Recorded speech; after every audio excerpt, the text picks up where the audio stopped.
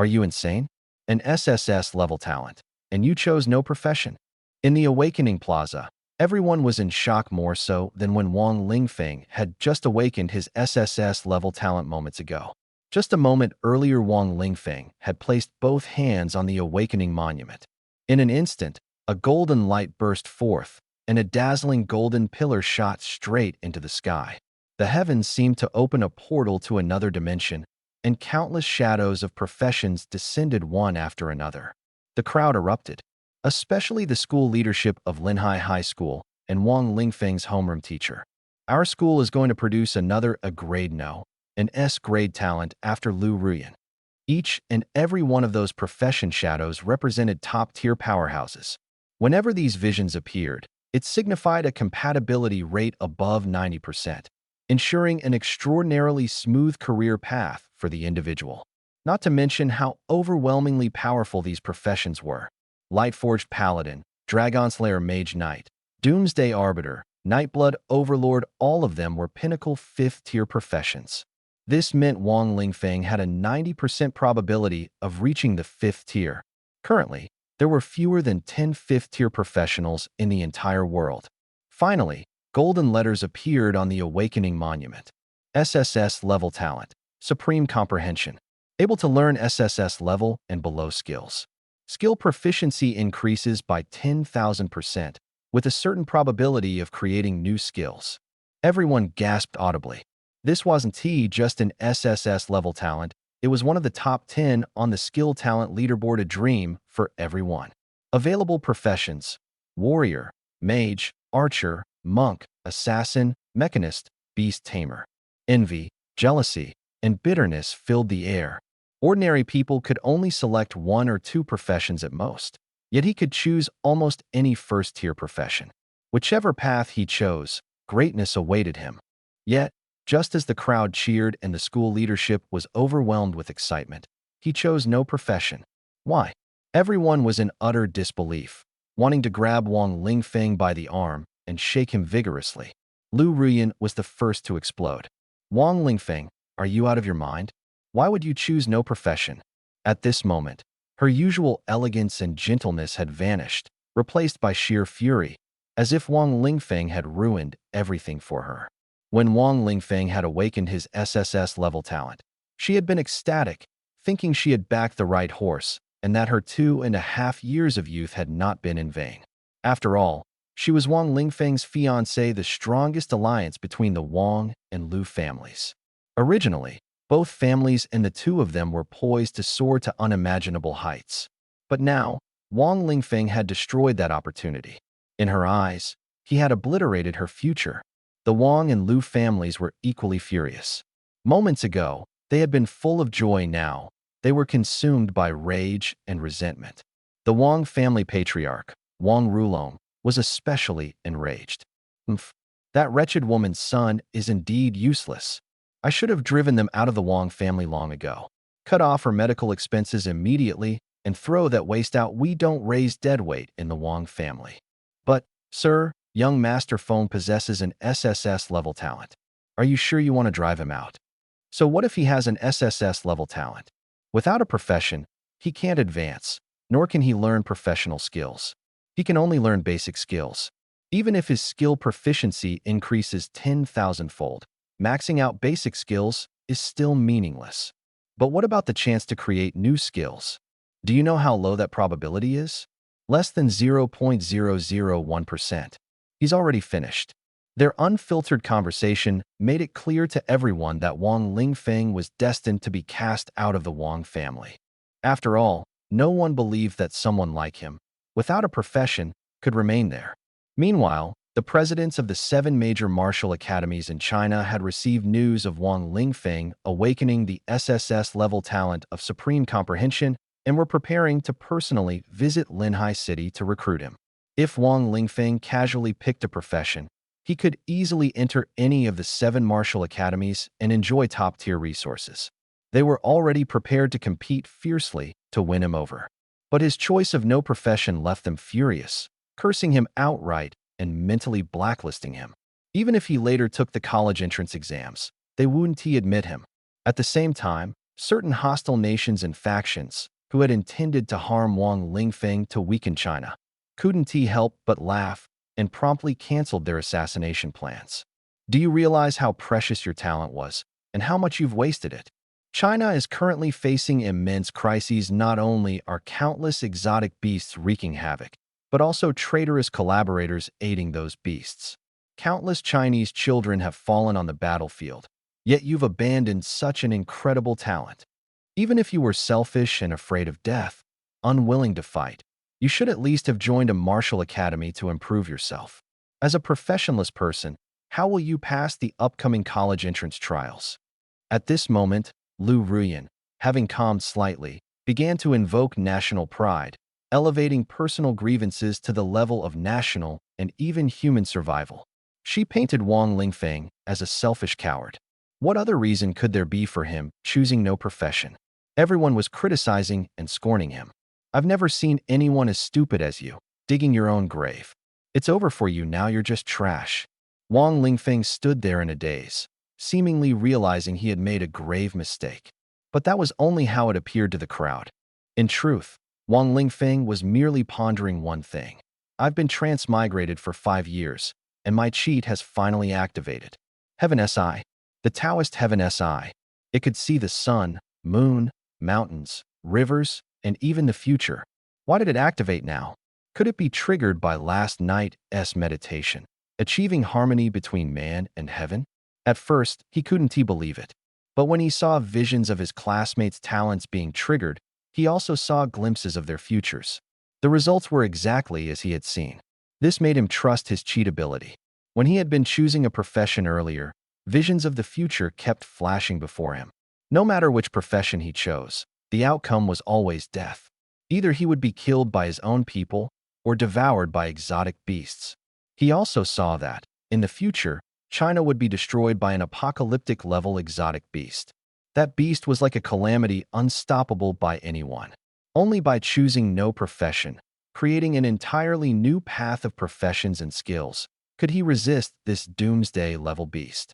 However, choosing no profession meant walking a challenging road, but it would ultimately lead to unparalleled strength.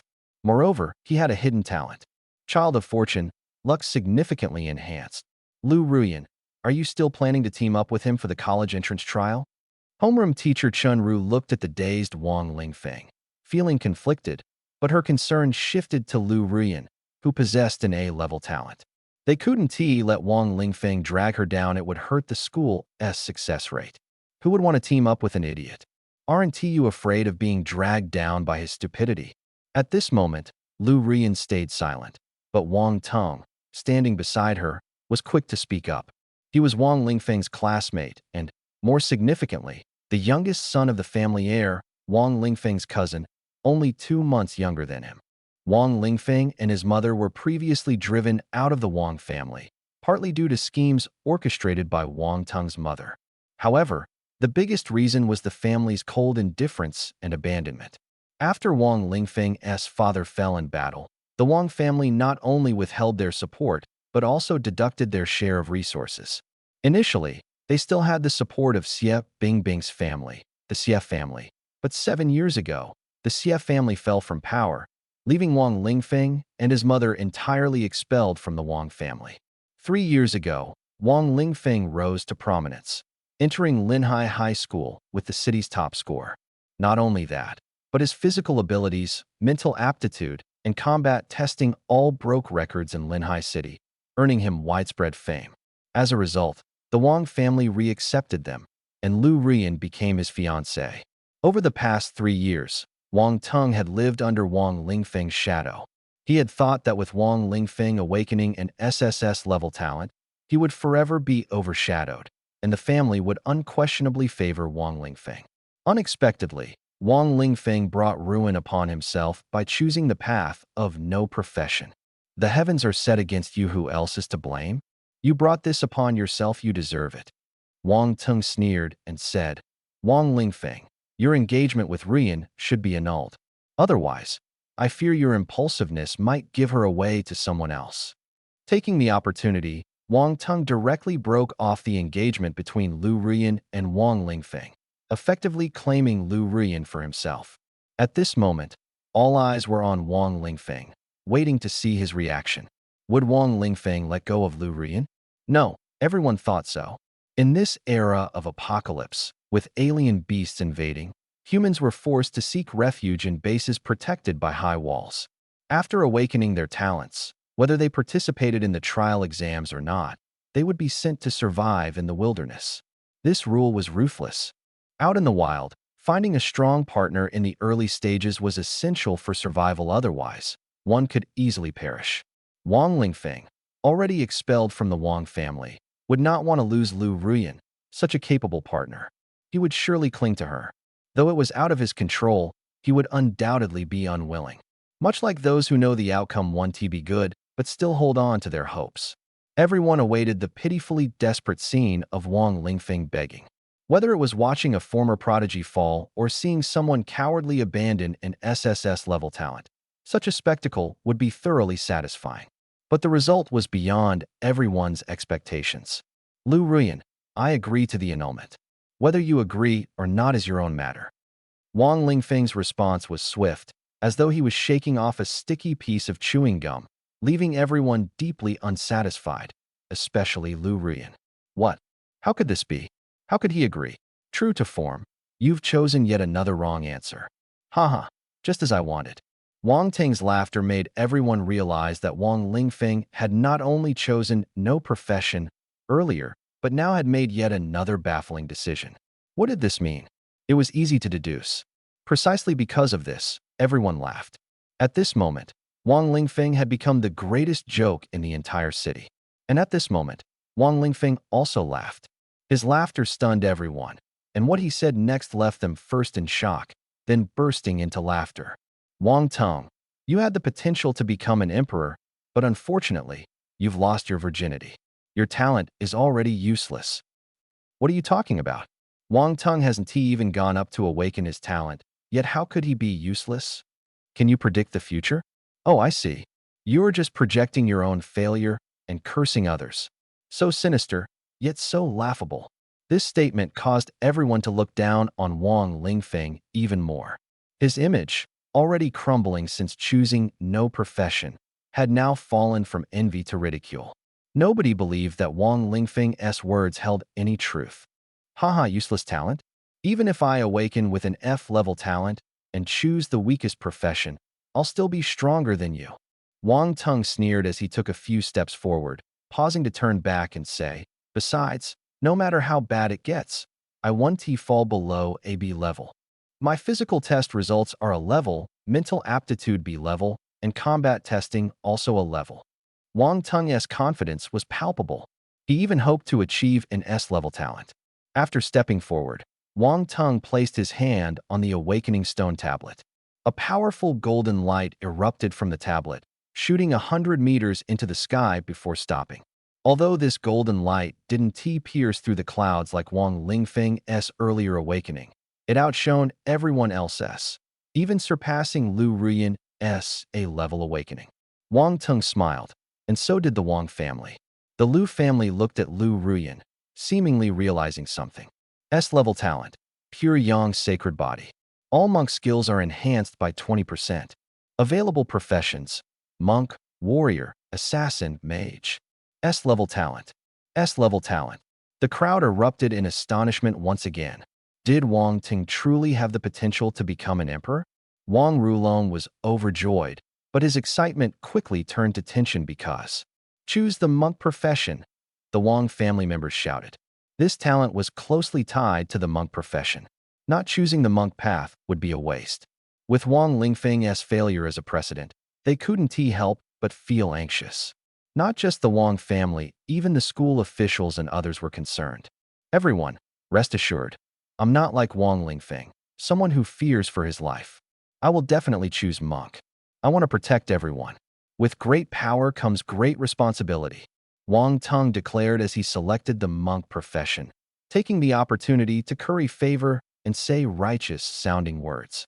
Of course, he didn't forget to step on Wang Lingfeng while doing so. At this, the Wang family finally relaxed and began cheering in celebration. The Linhai High School officials also gathered around Wang Tung. In an instant, Wang Tung became the center of attention. Wang Tung was immensely pleased with himself. Originally, his talent might have been overshadowed by Wang Lingfeng's, but Wang Lingfeng had set himself up for failure. He looked at Wang Lingfeng with an expression that seemed to say, "I have you to thank for all of this." He believed this would undoubtedly wound Wang Lingfeng's heart, but he saw Wang Lingfeng respond with a faint smile, as if to say, "Enjoy it while it lasts." By now, the surrounding crowd was already buzzing with discussion, all saying that Wang Lingfeng was foolish. What should have been his had slipped away, especially Lu Ruyan, now standing beside Wang Tung, the two appearing like a match made in heaven. One of Wang Tung's lackeys immediately began stirring the pot. Why not have Lu Ruyan and Wang Tung get engaged right away? That way, both families won't even need to change their in-laws. Haha, that is true.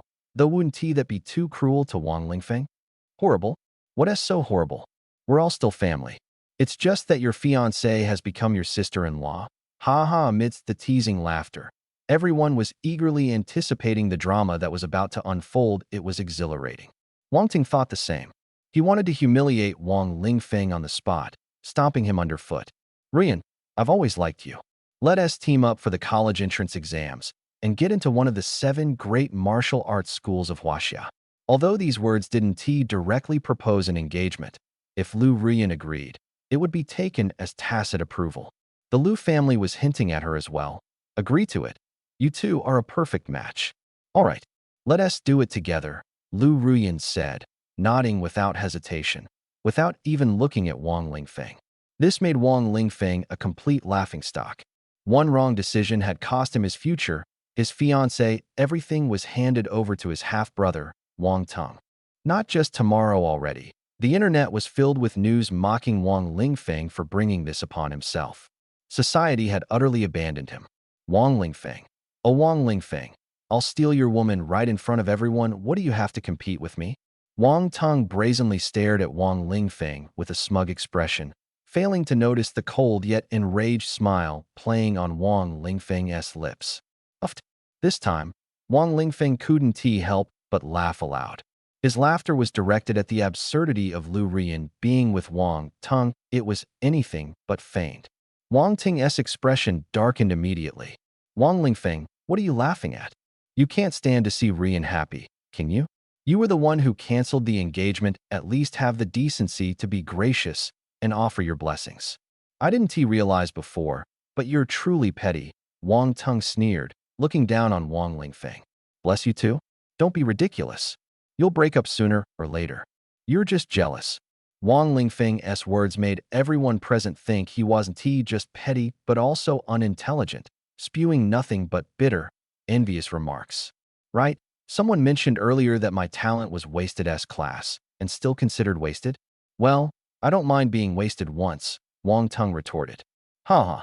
As soon as those words were out, everyone recalled how Wang Lingfeng had previously mocked Wang Tung's talent as worthless.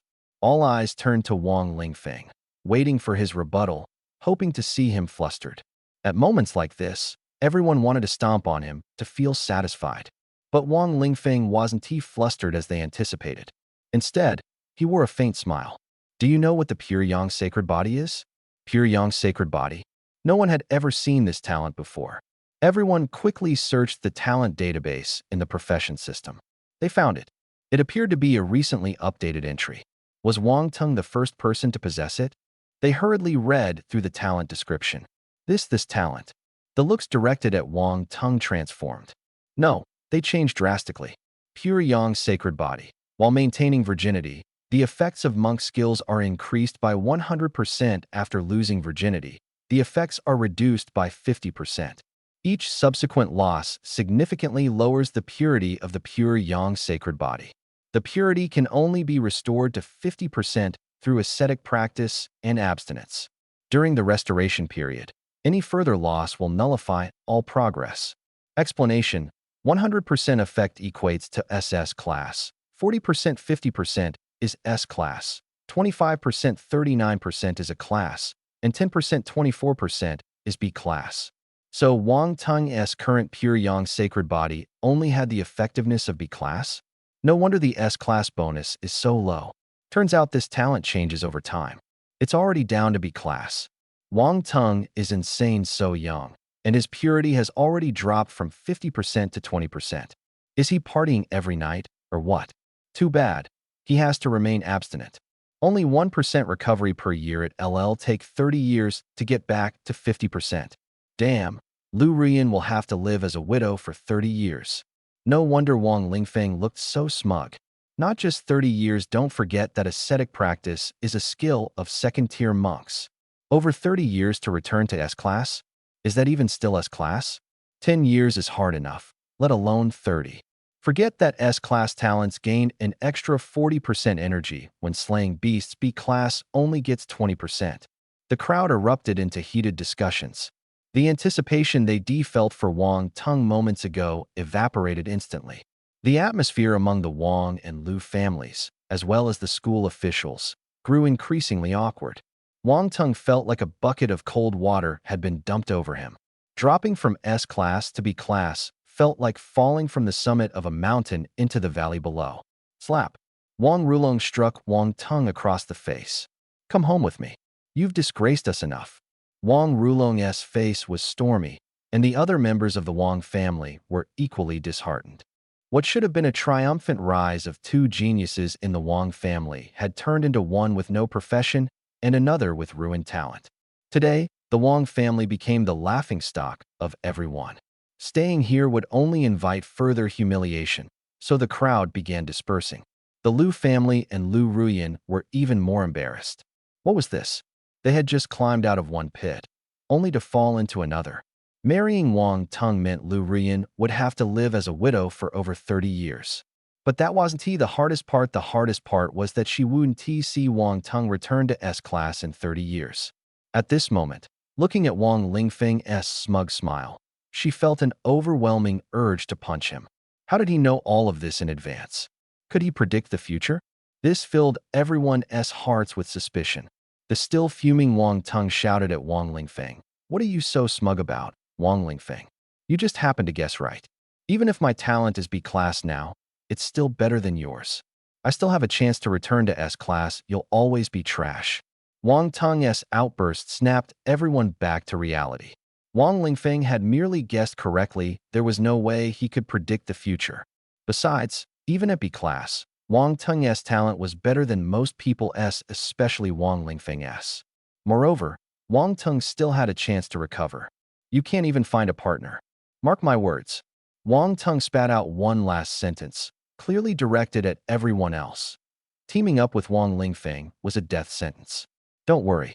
My partner will appear soon, and they'll be stronger than all of you, Wang Lingfeng replied calmly. There you go pretending again. Wang Tung couldn't help but curse. He had wanted to stay and watch Wang Lingfeng embarrass himself, but his father dragged him into a luxury car, where he continued to follow the situation on his phone while enduring a lecture and beatings.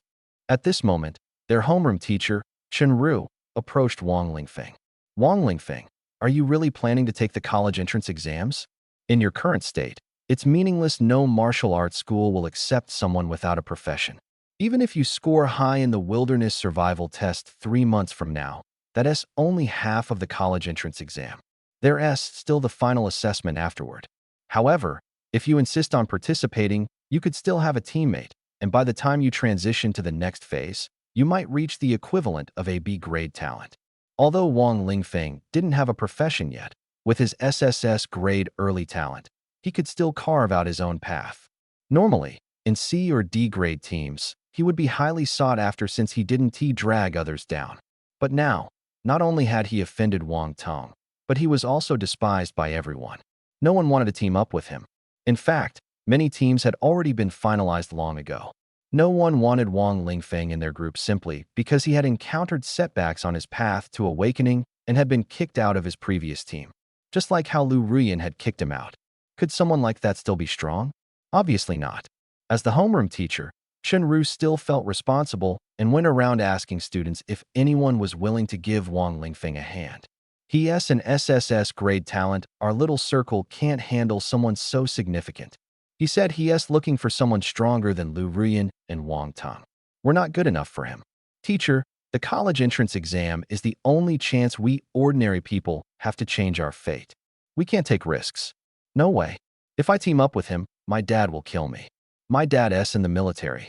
In the lineup of teams at Linhai High School, no one was willing to help Wang Lingfeng. Not only did they refuse to help, but they were also waiting to see him make a fool of himself, watching to see who would dare to team up with him.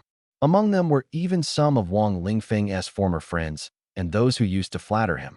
Only now did Wang Lingfeng truly understand what it meant to have real friends.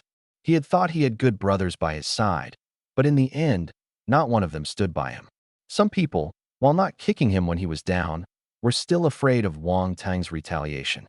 Those who remained indifferent were already considered unexpected warmth. He couldn't ask for more. Brother Feng, how about this, you form a team and I'll join. As long as you don't mind me being in F grade. At that moment, a boy with dark skin and a thin frame stepped forward. Xiao Haizi. Everyone was a bit surprised. This Xiao Haizi had always been a marginal figure. No one knew him well. Why would he dare offend Wang Tang? Everyone assumed he was stepping in to help Wang Lingfeng, and surely Wang Lingfeng would be happy to accept. I'm not teaming up with you. Wang Lingfeng's words left everyone stunned. You're still being picky now? Have you lost your mind? At this moment, everyone stared at Wang Lingfeng, their eyes filled with contempt, thinking he was utterly hopeless. Brother Feng, even in your current situation, you're still looking down on me? Xiao Haizi was taken aback. Though he had guessed Wang Lingfeng might refuse, he didn't expect him to be so blunt about it. If you truly wanted to team up with me, I'd welcome it. But you don't. Wang Lingfeng glanced at Xiao Haizi, then turned to look ahead, clearly unwilling to engage further. Xiao Haizi froze, feeling utterly puzzled. How could Wang Lingfeng know about this? When Xiao Haizi had come forward, it was under Wang Tang's orders. Wang Tang had been monitoring the scene through a live stream on his phone. His plan was to use someone like Xiao Haizi, who was only F grade, to humiliate Wang Lingfeng. If Wang Lingfeng agreed to team up, then the entire team would be F grade, proving that Wang Lingfeng was no better than that. If Wang Lingfeng refused, it would mean he was looking down on F grades. Given his current situation, being choosy would only make everyone despise him even more. In either case, it wouldn't end well for Wang Lingfeng. But Wang Tang hadn't expected Wang Lingfeng to so openly admit to being dismissive, almost as if he had seen through Wang Tang's schemes. Damn it. Still, it didn't seem to make much of a difference to the outcome. Wang Lingfeng, someone is voluntarily stepping forward to team up with you, and you're still looking down on them? Do you even have the right to be picky? Exactly. For someone like you, even an F grade is doing you a huge favor by teaming up. The crowd immediately began criticizing Wang Lingfeng, and his reputation took another nosedive. Now, even those who might have considered teaming up with him before were likely unwilling. To sum it up, Wang Lingfeng's ambitions as high as the heavens, yet his fate as fragile as paper. However, some people felt differently. Xiao Haizi's opening line, "Don't look down on me for being F grade," might have been fine if they were close friends. But coming from someone unfamiliar, it felt like a form of moral coercion. The implication being, if you don't choose me, it's because you're prejudiced against F grades. Wang Lingfeng couldn't be bothered to explain. He was simply waiting for his true teammate to appear. He believed there would be someone, and not just one person. Classmate Wang Lingfeng, may I join your team? A melodious voice rang out, and an exceptionally beautiful figure appeared. How could it be her? Why would she seek out Wang Lingfeng? This was impossible. Huangfu Cuehua? Her name is Huangfu Haitang. The rare surname Huangfu typically signified a powerful family background, not one built on sheer numbers. Her family had some standing, though they weren't at the top tier. This was because her father's generation had been cast out of the family, and both her parents had since fallen ill, leaving the household in increasingly dire straits. Her mental aptitude had tested at S grade, but her physical ability was only F grade, so extreme that no one expected much from her. No one pinned their hopes on her. Still, she was stunningly beautiful and had quite a few admirers, including Wang Tang. For the sake of her ailing mother, she had no choice but to accept money from Wang Tang, treating it as a loan she planned to repay in the future. She believed she would awaken a powerful talent that would solve all her problems. If she failed, she would have no choice but to face the harsh reality. One could say she had placed all her hopes on the moment of awakening. But when the time came, her awakening was deemed a failure. Special talent. Sword control, the ability to control swords. Profession, swordsman. This talent had been tested by countless others. While it wasn't entirely useless, it was far from practical. This world had no existing skills that complemented sword control. Swordsmen were primarily melee fighters. Using sword control to fight monsters was possible, but it was no different from a basic attack. And basic attack skills didn't level up, making it one of the most useless special talents. Huangfu Haidang had lost her gamble, but she refused to become Wang Teng's plaything. Just earlier, Wang Teng had messaged her, demanding she prepare to repay her debts or face the consequences. Though Wang Teng appeared stoic on the surface, it didn't stop him from engaging in extreme and perverse acts. He had already cut off Huangfu Haitang's options for forming a team, forcing her into a corner where her only choice was to team up with Wang Lingfeng. Her decision infuriated Wang Teng. He planned to make her suffer even more, with a toolbox full of twisted ideas and schemes ready to go. All right, Wang Lingfeng nodded. He had been waiting for Huangfu Haidang all along, because he knew how powerful sword control could be. When Wang Lingfeng agreed, everyone froze, then burst into laughter. Haha, one without a profession, the other with some swordsmanship, put you two losers together, and at least you won't be dragging anyone else down. In the eyes of the crowd, the combination of Wang Lingfeng and Huangfu Haidang was just trash and trash, unlikely to survive more than a few days. Are you two serious? Chenru appeared again, deeply skeptical of this pairing, thinking it was akin to giving up entirely. You better think this through. If you leave the city, you're unlikely to survive 3 days. Beyond that, you'll be living in the wild for 3 months. Sure, there are shelters out there, but it's still dangerous. Chenru looked at them, her heart heavy. Even stronger teams had suffered casualties, and these two were simply too weak. She didn't believe anyone would join their team. A-level and B-level individuals would avoid them as burdens, while C-level and D-level people needed partners of similar strength, otherwise, they'd die out there. F-level people, who relied on clinging to stronger teammates, would never choose this team unless. Can I join you? Even if I die, at least I'll have company. A frail girl stepped forward, her voice trembling. She looked utterly hopeless. By the rules, after awakening their talents, one must form a team. She felt like she was doomed, but dreaded being alone.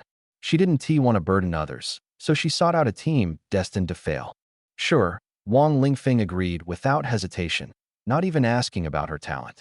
It was clear he had no intention of surviving and had entirely given up. This was the general consensus. Anyone else? We've got 1 spot left. Anyone will do, as long as you can follow orders, Wang Lingfeng called out, making it even more apparent he had lost all hope. But even as the crowd dispersed, no one came. Many stopped by to mock them, shattering any remaining hope he might have had. Should we keep waiting? Huangfu Haidang asked, beginning to doubt her decision. Perhaps she had gambled wrong again. But given their situation, teaming up was better than facing the wilderness alone. No need, Wang Lingfeng replied. The two girls thought he meant they should stop waiting, but his next words clarified the situation. Someone else here. Another frail girl appeared, even thinner than the first, her clothes old and tattered, looking completely out of place among the students of Linhai High School. Thank goodness you're still here. Can I join? Sure, we're all set. Tomorrow morning at 8, we leave the city. Bring your supplies. Wang Lingfeng nodded, exchanging contact information and setting the time, not even bothering to ask about her talent. This convinced the onlookers that he had truly given up. In truth, Wang Lingfeng already knew the talents of the two girls. Ning Ming, Druid, F-level talent. Her Bramble spell has a 10% effectiveness boost with doubled duration. But Bramble spell is a useless skill to begin with. A slight boost to its effect is insignificant, and an extended duration is pointless since it's a spell that can be cast at any time. Lu Shangyun, Mage, F-level talent. Her trap effectiveness is boosted by 10%. This talent doesn't match the mage profession, making it even worse. Haha, this is the weakest team I've ever seen, practically a suicide squad. Exactly, a suicide squad in every sense of the word. Place your bets, folks. 1 day of survival pays even odds, 2 days pays double, 3 days. Wang Lingfeng ignored the ridicule and headed to the hospital where his mother, Xie Bingbing, was staying. He soon arrived at her room, which had been downgraded from a private VIP suite to a six-person room. The environment was still clean enough. Looking at Xie Bingbing's pale and frail face, Wang Lingfeng immediately used his heavenly eye to observe her future, seeing numerous shadowy projections. Although a major disaster loomed in the near term, she seemed likely to pull through. Perhaps because he overused the heavenly eye, Wang Lingfeng felt dizzy, his complexion also pale. Qingqing told me about your situation. Why did you choose to remain unprofessional? Xie Bingbing asked worriedly upon seeing him. Why don't you go plead with the family head? After all, he is your uncle. Back in the day, they served in the army together, and it was because of those military achievements that the Wang family rose again. It's also because of those merits that your uncle became the family head. When your father died in battle, he even took over your father's position in the military. He wouldn't just watch you fail. If you humbled yourself and begged him, it doesn't matter if my illness is treated or not. Mom, there's no need. Trust me, I'll become the strongest man in this world and cure your illness completely. What about Qingqing? Has she gone back? She has returned to school. Gu Qingqing was a 10-year-old neighbor girl whom Xie Bingbing had taken in as a foster daughter. She occasionally visited the hospital to see her. Wang Lingfeng sat down, peeling an apple for Xie Bingbing while chatting with her to comfort her. At the moment, he had two major problems to solve. The first was his mother's medical expenses. Xie Bingbing's condition had recently worsened, and the costs were astronomical, like burning money. Within 3 months, he needed to earn an additional 1 million yuan. On top of that, he needed to gather materials to create a special potion. These 3 months coincided with the critical period of his college entrance exams, leaving him torn should he give up on the exams. The second problem was finding a dog. He wanted to test his beast-taming skills, not aiming for anything as ambitious as a summoned beast or a battle pet, but at least training a hunting dog. Having a hunting dog by his side could only be beneficial. He didn't mind starting with a cheap mutt or a stray. He also needed to learn the basics of combat skills, starting with melee physical techniques, then slowly progressing to ranged attacks and magic. However, these advanced skills weren't urgent. He planned to train in secret, letting others think he only knew close combat, so he could surprise his opponents later. Wang Lingfeng. Wang Lingfeng hadn't expected to run into someone familiar at the hospital, none other than his teammate, Huang Fu Zuoyan. At that moment, he realized the first problem might have a solution. Huang Fu, what brings you here? Is your mother also a patient here? Wang Lingfeng quickly remembered hearing that Huang Fu Haidang's mother was ill as well. He hadn't expected them to be in the same ward. He had already spotted Huang Fu Haidang's mother, lying in the bed next to Xie Bingbing's. Both were surprised to discover that their children were classmates. Although they weren't very familiar with each other yet, Xie Bingbing had only been transferred to this ward that afternoon.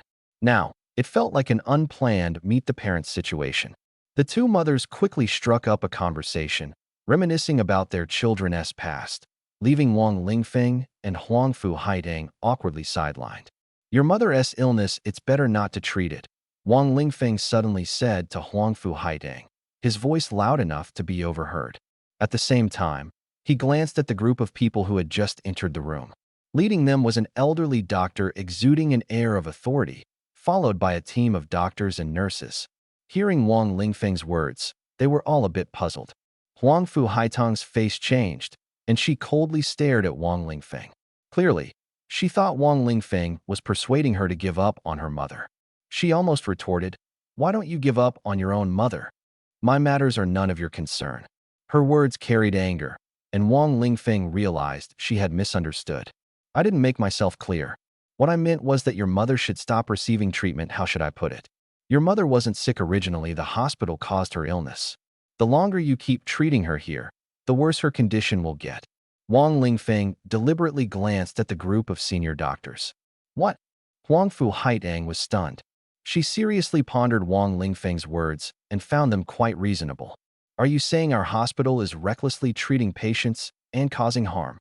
The senior doctor glared at Wang Lingfeng furiously. No. Wang Lingfeng shook his head. The senior doctor displayed a dismissive expression, thinking to himself that these young people just love challenging authority and only realize their mistakes after angering him. Just as the senior doctor was about to feel smug, Wang Lingfeng's next sentence changed his expression. Quack doctors don't have that kind of ability. Wang Lingfeng shook his head seriously. The people nearby felt awkward. This was like insulting a monk to his bald face. This senior doctor was definitely no quack. He was the person in charge here. Which meant, if there was an issue, it was likely his doing. Are you implying that I deliberately caused this? The senior doctor's face darkened. The people around him immediately became alert, all of them highly skilled. The senior doctor was a third-turn expert, a top figure in the hospital. Nowadays, doctors use potions combined with magic, making their level and profession crucial. Illnesses had also become increasingly complex, requiring higher skill levels to treat. Moreover, if a doctor wanted to make someone sick, it was now much easier to do so without leaving any trace. It's not you, but it's someone in your hospital. You should investigate carefully, especially a woman in her 40s, likely a cleric profession, who uses disease-related skills. Her most distinct feature is, Wang Lingfeng paused before continuing, a chubby face and big ears. When he said this, everyone was still guessing who it could be. But as soon as they heard chubby face and big ears, they immediately thought of someone. Dr. Dong. After the exclamation, everyone exchanged glances as if saying, "You said that, not me." Impossible, it can't be Dr. Dong. When we were at our most difficult, she was the one who helped us. She often showed concern for us and offered a lot of assistance. Huangfu Haidang and her mother immediately denied. Over the years, Dr. Dong had always been their benefactor. They began recounting the times Dr. Dong had helped them, such as making house calls and covering costs when they couldn't pay. So, Haiding doubted Wang Lingfeng and questioned him. "What exactly are you trying to do? Why are you accusing Dr. Dong?" At this moment, the senior doctor glared at Wang Lingfeng and said, "If you keep spouting nonsense, we'll find someone else to treat your mother's illness." Doctors were like family to their patients, but they wouldn't hold back against ungrateful individuals. "You don't have to worry. Please take care of my mother's condition. I'll return in 3 months." Wang Lingfeng's words left everyone stunned. Wasn't he a bit too confident? The senior doctor was about to lose his temper, but his disciple whispered something in his ear. His expression shifted slightly as he glanced at Wang Lingfeng and then went to examine Huangfu's mother's condition. A glow appeared in his hands, enveloping Huangfu's mother's body, and his frown deepened. "Send her to the operating room immediately." "Doctor, what's wrong with my mother?" Huangfu Haitang grew anxious. Anyone would be nervous, fearing the discovery of bad news. The senior doctor didn't say much. He just glanced at Wang Lingfeng and hurriedly left. Huangfu Haidang naturally followed, ignoring Wang Lingfeng, because this time, the illness clearly had nothing to do with him. Wang Lingfeng calmly sat to the side, chatting with his mother for a while before meditating in the chair. Actually, the chair could be extended into a bed for sleeping, designed for family members accompanying patients. It could only be unfolded at night. Having been expelled from the Wang family, Wang Lingfeng had no choice but to make do here, planning to find a stray dog early the next morning and meet up with his teammates before setting off. Time passed quickly, and around 2 a.m., Huangfu and her mother returned. Her mother's complexion had noticeably improved.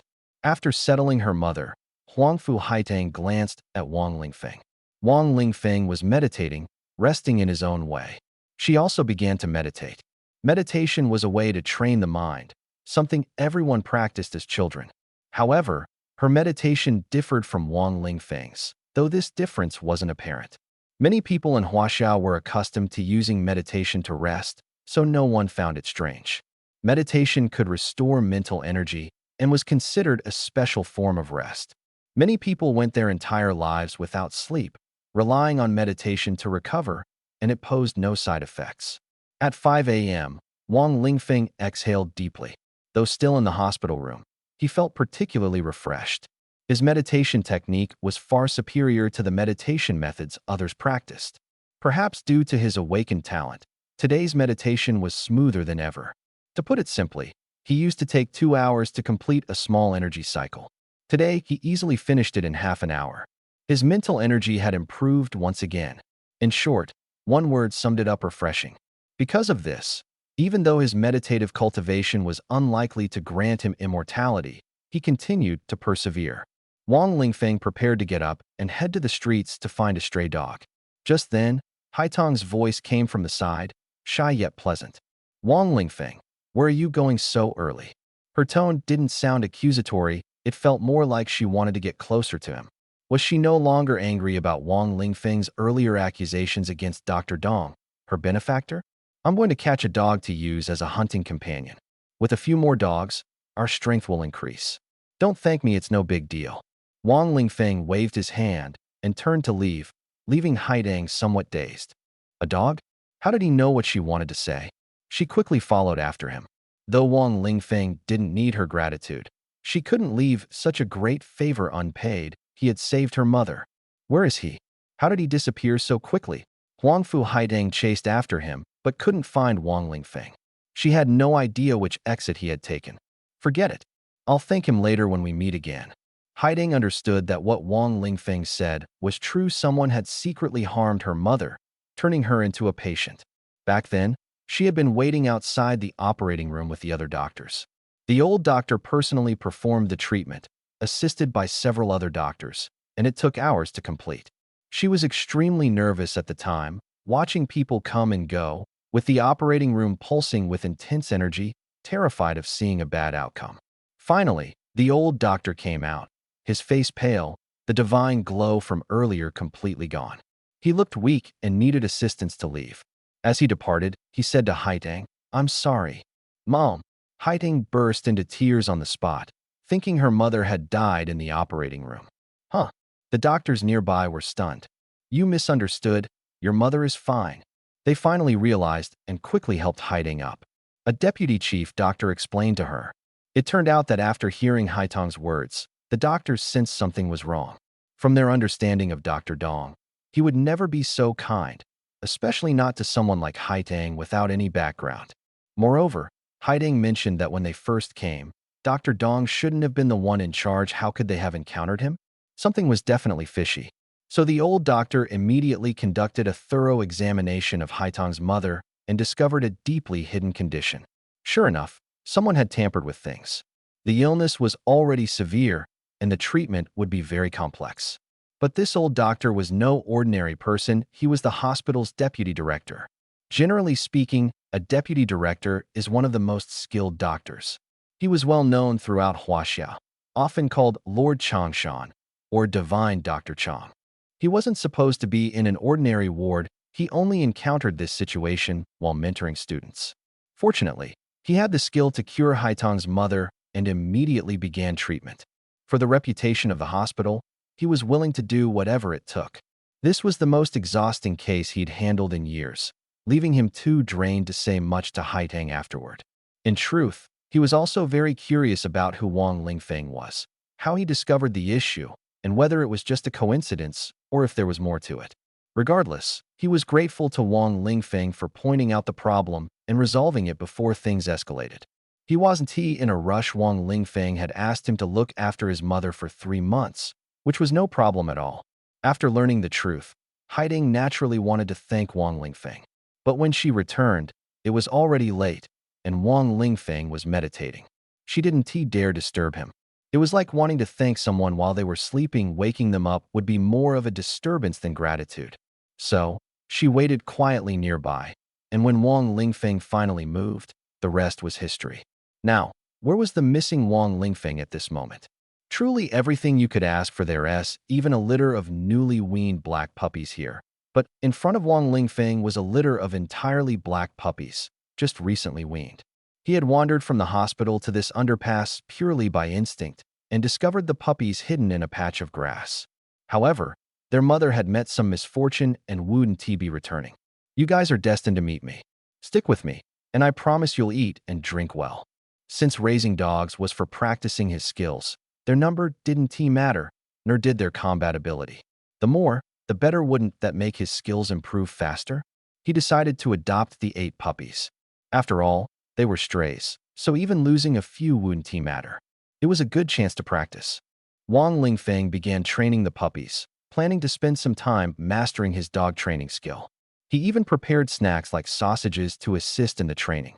As long as the dogs listened, it counted as training and contributed to skill comprehension. If they didn't tee, it was just trial and error. He planned to practice here for 3 hours before heading to the school for a meeting. He didn't expect to master the beast taming skill in just 2 hours. With a success rate of 0.001%, it would take 100,000 attempts to master. At his pace of 10,000 attempts a day, he was already very fast. Come here. Black 1 over here. Black 2 there. In less than half an hour, the puppies began to understand simple commands, especially Black 5 and Black 8. An hour later, the puppies could fully comprehend basic orders. 2.5 hours later. Ding! Dog training skill comprehended. Dog training skill LV1 enables training of canine species to learn simple commands, no additional bonuses. Huh? Didn't he expect to learn it in just 2.5 hours? Wang Lingfeng was pleasantly surprised. He had thought it would take at least a few days, or even half a month if he were unlucky. Could it be his hidden talent, child of fortune, lending a hand? No matter. Although dog training and beast taming were vastly different, this was the first step. Soon, he felt the power of his superintelligence talent. The freshly learned dog training skill skyrocketed in proficiency after just a few more practice sessions.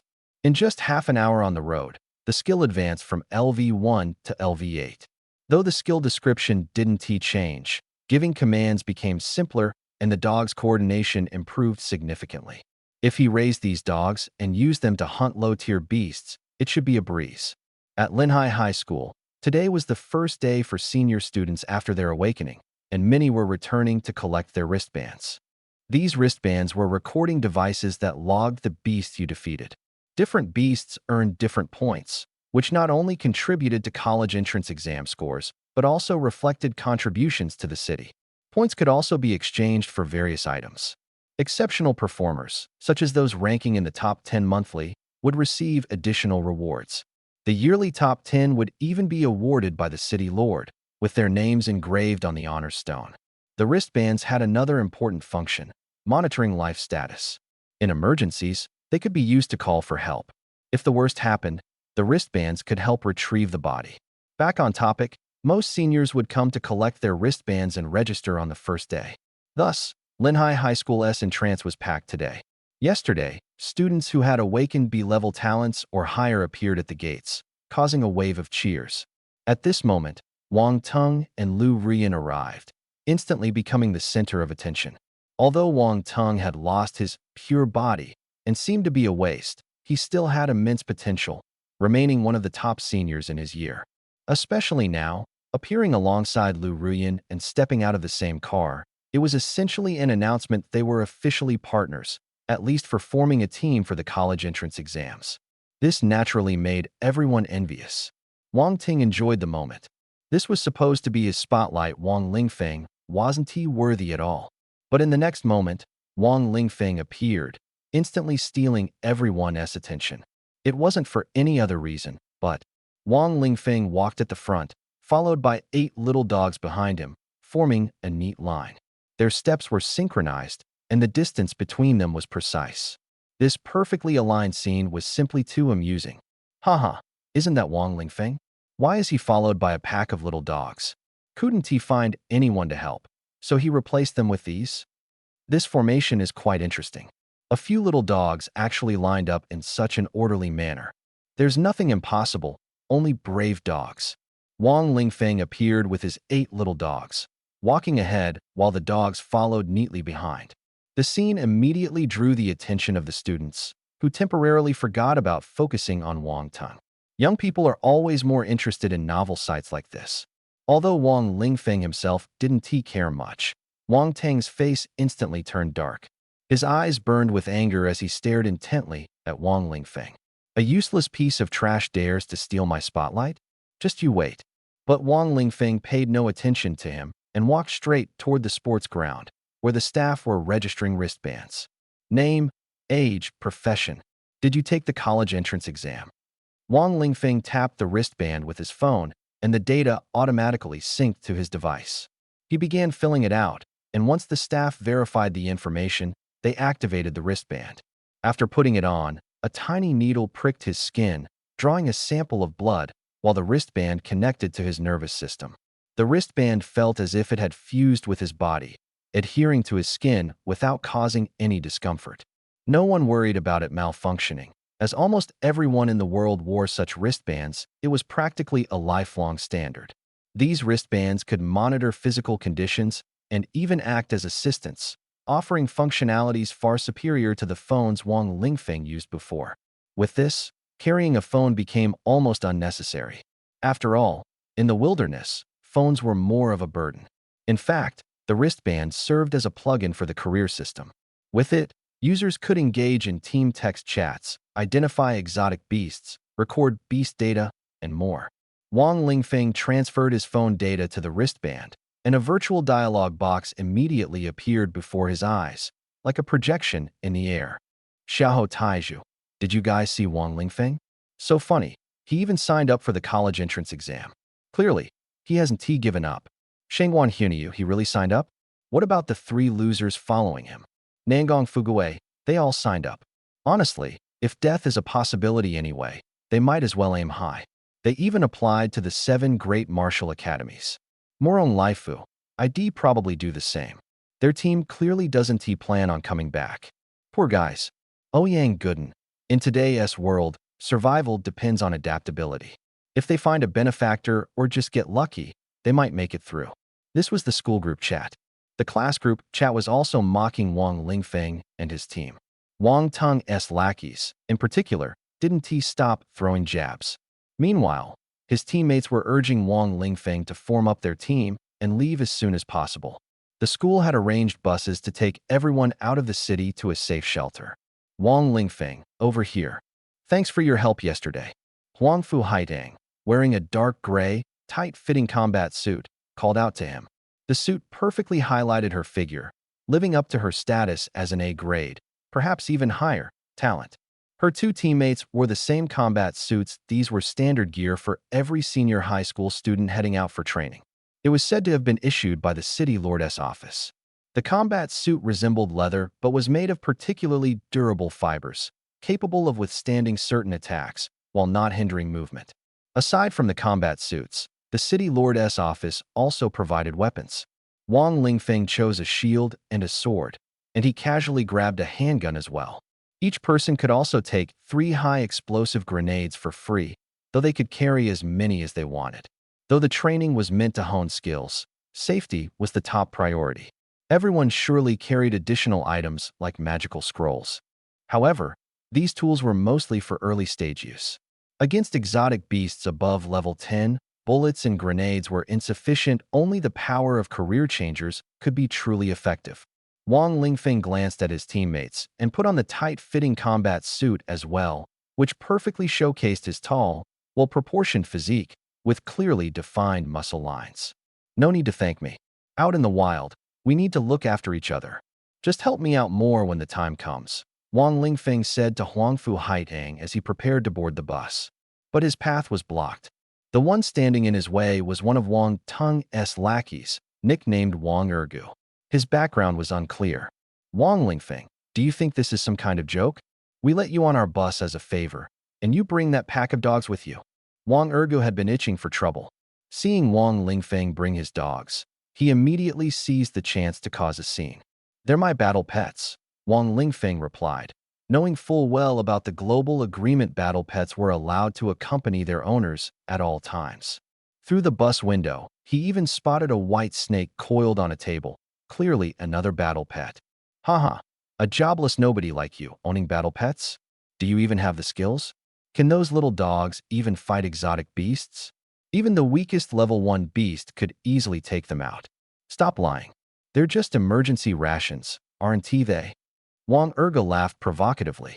No one had ever heard of an unclassed individual owning battle pets. Battle pets were exclusive to pet-related professions. Without basic skills, it was impossible to control them. Ergu, don't be like that. The guy is supposed to have an SSS level talent. Even if he is unclassed, maybe he can create his own skills. Who knows? Maybe he really did come up with something. Li Chong chimed in from the side, using his humor to make everyone burst into laughter, including himself. No one believed Wang Lingfeng could comprehend any skills in such a short time. If that were the case, unclassed individuals wouldn't be considered useless in the first place. The reason why unclassed individuals were deemed useless was that they had virtually no skills. They only had a few basic ones, such as basic defense technique, basic attack technique, basic meditation technique, and basic movement technique, pitifully few. The effectiveness of these skills was also extremely low. The attack bonus from basic attack technique couldn't even reach half of the bonuses provided by basic swordsmanship or basic fist technique. And those skills were just the foundational ones for other professions after a career change. For example, sword strikes or punches would carry inherent attack bonuses, not to mention the new active skills learned later. No wonder unclassed individuals were looked down upon. However, Wang Lingfeng's perception was SSS level, an extremely high talent. He could level up these basic skills very quickly, making their effects comparable to others. In that case, why don't we have a match? I'll use these 8 little dogs to fight you. If I lose, you give me the skill book you're carrying. Wang Lingfeng smiled as he spoke to Wang Ergu. Wang Ergu was stunned. How do you know I have a skill book? And are you joking? Just relying on these 8 little dogs, and you think you can beat me? I'm a D-level talent, training since I was a child, now a senior high school student with 12 years of hard work. Do you think I would lose to 8 little dogs? Isn't this an insult to me? What? Are you afraid to accept the challenge? Wang Lingfeng's words instantly ignited Wang Ergu's fury. What is being streamed in the group? Wang Ergu fighting some little dogs? Damn, is this dog-eat-dog drama? Soon, the group chat of Linhai High School was flooded with a live broadcast. Wang Ergu was fiercely battling 8 little dogs. These dogs appeared both adorable and fierce. I can't take it anymore. They're too cute. I want a puppy too. A group of girls chimed in with similar sentiments, completely uninterested in what Wang Ergu was doing. However, some netizens quickly clarified the situation. It turned out that Wang Ergu had a conflict with Wang Lingfeng, and Wang Lingfeng had set his 8 dogs to fight Wang Ergu together. Those who knew the truth felt that Wang Lingfeng was either crazy or didn't take the dogs seriously at all. Wang Ergu, on the other hand, was foolish. Losing to the dogs would be humiliating, but even winning would just mean he was barely better than a dog, with no real benefit to gain. Wang Lingfeng proposed a wager. Though he didn't specify the terms clearly, it was obvious he was furious. Burning with anger, Wang Ergu pulled out a short sword and conjured a fireball in his other hand, hurling it directly at the pack of dogs. But the dogs seemed to predict his move and dodged the fireball well ahead of time. A coincidence? He didn't care anymore. His priority was to take one of them down first. Wang Ergu swung his sword down. Fireball techniques were no match for melee combat at this stage since they required time to gather energy. As such, melee mages were truly formidable. If not for this duel, he would have drawn his gun long ago. Just as Wang Ergu swung his sword, one of the dogs seemed to predict his move and scattered the group. Suddenly, they launched a counterattack. They latched onto Wang Ergu's feet, forming several black fluffy balls on his boots. Fortunately, his combat suit and years of training made it barely painful. Wang Ergu tried to shake them off, but what the dogs did next left everyone stunned. 3 dogs lined up in a straight sprint. The last one jumped onto the back of the middle dog and then leapt into the air. The middle one quickly jumped as well, acting as a springboard for the final dog. The last dog flew straight at Wang Ergu's lower body, slamming into him with force. Wang Ergu yelped in pain and jumped up, clutching himself.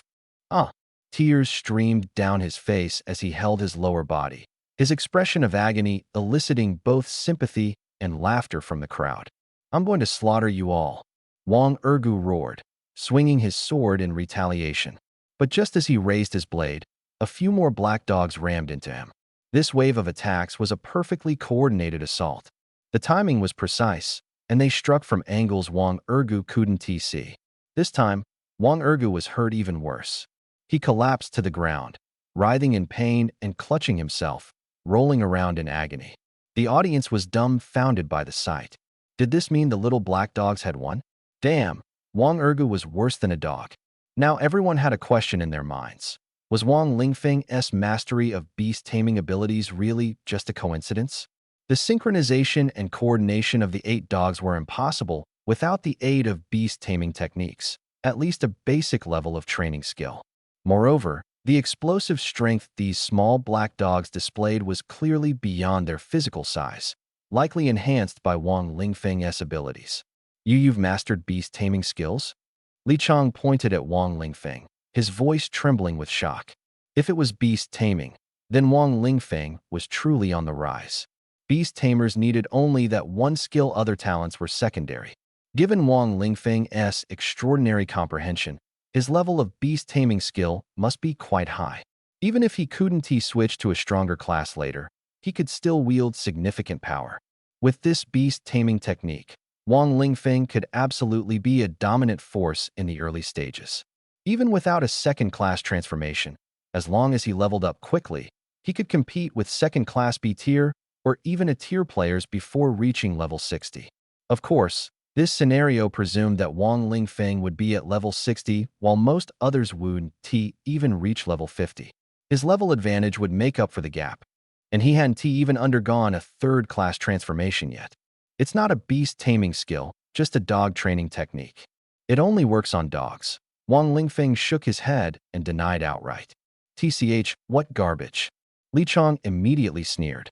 A moment ago, he had been slightly intimidated, now his attitude flipped entirely. After all, the gap between basic animal training and true beast taming skills was enormous. And dog training?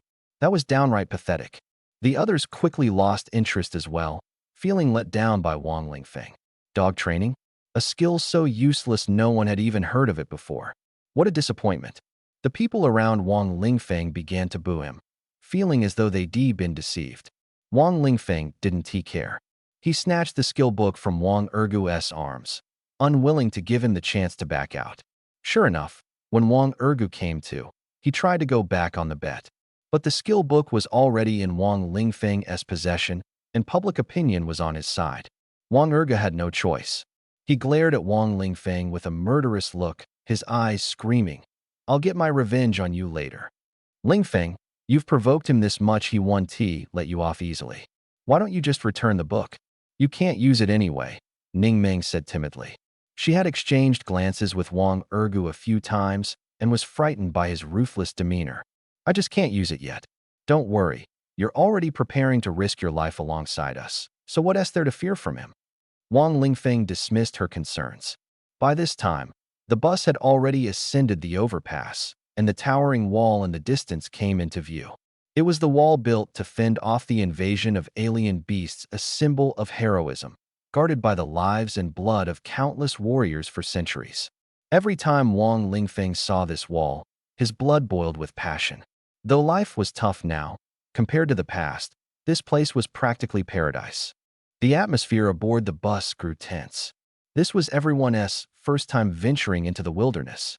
They would have to survive there for 3 months. Whether they would make it back alive depended entirely on luck and skill. Clearly, most of the people on this bus were relying more on luck. While some believed they had an 80% chance of surviving, there was always that 20% chance of failure. The bus soon arrived at the base of the wall, where a single narrow passage allowed only one bus to pass through at a time. The alien beasts that managed to cross through this way weren't particularly large, and the path was riddled with traps and mechanisms, making it relatively easy to defend. As the bus exited the passage, Wang Lingfeng spotted a massive alien beast's skeleton in the distance. It stood as tall as a 10-story building, a testament to the creature's immense size when it was alive. Even now, the skeletal remains radiated an aura of terror. See that? That's the Frost Dragon, a level 100 boss tier alien beast. Back in the day, it nearly wiped out Linhai City. Huangfu Tsawa interjected at this moment, her tone carrying a hint of pride. Our ancestors sacrificed over 1,000 lives to kill it. The ancestors of the Huangfu family participated in that battle, and several of them died there. Wang Lingfeng thought to himself that it wasn't wrong for her to show off at a time like this. He secretly sighed, realizing that although the Frost Dragon was terrifying, compared to the apocalyptic-level beast he foresaw, it was like a minor character facing the ultimate boss, completely incomparable. It seemed he needed to work even harder. While Wang Lingfeng's team was engrossed in their conversation, on the other side, Wang Ergu and his group were chatting in their private channel. "Brothers, we've agreed. Once we get the mission, help me get revenge and kill Wang Lingfeng. Whoever kills him will get 10,000 yuan. Ergu, you're so generous. Don't worry, I've never liked him anyway. He's beaten me in every test over the past few years. Tiger, that's too polite a reason. I'll just say it outright, I love bullying geniuses, and he has given us such a great opportunity. I'm just in it for the full club service package afterward. Ha! Wang Ergu smirked coldly as he stared at Wang Lingfeng. You're as good as dead. Outpost number 22. The surface had only one entrance, concealed within a dirt mound surrounded by dense vegetation. The entrance led to a thick reinforced concrete tunnel with 3 protective gates. Passing through these gates, one could take the elevator to the first floor, a hall connecting various corridors and rooms. The entire place exuded a post-apocalyptic vibe, filled with mechanical equipment. This was Wang Lingfeng's destination via the bus. Other buses carried different senior high school students from Linhai City to different outposts, each bus corresponding to one outpost. Because the outposts had limited capacity, each could accommodate a maximum of 30 people. This was common knowledge. As a result, Wang Lingfeng wouldn't run into Wang Tung or Lu Rian. For this reason, Wang Tung had no choice but to dispatch Wang Ergu and others to deal with Wang Lingfeng, and not just Wang Ergu's group. Wang Lingfeng had already noticed, aside from Wang Ergu's group, at least 2 other groups harbored murderous intent toward him. Among the 7 teams, 3 wanted to kill him, and the rest could be tempted to join in at any time by the promise of benefits. Wang Lingfeng felt that his team was in a perilous situation. At one point, he even considered warning Huangfu Tsuhua and the other 2 that staying with him would increase their chances of death. However, to avoid scaring them, he decided to keep quiet for now. First, they would select a mission, rest at the outpost, and then set out. If someone had power or influence, they could ask the guards for help or hire escorts for protection. If that wasn't an option, they could take on a mission near the outpost, which was relatively safer. But Wang Lingfeng and his team were all impoverished students with no connections, so they were assigned the most dangerous mission in the area farthest from the outpost. The outpost is currently in need of a material called night wolf fangs, which can only be found in the forests to the east. The coordinates and requirements have been sent to you.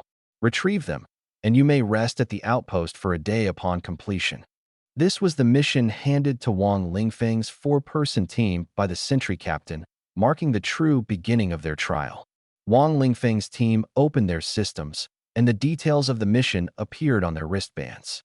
They chatted within their team chat, mainly complaining about the sentry captain from earlier. As they muttered and made their way to the hall to leave the outpost, a mocking voice rang out. "Oh, isn't this our SSS-level genius, Wang Lingfeng? I heard you accepted the Night Wolf mission.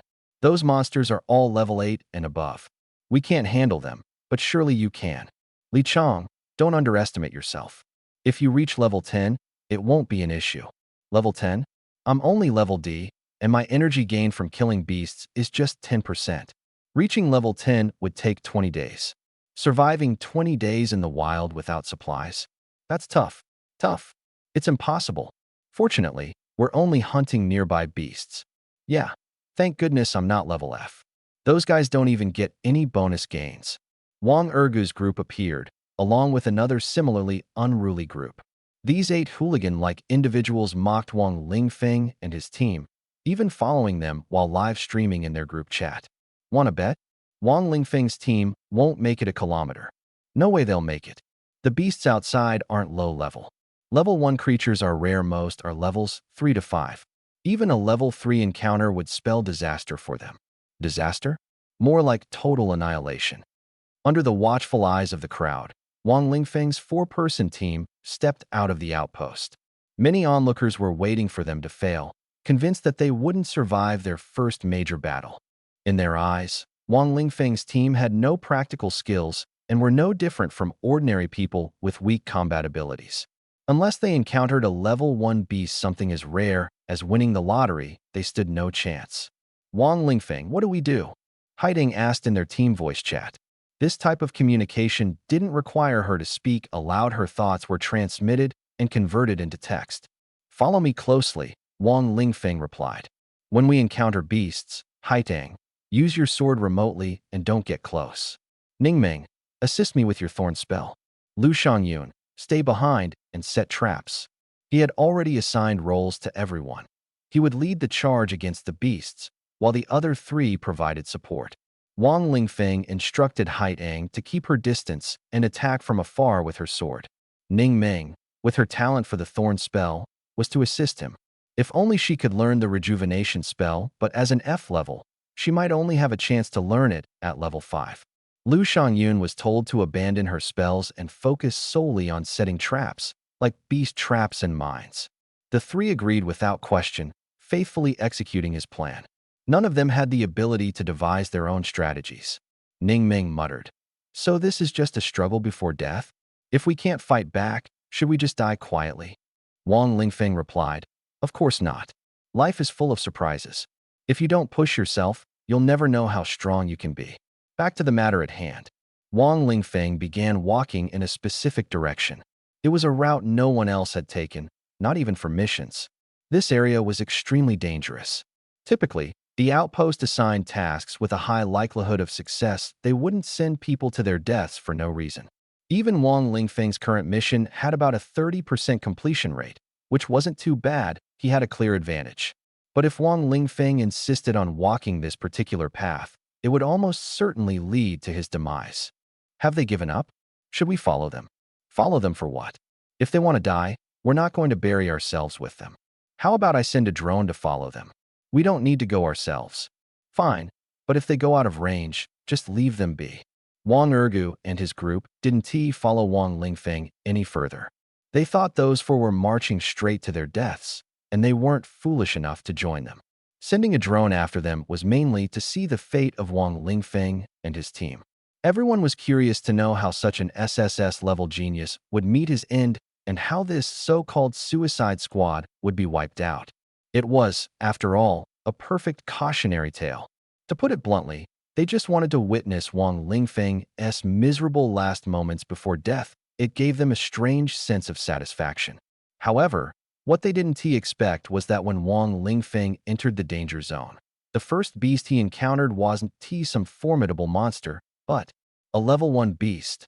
How could there be a level 1 beast in this place? Wow, they really stepped in some luck. And what good is that? They're still going to die in the end. Indeed, a level 1 exotic beast can't change much. What about 2 or 3 of them? In the drone footage, although Wang Lingfeng's group only had one level 1 exotic beast nearby, there were several others within a 100-meter radius. These level 1 exotic beasts were already rare, but unexpectedly, there were a few here, seemingly from the same litter. This exotic beast was called the forest wild dog beast, a very common type of exotic beast. Canine exotic beasts were actually the ones people most preferred to encounter because they mostly attacked by biting. With their claws being practically useless, they only bite. Their attack methods were simple, either a direct bite or biting and then shaking their bodies violently. Canine exotic beasts lack collarbones, so their forelimbs can't move flexibly and are used more like legs, with little agility. Thus, in the early stages, canine exotic beasts have single attack methods and clumsy movements, making them one of the easiest exotic beasts to deal with.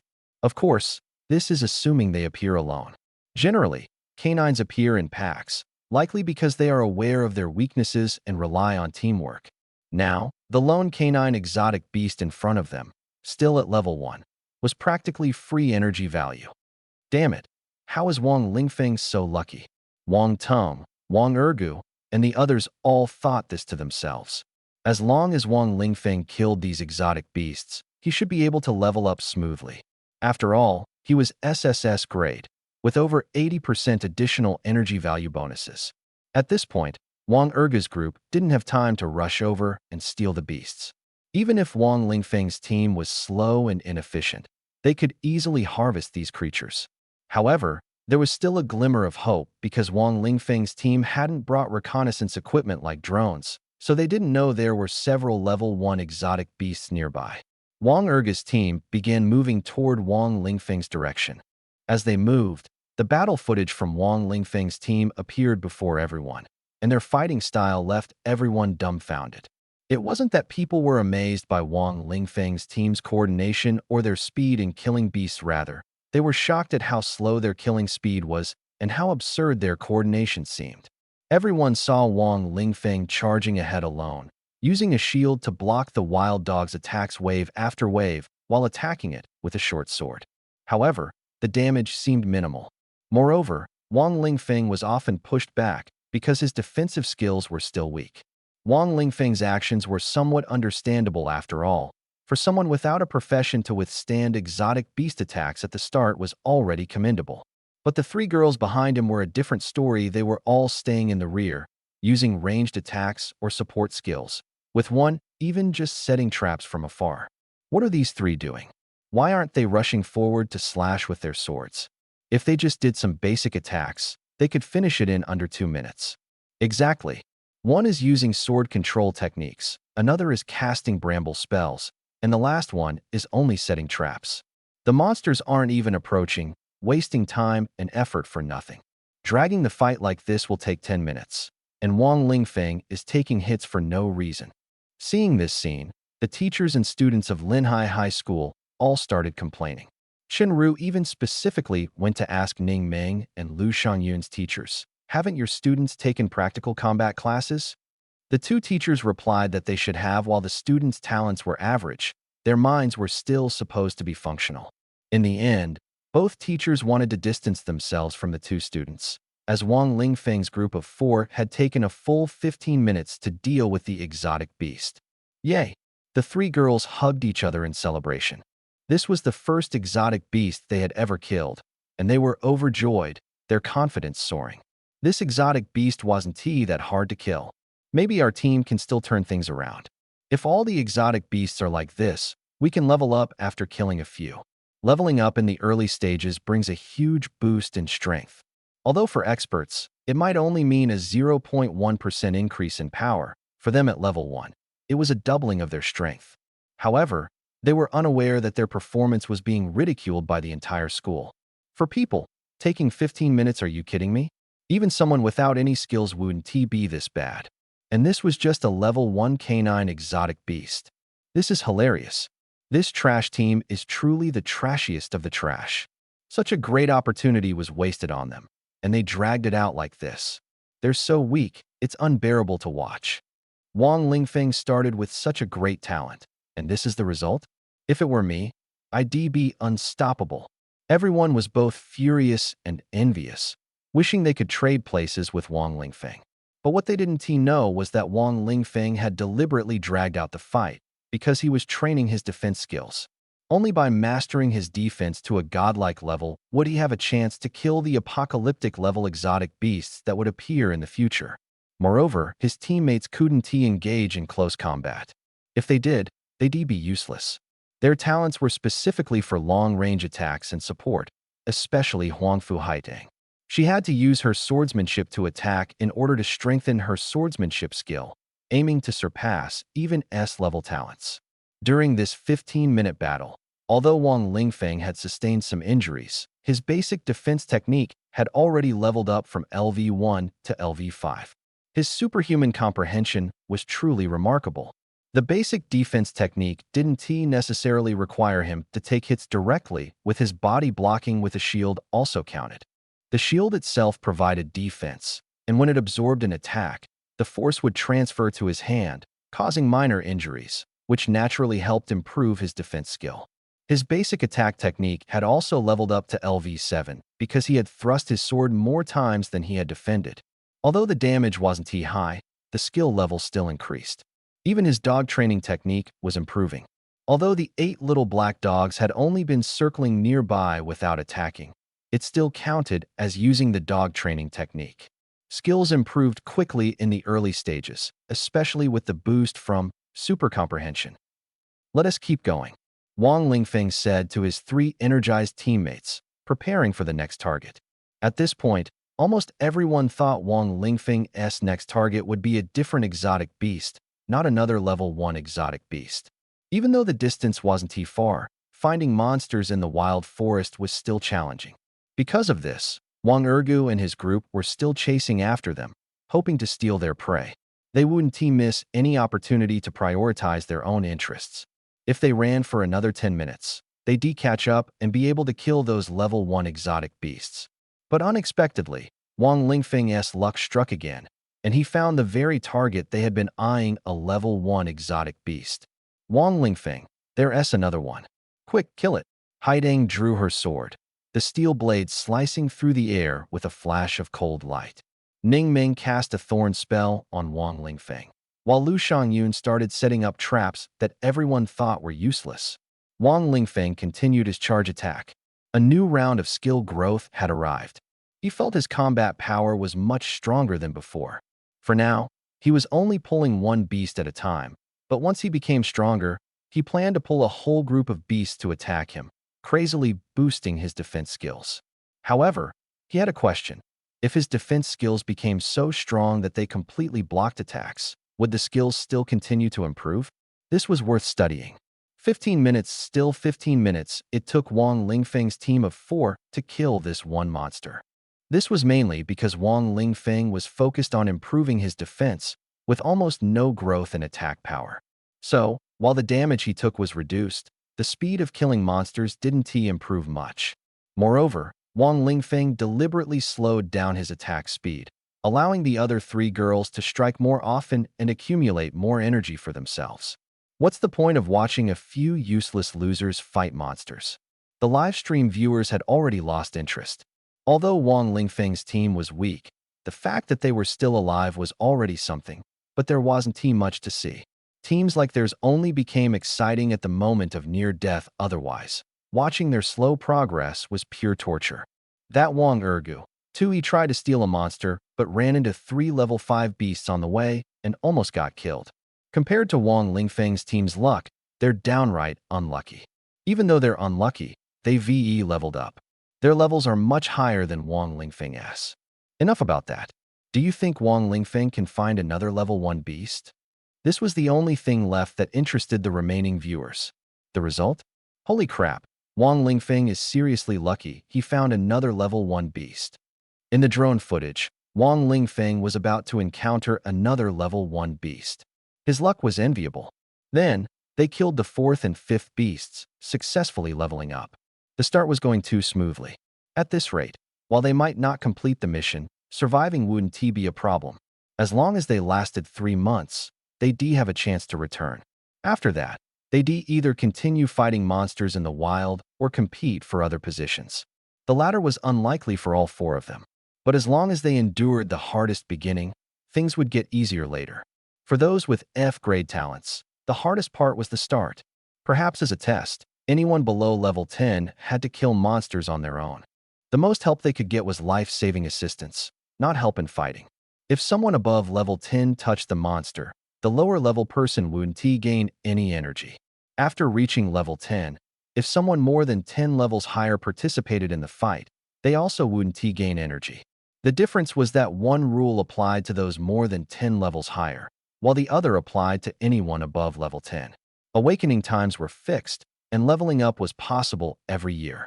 Staying below level 10 for an entire year was almost impossible and pointless. That's why newly awakened individuals had to rely entirely on themselves. This was life's ultimate test.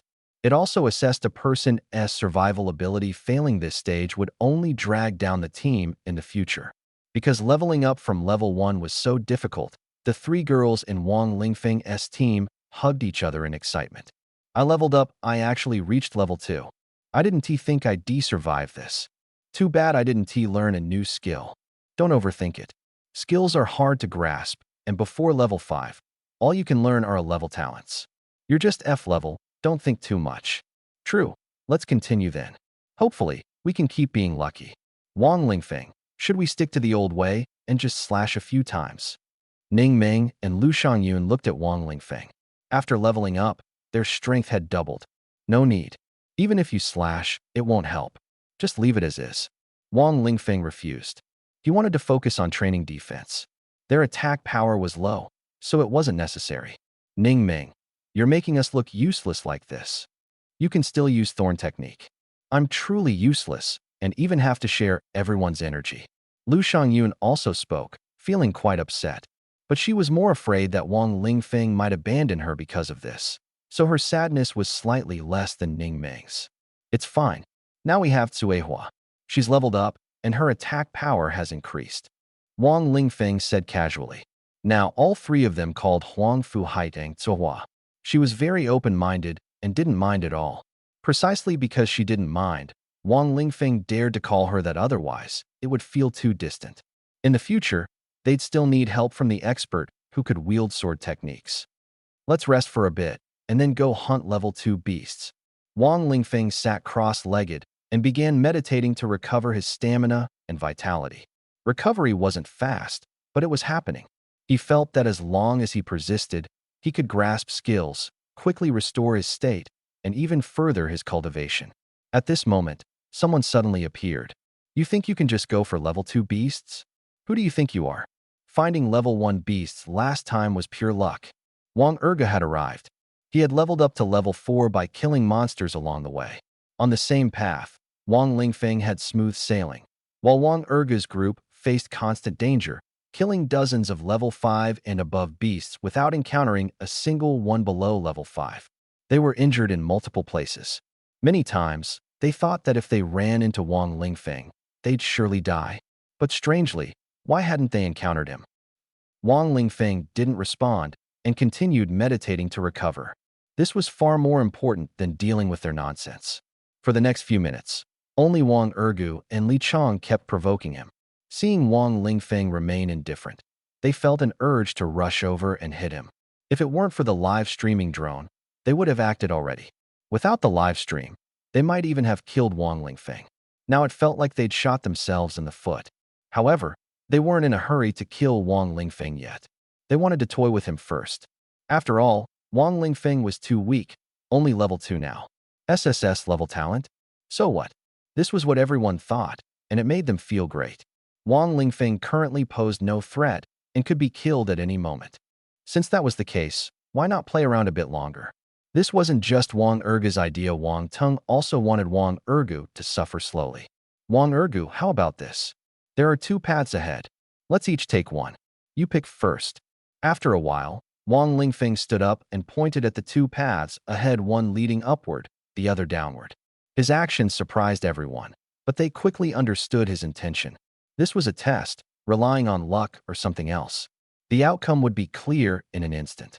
Because Wang Ergu was the one choosing first, whatever Wang Lingfeng encountered next would be the result of Wang Ergu's choice. It all came down to luck. If Wang Lingfeng is still so lucky this time, then it can only be said that Wang Ergu is truly unlucky, and no one else can be blamed. If the result remains the same, it would be truly disheartening. I choose the upper path. Wang Ergu decided without hesitation because he had scouted with a drone and found that the lower path was filled with many dangerous exotic beasts, definitely not just level 1. On the other hand, the upper path, although devoid of level 2 exotic beasts, was more suitable for their team. He was well aware that if Wang Lingfeng chose the lower path, it would surely be a perilous journey. The teachers and students in the livestream room also understood the situation. Some hoped Wang Lingfeng would encounter trouble, while others said Wang Ergu was too ruthless. But regardless of what they said, Wang Lingfeng's group had already started heading down the lower path. Lingfeng, are you sure there's no problem with the lower path? Haidang asked beside him. Since there were no outsiders, and it wasn't a private topic, she spoke directly. I don't know. I just want to shake off Wang Ergu, Wang Lingfeng replied casually. The 3 women and Wang Ergu all showed puzzled expressions. In fact, Wang Ergu was monitoring Wang Lingfeng through his drone.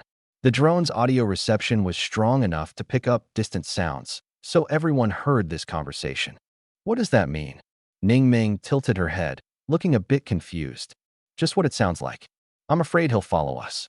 Who knows if he's developed feelings for you? You're so cute. We just need to make him choose one path while we take the other. That way, we can shake him off and spare you from seeing his disgusting face. Now everyone understood that Wang Lingfeng had no intention of killing anyone. He simply wanted to get rid of an annoying person.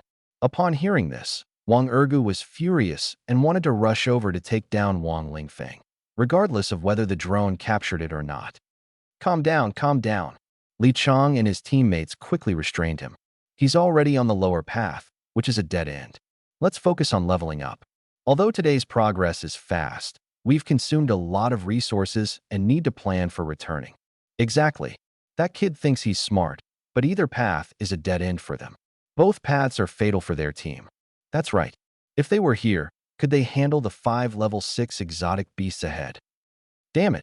Wang Erga's team immediately found themselves in a fierce battle. This time, 5 level 6 exotic beasts appeared simultaneously. Not to mention Wang Lingfeng's group. Even they would have to pay a price. Although they were already level 4, their numbers and levels were insufficient. Fortunately, they had a few items. High explosive bombs were thrown to hold off several beasts, allowing them to focus fire on the most dangerous one. The battle began. Meanwhile, Wang Lingfeng's group encountered an exotic beast as well, but it was alone and injured. This level 5 exotic beast had been wounded, significantly reducing its combat power to that of a level 2 beast. Talk about bad luck. Wang Ergu is probably crying in the bathroom right now. Indeed, if Wang Ergu could see the current situation, he would surely pass out. And this was just the beginning. Wang Lingfeng's group steadily fought beasts, leveling up slowly but surely. If everyone could proceed like this, China would see the emergence of a solid foundational force, drastically changing the situation, enabling territorial expansion and access to more resources. With more resources and a larger population, strength naturally increases. However, this situation seems to apply only to Wang Lingfeng. Such foundational strength has limited impact on the overall situation. Foundational strength needs to be abundant to be effective. Although Wang Lingfeng is lucky, his upgrade speed is too slow, and gradually no one pays attention to him, not even Wang Ergu in the end. After completing their tasks, Wang Ergu and his team retrieved their drones, ending the livestream.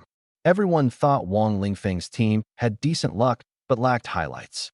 A month later, people had almost forgotten about Wang Lingfeng and his team, as well as the SSS level non-professional. People are like this, even hot topics are forgotten within 7 days, especially when new trends emerge. Over the past month, there have been plenty of hot events. For example, Wang Teng mastered the monk skill Thunder Fist, which produces sparks and lightning with each punch. Unfortunately, he has yet to break his celibate status, but a few punches are enough to take down a group of beasts.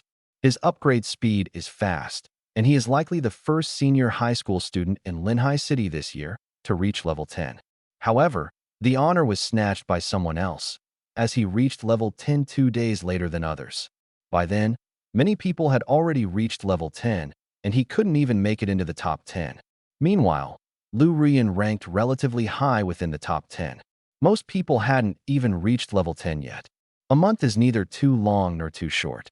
Wang Ergu is now at level 9, working hard to level up, calculating that it takes 3 days to gain 1 level. At the same time, over 50 people have died unexpectedly this month. One day, after completing a task and returning for supplies, Wang Ergu encountered Wang Teng. Wang Teng sent him a message asking, "When will you finish the task?" What? Wang Lingfeng isn't dead yet. Wang Ergu couldn't believe it. He hadn't been able to find Wang Lingfeng for the past month and had almost forgotten about him. He had always assumed Wang Lingfeng's team wouldn't last. Wang Ting told him that Wang Lingfeng was still alive and instructed him to ensure Wang Lingfeng's team hits the road within the next month. Wang Ergu checked everyone's status and saw that Wang Lingfeng was indeed alive, with a score of 531 points, the lowest among the surviving teams, ranking last. The second-to-last team had 1,010 points. This clearly showed how slow Wang Lingfeng's team was at leveling up. Although looked down upon, Wang Lingfeng and his team didn't mind. At least they were still alive and could continue leveling up. At this moment, the 4 of them were sitting back to back, with the corpses of 5 night wolves lying nearby, one of which had 2 swords stuck in it. 8 black dogs stood guard nearby. These little black dogs had grown significantly, their bodies now sturdy. No one would have guessed they were only a little over a month old. Ning Meng, panting, said, "That was so scary just now. Running into a wolf pack task here, I thought we were done for this time." Lu Shangyun, clutching her chest, said, 5 level 8 beasts appearing at once. This was the most dangerous encounter we've had. Ning Meng replied, "Luckily, I learned the rejuvenation skill at level 7, so I could heal Lingfeng. Otherwise, we wouldn't have been able to withstand 5 beasts." Lu Shangyun added, "Yeah, you're amazing now." With rejuvenation, lots of people will want to team up with you. I'm so envious. Haiding asked, Lingfeng, why aren't you saying anything? Are you hurt? Wang Lingfeng, thinking to himself, don't you realize I'm meditating to recover? Talking to you would just waste my energy. If someone nearby pays attention, they will notice that Wang Lingfeng and Huangfu Haiding have both reached level 8, while Ning Ming and Shi Shangyun are at level 7. This is because Wang Lingfeng received an SSS level bonus, and Huangfu Haiding had the highest output. Ning Ming reached level 7 a few days ago, and Lu Shangyun has just caught up. When Ning Ming reached level 7, she learned the rejuvenation skill, which allows her to heal Wang Lingfeng. As a result, Wang Lingfeng can now withstand more attacks from monsters. However, the three of them lack area attack skills, so pulling an extra monster means extra trouble. Normally, whenever Wang Lingfeng encounters 3 or fewer monsters, he pulls them all into battle, as this allows him to endure more attacks and level up his defense skills faster. Over the past month, his basic defense skill has been trained to level 103, significantly enhancing his defensive capabilities. Even without rejuvenation, Wang Lingfeng can withstand 3 monsters. With rejuvenation, he feels confident he can handle attacks from 5 monsters simultaneously. Initially, the 3 girls didn't believe him, but now they are completely convinced. When they saw the 5 long night wolves, Ning Ming was so scared she froze, thinking this time they were doomed. Unexpectedly, Wang Lingfeng managed to hold his ground with ease, completely surpassing the defensive limits of an 8th level non-class character. Even though Lingfeng moved skillfully to minimize damage and used his shield to block each attack, he shouldn't have been able to withstand 5 monsters of the same level. Moreover, Wang Lingfeng lured them into a trap set by Lu Shangyun, inflicting damage on the monsters. After a long battle, they finally emerged victorious. The 3 girls collapsed to the ground, feeling as though they had narrowly escaped death. They looked at Wang Lingfeng, their eyes shining with admiration. At this moment, Wang Lingfeng was also excited not because of their gazes, but because he had just comprehended a new skill during the battle. Surprisingly, this skill wasn't something he had trained for. It was sword control technique. Wow, I actually learned a skill. Wang Lingfeng was stunned, but the words weren't his. They were shouted by Lu Shangyun beside him. He couldn't have announced that he had comprehended sword control technique himself, especially since he couldn't figure out how he had learned someone else's talent. Could it be that this talent was actually a skill? Even if it was a skill, how could he learn someone else's skill?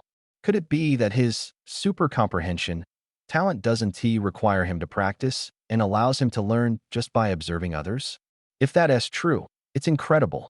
However, why didn't the heavenly eye reveal this?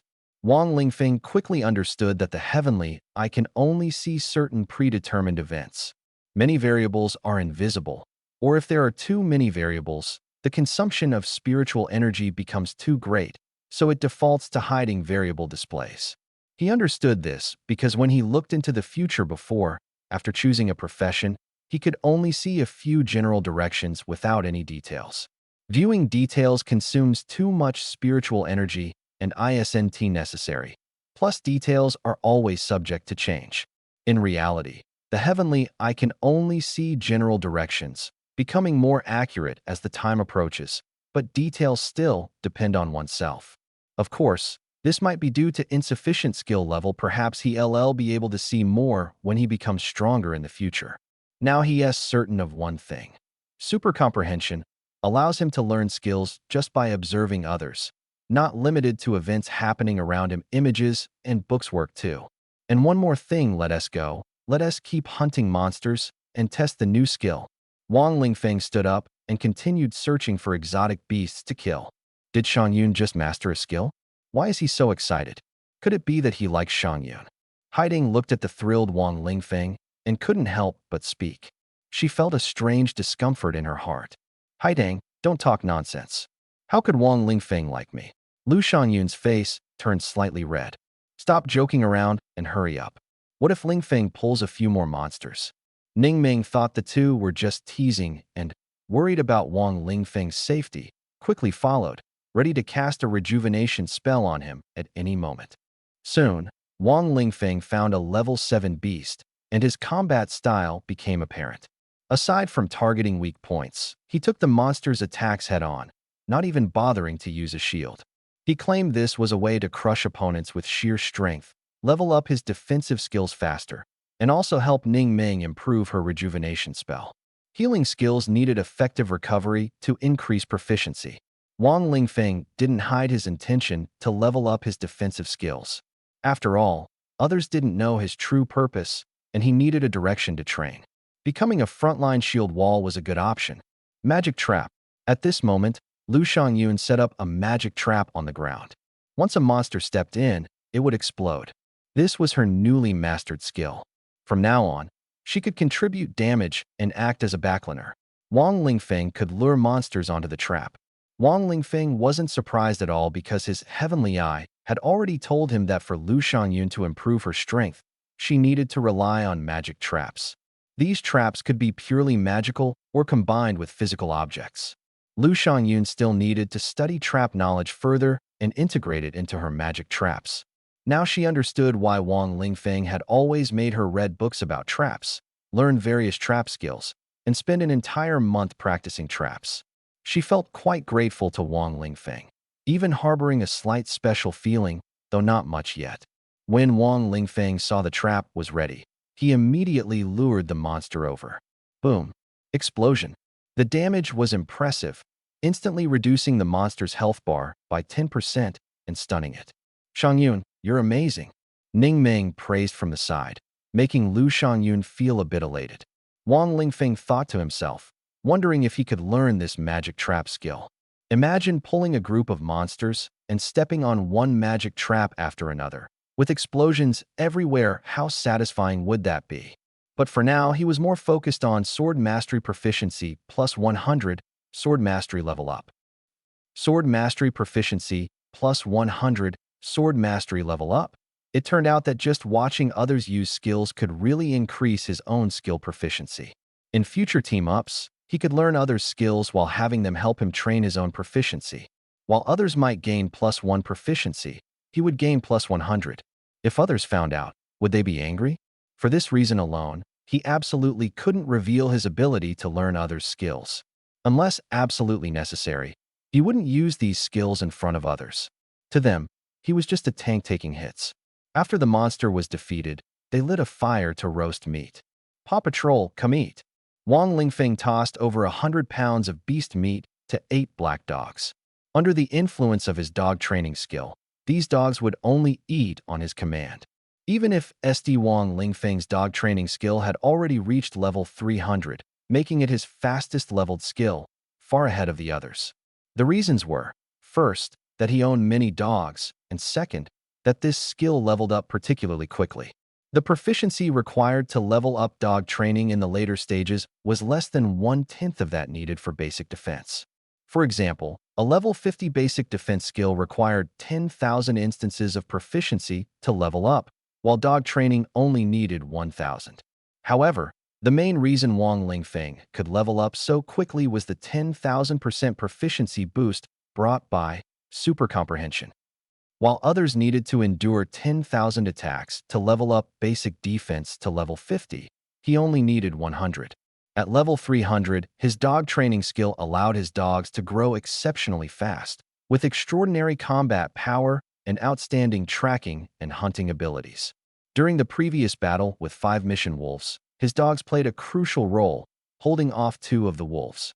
Sword Mastery LV 13, Basic Defense LV 103, Basic Offense LV 110, Basic Agility LV 58, Basic Meditation LV 39. As expected, basic meditation was the hardest to improve. After an hour of practice, the proficiency only increased slightly. So far, even the highest level of basic meditation hadn't exceeded level 50. It could be said that Wang Lingfeng's level 39 was already very impressive, and his mental strength was exceptionally strong. Unfortunately, he was still in a no-class state. To others, what use was strong mental strength without a class? There were no skills to utilize it. This was indeed a problem for Wang Lingfeng in the past, but now he had learned Sword Mastery, a skill that consumed mental strength. With Sword Mastery, how could he not use it himself while watching others use it? That would be unbearable, right? Of course.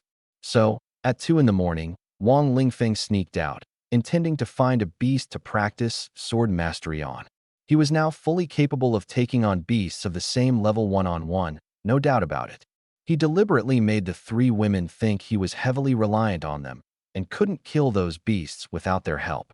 To avoid the three women, he purposely went farther away, arriving at a secluded valley. Unexpectedly, in this quiet valley, he stumbled upon a dirty transaction and almost found himself in a desperate situation. At that moment, he was letting his flying sword circle around him when suddenly, a figure descended from the sky. Boom! When the person landed, the ground cracked. Wang Lingfeng's gaze sharpened as he saw, under the moonlight, a girl dressed entirely in white standing there. She had white clothes, white hair, and even a white tail. Her appearance was stunning. Wait, a white tail? Behind her was a fluffy white tail. A half-beast? A hybrid half-beast? Half-beasts were created by the beautiful country using genetic technology to mix the genes of beasts and humans, resulting in half-human, half-beast creatures.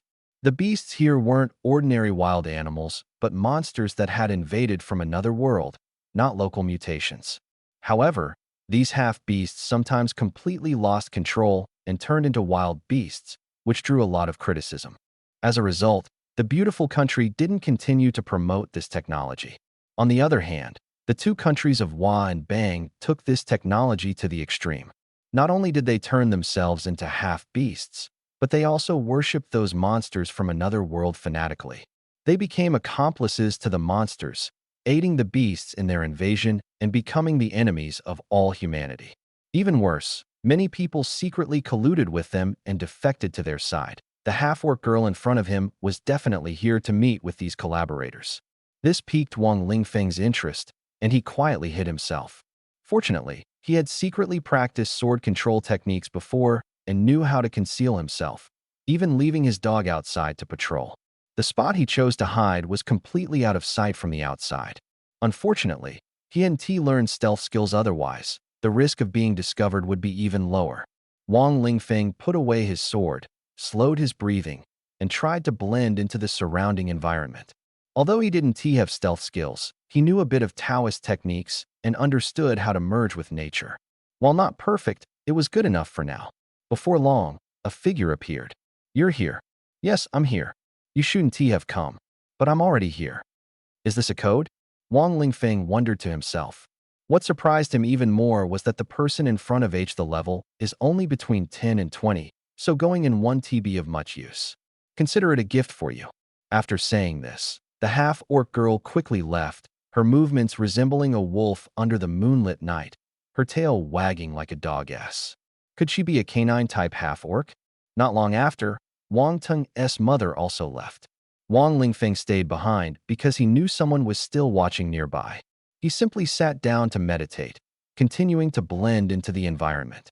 After a while, he sensed the person had left and began practicing sword control techniques, rapidly improving his proficiency. Sword control didn't require attacking enemies, just flying with the sword could enhance the skill. Suddenly, he came up with an idea, using sword control to manipulate many small swords, not changing their trajectory, but accelerating them in the middle, so no one would notice. In ancient times, there was Xiao Li's flying dagger now, there's my Xiao Wang's flying sword. After playing around for a while, he prepared to leave. Shortly after stepping out, a group of people surrounded him. Could it be that those two women had discovered him? If so, Wang Lingfeng was doomed. Their strength far surpassed his. But that wasn't the case. These people had nothing to do with those two women. If there was any connection, it was only with Wang Teng. Because these 4 people were Wang Ergu and his 3 companions. Wang Ergu had deliberately circled around here to confirm whether Wang Lingfeng was nearby, as his mission was in this area. As it turned out, his luck was excellent. He actually found Wang Lingfeng. Wang Lingfeng realized the other party had stumbled upon him by chance and felt a bit regretful. Why had he come out so early when he hadn't had enough fun with sword control yet? What incredible luck! No, for you, this is downright unlucky. You're about to meet your end. Let me see, still stuck at level 8? Haha, so weak. Coming out alone so late to court death? Well, we'll help you end it. Wang Ergu and his 3 companions laughed. Faced with such a golden opportunity, Of course, they wouldn't hesitate to kill Wang Lingfeng. Wang Tung had already lost interest in tormenting Wang Lingfeng. Of course, if Wang Ergu wanted to torture him a bit before killing him, that was fine too. A drone began recording, but it couldn't live stream or transmit the footage. Wang Ergu drew his blade, and his three teammates also revealed their weapons. This time, it seemed Wang Lingfeng truly had no escape. Wang Lingfeng stared at the four people charging at him with drawn blades. They hadn't surrounded him or sought advantageous positions, they simply drew their weapons. The message was clear, they weren't worried about him escaping. In their eyes, he was only level 8, without a profession, at a disadvantage in both level and profession. His trained talents didn't add damage, and no matter how high his basic skills were, they didn't care. The bonuses from basic skills were too small to compare with their professional skills. This was why those without a profession were looked down upon, they were too weak. But no one knew that any skill, when trained to a certain level, would undergo a qualitative transformation. However, reaching that level required a genius. Ordinary people could train their whole lives and only reach level 400 at most, while qualitative changes required at least level 600, something even elites struggled to achieve. But right now, Wang Lingfeng wasn't concerned about any of that. He raised his shield and said to Wang Ergu, "If you're a man, fight me one-on-one. If not, just pretend I didn't say anything." These words were clearly meant to provoke, deliberately angering the other party. "Haha, I know you're trying to provoke me, but what is no profession like you worth? Let me show you the gap between us." Wang Ergu laughed and charged forward. In the end, clever tricks are no match for true strength. Wang Lingfeng had seen through his opponent's thoughts, which is why he deliberately said what he did to provoke them into one-on-one duels and deal with them individually. Fighting four at once was too dangerous. Wang Ergu was actually a mage and carried a mage's skill book. Without a suitable weapon, he temporarily used a knife, which still dealt decent damage in the early stages. At this moment, he held a fireball in his hand, having already mastered the fireball technique, capable of launching one fireball per second. The fireball could also be charged, doubling its power after charging. He began to charge, and then launched the fireball. The fireball flew toward Wang Lingfeng. Wang Lingfeng blocked it with his shield. Quick reflexes, no doubt. But did he think blocking it meant he was safe? Wang Ergu sneered. Boom! The fireball exploded in front of Wang Lingfeng with astonishing power. A level 7 non-class fighter would surely be blasted away, losing half their health. As expected, Wang Lingfeng was blown back, landing heavily on the ground and then struggling to crawl forward. Haha, what a weakling. I can take you down with just one fireball technique. Wang Ergu laughed loudly, preparing to step on Wang Lingfeng. They hadn't expected that Wang Lingfeng was only pretending to be blown away. Normally, he should have been sent flying. In reality, Wang Ergu had secretly used an amplification crystal dropped by a mutant beast to double the fireball's power. Mutant beasts absorb energy from alternate dimensions, crystallizing it into crystal cores that enhance magical attacks. This amplification made Wang Ergu's charged fireball twice as powerful, equivalent to Wang Lingfeng being hit by 4 fireballs at once. For an 8th level non-class fighter, being blasted like this was entirely reasonable. But just as Wang Ergu was about to step down, Wang Lingfeng suddenly moved. The sword in his hand struck precisely at Wang Ergu's vital point, hitting the critical area. Wang Ergu was instantly reminded of the fear he felt when controlled by Xiao He. This time, he had no chance to escape. Wang Lingfeng's sword pierced directly into his body. After all, humans are still human beings struck in a vital area, especially without strong recovery methods, left him on the brink of death. Impossible. I won't die? Save me. Wang Ergu hurriedly used a healing potion, but it was ineffective. He could only rely on his 3 teammates. The 3 teammates, clearly incapable of saving him, were also terrified. After all, they were all beginners and panicked in the chaos. At that moment, several dark shadows darted out from the side. They were Wang Lingfeng's dogs. They had been quietly lurking nearby, taking advantage of Wang Lingfeng's distraction to approach unnoticed. Although the dogs were fierce, their opponents were level 9 professionals. Thinking the dogs could take down 3 people was pure wishful thinking. Sure enough, Li Chong and the others reacted and began to fight back. Wang Lingfeng wasn't surprised. The dogs were just beasts trained with the beast-taming technique, with limited strength. Even 8 dogs combined could at most hold off one person. Li Chong, being a warrior with strong defensive capabilities, swung his blade fiercely at one of the dogs. The dog retreated but was injured. The other 2 also began slashing with their knives while using potions to recover and activating their skills. One of them was an archer, agile and adept at close combat with a dagger. His dagger left several cuts, though his damage wasn't as high as Li Chong's. If this continued, most of the 8 dogs would surely die. Wang Lingfeng wouldn't let his dogs die in vain, nor would he use them as a distraction to escape. Although the dogs had managed to hold up Li Chong and the others, their attention remained entirely on Wang Lingfeng, with a drone monitoring him, making escape impossible. Therefore, Wang Lingfeng had no intention of running. Instead, sword control technique. As the dogs lunged at the archer, a sword shot out from beneath the dog's feet, heading straight for the archer's heart. The archer never expected there would be a sword here. When he noticed it, he was busy attacking the dog and couldn't dodge in time. The timing was perfect, and the archer's heart was instantly pierced. Due to the angle, Li Chong and another person didn't see what had happened. They just found it strange why the archer suddenly stopped. Immediately after, the archer fell to the ground. Li Chong and the other person's eyes widened in shock, starting to suspect someone nearby was helping. They would never have guessed it was Wang Lingfeng. After all, Wang Lingfeng was standing on the other side at the time, and they firmly believed Wang Lingfeng didn't have such abilities. While they were still in shock and searching for the expert, the dog began attacking the 2 of them again, and Wang Lingfeng secretly launched another attack using his sword control technique. Li Chong was the last to fall. Before collapsing, he was still asking who was behind all this. From beginning to end, they never suspected Wang Lingfeng, as they thought it was simply impossible. But in the end, he saw a flying sword return to Wang Lingfeng's side, circling around him, and then he died. Even in his final moments, he didn't think it was Wang Lingfeng, as his mind couldn't keep up. Clean up the battlefield. Wang Lingfeng looted the enemy's belongings and left with the dog, not intending to bury the 4 of them. He only cared about killing, not burying. These 4 would soon be eaten by nearby wild beasts.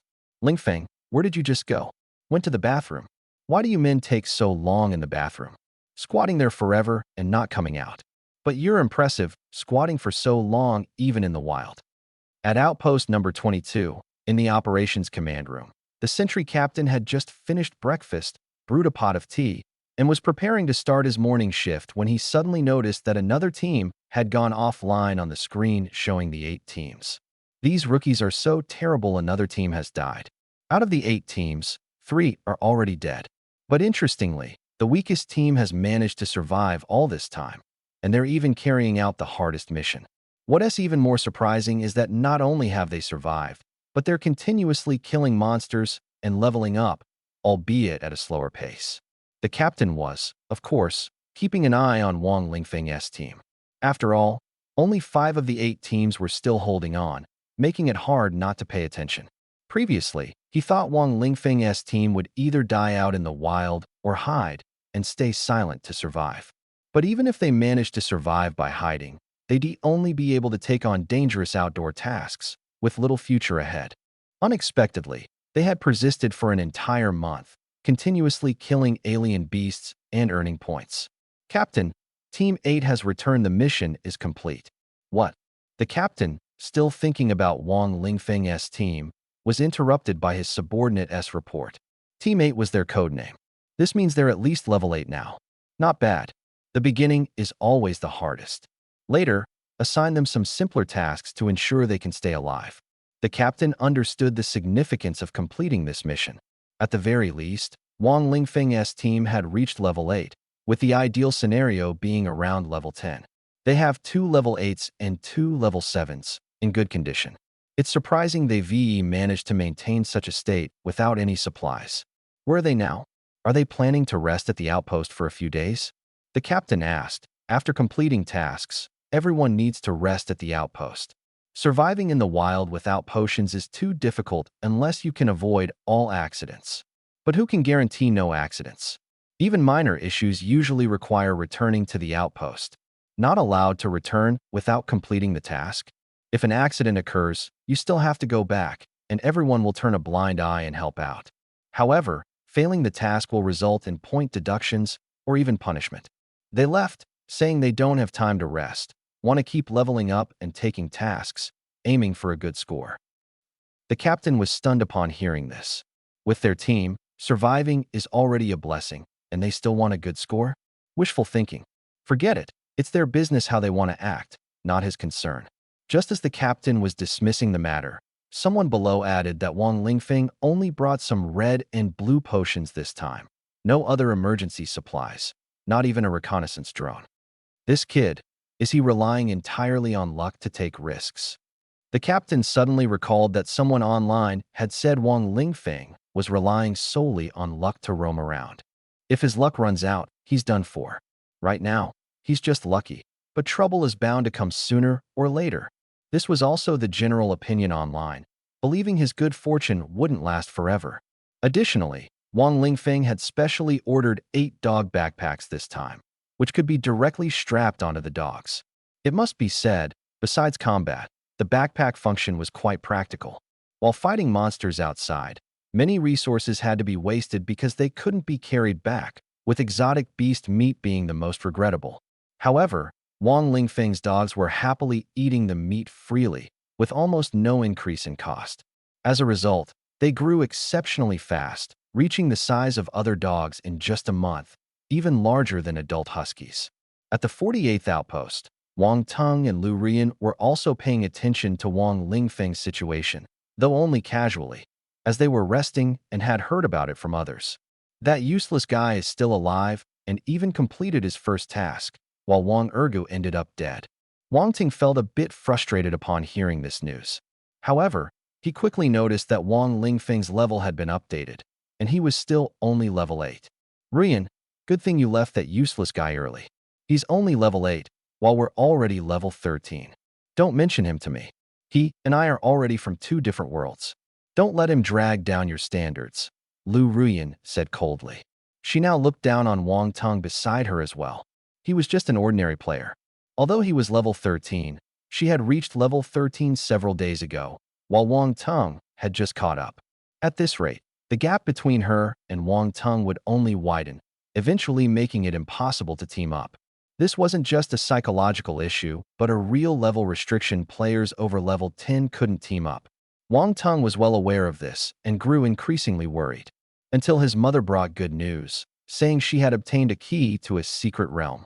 This was a secret realm for levels 10 to 20, with the level gap just right for him to catch up. He initially wanted to invite Lu Rian to join him, but if she went, he wouldn't be able to catch up. So Wang Teng decided to go alone. However, he wouldn't enter the secret realm entirely alone. His mother would select a few trusted individuals to form a team with him. This would have to wait until the current wilderness survival ended. Although it had only been a little over a month, he had already reached level 13, but aiming for level 20, the remaining time was far from sufficient.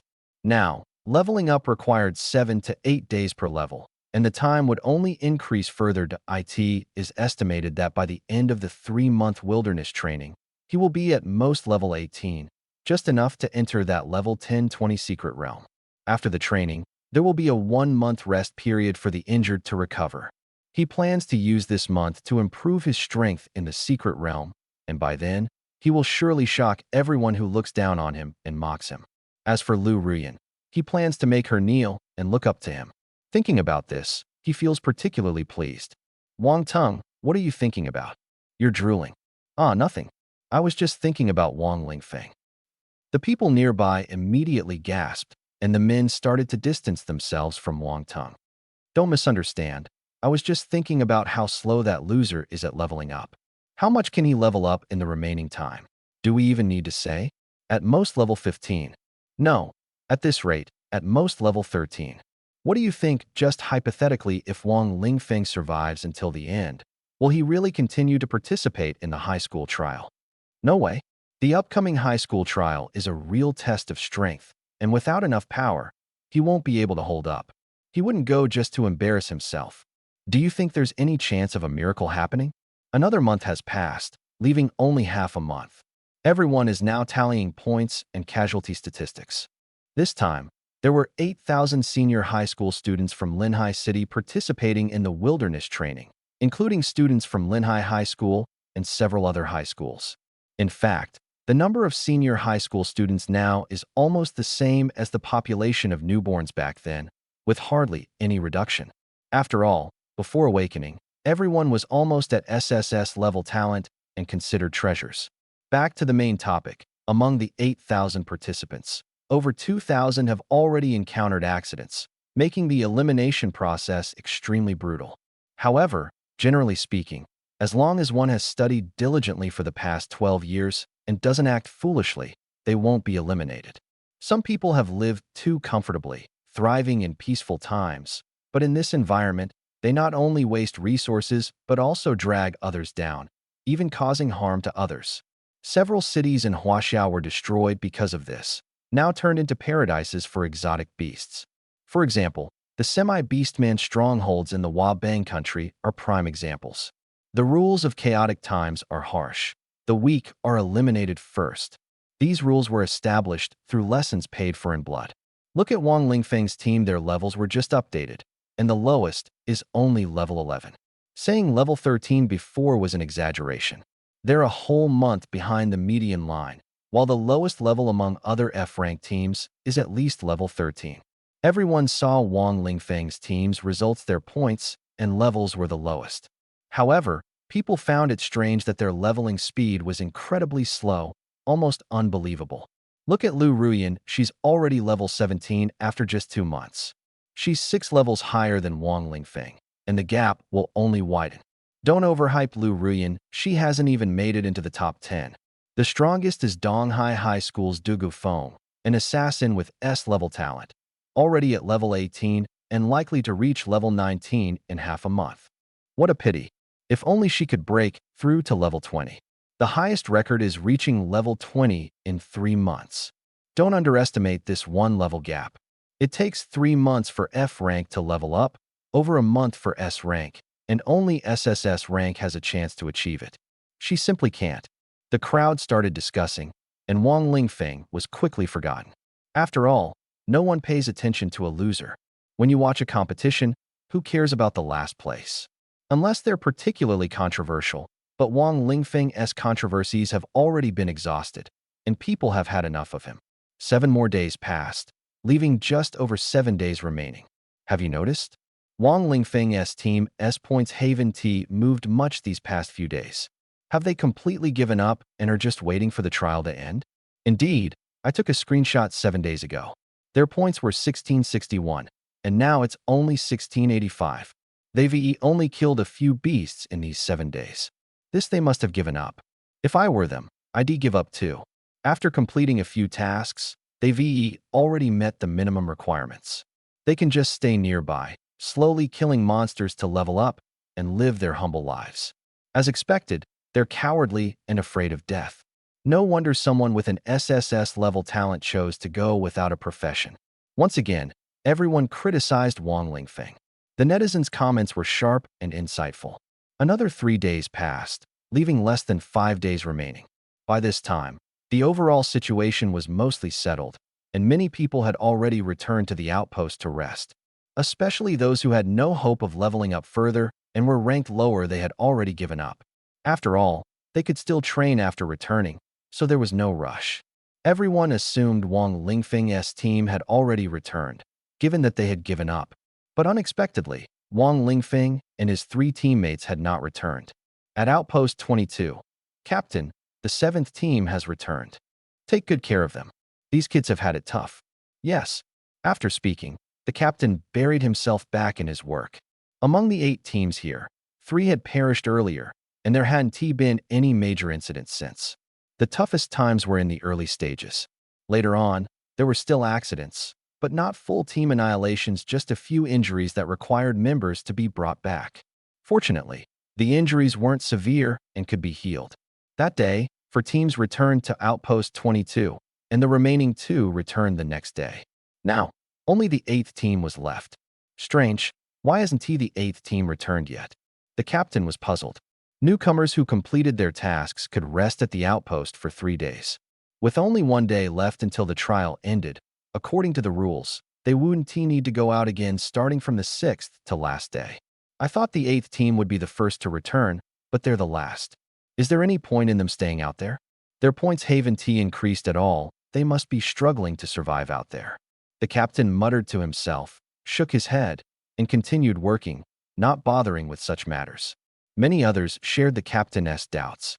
No one could understand why Wang Lingfeng hadn't returned to the outpost yet. But one thing was certain: Wang Lingfeng's team's points are still under 1700. We were hoping they could participate in the next round of advanced trials, but now we have to wonder if they can even qualify. Exactly. Last year's elimination threshold was 3,000 points, and it's likely around 3,000 this year too. They need 1,300 points in 3 days. If they had that kind of ability, their points wouldn't be this low now. Indeed, Wang Lingfeng's team didn't qualify for the next round of trials. So, what was Wang Lingfeng doing at this moment? He was being surrounded by a swarm of ant-like beasts, their sheer numbers enough to make one's scalp tingle. But Wang Lingfeng and the 3 girls Huangfu Haidang, Ning Ming, and Lu Shangyun remained calm and coordinated seamlessly. Wang Lingfeng held off the beasts. Huangfu Haidang attacked with her sword. Ning Ming used her thorn and rejuvenation spells, and Lu Shangyun set traps. Huangfu Haidang said, Lingfeng, we've been here for 3 days already. Are we still going to keep killing these little ants? Although there are many, the levels are too low, the points have hardly increased, and the energy is not much. This is because killing monsters lower in level than oneself results in fewer points, which explains why Wang Lingfeng's team points have barely changed. It's not that they haven't been fighting monsters, it's just that the monsters are too weak. Lu Shangyun also said, yeah, we've been killing here for 20 days already. Should we change locations? Ning Ming, however, said, but the skill upgrades are fast, and there's no danger. This is pretty good. We're not participating in any major exams, so there's no rush to level up. Ning Ming maintained her laid-back attitude, feeling comfortable with the current situation. Actually, she was right. Wang Lingfeng's focus was on grinding skills. Leveling up wasn't as important to him. To quickly improve defensive skills, one has to fight these low-level monsters. He had planned this long ago, it's just that everyone was at level 1 before, and there weren't any lower-level monsters. Let's grind a little longer, and soon I'll take you all flying, Wang Lingfeng said casually. This place was perfect for skill grinding. How could they stop? He planned to grind for another day.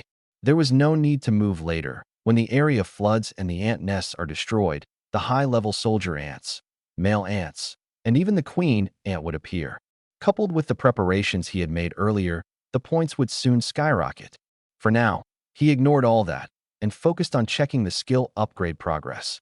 Basic defense technique proficiency increased by 100. Basic swordsmanship proficiency increased by 100. Sword control technique proficiency increased by 100. From Wang Lingfeng's perspective, notifications of various skill proficiency increases kept popping up, creating a fiery scene. So satisfying. Basic defense technique level increased. Current level, 500. Super Comprehension talent triggered. New skill, basic body refining technique, learned. 1 day later, Wang Lingfeng finally reached the point where he could stop grinding skills. His basic defense technique had reached level 500. At that moment, he suddenly comprehended a new skill, basic body refining technique. This skill not only provided defense and reduced damage, but also converted the damage received into energy for physical training, enhancing his physique. Wang Lingfeng had been anticipating this for a long time. Having read many cultivation novels and understood Taoist Qi training techniques, he had always yearned for such a skill. Unexpectedly, it had actually appeared. He even boldly speculated that imagination itself might be one of the keys to comprehending skills. Since it's a body refining technique, could it also heal while taking damage? After all, body refining techniques require strong recovery abilities. Otherwise, how could the body gradually grow stronger? He checked the new skill and found that the recovery aspect wasn't explicitly mentioned. No problem, he had already learned Ning Ming's rejuvenation technique, which allowed him to add a healing skill to himself anytime. During this period, Wang Lingfeng had also learned Ning Ming's rejuvenation technique and thorn technique, as well as Lu Shangyun's magic trap. Whenever the three of them used their skills, his skill proficiency would increase.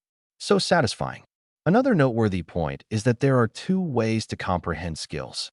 One is entirely new skills, and the other is fusion that replaces existing skills. The latter retains the effects of the basic skill, while the new skill starts at level 1. The current basic body refining technique not only has the new effects of body refining, but also inherits the defensive effects of the level 500 basic defense technique.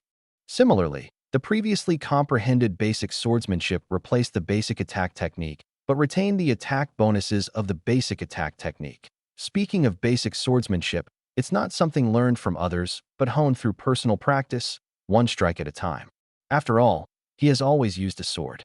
Strangely, though he always carried a shield, he never mastered shield techniques, but instead comprehended body refinement techniques. This raises a question.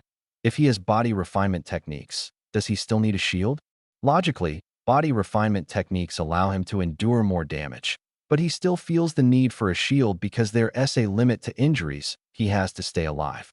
Let us go flood the ant nest. Although he was eager to test the basic body refinement technique, Wang Lingfeng understood the importance of priorities. If they didn't flood the ant nest first, those advanced soldier ants and male ants would eventually emerge. After all, they had killed too many worker ants, and while the queen could reproduce, it wasn't limitless. Lingfeng, are you sure blowing this place up will trigger a flood? It definitely will. Are you sure? We're only using a small amount of explosives. Will it really work? Do I need to explain the secrets of my feng shui research to you? Wang Lingfeng and the three girls stood atop a mountain. The place didn't seem to have any connection to the reservoir above. Blowing it up appeared to have no impact at all. The three girls didn't understand much about it, so they didn't pay much attention. If an expert were present, they'd surely think he was crazy. This spot couldn't possibly cause the lake to breach its dam. After the explosion, there was indeed no reaction. Lingfeng, should we leave? If we delay any longer, the beasts might come. That's right. The commotion just now will definitely attract beasts. We should leave. Even if we blew up the wrong spot, we won't blame you. Yeah, this training session wasn't bad. Even if we can't get into the martial academy, we can still aim for the literary academy and switch to a professional career later. The three girls fell silent for a moment and began discussing their future. They hadn't had much hope for the future before, but Wang Lingfeng at least gave them a reason to keep striving. The Literary Academy recruits professional career students, and nowadays, it's hard to get by without a career as a college graduate because many skills require professional abilities. Professional abilities must be leveled up through training, and without a career or talent, one can't even get into the Literary Academy. That's why awakening talent necessitates going out for training. The four of them could now train on their own. As long as they leveled up and switched to a professional career, they could enter the Literary Academy. The Literary Academy doesn't require exams. As long as one has strength, they can enroll. They welcome capable individuals. Ning Ming and Lu Shangyun both thought this way, but only Huangfu Haitang believed she could become stronger because she saw her swordsmanship growing increasingly powerful. According to Wang Lingfeng's vision for the future, swordsmanship could control 2 swords, 3 swords, or even more. She could carry a sword case and collect various swords with special effects. By then, she would undoubtedly be incredibly strong. Wang Lingfeng also said that by following him, everyone could become the strongest sword immortals. However, what does strongest sword immortal mean? Is it the strongest among sword immortals or the strongest sword immortal among all professions in the world? Regardless of which, they were all looking forward to it. After all, sword immortals wouldn't be weak. No rush, let us wait nearby for now. Wang Lingfeng finished speaking, found a spot to sit down, and began meditating, circulating his inner energy. His speed was increasing, though it was unclear when he would fully comprehend this technique. The 3 girls practiced alongside him. Haiding used 2 wooden swords to practice her swordsmanship, then 3, 4. At most, she could simultaneously control 7 swords. Actually, she couldn't control so many swords at once, she just controlled one at a time, switching to another during flight. As long as the technique was good and her brain reacted quickly, it was entirely doable. Lu Xiangyun, on the other hand, was studying various trap techniques, thinking about how to make the traps more natural, harder to detect, and more powerful. Ning Ming's approach was much simpler. She kept using rejuvenation and thorn spells on Wang Lingfeng. She could have chosen someone else to practice on, but Wang Lingfeng said he was suitable and encouraged her to use him more. This was a rare opportunity to deeply study her skills. How could she miss it? After a while, look quickly, Ning Ming exclaimed. The most relaxed person in the group, she was the first to notice something unusual. She observed that at the spot where Wang Lingfeng had just caused an explosion, muddy water began gushing out, but the flow was not smooth, appearing intermittent. Soon, the muddy water started flowing smoothly, and not only that, the water suddenly surged outward with great force. The flow resembled a runaway dragon, charging forward unstoppably. The breach grew larger and larger, and the water burst out violently, with an impact no less powerful than a truck collision, especially since Wang Lingfeng had previously set something up below. Over the past 20 days, he had been altering the terrain here and had secretly planted magical traps. As the water flowed through, these traps were triggered. Some traps accelerated the water's speed, while others released sharp magical energy, like high-speed flying blades. These blades struck everything below fiercely, leaving not even the ants in their nests a chance to escape. Is he really flooding an ant nest? What's so special about this spot that exploded? Ning Ming asked in confusion, looking at Haidang and Lu Xiangyun beside her. Haidang and Lu Xiangyun thought to themselves, "Do you think I would know?" Before they could respond, Wang Lingfeng had already spoken. "Let's go, finish off these ants." Although some of the stronger ants can't be killed instantly, they're already on the verge of collapse. We just need to deliver the final blow. Haidang and Lu Xiangyun's eyes lit up. This was a great opportunity to earn energy points and scores. Facing so many ants, perhaps they had a chance. Little did they know, what they were about to gain would far exceed these final blow points. Cheating, this is definitely cheating. Look at Wang Lingfeng's score, it's skyrocketing. Even the strongest teams can't achieve this speed. How is this even possible? The students and teachers of Linhai High School were in an uproar at this moment. But just a minute ago, they hadn't expected the situation to take such a sudden turn. Half an hour earlier, Linhai High School had started a campus livestream. The school leaders and several outstanding teachers sat in a conference room, speaking to the camera.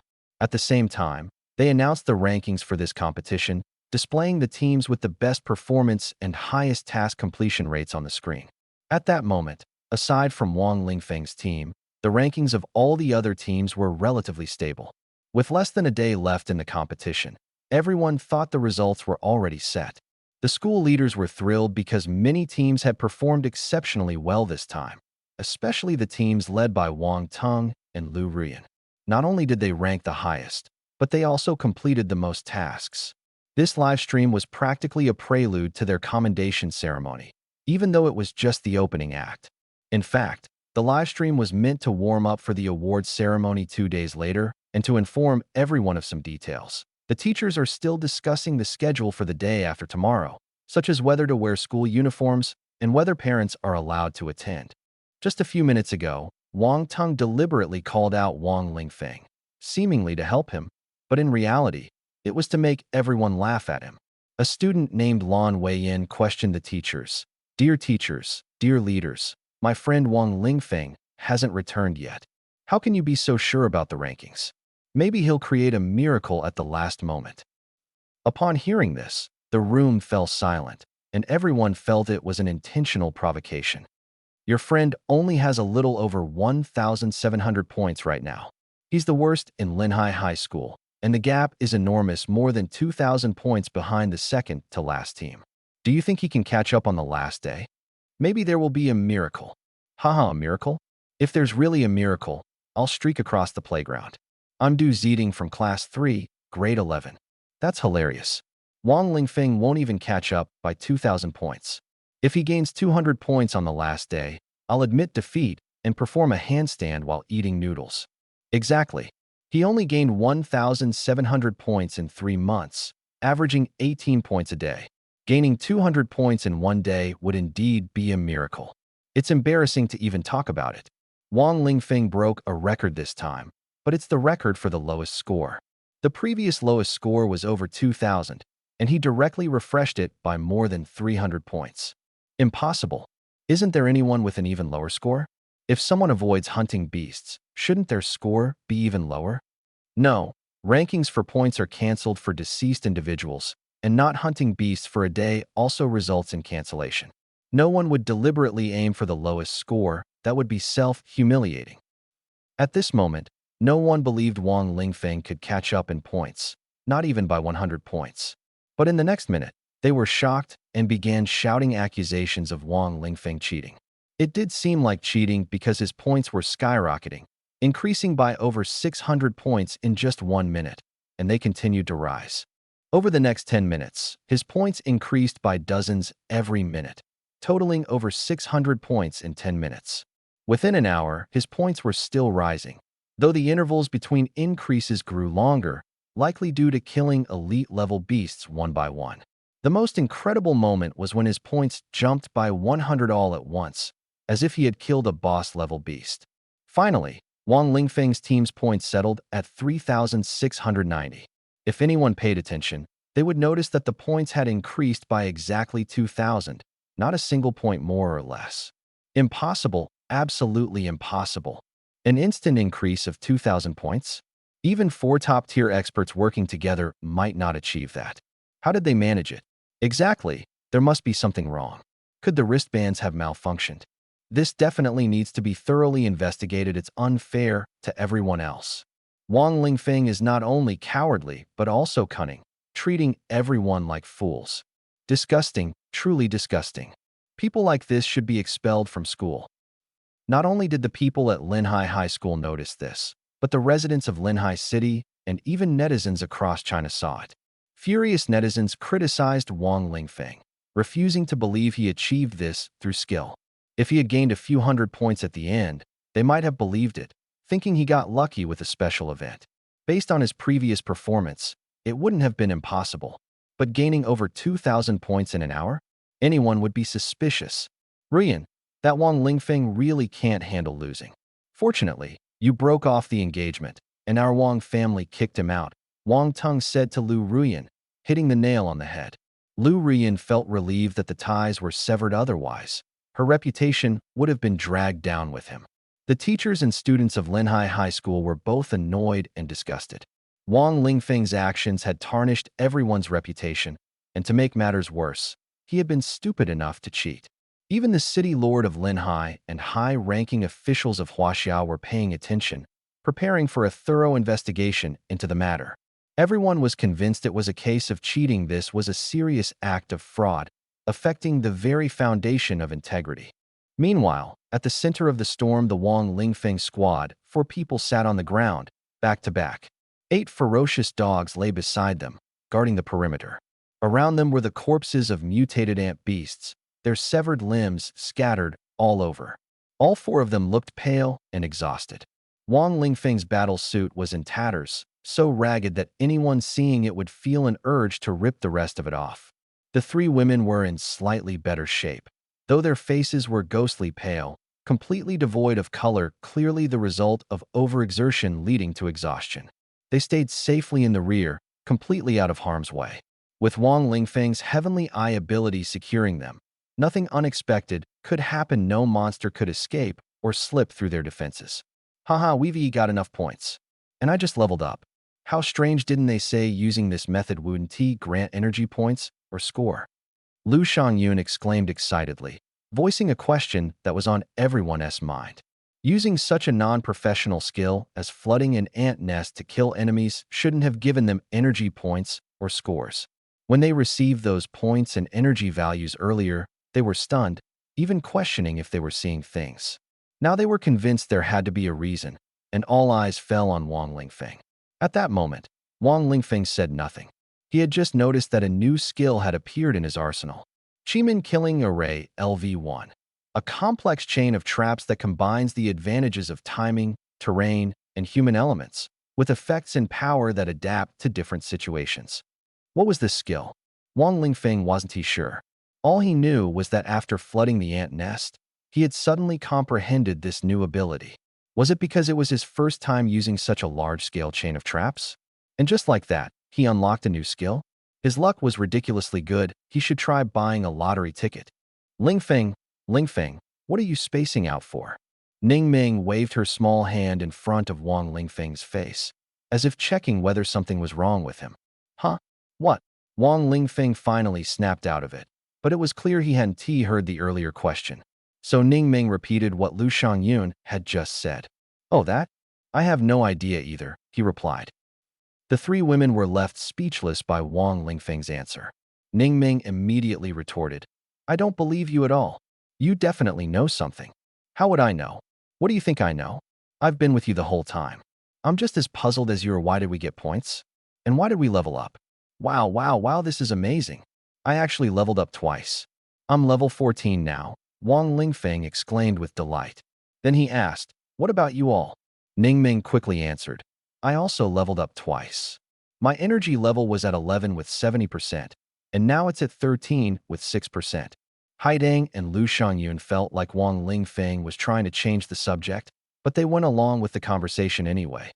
Both were at level 13, and the ants behind them had considerable energy values, with the queen ant providing over 20% energy value to everyone. Great, let's clean up and get ready to head back. Paw Patrol, go collect all the useful items, Wang Lingfeng ordered, and the dogs immediately sprang into action. They were trained to distinguish between useful and useless items, and if they encountered something unfamiliar, they would alert Wang Lingfeng to inspect it.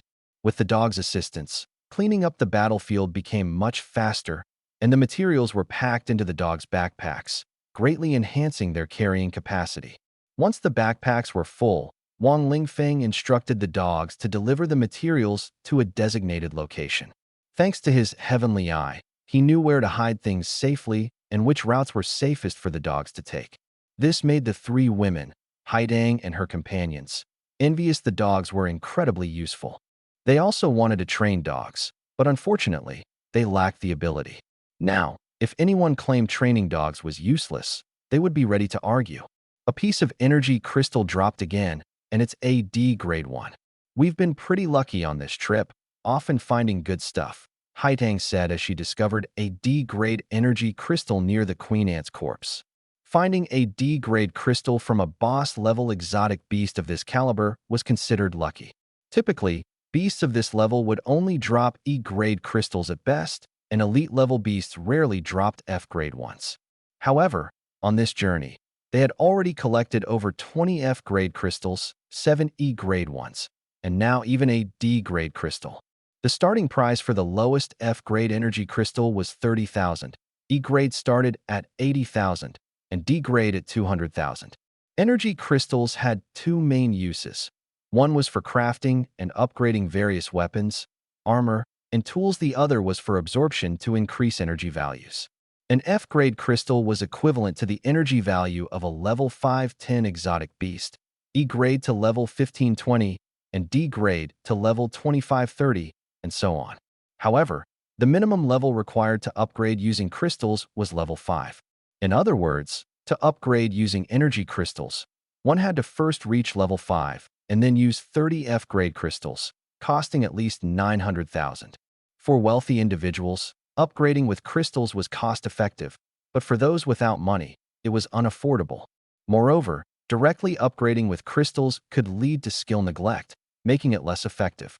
Thus, upgrading with energy crystals was primarily a strategy for affluent families. For Wang Lingfeng and his team of 4, the crystals had only one purpose: selling them for money. Let's go, time to split the loot. Wang Lingfeng's words immediately excited the other 3 women. They stopped dwelling on things they couldn't figure out. After all, who doesn't have secrets? Sometimes, it's not even a secret, it's just that the other person genuinely doesn't know. Wasting time and energy on such matters was unnecessary. Soon, they safely returned to the base and stored their items. Whenever someone tried to ask questions, they would immediately set out again. After several trips back and forth, they finally completed the entire process. The other people at the outpost also learned that they had a warehouse nearby. Everyone found it incredible. Did they not trust the outpost? But they quickly understood when they saw Wang Lingfeng's dogs constantly transporting items, realizing that these materials were brought back by the dogs. The outpost wouldn't allow them to return without completing their tasks, so having an external warehouse was indeed a clever solution. Seeing Wang Lingfeng bring back so many materials made the team leader very happy. Although the materials weren't particularly rare, in this era, the more materials, the better. Even ordinary ones were valuable that in the past. Few people could bring back so much, as everyone had limited carrying capacity. However, Wang Lingfeng's method of setting up a warehouse outside inspired the team leader with an idea. He planned to establish several unmanned warehouses within a certain distance specifically for storing supplies. The patrol team would be responsible for collecting materials from these warehouses, making it convenient for both sides. With wristband control, the source of supplies would be clear, and they could even charge storage and escort fees, or help sell the items. The team leader was so excited that he wanted to report this to his superiors immediately, but he didn't leave. He was more curious about Wang Lingfeng's squad in front of him. "Eighth squad, did you cheat?" the team leader asked seriously. He didn't really believe they had cheated, but the amount of supplies Wang Lingfeng brought back made him suspicious. After all, the materials from the Ant Queen and the numerous ant beast materials indicated that Wang Lingfeng's team had indeed killed many beasts. Coupled with their level upgrades, it wasn't simply a matter of data manipulation. At the very least, they must have had someone helping them or used some special tools to gain energy points and scores. But these 4 people were very poor, making it impossible for them to have external help, let alone use advanced tools. It was truly puzzling. How did they manage to do it? "No, we earned all our points by killing beasts." Wang Lingfeng immediately shook his head. They could understand why others were suspicious. If they were in the same position, they would doubt it too, especially the 3 girls from the Haitang family, who had also been skeptical before. "Impossible. You must be cheating." While the team leader believed they hadn't cheated, others nearby were unconvinced, particularly the teams from Linhai High School. At that moment, they were live streaming in the school's group chat, and the entire school was cursing Wang Lingfeng and his team. "Cheating? Do you have any evidence? Can't we suspect you without evidence? Can you prove you didn't cheat? I suspect your mother is a traitor, your father is a lackey, and your grandfather is a national traitor. Can you prove otherwise?" Wang Lingfeng looked at the classmate who had jumped out to make these remarks. The person had only said it casually, but Wang Lingfeng quickly smiled. His heavenly, I had already revealed that this classmate's parents were indeed spies, and they worked in critical departments. Wang Lingfeng saw this as an opportunity to expose them. He would cleverly guide this classmate to obtain key evidence. This would make him the great son they should truly thank. "Do you dare let me go to your house and live stream it? I will definitely find evidence." Wang Lingfeng used this statement to provoke the classmate, then threw out the challenge, knowing the classmate would accept. "Fine, we'll go to my house as soon as we return to the city." The classmate agreed, and Wang Lingfeng immediately accepted. The matter had to be handled quickly, otherwise it would be too late once the parents returned home. Why are we talking about this again? Weren't we discussing whether Wang Lingfeng cheated? If anyone has evidence, bring it out. If not, stop making baseless accusations. The team leader spoke up at this point. He had brought up the topic only to confirm from Wang Lingfeng whether they had cheated, not to make baseless claims without evidence. He hadn't expected everyone to focus so intensely on Wang Lingfeng. His words were neutral, aiming to calm the situation.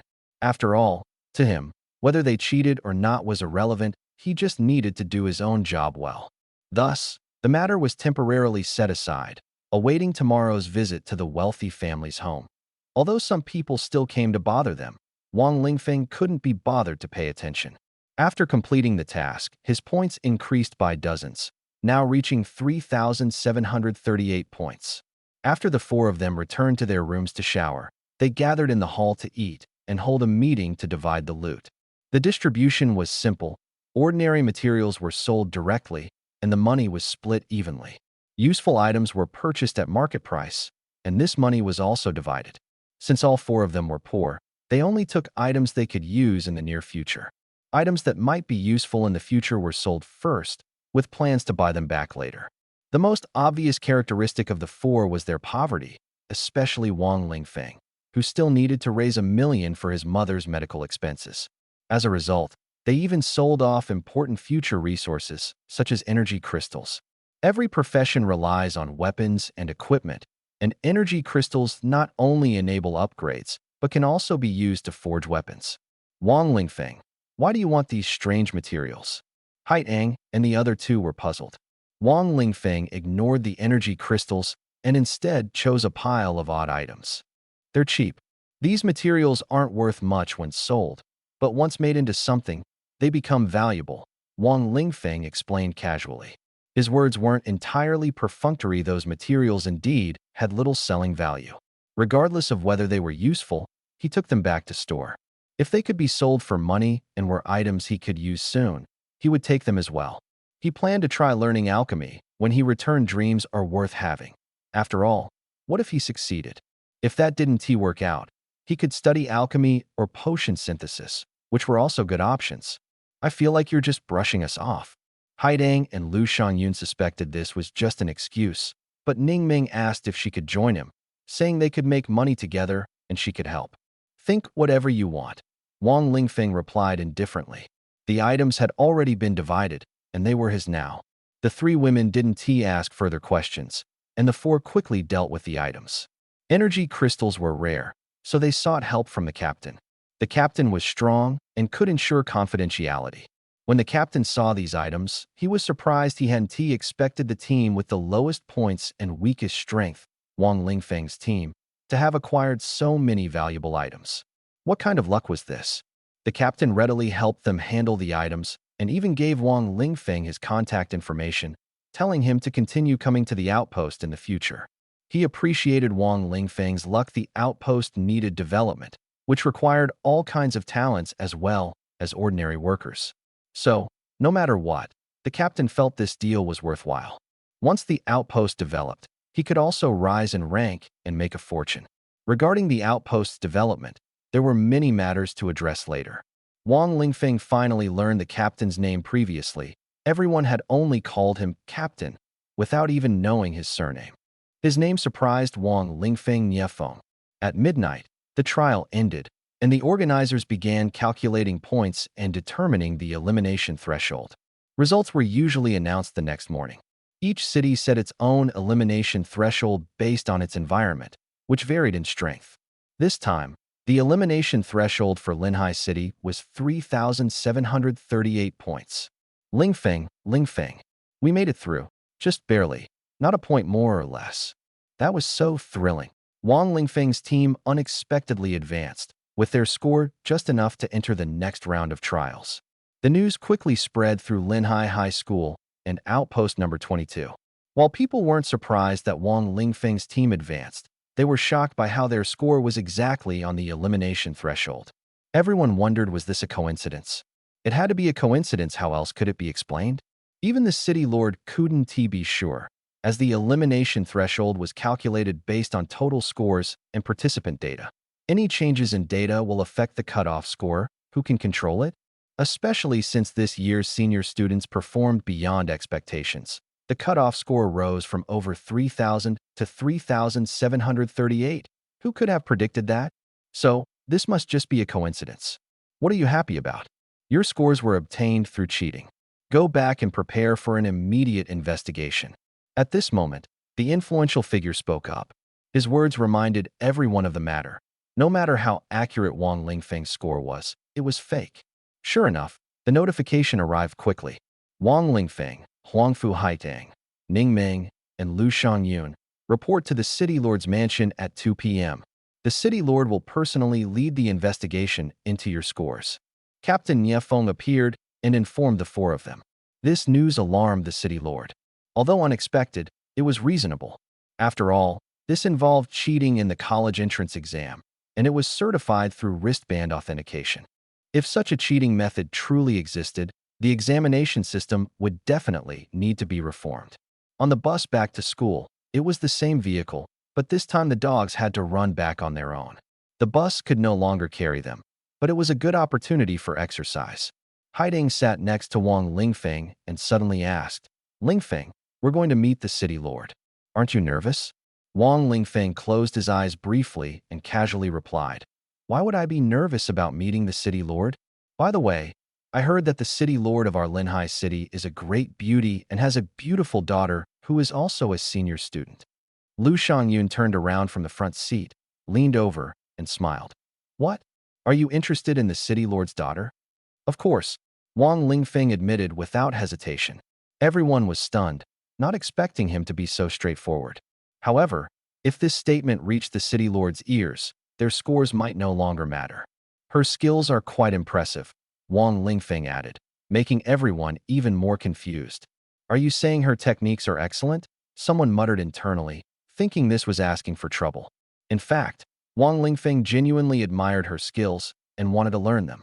To learn, he would need to observe her practice, which wouldn't be easy.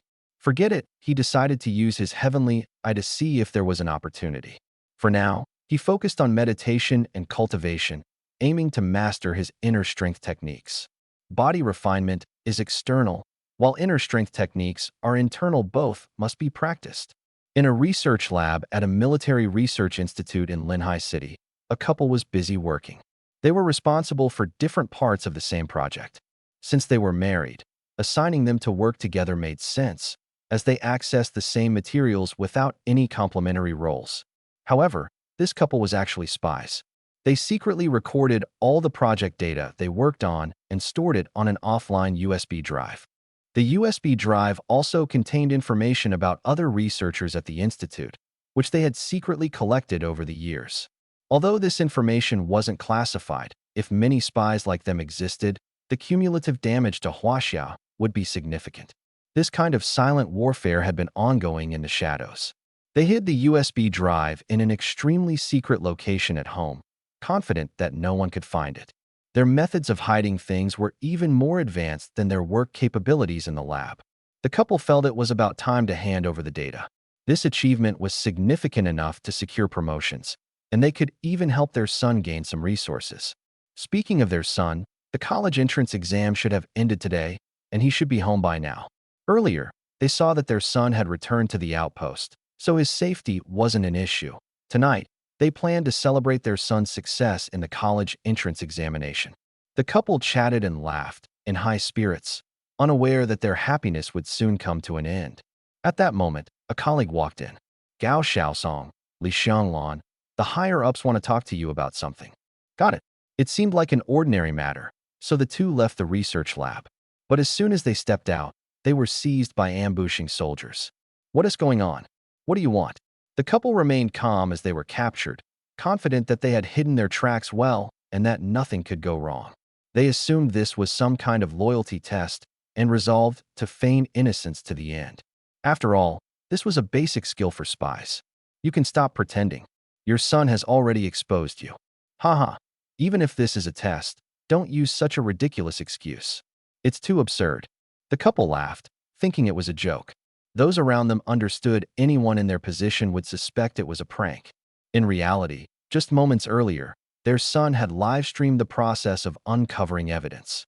Under Wang Lingfeng's guidance, the son had found the critical evidence. Wang Lingfeng's manipulation was so subtle that no one noticed anything amiss. It appeared as though the son had stumbled upon it by chance, but it was all a scheme to frame his parents. Of course, the evidence wasn't directly shown during the live stream, as Wang Lingfeng had already alerted the relevant authorities. These departments were strict and ruthless, making examples of offenders and leaving no clue unchecked. As long as someone confirmed the materials were classified, an investigation could begin immediately. After the evidence was found, Wang Lingfeng told the department head, "Remember to pay me 1 million. At first, no one understood, but later it became clear too.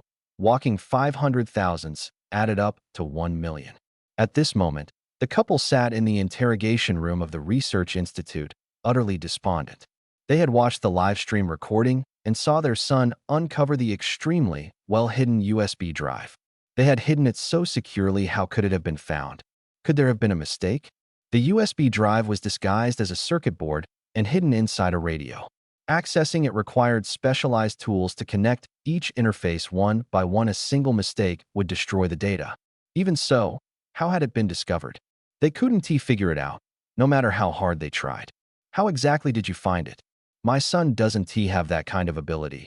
Gao Xiaosong couldn't help but ask, desperate to understand how they had been exposed. But no one could answer. Everything seemed like a coincidence. Soon, the matter was suppressed, and no one spoke of it again. All anyone knew was that after that day, the family disappeared. The angriest person was the half-beast girl from earlier. When she saw the news, she slammed the table in fury. Damn it! How could this person show up here? Does he know what we're after? Or is it just a coincidence? Her agitation stemmed from the fact that she desperately needed the information on Gao Xiaosong's South USB drive. The research institute had been studying the frost dragon outside. Although the missing data accounted for less than 1% of the entire plan, without that 1%, the entire project couldn't succeed. As a result, her plan, which was on the verge of success, would now be delayed for a long time. Wang Lingfeng was completely unaware of this. If he were to meet the half-beast girl now, he would learn that the genetic research on the frost dragon had been set back by several years. Such unexpected developments were not uncommon. Whoever dares to obstruct my plan will die. The half-orc girl had a fierce look in her eyes and ordered her subordinates to kill Wang Lingfeng. She herself no longer cared about the matter, thinking it was a trivial issue that her subordinates could handle without her personal involvement. However, she didn't realize that this trivial matter would evolve into a prolonged war, and in the end, she would be the one to lose. What started as a matter even her subordinates didn't take seriously gradually turned into a critical battle. Unfortunately, by then, it was already too late. Achoo! Wang Lingfeng sneezed. Is someone thinking about me? Xiaofeng, are you catching a cold? At this moment, Wang Lingfeng was video chatting with his mother, Xie Bingbing. No, I'm in great shape right now. I could take down 10 alien beasts on my own without a problem. Mom, don't worry about me. I still need to go to the City Lord's mansion, and after that, I'll head to the hospital to see you. I originally planned to visit earlier, but the City Lord's mansion moved up their schedule. We haven't even had lunch yet. Lingfeng, keep your voice down. The people at the City Lord's mansion might hear and get upset. Haidang whispered a reminder beside Wang Lingfeng. Oh, was I speaking too loudly? I'm not used to it. But everything I said is true. As they spoke, Wang Lingfeng had already entered the City Lord's mansion. They were led into a large hall where 8 people sat in a row. It was clear that these 8 individuals were the expert panel responsible for reviewing Wang Lingfeng's achievements. Wang Lingfeng wasn't sure of their specific fields of expertise and didn't recognize them. He only knew that the hall was equipped with several cameras, and all footage was being broadcast live. This review process was entirely open and transparent, allowing everyone to witness the fairness of the proceedings. A large number of viewers had already flooded the live stream, and almost all of them were shouting the same thing. These slogans were all questioning Wang Lingfeng's achievements. Not a single person believed his results were genuine. In fact, even the 8 experts sitting before him didn't believe it. That's why they were determined to thoroughly investigate the matter. The first thing they needed to do was take off the wristbands and let us examine them. Also, explain your situation in detail. What? The wristbands are fine, and the data is accurate? Then how could such records appear? The experts responsible for inspecting the wristbands and data quickly completed their checks in less than 5 minutes, thanks to their professional equipment. The wristbands hadn't been tampered with or hacked, and the data, after expert analysis, was entirely accurate. It's important to note that this data not only displayed points, but also recorded personal energy levels.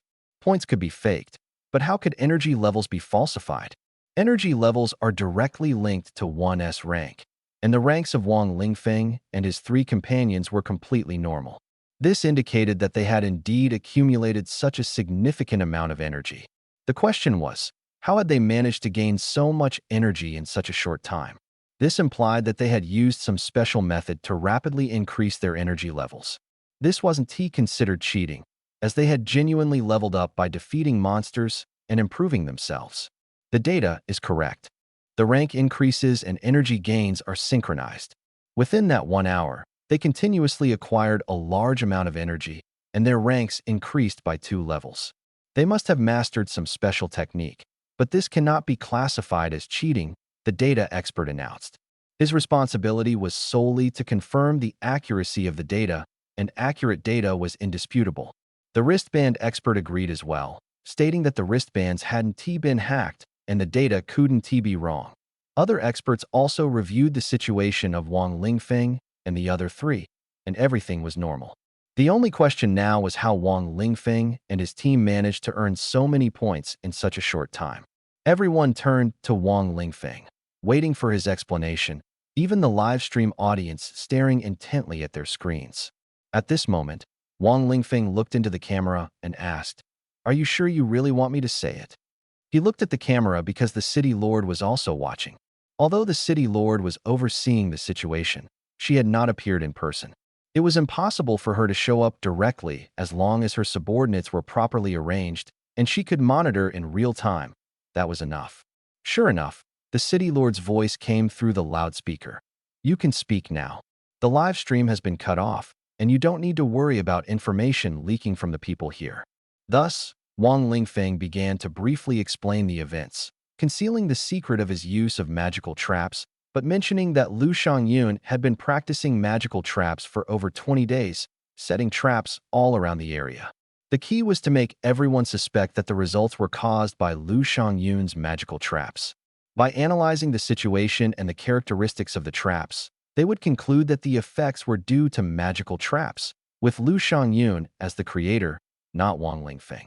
Everyone would think it was just a coincidence rather than a deliberate arrangement by Wang Lingfeng. However, before that, there was still one issue to address. Magical traps? What are those?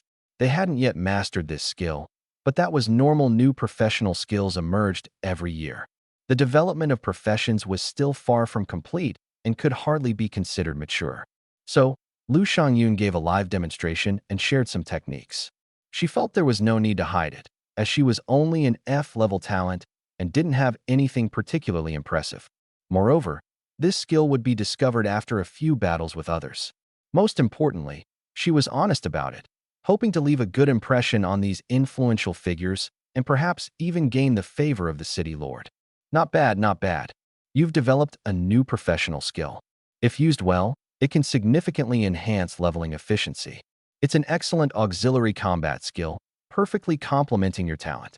Did your talent inspire you to combine magic with traps?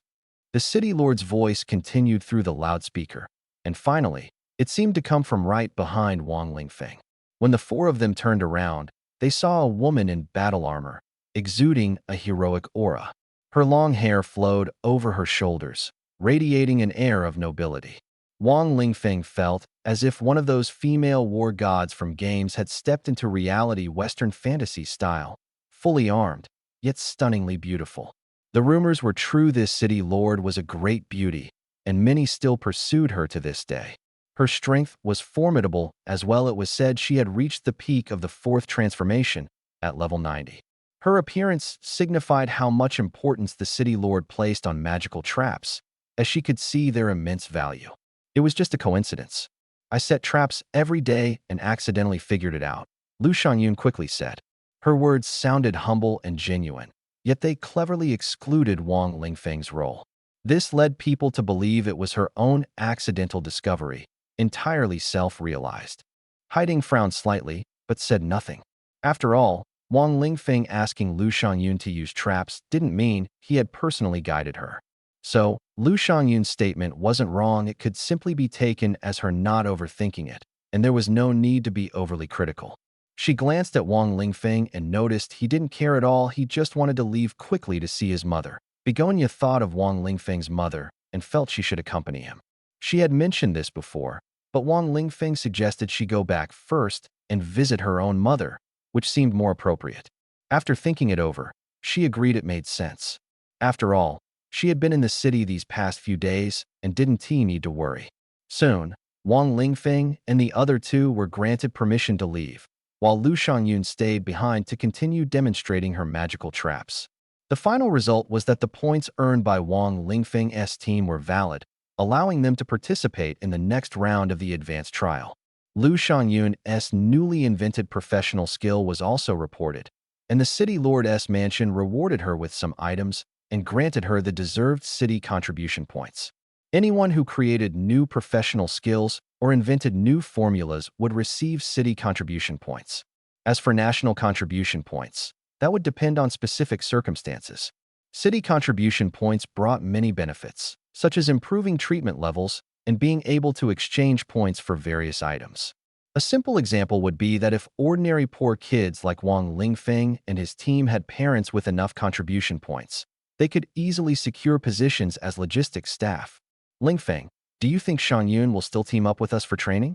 Begonia suddenly asked as the three of them left the city lordess mansion. No, she'll have someone to take her. Teaming up with us would be a waste of her talents. Her skills are better suited for stronger teams.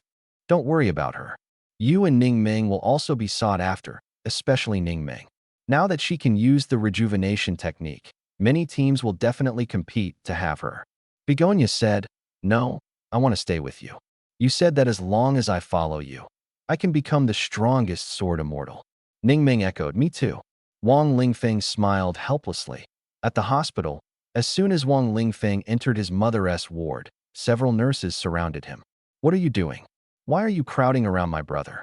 If you want money, just say, so we'll gather it slowly. A girl of about 10 stepped forward to shield Wang Lingfeng.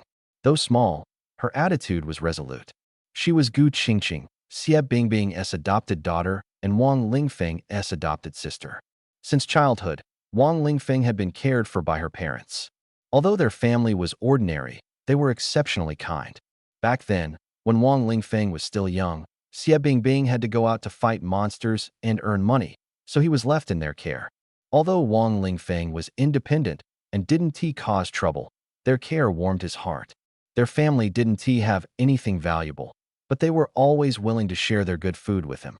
Gu Qingqing, despite being so young, often came to take care of Xie Bingbing, which spoke volumes in itself. Qingqing, don't worry. These nurses are just here to talk to me about something. Wang Lingfeng pulled Gu Qingqing back, held her small hand, and smiled to comfort her. They said your godmother owes a lot of medical bills. They must be here to ask for money, Gu Qingqing said.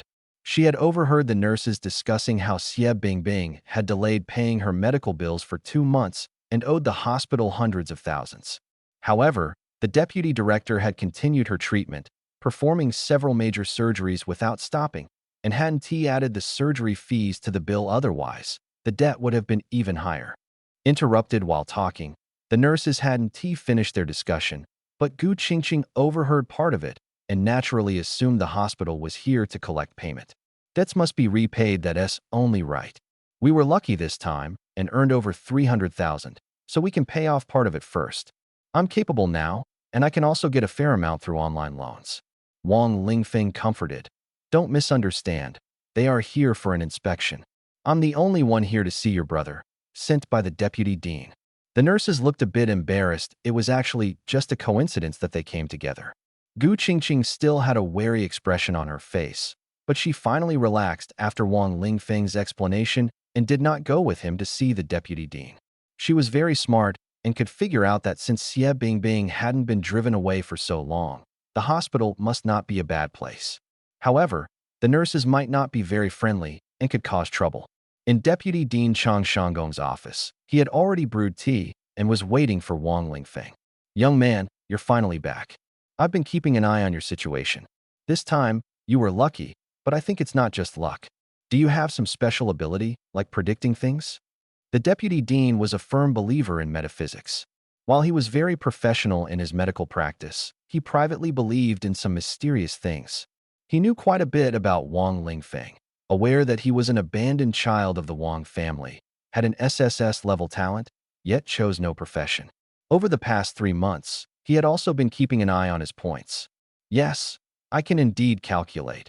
Wang Lingfeng nodded and admitted, which made the deputy dean a bit suspicious. He thought Wang Lingfeng admitted it too easily. Was he lying? Forget it. This isn't my concern.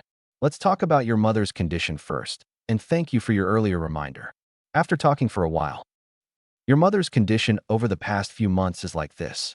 You can repay the money slowly. Money isn't the issue. The problem is her illness. I'm almost at my wit's end. She's been poisoned too deeply. The curse is very tricky, and there are at least 7 diseases entangled at the same time. The situation is extremely complicated. The deputy dean looked at Wang Lingfeng with an embarrassed expression because he realized he couldn't solve Xie Bingbing's illness. I've examined her carefully. It doesn't seem like something she got while training outside. Don't doubt it, I've also investigated, and it's definitely not the hospital's responsibility. The deputy dean smiled awkwardly, even feeling the need to clear his name. I know. She was sabotaged by someone. The curse, poison, and illnesses are all hard to deal with, like a math problem with no clues impossible to solve. Wang Lingfeng took a sip of tea, listening without surprise, which greatly astonished the deputy dean. He thought what Wang Lingfeng said made a lot of sense. Treating an illness is like solving a math problem. You have to find the root cause. Xie Bingbing's condition was too complex, and this problem was hard to solve. But why was Wang Lingfeng still so calm? However, I already understand the ins and outs of the matter. The problem isn't actually that difficult. We can solve it step by step. Wang Lingfeng stood up and cupped his hands in salute to the deputy dean. The deputy dean habitually accepted the gesture, feeling that helping people heal and earning respect was normal. But he was a bit puzzled. Did Wang Lingfeng really understand all the issues? We'll start with the poison. Detoxification is the first step. There are 7 types of poison in her body, and they interact with each other. They must be resolved all at once. It's not particularly difficult, as long as Wang Lingfeng then gave a detailed explanation. He went over the poison, curse, and illnesses affecting Xie Bingbing one by one. The deputy dean listened in shock and quickly grasped the key points, understanding what solving 90% meant. He didn't dwell on how Wang Lingfeng knew all this, especially since he himself couldn't figure out such details. He could only confirm about 30%. The rest were guesses or even unknowns. But now, the biggest problem is I can cure all other poisons and diseases, but I am powerless against the curse of eternal torment. No one in this world can break it. If this curse isn't resolved, all other efforts are in vain. The curse of eternal torment is very peculiar. It doesn't directly cause harm. However, as long as there are other diseases or poisons in the body, this curse will continuously activate and torment you repeatedly. Even if all other poisons and diseases are cured, as long as this curse remains unresolved, it will still torment you over and over again. The most that can be done now is to temporarily suppress it and prevent it from recurring. This is also why Wang Lingfeng hadn't rushed to tell Xie Bingbing the truth earlier. He wanted the deputy director to first resolve 90% of the virus curses, because this curse will inevitably erupt again, and each outbreak will be more intense. When that time comes, it will be unbearable. I understand. I'll handle this matter. You'll handle it. The deputy director was stunned by Wang Lingfeng's words. This is a problem that many top experts couldn't solve in their entire lives. And you say you can handle it? If you really can solve it, then becoming the deputy director won't be an issue for you. I'll even assist you. 5 days later, by Xie Bingbing's bedside stood Haidang and her daughter, who had come specifically to thank Wang Lingfeng and also to visit Xie Bingbing.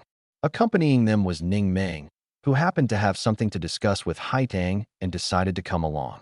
Today, Xie Bingbing's complexion looked good because the diseases and poisons in her body had been cured. However, the 3 waited for a long time but didn't see Wang Lingfeng. The reason was Xiaofeng has been studying potion making these past few days. I heard he's making rapid progress and will soon be able to prepare a potion suitable for me. Upon hearing this, Ning Ming immediately said, Boss Lingfeng is really learning potion making? I thought he was bluffing. I always felt that learning this was useless, just being our protective shield is enough. They actually still kept in touch with Wang Lingfeng. The 4-person chat group was still active. Wang Lingfeng would chat with them in the group, telling everyone what to prepare for their next outdoor upgrade. This time, the upgrade allowed them to freely take on tasks, with the goal of operating in areas around level 10. Their strength still needed improvement.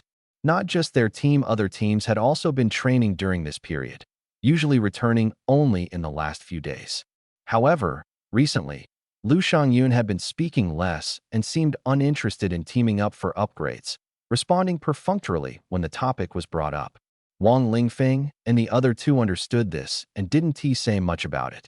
At this moment, they asked Wang Lingfeng in the group if he had time to come back. In the group chat, Wang Lingfeng replied, Can't leave. But if you really miss me, you can come to the potion building to find me. I'm on the 2nd floor, which is open to the public. Huangfu Haidang, who misses you? 10 minutes later, Haidang and Ning Meng had already arrived on the 2nd floor of the potion building. It was a large potion-making center, and the potion makers were busy working. Wang Lingfeng, however, wasn't inside but was outside, staring at the potion makers through the glass. Didn't you say you couldn't leave? I've been watching you for 2 or 3 minutes, and you're not busy at all. Who said I'm not busy? I'm studying. How can I help make potions without learning? Wang Lingfeng's words left Haidang speechless. It was indeed true. Haidang asked again, have you been staring here for 5 days? Almost 24 hours. It's not that long, about 20 hours or so. Pharmacists rarely work overnight. Well, you're so serious, it makes sense. Boss Lingfeng, is just watching really useful? Ningming didn't quite understand, thinking that just standing there and watching wouldn't teach Wang Lingfeng anything. Of course it's useful, very useful. Wang Lingfeng nodded, but didn't tell them that he had already comprehended alchemy. Initially, he learned pharmacy, but after observing more, his skills improved, and he also understood alchemy. Alchemy not only involves making medicine, but also refining and synthesizing various materials. These techniques are also used in the process of making medicine, which is why he mastered alchemy. These 5 days also confirmed one thing for him. He could simultaneously observe a group of people using skills, and his skill proficiency would increase rapidly. His comprehension was truly extraordinary. With so many people using skills together, his proficiency improved at an astonishing rate. On the first day, he comprehended pharmacy. On the second day, his skill level reached 300. On the third day, it broke through 500. On the fourth day, it reached 600, and on the fifth day, which is today, he comprehended alchemy, replacing pharmacy. He didn't lose any of the formulas he had learned. The effects of his medicine remained enhanced, and alchemy started from scratch, now at level 67. Although this crafting skill doesn't contribute much to combat power, logistical support is extremely important. If he were to showcase his pharmacy skills now, someone would definitely try their best to recruit him and prevent him from venturing outside. However, he couldn't reveal too much, or he'd be targeted, making it difficult to secretly learn others' skills. Ding ding ding. A message popped up in front of Ningming. Haidang, Lu Shangyun is looking for me again. Haidang frowned and looked at Wang Lingfeng, seemingly wanting him to handle it. She is looking for you, so just go. Wang Lingfeng said casually. Do you know why Lu Shangyun is looking for Ningming? You're telling her to go, aren't you worried? Haidang glared at Wang Lingfeng angrily and helplessly. She felt that Wang Lingfeng must not know the specifics, which is why he was so relaxed. It's fine, isn't it just recruiting people into her team? If it's suitable, it's fine. It'd be best if you go too, practice your swordsmanship more. Your swordsmanship will definitely be invincible in the future. Wang Lingfeng's eyes were fixed inside, his tone relaxed. Do you know who recruited her? It's Lu Ruyan. She and Wang Tung are inviting all the qualifying students from our school to form a team. I know, someone messaged me about it. Haidang was surprised by Wang Lingfeng's response, but upon thinking about it, it seemed reasonable. No matter what Lu Ruyan and Wang Tung were planning, the people around them would definitely want to step on Wang Lingfeng.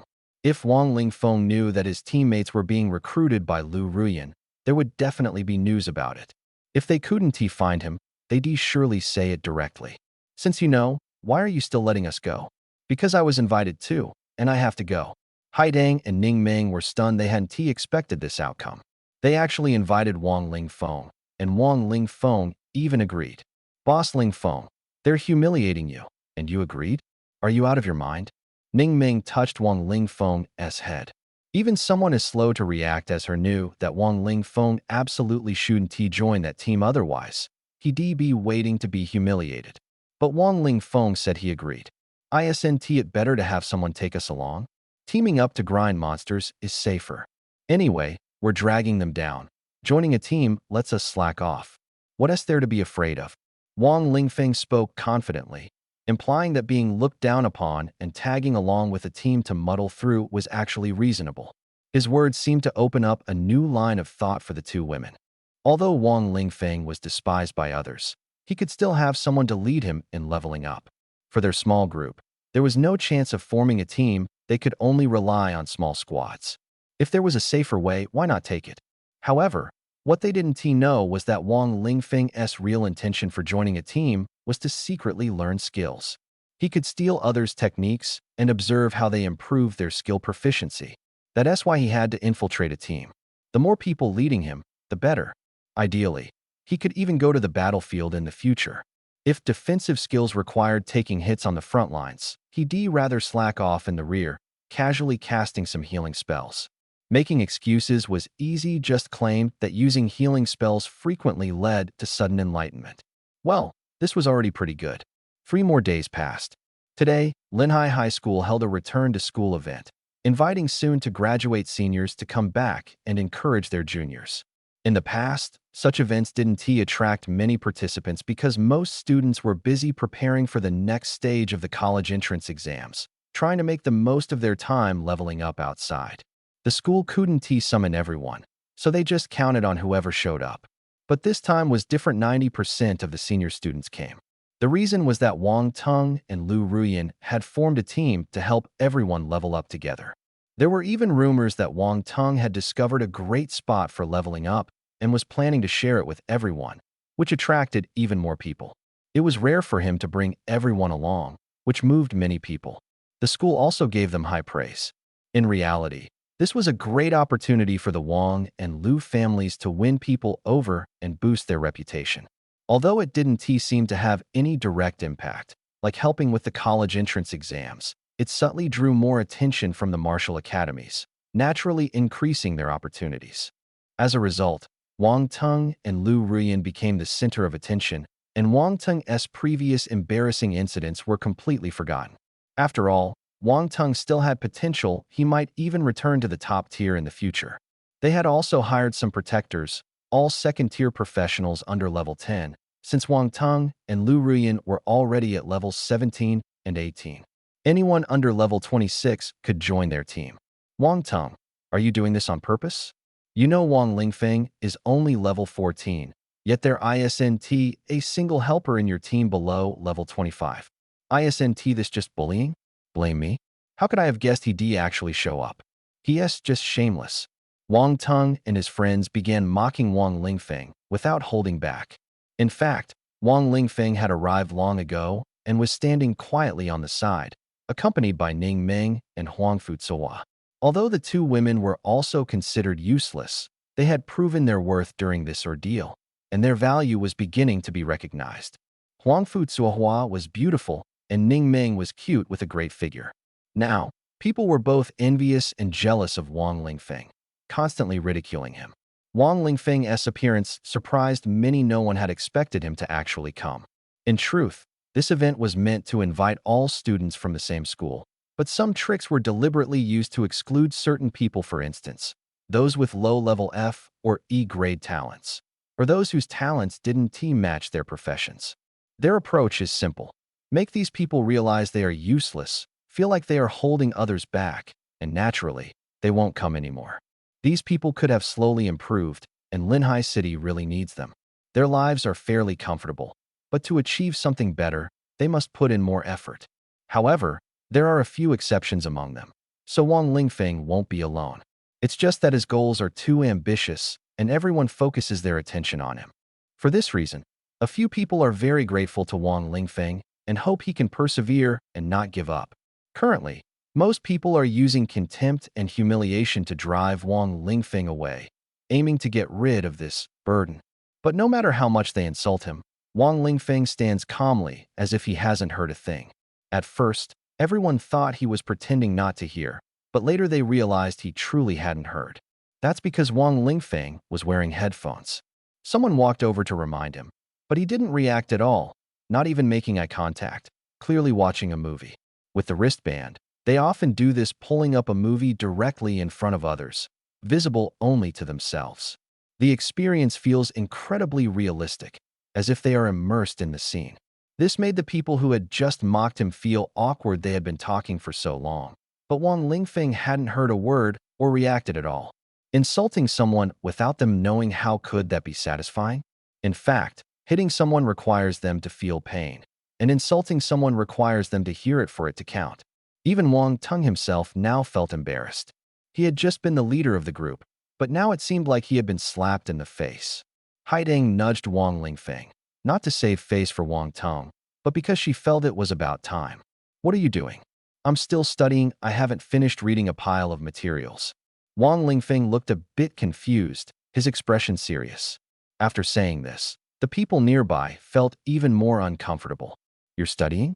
Be honest. Are you really looking at study materials, or are you pretending? Wang Teng, why are you looking at me? What happened just now? I really am studying. If you have something to say, go ahead and say it again. Wang Lingfeng appeared very earnest, as if he truly meant it. Actually, he really was studying. Recently, he had been learning a lot about potion making and naturally needed to read books and materials.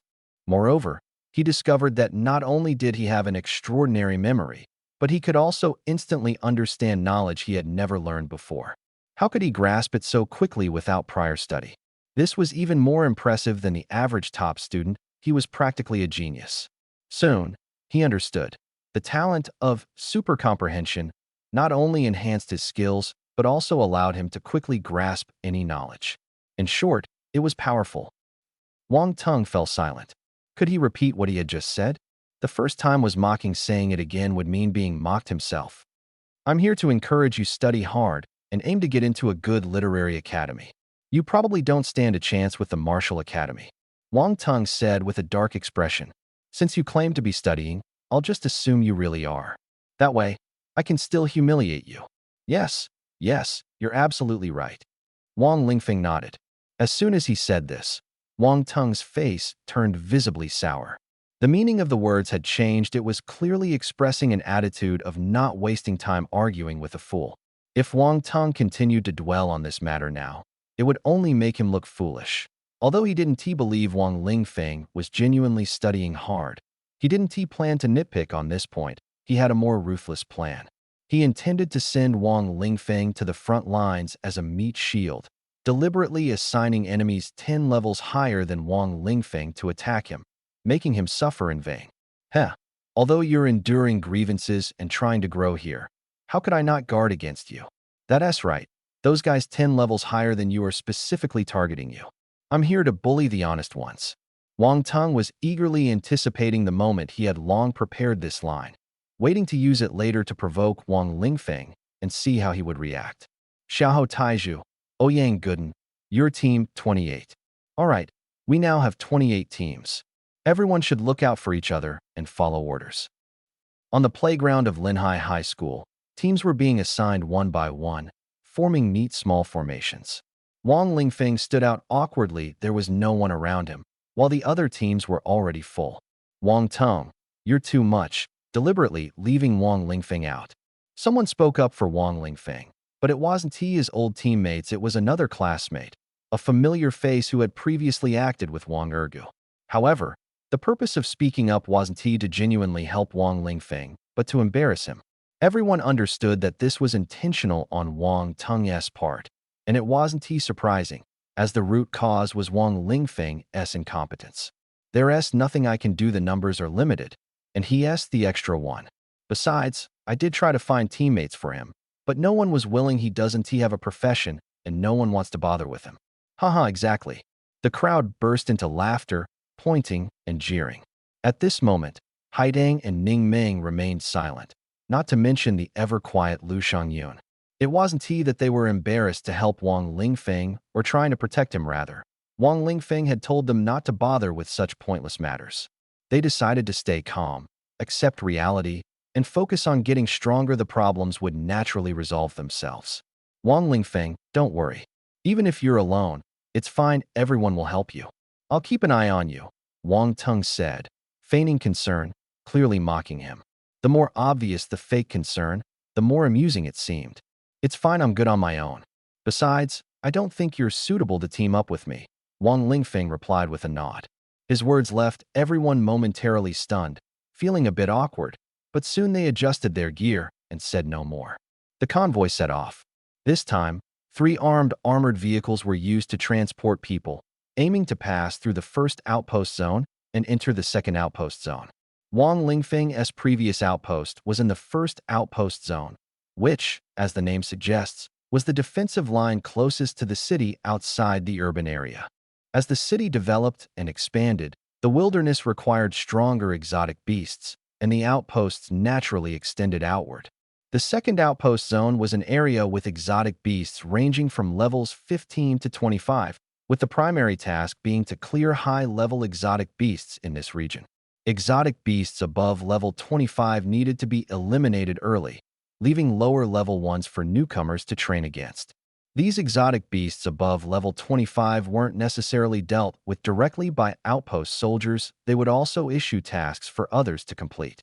However, such tasks were classified as D-level. Tasks involving levels 15 to 25 were considered E-level, while the ones Wang Lingfeng had previously completed were merely F-level tasks, including entry-level trials. The road between the first and second outpost circles is sparse, let alone safe. Many paths are untrodden wild trails. Therefore, regular buses cannot be used there, too large and poorly defended, making accidents likely. The armored vehicle drove along an abandoned asphalt road, occasionally encountering obstacles, but the vehicles ahead cleared the way. Although the journey was tense, nothing happened, and they arrived at their destination by 12:30 p.m. Upon arrival, the armored vehicles quickly deployed, and Wang Lingfeng saw a scene reminiscent of a red alert base appeared before his eyes. He had never seen anything like it and stared curiously at the three vehicles as they unfolded. He felt like a country bumpkin entering a big city. Fortunately, no one paid attention to him, otherwise he would have been ridiculed again. "Why aren't we heading directly to the outpost?" someone asked, echoing the doubts in many people's minds. "This is more efficient. We're here to kill alien beasts, not to visit the outpost. Don't you know that outpost missions can be remotely accepted via wristbands?" someone explained. Hearing this, many people felt so embarrassed they wanted to dig a hole and hide. The person added, "This is common knowledge. With internet support, outpost missions can indeed be accepted online. Some tasks don't even require acceptance, they can be completed and settled directly. Since we're here, we must be closer to the mission. Let me check, are these the tasks?" Everyone began searching for nearby missions. Tasks issued by the outpost are displayed on the map, and updating the map at designated locations reveals the latest missions. There were several tasks nearby, and after completing them, they could continue advancing in various directions. With proper route planning, they could even loop back to the nearest outpost. After understanding the missions, everyone was eager to start hunting alien beasts. "Brothers, I know you're excited, but don't rush. We'll be heading west next. The route has been sent to the group chat, check the messages. A reminder, only intelligence should be shared in the group, no irrelevant content. Otherwise, I'll kick you out without hesitation. All right, everyone spread out, but don't go too far. It's not about helping others, it's about ensuring you can respond in time if someone needs rescue." Wang Lingfeng, I heard you've always been at the forefront, tanking monsters. Today is no exception. I guess you don't need a team, right? You'll be at the front, and everyone will be watching you. The battle began, and Wang Lingfeng charged ahead, drawing the alien beast's attention. Nearby, there was a type of alien beast resembling monkeys, and one of the tasks was to clear them out to prevent them from causing chaos. As soon as Wang Lingfeng rushed forward, he attracted over a dozen monkey-like alien beasts. They wielded primitive sticks and quickly swung them at Wang Lingfeng. These monkey-like alien beasts were incredibly fast and numerous. Wang Lingfeng was soon struck by over a dozen sticks. At that moment, a dozen sticks simultaneously smashed toward Wang Lingfeng. Although he raised his shield to block many of them, several sticks still hit his body. Thud, thud, thud. Several sticks struck the ground heavily, kicking up a cloud of dust. Seeing this, everyone thought Wang Lingfeng was done for, surely dead this time. These monkey-like alien beasts were all around level 17 to 18, while Wang Lingfeng was only level 14. There was no way he could withstand so many attacks. He's doomed. This time, Wang Lingfeng is truly doomed. However, dying so easily felt unreal to everyone. Wang Teng was a bit disappointed. "Wang Lingfeng, oh Wang Lingfeng, I thought you were the kind of cockroach that couldn't be killed, but it turns out you're the kind that can be squashed with one stomp." Wang Lingfeng is doomed. Definitely. These gray-haired monkey monsters are about level 16, while Wang Lingfeng is only level 14. Can he hold on? He's just an unclassed fighter, relying only on basic defense techniques. He can't withstand so many attacks. Even if he uses a shield, he can't block attacks of this strength. This was the sentiment shared by everyone present. The teachers and students of Linhai High School were anxiously watching the live broadcast.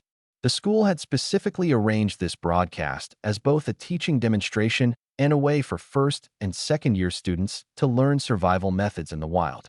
The school planned to compile these valuable lessons into teaching materials for easier learning. In fact, Wang Lingfeng had previously watched many battle recordings of third-year students. Some of the battles where the tide was turned were truly classic and essential for learning. Recently, he had even watched dozens of recordings at 64x speed, hoping to gain insight into skills. But clearly, he hadn't succeeded. He wasn't sure if it was bad luck or if skills simply couldn't be learned by watching recordings. He could only keep trying. Wang Lingfeng believed that his ability to quickly learn a few skills wasn't entirely due to his high aptitude, but more because of his innate, child of fortune, special talent bursting forth.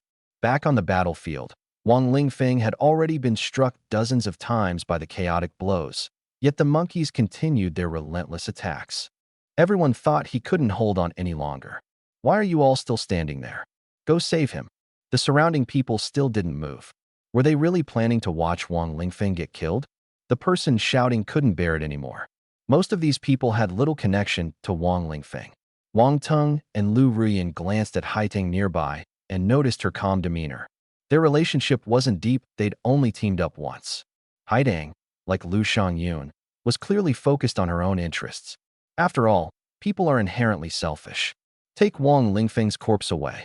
This time, the coordination was too poor. My command was for the tank to go first, but the support didn't follow up. Forget it. Pay attention next time, Wang Teng said.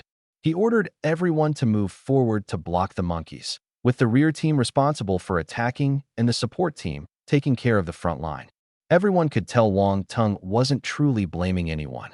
It was clear he actually wanted Wang Lingfeng to die. But since this was a public setting, no one was surprised. Strangely, when the front line rushed forward, they suddenly stopped. Everyone froze. They saw the dust settle, and Wang Lingfeng was still standing. Green light surrounded him that was the wood element magic rejuvenation, a skill of the druid class. At the same time, he was also using thorn technique, another wood element magic and druid skill. But these two moves alone couldn't explain why he was still standing. Even with rejuvenation, how could he withstand so many monkey attacks? Was his super aptitude basic defense technique really that strong? While everyone was still stunned, Wang Lingfeng was struck a few more times by the monkey sticks. Yet he didn't call for help, only blocking the critical damage. Could it be? Is Wang Lingfeng really this strong? I don't know if he's strong, but if this continues, he's definitely going to die. Are you guys really not planning to help him? With those words, the team members finally sprang into action. The live broadcast was still ongoing, and dragging it out for too long would harm their reputation. Unexpectedly, what was initially intended to humiliate Wang Lingfeng turned into his lifeline. Soon, under the team's combined attack, the monkeys fell one by one, while Wang Lingfeng didn't expend a single drop of energy. It turned out that Wang Teng had deliberately arranged for members at levels 24 and 25 to take action, each striking the monkeys only once. This way, Wang Lingfeng's energy wasn't consumed, but was instead transferred to others. Wang Teng had already prepared his explanation. I wasn't afraid you'd get into trouble, I was trying to save you. He had thought Wang Lingfeng would angrily confront him, but to his surprise, Wang Lingfeng ignored him, leaving him feeling stifled and uncomfortable. Why aren't you coming over? Aren't you mad at me for suppressing you? Fine. If you won't come, then I'll keep going. Wang Lingfeng, how are you holding up? You're only level 14, facing so many monsters above level 16, and yet you're completely fine. This question was quickly raised, and everyone was curious. Nothing much, just got used to being hit a lot, so I can take it. Wang Lingfeng's response left everyone speechless. So, basically, your defense is already incredible, right? What level is your basic defense skill now? Level 500, Wang Lingfeng replied. It was indeed level 500, though the skill had been replaced by a new one and was no longer leveling up. Level 500, as expected of SSS level super aptitude, but what a pity. The onlookers were all envious. In just 3 months, his skill had reached level 500. Even for the simplest basic skill, this speed was astonishing. 3 months of effort was equivalent to 25 years of progress for others. If they had such talent, their starting skill level would be at least 400. The bonuses would be terrifying. A level 500 basic defense skill could easily block attacks from level 16 monsters without any issues. However, while enviable, leveling up would become increasingly difficult later on. The level gap would also affect the skill's effectiveness. Therefore, no one thought Wang Lingfeng would have much of an advantage in the future. Now, people were even more dissatisfied with Wang Lingfeng's choice to remain unclassed, questioning him repeatedly. Why did you insist on choosing no class? Because of this, the subsequent rescue times were deliberately delayed, leaving Wang Lingfeng to watch helplessly as the beasts ahead beat him up. Sometimes, even after Wang Lingfeng had fought back for a full minute, they would lazily start taking action, moving slowly and without full effort, deliberately dragging out the time. As a result, Wang Lingfeng endured a brutal beating from the beasts for nothing. But what they didn't know was that Wang Lingfeng was actually hoping they would do this.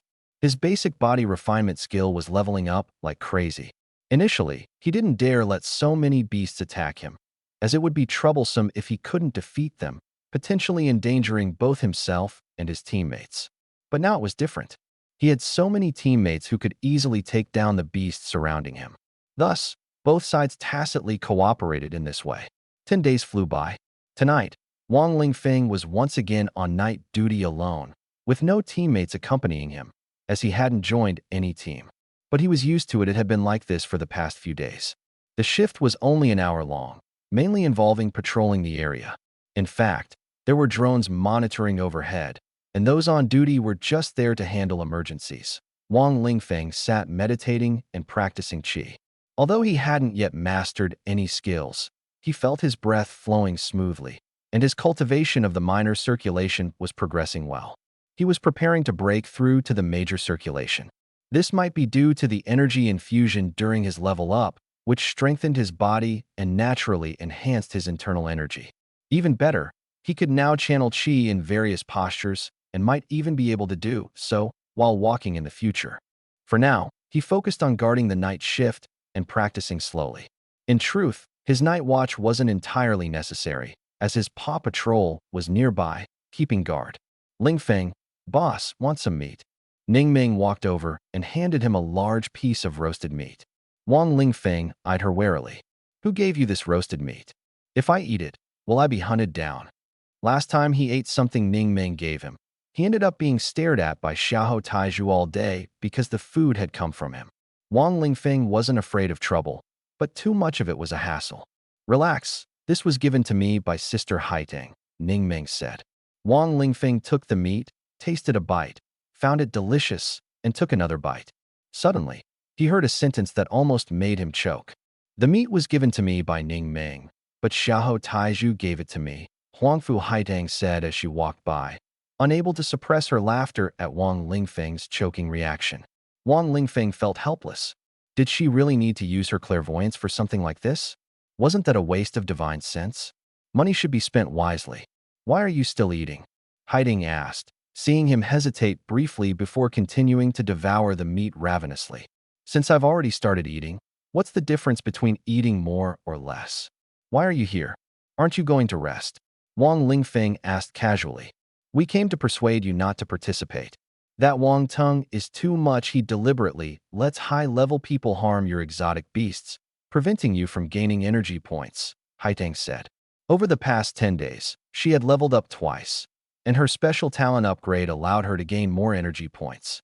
Under Wang Tung's leadership, the group had found many exotic beast packs, killed numerous beasts, and naturally gained energy points quickly. The lower-level members had all leveled up, except for Wang Lingfeng. It's fine, this works well for me. Levels aren't that important to me. What I want to improve are my skill levels. Fighting higher-level monsters increases proficiency more, Wang Lingfeng said as he continued eating, his mouth glistening with oil, his movements hearty. He was practically made for food streaming. Haiding looked at him and felt convinced. Since teaming up with him, Wang Lingfeng indeed hadn't cared much about leveling up otherwise. He wouldn't have remained at level 14. But what's the point of only improving your defense skills? Are you planning to join the military? It's useless. Without attack power and speed, you're just a rock that enemies can easily bypass. More importantly, are you planning to continue participating in the college entrance trial? At this rate, you won't pass the next round, Haitang reminded him. The personal trial after the college entrance exam assessed various abilities, and focusing solely on defense couldn't neglect attack and agility. No one would waste time fighting a rock. No problem. My attack power isn't bad, and my agility is decent too. When fighting exotic beasts, my movement is quite nimble, Wang Lingfeng admitted. His agility had been steadily improving and had already reached over 200 levels. However, others saw him fighting exotic beasts with minimal movement and assumed he wasn't dodging, so no one thought his agility was good. In reality, he could observe others' movements, and his daily walking practice and swordsmanship training also enhanced his agility. His basic agility had already reached level 570, and he was close to unlocking a new skill. Apart from basic body refinement techniques that required personal effort, other skills were being trained with assistance. The benefits of being in a team were numerous, so next time, he would follow the team as well.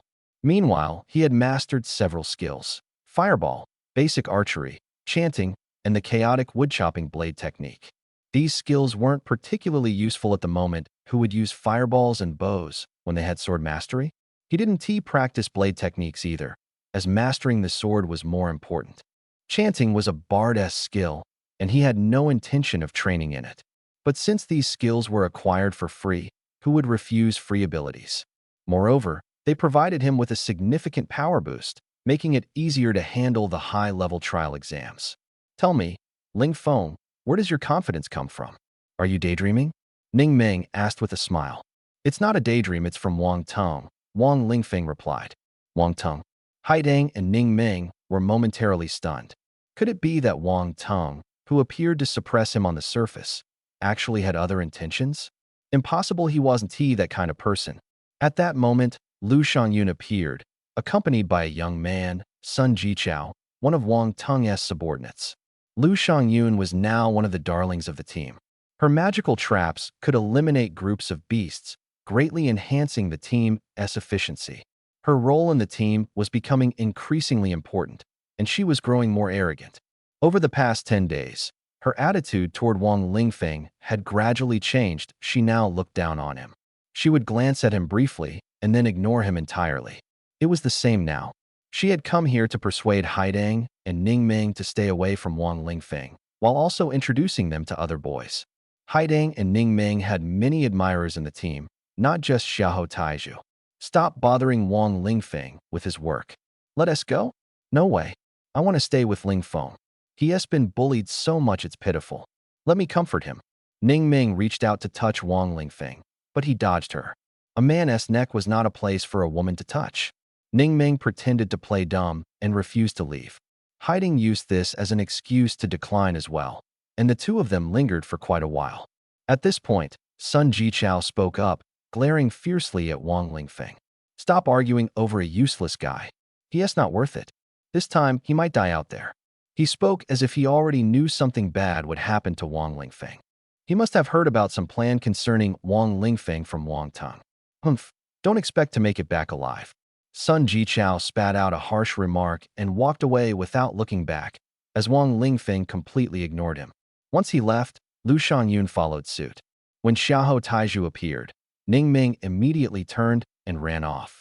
Although Haidang had a few admirers around her, none of them dared to interfere, so they all stayed where they were and continued chatting with Wang Lingfeng. It seems Wang Tong still wants to kill you. What are you going to do? How can you think that about Wang Ting?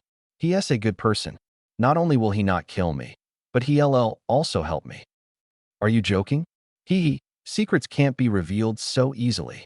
Wang Lingfeng replied with a mysterious smile. Haidang was utterly confused and was about to press him further when he interrupted her. Have you noticed that we've been fighting monsters in the same area for the past few days? Why are there so many beasts here? I don't know. Do you? Haidang asked curiously. Of course I know, but what? Secrets can't be revealed. Soon, Wang Lingfeng's night shift guarding duty ended, and the two went back to rest. Over the next few days, everyone continued to focus on that spot to hunt beasts. Haiding also noticed that this team was indeed centered around one location for fighting monsters. These beasts all emerged from there, and their sheer numbers were truly puzzling. What exactly is hidden here? Apart from Wang Teng, only Wang Lingfeng knew the truth. It was a secret realm that Wang Teng had unlocked using a secret realm key. He originally planned to sneak in and explore alone, but unexpectedly brought a relic into the real world. There are 3 ways to open a secret realm. Some lead directly to another dimension, some pull things from another dimension into this one, and some combine both. Wang Teng's secret realm was the latter type. The relic was transported here, and inside it was a smaller secret realm. This small secret realm wasn't large, but its time flow was accelerated, causing beasts to appear continuously. The beasts being hunted now were coming from there. Wang Teng had to organize a team to kill them and collect energy to charge the relic and enter the small secret realm. The task of collecting energy could only be completed by players below level 20. So he had no choice but to return to school and form a team. To be clear, he had initially planned to keep it all to himself, not even bringing Lu Ruyin along. 3 days later, Wang Teng led the team to the relic. He pretended to be surprised, just like everyone else, as if discovering it for the first time. Wang Lingfeng, however, thought his acting was terrible, stiff, and awkward. But this wasn't a movie. The camera wouldn't stay focused on one person, so no one noticed his pretense. Why doesn't the map show this relic? Why didn't the drone detect it? The livestream can't broadcast it either. It seems we've entered some kind of barrier. I get it now. This must be something from another dimension. Maybe a spatial rift brought it here, and it's filled with energy. Exactly, ordinary camera equipment can't capture things from another dimension. Now even communication with the outside is cut off. Only our wristbands can connect us. This is the first time I've encountered something like this. I was just chatting with my girlfriend, and suddenly the connection dropped. Will she think I hung up on her? I'm doomed. Everyone discussed while testing the wristband communication. This communication system had been researched for a long time before being installed. Each wristband was an independent transmitter, capable of relaying messages within a kilometer if there were other wristbands nearby without obstructions. As long as they didn't enter a signal-blocked area, they could generally stay in contact with each other. Stop chatting. What's the deal with this relic? Should we explore it or retreat first? This was the key question. Everyone knew nothing about the relic, only that it was filled with stone structures, with a small mountain in the center and an unknown building covered in plants atop the mountain. Of course, we should explore. It seems like players above level 20 can enter, which means this is a secret realm for those below level 20. Our levels are just right. Exactly. With so many of us, even if someone dies, it won't be me as a frontliner. I'm not scared. They ultimately decided to let assassins and similar professions scout ahead, but they wouldn't stray too far from the team. Once safety was confirmed, the rest would follow. Everyone was most afraid of encountering traps, but unexpectedly, the first trouble they faced wasn't a trap, it was their SA beast. A level 16 boss class Flamecrest serpent. Should we go for it? In the middle of the road, a black serpent coiled up, with a massive crest-like structure on its head. Its scales emitted an aura of fire elements. Of course, we fight. Everyone was eager to try. Although the level 20 experts were absent, most of them were above level 16, more than capable of handling this level 16 boss. Wang Lingfeng, go? Don't go. Wang Teng ordered Wang Lingfeng to charge, but Ning Ming stopped him, thinking it would be a death sentence. A level 16 boss's attack power was equivalent to that of a level 22 beast, with even stronger defense and health. Boss skills were often formidable, and the most feared ones could kill in a single strike. Wang Lingfeng was only level 14, making the risk too high. Wang Lingfeng, are you scared? It's fine. Just say you want to go. After all, you're too weak. Before Wang Lingfeng could respond, Sun Zichao sneered sarcastically, provoking anger. Nearby, Lu Shangyun glanced at Wang Lingfeng, but said nothing.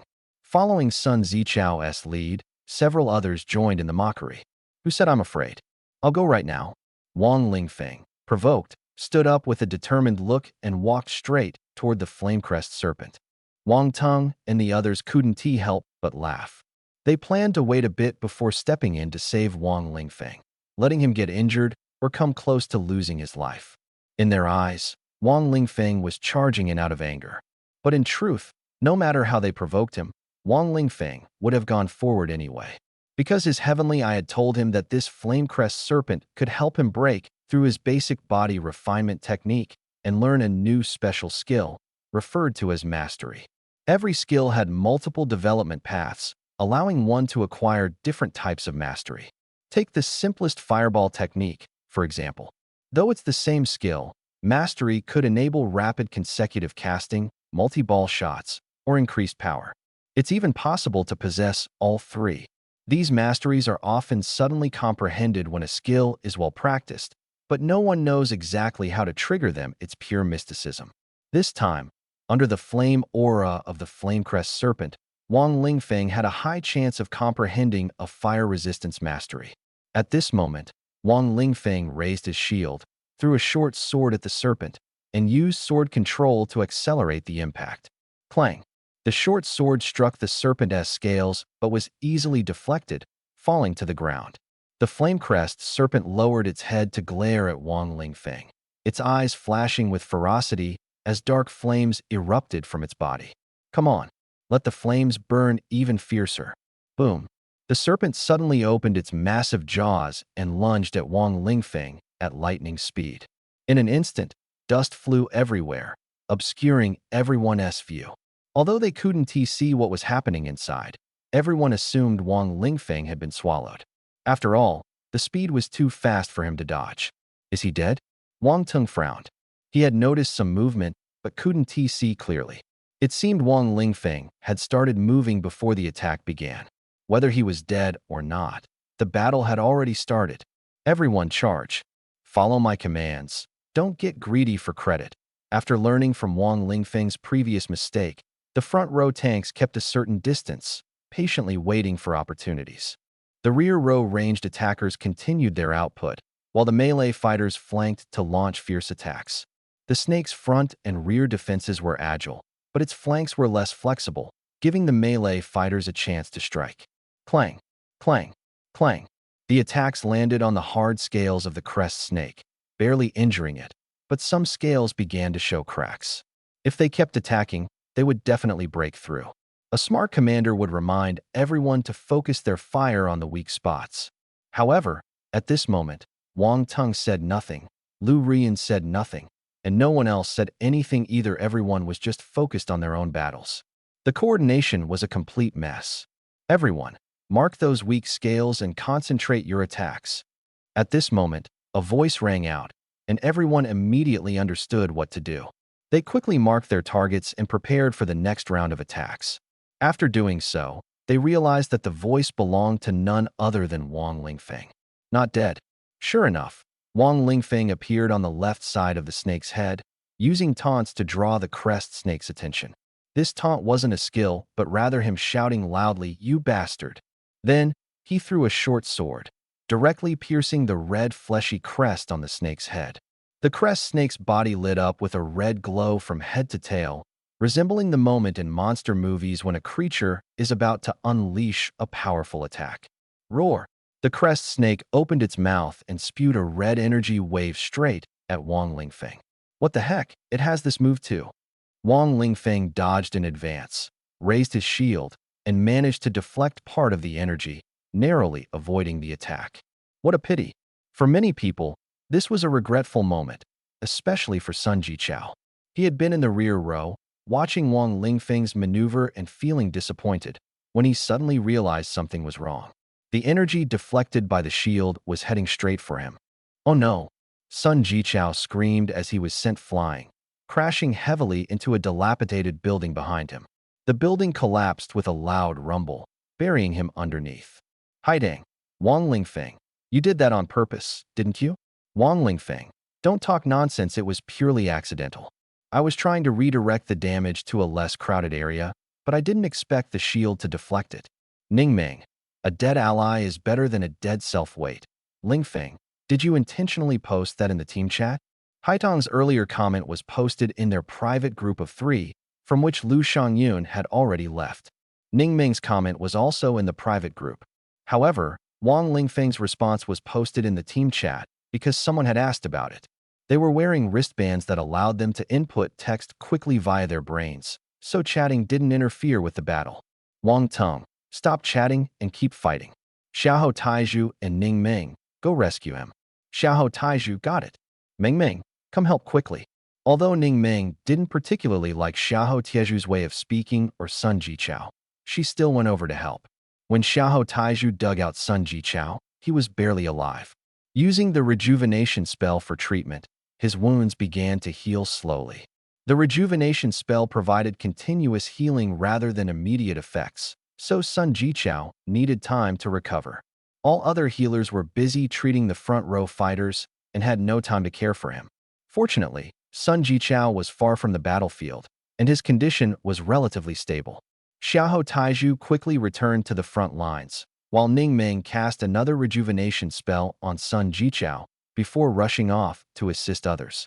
By this time, the battle was nearing its end. After using its ultimate move, the crest snake's strength had noticeably declined, and the flames it spewed were much weaker. The fighters felt less burned, and with continuous healing, their health barely dropped out. Of course, being hit would still cause injuries. At this moment, Wang Lingfeng became the primary target of the crested snake's attacks.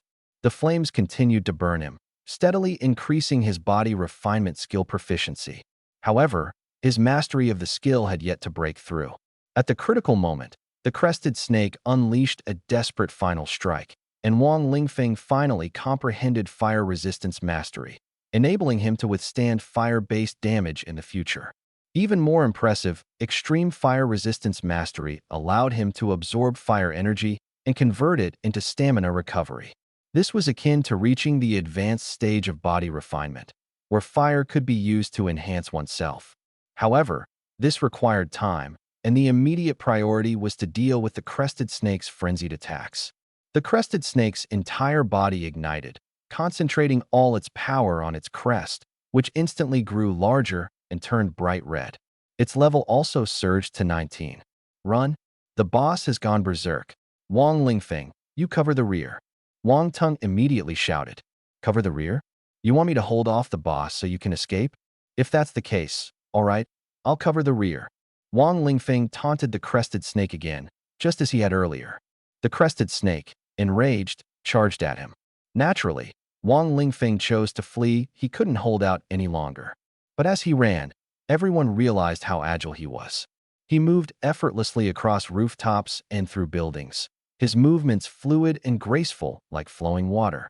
Although his speed wasn't the fastest, he cleverly utilized the terrain and his smooth movements to maintain a consistent distance from the crested snake. By this time, Sun Jichao had somewhat recovered. Watching Wang Lingfeng's effortless movements, he screamed internally, catch him, kill him for me. Just then, he suddenly noticed Wang Lingfeng changing direction, heading straight toward him. Damn it, don't come over here. Sun Jichao was on the verge of despair as Wang Lingfeng leaped over his head, leaving the crested snake to slam him into the ground. Sun Jichao's combat suit was torn to shreds. Finally, the crested snake's berserk state ended, and it collapsed, dead. Sun Jichao was also done for, completely finished. Boom! Another boss fell at the team's feet. This was the 5th boss-level beast they had encountered in the ruins.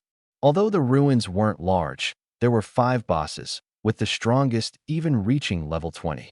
Wang Teng, Lu Ruyan, and the others had barely managed to defeat them after much effort. If they had to do it all over again, they definitely wouldn't be able to win. The team began to rest. This battle had left several members severely injured, and these injuries wouldn't heal quickly.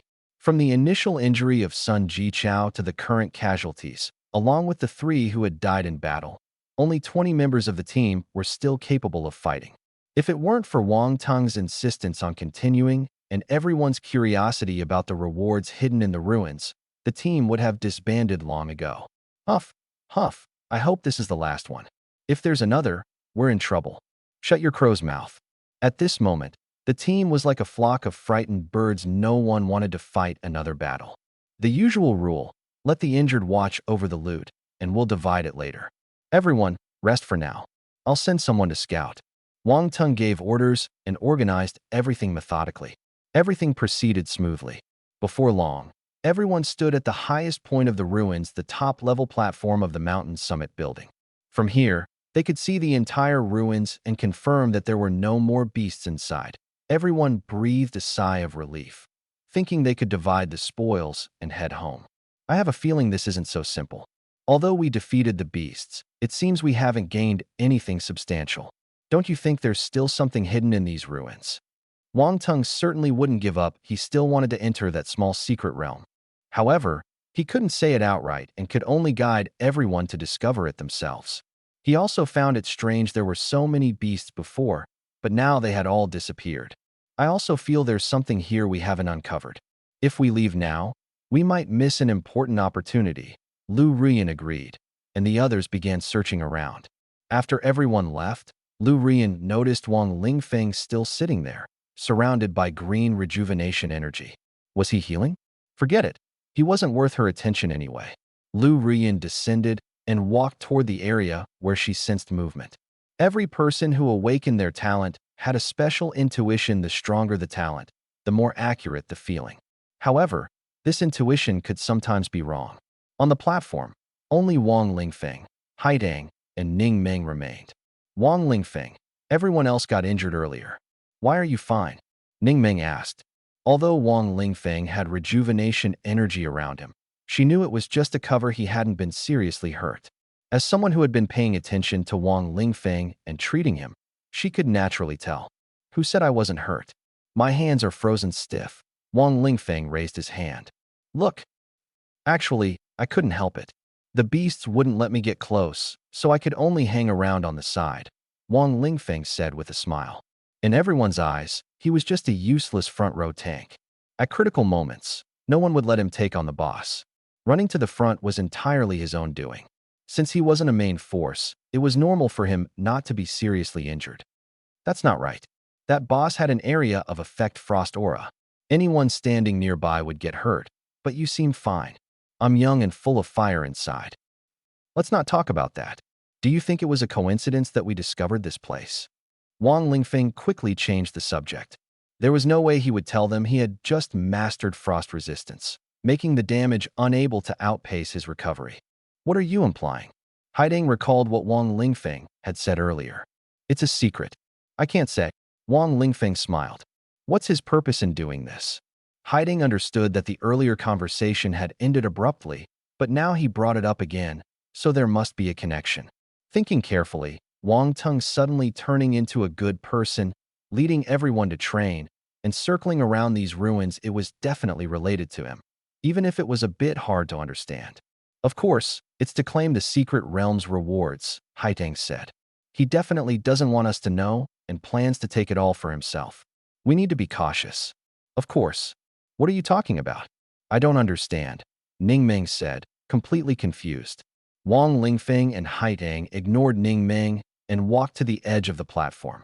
Have you noticed that the bosses we killed seem to have a connection to their original locations? Could it be that they evolved into boss-level creatures due to certain reasons nearby? Wang Lingfeng didn't use his wristband to send messages. He spoke directly, perhaps just trying to show off. Look at these buildings. They seem to form some kind of formation. If we dismantle this, and this, the path will open up, turning into a formation called the Blood Moon Sacrifice Formation. Wang Lingfeng pointed downward and continued explaining to Haidang, while Ning Meng nodded beside him, full of admiration. At this moment, Wang Tung suddenly appeared next to Wang Lingfeng and saw that he had already integrated the Blood Moon Sacrifice Formation into the map of the ruins. Just as Wang Lingfeng had said, it was indeed a formation. Wang Tung smiled. I didn't expect you to discover this. Very well. In that case, he paused and waved his hand. Attack. Suddenly, 10 ninja assassins appeared around Wang Lingfeng and his group, their short blades aimed directly at them. These ninja assassins were far stronger than ordinary level 20 warriors, judging by their appearance. They were all second-tier professionals. No one had expected Wang Tung to have such powerful fighters hidden by his side. Run! I'll hold them off. Wang Lingfeng shouted loudly, blocking the 10 ninjas to allow Haidang and Ning Meng to escape first. His desperate protection moved Haidang and Ning Meng so much that they were on the verge of tears. My charm truly knows no bounds. But now is not the time to show off, as the ninja's blades were already aimed straight at his face. With Wang Lingfeng's strength, there was no way he could escape. He was bound to die under their blades. The 10 ninja assassins surrounded Wang Lingfeng from all directions, completely cutting off his retreat. Wang Ting noticed that there wasn't a trace of fear on Wang Lingfeng's face, which puzzled him. In such a situation, wouldn't an ordinary person be scared out of their wits? Even someone with strong mental fortitude would feel nervous and flustered, right? He must be pretending. Following Wang Lingfeng's gaze, Wang Ting looked at the dog behind him. The dog had been injured earlier while trying to help Wang Lingfeng fend off the assassins. Now, Wang Lingfeng was left without any support. He was doomed. Killing Wang Lingfeng had always been part of Wang Teng's plan. The reason he chose to act now was to prevent Wang Lingfeng from revealing the secret of the Blood Moon sacrifice formation. If Wang Lingfeng spoke up, others would start to suspect and wouldn't follow the sacrificial process as Wang Teng had designed. Wang Teng's goal was clear. He wanted to sacrifice everyone and even trick them into believing he was also a sacrificial offering. This plan had to remain confidential. No one could know it was a sacrificial formation. That's right. He intended to sacrifice everyone below, including Lu Ruyan. She was just a woman with an A-grade talent, easily replaceable. Besides, he planned to abstain from desires for decades, so why keep a woman around? Over the past 3 months, he had felt that Lu Ruyan looked down on him, even mocking him for not being a normal man. This had twisted his psyche. Wang Teng was inherently self-centered, unlike someone like Xiahou Taizhu, who was a sycophant. Therefore, sacrificing Lu Ruyan seemed perfectly normal to him. Simply put, his goal was to kill Wang Lingfeng and then sacrifice everyone. Although Ning Meng and Haidang had already escaped, no one would believe their words. Wait, they still had sycophants backing them. Damn it. Fortunately, Wang Teng still had his assassins, who had been arranged by his mother. He himself didn't even know he was a bastard, thinking these ninjas were simply skilled professionals and not necessarily Japanese. Anyway, the ninja profession was useful. That was the main point. Back to the main topic. Despite being in a perilous situation with no way to escape, Wang Lingfeng remained calm and composed. This surprised Wang Teng, and what he didn't expect was boom. Wang Lingfeng suddenly shouted. Everyone froze, wondering what was going on. Immediately afterward, they saw several magical traps suddenly appear around Wang Lingfeng and explode instantly. Flames spread out, engulfing everyone. This was an indiscriminate attack, and Wang Lingfeng himself was affected, but he had the rejuvenation spell on him, likely cast by Ning Meng before she left. After the explosion, half of the 10 ninja assassins vanished in an instant. What happened? It was simple. Out of the 10 ninjas, only 4 were real, while the others were clones. These clones could also attack, and although their attack power wasn't high, they were already formidable against someone like Wang Lingfeng, who was level 14. The 4 ninjas hesitated for a moment before quickly pulling out a handful of shurikens, known as meteor darts. The meteor darts flew toward Wang Lingfeng from all directions, leaving no room to escape. However, Wang Lingfeng had no intention of dodging. He used his shield to block most of them, though quite a few darts still hit him. The 4 ninjas and Wang Teng were delighted, thinking that Wang Lingfeng must be seriously injured this time.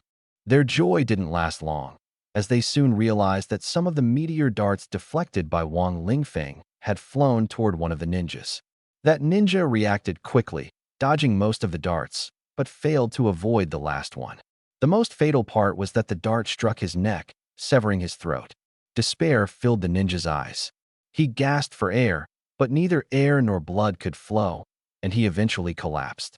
He was unwilling to accept this. This fragile level 20 class had its throat slit, leaving him on the brink of death. If he had a higher level or stronger defense, he might have been able to recover with medicine, but not in his case. Was this a coincidence? Wang Teng froze.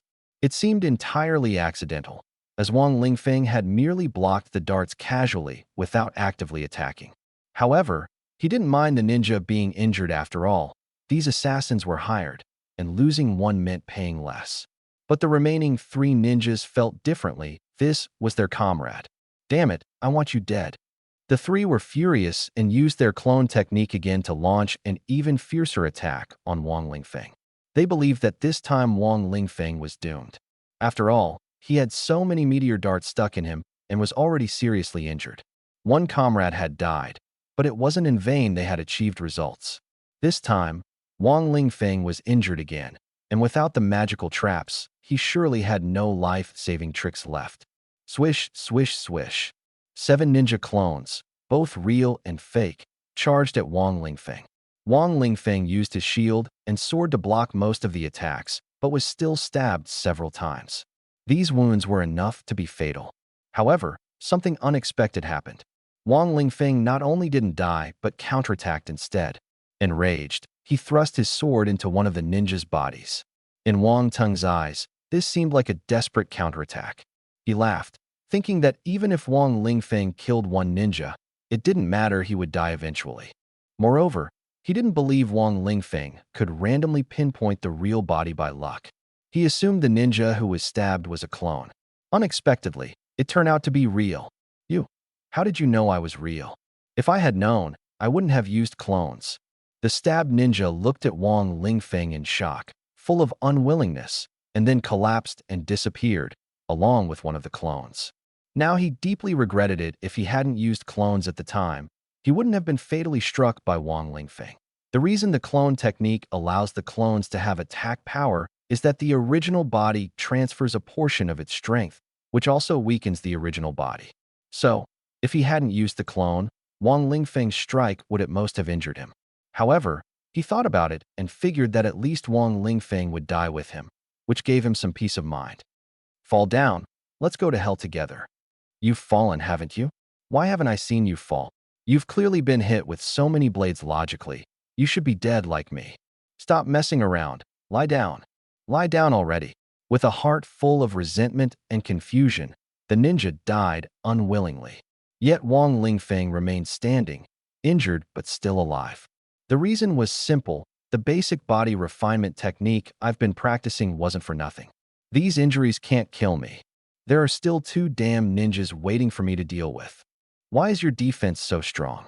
How did you know that was the real one just now? The 2 ninjas stepped back a few paces, their faces full of disbelief. After all, Wang Lingfeng was only level 14, while the 4 ninjas were level 20, second tier. 2 of them had already suffered heavy injuries. First, Wang Lingfeng was hit by their meteor darts, then stabbed in the body, yet he still stood firm. The most shocking thing was that his wounds were healing rapidly. As Wang Lingfeng pulled out the meteor darts, he placed them into his pocket. Blood flowed from the wounds for a moment before quickly coagulating. His recovery speed was terrifying. Did you forget? I'm an SSS level talent. My defense skill has already surpassed level 500. Wang Lingfeng said with a smile, implying that his talent was beyond their reach. Wang Tung fell silent. He had thought Wang Lingfeng would be difficult to deal with, but he hadn't expected it to be this hard. He had sent 4 level 22nd tier ninjas to deal with Wang Lingfeng, a lineup strong enough to easily take down some minor bosses. Yet Wang Lingfeng had endured 2 heavy blows and even taken out 2 level 22nd tier ninjas, as if he had incredible luck. Do you think I'm particularly lucky? Well, I can't help it, that's just how lucky I am. Wang Lingfeng said casually, showing no intention of attacking, as if he were stalling for time. Attack quickly, his recovery is too fast. If we don't kill him now, it'll be even more troublesome later. Wang Tung saw the problem and immediately ordered the remaining 2 ninjas to charge forward while instructing the other ninjas to retreat. No matter what happened to the 2 women, Wang Lingfeng was the key. Wang Lingfeng had become the target, and everyone knew it. It wasn't surprising that someone wanted to kill him, nor was there any need to hide it. After all, killing and looting in the wild was common. Wang Tung could easily find excuses to explain the situation in the group chat. Wang Lingfeng wants to kill me. Haidang and Ning Meng were deceived by him, but he failed to kill me and instead started slandering me. Everyone, don't pay attention to them. After saying this, Wang Tung kicked Wang Lingfeng and his 2 companions out of the group, claiming they were sowing discord and suggesting everyone block them. People believed him, just as they believed Wang Tung would kill Wang Lingfeng. The reverse was also true. Back on the battlefield, Wang Tung commanded his team to restore their formation while mobilizing the ninjas. The ninjas once again used their clones to attack Wang Lingfeng. They didn't believe Wang Lingfeng could distinguish between the real and fake ones. This time, the clones appeared to confuse him. The clones would instantly retract, and the ninjas would charge at Wang Lingfeng with full force. They were convinced Wang Lingfeng couldn't identify the real body, leaving him defenseless. What if he gets lucky and picks the real one? That can only mean Wang Lingfeng is lucky, but it just adds a bit of difficulty. After all, it's impossible for him to easily defeat the ninjas. The last 2 times were purely luck. 5 ninjas surrounded Wang Lingfeng, moving quickly and closing in on him. Under normal circumstances, Wang Lingfeng could only use a decoy to break through, but if he encountered the real body, it would be trouble. Out of the 5 ninjas, 3 were decoys, so the probability of picking the real one was quite high. But Wang Teng wasn't worried. Even if Wang Lingfeng chose correctly this time, it would only deal with this move. There were more tricks to come. Sure enough, Wang Lingfeng chose correctly. He lowered his head, raised his shield, and charged forward. The decoys were knocked away and disappeared. He successfully broke through. But Wang Teng smiled not because he was happy Wang Lingfeng escaped, but because he knew new trouble was about to arise. Wang Lingfeng had forgotten one thing. Since he had chosen a decoy, the real body was still behind him, and now his back was wide open. Judging by his earlier performance, he had been hit twice in his blind spots, which were especially fatal. Now, as long as they attacked his defensive blind spots, he was bound to get hurt. The ninjas immediately launched their throwing stars. Whoosh, whoosh, whoosh. The throwing stars all hit Wang Lingfeng's body. Sure enough, his blind spots were unguarded. Wang Lingfeng's movements paused. His speed slowed. Wang Lingfeng's escape had no impact on him after all. Wang Lingfeng posed no threat to him. However, it wasn't long before he paid the price for this assumption. Wang Lingfeng, you look injured. Are you okay? I'm fine. How about you two? Are you hurt? Just a few minor injuries, but I recover quickly. Wang Lingfeng and the 2 of them were hiding in a secret chamber beneath the platform, a very safe location. Earlier, Wang Lingfeng had sent their position to them via message. Now that everyone could send messages, regrouping had become much more convenient. I know Wang Ting wants to kill you, but why does he want to kill us too? And how did those ninjas end up here? Haiding asked, her face full of confusion. Could it be to silence witnesses? But silencing witnesses couldn't be because of Wang Lingfeng's assassination. This matter was almost public knowledge, so there was no need to cover it up. Then, what exactly was here that required silencing? Wasn't the secret of this ruin already known to everyone? There must be something else hidden here, right? Haiding asked perceptively. Yes, definitely, Wang Lingfeng nodded. What exactly is it? Haiding pressed. How would I know? Only Wang Ting knows. Now, I think everyone is starting to suspect him. Does he really think everyone else is a fool? Wang Lingfeng could only analyze based on common sense. He couldn't directly reveal that he knew there was a small secret realm here, and that he still needed to find an opportunity to enter and seize Wang Teng's fortune. At this moment, Ning Meng, who had been staring blankly, suddenly asked, "What suspicion? Who's the fool?" The 2 fell silent. Wang Lingfeng took the opportunity to sit down and begin channeling energy to heal his injuries. Ning Meng cast a rejuvenation spell on Wang Lingfeng and then whispered a few words to Haitang. Meanwhile, the team outside had already repaired the formation and was preparing to begin the ritual. Because Wang Lingfeng had spoken in the group earlier, some people also suspected Wang Teng and had brought others back. Among them was Lu Ruyan. Although she had given up on Wang Lingfeng, she absolutely trusted his character and knew he wouldn't deceive everyone. If he had only deceived her and Wang Teng, that might have been understandable, but deceiving so many people, all of whom were his classmates, seemed unlikely.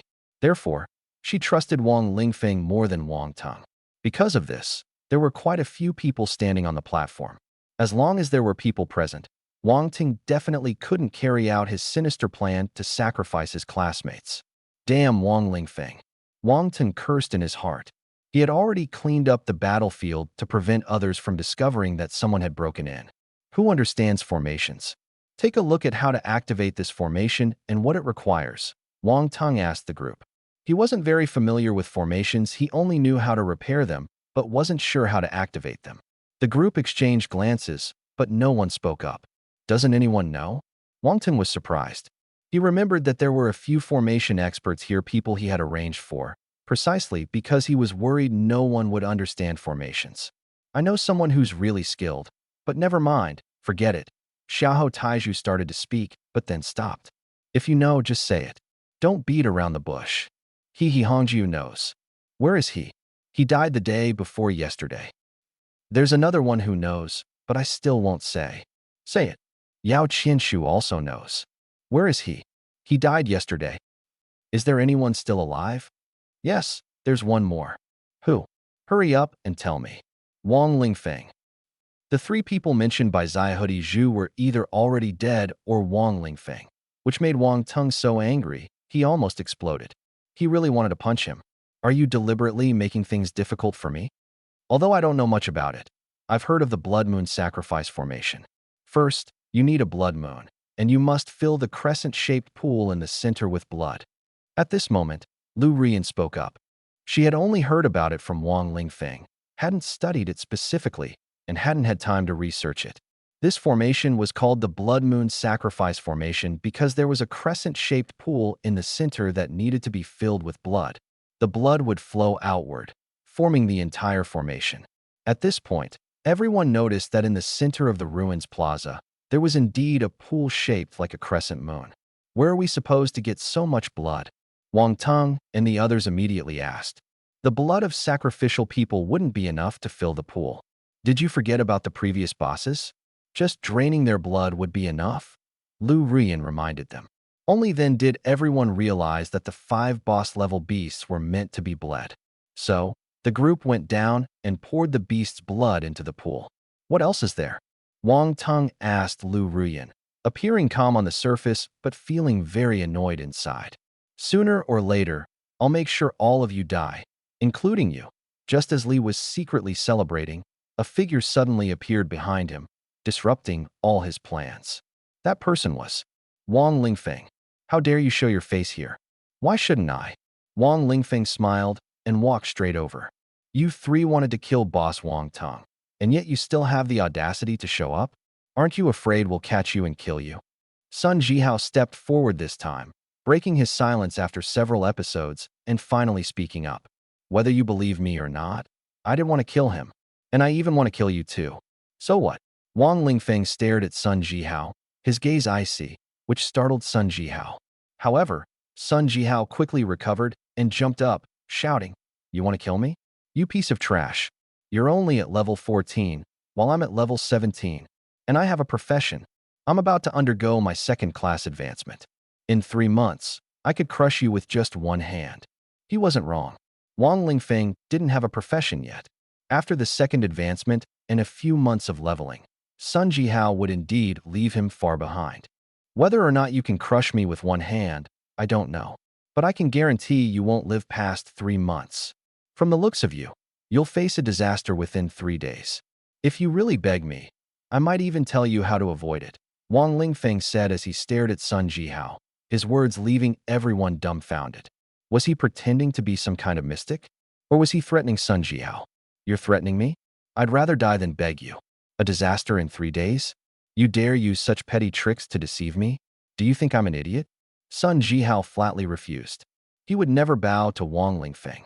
Little did he know, he had just missed his only chance to survive, and Wang Lingfeng would not say another word. If someone refuses to ask for help, should I be the one to beg them? Do you all want to open this door? Wang Lingfeng shifted the topic back, cutting off those who were eager to attack him. Sure enough, as he brought it up, everyone stopped caring about his intention to kill Wang Tung. Only Wang Tung himself remained furious. Everyone wanted to open this door, enter the secret realm, and seize the opportunities within. This could be their chance to change their destinies. Even Lu Rian was no exception. She too wanted to grab this opportunity. After all, an A-rank talent was not enough for her. Among ordinary people, an A-rank talent might make one a genius. But among the truly talented, a rank was far from sufficient. There were plenty of geniuses across the nation. This year's batch alone had several S ranks, and adding those from previous years made the numbers even more staggering. Thus, Lu Rian needed more resources and fortuitous encounters to truly stand out. Her gaze filled with anticipation, she asked, Wang Lingfeng, can you open this door? Her tone seemed to return to how it was when they were together in the past, which made Wang Tung, standing to the side, turned pale with anger. You two shameless dogs. I'll kill you both sooner or later. Wang Lingfeng, I want to see how you plan to open this door. The key is in my hand, and I won't let you take it. Wang Tung sneered. I can open it, but let me ask Wang Tung first. You brought everyone here. Do you have the key to the secret realm? Wang Lingfeng's gaze turned to Wang Tung, and those who doubted him also followed suit. No, I didn't know there was a secret realm here. Stop making things up. Wang Tung immediately denied, now brimming with confidence. The key wasn't on him, so even if they suspected him, they could search him to prove his innocence. When everyone arrived at the platform earlier, he pretended to leave, hid the key in a secret place, and even used a magic scroll to conceal it. No one present could find it. Are you sure you weren't the one who brought everyone here? If that's the case, everyone would thank you. Wang Lingfeng asked again, his expression meaningful, as if he had another intention. Was he trying to give credit to Wang Tung? Or was he giving Wang Tung one last chance to confess? Everyone was puzzled. Even Wang Tung himself wavered. No, he absolutely couldn't admit it. If he admitted it, others would think he was unwilling to share and only did so out of necessity. So, Wang Tung chose to continue hiding the truth. I wish I had the key too, and I wish everyone would thank me, but it wasn't me. Coming here was purely coincidental. If Wang Lingfeng hadn't discovered the formation first, I wouldn't have known about it at all. I think Wang Lingfeng might know something. He deliberately stayed on the platform and even wanted to kill me, just to take all the credit for himself. Wang Tung shifted the blame onto Wang Lingfeng, and this explanation gained the agreement of many people, some of whom simply followed the crowd. Since that's the case, I won't say much more. The key is right here on someone. Wang Lingfeng stared at Wang Tung, as if hinting, I know the key is with you. Haha, I knew you'd say that. Xiahou Taizhu, come search me. Wang Tung laughed, spreading his arms, ready for Xiahou Taizhu to search him. Everyone present believed Xiahou Taizhu wouldn't favor any side. At this moment, Wang Lingfeng shook his head and said, No need to search. I never said the key was on you. Are you saying it's on someone around me? Step forward and dispel the thought of killing me. If not, what should we do about this? It can't just end like this, right? Wang Tung laughed, thinking Wang Lingfeng really believed he would hide it on someone else. How foolish. If he hid it on someone else, wouldn't he be exposing himself? I never said it was on your subordinates either. Actually, the key is with me. I just picked up a secret realm key. Do you believe me? Wang Lingfeng said, preparing to take the key out of his pocket. How could it be such a coincidence that you found it? Wang Tung sneered. The key was hidden so secretly, protected by magic, no one could discover it. Wang Lingfeng didn't have that ability. However, when Wang Lingfeng took out the key, Wang Tung was stunned. How is this possible? Although his expression didn't change, the meaning and attitude behind it were completely different. At this moment, Lu Ruyan and others began to have some doubts. How did you find it? Wang Tung didn't understand, regained his composure, and pretended to ask curiously. But in his heart, he had already decided to make Wang Lingfeng pay the price. He had been hiding the truth all along, intending to keep this item for himself. Now that it was revealed, he couldn't keep it to himself anymore, and he couldn't even gain any reputation. Worse still, this reputation might be stolen by Wang Lingfeng. Actually, I didn't just pick it up. This is a treasure my parents left me, and I've always carried it with me. Initially, I planned to keep this secret realm for myself, but after thinking it over, for everyone's sake, I decided to take it out and share it with my classmates. Wang Lingfeng spoke generously. Beside him, Ningming clapped in support. Originally, it was yours, so wanting to keep it for yourself is understandable. Now that you've voluntarily taken it out to share, everyone will remember your kindness. Everyone expressed their opinions, believing that Wang Lingfeng's actions were very generous and that everyone would be grateful to him. But Wang Tung felt like spitting blood inside. That was my secret realm key. You should be thanking me. Wang Lingfeng, I truly hate you. No one paid attention to Wang Tung's inner voice. They only watched as Wang Lingfeng approached the secret realm's gate, ready to open it. Wait. Wait for what? Wang Lingfeng paused and, along with everyone else, looked toward the source of the voice Wang Tung. Wang Tung's face was dark, with a hint of unease. Don't you think it's strange for Wang Lingfeng to rush in like this? Could there be something wrong with this secret realm? As soon as Wang Tung spoke, He straightened his back, as this question was indeed worth considering. Sure enough, some people began to waver. No problem. If you have doubts, don't go in. I'll go first, Wang Lingfeng said as he opened the door. Before anyone could react, he rushed straight in. Following him were Haitang, Ning Meng, and Xiahou Taizhu, who had been tagging along with Ning Meng. Haitang trusted Wang Lingfeng, while Xiahou Taizhu was simply a follower. This left the others stunned. They had initially wanted to seize the opportunity, as being the first to enter often brought more benefits. But after Wang Tang's comment, no one dared to step forward. Wang Tang, are you and Wang Lingfeng in cahoots?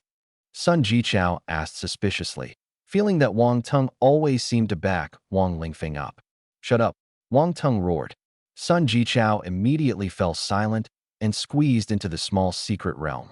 The others followed one after another. Wang Ting looked at the now empty platform and thought to himself that it seemed like he had it all to himself. Before long, he brought along some hired ninjas and sneaked in, instructing them to keep their distance and conceal their identities. If the opportunity arose, they were to eliminate everyone inside, especially Wang Lingfeng. All of you must die. No one touches what's mine. A sinister, cold smile appeared on Wang Tang's face. If anyone saw it, they would surely feel a chill and start guarding against him. Soon, Wang Tang entered the secret realm. Before him was a massive labyrinth, its structure complex, with overlapping upper and lower levels resembling a floating pavilion. From the outside, one could see the exotic beasts, traps, and the ultimate reward inside. Wang Ting quickly surveyed the area and discovered that the labyrinth had 7 paths. Each path contained small treasure chests, and after the 7 paths converged, there was a large treasure chest. He frowned, pondering how to have the ninjas quietly eliminate everyone inside. But doing so would inevitably leave traces. Denying it wouldn't hold up either. Moreover, Wang Lingfeng had previously mentioned having ninjas kill him. Now that the ninjas were here, it would be easy to arouse suspicion. How could he explain this? He looked around and noticed that Wang Lingfeng was no longer there. Upon closer inspection, Wang Lingfeng had already entered one of the paths and was battling an exotic beast on a platform. Beside him were Huangfu Haidang and Ning Meng. Having been ostracized earlier, they naturally stuck together. Their team also included Xiahou Taizhu, who had been following Ning Meng. Wang Lingfeng couldn't be bothered to deal with him. Wang Lingfeng had initially led his team into the second entrance from the left, with a simple reason. They were all the same, so the sooner they entered, the sooner they could claim the rewards. This reasoning was sound, but the others were still hesitating and ultimately had to choose their entrances at random. Wang Tang and Lu Ruyan remained teamed up. With their strong abilities, they supported each other. Their team remained mostly unchanged, except for one less person. Apart from Wang Lingfeng's team, most teams hadn't changed much. Wang Ting chose the middle path because he was the last to enter. It was unclear whether the secret realm had intentionally divided the paths into 7, corresponding to the 7 teams. Upon entering, they walked along a floating passageway. They could jump off the path, but not too far, as there were air walls restricting them. If they fell, they would be bounced back onto the path. This was part of the mechanisms designed for passing through. Ahead, a platform appeared, with a flock of bird-like beasts circling above. As soon as they saw Wang Tang and his group, they screeched and dove down. Their sharp claws and hard beaks looked terrifying. The battle began. Wang Tang's group quickly cleared out these beasts, but wave after wave of enemies kept appearing. The frequency of beast appearances here was extremely high. Forget treasure chests, these beasts themselves were treasures. They could be used for leveling up and collecting materials, making them more valuable than treasure chests. I say, you're SSS level genius. Why are you so slow? You used to charge ahead, but now you're hanging back watching. Wang Tang, taking a break, happened to spot Wang Lingfeng not far away and started mocking him. His voice carried far, and everyone nearby could hear it clearly. People glanced at Wang Lingfeng's team, which was indeed slower than the others. However, slow was relative upon closer inspection. Wang Lingfeng's monster-killing speed was actually very fast. Previously, it took 15 minutes to kill one beast. Now, it only took 3. The problem was that this time, the beasts appeared in groups, and his team lacked area attacks, so they had to kill them one by one. Wang Lingfeng ignored the taunts and continued fighting. The other teams didn't have time to mock either, as their progress was only slightly faster, still far behind Wang Tang's team. Soon, Wang Tang's team encountered their first mechanism puzzle, which was as simple as basic arithmetic. They easily adjusted a few mechanisms to solve it. After passing through, Wang Tang faced an unexpected choice. Congratulations! You are the first team to pass the first stage. You can increase the difficulty of the first stage for other teams. Would you like to do so? A voice rang out, audible to everyone. Seeing this choice, Wang Tang and the others were stunned. Could this really be used to create trouble for other teams? What are the benefits? Is there a penalty for not choosing? Wang Tang asked. No benefits, no penalties. It simply makes the challenge harder for other teams. The choice is yours. Upon hearing this, the other teams shouted, choose no. We're all in this together, don't pull this kind of stunt. That's right, Boss Wang Tang, you're our leader. Don't mess things up. We need to set a rule not to make trouble for others. Wang Tang smiled and immediately responded, don't worry, everyone. How could I possibly do something that harms everyone? Hearing this, the crowd finally breathed a sigh of relief. However, they were completely unprepared for what came next. Brothers, we're all in this together, and there's no benefit to this choice. So, of course, I'll choose increase the difficulty. I'm the first to pass the stage, and only I have the power to make you face a tougher challenge. This is my reward, why should I give it up? You'll understand later. Huh. Wang Ting chose to increase the difficulty, infuriating many who cursed him outright. Wang Tang, however, laughed and continued slaying beasts. If you've got what it takes, come catch up to me. Moreover, you've slowed down. Doesn't that mean I can steadily claim the final treasure chest? Isn't that a benefit? Ding. The difficulty of the first stage has been upgraded again. Suddenly, this line of text popped up in front of everyone, accompanied by a clear voice. These changes were all caused by the mysterious power of the secret realm, and no one could explain why. Just like the secret realm itself, no one could figure out how it actually worked. If one had to explain, it would be attributed to higher dimensional forces. Damn, Wang Tang, you're too ruthless. Wang Tang, you're way too much. This is just ridiculous. A wave of complaints erupted. Everyone was of similar age, and in situations like this, anyone would shout as long as someone took the lead. Clearly, many were dissatisfied with the sudden difficulty upgrade. If no one protested, Wang Lingfeng would definitely step up to lead the opposition. But just as the second team completed their task, I've been forced to face increased difficulty. How can I let others have it easy? That's unfair. And so the difficulty of the first stage was raised another level. Damn. Crap. What the hell? Immediately after, the third team had just started solving their puzzle. The difficulty of the first stage was raised yet another level. Meanwhile, not only was the third team solving puzzles, but another team was also working hard. At this moment, someone exclaimed, holy crap, why did our puzzle just restart? It turned out that if one team completed their puzzle and triggered a difficulty increase, the puzzles of other teams still solving would be reset. This made the competition even fiercer. The fourth team, the sixth team finally completed their puzzle. As a result, the difficulty was raised another level. Each team caused the difficulty to increase by one level. Although the difficulty wasn't extremely high yet, it had gone from taking 1 minute to solve to taking an hour. In the end, only Wang Lingfeng was left, and it was estimated he'd need over an hour. Everyone was curious about how difficult the challenge would be for Wang Lingfeng, the last one standing. Of course, while they were curious, they were also heading toward the second stage of puzzles. Along the way, the exotic beasts seemed to have grown stronger, slowing everyone down. If not for these obstacles, they would have completed the second stage long ago. Eventually, Wang Tang's team arrived at the mechanism for the second stage. Meanwhile, Wang Lingfeng hadn't even reached the entrance of the first stage. Wang Tang's subordinates began mocking Wang Lingfeng. Some people, frustrated by Wang Tang's behavior, redirected their anger toward Wang Lingfeng, as he seemed easier to bully. For most people, venting was simply about making themselves feel better, regardless of the target. Wang Lingfeng couldn't be bothered to deal with these people, he was too tired. If they were right in front of him, he wouldn't be able to resist throwing a few punches, as long as he had a chance of winning. But since they were far away, he wasn't in a hurry. He'd wait for the right moment to settle the score one by one. Haidang and Ning Ming would at most say a few words like "don't go too far," which posed no real threat. But Xiahou Taiju was different. Unexpectedly, he had a sharp tongue, cursing viciously with words so foul they'd be banned in books, yet he could spew them effortlessly.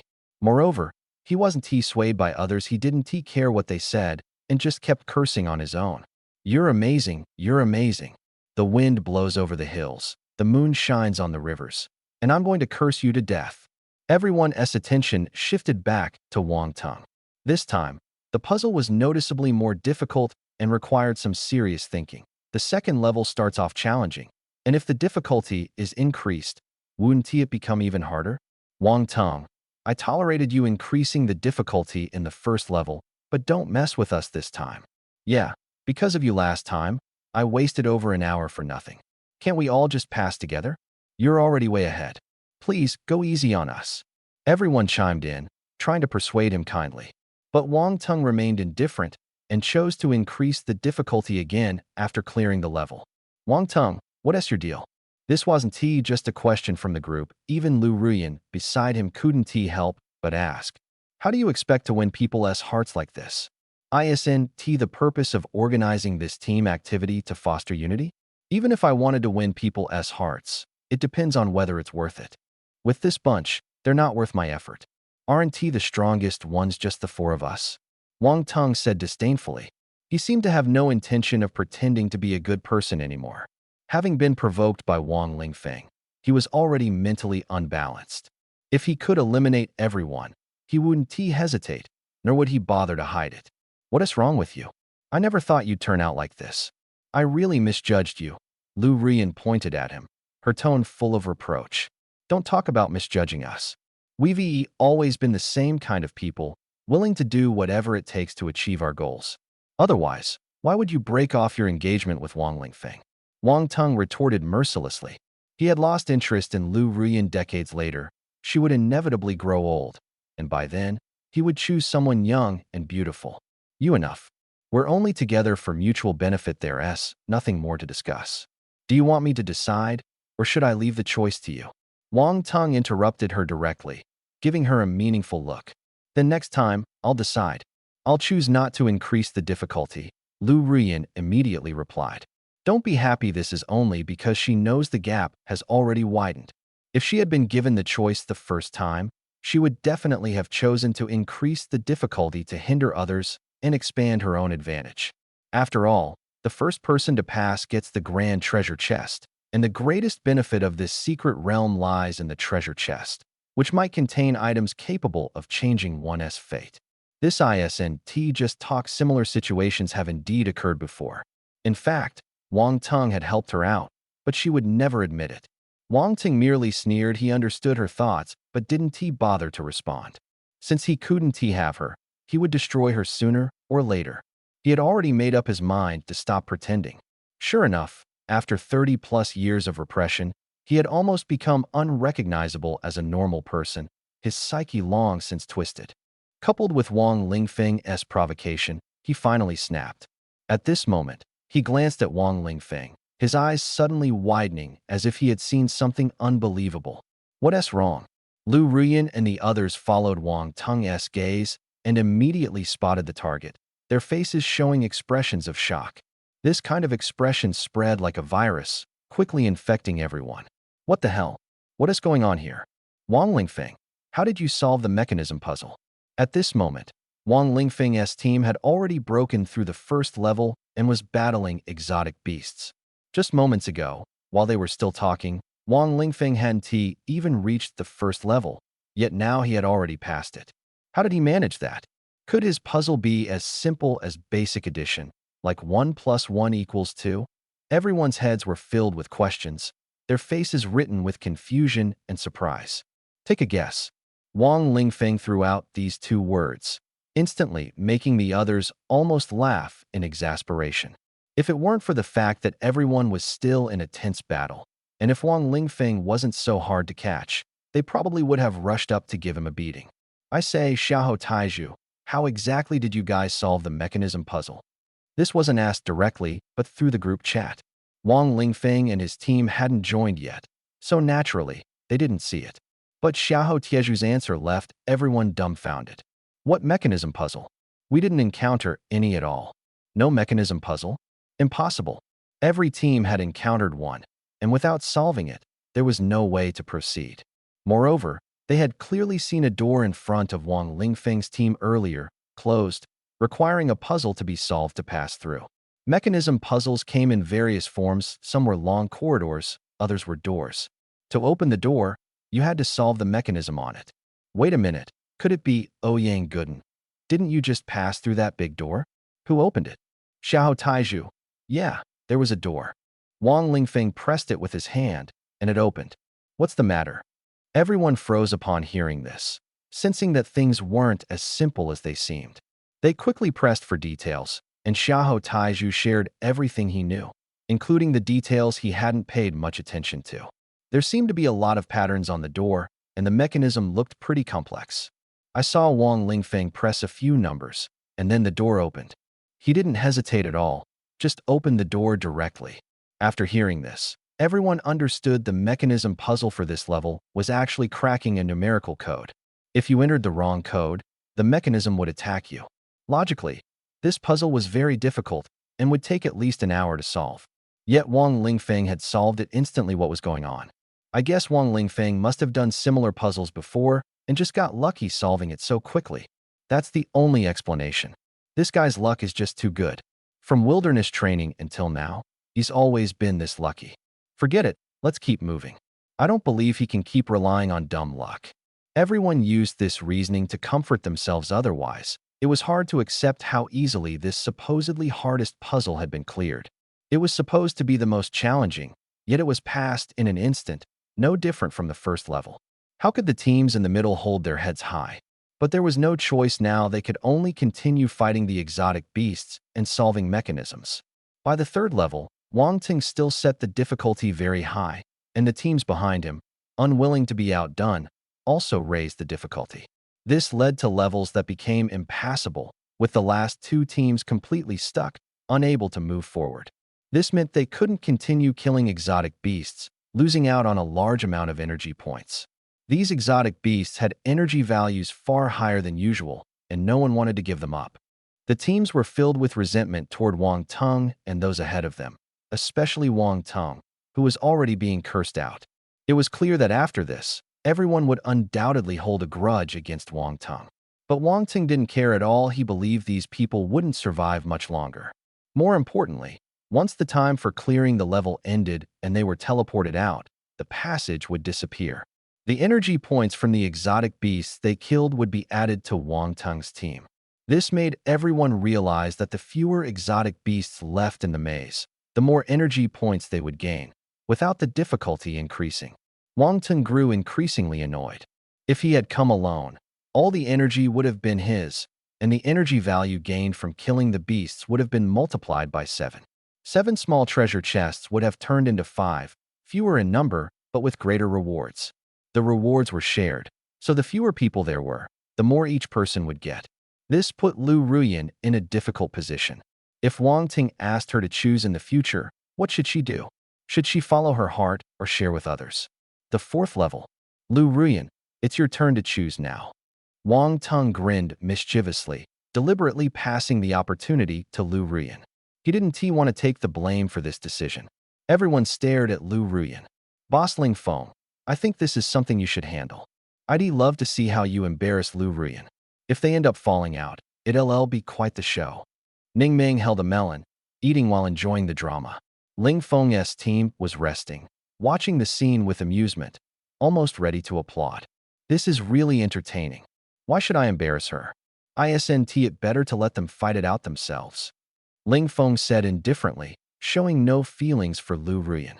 If there was a chance to humiliate her, he'd take it. If not, it didn't matter. Watching others humiliate her was even better after all. Seeing these two scumbags turn on each other was quite amusing. Woof, woof.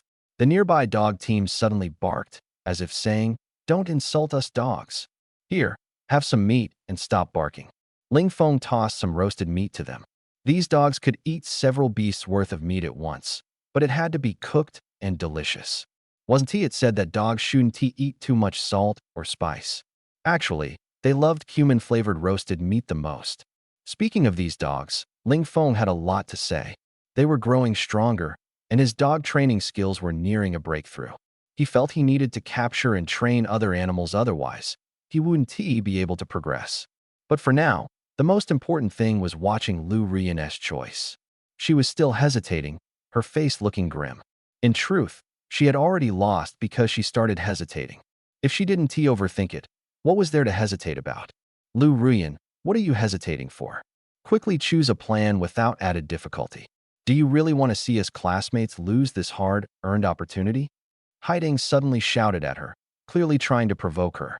After this outburst, if Lu Rian still chose to increase the difficulty, the image she had built up would be completely ruined. As for why Haiding did this, who knows, maybe she simply didn't like Lu Rian.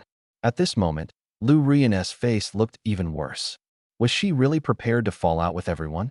Was it worth giving up the advantage she had already gained for these people? In the end, Lu Rian chose to increase the difficulty.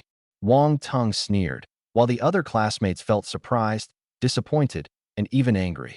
At this moment, Lu Rian stared coldly at Wang Teng, her face frosty. These two were truly born rivals. However, their actions clearly showed that they thought the others present were incompetent and wouldn't affect them at all.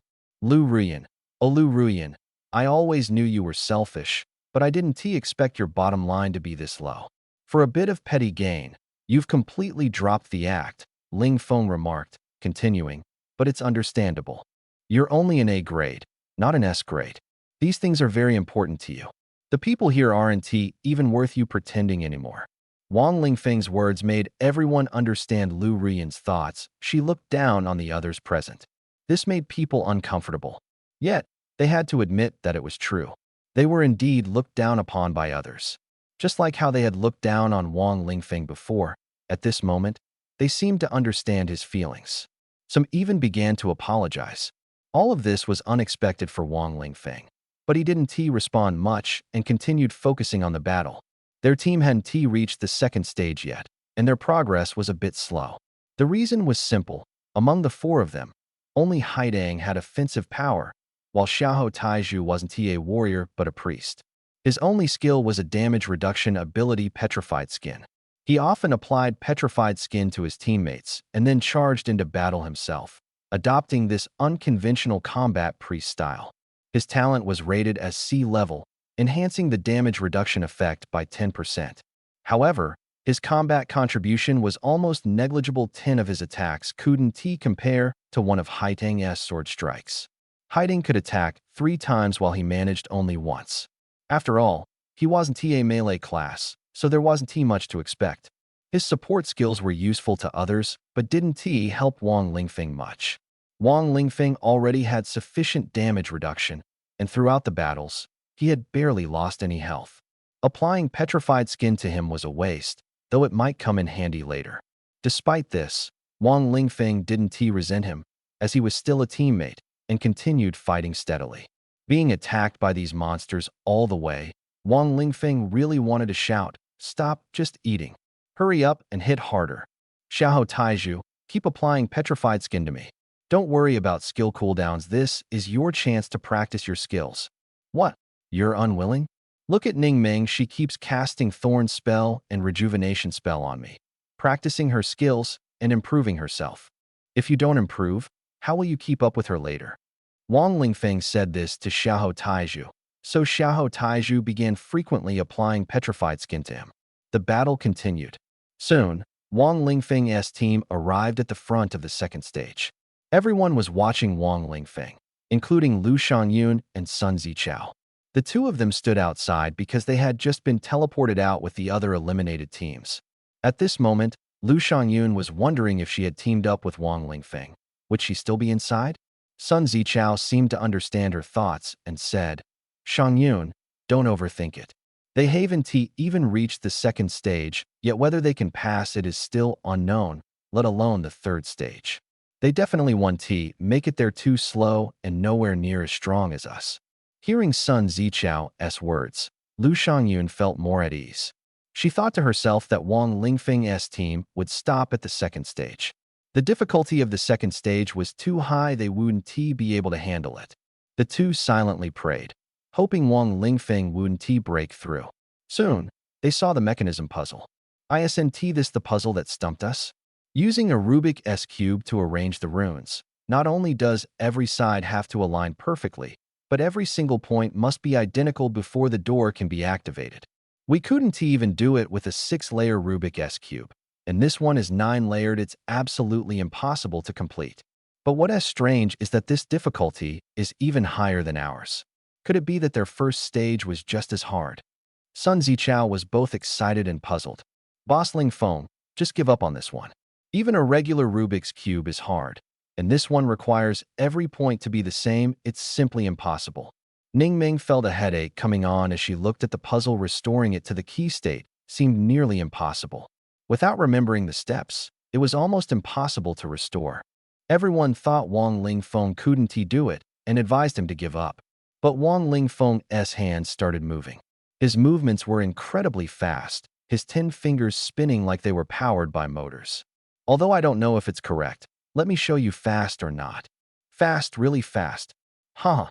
Seeing Wang Lingfeng like this, everyone couldn't help but laugh. Restoring this Rubik's cube to its original state couldn't possibly be done so quickly. They thought Wang Lingfeng was just randomly twisting it. If he can turn it into a key, I'll call him Grandpa. I'll call him Dad. Hey, you're taking advantage of me. I'll call him Brother. Just as everyone thought Wang Lingfeng couldn't possibly complete it, he finished his movements and placed the Rubik's cube into the keyhole. A flash of light passed, and the key was verified. The door slowly opened. What the heck? It actually worked? It took only about a minute, including the time to grab the Rubik's cube key and wait. Not to mention how unbelievably short the time was. The fact that someone could solve this puzzle at all was a miracle. Impossible, impossible. Even a genius couldn't do it. I don't believe it. This must be fake. I also suspect that maybe you just need to throw the Rubik's cube in without restoring it. The crowd buzzed with discussion. Lu Xiangyun gritted her teeth, feeling as though she had lost something important. Next, apart from Wang Lingfeng's team, all other teams were eliminated. The 5th level was the limit. Outside, things became even livelier. 5 of the 7 teams were already out. Wang Teng's team continued to advance with unstoppable momentum, aiming for the 6th level. Meanwhile, he noticed that his 2 assassins still hadn't made a move, which puzzled him. But on second thought, everyone had leveled up by now, with levels nearing 20, and those 2 assassins were exactly at level 20. Not only were there more people now, but everyone could see each other. Leaving no opportunity for assassination, they'd have to find another chance. Perhaps they had already left the mini-secret realm. I leveled up. I leveled up again. This is amazing, so amazing. The energy points are incredible. Xiao Taizhu was ecstatic.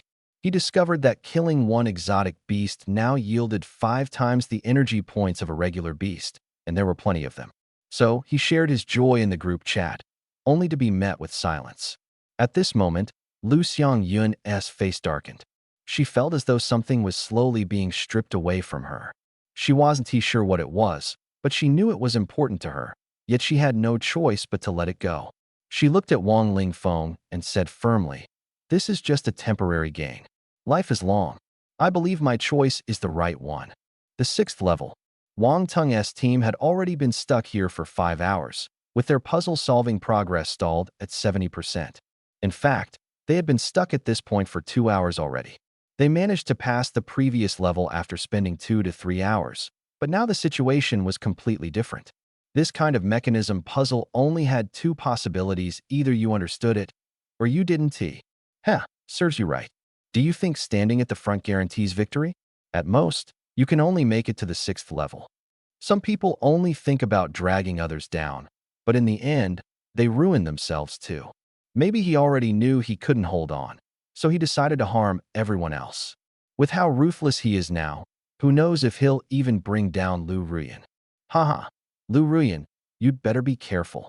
These words were meant as mockery, but they unexpectedly stung Wang Teng and made Lu Ruyan more alert. Especially when she saw the coldness in Wang Teng's eyes. Her heart tightened, sensing trouble. She was now with Wang Teng, But the Liu family had no power to oppose the Wang family. If Wang Teng truly harbored ill intentions, she might be implicated. She felt as if she had married a beast and couldn't escape, leaving her deeply afraid.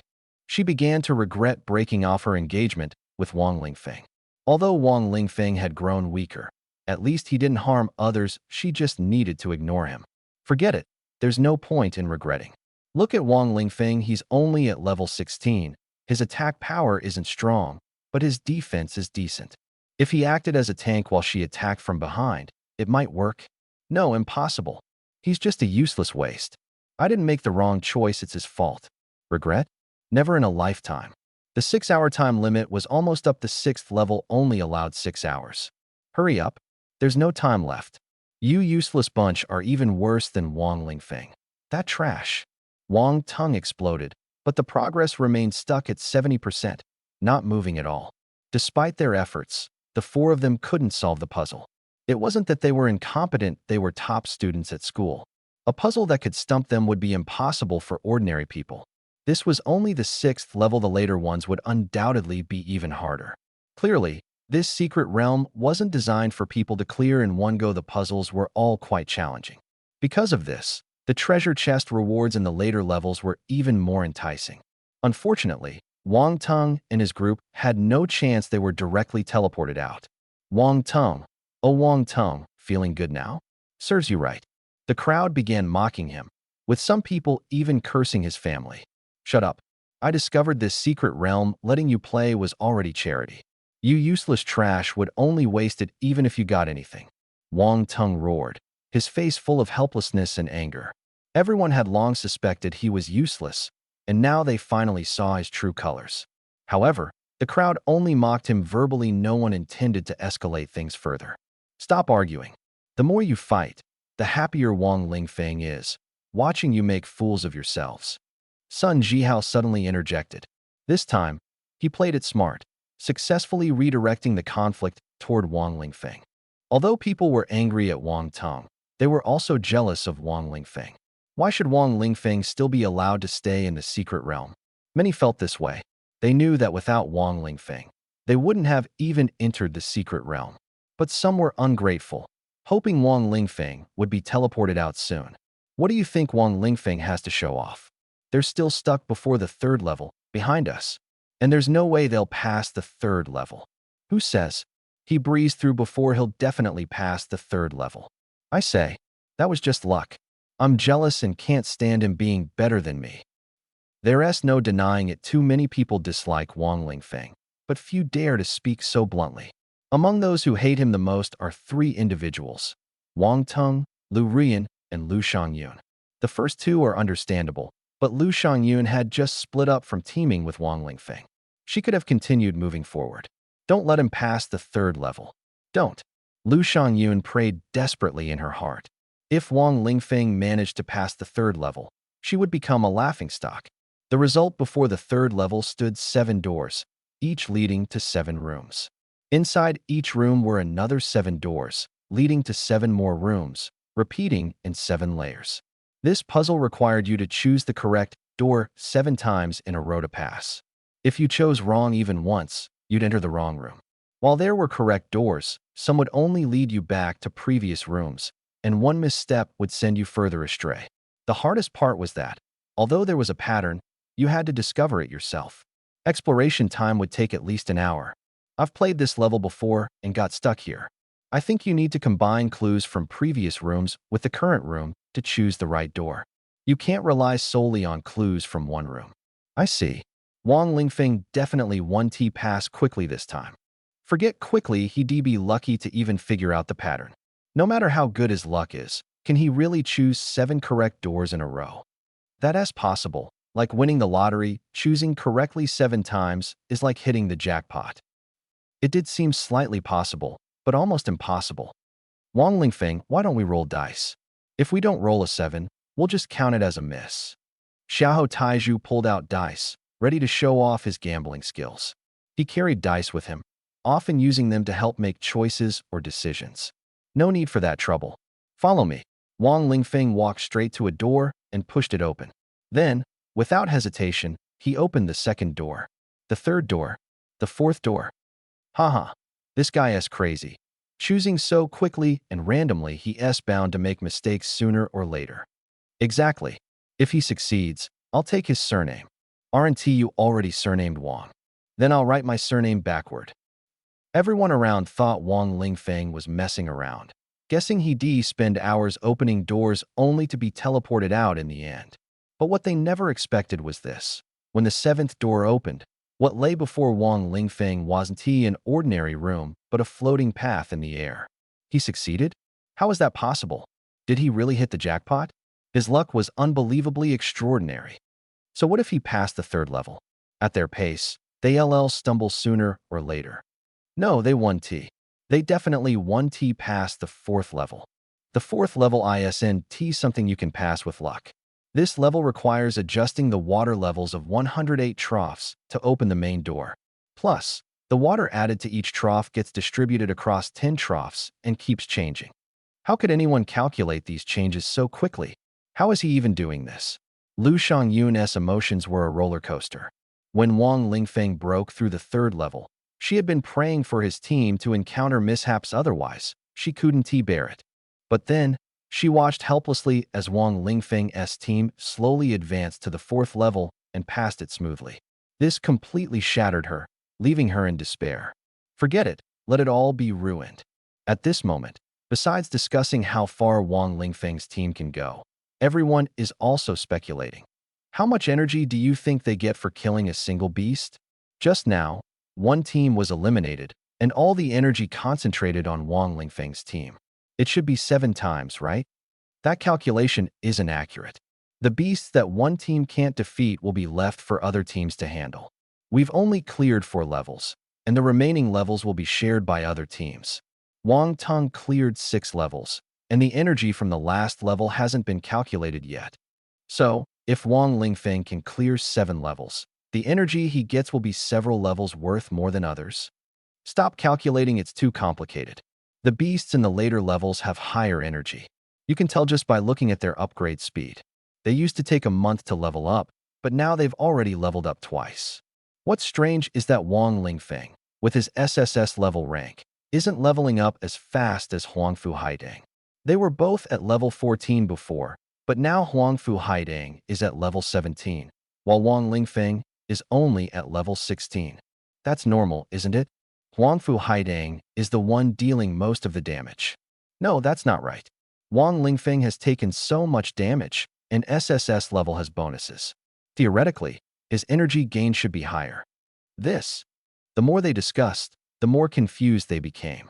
The energy gained from killing beasts is calculated based on the proportions of damage dealt, damage taken, and healing, using a complex formula that people usually don't bother with. But based on experience, Wang Lingfeng's energy shouldn't be low. This was very strange, but no one knew the reason, so they could only set their doubts aside. What everyone cared about most was whether Wang Lingfeng could clear the remaining levels and get the treasure chest. Soon, Wang Lingfeng's team reached the 5th level. The puzzles were still complex, but Wang Lingfeng solved them effortlessly, leaving everyone numb. To say he was lucky seemed too far-fetched. To call him a genius was fair, but even a top student shouldn't be this fast. Wang Lingfeng's speed now surpassed that of previous challengers, as he solved puzzles in less than 5 or 6 hours, while his team's strength continued to grow. By the 6th level, Wang Lingfeng's team spent 8 hours fighting beasts, seemingly slower than Wang Teng's team, but he didn't take 6 hours to solve the puzzle. The spectators outside couldn't believe it. He cleared the 6th level. Wang Teng, didn't you just say it was impossible? Not only did he clear it, but he did it in just a few minutes. Wang Teng's face turned dark, jealousy blazing in his eyes.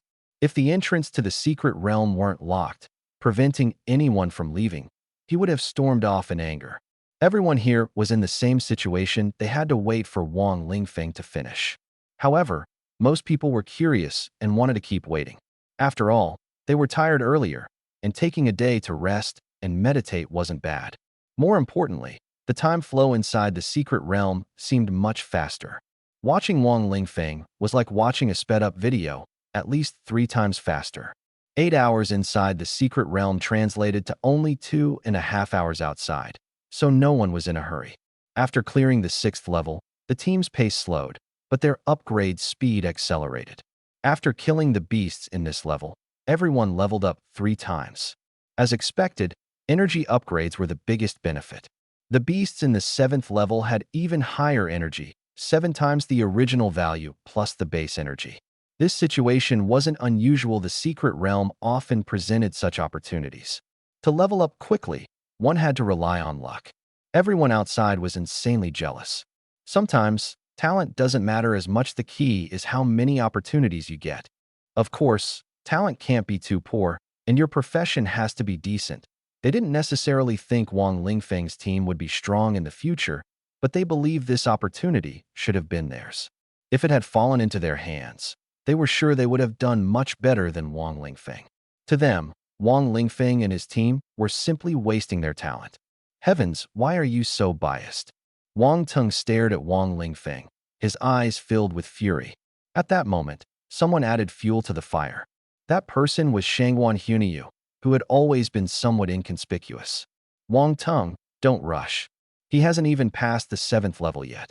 When he gets the small treasure chest that combines the rewards of our 7 teams, you'll be even angrier.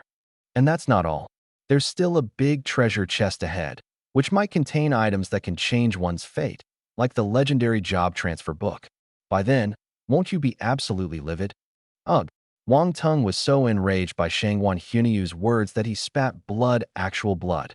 His anger wasn't just because of her words, but mainly because the key to this secret realm was his. He was the one who had enabled Wang Lingfeng to achieve all of this. This realization nearly drove him to collapse. Tengji, are you okay? Don't let anything happen to you. His lackeys immediately rushed forward to support him, while Lu Rian stood coldly by, staring at him. She thought to herself, this guy's tolerance is way too low. I really misjudged him. Lu Rian, that guy was originally your fiancé. Honestly, you could have waited a while before breaking up with him. Why were you in such a hurry? Look at him now. He's not only capable, but also lucky and able to tank monsters. Teaming up with him would have been much better than with those other people. Shangguan Huniyu's words were directly aimed at Lu Rian, provoking a surge of anger in her that almost made her jump up. Her words were truly cutting. At this point, Lu Rian's teammates were indeed inferior to Wang Lingfeng. Wang Teng was only B level, and in the early stages, he couldn't compare to Wang Lingfeng. Shangguan Huniyu was nearly losing her mind with anger. She turned to the dazed Lu Shangyun and said, don't you regret it? If you were still in this team, you'd be level 20 by now. That's several months of development time lost. Although it's just a few months, our college entrance exams are only a few days away. Reaching level 20 is the only hope of getting into the 7 great martial academies. Sai, this was supposed to be your opportunity. Why did you have to leave them? You let that idiot Xiahou Taizhu take advantage for nothing. The classmates quickly pulled Shangguan Huniyu back. She was on the verge of losing it, scolding everyone in sight. For the next while, everyone was busy trying to calm her down. Meanwhile, Wang Lingfeng easily broke through the 7th level. No one was surprised anymore. They all thought Wang Lingfeng must have cheated, as if he had known the answers in advance. Whatever, that wasn't important. The key was what was inside the treasure chest that was supposed to be ours. It was originally meant to be shared by everyone. After passing the 7th level, all the exotic beasts disappeared, leaving only a treasure chest sitting there. When Wang Lingfeng opened the chest, he couldn't help but exclaim, wow, golden legend. He even added sound effects as he opened the chest, instantly lightening the tense atmosphere. But the real show was about to begin. For beams of light shot out from the treasure chest, flying directly into the hands of Wang Lingfeng's team members. Each person automatically received a piece of equipment. The distribution was clean and efficient, with no need to fight over it. Each item perfectly suited the recipient's profession or was universal equipment. Wang Lingfeng received a set of C-level silver armor, which came with 2 small shields, one for each hand, significantly boosting his strength. Others received C-level weapons. At this stage of level 20, being able to use equipment with levels is already quite good. The lowest is F level, followed by E and D level, so the improvement brought by C-level equipment is very noticeable. They can't use higher level equipment yet, and at most, They can only utilize the effects of sea-level equipment. Therefore, these sea-level items made everyone envious. Lu Xiangyun, this was mine to begin with. Lu Rian, I should have this too, right?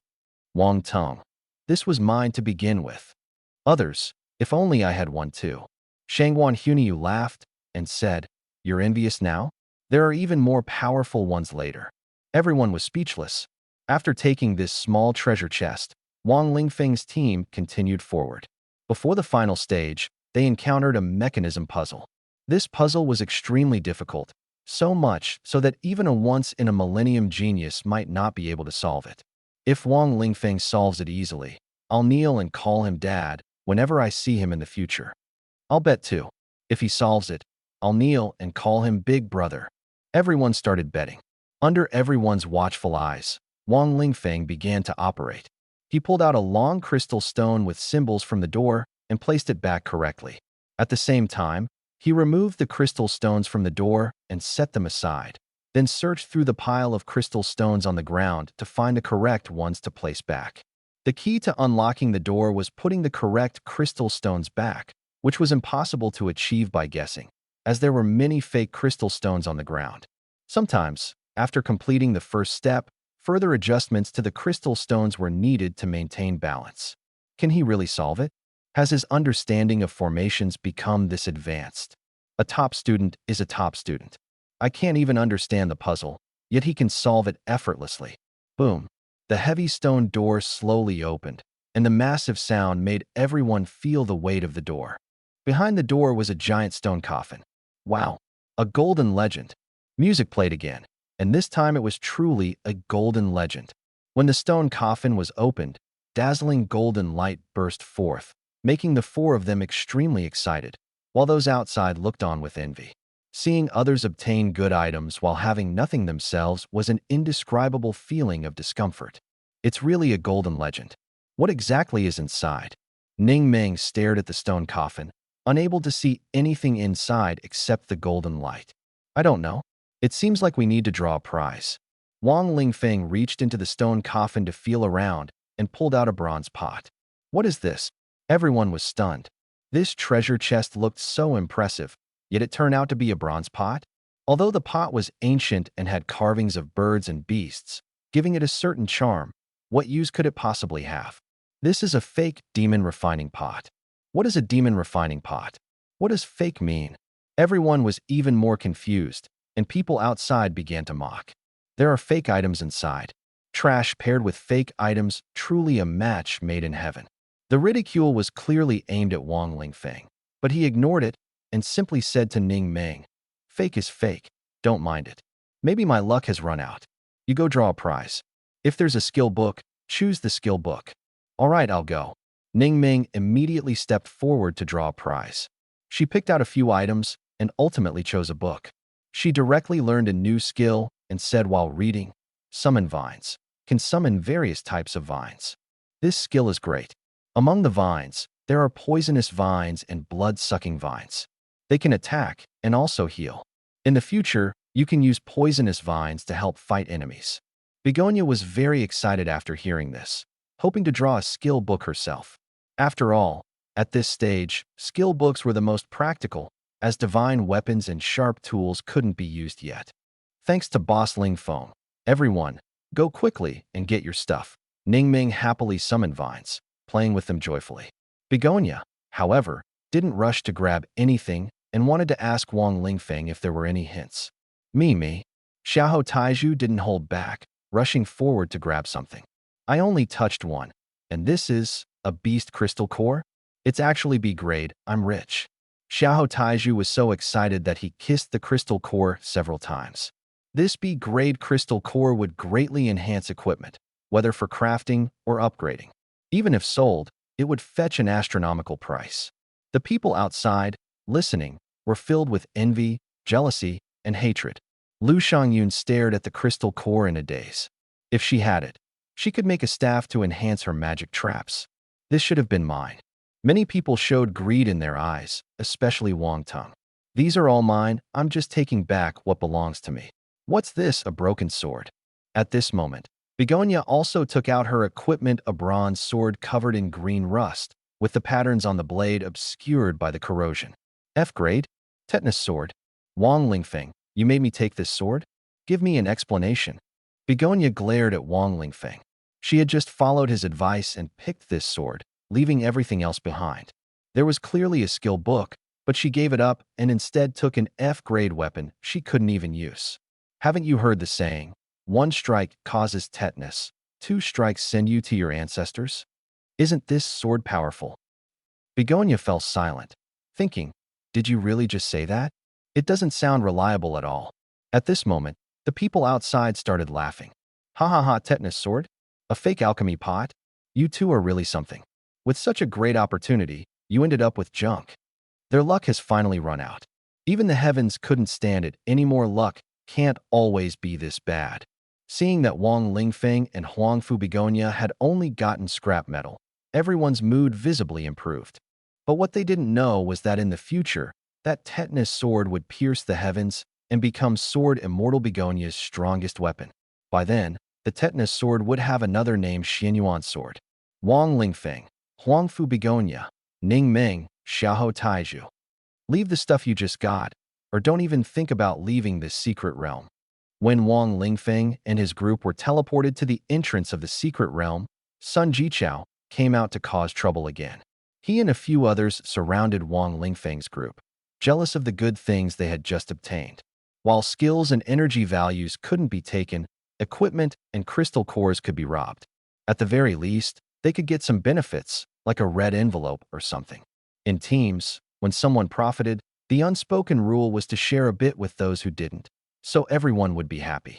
Wang Lingfeng, being generous, cupped his hands and said to everyone, when we get back, I'll send red envelopes to everyone and treat you all to a meal.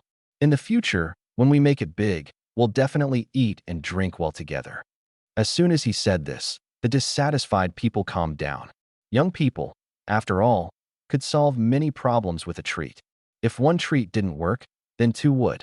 Of course, not everyone was satisfied. Sun Jichao was an exception. How much of a red envelope can you give? If you're treating, don't be stingy. We're not the kind of people who go just anywhere. Exactly, it can't be too shabby. As soon as Sun Jichao spoke, a few shameless ones joined in to stir things up. Normally, people would have been content by now and wouldn't cause more trouble. Wang Lingfeng looked at Sun Jichao and couldn't help but say in surprise, how are you not dead yet? Everyone was stunned, not expecting Wang Lingfeng to be so blunt right off the bat. They still remembered what Wang Lingfeng had said to Sun Jichao earlier. Within 3 days, you'll meet with a bloody disaster. Hadn't those 3 days already passed?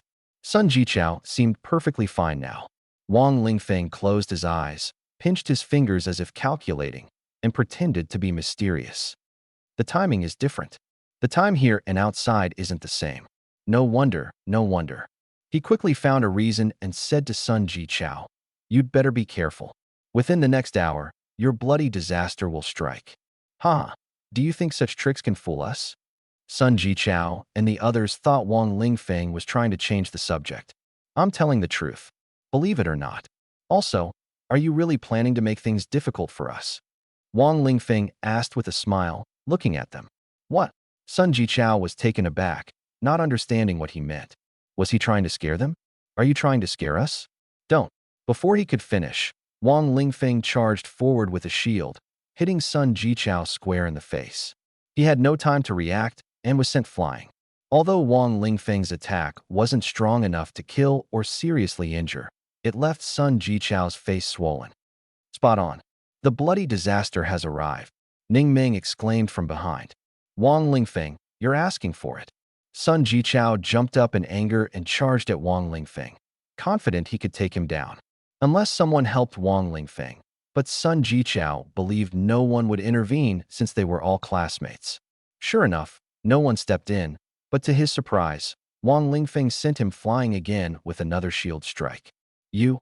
Sun Jichao looked at Wang Lingfeng's level. It was actually level 19, the same as his. He shook his head in disbelief. Impossible. Weren't you just level 17? How are you suddenly level 19? What? Level 19. Those who hadn't noticed the level change were all shocked. Upon closer inspection, They realized that all 4 members of Wang Lingfeng's team had leveled up by 2 levels each. When they had just cleared the 7th stage, Wang Lingfeng's team was at levels 17-18. Now, they had jumped to levels 19-20. It was unbelievable. How much energy and how many D-grade beast cores would it take to achieve this? Wang Teng clenched his fists tightly, feeling like he'd made the dumbest decision of his life. When Wang Lingfeng joined the team, he was only level 14, and Wang Teng had been suppressing his leveling up. But now, in just 2.5 days, Wang Lingfeng had gone from level 14 to level 19. Normally, leveling up would take at least 2.5 years.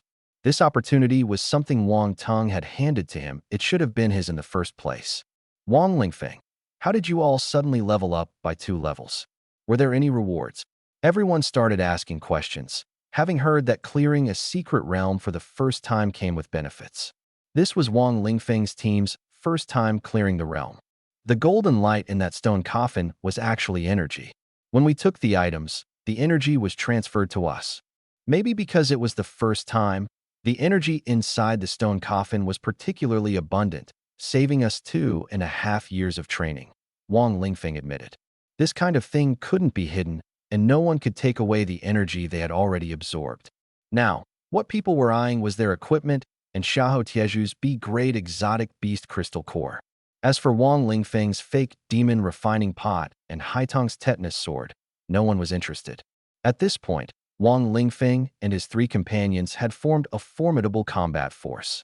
Apart from Wang Teng, no one dared to make a move against them. Wang Teng's intention to act was evident, as could be seen in his eyes. His team wasn't weak either, though they hadn't completed the 7th level. When they entered, their levels were close to 20, some even exceeding 21. However, whether Lu Ruyan would intervene was uncertain. If she didn't, the outcome would be hard to predict. Ning Meng said that Lu Ruyan, after all, was Wang Lingfeng's former fiancé and logically wouldn't act rashly. But she clearly underestimated the current situation and Lu Ruyan's character. It seemed Lu Ruyan had reached some sort of agreement with Wang Teng.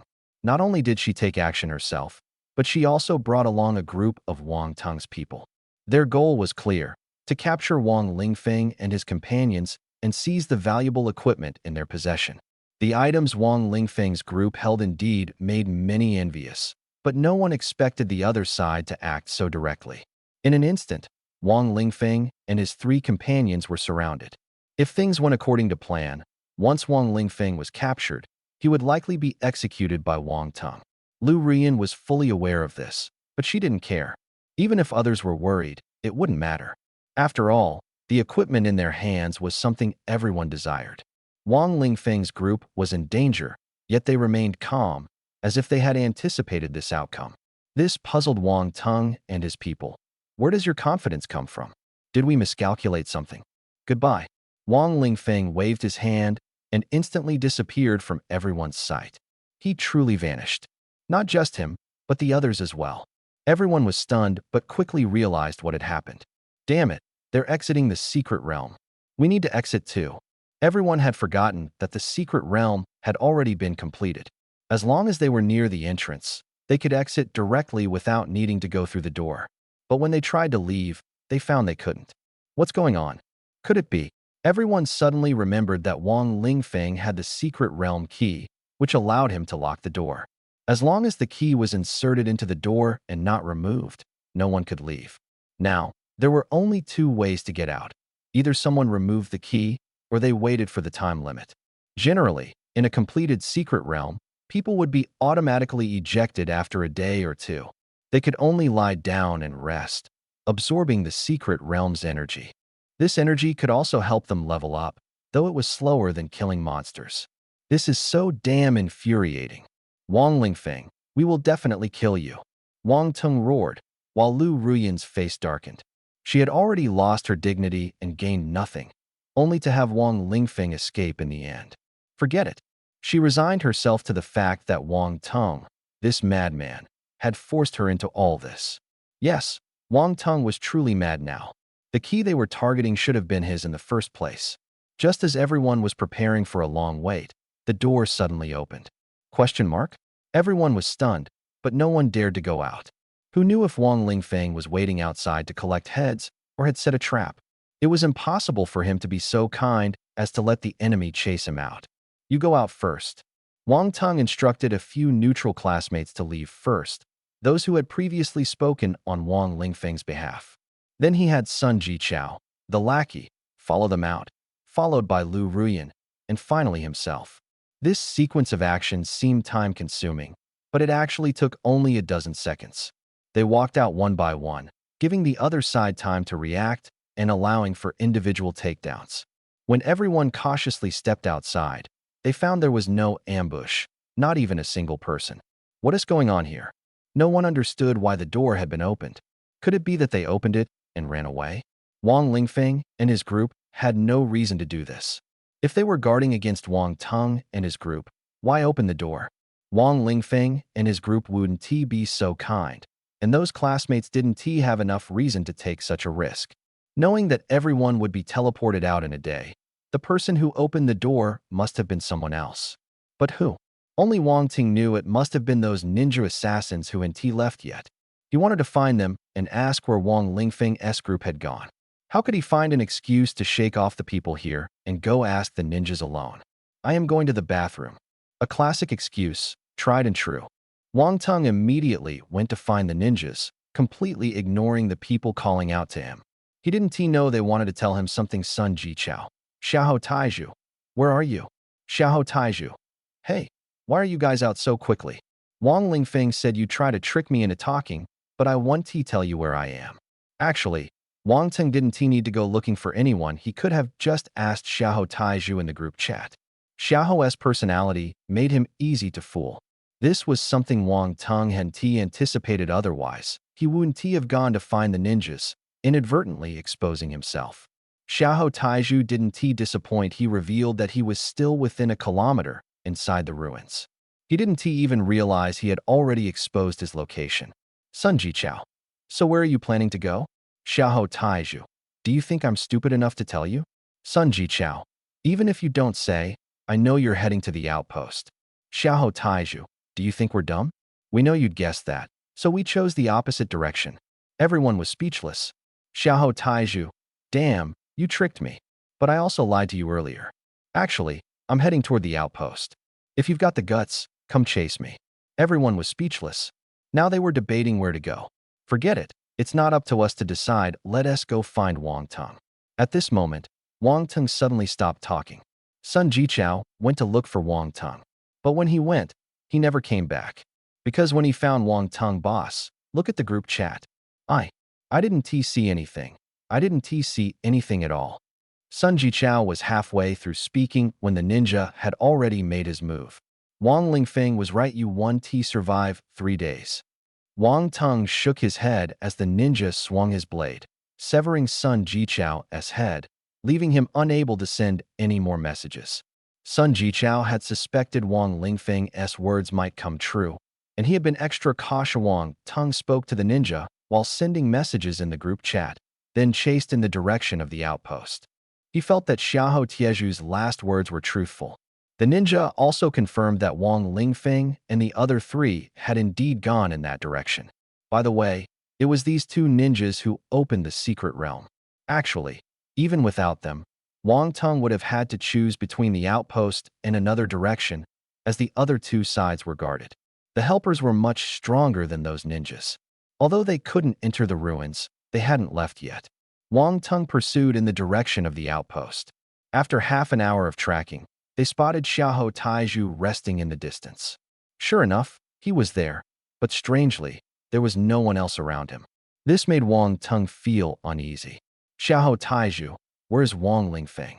I don't know. He said I was too stupid and didn't want to take me along, so he told me to get lost, and I did. These words left Wang Tung and the others stunned.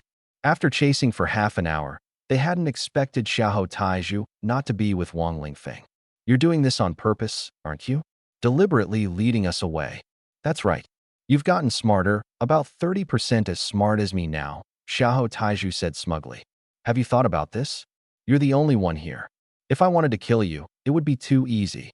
Wang Tung stared at Xiahou Taiju, exuding an intimidating aura, trying to crush, As long as there's no evidence left, he dares to do a lot. Haiding pinched Ning Ming's cheek, sighing at her innocence. Ah, isn't it dangerous for Xiahou Taiju to divert the enemy for us? Ning Ming suddenly remembered the guy who was helping them draw fire. Don't worry, Xiahou Tieju's identity is not simple. He can find people to help. Let's focus on the matter at hand first. Paw Patrol, move out. As soon as the words were spoken, several dogs dashed out like lightning. Their speed was faster than cheetahs, and their growth was terrifying. Now, these 8 dogs could defeat ordinary tigers one-on-one. At this moment, they were heading out to lure monsters for Wang Lingfeng. Wang Lingfeng began attracting a group of exotic beasts again, and Haiding couldn't help but roll her eyes, though she was already used to it. Before long, more than a dozen level 18 exotic beasts appeared. Wang Lingfeng handled them with ease. His basic body refinement technique was now at level 112, far surpassing many beginner skills of defensive professions. Basic body refinement was, apart from swordsmanship, his most difficult skill to improve. Each level required more than 3 times the proficiency of the previous basic defense technique. Swordsmanship was even harder, with a difficulty 10 times greater. Fortunately, someone was helping him improve his swordsmanship, and now the efficiency might have doubled. This was all thanks to Huangfu Tsuehua. At this moment, Huangfu Tsuehua flicked her finger, and the C-grade sword at her waist, the Flame Gale sword, flew out of its sheath, heading toward the exotic beasts Wang Lingfeng had attracted. This sword came with flame damage, unrelated to any skill. Many pieces of equipment have additional effects, some even more than one. The importance of equipment is self-evident. This is also why, when equipment appears in secret realms, everyone can't resist trying to snatch it. The flame attack of this sword instantly boosted Haitang's combat power by several levels. Exotic beasts that originally took 5 minutes to deal with could now be defeated in 2.5 minutes. After the flame sword was deployed, Haiding took out another sword, the tetanus sword. This was her first time controlling 2 flying swords simultaneously. Wang Lingfeng had previously suggested she try controlling an additional sword. In fact, she had already considered it, but one flying sword already consumed a lot of her mental energy, so she hadn't dared to try it lightly. Now that she was very proficient with one sword, it was the perfect opportunity to attempt a second. At first, she was a bit clumsy and made frequent mistakes, but she quickly got the hang of it. After dealing with this wave of exotic beasts, she was already quite skilled. I did it. This sword feels strange, as if it's absorbing energy too, Haidang said excitedly. The tetanus sword absorbs blood and energy when killing exotic beasts. That's right, this bronze sword can also grow. It's a good item, don't forget about it, Wang Lingfeng said as he absorbed the exotic beast corpses and then commanded, continue. He continued to seek out exotic beasts to fight, while Haidang used swordsmanship and Ning Ming summon vines for auxiliary attacks. Their monster-killing speed greatly increased, rivaling other level 20 teams. After the second wave of exotic beasts was defeated, Wang Lingfeng absorbed the corpses again. Wait, I've been meaning to ask you, when did you gain spatial abilities? Haiding finally had time to ask. Exotic beast corpses usually need to be dealt with, either cooked or discarded, which leads to significant waste. However, people with spatial abilities can store the corpses in their space, gaining more resources. Those with spatial abilities are highly sought after, whether through talent, profession, or treasure. Wang Lingfeng was clearly not from a spatial profession, so he must have a treasure. Never used it before, could it be? This refining demon pot is fake, but there's a small world inside where you can store things. A bronze pot appeared in Wang Lingfeng's hand. When unfolded, it looked quite large, but when put away, it disappeared without a trace, as if he wasn't carrying it at all. Everyone knew that equipment and treasures could be stored in specialized spaces. Some treasures even provided additional bonuses and skills when carried. What? This thing is actually a spatial treasure? If Wang Teng and the others had known earlier, they could have done anything with it. Haidang was very surprised upon hearing this, staring at the bronze pot in Wang Lingfeng's hand with envy in her eyes. So, you guys have to keep this a secret and don't spread it around. Wang Lingfeng smiled, confident in the two of them, but still reminded them not to talk about it. If word got out, there was nothing he could do. At this moment, Haidang and Ningming simultaneously made a zipper mouth gesture. Then, both reached out to touch the bronze pot. You're not joking, right? This pot really has spatial abilities? It's amazing. Fake goods also include replicas. Maybe this pot is a high-quality imitation. Your tetanus sword might also be a high-quality imitation. Wang Lingfeng laughed, pointing at the bronze sword floating in the air. Imitation of what? I just tested the sword's attack power. It's pretty ordinary. Forget it. Let's not dwell on this. What's our plan now? The plan is to keep going, kill monsters, gain experience, and maybe encounter some fortuitous events. Let's quickly pass the college entrance trial, get the money, and go back. Forget fortuitous events. I just want to go back safely. I really don't want to die. Don't worry. Everything is under my control, Wang Lingfeng said confidently. Time quickly moved to the second round of the college entrance trial. This was not just an exam, but more like everyone's first report card after awakening their talents. The 3 months of wilderness survival felt less like a trial and more like cultivation, a special training to improve oneself. The remaining month was an opportunity for everyone to catch up. Generally speaking, as long as one's level reached 20, there was hope of entering the 7 great martial academies, unless their talent and profession were particularly poor. But if the 7 great martial academies didn't accept someone, other martial schools would certainly offer opportunities. Even with the worst talent and the most ordinary profession, as long as one could reach level 20 within 4 months, someone would definitely recruit them. However, this was almost impossible. Even with the lowest F-grade talent, reaching level 16 in 4 months was already impressive. From the situation in Linhai City, most of the high school seniors preparing for this trial were between levels 16 and 18, with only a few reaching level 19 and just one at level 20. Wang Teng and Lu Rian were both at level 19, while the only level 20 was the S-grade assassin named Dugu Feng. It was said that Dugu Feng had already undergone a second-class advancement, which made people insanely jealous. Generally speaking, S-grade talents required a level slightly above 20 for a second-class advancement. The lower the talent grade, the higher the level requirement. Lu Rian looked at Dugu Feng, the black-haired girl in tight black clothing. Whether in temperament, appearance, or aura, she clearly overshadowed Lu Rian. It was enough to make her grind her teeth in frustration. Dugu Feng, you're just lucky. Lu Rian's heart burned with jealousy. Dugu Feng seemed to sense Lu Rian's emotions and responded with a cold, disdainful glance, as if to say you're not even qualified to envy me. This made Lu Rian even angrier, especially when she saw Wang Teng being drawn to Dugu Feng, his eyes full of a desire to get closer. Stop looking. You shouldn't even think about it right now, Lu Rian said coldly. What's wrong? Jealous? Serves you right. You've been competing with her for over 10 years. Can you ever win?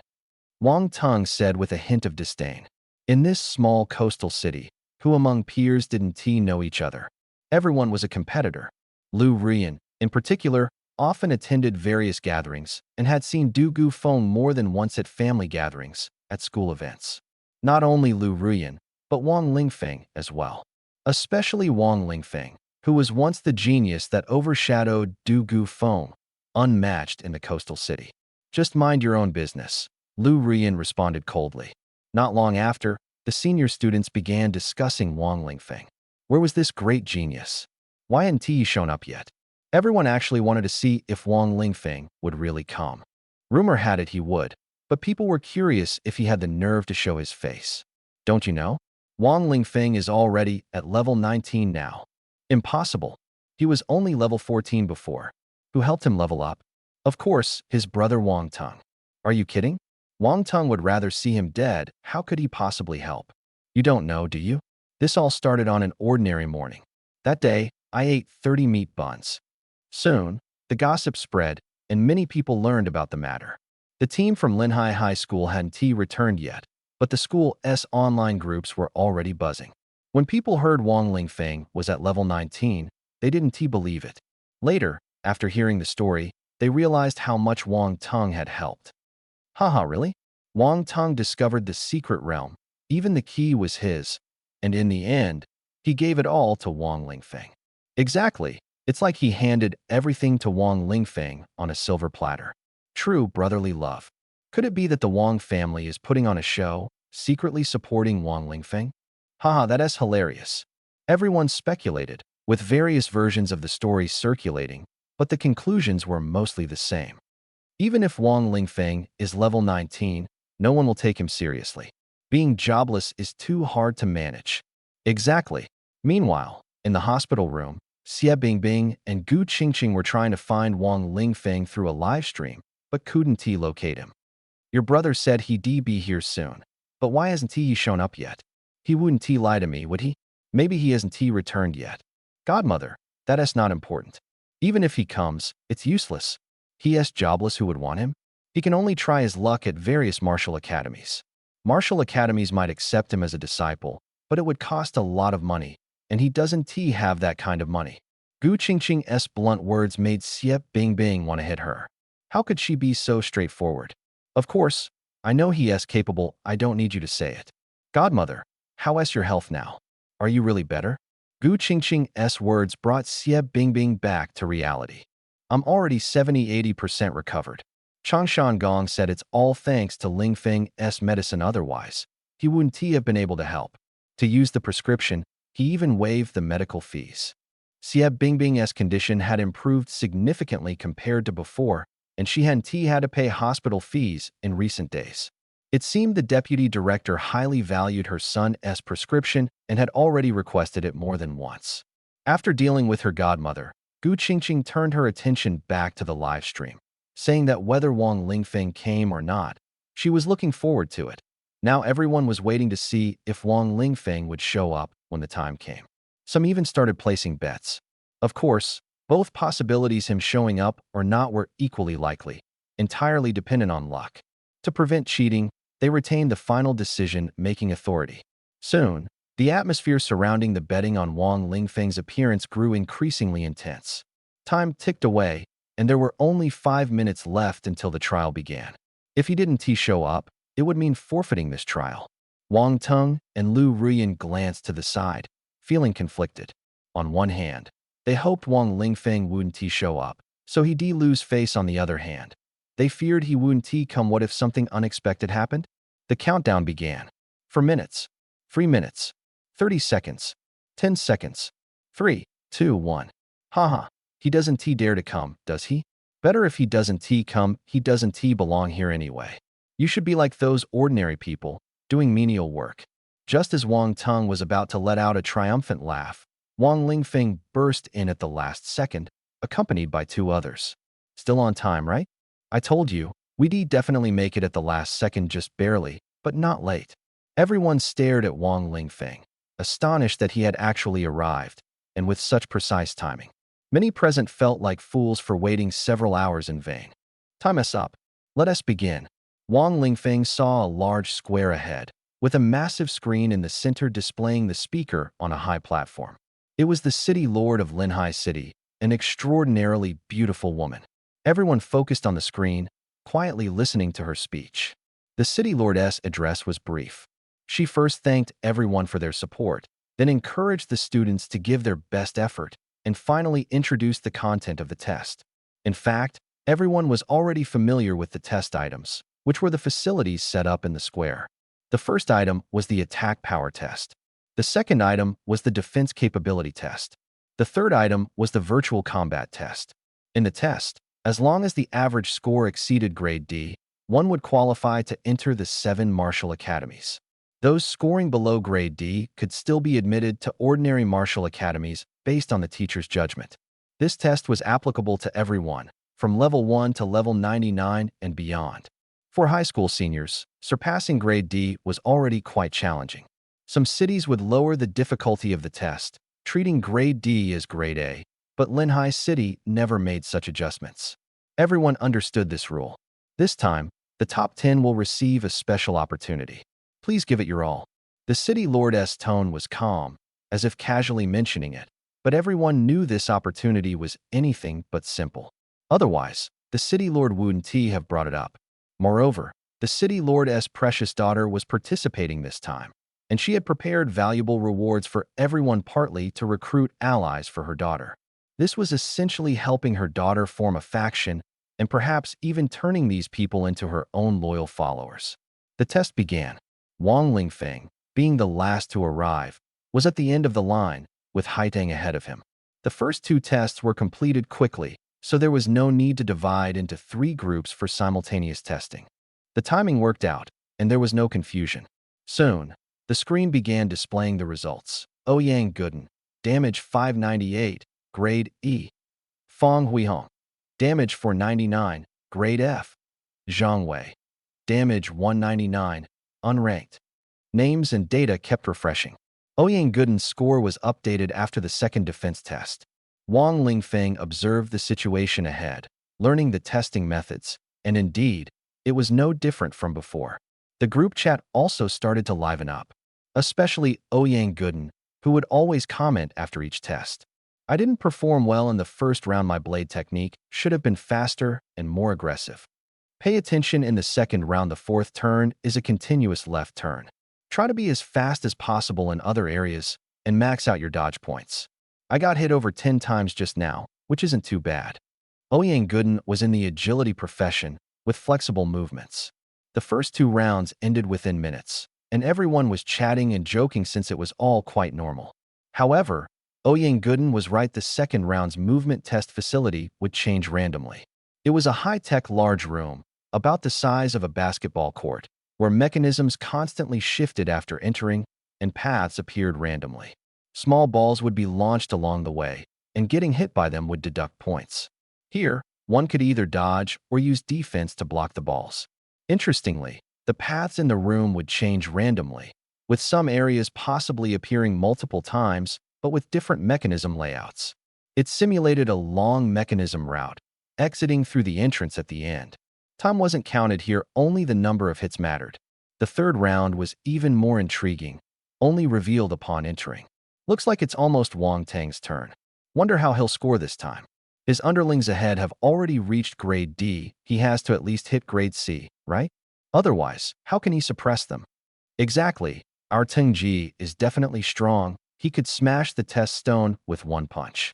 Smashing the test stone is an SSS grade feat. Tengji hitting grade C would already be impressive. That's just an exaggeration. Tengji will definitely surpass grade C.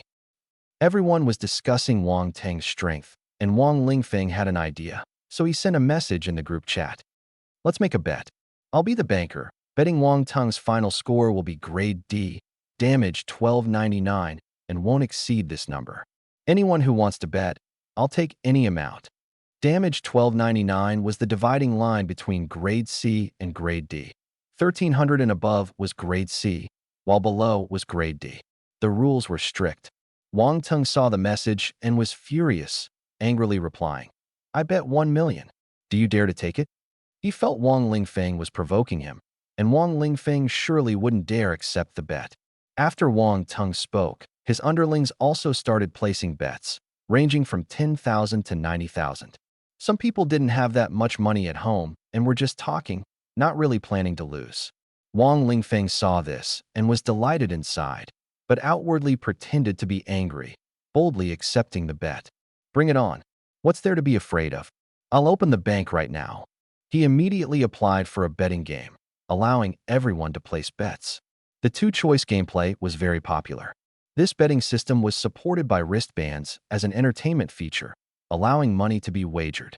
In today's society, money was just a material possession. What mattered most were oneself and various resources.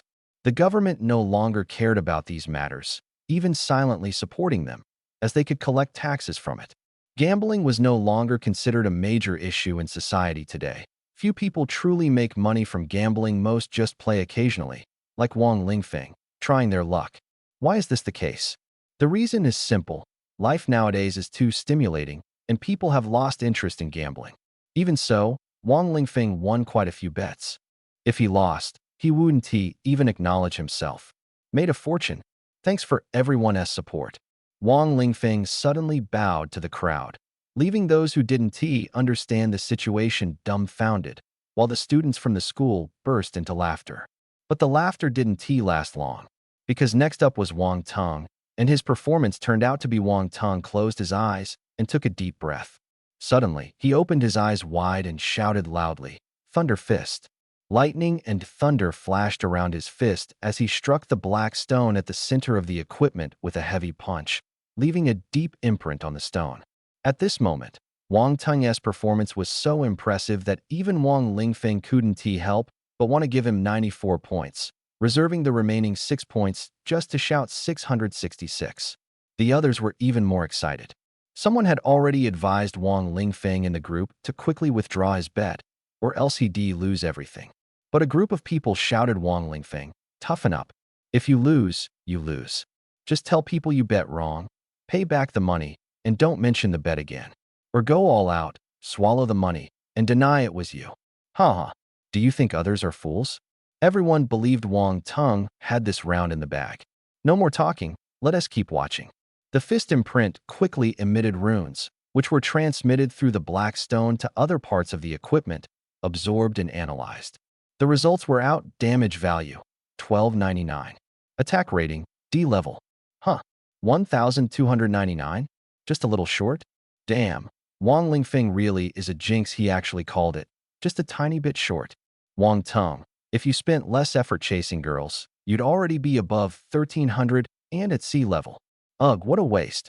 The school group chat exploded. The millions bet by everyone were almost entirely lost. With the advent of the Sky Eye, gambling has lost its thrill. You can't even lose properly. It's truly heartbreaking. Wang Lingfeng felt bitter inside. If anyone heard him, he'd surely get beaten to a pulp. However, he did something at this moment that had a similar effect. Wang Lingfeng said, "Thanks to all the kind folks, tonight at Huafeng Grand Hotel, all expenses are covered by young Master Zhao." Ningming asked, "Who is young Master Zhao? Shouldn't you be paying?" Wang Lingfeng replied, "I have plans tonight, not going." The entire school, Wang Teng sneered, "Wang Lingfeng, don't get too cocky. I'm just 1 point short. The final score depends on the average. I can easily make up for it in other tests. You should worry about yourself. You might not even be able to hold on to an F level." Although Wang Teng's words lacked momentum, they made everyone realize he hadn't admitted defeat. He was right. Being 1 point short of C level wasn't a big problem, as long as he made up for it in other tests. Wang Teng was confident about the other 2 tests. Wang Lingfeng mocked, "All right, then do your best. Effort might not help, but at least you won't have the excuse of not giving it your all." Everyone, this sounded like Wang Teng was doomed. Not entirely. It might just be that the overall score can't reach a C grade. Wang Tao was about to catch Wang Lingfeng and scold him, but since he was still in the test, he had to hold back. Suddenly, he remembered something. Wang Teng said, "Wang Lingfeng, don't think you can affect me. I won't perform poorly." Only then did everyone understand that Wang Lingfeng had deliberately said those words to influence Wang Teng. Wang Lingfeng sneered, "Don't flatter yourself. I don't care about your B grade talent. Your current overall score is D grade, and no amount of effort can change that. If you don't try, at least you'll have an excuse." These words were harsh, clearly aimed at undermining Wang Teng's confidence. The school leaders quickly intervened to stop Wang Lingfeng from speaking, even blacklisting him. Ning Ming continued, "Boss Lingfeng asked me to check if you'd like to bet again. I can apply for it, and he'll give me a 5% commission. The bet is that Wang Teng's scores will keep getting worse." Everyone. This was practically stabbing him in the heart. Wang Teng was so angry he wanted to kill someone. Although he usually wanted to beat up Wang Lingfeng, now he hated him even more, grinding his teeth in fury. "Wang Teng, don't let them affect you. Do your best." The school leaders and teachers shouted from the sidelines. After all, he was the pride of the school, and their educational achievements depended on him and Lu Rian. "Don't worry, I'm not stupid. I'm calm and confident." Before he could finish speaking, someone interrupted him from behind. "Hurry up and get on stage. There's a long line of people waiting behind you. Stop wasting time." Wang Teng entered the second testing room to begin the defense ability test. The test was quick, and he came out shortly after, his face darkened. Wang Teng, attack power 1299, D grade defense 89 points, D grade. Linhai High School was in an uproar again. 89 points was the highest score for D grade. 90 points and above would be C grade, with a perfect score being unscathed. Unscathed wasn't the ultimate goal, as high school seniors couldn't achieve it at all. Wang Lingfeng's prediction had come true once again, with Wang Teng missing C grade by just 1 point. Things were getting stranger and stranger. Everyone eagerly awaited the next test, wondering if Wang Teng would miss by 1 point again. If he did, would he end up crying in the bathroom? Lingfeng, have you considered that if you guess correctly again, Wang Teng will absolutely lose it? He might even try to kill you at all costs. Haidang said worriedly. Wang Lingfeng was indifferent. For someone like him, offending him a little and offending him completely makes no difference. He won't let you go either way. So why not just go all out? Haidang fell silent, thinking it over. It was true since they were mortal enemies. Why bother worrying so much? At this moment, not only Linhai High School, but the entire Linhai city was focused on Wang Teng, waiting to see if he could break Wang Lingfeng's curse. This little guy named Wang Lingfeng is quite interesting. The city lord chuckled, his gaze falling on his daughter, as if pondering something. A group of people had gathered around the city lord. They were representatives from the martial academies conducting the main admissions. Martial academies were very strict about recruiting students, as many qualities couldn't be revealed through simple tests. More importantly, seeing the students' performance on site was crucial to securing good candidates. Otherwise, students might be snatched away by other martial academies, literally snatched. This kind of poaching was very common among martial academies. Some students wanted to join a particular academy, but were forcibly taken away, often through unreasonable means. Unless the student was absolutely determined, it was easy for them to be taken away. What a pity, he doesn't have professional qualifications and has already been blacklisted by us. Yeah, we've all blacklisted him. Almost all the Martial Academy representatives unanimously stated that Wang Lingfeng had been shut out by them. The city lord seemed indifferent to this and was only interested in seeing Wang Teng's results. The combat test results were out. Wang Teng defeated 9 clones, grade D. So close again. Wang Teng's face darkened in disbelief. The Wang family members nearby also looked troubled. Meanwhile, others couldn't help but burst into laughter. Even those professionally trained couldn't hold back their laughter. Lingfeng boss, can you really curse people? You said before that I would eventually die of stupidity. Will that come true too? Ningmeng stared at Wang Lingfeng with a fearful expression in her eyes now. Wang Lingfeng seemed like a sorcerer. Yes, you will die of stupidity, Wang Lingfeng said casually. Oh no, I will die of stupidity. I will die of stupidity. Haiding shook her head helplessly. You might indeed die of stupidity, though it's unclear when exactly. Fortunately, you have Xiahou Taizhu, who is so considerate he should always take care of you. Speaking of Xiahou Taizhu, it was unexpected that he turned out to be from the Xiahou family in the imperial capital. That time, he made Wang Teng and the others kneel. Xiahou Taizhu even live-streamed the scene, turning Wang Teng into a laughingstock and making him hate Wang Lingfeng even more. After causing trouble, Xiahou Taizhu ran off himself, saying he was returning to the imperial capital and would meet again in the future. Wang Lingfeng, you're courting death. Wang Teng charged over in a fury, throwing a thunderbolt punch directly at Wang Lingfeng.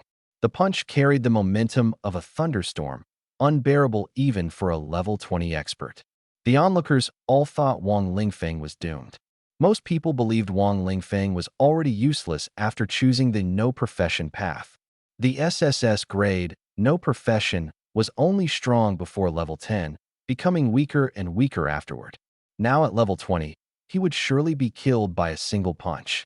But to everyone's shock, Wang Lingfeng blocked the thunderbolt punch with the small shield on his gauntlet. Boom! A loud explosion erupted. The force of the punch detonated, dust flew everywhere, and the two were enveloped in it. People thought Wang Lingfeng had been knocked down, as the dust obscured their view. When the dust settled, 2 figures emerged. Wang Lingfeng's small shield had blocked the punch, and Wang Teng's fist was still sparking with electricity. It seemed Wang Lingfeng had effortlessly taken the punch. This completely defied everyone's expectations and surprised those who knew Wang Lingfeng's strength. They hadn't expected him to handle it so easily. Ningming even said with a hint of pride, "Don't be so shocked, I've seen this many times. Smoke, but no injuries, that's what Lingfeng boss says, so no need to worry, everyone." Then Wang Teng continued to unleash thunderbolt punches, one after another, at Wang Lingfeng. Wang Lingfeng could only keep blocking. At this moment, he was somewhat grateful to Wang Teng for helping him improve his skills after the test. Basic Body Refining Technique Proficiency, plus 100. Basic Body Refining Technique Proficiency, plus 100. Basic Body Refining Technique Proficiency, plus 100. Mastery achieved. Lightning resistance gained. Wow. He actually achieved mastery thanks to little brother Wang Teng's encouragement. If he told Wang Teng the truth, would he explode with rage? Just as Wang Lingfeng was thinking this, a sudden message left him stunned. God, are you trying to drive him mad? Super Comprehension triggered. Skill Thunder Fist mastered. Thunder Fist skill plus 1000. Thunder Fist level increased by 1. Thunder Fist level increased by 1. He actually mastered Thunder Fist. With 100-fold proficiency, combined with the previously accumulated proficiency, Wang Teng's consecutive Thunder Fist moves directly boosted Wang Lingfeng's Thunder Fist skill to over level 20. However, learning Thunder Fist isn't of much use ultimately. He still has to rely on swordsmanship. Focusing on improving swordsmanship is the true path. Even with Super Comprehension, it's best to concentrate on enhancing one skill unless you reach the limit. But it's different when someone else helps you improve. After being pulled away by the people from the City Lord's mansion, Wang Lingfeng bowed to Wang Teng in gratitude. Thank you, brother Wang Teng. I owe my strength improvement along the way to your help. Get lost. Who's your brother? Who helped you? Wang Teng held back these words in his heart, unable to say them out loud, but someone else asked on his behalf, as many present were curious. You all might not know, but my brother specifically added me to his team to help me level up. He even found the secret realm key but refused to admit it, giving the key to me instead. Most importantly, he repeatedly increased the difficulty to ensure I gained the most energy points, kicking out other teams. In the end, he pretended to be incapable and withdrew. As a result, our team reaped the greatest benefits. I was originally level 14, but thanks to this secret realm, I leveled up to nearly level 20. Wang Lingfeng's words left the crowd silent. Wow, if everyone hadn't seen Wang Teng wanting to kill you, they might have actually believed he helped you. Turns out you were already close to level 20. No wonder you managed to level up to 20 in the wild during the last few days. Indeed, Wang Lingfeng just revealed his level 20 status, surprising and disappointing people, as he is an unclassed individual. Everyone felt that Wang Lingfeng's current strength was due to a stroke of luck and didn't think he was particularly strong or had much potential. Thus, the representatives from the martial academies showed no interest. Wang Lingfeng, are you cursing me? I'm only at D level. After a warning from the City Lord's mansion guards, Wang Teng calmed down, his bloodshot eyes fixed on Wang Lingfeng. How did I not realize before that you're such an idiot, asking such a dumb question? Wang Lingfeng's words made people chuckle and worsened Wang Teng's expression. Such a question was indeed foolish. If Wang Lingfeng truly had such abilities, everyone would want him to curse others. Wang Teng was probably so enraged that he acted impulsively and asked such a stupid question. After all, his life had already hit rock bottom. Once destined for greatness, he had nowhere to vent his frustration and could only take it out on Wang Lingfeng. However, his proactive confrontation made the representatives of the 7 great martial academies frown. Logically, his performance had a decent chance of getting into the 7 great martial academies, but now it seemed they were losing interest in him. At any time, a person's character is a key factor in being selected, unless you possess extraordinary talent. Clearly, Wang Teng hadn't reached that level. The representatives of the 7 great martial academies bluntly said, "You can keep this guy in your small martial academy, we won't compete for him." Look, Lu Ruyan is up next. Soon, everyone's attention shifted to Lu Ruyan. Even more interestingly, the next person to appear was Du Gufeng. These two are practically sworn enemies. As soon as Lu Ruyan stepped onto the stage, she waved her staff and silently chanted a spell. Behind her, a fiery dragon head slowly rose and suddenly charged toward the instrument. Wow! Everyone gasped when they saw the data on the big screen. Lu Ruyan, damage 2024, grade B. The entire venue was stunned. Someone in Linhai City had achieved such high damage, reaching grade B, and it was Lu Ruyan, who had an A-grade talent. Generally speaking, An A-grade talent achieving C-grade damage was already considered impressive. She's being a bit clever here. She used the skill Dragon's Wrath Flash, which normally requires preparation time and a long recovery period afterward. It's not something you can use casually. Still, there's no issue with the rules. Some people are even stronger than her, so this result is valid. Yes, it's valid. Several inspectors nodded to approve the result, and the representatives on stage also understood that while there was a bit of cleverness involved, her strength was undeniable. Only then did Lu Ruyan feel relieved. She wasn't sure if the result would be accepted. Although it didn't violate the rules, and there were many precedents, whether it would ultimately count depended on their decision. She stepped aside, preparing for the next round. Just as she took a few steps, she heard the sound of Dugu Feng making her move, followed by the machine's analysis. So fast. Dugu Feng's attack speed felt like a normal strike, completely different from Lu Ruyan's carefully prepared ultimate move. If she lost, it would be utterly humiliating. Not to mention, the two were often compared, and now that they were competing one after the other, it was natural for everyone to compare them. Lu Ruyan looked at the big screen. Dugu Feng, damage 2025, grade B. Lu Ruyan's eyes widened, her face immediately showing anger, as if she'd been slapped in the face. What's with today's scores? Always just 1 point apart. Look at Dugu Feng's damage, it's actually 1 point higher than Lu Ruyan's. Assassins are naturally high damage professions. It seems Dugu Feng's S-grade talent is no joke. You're impressive, so what's your damage? I'm just commenting. Do I have to be like her to speak? You're not wrong. But have you forgotten that Dugu Feng didn't use any skills just now? Exactly. She just stabbed once, like a normal attack. So why didn't she use a skill? The point is, she didn't use a skill, and her basic attack is still stronger than Lu Ruyan's ultimate move. That's the difference. These voices filled the entire square, and the same was true for the online livestream audience.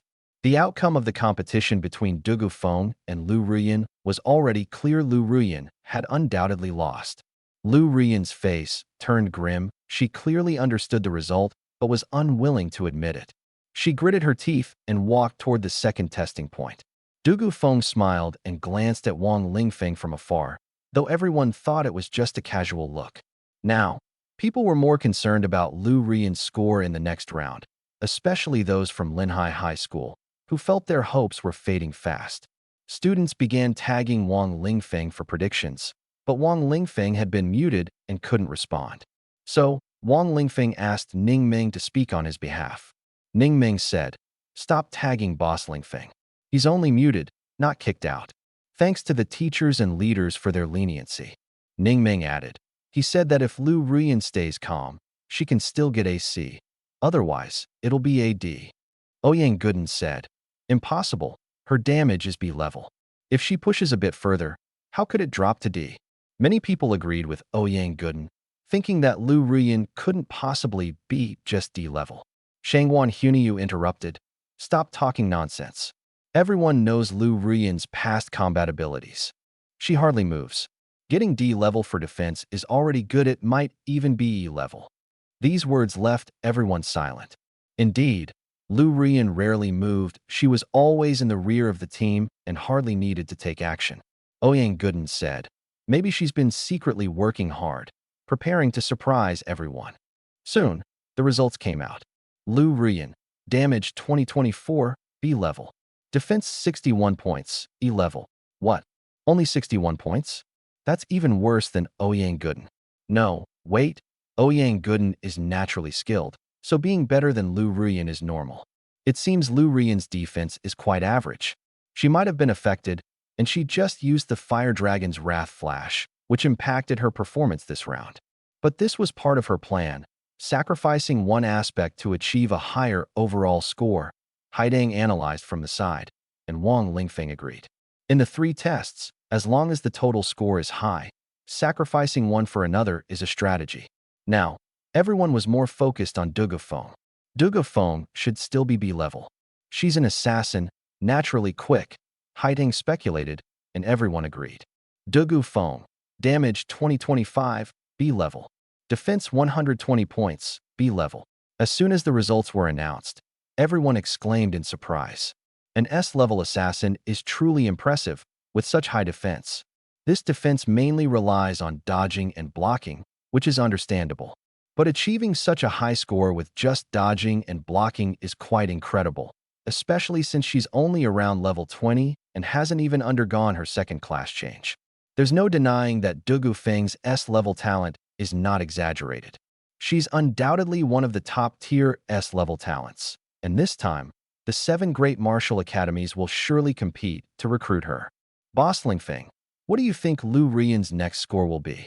If she continues to be D-level, her overall score will also be D-level, which would be interesting, Ningming said expectantly. She'll be D-level, with exactly 7 clones. Why are you so excited? Wang Lingfeng looked at Ningming, as if saying she was being mischievous. Of course I'm excited. Seeing her become D-level makes me happier than becoming E-level myself, Ningming admitted honestly. Right now, she just wanted to be E-level, slightly better than F-level. Soon, the results came out. Lingfeng, you're such a jinx. You guessed it right. Lu Rian really defeated 7 clones in this practical test and ended up D-level. Final combat power evaluation, D-level. This result left everyone stunned. It was completely unexpected. However, it actually made sense. Theoretical performance and practical combat differ greatly, and many talented candidates in the past have failed in practical tests.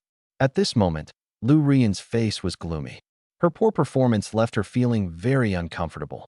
What made her feel even worse was the subsequent situation, starting with Dugu Feng's results. Dugu Feng. Damage 2025, B-level. Defense 120 points, B-level. Practical performance, 14 clones, B-level. Comprehensive combat power evaluation, B-level. Dugu Feng raised her head, glanced at Lu Rian with disdain, and then walked toward Wang Lingfeng. Wang Lingfeng noticed her getting closer and finally standing in front of him. He took a step forward. What are you all looking at? Line up ahead. Keep moving. Wang Lingfeng continued to queue, completely ignoring Dugu Feng. Dugu Feng also seemed uninterested in paying attention to Wang Lingfeng, as if she had just happened to pass by. At this moment, in the campus group chat of Linhai High School, messages were flooding in like crazy. It's over. Linhai High School is doomed. This time, total defeat, there's not even a single C-level combat power. I didn't expect Lu Rian to lose. I was pretty excited when I saw her get a B level. Looks like Linhai High School won't have anyone entering the 7 great martial schools this time. Probably a complete wipeout. This year is really unlucky. Originally, we had Wang Lingfeng and Huangfu Haidang, 2 S-level potentials. One chose no profession, and the other activated a useless talent. Of the 3 A levels, one died, one was crippled, and the last one could only get a D level. You're forgetting there's still one S level. Who? Of course, Wang Tong. Damn, I almost forgot about him. But his results seemed to be the best. He was close to getting a C level.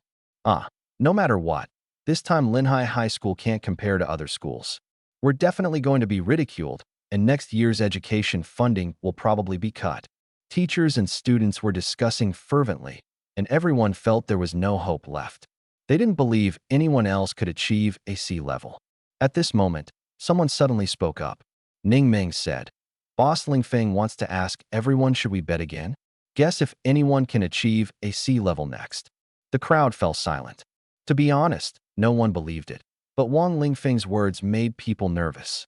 After all, they had already lost quite a bit of money. Ningming added, You don't dare to bet, huh?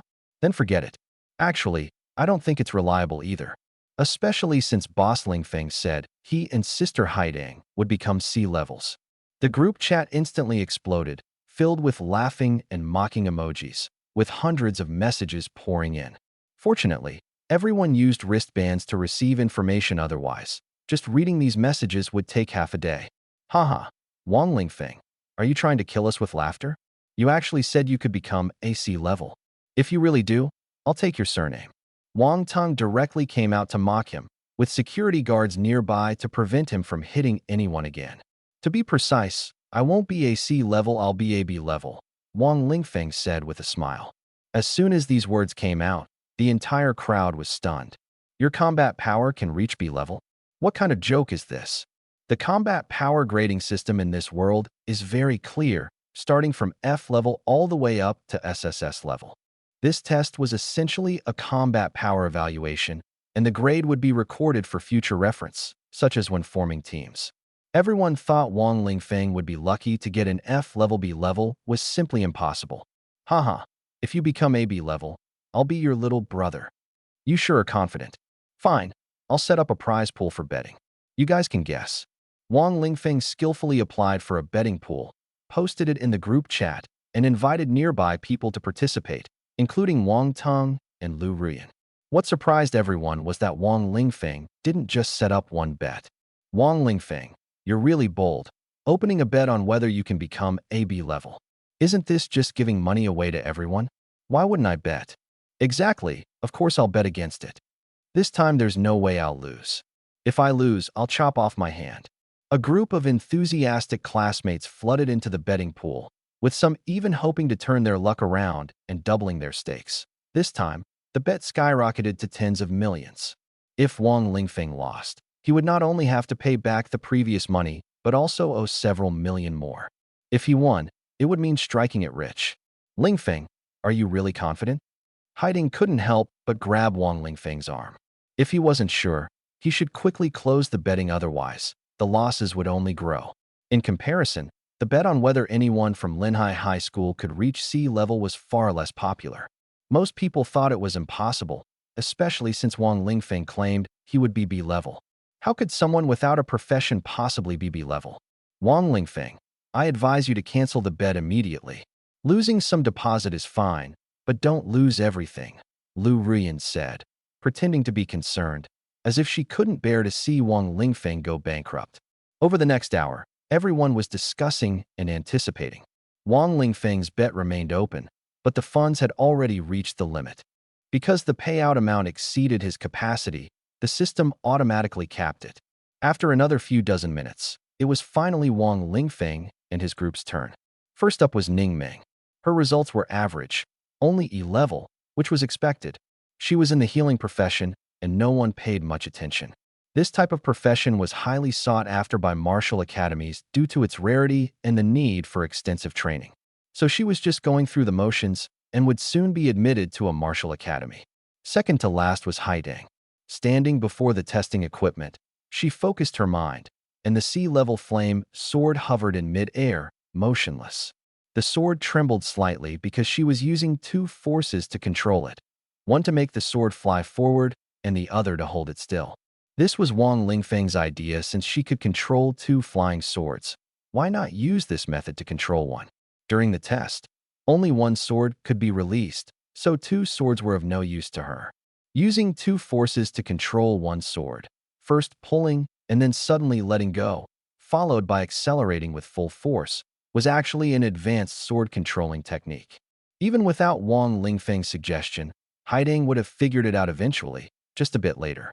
She had been practicing this charged attack for several days, especially during their outdoor training sessions.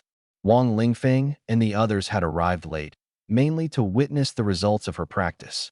Swish! The sword suddenly shot forward at high speed, piercing a black stone deeply, about 2 centimeters in. The blade was still ablaze with flames. Huangfu Haiding. Damage 2025, B level. The crowd erupted in astonishment. Representatives from the martial academies and city lords all stood up. The damage was actually slightly higher than Lu Ruyan's. How was that possible? And how could it be so coincidental? The damage was exactly 2025, just enough to surpass Lu Ruyan. Lu Ruyan's face turned extremely dark. If not for maintaining her image, she would have already jumped up in anger. Seeing her damage value, Haiding was also stunned, seemingly unable to believe it. She looked at Wang Lingfeng, hoping to get some confirmation from him. This young lady is quite interesting, the city lord said, standing on the stage and gazing down at Haiding with eyes full of expectation.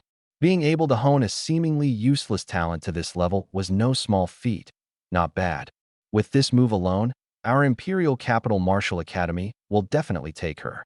If you want her, go ahead, but our Northern Town Martial Academy will compete for her too. Our Anshi Martial Academy is also interested. The representatives of the 7 great martial academies had all spoken. The other academies, who initially wanted to say something, shrank back upon seeing this situation. Competing with the 7 great martial academies for talent was asking for trouble.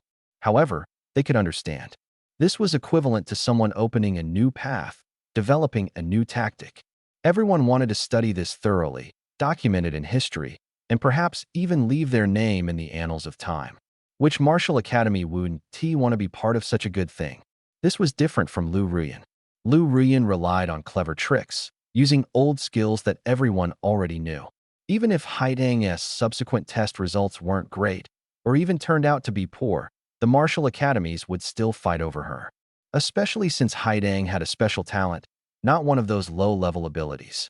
If its potential was discovered, this special talent could very well turn out to be a powerful one. Previously, everyone thought Haidang was lacking because sword control techniques hadn't been developed yet. If Haidang could truly unleash the potential of sword control, then this talent would definitely not just be a level, it might even reach S level. So, competing for Haidang was inevitable. At this moment, everyone present had already seen this outcome clearly. The people from Linhai High School were ecstatic. The school leaders and teachers all gathered around Haidang, cheering her on as if they had been there for her all along. Even her homeroom teacher, Chenru, appeared. They were thrilled, never expecting hope to emerge in such a desperate situation. They had thought Linhai High School would suffer a crushing defeat this time. The people around them ignored Wang Lingfeng. To be precise, they had no expectations for him. Still, some people secretly placed bets. After all, Wang Lingfeng's earlier prize-based guessing game had attracted quite a few wagers. Some teachers also secretly placed bets. After all, it was free money. Haidang didn't rush to participate in the next round, but instead stood to the side, watching Wang Lingfeng's test. Wang Lingfeng's test was very simple and didn't take much time. He stepped forward and directly attacked with his sword. Clang! The sword grazed the stone, leaving a faint scratch. No need to look further, it was definitely weak. Wang Lingfeng, damage 233, F level. The entire crowd froze. They had expected Wang Lingfeng's attack power to be weak, but they hadn't thought it would be this weak. Haha. Laughter erupted. Wang Lingfeng, is this what you call B-level combat power? Did you mistake F level for B-level? With such low attack power, you still dream of reaching B-level? Are you trying to make me laugh so hard I can't pay my mortgage? A wave of ridicule followed. Wang Lingfeng's attack power was simply too low. Lingfeng, are you doing this on purpose? Your attack power shouldn't be this weak, right? Ning Ming asked suspiciously. No, my damage is just this low. It's perfectly normal. Wang Lingfeng shook his head and said helplessly. In truth, Wang Lingfeng was deliberately hiding his strength. His attack power could actually be much higher, and he had skills that could boost his damage. If he used fireball technique, his damage could easily reach C level. Although he hadn't practiced fireball technique, he had watched others use it so often that he had already reached level 120 with it. If he used fireball technique with full charge now, the damage would definitely be off the charts. But he couldn't reveal this strength. He could only use ordinary attacks that everyone was familiar with, even deliberately appearing weaker. After all, even if he used his swordsmanship to its full potential, it would barely reach D level.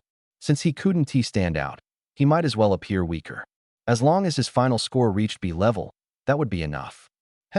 With your level, you still claim you can reach B level? If you want to give everyone money, just say so. The voice of Lu Ruyan came through. She was standing nearby with Wang Tong. It's not over yet. So how can you be so sure it won't work?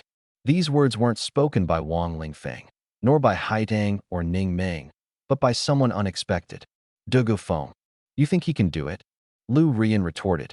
Everyone turned to look at Dugu Feng, surprised that she had shown up and was even supporting Wang Lingfeng.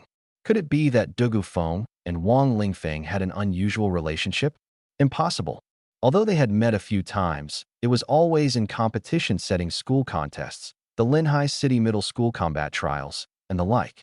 They were considered old rivals, and Wang Lingfeng had defeated Dugu Feng multiple times. Could this have somehow forged a connection between them? While everyone was speculating, Dugu Feng said something that dispelled all the guesses. I don't think he can do it, but I think you're mistaken. It was clear these words were directed at Lu Ruyan. Dugu Feng and Lu Ruyan had competed many times after all. They were girls in the same circle. There was nothing strange about it. Still being stubborn? How about we make a bet? Let's see if you dare to keep supporting this useless Wang Lingfeng. Lu Rian sneered. Wang Lingfeng was innocently insulted at this moment. However, this also showed that Lu Rian truly thought so little of Wang Lingfeng, though this time she said it outright in front of everyone. Wang Lingfeng ignored her and simply waited in front of the second testing area, waiting for Haitong's results. He had no interest in the bet between the two girls. The others, however, were different. They were all waiting for Dugu Feng's response. Are you betting or not? Don't bet. This is too foolish.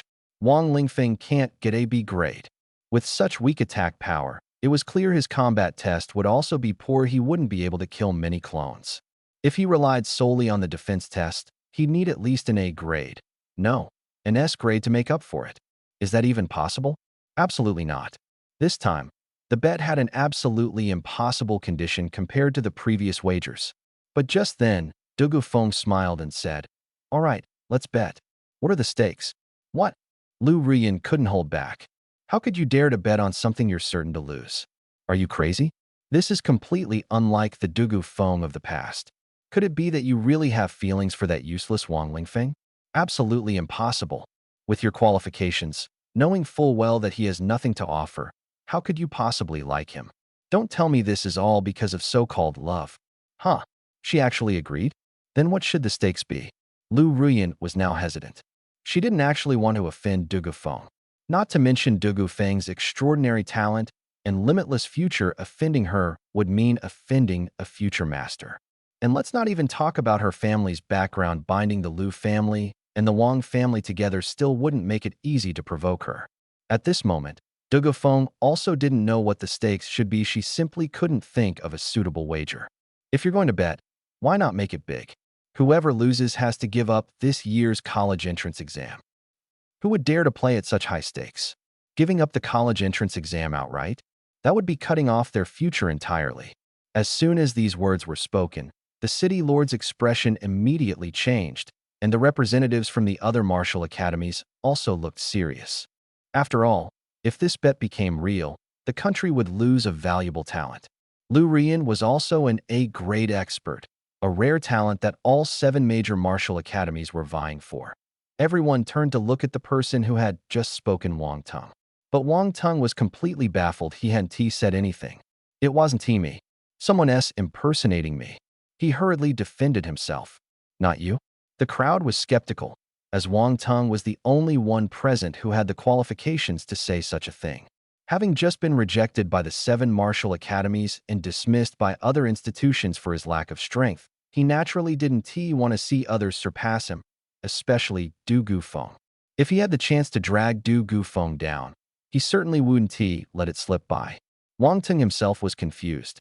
He was sure he hadn't said those words, though deep down, he had wanted to. He even wondered if he had accidentally spoken them aloud. But he knew it wasn't the case. Someone was framing him. Who could it be? Wang Lingfeng? He immediately thought of Wang Lingfeng, but had no evidence. Wang Lingfeng stood at the back, watching him coldly, showing no concern.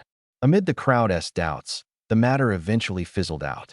Wang Teng bore the blame, but couldn't prove his innocence. However, everyone's attention soon shifted to the wager between the 2 young women.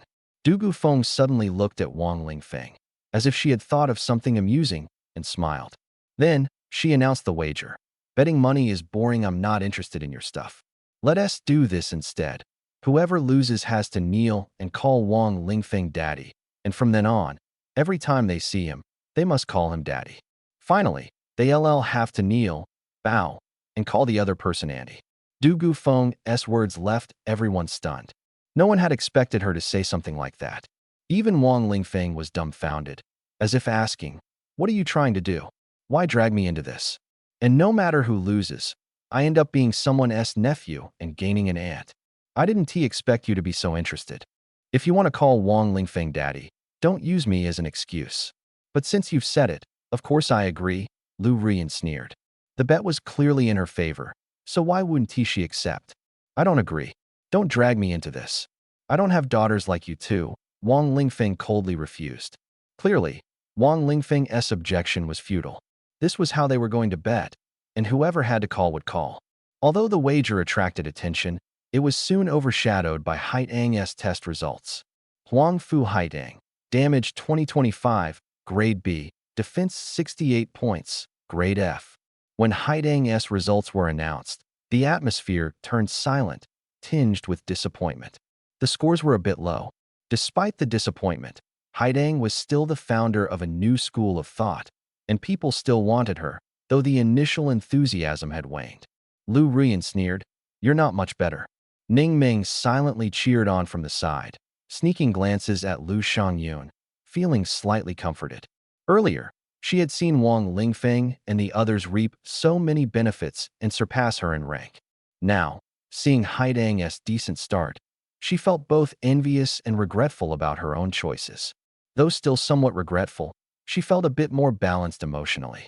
At this moment, Wang Lingfeng was still undergoing his defense test, while Haitang didn't wait and went straight to the combat test. Then, something shocking happened. Haitang finished the combat test earlier than Wang Lingfeng. When the results were announced, everyone was stunned. Huang Fu Haitang, damage 2025, grade B, defense 68 points, grade F, combat, defeated 20 clones, grade A, overall evaluation, grade B. What? How is that possible? Is the combat test equipment broken? Everyone began to suspect a malfunction in the equipment. Even the city lord stood up to personally verify the data. Shortly after, the person in charge of the equipment confirmed that the data was accurate. The equipment was functioning normally, and Huang Fu Haitang's combat results were authentic and valid. The city lord could hardly believe it and even personally stepped in, while other Martial Academy representatives left the competition was over. As for Wang Lingfeng, he had been completely forgotten by everyone. On site, people began asking Haitang questions. Haitang's answers revealed the reason behind her unusual results. "I follow the Sword Immortal path. Sword Immortals don't need defense, they rely solely on offense. I just need to kill my clones first, no matter how many there are. Unfortunately, at the 21st clone, I was counter-killed." Understood. Huang Fu Haitang has high attack power but poor defense, and her clones are the same. So, she can kill one clone with a single strike, and it's a matter of who kills whom first. If she's lucky, she can keep killing indefinitely. Scoring 20 clones isn't surprising. The results are real, so she has no problem getting into the 7 great martial academies. We must have her in our Shushan Martial Academy. Her compatibility with our academy is too high. Get lost. She's ours at Anshi Martial Academy.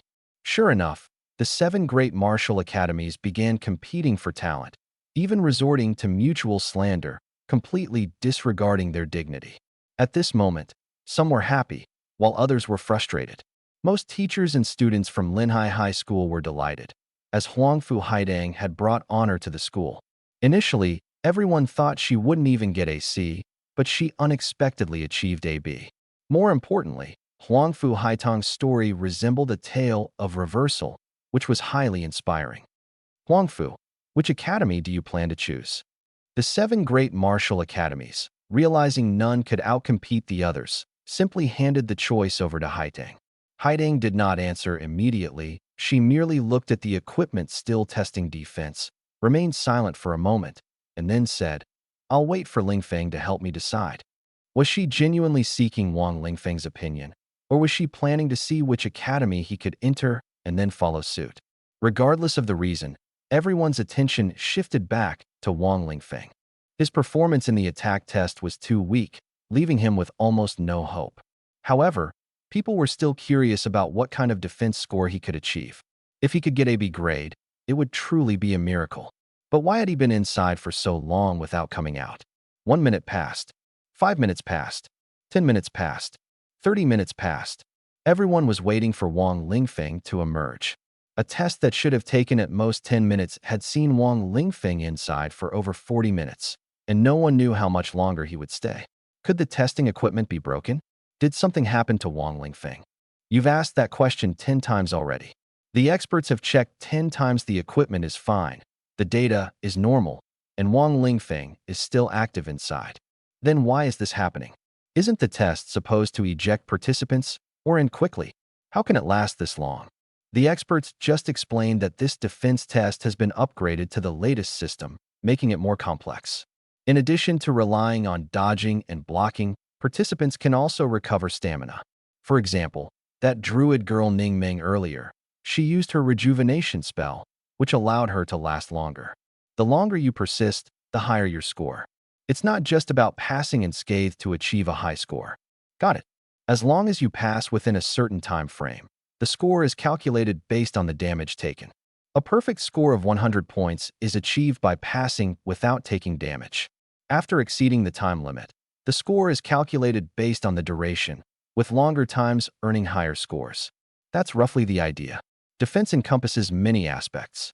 Some people don't have the agility to dodge and rely on brute force. Should points be deducted just for being hit? Yes, but the experts also mentioned that the traps inside are extremely painful, and with a level 20 strength, one can't last long. Yet Wang Lingfeng managed to endure for so long. If I had known about this earlier, I would have rushed over to talk to the city lord and the others. Do you think I'd still be chatting with you? Conversations like this kept popping up among the crowd watching. The group chat of Linhai High School was also buzzing, with teachers getting excited. Could this mean that, besides Haitang, Wang Lingfeng might emerge as a dark horse? To be honest, Wang Lingfeng isn't exactly a dark horse, don't forget. He has an SSS level talent. However, some people harbored dark feelings, such as Wang Teng, Lu Rian, and Lu Shangyun. Their expressions varied, making for an interesting sight. All of this was recorded by Shangguan Huniyu, who posted it in the group chat along with her sharp-tongued commentary, leaving them red-faced with anger. Shangguan Huniyu also said her usual catchphrase, "Do you think this is the end?" This remark made everyone even more excited, their eyes fixed on the testing room. Impossible. Wang Lingfeng can't be this strong. There must be a system error. The so-called new system must have some issues. At this moment, in the central area where the city lord and representatives of the martial academies were gathered, if Wang Lingfeng truly achieves B-level combat power, will you still refuse him? The city lord suddenly asked, directing the question at the representatives of the 7 major martial academies. Previously, all 7 academies had expressed disinterest in Wang Lingfeng, even if he qualified. "We don't want him." Several representatives shook their heads outright. "We at the Jinbei Martial Academy do," said the representative of Jinbei Martial Academy. He was dressed in traditional attire, with white hair but a spirited demeanor. "Old Wu, didn't you say earlier that you didn't want him? Why the sudden change of heart? Even if Wang Lingfeng is strong now, he won't be of much use later on. He's too weak in the long term and has no value." Old Wu chuckled. "Everyone has their uses. He may not improve later, but he can help us clear level 20 beasts, can't he? Even so, that's someone else's concern. We only cultivate the most elite combat power. I think you have other motives."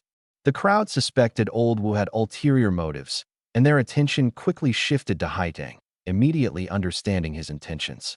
They promptly changed their stance. "We're not against giving young people a chance, but if he's relying on non-professional achievements, then he shouldn't join our martial academy." The city lord listened and smiled without commenting, continuing to wait for Wang Lingfeng's results.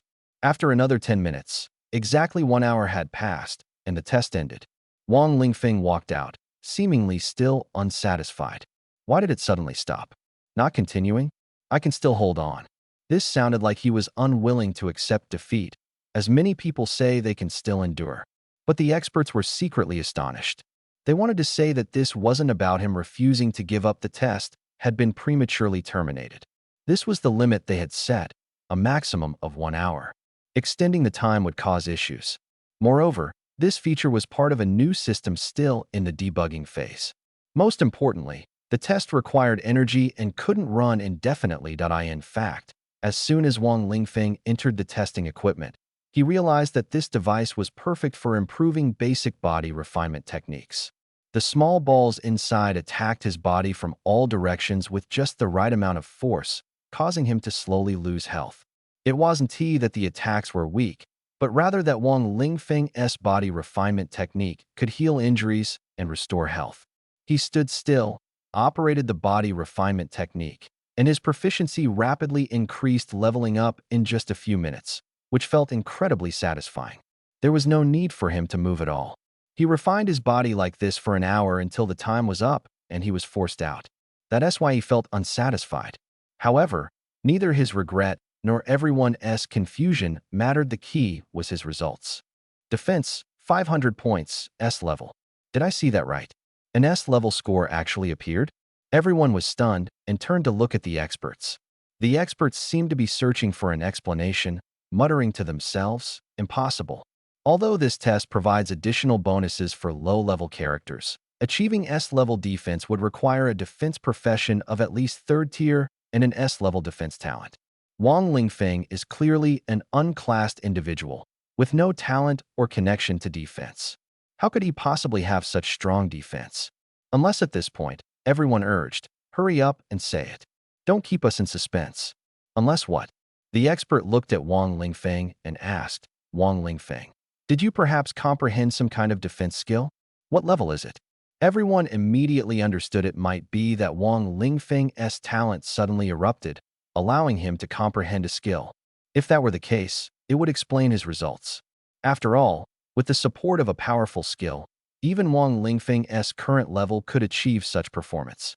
However, such a skill likely comes with a cost, which would make it more acceptable to everyone. After all, if he were this powerful without any cost, no one could tolerate it. In any case, a skill of this level would definitely be S level or higher.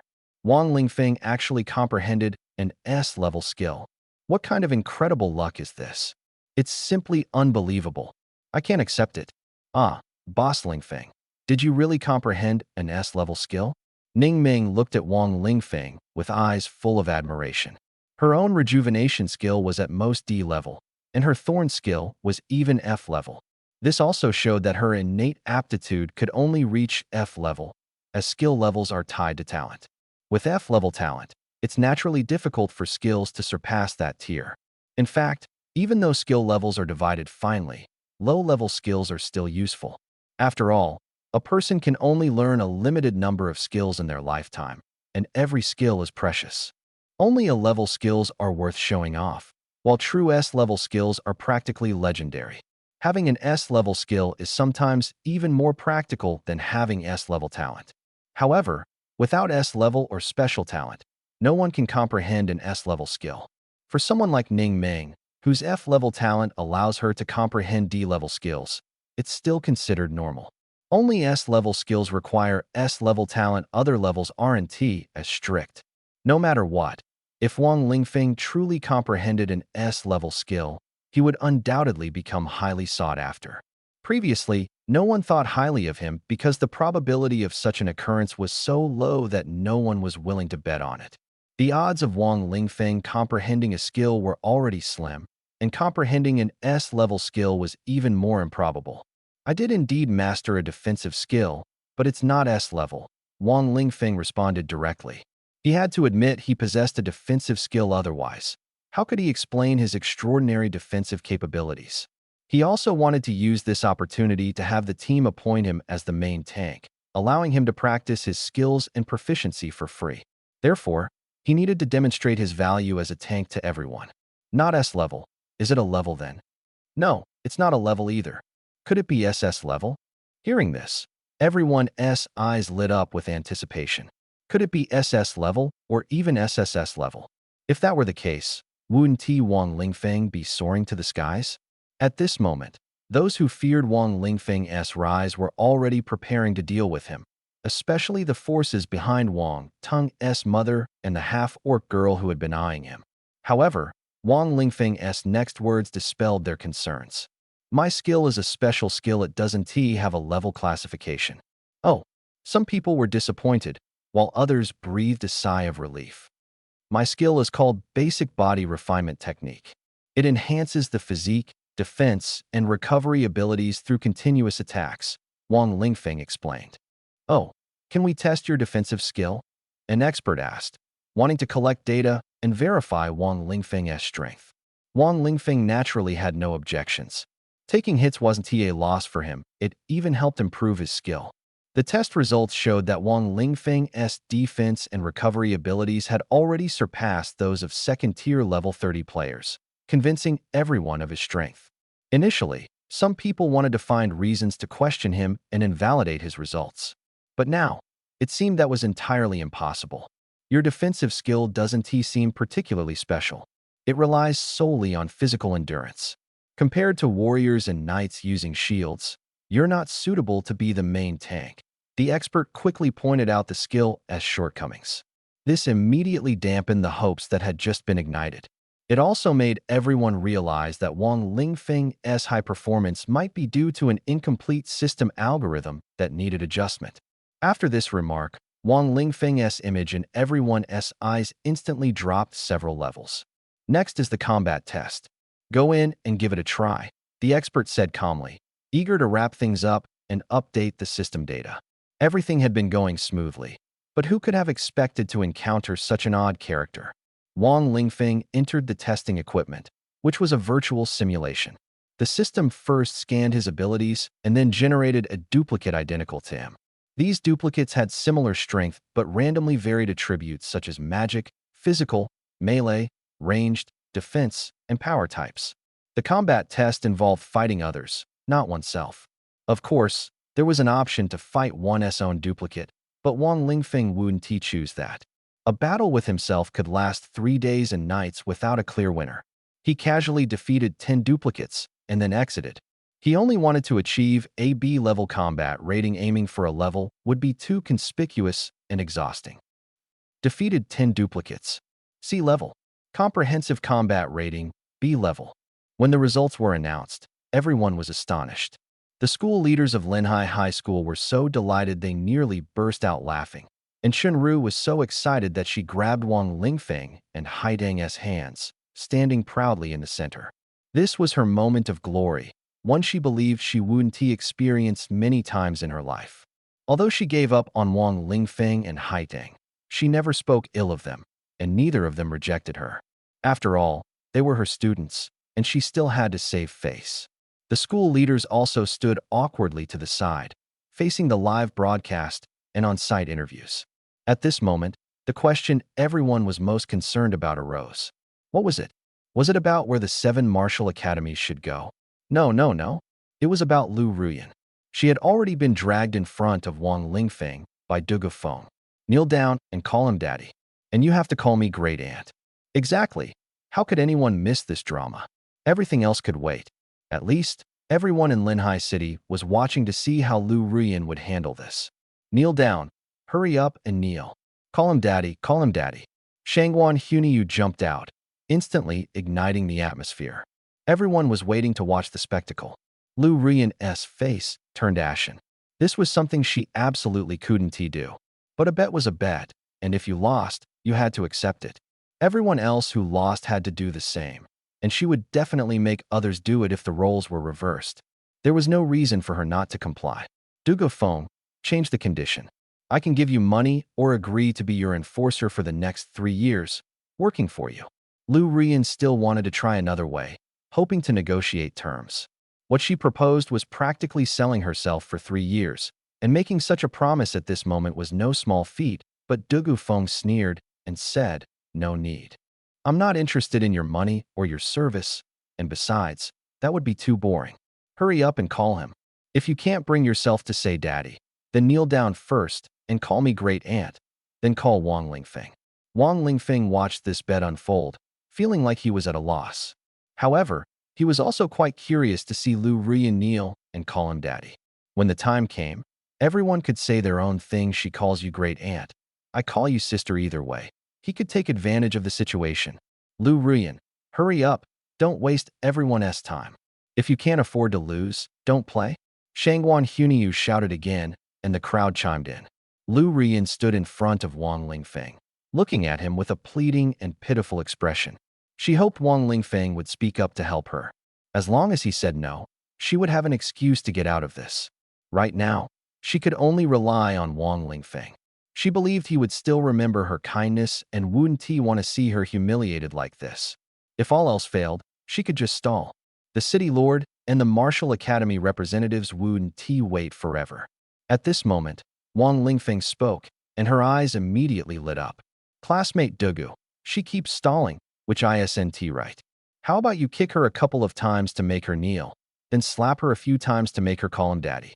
Wang Lingfeng, you're doing this on purpose to provoke me, trying to make me change my mind. It's useless, we're already impossible. Lu Ruyan froze for a moment and then came to this conclusion. Damn, so Wang Lingfeng's plan was to reconcile with Lu Ruyan while also making her call him daddy. That's shameless beyond belief. Exactly. If I were Lu Ruyan, I'd kneel and call him daddy, but I wouldn't give him another chance. Why not give him a chance? Wang Lingfeng has now mastered defensive skills and has B-level combat power, far surpassing ordinary people. Even with a B-level talent, you'd need to reach second-tier level 40 to achieve B-level combat power. Does that mean he's roughly equivalent to level 40 now? No, at most level 30. Lower levels have bonuses, and he must not have any powerful skills either. Oh, so he's still a useless nobody? Worthy of our Lu Ruyan. Useless? What's your own combat rating? I'm useless too, but that doesn't stop me from calling him useless. Besides, his defense evaluation has flaws, even the experts said so. The onlookers began discussing again. They all felt that Wang Lingfeng had annoyed Lu Ruyan. His pursuit methods were outdated and despicable. As a result, everyone looked down on Wang Lingfeng. Although Wang Lingfeng's combat rating was B-level and he had grown stronger, in their eyes, he was still a useless nobody with no future. His academic performance was also controversial. Because of Wang Lingfeng's attitude, Lu Ruyan's supporters directly skipped over Dugu Feng and started blaming Wang Lingfeng. The reason was simple. Wang Lingfeng was just too weak. At this moment, Lu Ruyan seemed a bit smug, thinking that with so many supporters, the matter was settled. However, Dugu Feng suddenly made a move, delivering a fierce kick to Lu Ruyan's feet. Thud! Lu Ruyan fell to her knees in front of Wang Lingfeng. Wang Lingfeng didn't dodge, letting her kneel there. Call me daddy. You lost, so admit it. Stop wasting time, everyone is watching. Do you think you can get away with this?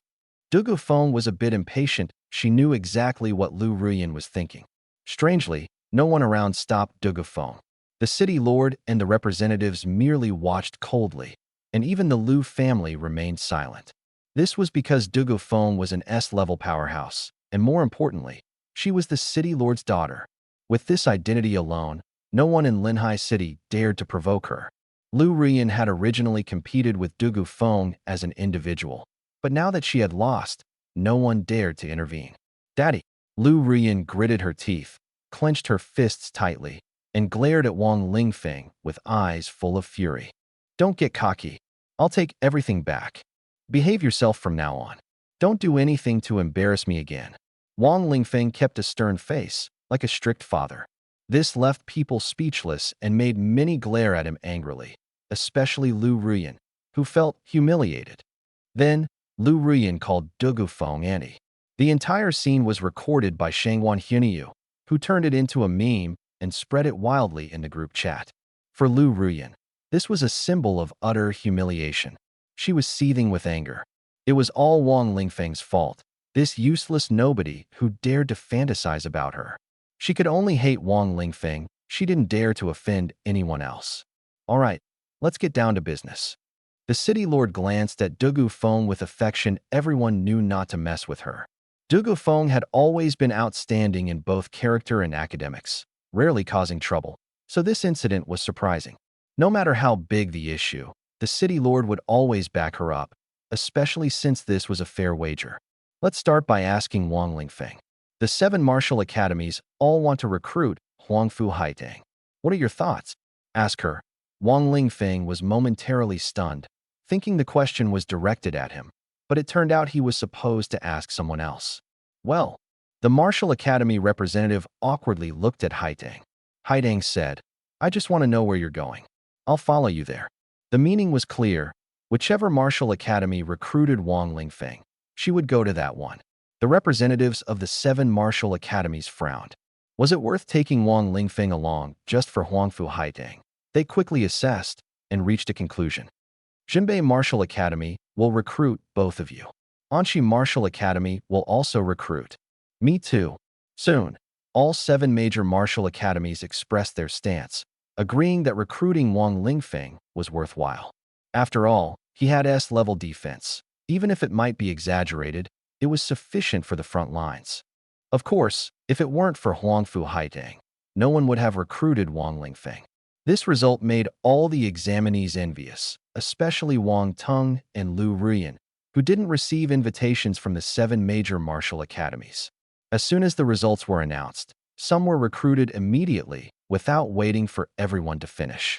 Wang Lingfeng and Haitang both received invitations, and Ning Ming also received several but hadn't decided where to go yet. She wanted to hear Wang Lingfeng's opinion. Wang Lingfeng is really lucky, relying on a woman to get into the 7 major martial academies. Why don't I have such luck? At this moment, Wang Ting couldn't help but speak up. He should have let his subordinates say it, but his mindset had collapsed, and he wanted to personally humiliate Wang Lingfeng. As soon as he said this, public opinion shifted, and people started to believe Wang Lingfeng indeed relied on a woman. Jealous individuals began mocking and belittling Wang Lingfeng. Such comments flooded the internet, including the group chats of Linhai High School. Wang Lingfeng, stop dawdling and choose a martial academy already. You did beat me this time, but it's just this once, Lu Rian chimed in. Her words sounded like a challenge, but were actually mocking Wang Lingfeng. Everyone was waiting for Wang Lingfeng to make his choice. However, what happened next shocked everyone. But I don't want to go to the 7 major martial academies. Let Ning Ming have this opportunity. She needs this chance for growth more.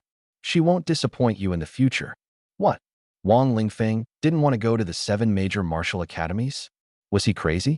Why did this scene feel so familiar? Oh right, compared to his previous refusal of any profession, this was nothing. Lingfeng, what nonsense are you talking about again? Why wouldn't you go to the 7 major martial academies? Sorry, he sometimes has a short circuit in his brain. Haidang immediately interrupted him. She was most afraid of Wang Lingfeng making such jokes, as they were no laughing matter. Lingfeng, boss, I just need an opportunity to survive by relying on others and not stand out too much. Didn't you say life is about learning to be lazy? Ning Ming expressed her true thoughts, saying she only wanted to survive in the wild and contribute to the country, not become some big shot. Wang Lingfeng shook his head and said, Didn't I say you can be lazy, but you can't completely give up? You need to grow. You and Haidang should go to Junbei Martial Academy. That's where your destiny begins to change. Ning Ming was about to argue, but Wang Lingfeng added, I also have my turning point, though it's not Junbei Martial Academy, but it's in Junbei City. We'll still have plenty of opportunities to level up together. Junbei City is an important city in the northeast of Huaxia, not only fighting against alien beasts, but also guarding against half-beasts, full of dangers. In contrast, Linhai City is a safe zone in the rear. Are you sure you won't join Junbei Martial Academy? Even if you don't go, I won't accept an F-level talent, even if she can heal, said Lao Wu, the representative of Junbei Martial Academy, coldly.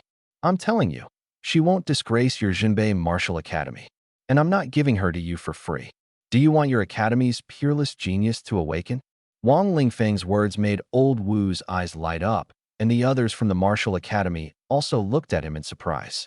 Could it be that Wang Lingfeng knew how to awaken that unparalleled genius? She was the most talented girl in the past century at the Northern Martial Academy, possessing an SSS-level talent, the ability to create an identical clone, with the clone having all her powers. When the clone disappeared, all its experiences and memories would return to her true self. This meant she could simultaneously train and study with the strength of 2 people. By the age of 20, she had already reached the 4th transformation, and before turning 30, she was destined to achieve the 5th transformation and rank among the world's top experts. However, 10 years ago, at the age of 23, she fell into a crisis, teetered on the brink of death, and was frozen in a specialized laboratory built to save her, located right within the Northern Martial Academy. 10 years had passed without any news. Wang Lingfeng suddenly brought up this matter, which meant, are you saying you know how to wake up Narcissus, that girl? As long as you properly train Haidang and Ning Ming, especially Ning Ming, and have Bai Yushua guide them, it will definitely work. How can I trust you? Do you have any other choice besides trusting me? Wang Lingfeng spoke decisively, making his stance clear. Believe it or not, it was up to them. If they didn't believe him, they would be the ones to suffer the loss. Old Wu frowned and thought for a moment before ultimately deciding to accept Ning Ming. In fact, Recruiting Haiding already required a price, so taking in Ning Ming as well was a minor matter. Although Ning Ming's strength wasn't impressive, she wasn't entirely useless either. After the matter was resolved, everyone remembered to ask which martial academy Wang Lingfeng himself was planning to join. I recall that apart from the Northern Martial Academy, there don't seem to be any other martial academies in Northern City. There aren't many newcomers here, and it's not suitable for graduates with slightly weaker abilities. There used to be a few martial academies, but they all went bankrupt due to lack of funds. This time, I came alone. Are you sure there's another martial academy? Old Wu looked at Wang Lingfeng in confusion. There is, but it's on the verge of closing down. If I don't go, it won't survive this year. Wang Lingfeng said with a smile. Then why would you still go? Old Wu and the others couldn't understand. A martial academy on the verge of closing down meant no money, no resources, no support, and no one willing to go. Even those with F-level talent wouldn't choose it. I want to become the savior. Wang Lingfeng's words left everyone speechless. Only young people would have such dreams of saving the world, but in reality, it meant nothing. No one tried to persuade him, as it was futile. Wang Lingfeng wasn't a highly regarded genius, so no one cared about him doing something so foolish. Thus, Wang Tung mocked him, and Lu Rian stared coldly at Wang Lingfeng, as if saying, "You're so naive." Everyone laughed at his words. Even the city lord couldn't help but smile, while Dugu Feng seemed lost in thought. Haidang and Ning Ming shook their heads, thinking he had gone mad again. What they didn't know was that Wang Lingfeng was serious, and his words carried a double meaning. Not only did he intend to become the ultimate savior, but he also aimed to be the savior of this failing martial academy. Why save this martial academy? Because once it was revitalized, it would change the fate of certain individuals, who would become key forces in stopping world-ending beasts. Therefore, Wang Lingfeng had to save it. In the future, this martial academy would become the 8th major martial academy in China. Martial academy enrollment is temporarily concluded. Those who were not admitted or are dissatisfied with the results and want to try their luck at their preferred martial academies still have one more chance. In 2 months, you can participate in the final admission trials of the major martial academies. There are still 2 months left, so prepare well. This is not only a message for you, but also a reminder to all senior students in Linhai City. Even if you have already entered a martial academy, you must continue to strive. This is just the beginning. Many things are still uncertain, and your future is full of infinite possibilities. The city lord began to summarize his speech and then mentioned the most critical news of this event. This year, Linhai City has 10 spots to go to Longmen Mountain. These 10 spots will be given to the top 10 students in this test ranking. Dugu Feng, Wang Lingfeng, Huangfu Haitang, Wang Tung, Lu Rian. Longmen Mountain. That's the legendary strongest secret realm for level 30, a place every senior student dreams of. It's said that entering it is like a fish leaping over the dragon gate, soaring to great heights in one bound. Although the legend is somewhat exaggerated, the place indeed holds various fortuitous encounters. However, opportunities and dangers always coexist. While the speed of improvement inside is astonishing, problems can arise just as quickly. Despite this, it remains the most desired destination for all job changers below level 30. This time, the situation is special and time is tight. You must depart tomorrow. If you really can't make it, let me know and I'll find someone to replace you. Can't make it? What a joke. Even if tomorrow were your wedding day, you'd have to tell your partner. I have to go first. This is important. We'll celebrate properly when I return. Longmen Mountain is an abandoned super reservoir. By all accounts, this reservoir should have been decommissioned long ago, but the appearance of some strange aquatic monsters in the water has made the reservoir even more robust. Located in the wilderness, the environment is already dangerous, and the presence of these aquatic monsters makes the situation even more complex. Ordinary people wouldn't venture into this place lightly while leveling up. Fortunately, the reservoir isn't too deep, and there are many small islands in the middle, so most of the monsters here are between levels 20 and 30. There are a few powerful monsters at the bottom of the lake, but as long as you don't encounter them, there shouldn't be any major issues. These monsters lurking at the bottom rarely appear otherwise. They would have been eliminated long ago, so there's generally no need to worry. Because of the existence of the Longmin Mountain secret realm, the monsters in this area are slightly stronger than those outside, so many people choose to level up on the outskirts. Conveniently located between Linnan City and Huizhou City, it's a popular leveling spot. For this reason, every year, quite a few people go missing after entering Longmin Mountain. There are always those who want to take risks, hoping for a fortuitous encounter, but most of the time, there's no encounter, only death. At this moment, 5 of the most advanced armored personnel carriers were speeding down the road, equipped with stealth systems, heading straight for the Longmin Mountain Fortress. The Longmin Mountain Fortress is a purely defensive stronghold, serving as a base for those leveling up nearby. Since it's a defensive fortress, it doesn't have any comfortable facilities, only providing the most basic living conditions. Soon, the personnel carriers arrived at the fortress gate, which opened directly to let them through. The vehicle stopped in an area resembling a walled city, and a group of people disembarked. They weren't soldiers changing shifts, but a group of energetic senior students. Among them was Wang Lingfeng, accompanied by Haidang, Du Gufeng, Wang Teng, and Lu Ruyan at this moment. Wang Teng stared fiercely at Wang Lingfeng. Lingfeng, if Wang Teng's gaze could kill, you'd have died countless times already. Haidang reminded him from the side, her eyes also scanning the surrounding people. This group consisted of those entering the secret realm, not just the 10 from Linhai City, but also participants from Linnan City and other cities in the EC County. Each person carried an air of determination and competitiveness. I didn't say anything, he's the one who insists on being angry, Wang Lingfeng replied casually, glancing around. Do you even talk like a human? You told him not to go to the secret realm, saying there's no chance for fortune and it's easier to die. You warned others not to provoke you, which only makes them hate you more.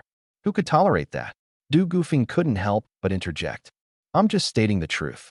I don't want him to die. After all, if he dies, my parents and the Wang family will blame me, and that would be a huge hassle, Wang Lingfeng said with a furrowed brow, sounding troubled. So you're just afraid of trouble, not genuinely concerned about him, Du Gufeng mocked. Who would truly care about him? If he hadn't annoyed my mom, I wouldn't even be worried. Anyway, I'm heading to Jinbei City soon, Wang Lingfeng said helplessly. Haiding changed the subject, asking about Xie Bingbing's condition. Wang Lingfeng said Xie Bingbing was fine and would be discharged from the hospital in a while. He had money now, so staying in the hospital longer to recover wasn't an issue. Hospitals nowadays used various skills for treatment, which, though costly, were very effective for recovery. Speaking of betting income, he had wagered over 10 million, but after deducting high taxes, he could only take half, which was painful. However, Wang Lingfeng didn't mind, as the money wasn't his, and he had long known about the high taxes. Be careful. He's already teamed up with several people targeting you. Once inside the secret realm, it's best to stay away from Haidang to avoid dragging her into trouble, Du Gufeng bluntly reminded him, signaling Wang Lingfeng to pay more attention to Wang Teng. Wang Lingfeng was well aware that this time, he and Wang Teng were at odds, and Wang Teng even planned to retaliate against his mother. The reason was that she was a traitor, a spy for the Japanese. Among the group traveling together, there were also a few Japanese spies, some of whom had collaborated with Wang Teng to harm him. This trip to the secret realm posed significant dangers for Wang Lingfeng. I understand. If necessary, we'll have to act separately. Lingfeng, don't listen to her, I'll help you, Haidang said urgently, glaring fiercely at Du Gufeng. Du Gufeng feigned innocence, saying, I'm just here for the show. No need. Sometimes it's better for me to act alone. Wang Lingfeng shook his head. He knew the other party might not listen, but he still had to say it. Don't rush to split up yet. When we first enter the secret realm, we should stick together. Whether we can meet again later is uncertain, Du Gufeng said with a smile. After a while, Du Gufeng suddenly left, only to return shortly after. Lu Ruyan, we meet again. Enough already, Annie. Be good. Along the way, Du Gufeng teased Lu Ruyan countless times. The conflict between the two seemed to have deepened for reasons unknown. Soon, the crowd gathered, and without even having time to rest, they were led by a team toward the secret realm. The Dragon Gate array has suddenly opened ahead of schedule these past few days, which is why you've rushed here so quickly. There's no time to waste, now follow me inside. On the way, we'll move forward as quickly as possible. If we encounter monsters, deal with them in the fastest way. Once inside the secret realm, you can rest. You can also form teams now. If you have any questions, speak up. The group hadn't expected to leave the fortress so soon after arriving, heading straight out instead. After sitting in the car for over 2 hours, everyone was a bit tired. But since the secret realm had opened early, it was definitely better to go in right away rather than waste this opportunity.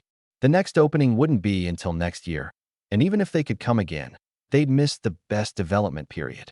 Wang Lingfeng naturally teamed up with Haidang and conveniently pulled Du Gufeng into the group. As well, he had always wanted to learn Du Gufeng's skills. Du Gufeng didn't think much about it and joined. Once Du Gufeng joined, she immediately attracted a lot of attention. In the end, Du Gufeng chose Lu Ruyan. Unexpectedly, Lu Ruyan also joined. The reason was simple. If you join us, you'll have to call us Dad and Auntie whenever you see us. Once in the team, thinking about finding a chance to kill her? Definitely not happening. On a deserted island, Wang Lingfeng stood on a rocky shore, holding up his shield to fend off aquatic monsters crawling out of the water. This time, a 6-meter-long crocodile appeared. In ancient times, it would surely have been revered as a dragon. What made it even more special was the horn growing on its head, not on the sides, but right in the center. This was the unicorn longtail crocodile, level 25, classified as elite. It was far stronger than the ordinary crocodiles nearby. Just moments ago, it had knocked back a frontline fighter with a single strike, prompting Wang Lingfeng to step in and take the lead. At this moment, everyone could clearly see Wang Lingfeng's defensive capabilities and wasn't surprised. Cast Fireball, Dragon's Breath, Explosive Fire Talisman. Various fire-based magic attacks bombarded the crocodile, followed closely by Haitang's flaming sword. Why all fire-based attacks? The reason was simple. This crocodile was extremely vulnerable to fire. Someone in the team had already pointed this out. In this team, Wang Lingfeng was the tank in the front line, but he had no specific class. His late-game development was mediocre, and no one paid much attention to him. On top of that, Wang Teng and his group deliberately excluded him, leaving Wang Lingfeng isolated within the team. But he didn't care at all. He could learn skills for free and improve his proficiency. With these benefits, even if others looked down on him, he still enjoyed himself. It was like working a job. Even if the boss occasionally scolded you, as long as the pay and benefits were good, what could you do? Once the money's in your pocket, the company feels like home. Although his teammates had poor attitudes, they were still brothers and close friends. Unfortunately, after fighting for so long and already entering the Dragon Gate Mountain secret realm, Wang Lingfeng hadn't yet mastered any new skills. This time, he had only one wish: to learn Du Gufeng's Phantom Demon movement technique. If he could also grasp her talent, that would be even better. However, her talent was almost impossible to learn, as Du Gufeng's talent was S-level, one-hit kill. When she used assassination skills, there was a chance to instantly kill the enemy. This chance varied based on the user's strength. The stronger they were, the lower the chance; the weaker they were, the higher the chance. Fireball proficiency plus 100. Fireball proficiency plus 100. It had to be said that common skills from ordinary professions leveled up the fastest in a team. If Wang Lingfeng kept sticking with the team, he could train Fireball to God-level proficiency. While Wang Lingfeng was happily improving his skills, someone behind him was watching him closely. It was Wang Teng and a few others with sinister expressions. Look at him, his defense is strong, but his attack power is almost non-existent, and his speed is slow. Want to kill him? It's easy. If you can't beat him, just run. I've been observing him for a long time. He's really just a clumsy big guy. But is this person worth us teaming up to kill? Not worth it. But later, when we enter the core area of Dragon Gate Mountain, we'll be separated. Having more people ensures someone will encounter him. Previously, we worried one person couldn't kill him, but now, whoever meets him should kill him directly. Don't wait for others. Understood. Wang Teng and the others sneered. All of this was their internal voice communication. They would never say it out loud. What they didn't know was how foolish this decision was. Originally, if they had attacked Wang Lingfeng together, he would have been in a bad situation. But acting separately was like the story of the Calabash brothers rescuing their grandfather one by one. They were sent to their doom. Of course, that was assuming they could surround Wang Lingfeng in the first place. Shadow assassination. Du Gufeng moved quickly, circling behind the long-tailed unicorn crocodile and thrusting her sword. By sheer luck, this strike triggered her innate talent. The crocodile monster, which still had more than half its health, was instantly killed. The people present froze for a moment before immediately resuming the battle. Du Gu, you're using your luck in the wrong place.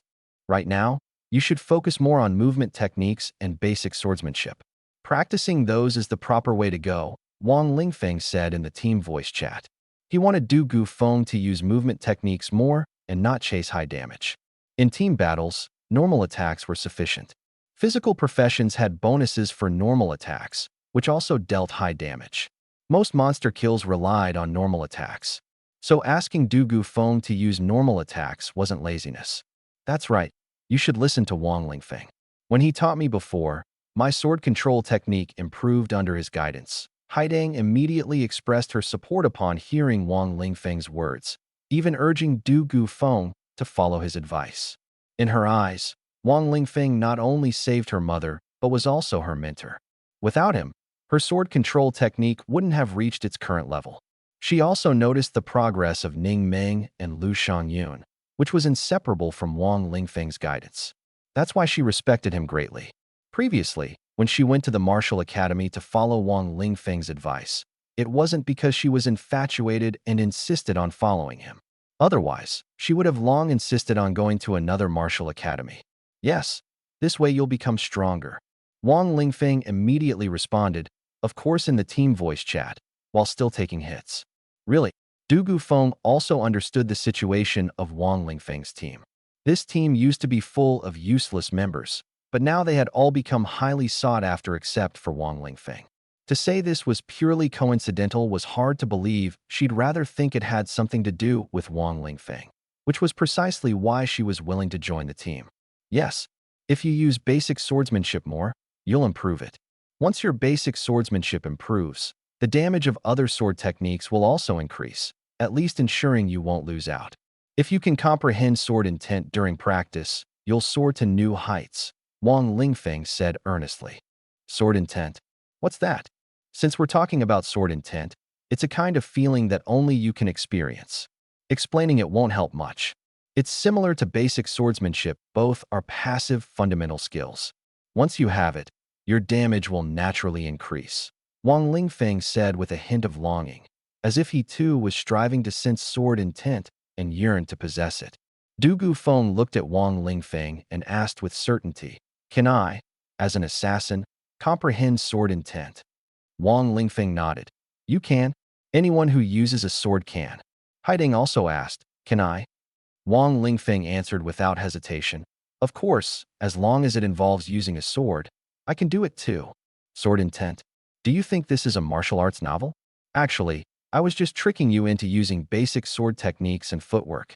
The former allows me to freely increase proficiency, while the latter lets me acquire skills for free. Once I've freeloaded to my satisfaction, I'll tell you that it all depends on talent. If your talent is lacking, don't force it. Unexpectedly, sword intent actually appeared in the end. It was as if the gears of fate had started turning. It felt like the butterfly effect, a small change triggering a shift in destiny. The future he had seen before was no longer the same. Level 30 Cannibalistic Golden Toad. Level 28 Carrion Wood Lizard. Level 26 Frost Water Spider. Level 25 Tiger Striped Fire Centipede.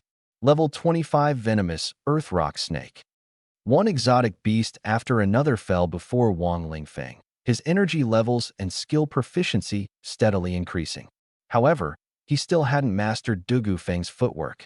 On the other hand, he did learn the fire snake technique, which could be directly cast. If used with fire snake scales, its power would be even greater. Wang Lingfeng muttered to himself. Are you trying to turn me into a fire mage? Next time, just give me something like Windblade, a basic spell. Don't give me these rare skills. If the person who learned fire snake technique escapes or dies, how am I supposed to freeload off them? Forget it. Don't ask for too much from freeloaded skills. I have a feeling the next skill I freeload will be even more useful. Keep fighting. Before long, the team arrived at a critical location. This was their first major challenge. The island they were on was separated from the next island by 100 meters, with only a single iron chain bridge connecting them. Everyone had to cross it. This is the death bridge of Dragon Gate Mountain. Who doesn't know the rules here? Someone asked. What rules? Another person asked, puzzled. Someone actually came unprepared? This is the first trial of the Dragon Gate Mountain secret realm. Only after crossing this bridge can you truly enter the depths of the secret realm. What depths? We've been fighting on the outskirts all day, and now there's this trial? Honestly, the energy levels of the exotic beasts on the outskirts are terrifyingly high, much stronger than those in the wild. Why not stay on the outskirts and grind levels? Grind levels for what? Yeah, grinding levels is the way to go. Do you even know how beneficial this place is? We only have 7 days. After 7 days, we'll be teleported out. Did you make any preparations at all? 7 days is too short. There's no time to grind levels. Knowing time is limited, hurry up and cross. Let that small team try first. We'll go first. With that, one person stepped onto the iron chain bridge, followed by 3 others. As soon as he set foot on the bridge, the calm water surface immediately began to stir. The unknown aquatic exotic beasts in the water wriggled like worms, creating a scene that was extremely unsettling. These worms immediately swarmed toward the people on the bridge, forming a massive swarm that seemed intent on devouring them. However, when more people stepped onto the bridge, the swarm stopped and merely lingered nearby. Are you wondering why? These water worms are very low level, not even considered ranked, but they can devour all energy and matter. The only thing they can't consume is this iron chain. When people step onto the bridge, their energy is completely drained, leaving them to rely solely on physical strength to cross. If someone falls, they will be devoured immediately, someone explained. Can't we cross together? Can't the iron chain support us? You're somewhat smart. The iron chain can support up to 5 people, exceeding that will cause it to sink into the water. Once it sinks, the swarm will devour everyone on the bridge. So, people must maintain balance. If anyone falls, all 4 are doomed. Moreover, there will be flying fish attacks in the middle section. They won't hit the chains, but will target the people on the bridge. If even one person can't hold on, the consequences will be unimaginable. This is a test of teamwork and trust. The difficulty isn't too high, as the participants are all elites from various cities. Not to mention the upgrades during this period. Even with 12 years of hard training in the past, they could handle this iron chain bridge. The flying fish can cause harm, but won't be directly fatal. As long as you endure the pain, crossing the bridge isn't difficult. If someone makes a loud noise on the bridge, the flying fish will focus their attacks on them, causing them to take more damage. Soon, one team after another crossed without much trouble, until the 11th team, when a girl started arguing with her boyfriend. The teammates' faces changed. The two argued, one moving forward and the other backward, creating a distance of over 10 meters between them. Fortunately, the swarm focused on the 2 of them. Otherwise, the others would have been in danger too. Stop arguing, your lives are at stake, they thought. But the girl became more agitated and even started fighting with her boyfriend. 2 teammates hurriedly ran toward the shore, but the girl directly dragged her boyfriend into the water, just as they left the suspension bridge. Damn it! The teams ahead had crossed the bridge relatively smoothly, but this team was doomed. The team was essentially falling apart, and Wang Lingfeng had no choice but to join another team. However, since the teams were already formed, for him to join, someone else would have to leave. At this moment, Lu Ruyan suddenly spoke up. Wang Lingfeng, why don't you leave my team? After all, you don't have a profession and no future prospects. You might as well give your spot to Zhao Qian. Lu Ruyan's words made Wang Teng and the others look at Wang Lingfeng, while Zhao Qian's eyes lit up as he stared at Wang Lingfeng. Wang Lingfeng, I'm a direct descendant of the Zhao family from Linen City. I'll give you 1 million if you give me your spot. Zhao Qian spoke as if issuing an order, leaving no room for negotiation. Upon hearing Zhao family from Linen City, Du Gufeng frowned. That was a powerful and influential family, far beyond her own. But to Wang Lingfeng, it was like a colossal giant. Although the Dugu family wasn't afraid of the Zhao family, She couldn't control the Dugu family, nor could she let them go to war with the Zhao family over Wang Lingfeng. She finally understood why Lu Ruyan had spoken up. Now, she wanted to sell out Wang Lingfeng to curry favor with Zhao Qian. If Lu Ruyan wanted to climb up by relying on Zhao Qian, Dugu Feng decided to deal with her sooner rather than later. Wang Teng's face darkened. He had originally wanted to get rid of Lu Ruyan, but had considered her one of his own, which made him very displeased. However, compared to Lu Ruyan, he wanted to kill Wang Lingfeng even more. So at this moment, he chose to support Zhao Qian. That's right, Wang Lingfeng, you're useless anyway. Why not give this opportunity to young Master Zhao? You can stay outside and hunt some exotic beasts, or if it doesn't work out, just leave this secret realm. Wang Teng and the others all offered suggestions to Wang Lingfeng. Although Du Gufeng and Haidang opposed it, they quickly felt the pressure. You only have 3 people now, so you can't form a team.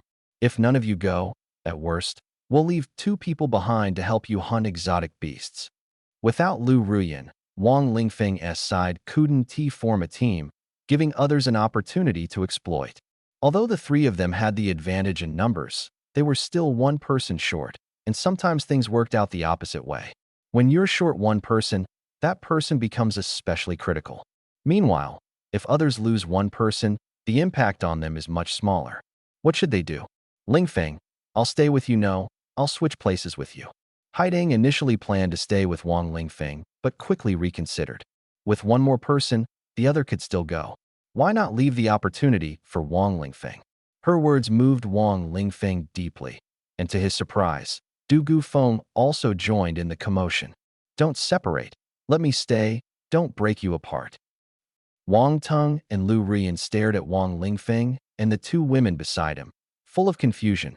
Are these 2 women crazy? Why are they so good to Wang Lingfeng? Clearly, he's just a useless person, so why does he receive so much care? Wang Teng couldn't help but mutter to himself. Could it be that your tastes are really this strange, specifically liking this kind of person? He secretly felt that he was the more outstanding one. Lu Ruyan felt even worse, as if her favorite toy had been snatched away by someone else. But she didn't realize that she was the one who let go first. At this moment, Wang Lingfeng spoke up. Don't worry about me. I'll stay here. It's fine. This is very important for you, and I'll be okay. Haidang hesitated, but Wang Lingfeng shook his head and interrupted. No need to say more. You've all become stronger. Wouldn't it be better if you could take me along and soar together? Besides, I can go alone. I don't understand why you're hesitating. All right, Haidang nodded. She believed Wang Lingfeng could find another path, or perhaps didn't need to take this one at all. So, the others regrouped and crossed one by one. Zhao Qian smugly replaced Wang Lingfeng's position, becoming the only one to team up with 3 beauties. He suddenly understood Wang Lingfeng's joy. However, he wouldn't enjoy it for long, as Haidang and Du Gufeng ignored him, leaving only Lu Ruyan being friendly to him. After crossing the suspension bridge, Haidang and Du Gufeng immediately left the team.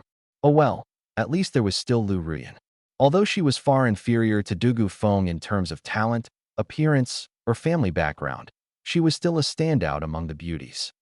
Stop staring. This bridge can't be crossed by 1 person, let alone 3.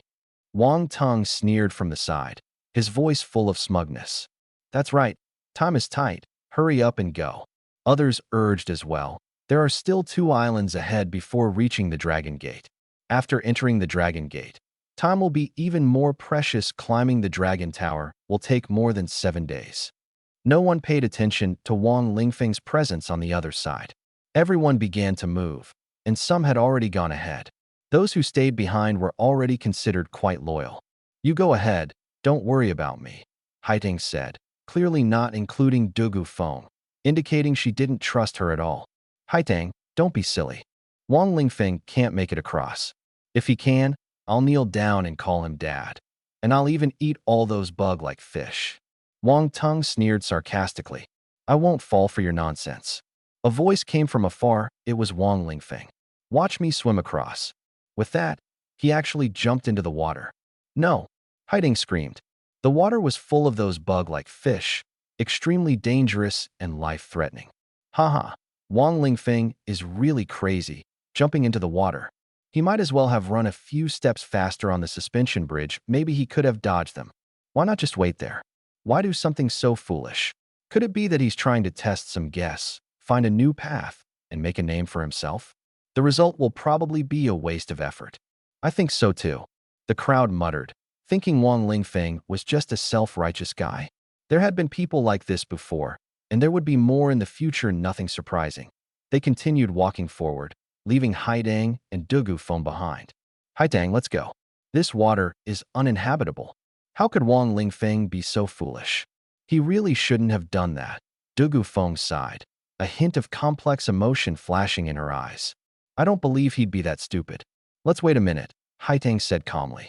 All right, 1 minute, Dugu Feng agreed. After all, a minute could be spared anywhere.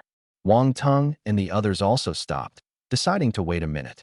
Perhaps they might even get the chance to team up with Haitang and Dugu Feng. If they were willing to form a team, he wouldn't hesitate to abandon his old friends. And if he could abandon those old teammates with his close friends, all the better. A minute later, the water's surface was eerily calm. Even the fish seemed frozen. All right, the minute's up. Let's go, Haitang said, turning to leave, though her head remained fixed, her eyes still watching the water. She hoped to see Wang Lingfeng emerge from beneath the surface, but there was no movement at all. Helpless, she took a few steps forward, and the others followed her away. Just then, the sound of splashing water came from behind. Someone was emerging from the water. Everyone immediately turned around, shocked to see Wang Lingfeng climbing ashore. But it wasn't the opposite shore, it was their side. In other words, Wang Lingfeng had actually swum across. How was that possible? The water was teeming with ferocious fish and insects, and any creature that fell in would be devoured. How had Wang Lingfeng managed it? No one had ever succeeded before. It was even considered a textbook example of failure. How did you get across? Everyone was dumbfounded. Wang Lingfeng adjusted his breathing and replied with a smile. Of course, I swam across. Swam across? Impossible. How did you avoid those fish and insects? Someone asked. Wang Lingfeng thought for a moment and said, I figured, even if I generously told you, you wouldn't believe me, so I might as well not say anything. Wang Lingfeng's words left everyone feeling stifled. They were desperate to know how he had done it, but Wang Lingfeng was determined to keep them guessing. And he was entirely truthful. They wouldn't believe him anyway. He really had swum across, without using any special abilities. If he had any ability, it was his exceptional skill in diving and swimming. Haidang and Dugu Feng were curious too, but they knew it wasn't the right time to ask. They could only wait for Wang Lingfeng to explain on his own. Hurry up, the people ahead have already started the second stage. If we don't catch up, we'll lose our chance. Who sent those useless little cuties ahead? They're just making things worse. Wang Lingfeng, how exactly did you get through? Along the way, many couldn't help but ask, including Wang Tung and Lu Ruyan. But Wang Lingfeng ignored them completely. They asked, so why should he answer? This annoyed the others, but there was nothing they could do. It wasn't until Zhao Qian spoke up that Wang Lingfeng finally responded. It wasn't because Zhao Qian had an especially powerful status, but because Zhao Qian had something in his possession. Wang Lingfeng, as long as you tell me the answer, I'll give you this beast-taming egg. It can grant you a beast companion. So, Wang Lingfeng took the beast-taming egg and replied, like I said, I just swam across. That's too insincere. I gave you something, and you're still lying to me. Zhao Qian's tone turned cold, clearly displeased at being played. I'm being serious. Actually, you always thought those bugs in the water would attack people, but they won't. They will circle around you. But as long as you don't touch the iron lock, you'll be fine. Once you touch the iron lock, the aura on it will transfer to you, and those bugs will attack you. Everyone was stunned and had to carefully think about Wang Lingfeng's words to sort out their thoughts. I understand. What you mean is, as long as you don't touch the iron lock, you won't be attacked, and swimming across is actually safer. Dugu Feng looked at Wang Lingfeng, surprised that this problem could be solved so easily. Everyone had been misled before. That's right. However, after entering the water, the fish won't attack you, but they will block your way. Make sure not to hit them, or you'll still be attacked. The underwater area is like a maze. You need to know how to swim, preferably dive. This method isn't necessarily better than crossing the suspension bridge, it's just giving some people another option. Wang Lingfeng's words made everyone realize that this path wasn't exactly a shortcut and wasn't simpler than the suspension bridge, it merely provided an alternative. That's it. You tricked our young master Zhao out of a beast egg for this? Wang Lingfeng, you're too much. Lu Rian spoke up for Zhao Qian, and the others chimed in, trying to get Wang Lingfeng to return the egg. Zhao Qian naturally felt regretful that his beast egg had been tricked away and wanted it back. If Wang Lingfeng didn't return it, he would surely be criticized. But would Wang Lingfeng easily give up a beast egg? Of course not. Beast eggs are extremely rare, with the cheapest ones on the market costing over 10 million. Beast tamers can directly capture beasts, but to cultivate stronger ones, they still need to start from eggs. Beast eggs are treasures that beast tamers dream of. Moreover, beast eggs can only be found in secret realms, and the beasts hatched from them have exceptional potential, far surpassing most of those caught outside. Even an S-grade beast can't compare to one hatched from an egg. More importantly, beast eggs are the only way for non-beast tamers to obtain beasts. By dripping blood onto the egg and waiting for it to hatch, one can directly tame the beast. However, such beasts can't be considered true beasts, they can't be stored in beast spaces, and most beast tamer skills are ineffective on them. They're more like spirit beasts, companions by your side that must grow and fight on their own, unable to be fully controlled by you. This is already mine, so naturally, I won't return it. Wang Lingfeng refused outright, without hesitation. Wang Lingfeng, you have no shame. The crowd criticized him incessantly. Lu Ruyan said regretfully, Wang Lingfeng, I never thought you'd turn out like this. I really misjudged you before. Wang Lingfeng coldly replied, You've always misjudged me. Ruyan, don't bother with someone like him. Getting angry will only lower your status. Zhao Qian pulled Lu Ruyan away, a smug smile on his face, as if he didn't care about the beast egg at all. Seeing Wang Lingfeng treasure the beast egg as if it were a gem, he felt even more pleased. Young Master Zhao, why do I feel like you don't care about the beast egg at all and actually seem quite happy? Someone asked in the group chat. This group chat was a temporary alliance of people from Linen City, including Wang Teng and Lu Ruyan. They had formed a small team to suppress Wang Lingfeng. Of course, Wang Ting also had another team specifically united to deal with Wang Lingfeng that was a separate group. Because that beast egg is already dead. It has been stored in my family's warehouse for over 100 years. A century ago, it was nurtured with blood, but it never showed any reaction. Countless people have tried, but none succeeded in hatching it. It was originally meant to be discarded, and I just took it out to fool people. That kid actually thinks he found a treasure.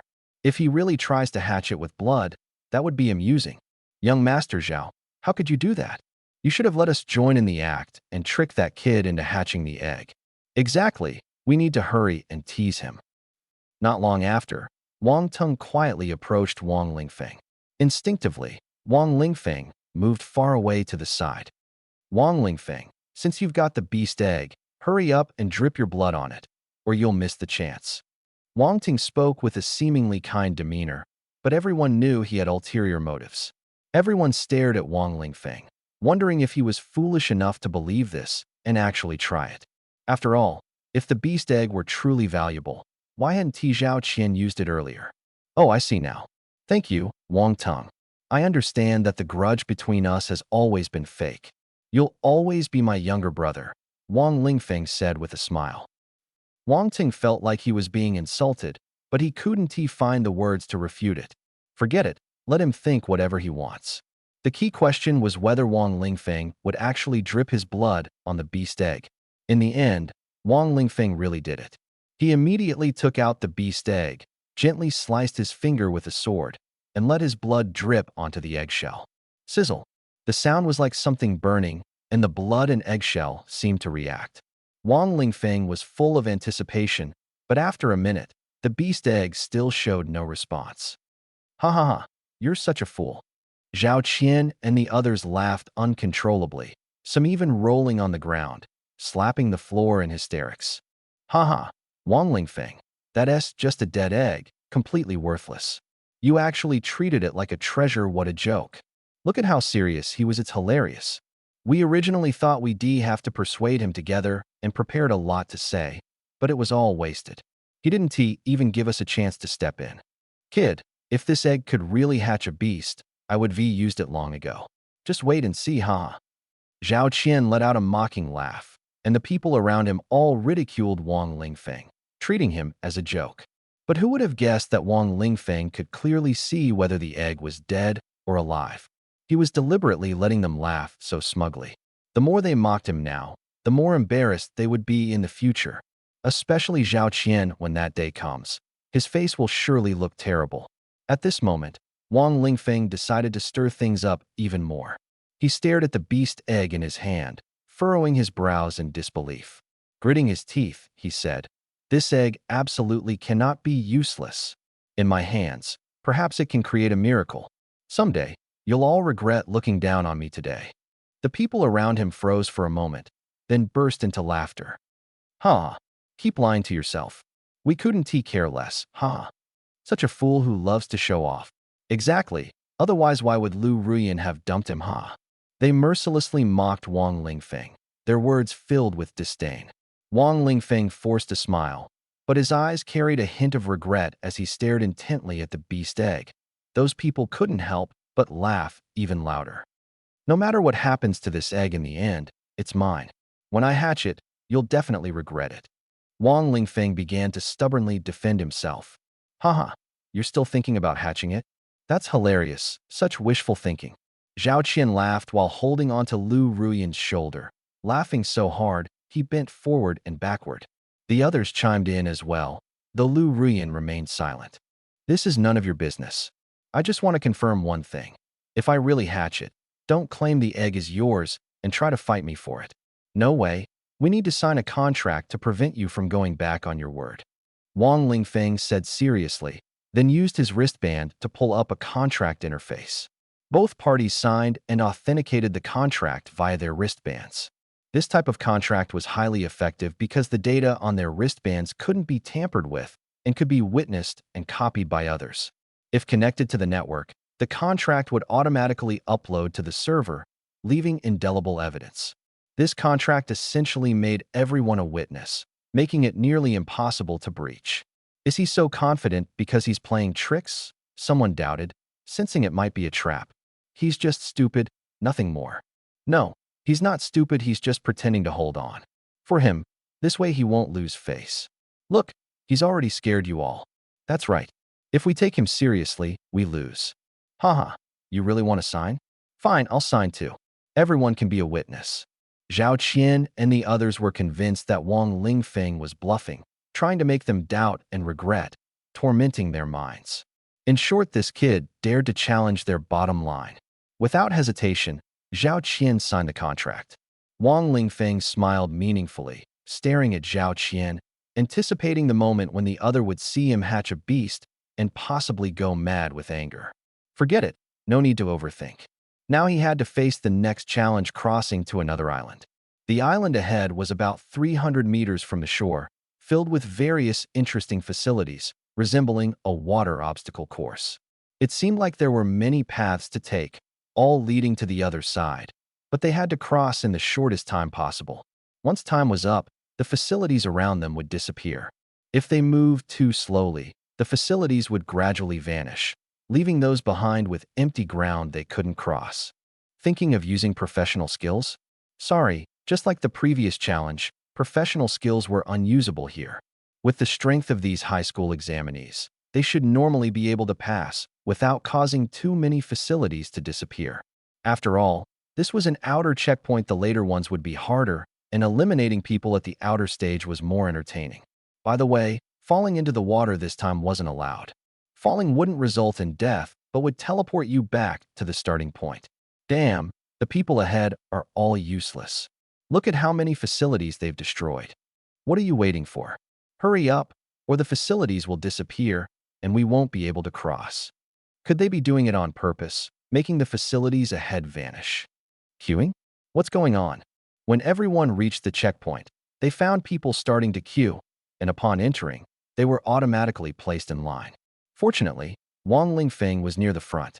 The rules seemed to have changed, the difficulty increased, and now only one person can cross at a time, with the order determined by who steps onto the riverbank first.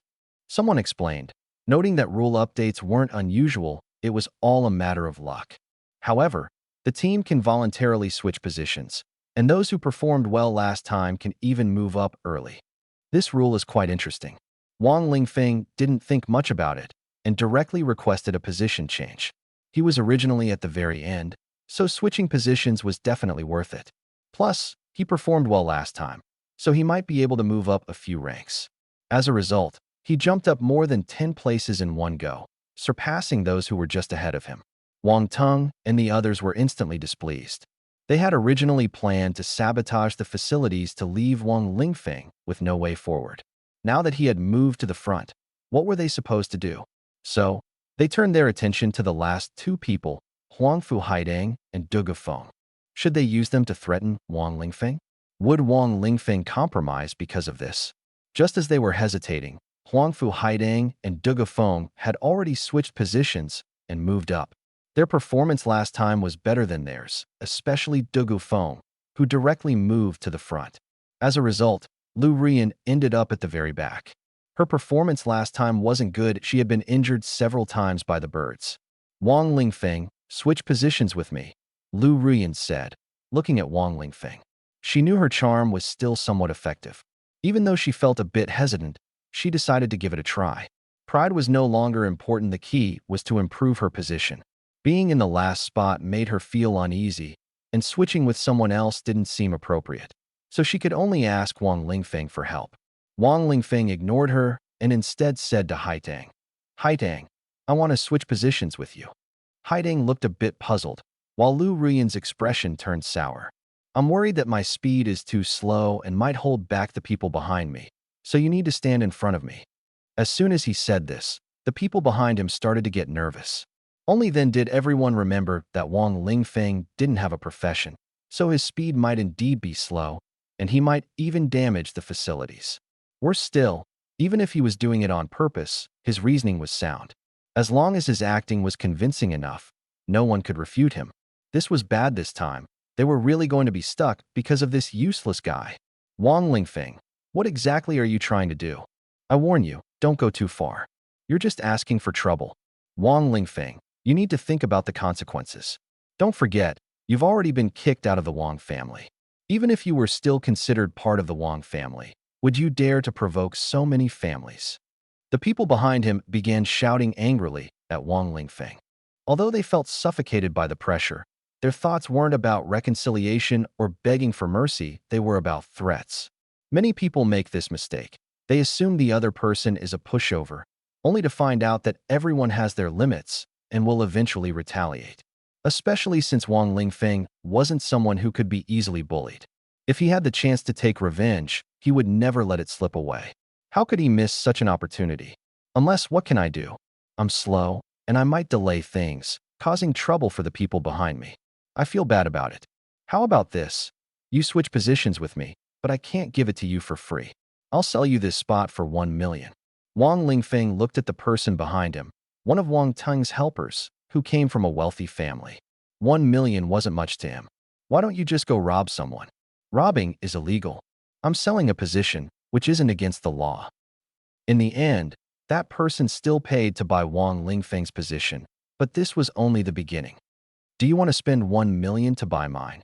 Wang Lingfeng looked at another person, smiling brightly.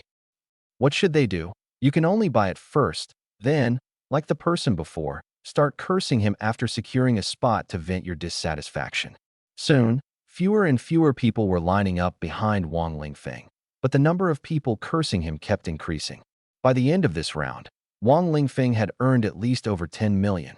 As for offending people, he didn't care at all, because he knew these people didn't like him to begin with, so why worry about offending them?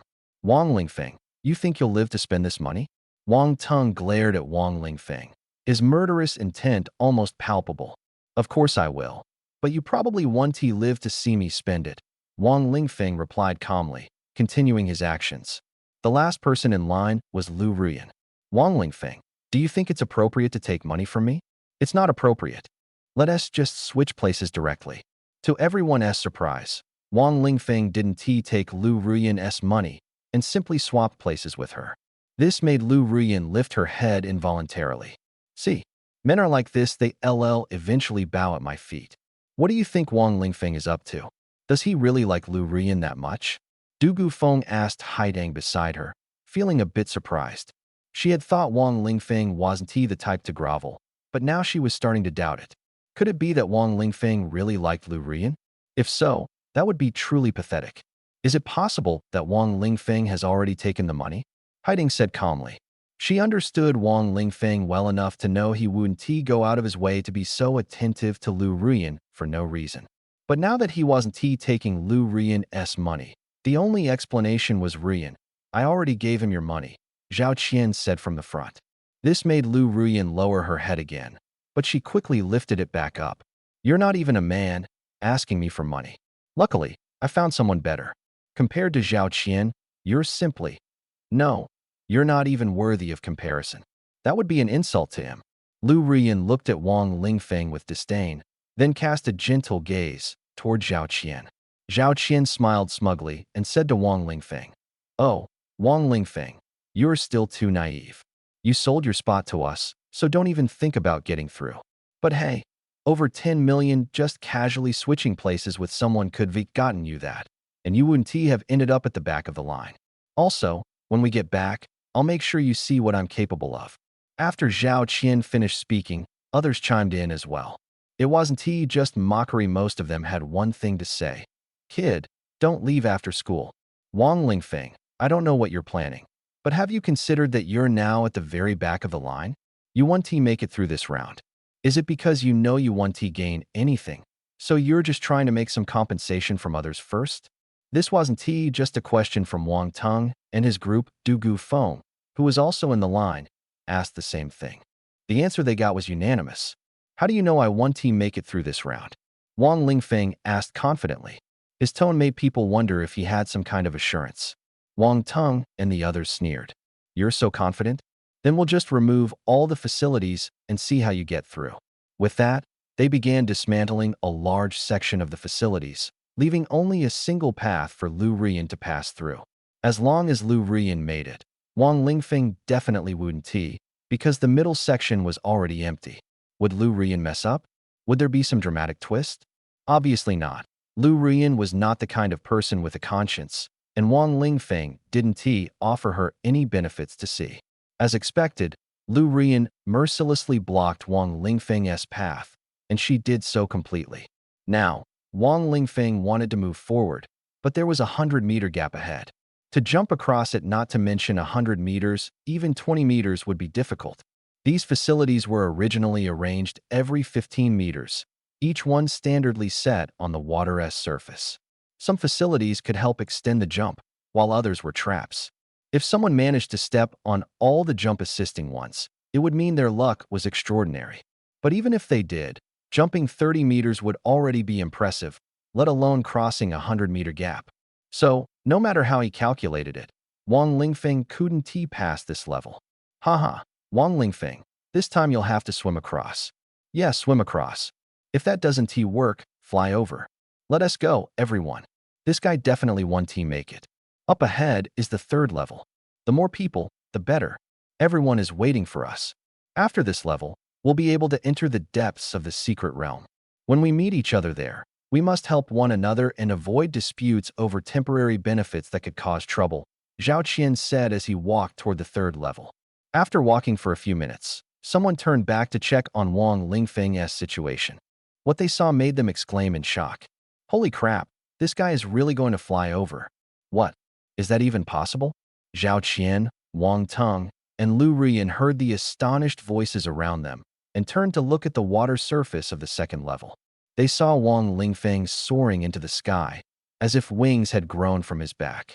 He was not only flying over 100 meters, but even crossing the entire water surface. What was going on? Wasn't it said that abilities were suppressed here? Even if abilities were allowed, Wang Lingfeng shouldn't be able to fly. Wang Lingfeng glided down like a majestic eagle, landing steadily on the ground dozens of meters away from the water's edge. This showed that he not only passed the test successfully, but did so with ease and grace. The others, witnessing this scene, were filled with questions. Wang Lingfeng, how did you manage to do that? Everyone was puzzled. This guy always managed to surprise people. Even when he seemed to be in a desperate situation, he could always find a way out of the dead end and do so beautifully and effortlessly. If he had crossed in a more awkward manner, it would have been understandable, but he had to do it so stylishly. Wang Lingfeng said smugly, "It's simple. Up, up, down, down, left, right, that's how you fly across." What? Everyone was dumbfounded, completely unable to understand what he was talking about. Want a detailed guide? Don't joke around. I'm not going to teach you for free. If anyone can give me something good, like a weapon or a skill book, I might consider sharing. Wang Lingfeng chuckled, making it clear he wouldn't reveal the secret for free. Having learned their lesson once, no one was willing to give him anything anymore. They couldn't understand him, and paying for a tutorial seemed unnecessary after all. It would be like spending money to give someone else an advantage. Why bother? But suddenly, the situation took a turn. "I have a sword here, I can trade it with you." Zhao Qian spoke up, holding a sword with dark red bloodstains on it. Although its appearance was damaged, it looked incredibly powerful. "Zhao Gongzi, don't give him something so good. It's unnecessary. We know the sword won't be useful to us anyway. Everyone will end up buying it later, so it doesn't matter if others find out." Lu Rian quickly reminded him, thinking that Wang Lingfeng shouldn't take advantage. "Rian, don't worry. I have plenty of swords like this one. Giving him one is no problem," Zhao Qian said with a smile, handing the sword directly to Wang Lingfeng. "This sword doesn't require a contract. I have plenty of them. As long as you acknowledge it as your master, it's yours." Zhao Qian's face showed anticipation, as if waiting for Wang Lingfeng to take the bait. The scene was a bit strange. It seemed like everyone was helping him set a trap. "Wang Lingfeng, don't fall for it. This sword is called the blood-drinking sword. Not only does it absorb the enemy's blood, but it also absorbs yours. As long as you wear it, it will keep draining your blood," Du Gufeng hurriedly warned. But Wang Lingfeng had already dripped his own blood onto the blood-drinking sword. Instantly, threads of blood appeared on the blade, connecting to his wound. The sword's blade emitted a blood-red glow, and Wang Lingfeng's face turned pale, looking extremely weak. "Haha, you're so foolish. We already told you it would drain your blood, yet you're so eager to acknowledge it as your master, as if someone was going to snatch it from you. When Du Gufeng mentioned it earlier, I was worried about how to trick you into accepting it, but you walked right into it yourself. Truly idiotic." Zhao Qian laughed loudly, and the people around him joined in mocking. Everyone seemed to feel like they'd seen this happen before, but couldn't recall the exact details. "Wang Lingfeng, how can you be so stupid? This blood-drinking sword doesn't just drain a little bit of your blood, it keeps draining it. And the blood it absorbs from enemies won't benefit you, the sword consumes it all. At first, it will crazily drain the master's vitality, sometimes even sucking them dry into a corpse. Let's see how long you can last," Lu Ruyan said gleefully. Du Gufeng sighed helplessly, knowing it was useless to try to stop him, thinking that Wang Lingfeng hadn't been this foolish before. But Wang Lingfeng was very happy. He knew the blood-drinking sword wouldn't kill him. Instead, it would bring him benefits. Basic body refining technique proficiency plus 100. His proficiency increased bit by bit. Although he was weak now, he was extremely excited inside. This blood-drinking sword was simply the best companion for body refining. The continuous blood-draining damage perfectly helped him improve his proficiency. His proficiency could increase at any time, and although his vitality was decreasing, his recovery speed kept up, preventing him from being completely drained. As long as he used the rejuvenation technique, took medicine, and meditated to recover, it was entirely manageable. This was practically like leveling up on autopilot. His body refining technique would soon break through to a terrifying level. Although the continuous damage was uncomfortable, compared to being surrounded by a group of monsters, this kind of damage was much easier to endure. The key was that it drained blood 24/7, causing his proficiency to skyrocket. This was why Wang Lingfeng was so eager to drip blood and acknowledge it as his master. Others simply couldn't understand. At this moment, he felt the blood draining was a bit excessive, so he sat cross-legged to meditate and recover. The effect was somewhat noticeable, but his vitality continued to decline slowly. "Haha, you can just keep enduring it. There's even worse to come later. We're off to continue exploring the secret realm. Zhao Qian said with a laugh as he left. Wang Teng and the others also threw out a few casual taunts. Lu Rian sneered, saying, I thought even if you were foolish, you'd wait until we left the secret realm to use this sword. I didn't expect you to be so impatient. It seems the rest of the journey has nothing to do with you. With that, she left arrogantly. Soon, only Wang Lingfeng, Du Gufeng, and Haidang remained in the area. You two can go ahead. You don't need to wait for me here, I'll catch up later. Wang Lingfeng urged the two to leave, intending to use the rejuvenation technique to recover slowly on his own. Unexpectedly, neither of them was willing to go. They wanted to stay and accompany him. We can wait for a while.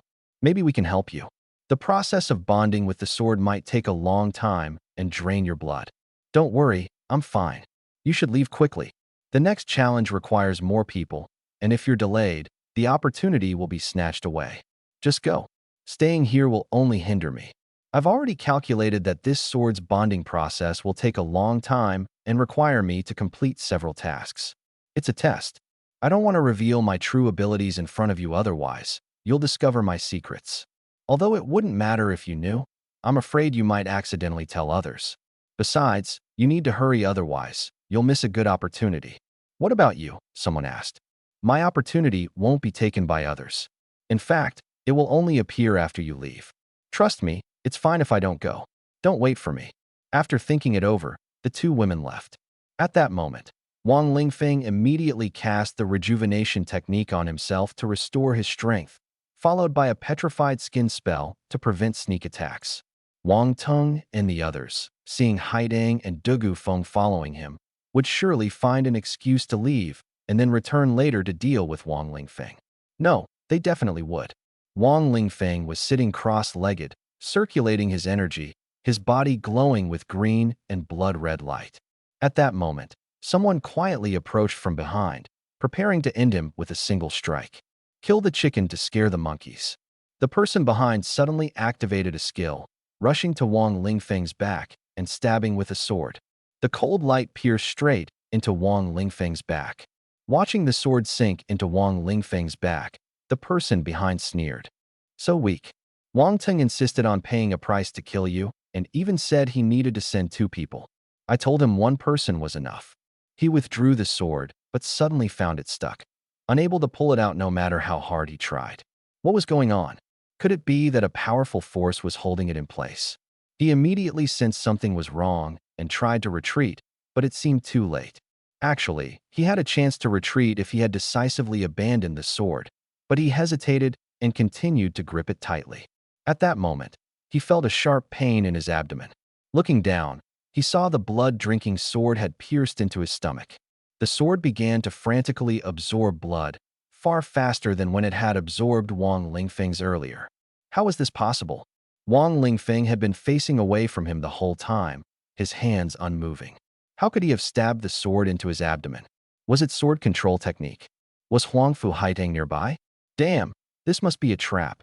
No, if Huangfu Haidang had returned, why hadn't anyone notified him? Could Wang Lingfeng control the sword from such a distance? And the sword had already bonded with its master. These doubts made him increasingly confused. These thoughts flashed through his mind, but he didn't dwell on them and quickly tried to step back.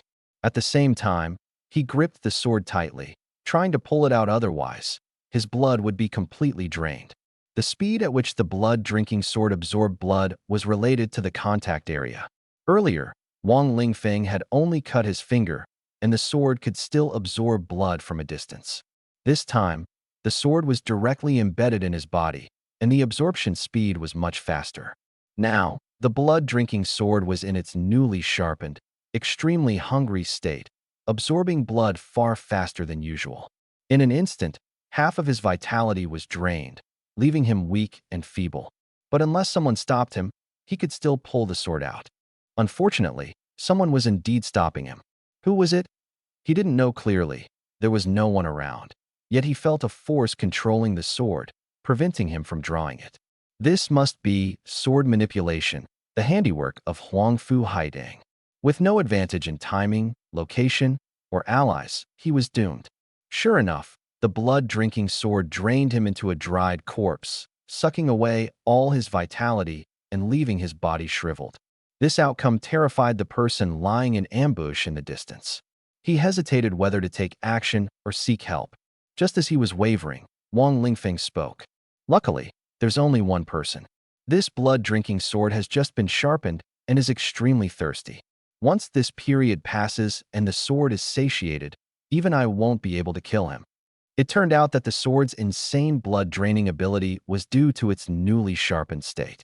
At another time, the sword wouldn't be so terrifying otherwise. It would have been used long ago. Even if it meant being drained daily, people would still use it, replenishing their blood in a medical pod while sleeping. This sword had always been looked down upon before, as it was impossible for it to possess such power. The person in ambush believed Wang Lingfeng's words, but decided to wait a while to avoid any surprises. This waiting was to ensure the blood-drinking sword's sharpening period had passed. How could he tell it was over? By observing Wang Lingfeng's condition if he recovered, it meant the sword's power had weakened. The wait couldn't be too long if delayed. He wouldn't be able to enter the secret realm, which would be a huge loss. He decided to wait no more than 10 minutes. About 3 minutes later, Wang Lingfeng's complexion returned to a healthy glow, and his vitality stabilized. The hidden figure began to act, opting once again for a sneak attack from behind. Although he had failed before, attacking from behind was still the safest approach. He didn't have time to study the rejuvenation technique Wang Lingfeng had used. He simply assumed it was Ning Ming's rejuvenation spell stored in a scroll rune. Kill. He silently disappeared into the shadows, slowly approaching Wang Lingfeng. He was an assassin capable of stealth and invisibility. As he neared Wang Lingfeng, there was a risk of being discovered, but stealth operatives moved quickly, and by the time they were noticed, it was usually too late. Just as he was closing in, Wang Lingfeng suddenly turned around and looked behind him. The assassin was startled. Had he been discovered? But Wang Lingfeng glanced around and casually said, "Strange, I just felt a chill behind me. Is there something dirty around?" Sure enough, Wang Lingfeng hadn't seen him. How could an unclassed individual possibly detect a stealth operative? The assassin held his breath and stayed still. Could I have been mistaken? Wang Lingfeng muttered in confusion, walking a few steps before sitting down. At this moment, the stealth operative resumed his approach, inching closer. Suddenly, he saw Wang Lingfeng staring at him with a smile. How was this possible? How could the other party see him?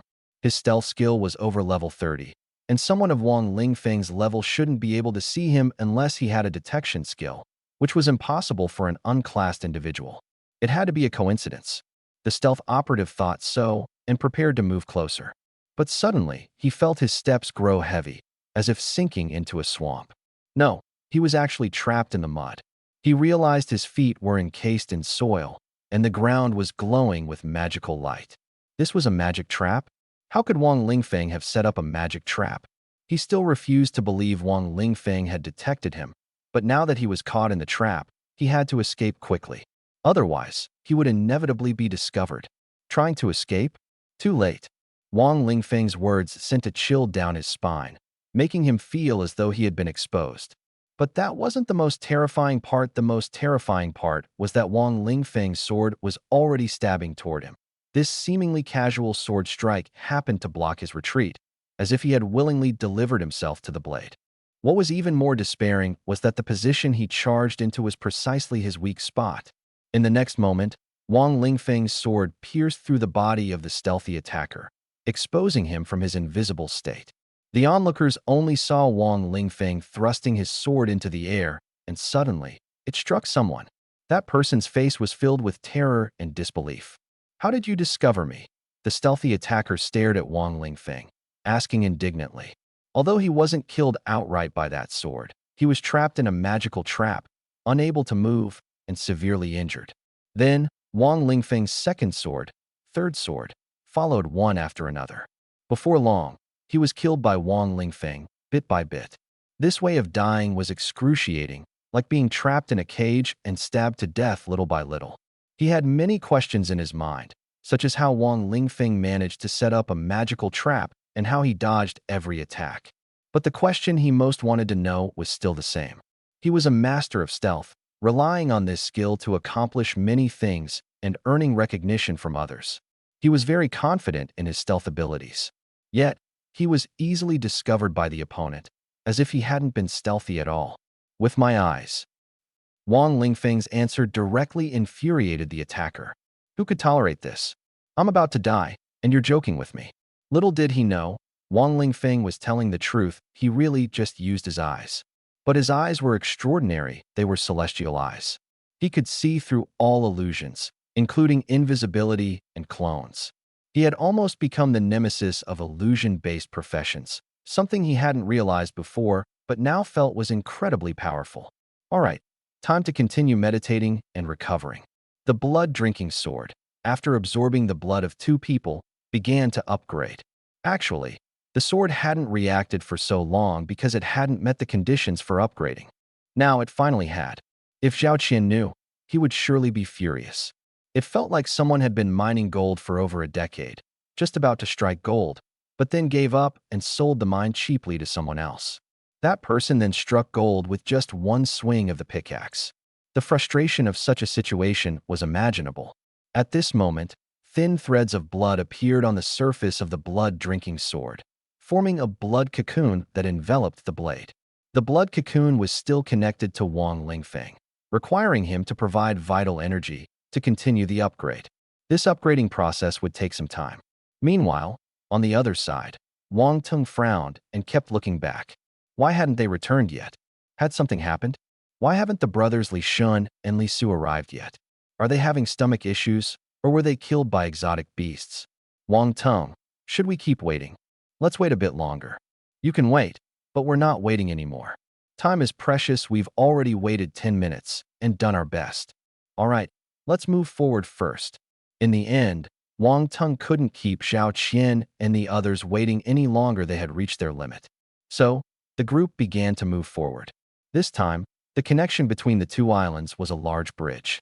On the other side of the bridge, a large number of exotic beasts would appear, but due to the bridge's constraints, the battle could only be face-to-face. The beasts behind wouldn't come forward unless the front row fell.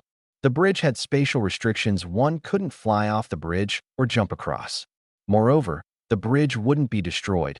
No matter how intense the battle was, the bridge surface would always remain intact. Therefore, the best way to cross the bridge was to form a team and advance together. The team should ideally have 5 frontline members, and the more backline members, the better. Once a team crosses the bridge, they cannot turn back, as the beasts will reappear. In other words, if Wang Lingfeng crosses the bridge alone, he will have to face the beasts that the entire team is supposed to fight. If Li Shun and Li Su, the 2 brothers, are still alive but didn't cross with the team, they won't be able to make it across. At least 10 teams are needed to fight their way through, and the more people, the better. Wang Tung glanced back at the bridge.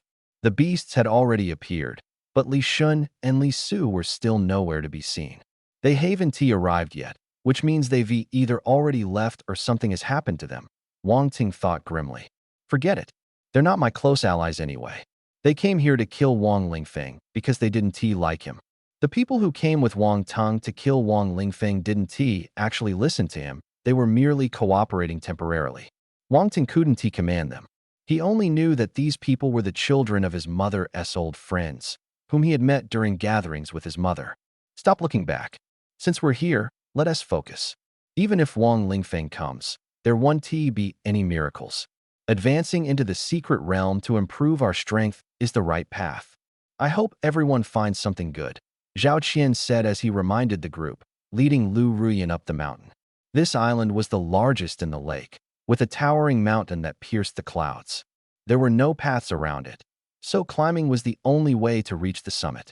The mountain had many cave entrances, each leading randomly into the secret realm without any markings. The items obtained inside were also random, some good, some bad, and some even dangerous. Everything depended on luck. Stop thinking about Wang Lingfeng. He couldn't possibly have followed us, Lu Ruyan said softly as she passed Haidang and Dugofeng. Miracles don't happen repeatedly, they are a reflection of strength. But does Wang Lingfeng have that kind of strength? Clearly not. At least, that's what she believed, and the others felt the same. I suddenly remembered that Wang Lingfeng still owes me an answer. He never told me what up, down, left, right means. Forget it. He probably won't die. If he can't make it, he'll just quit, Zhao Qian said. Realizing he had brought the blood-drinking sword for nothing since Wang Lingfeng hadn't given him the answer. It's not important. Afterward, they began exploring the secret realm, investigating the caves one by one. Each cave contained puzzles or tasks, and solving them or completing the tasks would yield rewards, mostly energy points that could rapidly enhance one's strength. At the end of each path, through a transparent air wall, they could see the interior of the secret realm. At the center stood a massive palace filled with statues of gods and piles of gold and silver treasures. Everyone knew there was a path in the caves that led directly to the palace, but no one had ever found it. Each person was confident they could locate it, but in the end, their efforts were in vain. Over the years, no one had succeeded, leading to speculation that the palace might just be a facade. Regardless, they hurried to move everything valuable or seemingly valuable outside, fearing they might lose track of it again. As time passed, the high school graduates exploring the secret realm worked tirelessly like industrious ants on the mountaintop. When they encountered puzzles or tasks they couldn't solve, they simply abandoned them and moved on to other things. The advantage of this secret realm is that tasks you can't complete can be skipped. There's always someone else who can finish them. Everyone just needs to communicate and share clues. Generally speaking, people are willing to help, as there is simply too much here for one person to handle alone. Helping each other also allows you to discover what you're good at, so why not? Of course, there are some selfish individuals who only want to reap benefits without contributing. But these aren't the issues people are concerned about right now. The current focus of the conversation is, do you think the things in the center of the mountain are just background? Can we go inside? Who knows? No one has ever gone in all these years. It's pointless to discuss, better to think about exploring more caves. I've already completed 5 tasks, leveled up once, and gained a skill. I've done 6, leveled up twice, but didn't get any skills. I'd rather gain more skills. Leveling up slower doesn't matter to me. You're mistaken. Overall, leveling up faster is better. Stop arguing. This topic is useless. Let us focus on studying the mechanisms and tasks. Wait, did I see it wrong? I think I just saw Wang Lingfeng. Impossible. How could Wang Lingfeng be here? He couldn't even cross that bridge. This time, I absolutely don't believe it. Then you'll have to believe it, because it's true. Stop joking. I'm serious. I saw Wang Lingfeng, right in the palace at the center of the mountain. Go check it out. What? Impossible. This time, everyone in the group chat was stunned. Compared to the earlier claim about seeing Wang Lingfeng, this was even harder to believe. Everyone rushed to the nearest air wall and stared inside. In the previously empty palace, a figure suddenly appeared. It was none other than Wang Lingfeng, whom they had left behind earlier. How is Wang Lingfeng inside?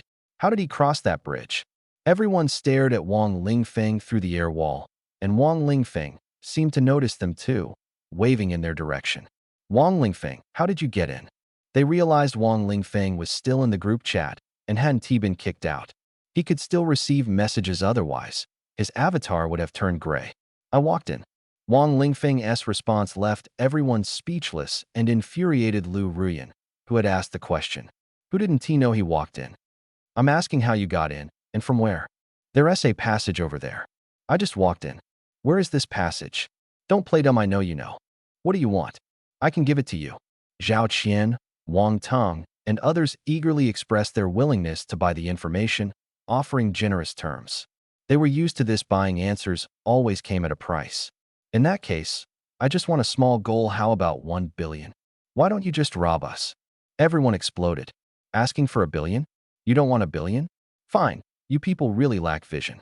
I'm giving you such a great deal, and you're still not satisfied. You only care about short-term gains. Wang Lingfeng shook his head, walked over to a treasure chest, opened it, and instantly a surge of energy flowed into his body. Not bad, half a level from one chest. With so many chests here, can I level up over 10 times? Moreover, this treasure chest is even less valuable than the ones inside. Who knows how good the items inside are? Everyone was dumbfounded. When Wang Lingfeng opened this treasure chest, they realized they had been wrong. 1 billion? That's nothing. The items inside are worth far more than 1 billion. Asking others for information is essentially like asking to share their loot. If you don't offer something of equal value, why would they let you share? Wang Lingfeng, I'll give you 1 billion. Private message me and don't tell anyone else. Zhao Qian spoke directly, unafraid of being overheard. This was essentially a warning to others not to compete with him and to weigh their own worth. All right, since you're so sincere, I'll tell you. Great. The two began private messaging, while the others were displeased, feeling as though their loot had been stolen. Dugu Feng and Haidang were very curious what was Wang Lingfeng planning. Why sell the information to Zhao Qian? Wouldn't it be better to keep it for himself? If you're going to give Zhao Qian such a bargain, why not give it to me instead? Soon, Zhao Qian left excitedly. At this moment, Wang Teng and Lu Ruyan exchanged glances. The meaning clear. Should we follow him? If we do, who goes first? Let us agree in advance I'm not going first. I'll follow you, but whoever goes first will definitely be targeted. After hesitating for a while, someone finally couldn't resist and went ahead. The others quickly followed, leaving only Dugu Feng and Haitang behind.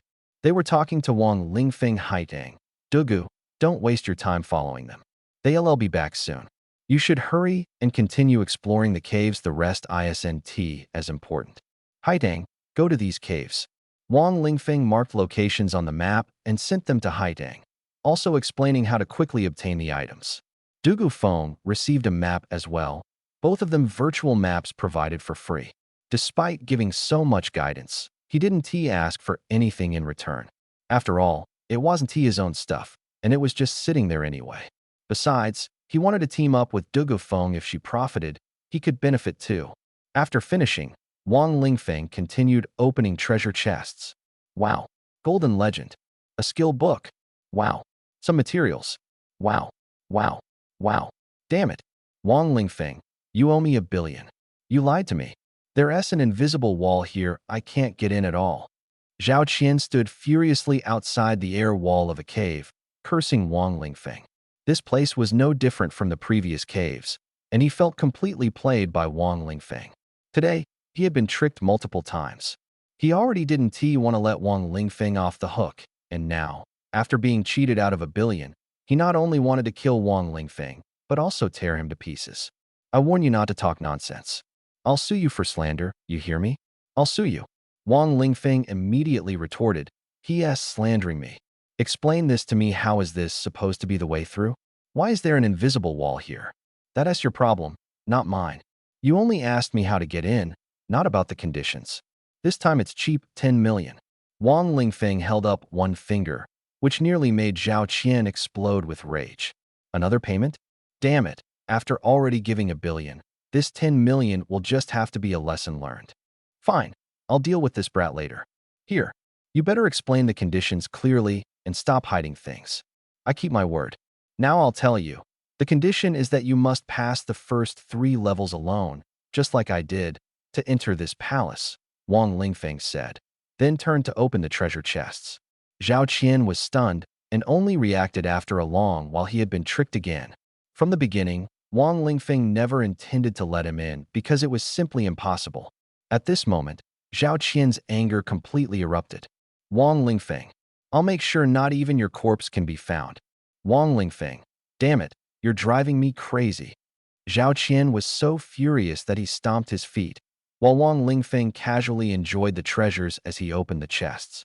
The treasure chests before him were accumulated over many years, not originally from the palace, but moved here from the caves outside. Each time a chest was opened, the ones in the cave would automatically refill, and any unopened chests would be reclaimed by the palace afterward. Over time, these chests accumulated and even merged into higher-level ones. Simply put, the palace was now filled with years' worth of wealth, and after this, there wouldn't be as much treasure left. Watching Wang Lingfeng continuously open chests, Zhao Qian grew even angrier. At this moment, he was the only one still fuming, while everyone else was busy exploring the caves. Some tried to persuade Zhao Qian not to be so agitated, but it was useless. He argued that the treasures in the caves were far less than those outside the palace and required too much effort, making it not worth it. Moreover, he thought that since Wang Lingfeng had opened so many chests, wasn't he just taking advantage first? We'll wait for him to come out and rob him, won't we? Exactly. The stuff in his hands will eventually be ours. Don't be fooled by his smugness now, it'll all be ours in the end. Zhao Qian, Wang Teng, and others began plotting to ambush and rob him, even preparing to use deadly force. For them, murder and robbery were routine, and they were highly experienced. As they explored, they continued discussing how to deal with Wang Lingfeng. Time ticked by, and suddenly everyone noticed that Wang Lingfeng had sat down to meditate. If he had finished opening all the chests, meditating would make sense. But Wang Lingfeng hadn't opened all the treasure chests in the palace, leaving even some of the top-tier ones untouched. Wang Lingfeng, what are you doing? Why not open all the chests? Some things are useless to me, so I'll leave them for those who need them more. Although I used to be short on money, thanks to the friends who helped me, I don't lack it now. Wang Lingfeng's words made Zhao Qian and Wang Teng's faces darken.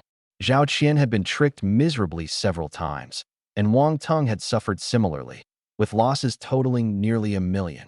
Du Gufeng couldn't help but send a message in the team chat. Wang Lingfeng, you're courting death. Does your mom know? She doesn't know? What? Even he was speechless after saying that. You better be careful. I bet they'll definitely make a move. I know. They did the same thing last time. Wang Lingfeng remained indifferent and continued meditating. At this point, Wang Teng said to him, Wang Lingfeng, give us the stuff you don't need. Open all the chests, we all want them. Don't worry, we'll definitely pay you. Huh, they'll burn the money for you later. Everyone had the same idea, trying to persuade Wang Lingfeng to keep opening chests. But he completely ignored them, leaving the chests unopened because those items were of no use to him. Some of the items were useful to him, but their significance was limited. He wanted to maximize the value of the treasures. Everyone has their limits. It's not that I don't want to take them, I truly can't carry them. The secret realm has restrictions. Wang Lingfeng shifted the blame to the secret realm's limitations. As soon as he said this, the scene fell silent. Everyone was waiting for an opportunity, ready to take him down in one fell swoop when it was over. To ensure Wang Lingfeng wouldn't die too quickly, they had even studied the previous levels, especially the issue of exchanging for the blood-drinking sword. How could one person pass the first 3 levels? They had spent quite a bit of money on the 3rd level, as more money meant access to more materials. Wang Lingfeng was still quite short on materials. Regarding the previous questions, Wang Lingfeng provided answers. The meaning of up, down, left, right is that in the 2nd level, you'll see many facilities. Find a device resembling a directional pad and 4 jump assist devices. Follow the jump sequence I mentioned, and you'll discover a direct path to the other side. These facilities are usually at the front and won't disappear. No one will run out of time at the starting point at most. You might occasionally fall into the water, but it won't affect you. That was the first answer. The second answer was straightforward. Charge through. You don't need to kill the exotic beasts, just rush past them. Although they will attack, they won't block you. Being targeted by a few exotic beasts is no different from being targeted by thousands. This answer surprised people. It turned out there was no need to clear the exotic beasts on the bridge. You could simply push through slowly. Wang Lingfeng took the opportunity to improve his basic body refinement technique. Now, this technique was close to breaking through. Zhao Qian and the others were completely unaware. They only knew to wait for an opportunity to make Wang Lingfeng suffer after it was over. The time had come. Everyone saw Wang Lingfeng still meditating, and smiles appeared on their faces. In an instant, everyone was teleported outside the palace and drew their blades, charging at Wang Lingfeng. Wang Lingfeng, do you think you've won? Haha, it's far from over. With so many treasures, you can't possibly control them. The ones you've consumed will eventually be forced out. As Zhao Qian and the others spoke, they scanned for Wang Lingfeng. Time ticked by second, but Wang Lingfeng still hadn't appeared, making them start to sense that something was off. Could it be that we're waiting here for nothing? Wang Lingfeng has no intention of coming out from here, or maybe he's already left. Although everyone thought this was unlikely, as time dragged on, their unease grew heavier, and they began to suspect that Wang Lingfeng really wasn't there. If he had been teleported somewhere else, that would be acceptable, but if he had simply vanished, they couldn't accept it at all. The mystery was soon revealed. When they finally stepped outside, they learned Wang Lingfeng went back a long time ago. Why are you only coming out now? You're a whole hour behind him. What? We're an hour behind him? How is that possible? Even if we were a bit slower, we shouldn't be this late. What on earth happened? What did you say? Wang Lingfeng already left. Yes, he left an hour ago, along with his two female teammates. The people waiting outside nodded, showing little concern. They were reinforcements sent by the fortress, responsible only for receiving and protecting these newcomers, and would only assist if necessary. Because of this, Zhao Qian and Wang Tung couldn't show too much emotion. They could only shake their heads and roar in frustration. Do you know how much good stuff that guy took with him? Why didn't you stop him? We could have split it together. But they had to suppress their anger, not letting these people know their true intentions, or else the others might start targeting them. Did they all go back? Yes, they've already returned. Did they carry a lot of stuff with them? Not much, just a few backpacks. What? Nothing, just asking. From this information, it seemed Wang Lingfeng hadn't taken much. Could he have hidden the items somewhere? Forget it, we'll figure it out after we get back. As long as we keep an eye on Wang Lingfeng, there will still be plenty of opportunities. Looks like you're all here. Let's head back then. All right, let's go. And so, Zhao Qian and Wang Tung returned to the fortress under the protection of these people. Along the way, they kept pondering how Wang Lingfeng managed to leave an hour earlier on his own, even though everyone had been watching him. This mystery puzzled them. Although they could directly ask Wang Lingfeng, they knew he would demand money before revealing anything. So, they turned their thoughts to Lu Ruyan, wondering if Wang Lingfeng's ex-girlfriend could help them deal with him. To curry favor with Zhao Qian, Lu Ruyan actually went to find Wang Lingfeng, acting as if it was only natural. Wang Lingfeng, you've gained so many benefits now and taken such a huge advantage. Tell me, how exactly did you trick us earlier? She sent him a message, only to discover that Wang Lingfeng had blocked her. So, she started looking for Wang Lingfeng in the class group chat. Lu Ruyan, at Wang Lingfeng, what do you mean by this? Why did you block me? Don't think you can get my attention this way. No chance. Shangwan Huniu, if you have something to say, just say it. Wang Lingfeng isn't trying to get your attention, he just doesn't want to deal with you. Even I find you annoying. If it were me, I would have blocked you long ago. Wang Lingfeng, Huniu, who said I? This made Lu Ruyan realize that Wang Lingfeng not only blocked her in private chats, but also muted her in group chats. This was a blow to Lu Ruyan, but she found an excuse for herself. He's doing this on purpose. He clearly sees the messages but pretends not to. Wang Lingfeng, stop pretending. I know you've seen the messages. Tell me, why did you leave the secret realm an hour earlier than us? We clearly left before you. This message was forwarded to Wang Lingfeng by Haidang, and if Lu Ruyan knew, she would probably go crazy. If you want to know, just ask me directly. Considering all the money you gave me before, I'll tell you. Wang Lingfeng posted this in the team group chat, making everyone's expressions turn sour. If you don't say anything, it means you don't want to know, so I won't say anything. We want to know. Finally, someone stepped forward. It was Zhao Qian, pushed out by the others. If anyone had to lose face, it would be him. It's actually very simple. Haidang and I left a long time ago. We got what we needed, and staying any longer was pointless, so we left first. Wang Lingfeng explained briefly, but everyone still didn't understand how he managed to leave early. That was the real question. So, someone asked again, have you ever considered that the palace isn't actually in the same space? When the connection was cut, what you saw was just a frozen image. In other words, it was merely a paused projection. I knew long ago that you would come to steal things. How could I waste time waiting for you?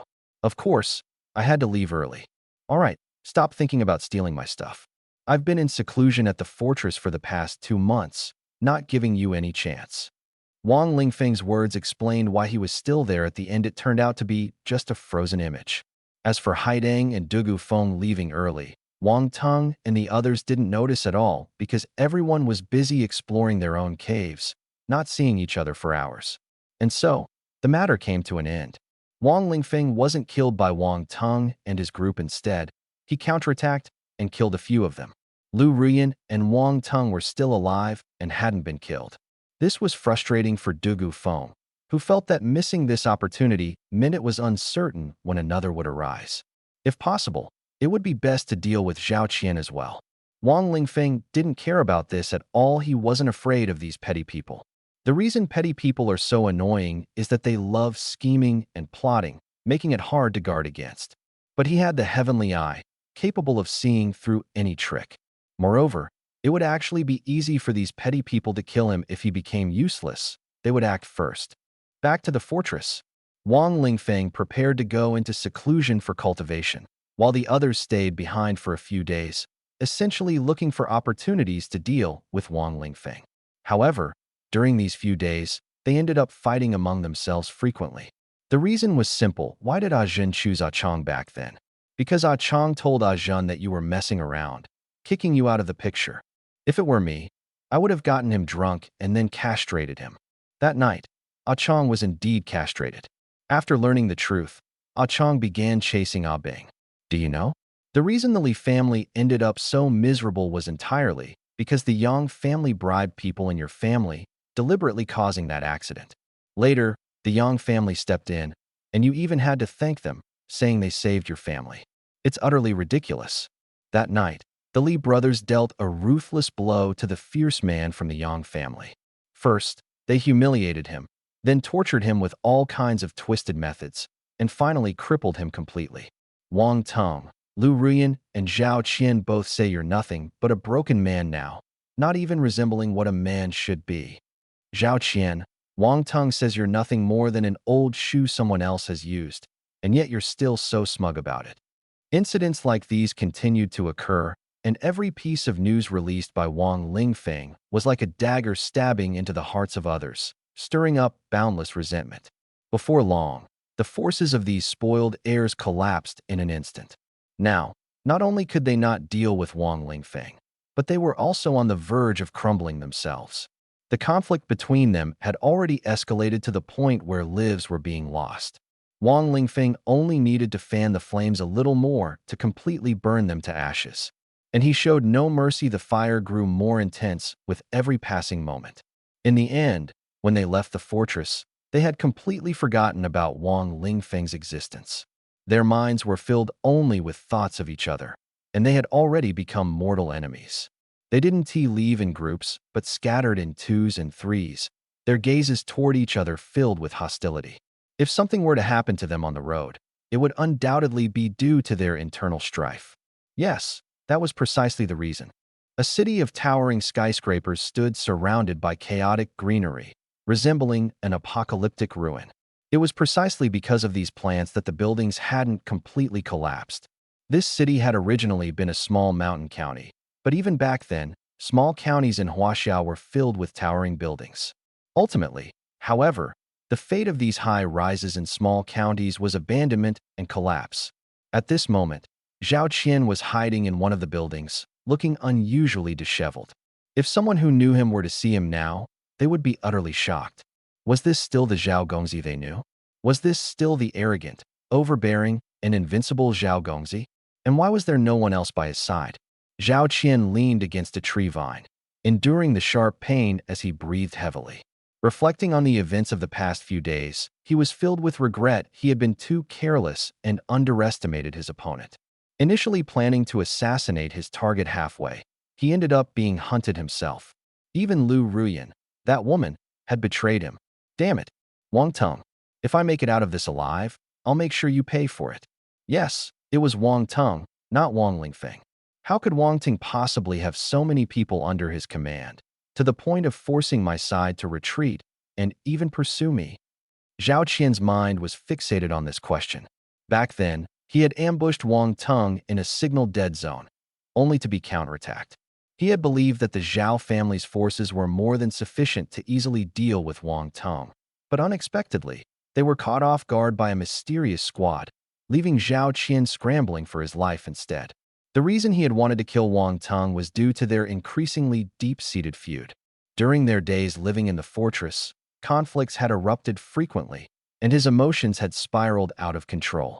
Yet, he had never regarded Wang Tong as anything more than a small-town nobody. Thus, he chose to ambush him on the way back, picking a spot within 100 kilometers where there was no signal reception. Many others shared similar thoughts to Zhao Qian. Their targets weren't Wang Tong, but their own respective enemies. Of the high school students who had entered the secret realm this time, Less than half returned alive in the end. You worthless bunch. You can't even find the man? You failed to kill that cripple Wang Lingfeng before, and now you've botched this too. Hearing Wang Teng's enraged voice, Zhao Qian felt a surge of tension and silently prayed that the measures he had prepared would work. He used a magic scroll that could hide his tracks, erasing traces left nearby and interfering with tracking. Clearly, it worked. After searching for a while without finding him, Wang Teng and his group had no choice but to leave.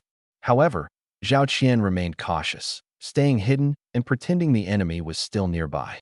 Sure enough, not long after, someone returned to check and found that the surveillance he had set up earlier was still intact. After several rounds of repeated inspections, the enemy finally left. Zhao Qian decided to continue waiting until he was certain no one was around. Before coming out, there was no need to take risks. Just as he was preparing to remain in hiding, the door of the room he was in suddenly opened from the inside. He had entered through the window, unaware of the situation inside, and had avoided going in to prevent leaving traces. Zhao Qian held his breath, staying hidden while observing the movement at the door. The door could have been opened by a person, a beast, or some mysterious force. He heard footsteps and saw a pair of feet stop right in front of him. Had he been discovered? Impossible. He was using invisibility magic and was a fourth-tier expert. Ordinary people couldn't possibly see him. Unless the other party was also a fourth-tier expert. But fourth-tier experts generally wouldn't get involved in such matters, and Wang Ting couldn't afford to hire someone like that. This must just be a coincidence that someone came here, a coincidence that they stopped in front of him, and a coincidence that they bent down to look at him. Wait, they bent down to look at me? That face it looks like. Wang Lingfeng. How could it be? Was he working with Wang Teng? Before Zhao Qian could figure it out, Wang Lingfeng suddenly stabbed him with a sword. What? You just kill me like that? Aren't you going to say something? At least tell me how you found me and what you plan to do. I'm about to die, don't I deserve some explanation? You act so decisively, I can't understand it. You won't need to hide anymore after this. Wang Lingfeng withdrew his sword, which glimmered faintly with blood as it absorbed Zhao Qian's life force. The sword looked familiar, and Zhao Qian secretly guessed, could it be his own blood-drinking sword? If so, then he had handed over the very weapon that killed him. But now, he had no time to think further. Why kill me? How did you find me? Why? Before he could finish his sentence, he died, never getting any answers. Wang Lingfeng quickly disappeared, returning to the fortress to continue his seclusion. Everyone in the fortress thought he was still in seclusion, unaware that he had left midway to kill Zhao Qian and then returned. As a result, Wang Lingfeng was completely excluded as a suspect in Zhao Qian's death. Someone even reported that Wang Teng was the one who killed Zhao Qian, further distancing Wang Lingfeng from the incident. Wang Teng, unaware of any of this, was falsely accused of being the murderer despite not having captured Zhao Qian. He had thought he was being cautious while operating in a signal dead zone, but within a day, the entire world believed he had killed Zhao Qian. The Zhao family also learned of Wang Teng's location and began hunting him down, even causing trouble for the Wang family in Linhai City. However, even the strong can encounter local experts. Now, for one family to go to another city to eliminate their opponent was a difficult task unless the opponent wasn't the local powerhouse. Even so, the Wang family paid a price, which might have been exactly what the Zhao family wanted. They had to take action, otherwise others would think they were easy to bully. Wang Teng, like a lone wolf with no home, was hunted in the wilderness. He fled to several places, losing many people along the way, barely managing to survive. It's so lively outside. Yet Wang Lingfeng is still in seclusion cultivating, as if none of this has anything to do with him. If everyone knew that all of this was orchestrated by Wang Lingfeng, they would definitely think he was incredible. What is even more puzzling is how Wang Lingfeng managed to leave so quietly and how he knew where Zhao Qian was hiding. All of this has become a mystery, known only to him. Have you heard about that thing? I've heard. Your dad went to the club yesterday and got caught red-handed by your mom. Stop joking. That is not what I'm talking about. Well, your mom later went to a nightclub and someone took pictures of her dancing. She has still got it. Shut up. Next time, just say what you mean. Don't beat around the bush, or who knows, maybe your grandma and the square dance grandpas will get involved next time. Actually, It's about news regarding Wang Teng and the others. I heard Wang Teng was arrested yesterday, but was released again. The Wang family must have pulled some strings. But he's in bad shape, 3 of his legs were broken. Also, there's news about Lu Ruyan. They say she was tortured so badly by Wang Teng that she's on the verge of a mental breakdown. Really? There are so many versions of these rumors that I don't believe any of them. But they do seem to have had it rough, I just don't know the specifics. Such gossip repeatedly appeared in the group chats of Linhai High School and occasionally spread to other high. Body refinement involves torturing oneself to enhance physical strength. All right, my materials have arrived. After saying this, Wang Lingfeng disappeared for the next few days. It was said that he had been focusing on body refinement, locked in a fortress room and not coming out. People didn't pay much attention to him, and soon their focus shifted to Wang Teng and Lu Ruyan. These two were incredibly resilient, they didn't die. Lu Ruyan even ended up with a man, a hero who happened to save her. But this man was truly unlucky after saving her. He got entangled with her, destined for misfortune. Coincidentally, this man turned out to be Lu Ruyan's senior at her future martial academy, and he would be guiding her in leveling up. This made many people angry. Why should someone like her be so fortunate? Wang Teng, covered in injuries, appeared at his martial academy. The two of them were in different academies, but they happened to be located across from each other, and they ran into each other during registration, creating an awkward scene. Even more coincidentally, Lu Shangyun was also at a nearby martial academy, at a higher level than the two of them. Lu Shangyun had been specially recruited, but her future was destined to be limited, as the academy wouldn't invest much effort in helping her develop her skills. She would later regret countless times leaving Wang Lingfeng's team. If she had just stuck it out until entering the martial academy, perhaps her fate would have been better. But that's a story for another time. The 3 martial academies were gathered together for a simple reason. The imperial capital had countless martial academies, many of which were obscure and unknown. This was normal, given the size of the capital. But what was the real reason these 3 ended up together? By this time, Wang Lingfeng was no longer at the fortress. After obtaining the body refinement materials, he had left for Jinbei City, but he went alone, not with Haidang and Dugu Feng. Haidang and Dugu Feng were still at the Jinbei Martial Academy, and according to the plan, the 4 of them were supposed to head to Jinbei City together. In reality, Wang Lingfeng wasn't going to Jinbei City, he was just looking for a place to refine his body. He had mentioned this to the 2 women, but despite their objections, it was futile. He set off alone. Not long after, he released the dogs from the demon refining cauldron. Now, with the cauldron, these dogs felt like summoned beasts. The cauldron allowed them to slowly absorb energy and grow stronger. Especially after placing the beast egg inside, the dogs underwent even greater changes. Wang Lingfeng couldn't see through what was inside the beast egg. It seemed to be shielded by a layer of energy. This was the first time he had encountered such a thing. But having something like this surely meant it was extraordinary. Setting that aside, Wang Lingfeng summoned the dogs and headed in a certain direction. Along the way, he killed a few ignorant exotic beasts and finally reached his destination. It was a treasure spot nestled in the mountains. Wang Lingfeng felt the surrounding energy converging here, making it the perfect place for body refinement. Perhaps he might even trigger a celestial phenomenon. He began preparing for the refinement process. He cleaned an iron oil drum, set it on stones, lit a bonfire underneath, and added water and various materials into the drum. Nearby, he set up an array, not a high-level spirit gathering array, just a simple magical trap to prevent accidents. After simmering the body refinement potion for an entire day and night, "Here, drink it."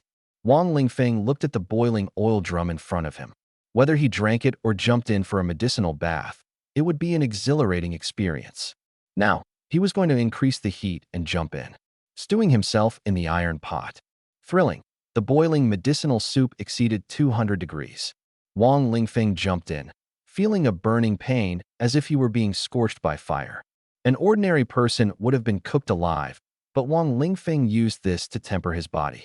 In fact, this was nothing compared to the attacks of exotic beasts and raging flames. This minor scalding was insignificant. The medicinal soup continuously impacted his body, refining his physique.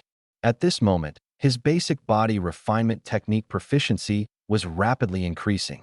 Red, green, and golden light flashed across Wang Lingfeng's body. The red light came from the blood-drinking, sword-absorbing blood.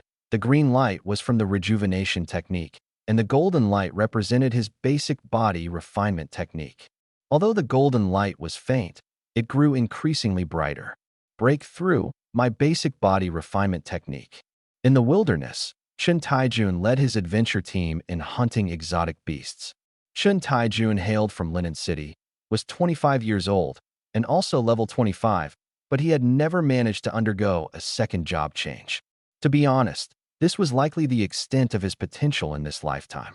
Today, they had accepted a task from the city and were gathering materials nearby while hunting exotic beasts. Suddenly, a level 30 mini-boss exotic beast appeared before them, ferocious and aggressive. For their team, defeating a boss above their level was nearly impossible. Fighting a monster 3 levels higher was extremely dangerous. Faced with this mini-boss, they were already in grave danger. Sure enough, 2 team members were quickly pinned to the ground by the mini-boss, severely injured and possibly facing life-threatening situations. At this critical moment, a golden pillar of light suddenly rose from the mountain, shooting straight into the sky. A warrior clad in golden armor appeared as a phantom in the air, radiating a powerful aura that spread in all directions. This aura simultaneously suppressed the mini-boss and nearby exotic beasts, enveloping their team as well. Everyone felt a force pressing down on them, yet it also seemed to support them. This phenomenon lasted for an unknown amount of time before the golden armored warrior's phantom slowly descended, eventually transforming into points of light and disappearing into the mountain, as if absorbed. The team snapped out of their daze and seized the opportunity to kill the mini-boss. Afterward, they collapsed to the ground, grateful for the sudden phenomenon that had just occurred. "Boss, should we go over and take a look?" A teammate looked at Chen Taijun, only to find him still staring blankly at the sky, having not acted at all earlier.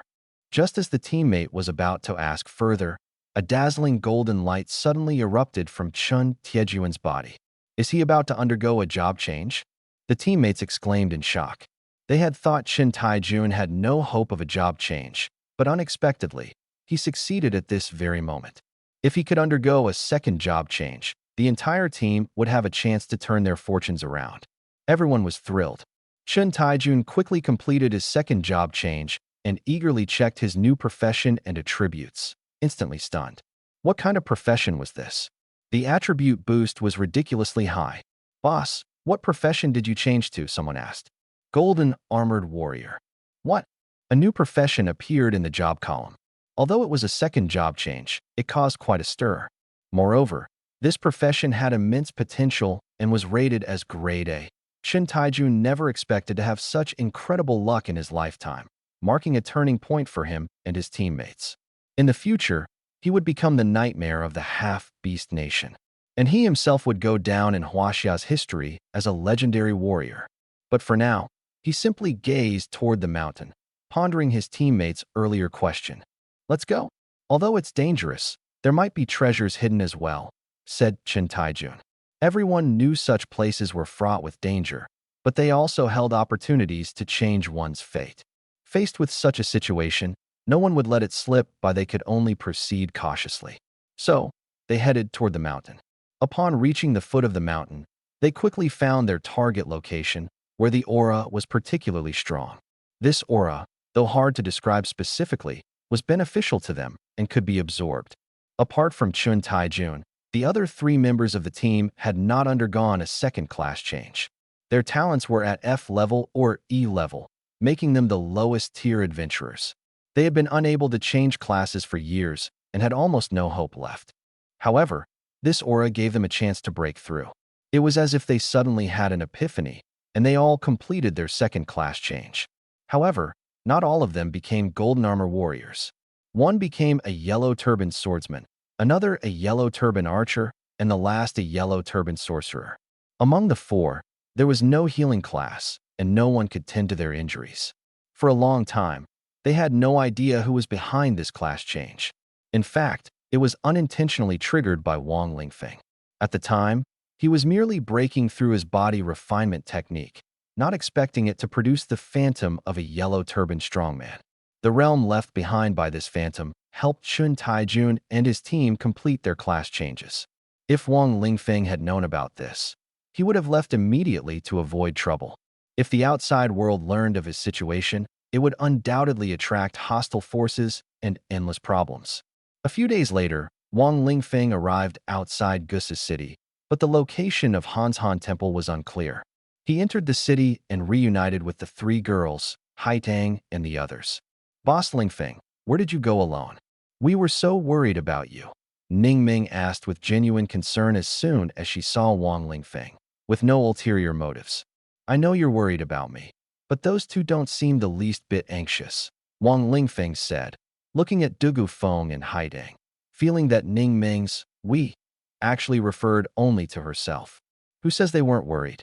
Haidang asked about you at least 50 times in front of me, and although Dugu Feng asked less, fewer than 10 times, she still asked several times," Ning Ming said. But before she could finish, Dugu Feng and Haidang pulled her aside to scold her for selling them out. "All right, let's not make everyone worry anymore. We'll rest here and prepare to continue heading north. The academy registration time can be in September or October, and it can even be delayed until next year," Wang Lingfeng said, not exposing everyone's thoughts. He went straight to the hotel to rest, preparing to set off the next day. The registration time he casually mentioned was precisely to give the students more time to cultivate, allowing for a delay of several months. Without a valid reason, however, the Martial Academy would issue a demerit, and repeated offenses could lead to expulsion. Still, most people wouldn't delay too long, as those who arrived earlier would receive various benefits from the academy, giving them more opportunities. Thus, Wang Lingfeng and his group planned to enter Jinbei City before September, and their current plan seemed feasible. Without major troubles along the way, Wang Lingfeng and his companions traversed half of the country of Huaxia, passing through numerous cities and experiencing local customs along the way. Particularly in Yangzhou City, the mornings were fresh and moist, while the evenings were warm and pleasant, a place hard to resist. Many small stories unfolded during their journey, but Wang Lingfeng paid them no mind, focusing solely on reaching his desired academy as soon as possible. Of course, first you have to pass the entrance trial. On Jinbei Street in Jinbei City stands Jinbei Martial Academy, one of the 7 great martial academies. On either side of its majestic gate tower 2 30-meter-high statues of war gods, a landmark of Jinbei City. At the end of Jinbei Street lies the gate of another school. Though now dilapidated, with vines growing unchecked for years and the campus overrun with weeds resembling a wilderness, the grandeur of the gate suggests that this place was once glorious. Jinbei City has many such abandoned buildings, with the population dwindling. Houses are no longer assets, merely shelters from the elements. At this moment, Wang Lingfeng's team stood at the entrance of the rundown school, gazing at the vine-covered plaque, barely able to make out a few characters. Ning Ming reached out her hand, gently moved, and the vines receded, revealing the words on the plaque, Jinbei Vocational Academy. "Just from the name, it sounds like a vocational school, not a university," someone muttered. "No wonder it's on the verge of closing. Who would want to come to a school with a name like this? The resources are poor, and most people in Jinbei City are children of military families who can directly enroll in military martial schools. Who would bother coming here?" Another person added. "Funding shortages, no new students for 2 consecutive years. If they don't recruit this year, they'll have to shut down," Wang Lingfeng confirmed with a nod. "We looked into this before, we're just stating the facts now. You can drop me off here. You should hurry back to your martial academy to report. There's nothing worth seeing here." Wang Lingfeng waved his hand, signaling to dismiss the 3 women. However, the 3 were curious and particularly eager to see what the school's entrance trial was like. Generally, schools on the verge of closure wouldn't have simple entrance trials, they might even be perfunctory. Knowing Wang Lingfeng was unemployed, the school might just accept him casually, without much pressure. "Do you want to come with me to check out the entrance trial?" Wang Lingfeng looked at the 3 women, understanding their thoughts. Women love a spectacle. So, Wang Lingfeng led them through the school gate. The school didn't even have a guard. The main gate was shut, but a side gate was open. Inside, there was only one path, clearly unused for a long time. though someone had been there within the past 2 hours. Even Ning Ming could tell the traces on the grass were obvious. The four followed the trail forward, noticing along the way that the school had once been quite large, likely accommodating over 10,000 people. Records showed that at its peak, the school had 13,710 students, definitely not small. So, why had such a school fallen into its current state? The answer soon became clear. They arrived at the central square, the hub connecting various parts of the campus. Here stood a century-old stone monument engraved with 13,709 names. It was a martyr's monument, commemorating heroes who had sacrificed their lives for the nation. 100 years ago, the entire faculty and student body of this school perished in a war. It was during the joint invasion of the two nations of Hua and Bang, along with demi-humans and exotic beasts.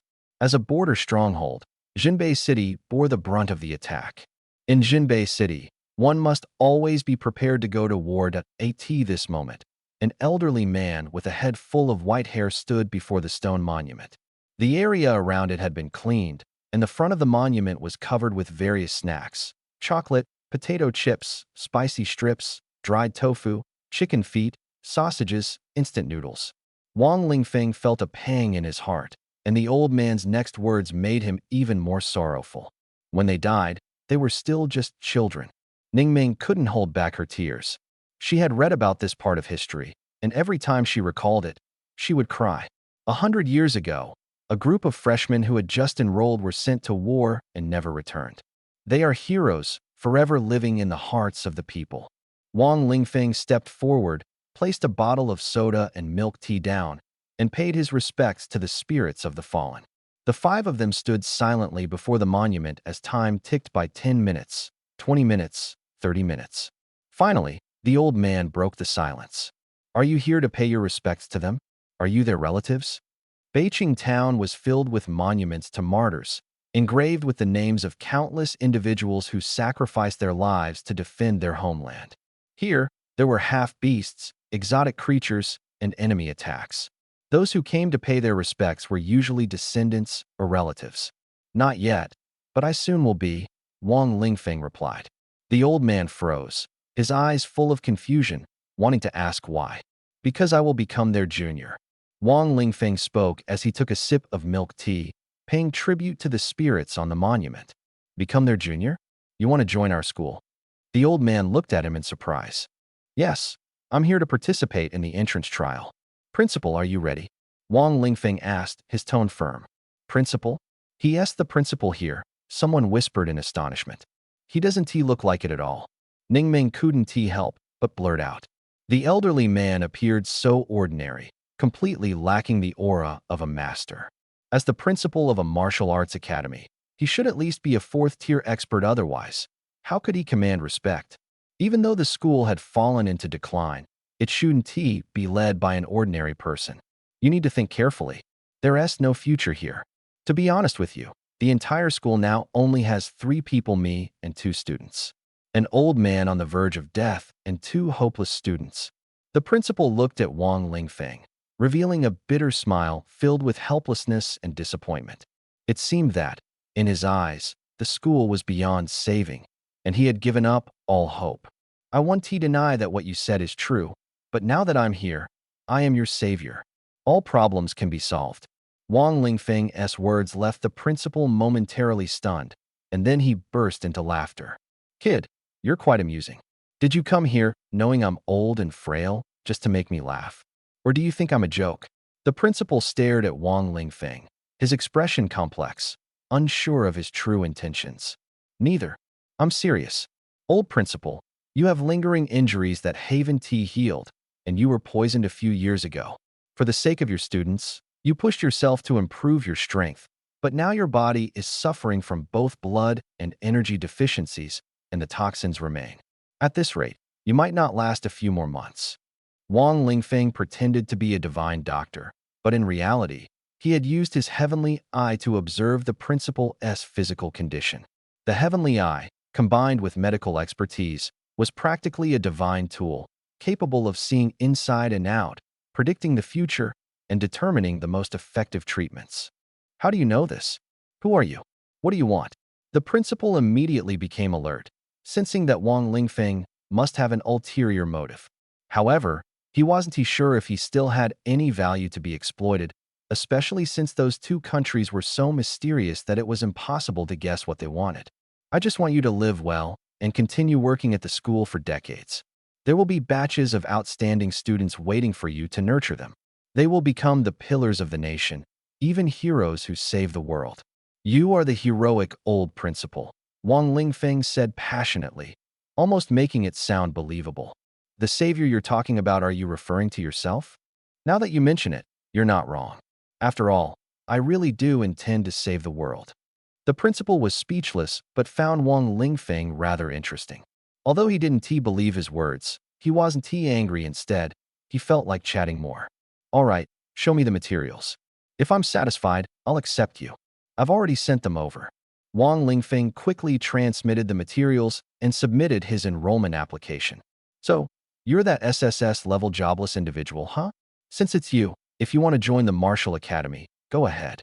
After all, you're already useless, the old principal said bluntly, seemingly understanding Wang Lingfeng's intention to casually join a martial academy. Young people don't understand that the most important aspects of a martial academy are its resources, the guidance of teachers, and the help of peers.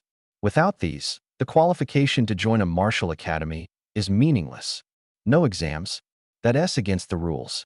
My test was just you standing quietly with me for 30 minutes earlier. That was your test, and you passed, the old principal said casually. Entrance tests couldn't be skipped, but the specific content was determined by the school leadership.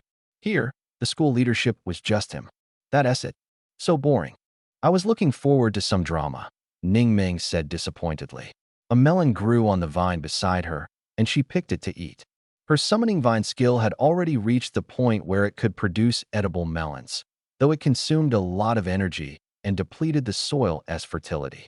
The summoning vine skill itself also consumed energy and soil fertility, so it couldn't be used indefinitely. Yeah, I was ready to watch the show, but it ended so quickly. Du Gufeng also expressed disappointment. Haiding could only sigh helplessly, feeling equally let down. The old principal noticed their skills, his eyes lighting up, and asked, "You three girls aren't applying?" "We're not." Ning Ming immediately shook her head. "They're from the neighboring academy. This place isn't suitable for them. Mainly, there are no resources here. If they came, they'd only cause trouble. If you could secure resources, I'd be willing to let them join," Wang Lingfeng said bluntly, acknowledging the poor environment of his place. "I see. In the future, teaming up with them for training wouldn't be bad. That way, your resources would seem plentiful. Too bad you're jobless, no one will mentor you. I really don't understand why you chose to be jobless.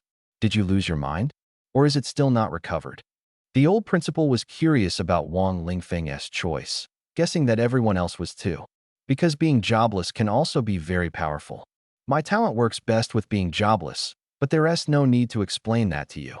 Your current task is to clean up this place, organize my dormitory, and do a good job as logistics support. In a few days, new students will arrive, and we must not disgrace our Zhunbei vocational school. Wang Lingfeng spoke to the old principal with a mature and measured demeanor. The old principal was speechless. How could he be in logistics, being bossed around by a freshman who hadn't paid tuition? No, he had to know I was the boss here. Wait, there will be a new student in a few days? That's rare. Even one here now is considered a blessing, and there are more coming? Are those new students coming in a few days your friends? No, I've never met them, and we've had no contact. You'll know when the time comes. Remember, in 3 days. 3 days? The old principal deliberately pressed Wang Lingfeng, hoping he'd elaborate. Unexpectedly, Wang Lingfeng answered without hesitation, 3 days. 3 days? Fine. If no one shows up in 3 days, I'll beat you up right here. The old principal didn't believe Wang Lingfeng had the ability to predict the future. Who could have imagined that within 3 days, someone would actually show up, and not just one, but 3 students would join? The old principal was so moved that tears welled up in his eyes. At that moment, he realized the accuracy of Wang Lingfeng's words. Since all this is settled, and you can heal my injuries, what about your 2 useless brothers? They've been giving me headaches for 5 years. Do you know how hard it's been for me? The old principal stared at Wang Lingfeng and posed this question. He desperately hoped Wang Lingfeng could solve the problem. Even if he couldn't, that was fine, but he had to try. At the academy, Wang Lingfeng and his team were engaged in a major cleanup. Everyone showed their skills, first clearing the surrounding paths to make them easier to navigate. Wang Lingfeng, wielding the bloodthirsty sword, wielded the grass with a crisp, efficient movement. Haitang, by contrast, was much more relaxed, using two flying swords to quickly mow the grass. Ning Ming summoned vines, tying piles of weeds into bundles and placing them aside. Seeing this, Du Gufeng simply walked away, saying she was going to register for freshman orientation. She hadn't wanted to stay and help. Although she had formed a good team with Wang Lingfeng and the others over the time, she wouldn't let such a small matter bother her. Haidang and Ning Ming stayed mainly to practice their skills. Wang Lingfeng had asked them to help otherwise. He wouldn't have let them participate. He had already decided who to call for help. Wang Lingfeng called out to the group at Xiahou Taizhu. Wang Lingfeng also posted numerous photos of Ning Ming and Haidang, all beautifully angled and framed. His photography skills had rapidly improved due to his exceptional savvy. This savvy not only maxed out his professional skills, but also gave him an astonishing memory, enabling him to quickly grasp a wide range of knowledge. Naturally, photography became his forte. He frequently posted photos to the class group, gradually earning the nickname Master. This group was for Linheim Middle School's senior year. Xiahou Taizhu immediately replied, "Where are you? I'll be right there." Wang Lingfeng simply shared his location. Xiahou Taizhu said, "I'll be there right away." His right away quickly caught on. In truth, Xiahou Taizhu had been in Jinbei City. Although he had returned to his family to prepare for the college entrance exam, he had always kept an eye on Ning Ming. He knew she had gone to the Jinbei Martial Arts Academy and that he could go there too. He had been in Jinbei City for several days, awaiting news from Ning Ming. Seeing Wang Lingfeng's message, he rushed over immediately. With Xiahou Taizhu as his helper and his family's wealth and ability to recruit others to help, the school's cleanup naturally progressed much faster. Before long, skills like Wind Blade, which allowed for rapid mowing, appeared on campus, increasing mowing efficiency. Before long, the grass was leveled, and the campus looked much tidier and more comfortable. During breaks, everyone sat together, snacking and even setting up a barbecue, creating a lively and cheerful atmosphere. At this moment, a group of men in suits and sunglasses entered the campus. They cleared the way for a bearded man in the center. He wore a floral shirt with the chest open, revealing a large gold chain and tattoos, his arms covered in ink. He walked straight up to the principal and spoke with disdain. "Well, Principal Gu, it's quite lively here today. Why bother yourself with something like a campus cleanup? We'll take care of it. You just need to handle the paperwork. From now on, this place belongs to the Li Group." The Li Group? That was one of the top 10 conglomerates in Huaxia, with businesses spanning various industries and regions across the country. But why would they set their sights on such an unremarkable place? As mentioned earlier, real estate had little value. Now houses were free, and still, no one wanted them. Cities had plenty of vacant land, but few people. The issue wasn't a lack of space, but limited resources to support the population. Although the Northern Martial Academy was nearby, students lived and ate on campus, leaving no room for outside businesses to profit from them. Clearly, there had to be another reason for their interest in this place. Principal Gu responded calmly, "There's no need for paperwork. I just enrolled a student, and more will arrive within 3 days. This school will continue to operate." The bearded man was momentarily stunned, then burst into laughter, clutching his stomach. "Haha, Principal Gu, you're hilarious. Students coming here? More students within 3 days? Are these students out of their minds? They'd be better off leveling up on their own than coming here and being held back by you." "Exactly. Only someone with a screw loose would come here. This isn't a liberal arts college where a diploma can get you by. This is a martial academy. Strength needs to be constantly updated, and you have to prove yourself on the spot wherever you go. A martial academy certificate is useless." The bearded man and his companions continued to mock. But it wasn't just their words. This martial academy truly couldn't provide resources for its students. Instead, students might even have to take on tasks to help the school stay afloat. No one would willingly come here. Any rational person would avoid it. As for recruiting dropouts, What a joke. If they were worth cultivating, other martial academies would have already taken them in to boost Huaxia's strength. This wasn't to say dropouts lacked potential or couldn't achieve miracles. They could level up, but they didn't need a martial academy to teach them. They could train on their own.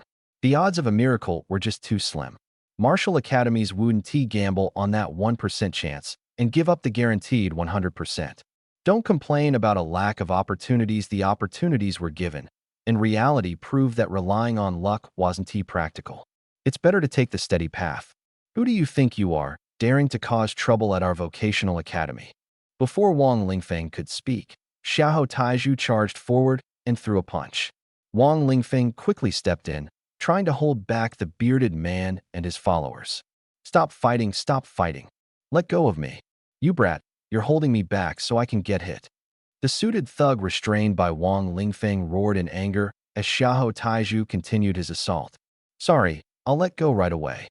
Wang Lingfeng released him and turned to restrain someone else, only to find the same scene playing out again. Whoever Wang Lingfeng pointed at, Xiahou Taizhu would charge at them with full force. Just like that, the entire group was beaten to a pulp. Seeing the scene before him, the bearded man was bewildered. What's going on? Ning Ming couldn't help but laugh, clutching her stomach, clearly realizing that Wang Lingfeng and the others were doing this on purpose. Principal Gu was puzzled. You two don't even know who the other party is, so why are you fighting? However, given the current situation, he had to speak up, primarily to stop the bearded man and his men from retaliating against Wang Lingfeng. Stop. The two of you step aside. He's just not good looking, says harsh words, and has a few minor flaws, but you can't treat him like this. The bearded man was silent for a moment, cursing inwardly. Are you bullying us? Don't forget, we're going to take over your place soon. Don't try to resist. You're courting death. The bearded man suddenly erupted with a powerful aura, swung his short staff, and a skull instantly appeared before him. With a chilling aura of death, the skull opened its mouth and lunged at Xiahou Taizhu. Boom! Xiahou Taizhu was sent flying, spitting blood from his mouth as his vital energy instantly dissipated. The bearded man was a second-level necromancer, around level 40, and easily defeated Xiahou Taizhu. A second-level mage can choose from a wide range of disciplines, including elemental, necromancy, summoning, and other styles. First-level necromancer is the foundational profession, while second-level necromancer represents the true advancement. Those who achieve this are considered elite, marking a clear dividing line. While higher talent increases the success rate of a second-level necromancer, it's not guaranteed. This was quickly proven. In short, the bearded man was already a master. With a single blow, he crippled the newly enrolled Xiahou Taizhu. He was about to continue attacking Wang Lingfeng. After all, Wang Lingfeng had already attacked. Just then, Principal Gu spoke. How dare you? Do you really think I'm dead? Even if I were, I'd still be too much for you to mess with. Principal Gu's voice was deep, without anger, yet chilling. This was the kind of unflinching majesty that instilled a sense of awe without anger. Principal Gu was obviously not an ordinary person. The bearded man's expression suddenly changed, as if he had just realized how terrifying the other person was. People are always like this. After stroking a tiger's but a few times, they feel that the tiger is not showing its power, so they start to act presumptuously. Although Principal Gu is injured and sick now, he was once a fierce tiger and has many friends of the same level around him. Although the bearded man has the support of the Li group and will not beat anyone to death, it is no problem for him to injure someone. In that case, his status in the group will decline and someone will snatch him away. Oh, I'm sorry, Principal Gu, my hand slipped, but it was these two guys who started it first. Forget it. Let's just leave the past behind. Let's talk business. You cancel the school, and we will take over the land. Let's not make a fuss. This is what you and the Li group agreed to before. The bearded man smiled apologetically, looking gentle on the surface, but he already had a plan in mind. See you at the school gate. But he didn't know that he would be dealt with once he left the school gate. Who is Xiahou Taizhu? How could he be beaten for nothing? It would be so embarrassing if it got out. Even if Big Beard falls, the Li group still has Little Beard, Long Beard, White Beard, Black Beard. They set their sights on this land, and 1T let go easily. I've said it before, if the school can't continue, you can take over. But now that the school has hope, that agreement doesn't count. Principal Gu didn't look at Big Beard. His eyes were fixed on the stone monument in front of him and the group of energetic youths led by Wang Lingfeng. It was as if he saw hope and the future, and the flame in his heart, which was about to extinguish, reignited. Principal Gu, you're really naive. Your school has nothing now, no teachers, no library, no logistics, and you owe a lot of debt. Just to the Lee group alone, you owe over $1 million. And that's not even counting the necessary facilities you need to rebuild, which you simply can't afford. Give up. Don't make trouble for yourself, Big Beard said disdainfully. To him, there was no hope here, and a few students couldn't change anything. Besides, apart from Wang Lingfeng, the other students weren't even from this school. Do you live by the sea? You're meddling too much, Xiahou Taizhu immediately retorted. I'm just reminding you not to waste your efforts. I guess only Wang Lingfeng has a functioning brain. No wonder he has an SSS level talent and chose no profession. He is truly extraordinary. Big Beard mocked as he glanced at Wang Lingfeng. This person, with an unrivaled starting talent, insisted on coming here to make a big move, but it would ultimately collapse. His meaning was clear.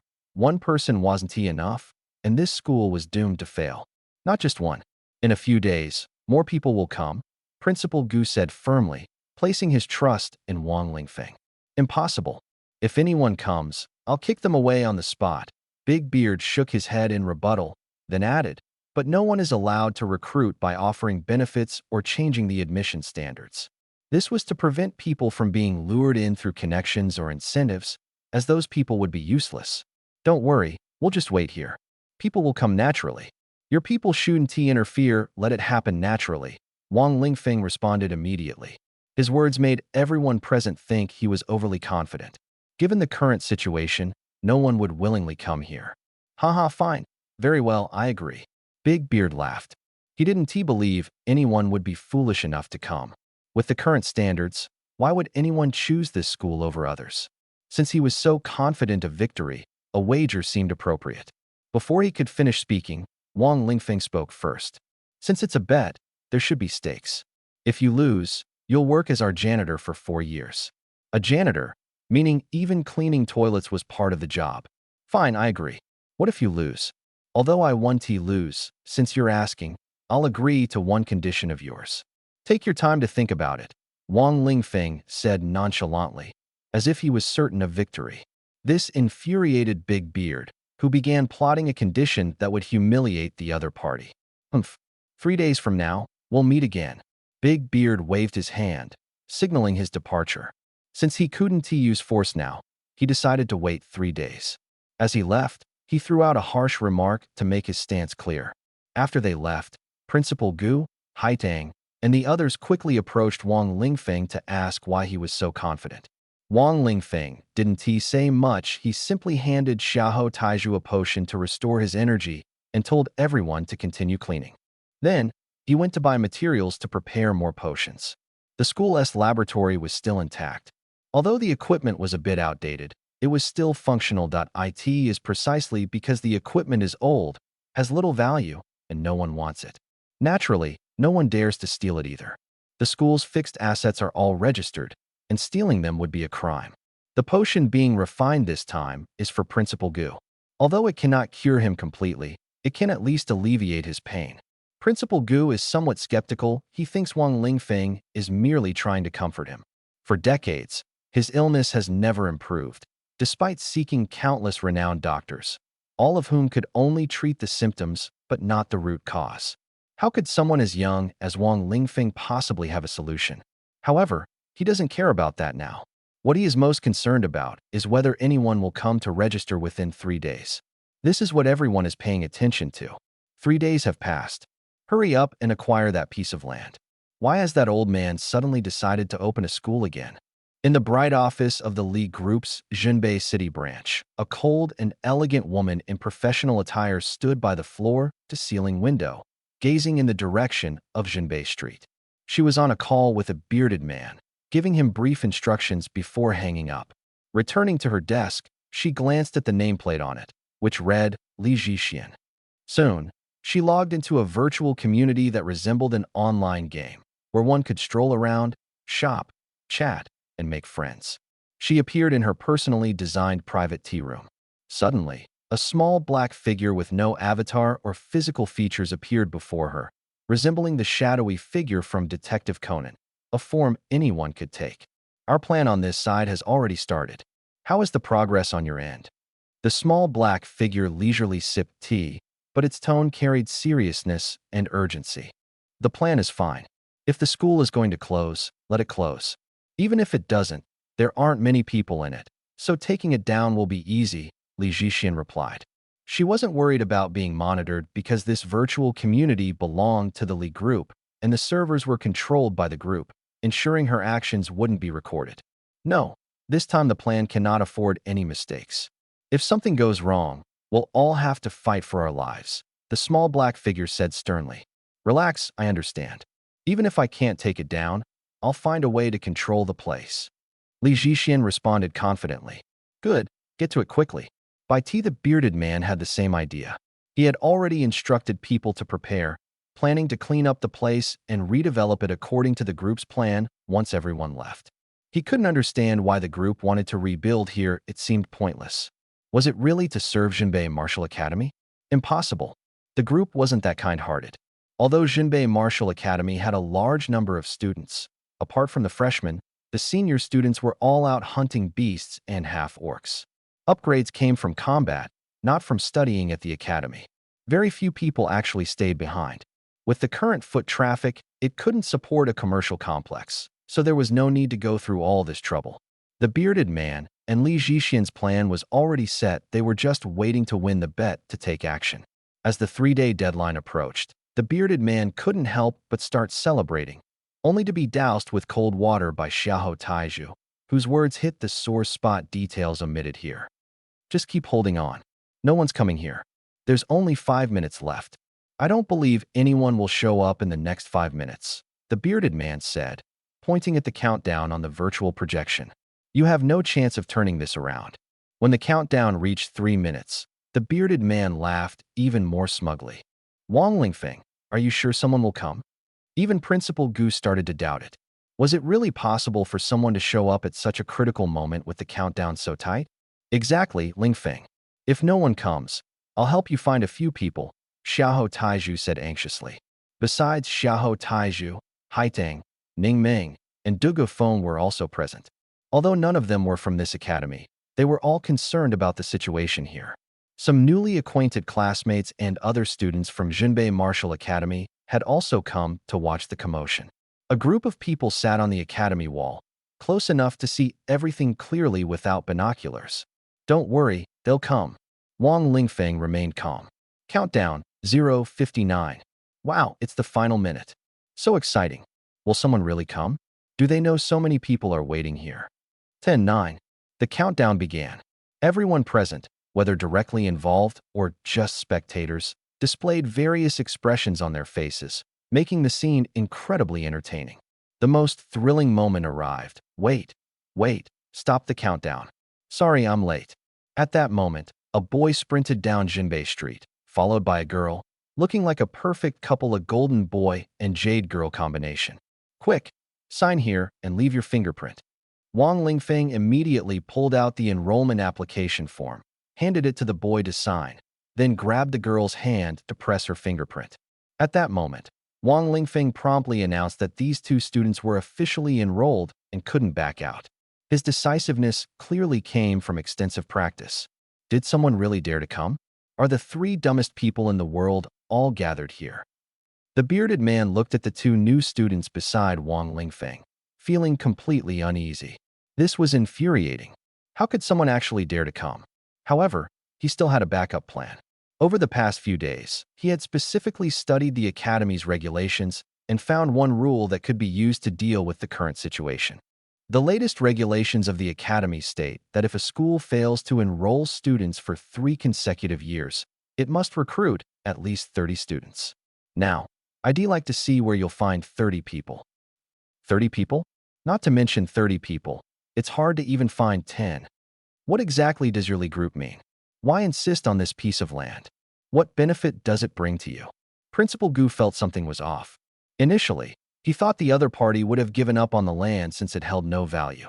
This place was worthless and had no development potential. Li Group claimed they wanted to develop it, but no matter how you looked at it, there seemed to be another reason behind it. Principal Gu understood there was something fishy about this, but without enough information, how could he know their true intentions? No matter how smart someone is, without data to support them, guessing blindly is just random speculation. This land was originally chosen by us.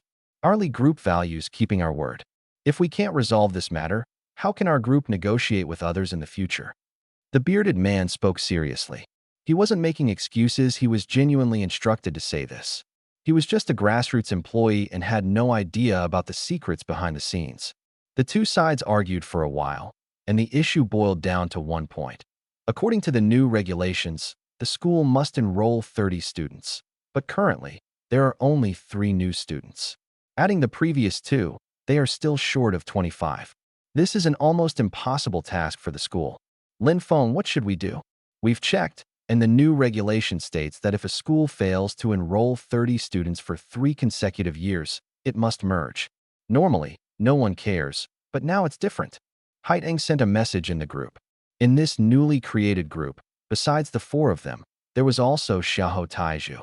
The group name was Jinbei Foodie Squad, and the group owner was Xiaohou Taizhu because he noticed that Wang Linfeng and the other 3 always chatted privately, making him feel left out. The group was discussing the current situation. Xiaohou Taizhu said, "How about I find 30 F-level eliminated students, offer them some conditions, and treat it as helping our Xiaohou family cultivate talent?" Dugu Feng, that's a good idea. Recruiting people from Linhai City could also contribute to the city in the future. Wang Linfeng, no need to make it so complicated. Just recruit nearby. It's only 30 people. As long as we call out, there will definitely be people responding. It's easy to handle.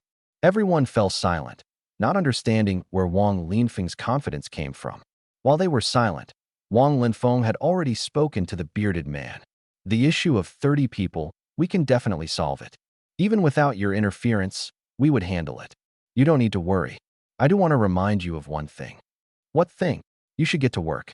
Go clean the school properly, especially our dormitory. It needs a thorough cleaning. Wang Linfeng's words made the bearded man's face instantly darken. He suddenly remembered he had lost the bet. How about we bet again? If you can recruit 30 people within 3 days this time, I'll work as a handyman at the school for the rest of my life. If you can't, the previous bet is void. The bearded man thought for a moment.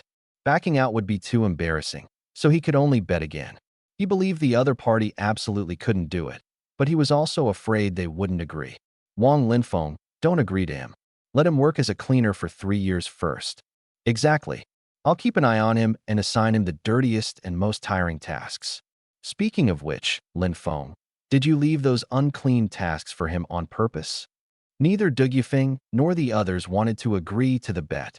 They thought about the places Wang Linfeng had previously arranged, which no one had cleaned. Doing the work alone for a month would definitely be exhausting and unbearably dirty. I accept your bet. Wang Linfeng unexpectedly agreed, surprising everyone. Wang Linfeng, 3 days is too rushed. At least make it 7 days. Everyone said, worried about the time. They could easily delay it for half a month since the school's review period was still far off. No need. 3 days is enough. The time others give us isn't nearly as much. Wang Linfeng shook his head, casting a meaningful glance at the bearded man. That look wasn't directed at the bearded man himself, but at the person behind him. Could he know something? The bearded man's heart tightened. He was currently live streaming, and the person above him was watching the situation through his perspective. Indeed, it was still that office, and the calm, beautiful woman was observing what was happening here. Can you recruit 25 people in 3 days? Li Zhixin frowned, thinking Wang Linfeng was just putting on a show. Given the current state of the school, it was impossible to recruit that many people. Even with the help of Du Yifeng and Xiaohou Taizhu, 3 days wouldn't be enough since their influence wasn't here, and they couldn't find suitable students. Where did Wang Linfeng's confidence come from? Haha, you're hilarious. Are you out of your mind? If you said 10 days, I might believe you could do it. 3 days? Forget recruiting people, even shouting for them would be hard. Jinbei City is different. It's full of descendants of soldiers, all with a sense of duty to protect the country. Those who change careers are trained by the Jinbei Army. If Jinbei Martial Academy doesn't want them, the military schools will take them. How could you not find people? The bearded man laughed heartily. People in Jinbei City were well cared for by the military. Even the worst F-grade students didn't have to worry about not being trained. But this school had major issues. Its reputation was so bad that almost no one wanted to come, making recruitment a huge challenge. Recruiting the remaining 25 people was as difficult as climbing to the heavens. You don't need to worry about that. 3 days later, you'll become the school's lifelong janitor. Get ready. Wang Lingfeng smiled confidently, which made people feel he was deliberately putting on airs. Then I'll wait. Let us go. See you in 3 days. The bearded man sneered and turned to leave. Stop! Wang Lingfeng shouted. What? Are you trying to back out? That is a question I should be asking you. Have you forgotten? Regardless of the outcome of the bet in 3 days, you already lost the previous one. Now, you should go and do your janitor duties. The bearded man fell silent. It seemed he couldn't escape being a janitor for 3 days. If he ran away, his credibility would be ruined. But with Wang Lingfeng's attitude, he would definitely assign him the dirtiest and most exhausting tasks, which he couldn't accept. Wait, I can get someone else to do it. He glanced at the few lackeys beside him, whose faces didn't look too good. Wang Lingfeng didn't care about the bearded man's thoughts. As long as someone did the work, it was fine. Right now, he was focused on continuing recruitment. And Wang Lingfeng's recruitment method was completely unconventional, leaving everyone stunned. At the entrance of Jinbei Martial Academy, Wang Lingfeng sat across from it, set up a small table, brewed a pot of tea, and placed a plate of peanuts, a plate of sunflower seeds, and a plate of crispy broad beans on the table. If it were just this, people would think he was simply here to drink tea. Although the location was a bit odd, it was still understandable. After all, his mind wasn't quite sharp, so who cared? The problem was, next to Wang Lingfeng stood a flag with bold characters that read, Jinbei Vocational Academy Admissions Office. Damn, this guy was actually poaching people right at the entrance of Jinbei Martial Academy. The scene was immediately captured and uploaded online, with some even live streaming Wang Lingfeng's side, waiting to see when he'd get beaten up. While Jinbei Martial Academy wouldn't intervene, the students there definitely wouldn't tolerate it and would surely cause trouble for him. Unexpectedly, Wang Lingfeng's next move was even more shocking. As the crowd grew larger, he raised another flag that read Ironclad Predictions. What did that mean? Most people didn't understand who still believed in feng shui and fortune-telling nowadays. It means face reading and fortune-telling. Simply put, I can look at your face and tell you about your past and future and even give advice to help you avoid bad things, Wang Lingfeng explained. The onlookers and online viewers immediately understood he was just a scammer pretending to be a mystic. Do you think we're 3-year-olds? Who would believe this? The people nearby sneered, wanting to overturn his stall. But directly flipping over the Jinbei Vocational Academy's stall wouldn't work after all. They were just recruiting students, which wasn't wrong. Jinbei Martial Academy was one of the 7 major martial academies, attracting many people every year for the final entrance exams. Quite a few made it in, but many were eliminated. Those who were eliminated became targets for other martial academies. After all, most of the high school graduates who came here were trying to give it their all, otherwise they wouldn't have come. Of course, there were also oddballs or those who were just casually trying their luck. So, Wang Lingfeng recruiting here wasn't surprising, but it was rare to be so blatant about it. Usually, it was done privately. If this academy didn't work out, they'd go to another one. His actions weren't just poaching from Jinbei Martial Academy, but also from other academies. I know you don't believe me, but I'll make you believe. I'll give you 3 free fortune-telling opportunities, 1 question each time, as long as it's related to yourself, Wang Lingfeng said calmly. After speaking, he resumed drinking tea and munching on sunflower seeds, his composure making everyone a bit uneasy. The onlookers exchanged glances and began discussing how to expose him. It was actually simple: have Wang Lingfeng do a fortune-telling, but choose the right person. The person shouldn't be famous, preferably someone inconspicuous, and ideally someone with a tough life. So, they pushed forward a young man wearing an old but clean high school uniform. with the school name clearly visible. He had an ordinary appearance, an average build, and seemed to have a rough life, though not necessarily remarkable. What question do you want to ask? Wang Lingfeng got straight to the point. Any question is fine. Does this count as a question? If it does, then I want to ask. Someone helped ask. Of course, anything is fine, but it must be related to yourself. Don't ask too much. Don't waste time. Wang Lingfeng replied with a look of disdain. Hello, my name is Zhao Buju. I want to ask, how can I become a 5-turn? Zhao Buju was smart since he could only ask one question. He asked the one he cared about most. However, perhaps this question should have been asked later. Was it too early to ask now? Wang Lingfeng frowned. This kid wanted free guidance. Was he genuinely believing or just messing with him? This question is pointless to calculate. I can tell you that no matter how hard you try, you won't become a 5-turn. But you definitely won't, believe me, Wang Lingfeng said reasonably. Such matters of the future couldn't be immediately proven. It was better to ask about the past. Zhao Buju, don't waste time. Ask something you really want to know. Isn't the thing you care about most whether your sister is still alive? Ask him. Someone nearby reminded him not to play tricks and to ask straightforward questions that could be easily verified. Was the previous question just a joke? Yes, consider it a freebie. Wang Lingfeng nodded. To prove himself as a divine seer, he needed everyone's cooperation. Then let me ask, where are my family members now? Zhao Buju asked, including his parents and sister. This time, he wasn't trying to be clever. More data would make it easier to judge. What if the part about his sister turned out to be true by coincidence? Your father was killed by a half-orc 7 years ago. Your mother died of illness 3 years ago and was buried in Fusho Mountain. Your sister got lost at the market 10 years ago, but fate works in mysterious ways.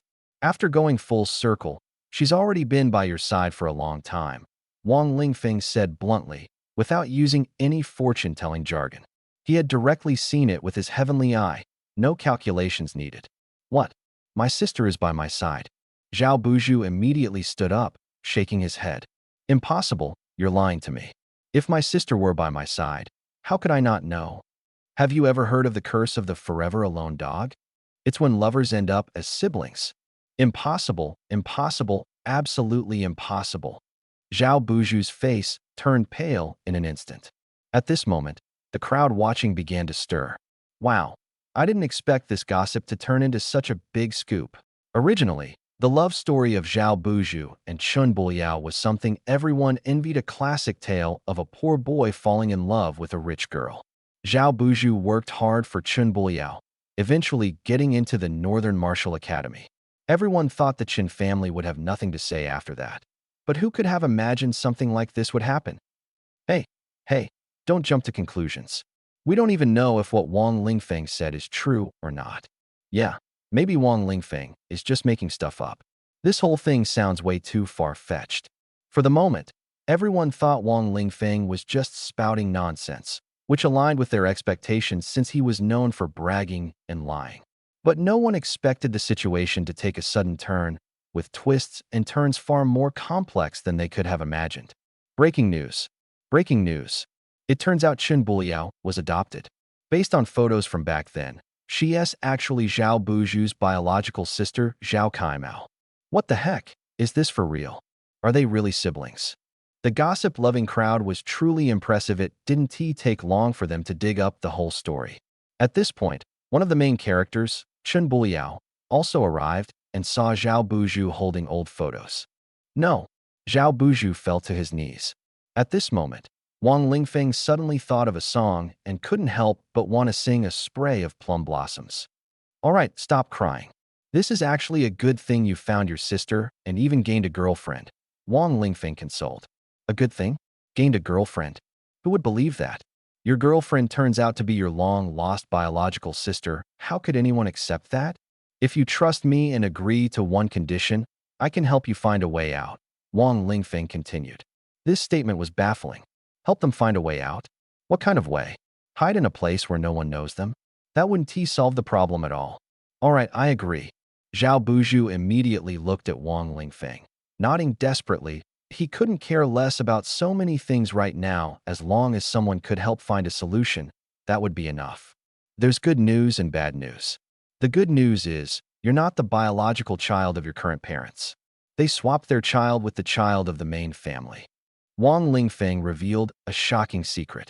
If this news reached the main family, it would undoubtedly cause a huge uproar.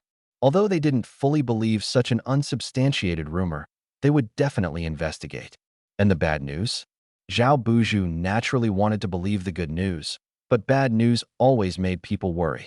The onlookers thought the same usually. When good news and bad news appeared together, the good news often wasn't very useful. The bad news is, your sister was also swapped. Both of you are children of the same main family. No. Zhao Buzhu fell to his knees again. Snowflakes drifted down gently. Why are you so cruel? First, you give us hope, then you plunge us into despair. Chen Buliao glared at Wang Lingfeng. You people, does love matter more than family? If you really are siblings, isn't that better than being lovers? You can change lovers as much as you want, but siblings aren't replaceable.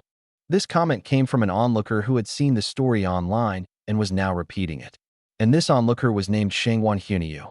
How could such a juicy story not involve us gossip experts, especially since it was trending in the Linhai High School group chat? Zhao Buzhu and Chen Buliao fell silent. Could they really end up being siblings? I'm not cruel, I'm just stating the facts. But don't worry, there's another set of good news and bad news. Do you want to hear it? Wang Lingfeng continued. Go ahead, I can tell you, but you'll have to pay a price for me revealing such secrets. Wang Lingfeng looked pained. What do you want? Just say it. I want you to agree to another condition. Counting the previous one, that's 2 conditions. Fine. Zhao Buzhu agreed without hesitation. At this moment, nothing was more important. Emotions were set aside. The good news is, your mothers are 2 different people, but the bad news is, your father is the same person. Wang Lingfeng said, and Zhao Buzhu's face changed. The first half of the sentence made them a bit excited, but the second half made them want to strangle Wang Lingfeng.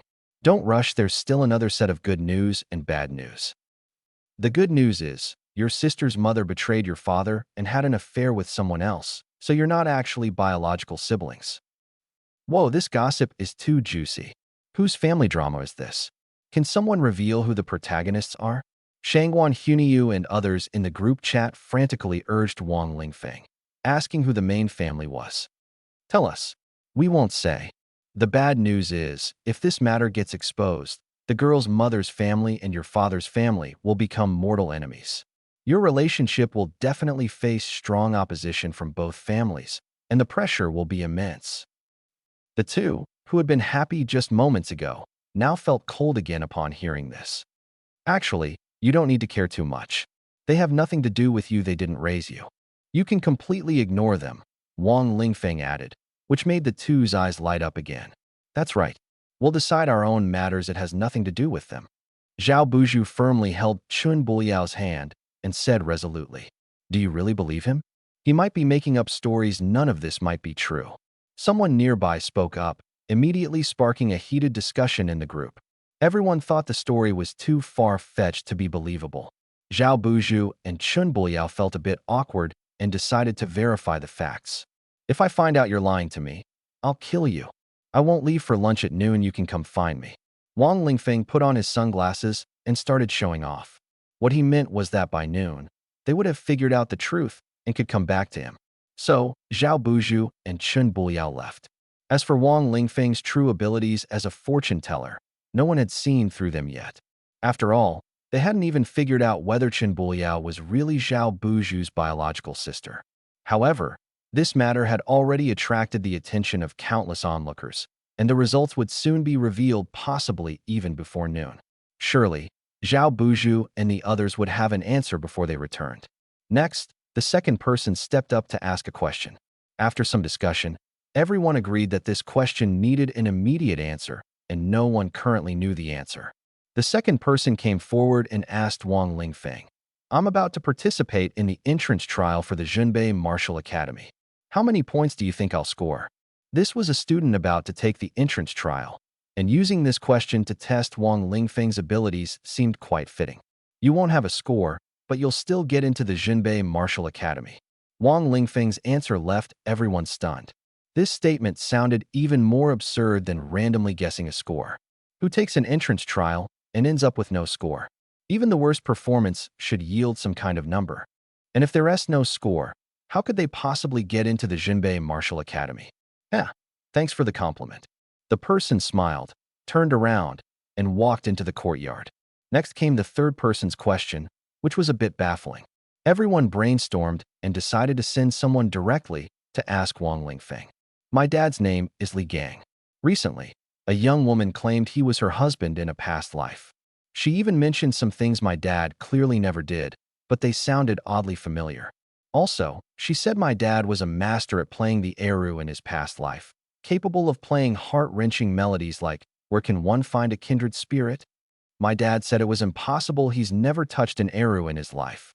But when he picked one up, he could play it, and then he ran off with that woman. Do you think my dad and she were really husband and wife in a past life? Wow, another juicy drama. This live show was just too entertaining. Whether Wang Lingfeng was a fraud or not didn't matter. What mattered was that these stories were incredibly captivating. Your dad is completely lying to you. He just wants to elope with that woman. Wang Lingfeng's words immediately made the person laugh, and the people nearby laughed along. Everyone actually understood that this story was a setup. This kind of trick had been circulating online for a long time. Haha, and you still claim you're not a fraud? We've heard this story in storytelling sessions before. The ending is always the dad eloping with the woman. But that's just a story, not me. If you really could see the past and predict the future, how could you not see through something as simple as this? A few people jumped out to mock Wang Lingfeng. Actually, my last name isn't Li, it's Shu, and my given name is Biao. My dad isn't Li Gang either. I just wanted to make a point to everyone. If you can't even see through this, how can you claim to see through people's pasts? Shu Biao stepped forward, laughing wildly. Do you believe in fate? Wang Lingfeng calmly picked up his folding fan, flicked it open, and leisurely fanned himself. Everyone noticed that the fan had 4 characters written on it: "Go to hell." No, wait. It actually said "Spring Pool's graceful charm." I don't believe in fate. I control my own destiny. Shu Biao said disdainfully. Actually, I don't really believe in it either. Coincidences happen, but people only remember the coincidences, even though they rarely occur, Wang Lingfeng said, shaking his fan, taking a sip of tea, his expression calm, showing no sign of being exposed. What exactly are you trying to say? Shu Biao asked anxiously, sensing there was more to Wang Lingfeng's words. I'm just saying that while coincidences are rare, they aren't non-existent. Some stories are inspired by life. Stories follow logic, but life can be even more absurd. Because there are too many fools, and even normal people can't guarantee they'll stay normal their whole lives. What do you mean by that? Fine, I'll be direct. The prototype for this story is your father, Shu Yixia. Otherwise, why did he suddenly disappear when you were in middle school? Impossible, absolutely impossible. Shu Biao hurriedly denied it, and others also accused Wang Lingfeng of making baseless claims without evidence. This is easy to verify, plenty of people know about it. I bet the online gossipers already have the answer, Wang Lingfeng said nonchalantly. Sure enough, it wasn't long before someone online dug up information about Shu Biao's father, Shu Yixia. It turned out to be true, and reality was even more outrageous than the story. The gossipers were thoroughly entertained. No one had expected that the scheme originally intended to frame Wang Lingfeng would turn out to be factual. In the end, what Wang Lingfeng said was true. Most people found it hard to believe and even suspected that Shu Biao was cooperating with Wang Lingfeng, though the likelihood was slim. Even though Wang Lingfeng's prediction was accurate, convincing everyone of his foresight was still a challenge. But not long after, 2 other individuals began to draw attention.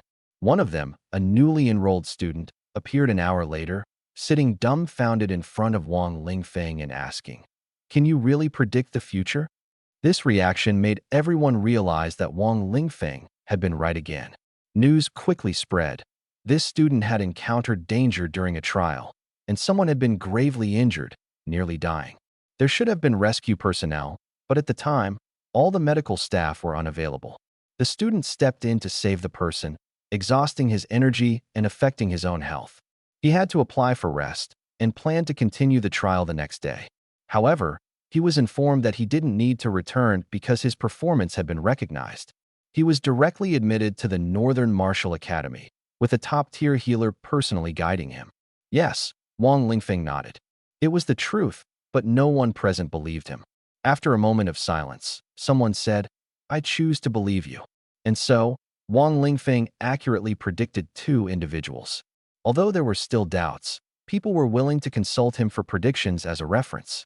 Simply put, his credibility had significantly increased. By noon, Zhao Buju and Chun Buliao arrived, confirming that everything Wang Lingfeng had said was true. The matter had already exploded online, with gossipers uncovering all the details and even finding their biological parents. Zhao Buju's biological parents were from a prominent family, unrelated to the Du Gu and Xiaohou families. Chun Buliao's mother, however, was a member of the Du Gu family. Although distantly related to Du Gu Feng, they were still considered family. The 2 families started arguing, creating a lively scene. Wang Lingfeng's 3 predictions were all accurate, and he even revealed hidden truths, proving that he truly had some skill. Now, more and more people wanted to consult Wang Lingfeng for predictions, far more than before. Actually, when he predicted 2 things, people had already started seeking him out for fortune-telling, though not as many as now. Wang Lingfeng, just say it. What do you want me to help you with? Zhao Buju still remembered Wang Lingfeng's 2 conditions.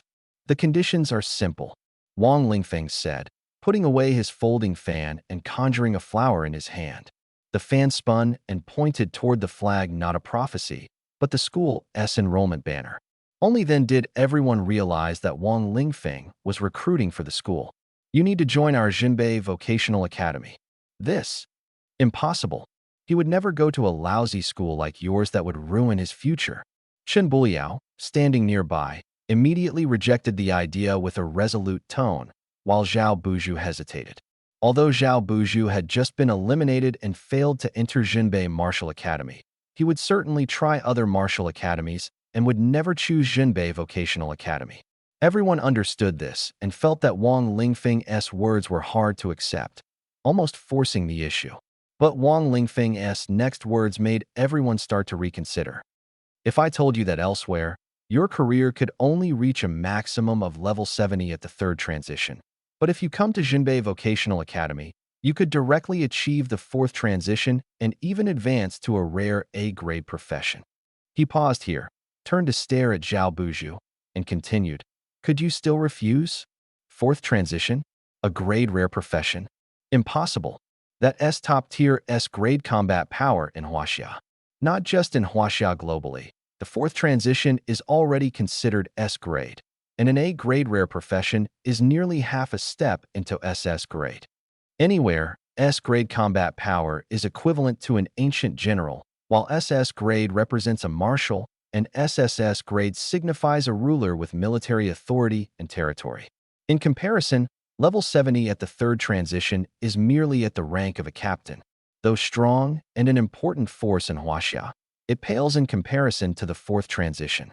The power boost from an additional transition in the later stages is incomparable, which is also why Wang Lingfeng is often looked down upon. Even if Wang Lingfeng reached level 100, his strength might still be inferior to level 70 at the 2nd transition, level 50 at the 3rd transition, or even level 20 at the 4th transition. Of course, this is just an example in reality. Level 20 at the 4th transition or level 50 at the 3rd transition is extremely rare, and level 70 at the 2nd transition is also difficult to achieve. Wang Lingfeng currently has no profession, and reaching level 40 is already considered his limit. Is what you're saying true? Zhao Buju looked at Wang Lingfeng, his eyes full of anticipation. He clearly believed Wang Lingfeng. Zhao Buju, don't trust him. This guy is just a fraud. You have a bright future. Although Jinbei Martial Academy didn't work out, you can still try other martial academies. Among the 7 major martial academies, Jinbei Martial Academy has the highest requirements for individual strength. Yes, you should try other academies. Your profession is fully qualified. Some people nearby tried to persuade him. However, Zhao Buju clearly wasn't listening anymore. At this moment, he felt a sense of admiration for Wang Lingfeng. Even if he didn't attend the same school as Wang Lingfeng, he was willing to believe whatever Wang Lingfeng said. Moreover, Wang Lingfeng promised to help him achieve the 4th transition and an A-grade rare profession, something he had never dared to dream of before. All right, I trust you. I'll give it a shot. Zhao Buju nodded in agreement. Here, fill out the enrollment application form. Wang Lingfeng immediately handed over a form, and Zhao Buju began to fill it out to Li Jixian, and the bearded man were stunned by the scene. Was recruiting students really this casual? Both of them felt uneasy. Li Jixian remained silent for a moment and dialed a number she wanted to prepare a backup plan. With Zhao Buju leading the way, more and more people came to find Wang Lingfeng. But they weren't there to enroll, they wanted fortune-telling. Most of their questions were along the lines of, can I advance to the 4th tier? Where can I find opportunities? Who is my benefactor? Wang Lingfeng was surrounded by a crowd, but he seemed completely unfazed. At this moment, even students from Linhai High School came to ask him questions, including their teacher, Chen Ru. Although everyone had doubts, they couldn't resist giving it a try. It's like when you've seen a fortune teller get a few predictions right, you'd go back to ask more questions whenever you had the chance. If it's free, who wouldn't want to know a bit about their future? Or even if it costs a little, people might still be willing.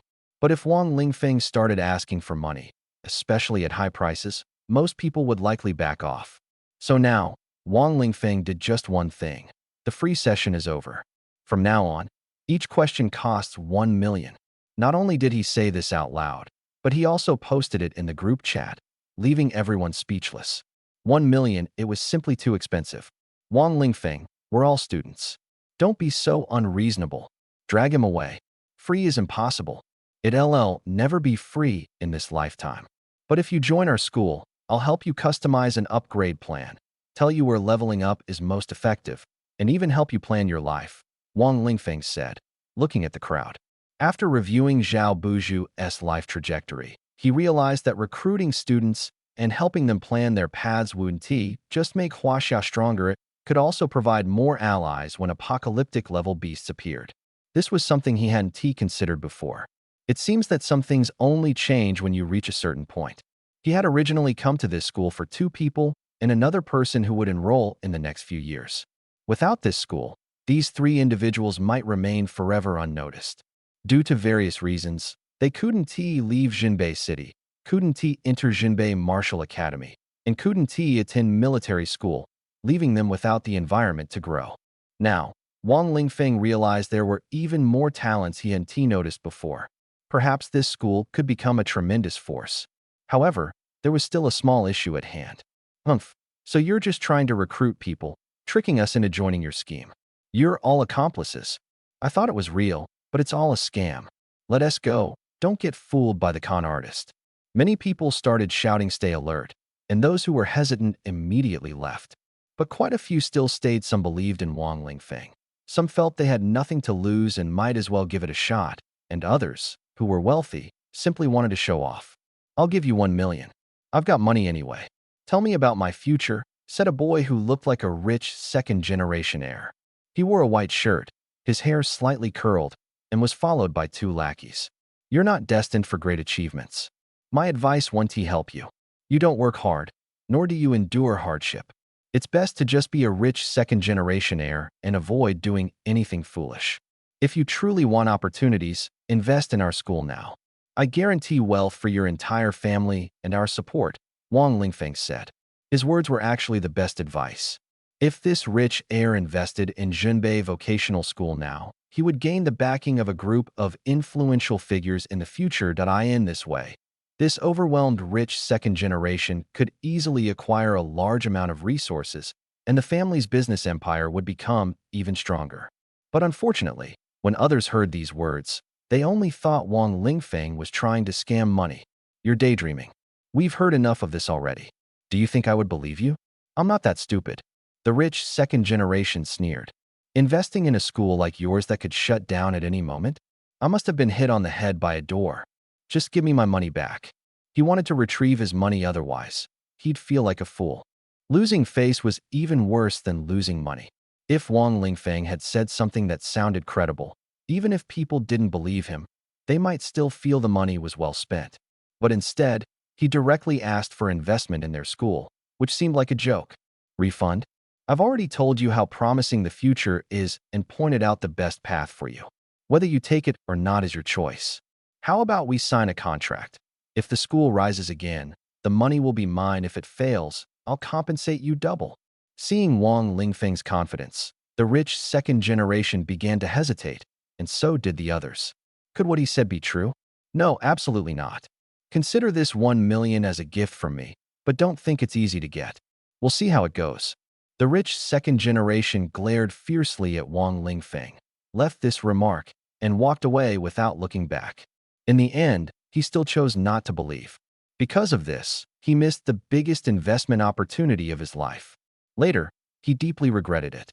His family members and competitors mocked him for this, and every mention of it made him feel miserable. Even in his final moments, this matter lingered in his mind. If he had invested in Jinbei Vocational Academy back then, would his life have been completely different? Would he have become a trendsetter like the people from that school? But none of it mattered anymore. Wang Lingfeng could only shake his head and sigh. A missed opportunity is a missed opportunity. Life is like this: opportunities are right in front of you, but no one will beg you to take them. You have to fight for them yourself. It's like the college entrance exam, a towering mountain. You have to climb step by step and then make a leap with all your strength to seize the opportunity.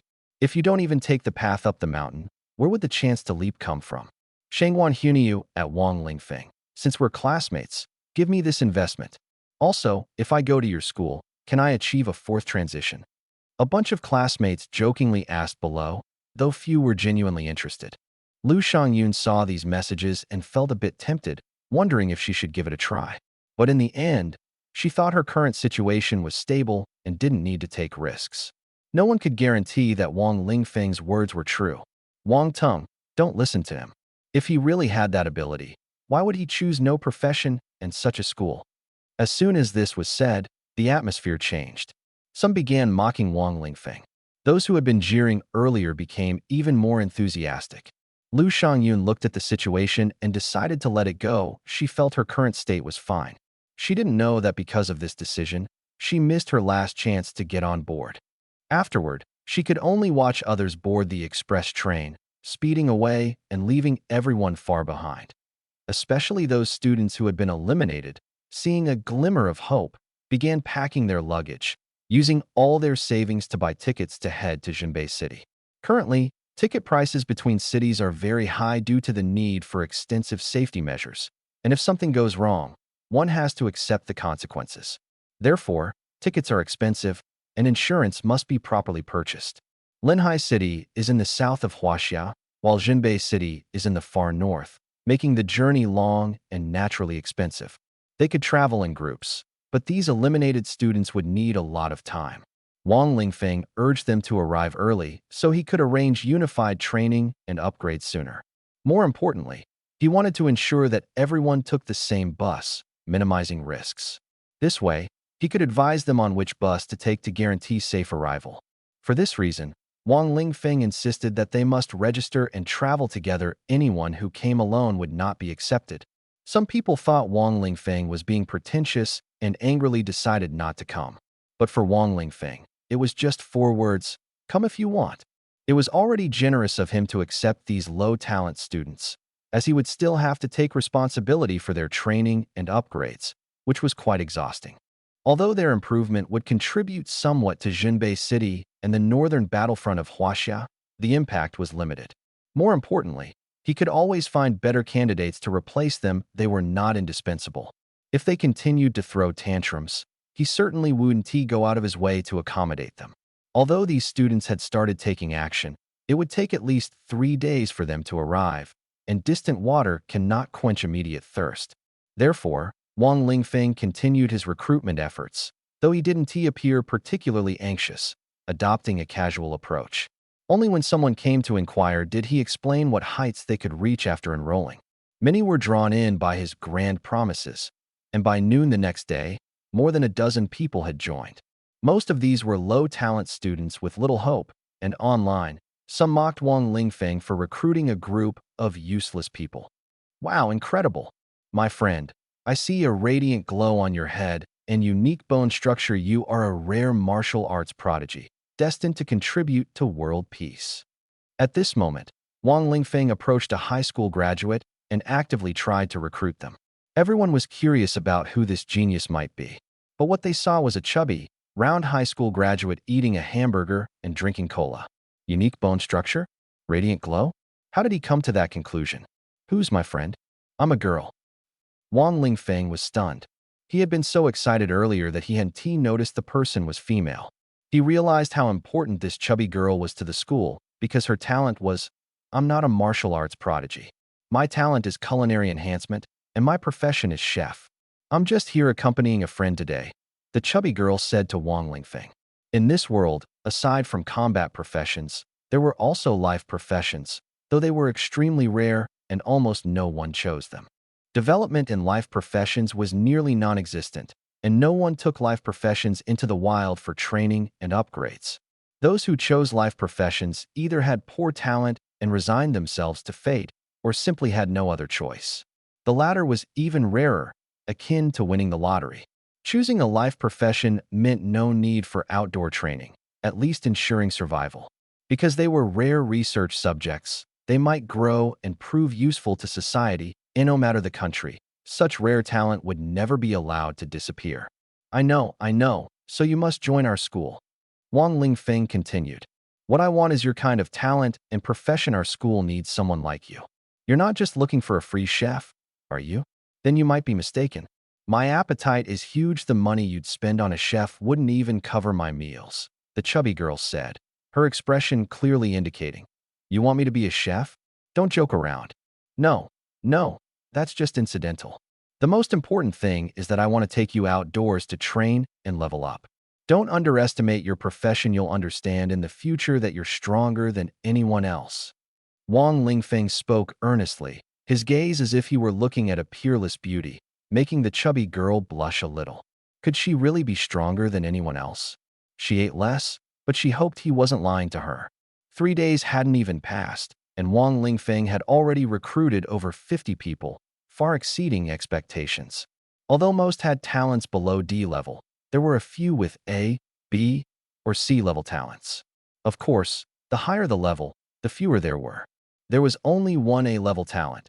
Zhao Buju. 2 B level talents were the freshmen from before, and there were 5 C level talents. Below D level, most were F level. After all, the school currently didn't even have teachers. If there were teachers, they might have been able to recruit even more people. Some had initially signed up, but left immediately upon learning there were no teachers. At this moment, the most pitiful person was undoubtedly the bearded janitor. He knew he'd be a janitor for the rest of his life. The most frustrated person, however, was Li Zhixian. She had thought victory was assured, only to have Wang Lingfeng unexpectedly disrupt her plans. Fortunately, she had prepared in advance.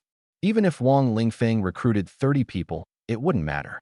She smirked coldly and made a phone call. You can take action now. The next morning at 9 o'clock, the students gathered on the playground. Wang Lingfeng had created upgrade plans for each of them and distributed them. The plans also required them to find the most suitable teammates, as these people would be their lifelong comrades. Wang Lingfeng had calculated each person's fate and perfectly assigned them to teams. This way, whether it was skill synergy, future growth, or even friendship, everything would be optimal. A well-coordinated team could multiply their strength several times over. Now, it was time for them to get to know their teammates and build a sense of collaboration. In a few days, they would be divided into teams and sent to different locations to level up. Wang Lingfeng had also written detailed plans, teaching them how to hone and understand their skills to fully unleash their potential. As for fortuitous encounters, he hadn't included them in the plans, but the routes he arranged would lead those suited for such encounters to their opportunities. If none occurred, there was nothing he could do. Principal Gu watched this scene with a mix of doubt and relief. This was exactly what he wanted to see, the hope of the school still alive. Recently, the medicine Wang Lingfeng had given him had stabilized his health significantly, allowing him to see even more hope. Just as he was looking forward to the future, a group of people entered the school, led by the bearded janitor. Although the janitor had become a cleaner, he still harbored thoughts of his former employer. Now, he only hoped his old boss could successfully bring down the school. Once the school collapsed, his lifelong janitor status would naturally disappear. The janitor secretly felt smug, eagerly awaiting that day to come. Wang Lingfeng, do you think just recruiting a few students at random will solve the problem? If the key issue isn't addressed, the problem will never be resolved. Principal Gu, We're the review team from the Education Bureau. Someone reported that your school has been admitting students indiscriminately to keep the school running. So we're here to conduct an inspection. As soon as the review team entered, they saluted Principal Gu and stated their purpose directly. They were responsible for reviewing qualifications, and in their eyes, these students were not qualified to enter the Martial Academy. If the students were deemed unqualified, the school would face the risk of being shut down. Normally, schools have the right to recruit students independently, and the review team wouldn't interfere, but a report changes everything. Was it the Lee group that reported us? Principal Gu frowned, already guessing who was behind it, especially since the bearded man was glaring at him from the side. He couldn't understand why the Lee group was so determined to seize the school's land. However, he was also troubled. This time, the admissions, including Wang Lingfeng and the other students, were done haphazardly without formal trials. Technically, there shouldn't have been an issue, but now that they were being investigated, it was a big problem. Sure enough, after the review team completed their inspection, they immediately said, Principal Gu, many of your students lack the necessary talent, and the school's admission assessments are not up to standard. They cannot be considered your students. According to regulations, we need to organize a unified trial, and only those who pass can be admitted. I understand. Go ahead and make the arrangements. Principal Gu agreed helplessly. It seemed the previous glimmer of hope was just a fleeting illusion. Most of these new students wouldn't pass, and fewer than 30 would likely remain. The school was at serious risk of being shut down. Not to mention, if the review team raised the standards, it could result in a complete failure. When the review team targets a school, the trial's difficulty is usually very high, possibly even harder than the entrance exams for the 7 great martial academies. While the 7 great martial academies might show some leniency, the review team would not. All right, we'll arrange the trial immediately. We hope you're prepared. The review team didn't say much more and left to finalize the trial details. The Li Guo, Wang Lingfeng, everyone is watching you. You can do it. Yes, I can.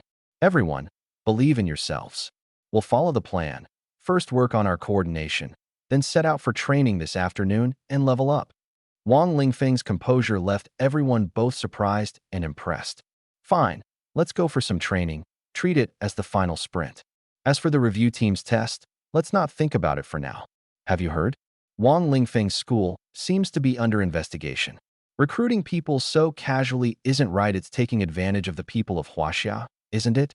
Now, those who went to find Wang Lingfeng might not even get into the martial academy.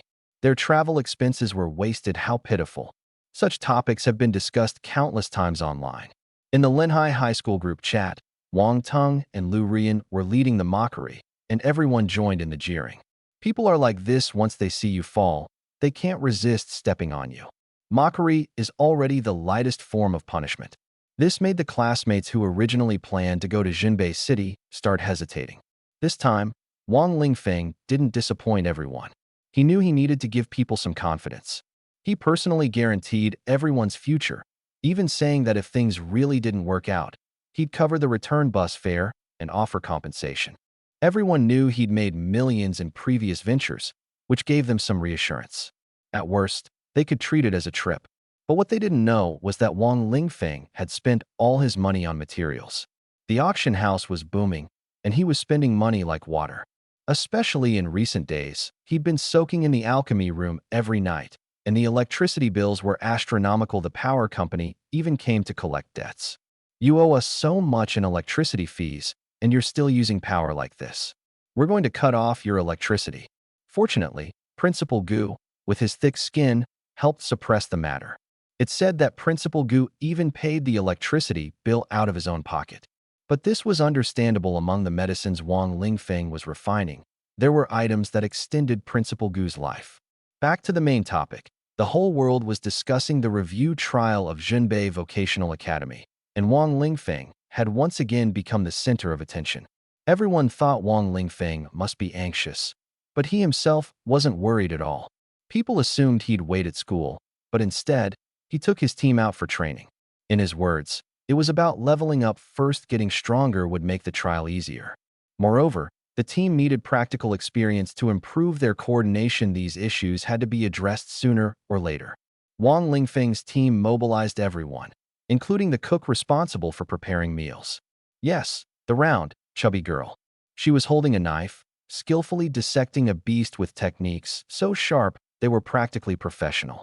Even life professions have their own skills, and her knife work was her specialty. Zheng Xiaoyan, you should lose some weight otherwise. Your name sounds a bit odd, a girl said with a laugh. What does my name have to do with you talking? He's called Wang Lingfeng. Does that mean he can fly? Zheng Xiaoyan retorted directly. I wasn't talking about you, but you really should lose weight. I have some weight loss medicine here that could help you.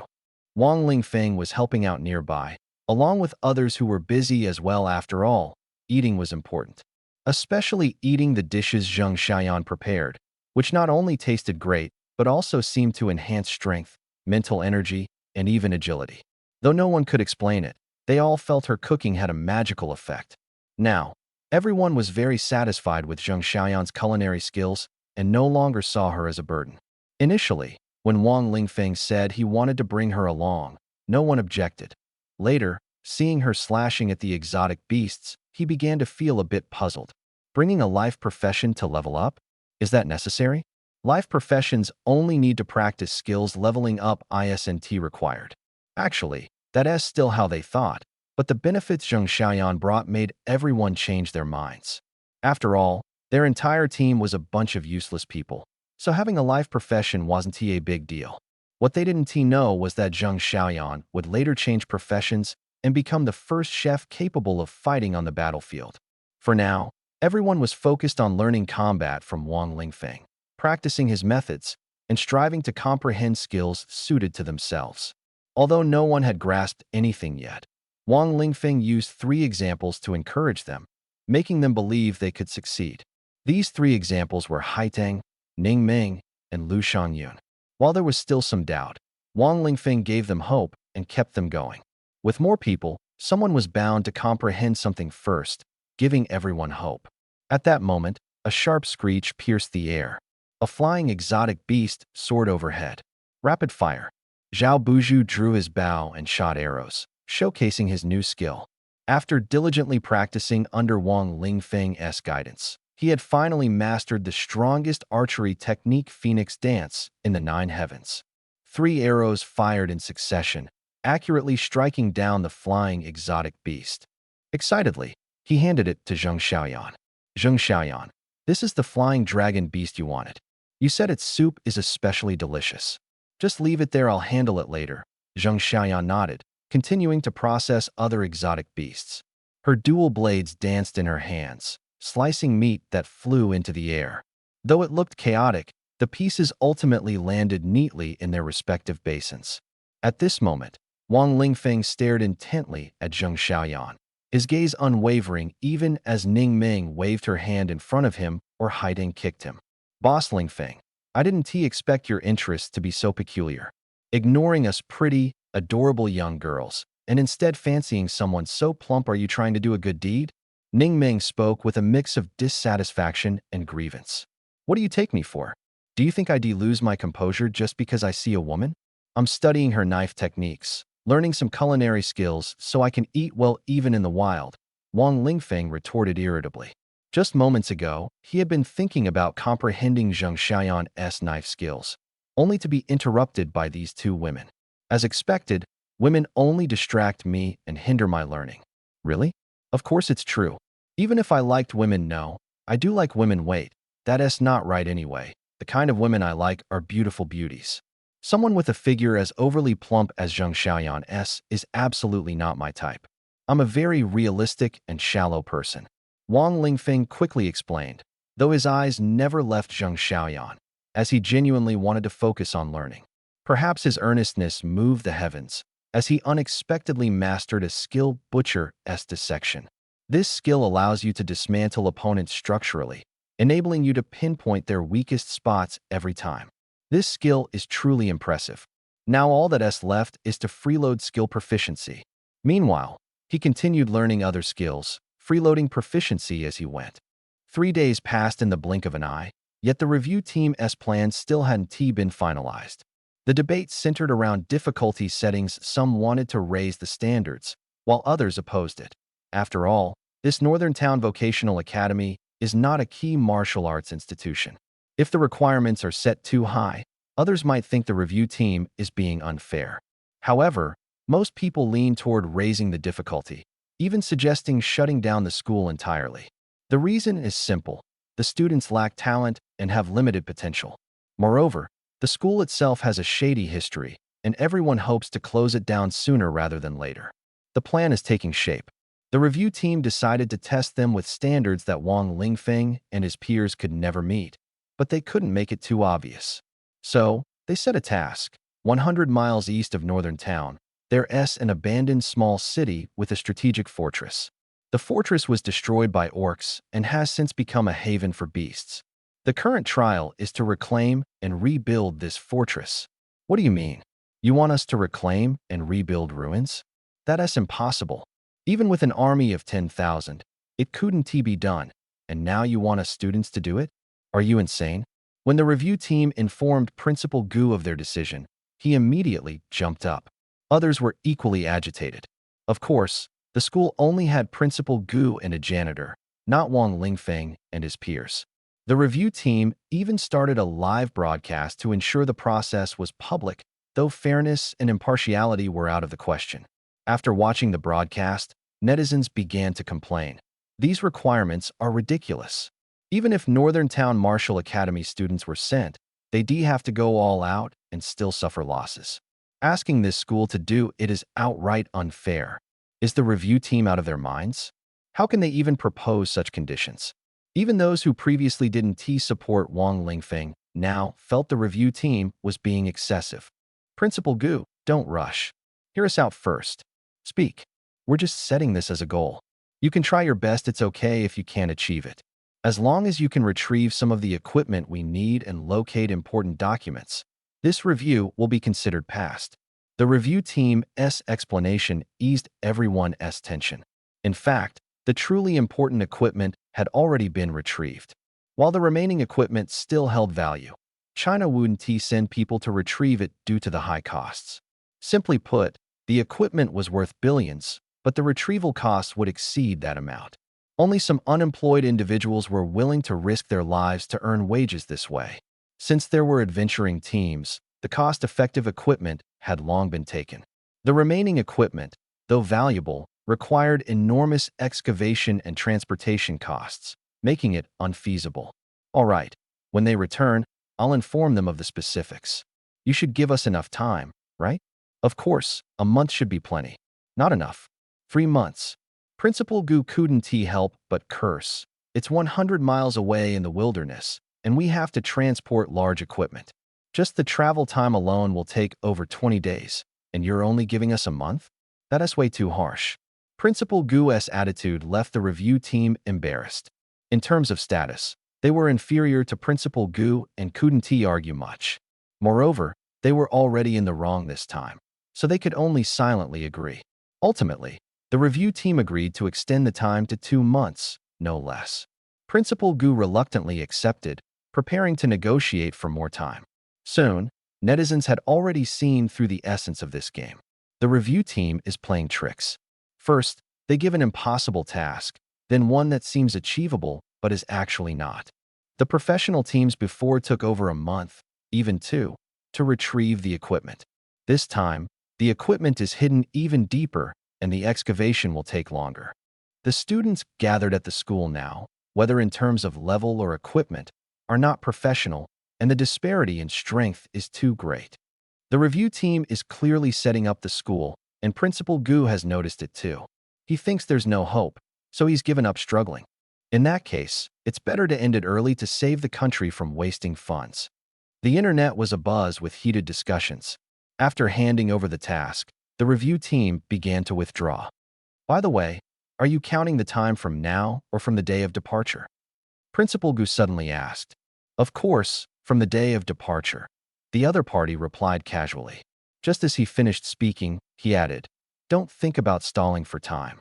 You must depart within 7 days, or it will be considered forfeited and the task will be invalid. Understood. They'll depart in 7 days, Principal Gu said. See, they clearly told you to leave within 7 days, and you just had to wait until the 7th day to set off, really using up every last moment. Principal Gu quickly relayed this news to Wang Lingfeng. At that moment, Wang Lingfeng was outdoors, not in a remote area without a signal. Upon receiving the message, Wang Lingfeng immediately sent out a notification in the group. As soon as the notification was sent, almost everyone started complaining about the review team, feeling that this task was utterly impossible to complete. At this point, Wang Lingfeng stepped up to boost morale. Don't lose heart, everyone. If others look down on us, we must prove them wrong. You might think we're too weak and that completing this task is impossible, but in reality, this task isn't hard at all. Even if it means risking our lives, we still have 2 legs, don't we? We can still run, can't we? Brothers, this is our chance. If we fail, no one will blame us. But if we succeed, we'll create a miracle. Do you believe in miracles? Wang Lingfeng's words immediately ignited everyone's passion. The team became fired up and started leveling up like crazy, closely following his lead. Over the next 7 days, they continuously leveled up, honed their teamwork, and improved their skills. Under Wang Lingfeng's leadership, they discovered many great spots for leveling up, and their levels skyrocketed. Everyone was now full of energy, vowing to fight their way 100 miles east. 7 days later, Wang Lingfeng led his team out of the northern gate of Zhenbei City.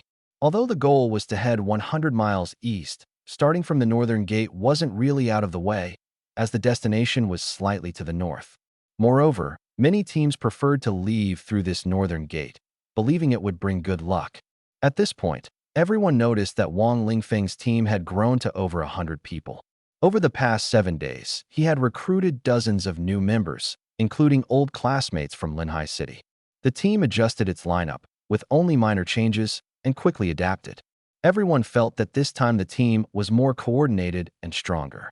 They traveled north for over 10 miles, fending off several waves of beasts. By noon, it was time to eat, and Zheng Xiaoyan came in handy again. With her skilled knife work and nimble hands, she turned the piles of beast meat into delicious ingredients. Everyone eagerly anticipated lunch. At this moment, someone began to wonder, Wang Lingfeng, where exactly are we going? Why are we still heading north? Isn't our goal to go east? How did we stray so far? Many people checked the map and found that the direction was indeed off. Wang Lingfeng replied calmly, Don't worry, there are many paths, and they all lead to the destination in the end. Right now, the most important thing is to improve our strength and train for upgrades. As he spoke, he used the blood-drinking sword to disassemble the beasts. This sword helped him better understand the weaknesses of the beasts. He felt that if he continued like this, he might comprehend a sword technique similar to the Duga 9 swords, capable of striking a beast's weakness with a single blow. Combined with the sword control technique, the power would be even greater. Unfortunately, Haidang and the others weren't around, so he couldn't freely practice the proficiency of the sword control technique. However, he had already learned the proficiency of the Phantom Demon movement technique from Duga Feng. He had gained quite a bit of insight along the way. Back to the main topic, aside from disassembling beasts to practice sword techniques, Wang Lingfeng had secretly learned cooking skills. Being able to cook was surely better than those useless skills he had. Over 7 days, he and his classmates formed a team and learned several new skills. Most were not very useful, but there was one that was extremely powerful. This skill came from his old classmate Shangguan Huniu, which was completely unexpected. Shangguan Huniu was a sorceress with a D-level talent. Her curse magic had a chance to inflict continuous damage equal to 0.01% of the target's health per second for 30 seconds. Don't underestimate this number. If it could hit consistently, 100 seconds would deal 1% damage, and fighting for over 10 minutes could deal 10% damage. This worked on bosses too, which sounded quite impressive. However, the trigger chance was very low otherwise. Shangguan Huniu would have been snatched away long ago. According to Wang Lingfeng's research, the trigger rate of this talent was less than 1/10, let alone maintaining it throughout. Strangely, what Wang Lingfeng comprehended wasn't her magic or the talent itself, but rather a refined and evolved version of the talent, turning it into a skill suitable for himself. Life Curse. All your attacks have a chance to inflict a life curse on the target, causing continuous damage equal to 0.01% of the target's health for 1 second. At first, Wang Lingfeng didn't pay attention to the details and thought the curse had to be triggered. However, even using a sword to slash someone could cause continuous damage. Combined with the blood-drinking sword, this damage counted as the swords, making the lifesteal effect even stronger. Moreover, this skill could be upgraded, and its damage would be higher in the future. Even if it couldn't be upgraded, it didn't matter, it was a free damage boosting skill, after all. Don't underestimate the damage of a single skill as long as enough damage accumulates. Even the strongest beasts can be taken down. Of course, Wang Lingfeng thought that top-tier beasts and bosses might have resistance to limit this kind of damage, otherwise they'd be killed instantly if surrounded by thousands of people, or their self-recovery ability might exceed the damage dealt. In any case, that's a matter for the future. For now, this skill was already very effective. After eating, let's continue moving forward. Within this month, everyone's level must reach at least level 20. Roar! Classmates mighty, boss mighty. The sun, moon, and mountains will endure forever. The great Ming Mountains will endure forever. After a round of morale-boosting shouts, the team's spirits were high, and their speed in killing beasts significantly increased, greatly improving efficiency.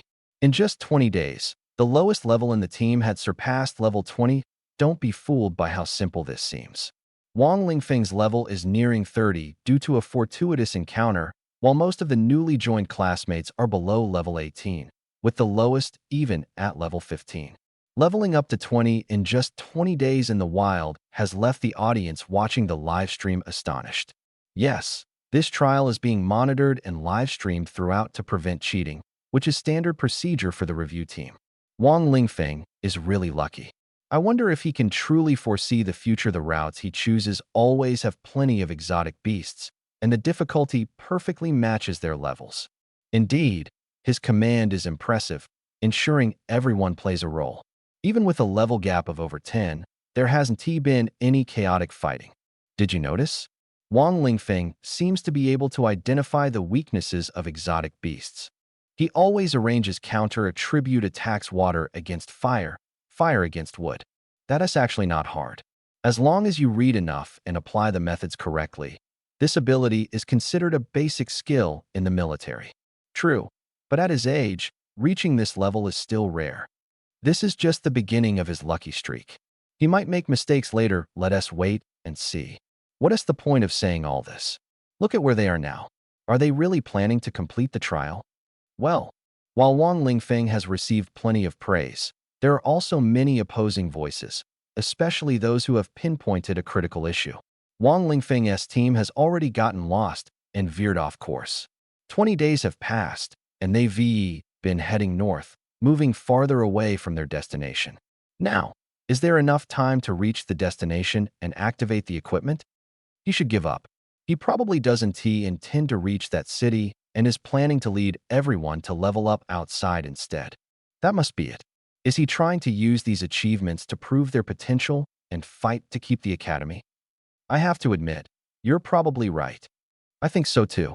If they can continue progressing like this, clearing exotic beasts for Jinbei City while growing themselves, why not give them a chance? Exactly.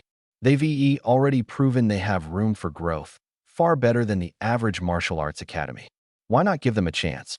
If they can maintain this progress in the remaining time, I'll petition the government to let them continue running the school. I support that. Me too. Same here. It seems everyone has assumed this is Wang Lingfeng's goal. Seeing the online discourse, Li Zhixian and the others' faces darkened. No way, they absolutely cannot let them succeed. 10 days later, Wang Lingfeng is still leading the team in leveling up. The team's leveling speed and combat prowess are astonishing. Logically, with their average talent and low levels, they shouldn't have been able to survive in the wild between levels 20 and 30 for this long. Yet not only have they survived, but they've also efficiently cleared exotic beasts and collected materials. Their current performance fully qualifies them to serve the people of Huaxia, and keeping the school open wouldn't be an issue. What is even more noteworthy is that someone uncovered a secret. Did you know? Huaxia's education department stopped funding Jinbei Vocational Academy a long time ago. It's been 10 years without any money. So even if the school is kept open, It's just a name only, with no financial support. Deregistering it wouldn't make much of a difference. That's right. The academy has been working hard to build everything on its own. Principal Gu has also proposed plans for the next few years without requesting additional budgets, just aiming to make the academy operate more smoothly. Then why is the school being shut down? It's really baffling. I heard this involves the Lee Group. They want this land and even reported the school. What does the Lee Group want with this land? It doesn't seem to have any value at all. Who knows? But there must be something fishy going on. Let's check the Lee Group's official website for more information. At this moment, the Lee Group's official website was flooded with questions, like a tidal wave. Damn it! Li Zhixian slammed the table angrily, and the redwood desk immediately split into two. The entire office was filled with her explosive rage. The secretary stood helplessly at the door, reluctant to enter but unable to avoid it. This time, she didn't ask much, simply brought in repair workers to fix the desk and tidied up the mess. Li Zhixian said nothing, standing by the floor-to-ceiling window, gazing in the direction of Zhenbei Vocational Academy. Why had things turned out this way? What was supposed to be a simple matter had become increasingly complicated, even dragging the Li Group into it. Who exactly was Wang Lingfeng? Why did he come to Zhenbei Vocational Academy? If he hadn't come, none of this would have happened. Not to mention the current trial. Even the previous audit team and enrollment issues wouldn't have arisen. She had thought this would be an easy win. After all, these useless high school graduates gathered together were nothing but a joke. No one expected them to complete the task. The plan was simply to broadcast their poor performance so society would look down on them. Unexpectedly, they turned out to be not so useless, performing quite well, which surprised and disappointed her. Fine, if they're not useless, so be it. They're just ordinary people anyway. Besides, their path clearly doesn't seem to involve participating in the trial, which she couldn't care less about. Especially over the past 10 days, she had assumed Wang Lingfeng had already given up. Unexpectedly, the situation suddenly changed.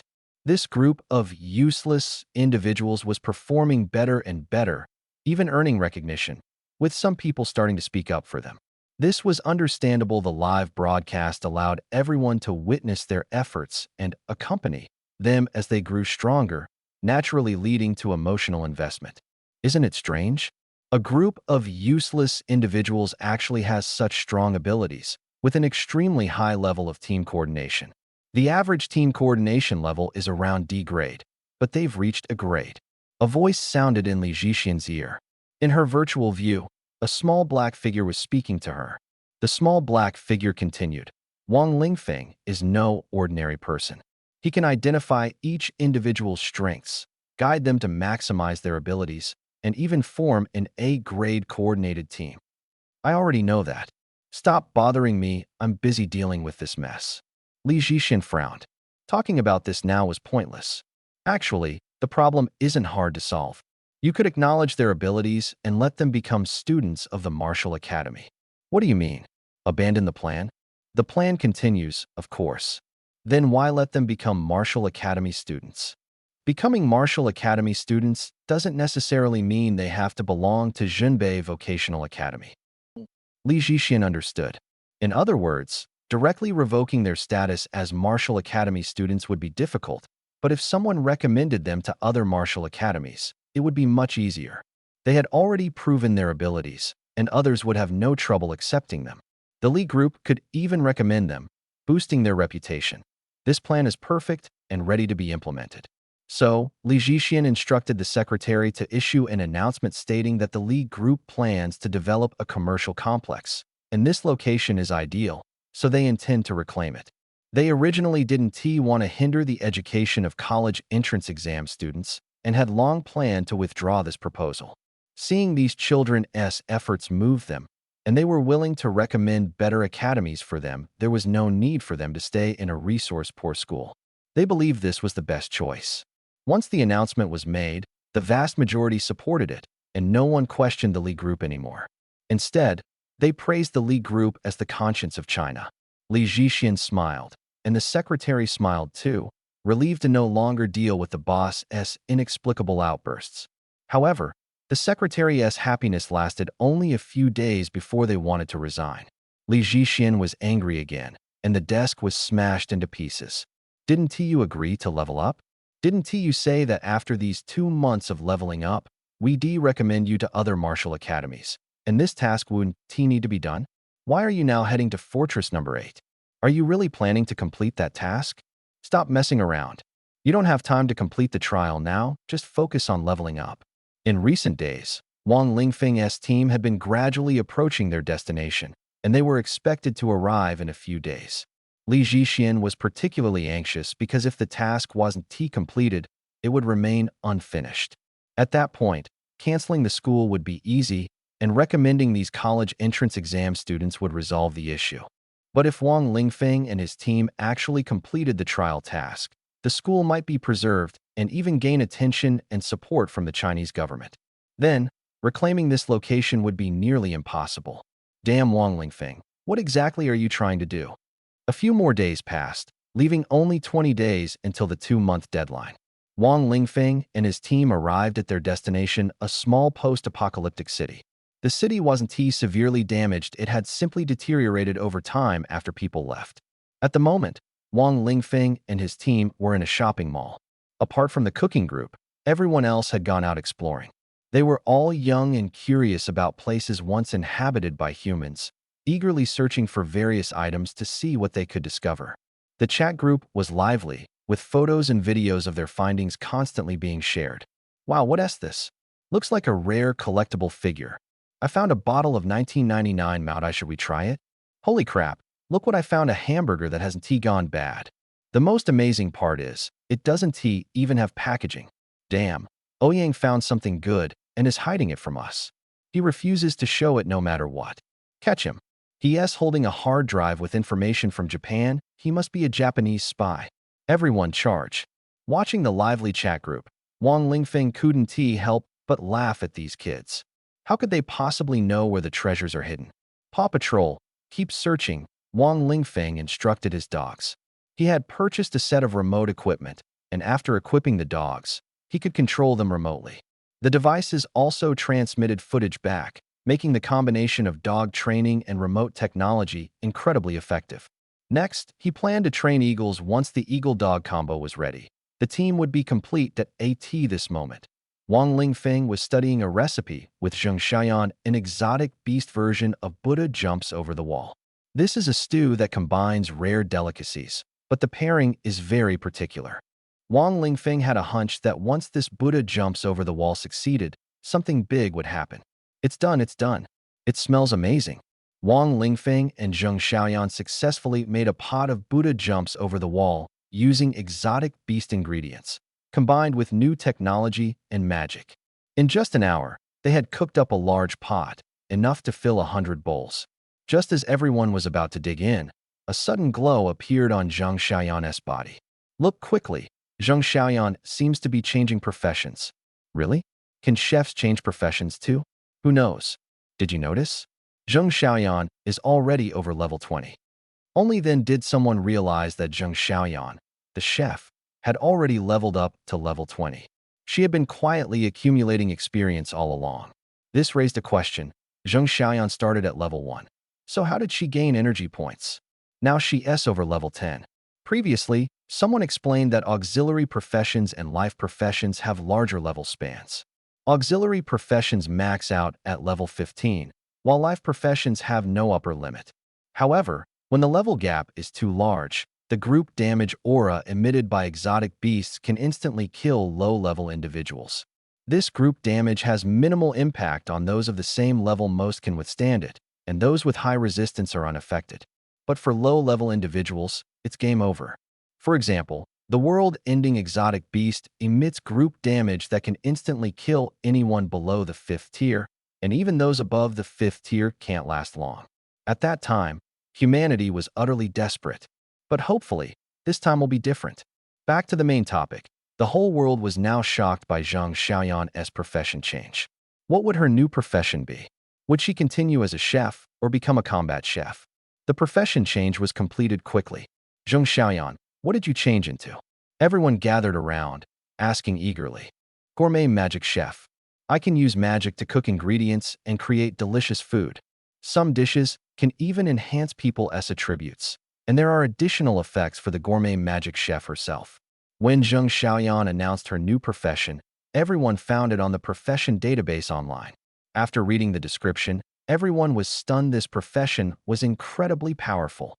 It could even enhance attributes. No wonder Wang Lingfeng's team is so strong. It seems Zheng Xiaoyan deserves a lot of credit. Her food can enhance attributes. It's likely that the effects weren't visible before, but were actually working all along otherwise. This new profession wouldn't exist. Usually, there are signs before an advanced profession change. That must be it. No wonder Wang Lingfeng insisted on having Zheng Xiaoyan. He must have seen her value. Could Wang Lingfeng really foresee the future? Foreseeing the future is a bit exaggerated.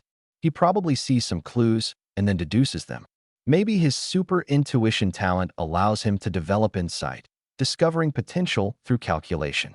We've discussed this many times and think this is the most reasonable explanation. Indeed, online consensus was that Wang Lingfeng didn't truly foresee the future. He simply had a special skill that allowed him to see hidden information, make judgments, and guide others to uncover potential. This was widely agreed upon. Wang Lingfeng, of course, wouldn't explain it. He let them think whatever they wanted, which was fine by him. Moreover, he deliberately created some failed cases to make people believe this theory even more. Someone in the team had failed, either because they were unreliable or lacked potential. However, the fact that they were able to join the team was already a stroke of luck for them, a significant improvement from their previous situation. Huff huff, this is so delicious. I feel as comfortable as if I were soaking in a hot spring. Everyone was enjoying Zheng Xiaoyan's cooking, relishing the satisfaction it brought, while also experiencing the attribute boosts provided by the magical cuisine. These boosts were real, though not substantial. The first time had a noticeable effect, but subsequent times showed almost no change. Still, since these benefits came at no cost, who would refuse them? Thinking about how Zheng Xiaoyan could prepare even more delicious food in the future, and as students of the school, they would all get to enjoy it, everyone felt particularly excited. Looking back, they couldn't believe they had once complained about Zheng Xiaoyan's level up. They felt like giving themselves a slap in the face. Wang Lingfeng, what should we do next? After the meal, the group raised a critical question. At this point, should they really start excavating the equipment? Was there still enough time? What should we do? Of course, we'll go and take a look.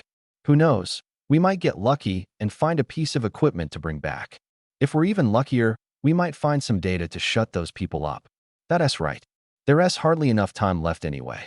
The people in the live stream chat all agreed that, given the current situation, Wang Lingfeng and his team didn't have much of a chance.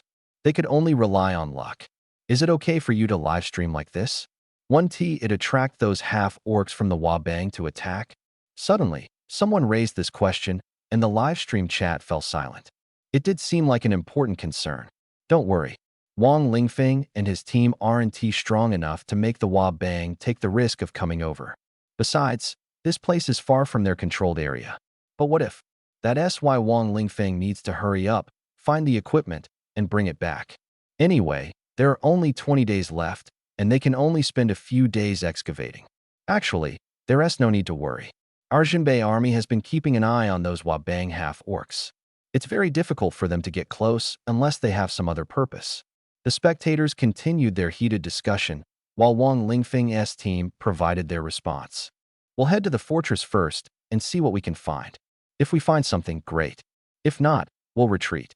This answer was expected by everyone and seemed reasonable. Given the current situation, there was no other choice. Go ahead and look. I don't believe you'll find anything. Li Zhixian sneered as she glared coldly at Wang Lingfeng in the livestream. Similarly, Wang Teng and Lu Rian also made similar remarks, though they sent their comments directly to the group chat where Wang Lingfeng's team was. The group chat of Linhai High School was particularly lively at the moment. After all, the dozens of people in Wang Lingfeng's team were all alumni of Linhai High School, so they had access to first-hand updates. Wang Teng and Lu Rian naturally kept an eye on the chat, occasionally making disparaging remarks about Wang Lingfeng's team. It was just jealousy, something everyone had grown used to. In the livestream, Wang Lingfeng's team had already arrived at the fortress. The fortress was built on a mountain, with no nearby structures taller than it. In modern warfare, high ground was crucial. If there were taller buildings near the fortress, it would be a joke. If there were any, they would certainly be defensive towers under their own control. The mountain had underground defensive facilities, and the target equipment was buried deep beneath the mountain. At the moment, many sections of the fortress's outer walls had collapsed, revealing numerous gaps. This city wall is really thick, the material is very sturdy, and it even has magical defenses. With such defenses, how could it be breached by the Japanese half-orcs? Everyone walked to the breach in the wall, shocked by the solid structure and various defenses. With such protection, even if there were fifth-tier job changers guarding it, it shouldn't have been so easily broken. It's all the traitor's fault. I heard that one of the guards' wives was kidnapped, and he defected in anger, even turning into a half-orc and having a half-orc son. Their group is made up of white fox half-orcs, who are clever and skilled in charm magic. Charm magic? It doesn't work on me. They also have males. Male white fox half-orcs are even more formidable. They can charm both men and women. Wang Lingfeng listened as the topic veered off course and couldn't help but interject. If we encounter these fox spirits in the future, you men handle the males and leave the females to me. As they chatted, they split into groups to search, clearing out the lingering beasts along the way, and soon entered the fortress interior. They already had information about the outer areas, and there was plenty of intel on the inside as well. Much of it was publicly available. The review team not only provided data but also various clues, even pointing out the possible locations of several devices. However, due to various reasons, those devices were difficult to excavate. If they could be unearthed, it would be great. In fact, everyone had information on the devices and even simulated solutions to the challenges, but no one had succeeded before. The key issue was the high cost without reducing the cost. It was meaningless. All right, everyone, follow my instructions and just look around casually. Treat it like exploring a shopping mall, Wang Lingfeng said to the group after entering the interior. Hearing his words, everyone knew he didn't have any specific ideas and was relying entirely on luck. Soon, the group split up. If they couldn't find the large devices, even locating smaller ones would be valuable. Wang Lingfeng, who are you planning to team up with? Don't think about dragging me along with my build. I can't fit into many places. At this point, only he and Zheng Xiaoyan were left. Although Zheng Xiaoyan had slimmed down a bit compared to before, her figure was still on the heavier side. Many of the passages in the military fortress were narrow and not designed for larger individuals. Pick whoever you want. I have my own Paw Patrol. Wang Lingfeng waved his hand, and 8 fierce dogs wagged their tails and panted beside him. Speaking of which, why does your Paw Patrol always appear and disappear mysteriously? You're not a beast tamer, so where are they usually? Zheng Xiaoyan couldn't help but ask, as she'd been curious about this for a long time. They go off to play on their own, they don't disappear. I just let them roam freely. Wang Lingfeng replied casually, not revealing that the dogs usually stayed in a fake demon refining pot. The pot couldn't refine demons but had space inside, where the dogs stayed and became more agile and stronger. Is that so? Forget it, I won't bother you. Go search over there, you might find some treasure. I have a feeling you'll succeed. All right, I'm on it. Paw Patrol, move out. Without much thought, Wang Lingfeng immediately set off with his dogs to search. In truth, he knew this was just a cover. He already had his own plan in mind. Moreover, this task had to be completed by him alone, without being caught on the live broadcast cameras. Fortunately, the live streaming team wasn't interested in him and had long since followed others. Wang Lingfeng entered the elevator and quickly pressed the button for the underground 18th floor. The number made him feel a bit uneasy, but he had no choice. Let's begin. Hopefully, the equipment here is still functional.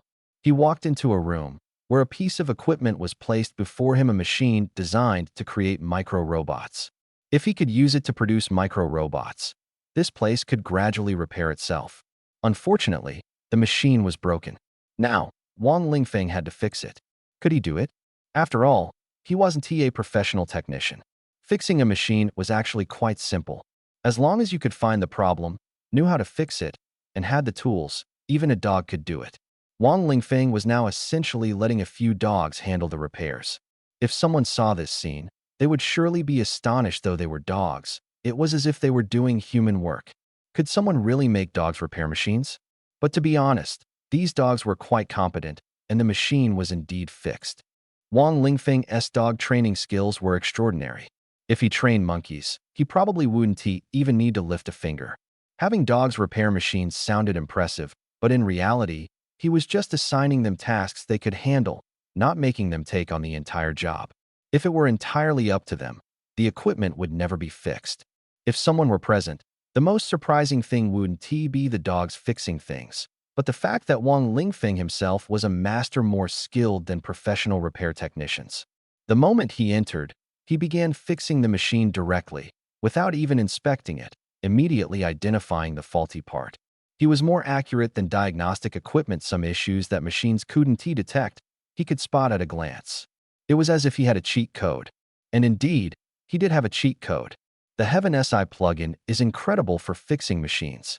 I barely have to lift a finger, and it's already done, Wang Lingfeng marveled. This was the power of Heaven SI. He could clearly see where the machine was broken, what parts needed replacing, and even what he needed to prepare in advance. In fact, the required parts weren't many, just some small components. Wang Lingfeng didn't replace the entire motherboard. Instead, he directly replaced the chips on the motherboard, restoring it. Many issues weren't caused by faulty chips, but by damaged capacitors, resistors, or short circuits. If something was broken, it had to be replaced. If there was a short circuit, it could be fixed with jumper wires. As long as Wang Lingfeng knew how to repair it, his hands were more dexterous than any technician's. He didn't need to carry too many tools either, as most spare parts were nearby. If something was missing, he would dismantle it from a scrap board. And so, within an hour, Wang Lingfeng had repaired the equipment. If others knew, they would surely question reality. What was even more impressive was that during this hour, he was fixing the machine while chatting with everyone, helping them solve problems. People watched him, busy as could be. Although he didn't find all the equipment he needed, he did locate quite a few other items. People sent him videos and pictures for advice, and he was able to help with most of their issues. Of course, not every problem could be solved. This was intentional. For those who brought the wrong materials, he would deliberately give incorrect guidance, sometimes even letting them suffer losses. This way, his advice wouldn't seem flawless. Being too perfect could invite trouble. Even so, his performance was still outstanding, and everyone trusted him. Repair complete. Beginning micro-robot production, Wang Lingfeng activated the equipment and started manufacturing micro-robots. These robots could repair equipment and even restore fortresses. However, he didn't want anyone to know this secret. After inputting the program, he quietly left. He didn't tell anyone the detailed information about the equipment. With limited materials, there weren't many micro-robots at the beginning. They had to collect materials themselves, slowly repair other devices, and restore the fortress. The equipment was originally designed for this purpose, so it was severely damaged at the time. Now, Wang Lingfeng has only managed to restore 10% of its production capacity, but it's enough. The micro-robots will gradually recover. Alright, next, just find some random materials to bring back. Those materials are more valuable than the equipment and easier to carry. But, should we keep it a secret from everyone for now? Let them think the mission failed, prepare to leave on their own, and cry their hearts out. One shouldn't be so ruthless. Forget it. Wang Lingfeng decided that one shouldn't be so cruel. But if it's the dogs that discover it, and dogs don't act like humans, what does that have to do with me? So he sent the dogs out to find materials, casually gathered some, and stored them in the dogs' collars. Even if someone suspected, they wouldn't believe he entrusted the materials to the dogs. Besides, these dogs had to charge into battle, kill alien beasts, and didn't take it seriously at all. Who would believe it? This trick worked perfectly. 3 days later, Wang Lingfeng stopped the excavation and gathered the team to prepare to return. Boss Lingfeng, are we just going back like this? Perhaps influenced by Ning Ming, starting with the group from Linhai High School, the entire team almost unanimously called him boss. The atmosphere wasn't great at the moment. Everyone felt the mission had failed.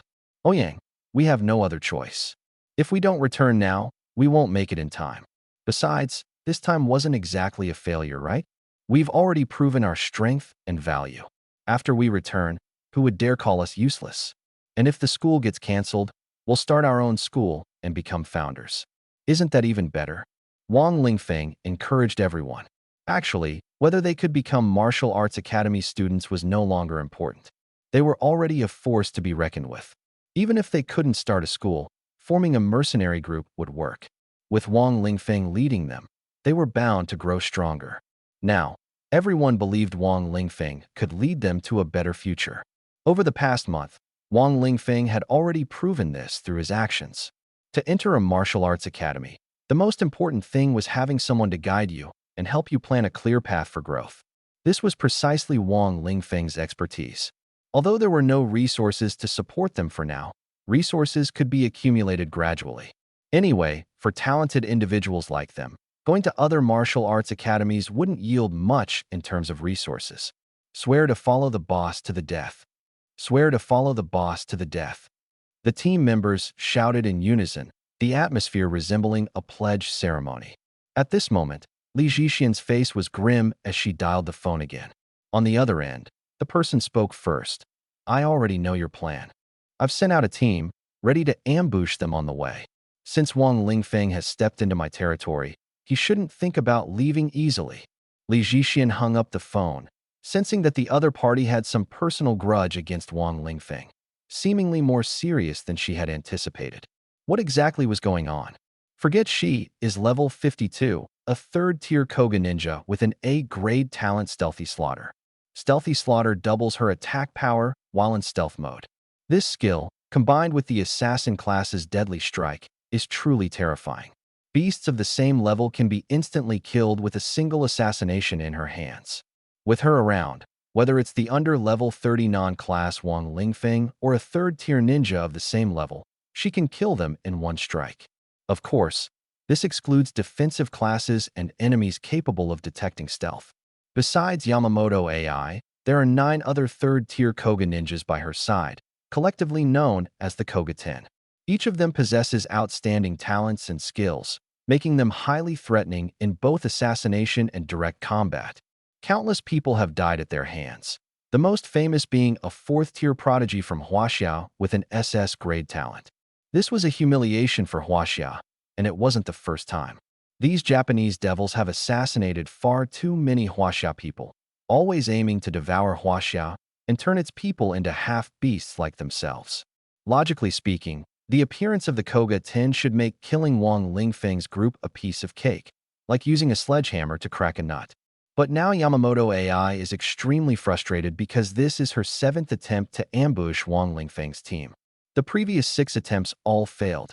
The reason for the failures wasn't that they couldn't defeat Wang Lingfeng, nor was it because Wang Lingfeng managed to escape.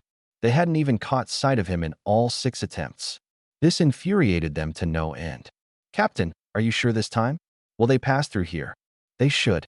Yamamoto AI looked at the message from her team, but thought to herself, how would I know? She couldn't be certain because those who had said the same thing before were left utterly dejected. Speaking of this ambush, she was deeply annoyed and couldn't figure it out. They were certain Wang Lingfeng couldn't possibly know the ambush location, yet every time Wang Lingfeng would change his route at the last minute and head elsewhere. Every time they set up an ambush, Wang Lingfeng would take a detour. Once could be a coincidence, twice might still be considered luck, but 3, 4, and now 6 times of waiting in vain. Even stranger, every time Wang Lingfeng changed his route, his livestream signal would cut off for a while, leaving them clueless. Now the signal was cut off again. Could there be a mole? Impossible. Wang Lingfeng couldn't have known the ambush location in advance. If he did, he would have surrounded them already, which would be a good thing for Huaxia. This area is near Jinbei City, where the Jinbei side should have the advantage.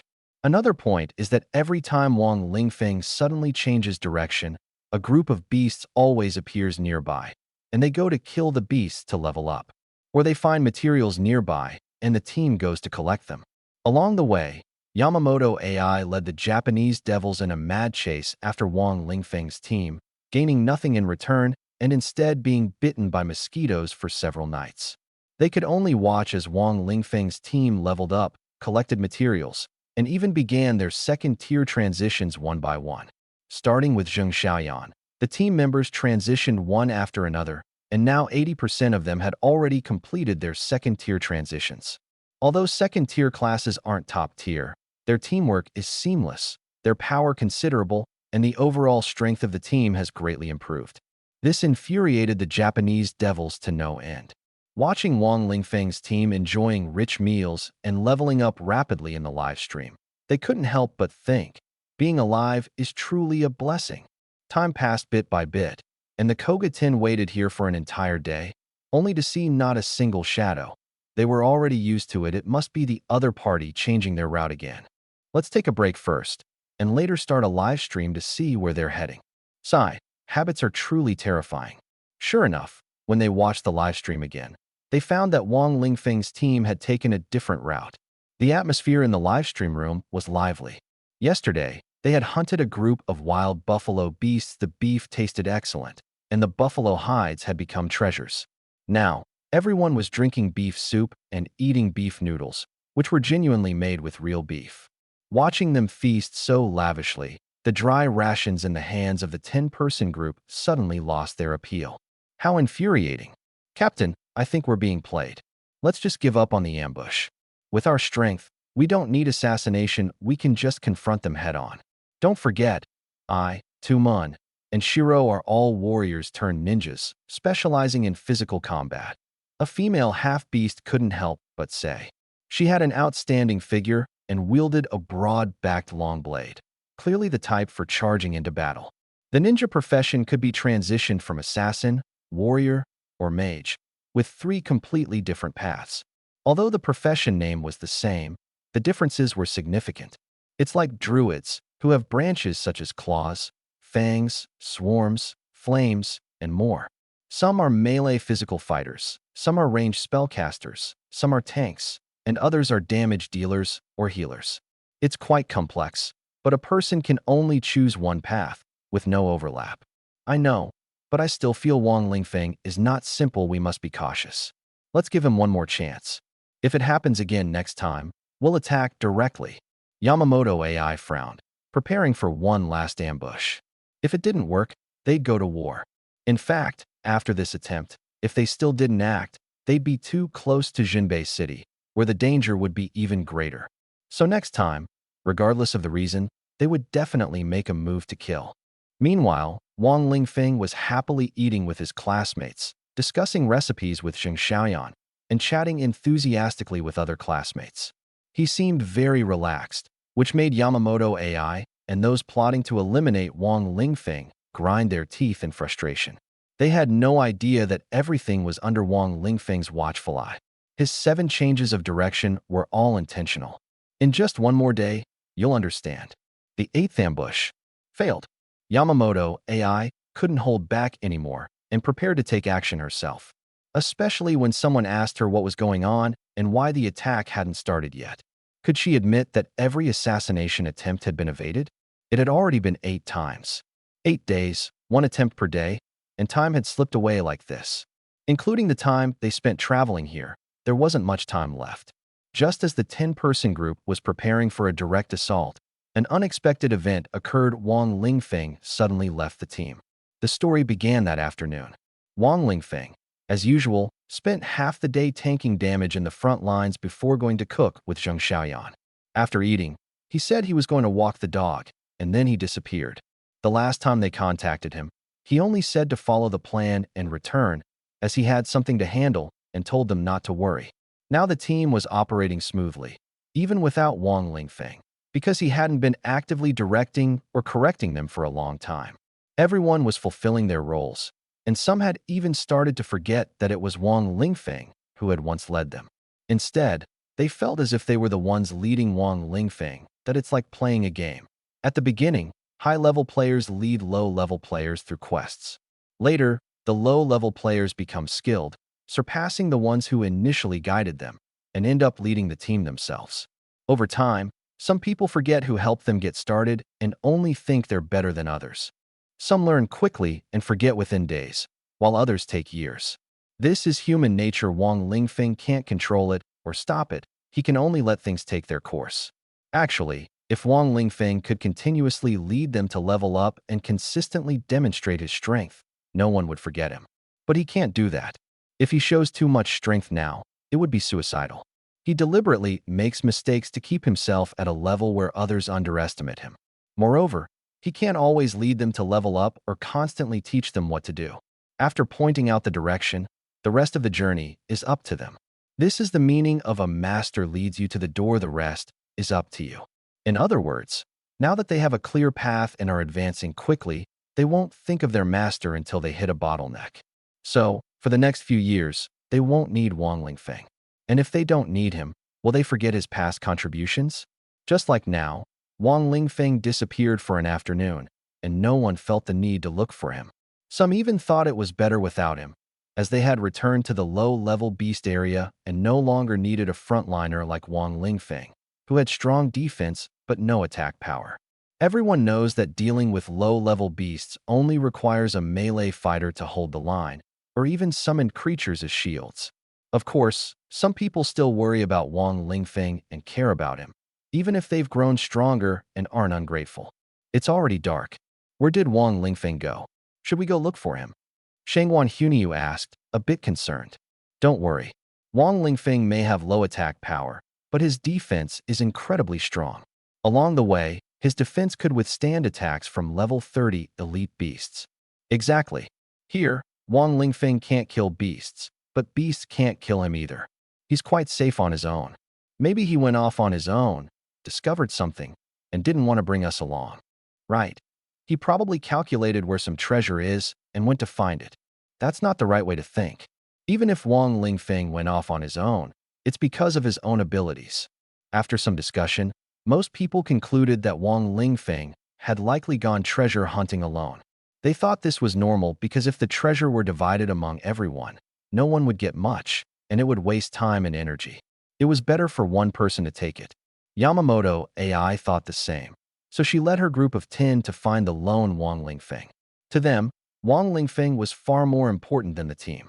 When everyone was together, they could annihilate their opponents, but when separated, the priority was to kill Wang Lingfeng first. Soon, they found clues and located Wang Lingfeng. Among the 10, there were tracking experts otherwise. They wouldn't dare take on such a task. They arrived at a valley, which opened into a sea of flowers. The scenery was so beautiful that it was hard to resist taking photos to show off on social media. Yamamoto AI couldn't help but snap a few pictures, planning to post them later. In the sea of flowers, there was a clear and fresh trail. Wang Lingfeng should be inside. He hasn't realized we're hunting him yet, otherwise he wouldn't have left such an obvious trail. Yamamoto AI said with a smile. She instructed everyone to follow the trail, and they managed to move forward silently. But she overlooked one thing. Why was there only one set of human footprints? Shouldn't there also be 8 sets of dog paw prints? Wang Lingfeng might be jobless, but he wasn't a summoner, and the dogs weren't summoned creatures. She didn't need to know these details after all. She wouldn't understand why in the end. At this moment, she only wanted to say 2 words so beautiful. The sea of flowers hadn't been fully traversed when a large waterfall appeared at the bend of the valley, with a pool beneath it. The scenery was so breathtaking it made one want to recite poetry. The torrent plunges 3,000 feet. As if the Milky Way fell from the heavens, the water of Peach Blossom Pool is 1,000 feet deep. A single red apricot branch peeks over the wall. Isn't that fitting? For people like them, who lacked culture, a simple wow was enough. The scenery was indeed stunning, but that wasn't the point. The real question was, where had Wang Lingfeng gone? They searched around and found the trail ended at a cliff. In front of the cliff was the waterfall, and below it was the pool. Could he have jumped down? Captain, what should we do? We'll have to check underwater. Sato, you go. Understood. Without hesitation, Sato leapt into the water. They weren't worried about monsters here. Their strength was undeniable. Besides, Sato was a crocodile-type beast man, so underwater was no problem for him. However, shortly after entering the water, a massive figure suddenly began to move. Sensing danger, Sato barely had time to react before the shadow darted past like lightning, moving at an unbelievable speed. In the next moment, the shadow bit Sato and dragged him away instantly. Bright red blood began to float to the surface. Sato, was he dead? Had something happened to him? This thought crossed the minds of Yamamoto AI and the others, but they quickly dismissed it. Here, They were practically invincible. What kind of exotic beast could grow strong enough to easily take down Sato in this environment? It was impossible. Sure enough, as they had expected, Sato emerged from the water, followed closely by a giant python. The python was a full 50 meters long and 2 meters wide. Its entire body was black, and its scales seemed to be covered with a layer of frost. The python was at least level 40, but Sato was already level 51, a third-tier professional. Moreover, he was an amphibious beastman, so his combat abilities underwater were undiminished. When the python bit Sato, the thick armor on his body remained completely intact. Instead, Sato unleashed a water tornado, charging directly into the python's mouth and destroying its internal organs if it even had any left. To put it simply, the scene was like a tornado sweeping through a parking lot, leaving nothing intact. After searching the area, Sato climbed ashore. Wang Lingfeng doesn't seem to be underwater. Yeah, I think so too. With a python like this guarding the area, Wang Lingfeng definitely couldn't have gone down. Yamamoto AI nodded. Seeing the python's corpse, she had already guessed this outcome. But she still had Sato search underwater, just in case there were other clues. Unfortunately, nothing was found. At that moment, Yamamoto AI caught a glimpse of a flash of light behind the waterfall. There's light behind the waterfall. Sato, got it. Sato waved his hand, releasing energy that touched the waterfall and instantly opened a gap. Behind the waterfall, a sizable entrance was revealed. There's actually an entrance. Let's go check it out. The group of 10 leapt into the entrance. They looked around and found themselves in an extremely ancient passage, at least 10,000 years old. Without a doubt, this is the outskirts of a secret realm, indicating that a secret realm is hidden here. Looks like Wang Lingfeng wants to keep this secret realm to himself and doesn't want to share it with us. TCH, if you discovered a secret realm, would you tell us? Of course not. Who wouldn't want to have it all to themselves? You should thank Wang Lingfeng for being selfish. Otherwise, we wouldn't have the chance to deal with him alone. Kill him, and the others won't matter. Not only should we thank him, but also thank him for bringing us here. I have a feeling this secret realm is quite extraordinary. The group of 10 whispered among themselves in their action chat. What was that light just now? Are you talking about that light? Just as someone asked, a beam of light flashed from deep within the passage. No need to guess, it was definitely Wang Lingfeng accidentally revealing it while exploring inside. Sending all 10 of us to deal with a rookie like this is really overkill. But everyone knew in their hearts that since they had accepted the mission, they had to take it seriously. The reward had already been received, so they couldn't just slack off. The group began to complain in the chat. Anyway, let's hurry in, take out this kid, and then deal with those rookie newbies. Kill as many as we can, seize their transported equipment, and destroy whatever we can't take. Yamamoto AI gave the direct order. Understood. The others nod because she knew that the person before her was already strong enough. Sure enough, that person suddenly appeared in front of Wang Lingfeng, swung a blade without hesitation, aiming directly at him without a single word of nonsense. Perhaps they knew that villains often die because they talk too much, or maybe they simply disdained to say more to Wang Lingfeng, opting to resolve the matter with a fatal strike. They believed that this move would be unbearable even for a level 50 expert, and Wang Lingfeng certainly wouldn't withstand it. The blade was as fast as lightning and as heavy as thunder. Combining speed and power, it was utterly unstoppable. Wang Lingfeng instinctively reached out to block, using his hand shield to intercept the blade. But at the moment the blade collided with the shield unexpectedly cracked. This strike was terrifying. Would Wang Lingfeng's hand be severed as a result? The group of 10 had already concluded the answer in their hearts, even thinking that Wang Lingfeng's body might be split in two. However, the outcome that followed completely defied their expectations. Clang! A crisp metallic sound of collision stunned the group of 10 instantly. Clearly, the small shield on Wang Lingfeng's arm had been shattered, and logically, his armor should have been cut through long ago. After all, armor is thinner than a shield and shouldn't be able to withstand such a strike. Moreover, judging by the force of the blade, it could easily cut through not just one small shield but two.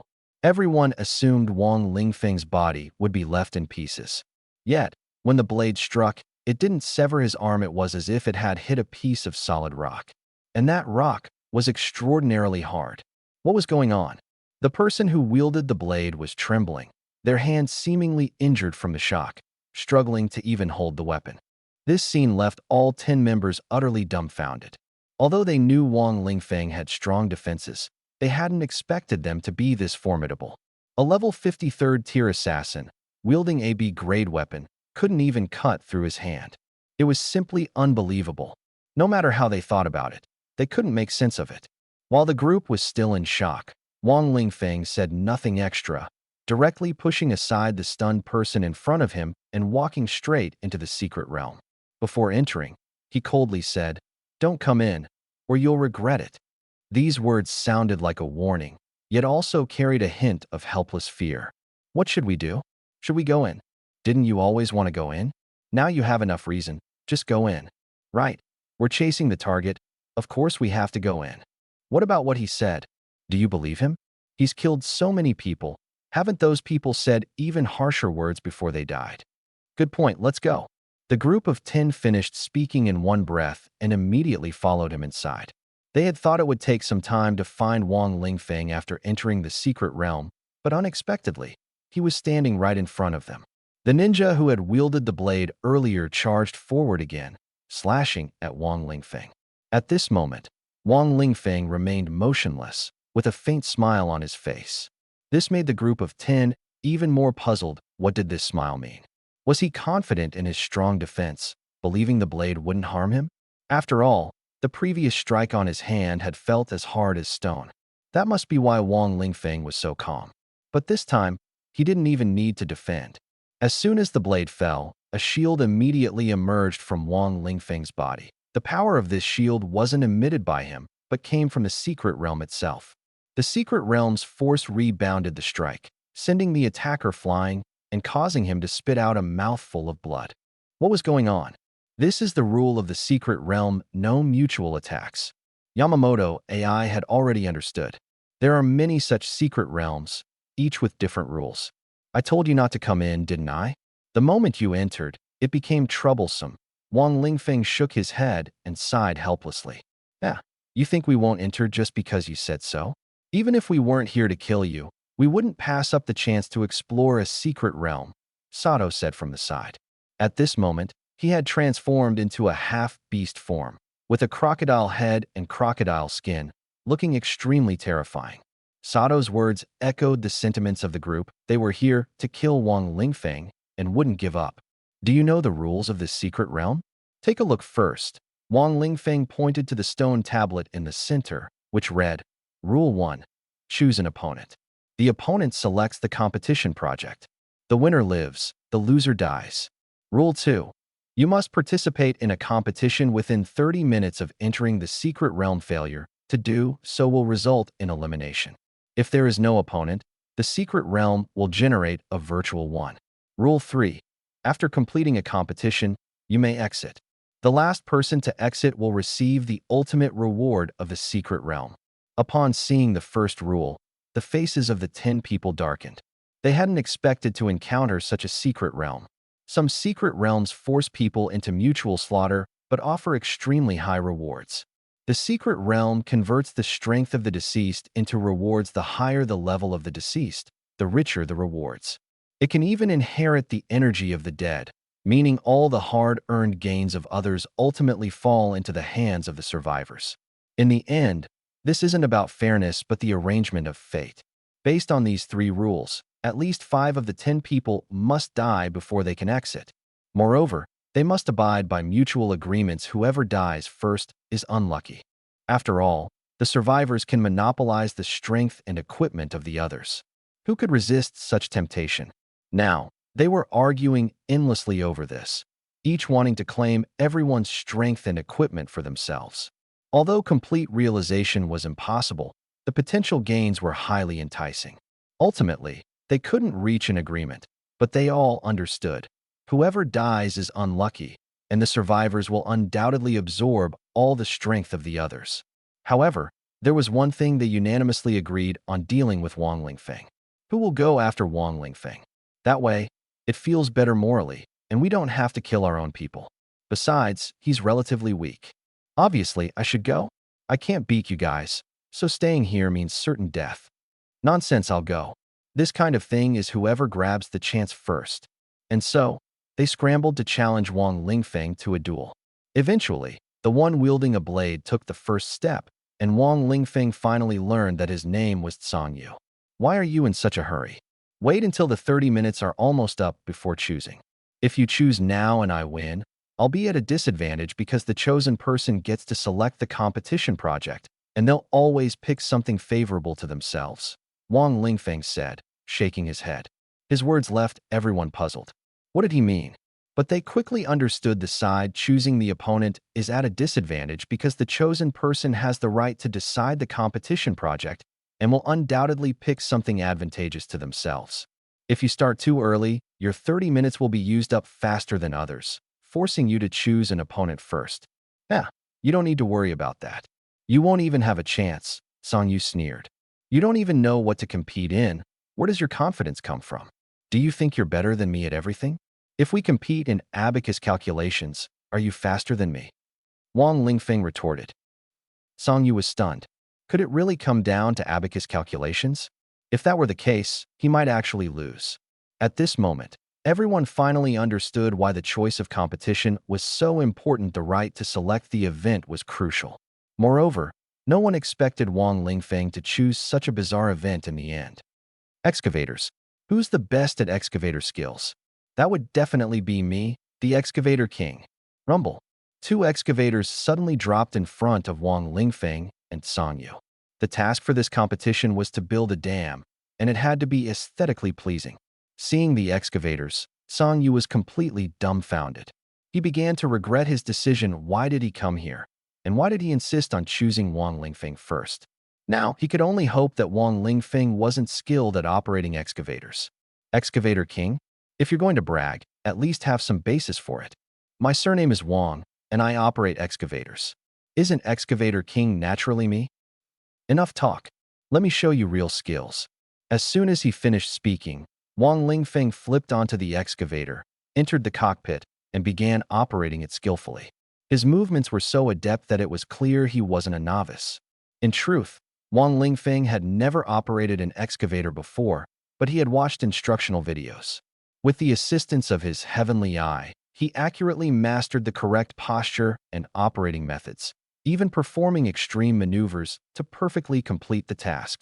Before long, Song Yu was utterly hopeless because his progress lagged far behind Wang Lingfeng's. Unless Wang Lingfeng made a sudden mistake or the excavator broke down, he had no chance. However, neither of these scenarios was possible, as both the excavators and the excavation were virtual simulations within the secret realm. Thus, 2.5 hours later, Wang Lingfeng successfully completed the dam construction. No, I haven't admitted defeat yet. Song Yu was quickly eliminated by the secret realm's rules, and all his efforts turned to ashes, becoming part of the reward distribution. After completing the task, Wang Lingfeng noticed 5 people staring at him, their eyes filled with resentment. This left him feeling helpless. I told you all not to come in, but you wouldn't listen. These words were like knives stabbing into their hearts. The remaining 5 deeply regretted their decisions, their hands stained with the blood of their companions, except for the one who had drawn a virtual opponent by default. Since you came out so early, it's your turn to choose again. That way, I can pick the competition event again. As soon as these words were spoken, it felt like a needle had been driven into their lungs, not only painful, but suffocating. You deliberately chose excavators to stall for time, didn't you? You're only realizing that now? Actually, you could have stalled for time yourselves, but you were afraid of slacking off while others secretly worked hard, so no one dared to take it easy. Wang Lingfeng's words once again pierced their hearts. Everyone had chosen events favorable to themselves and didn't dare to hold back, so the competition naturally sped up. Even if they slowed down, it wouldn't have made much difference, as the time flow in the secret realm was extremely fast. 2.5 hours equated to just 25 minutes in the real world, leaving only a 2.5-minute gap. This time, you want me to slow down, not be so fast. As soon as he finished speaking, Sato immediately chose Wang Lingfeng. I choose you, no matter what event you pick.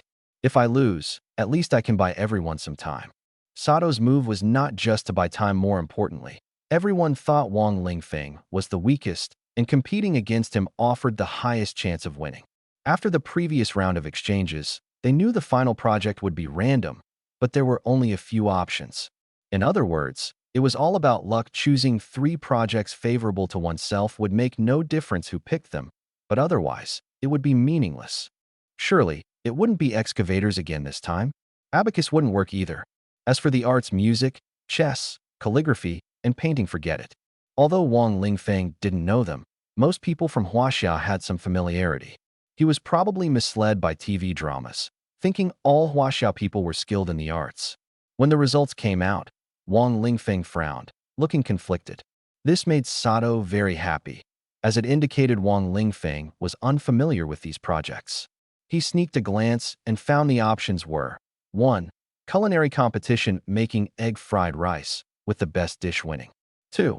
Martial arts competition, breaking a target with fists, with the first to succeed winning. 3. Agility competition, crossing a battlefield filled with gunfire, with the least injuries and shortest time winning. Damn it, if only option 1 wasn't there. Sato thought angrily. If option 1 were replaced with something martial arts related, he believed he could win. Now he guessed Wang Lingfeng would definitely choose. Wang Lingfeng, don't pick culinary skills. I look down on you. A man should compete in martial arts. I can defeat you with one hand. Sato began taunting loudly. If you want me to choose martial arts, then martial arts it is. I won't fall for such a low-level provocation.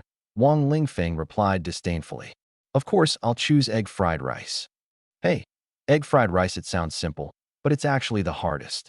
The grains must be distinct, yet coated with the aroma of eggs. Wang Lingfeng had already started moving. Sato roared in frustration. His crocodile-like hands struggled even with tools, let alone cooking. Watching himself work was like witnessing a battlefield. The kitchen was a complete mess. Even if Wang Lingfeng had only basic culinary skills, or if they found someone with minimal cooking experience, they could easily defeat Sato. Half-beasts were naturally disadvantaged in certain areas, and Sato never expected this weakness to manifest in cooking. This was probably something he would never have imagined in his lifetime. If given the chance in his next life, he would rather be an ordinary person. But this was just him venting his emotions. If he really had to choose, he would still pick being a half-beast. Still, it was incredibly frustrating.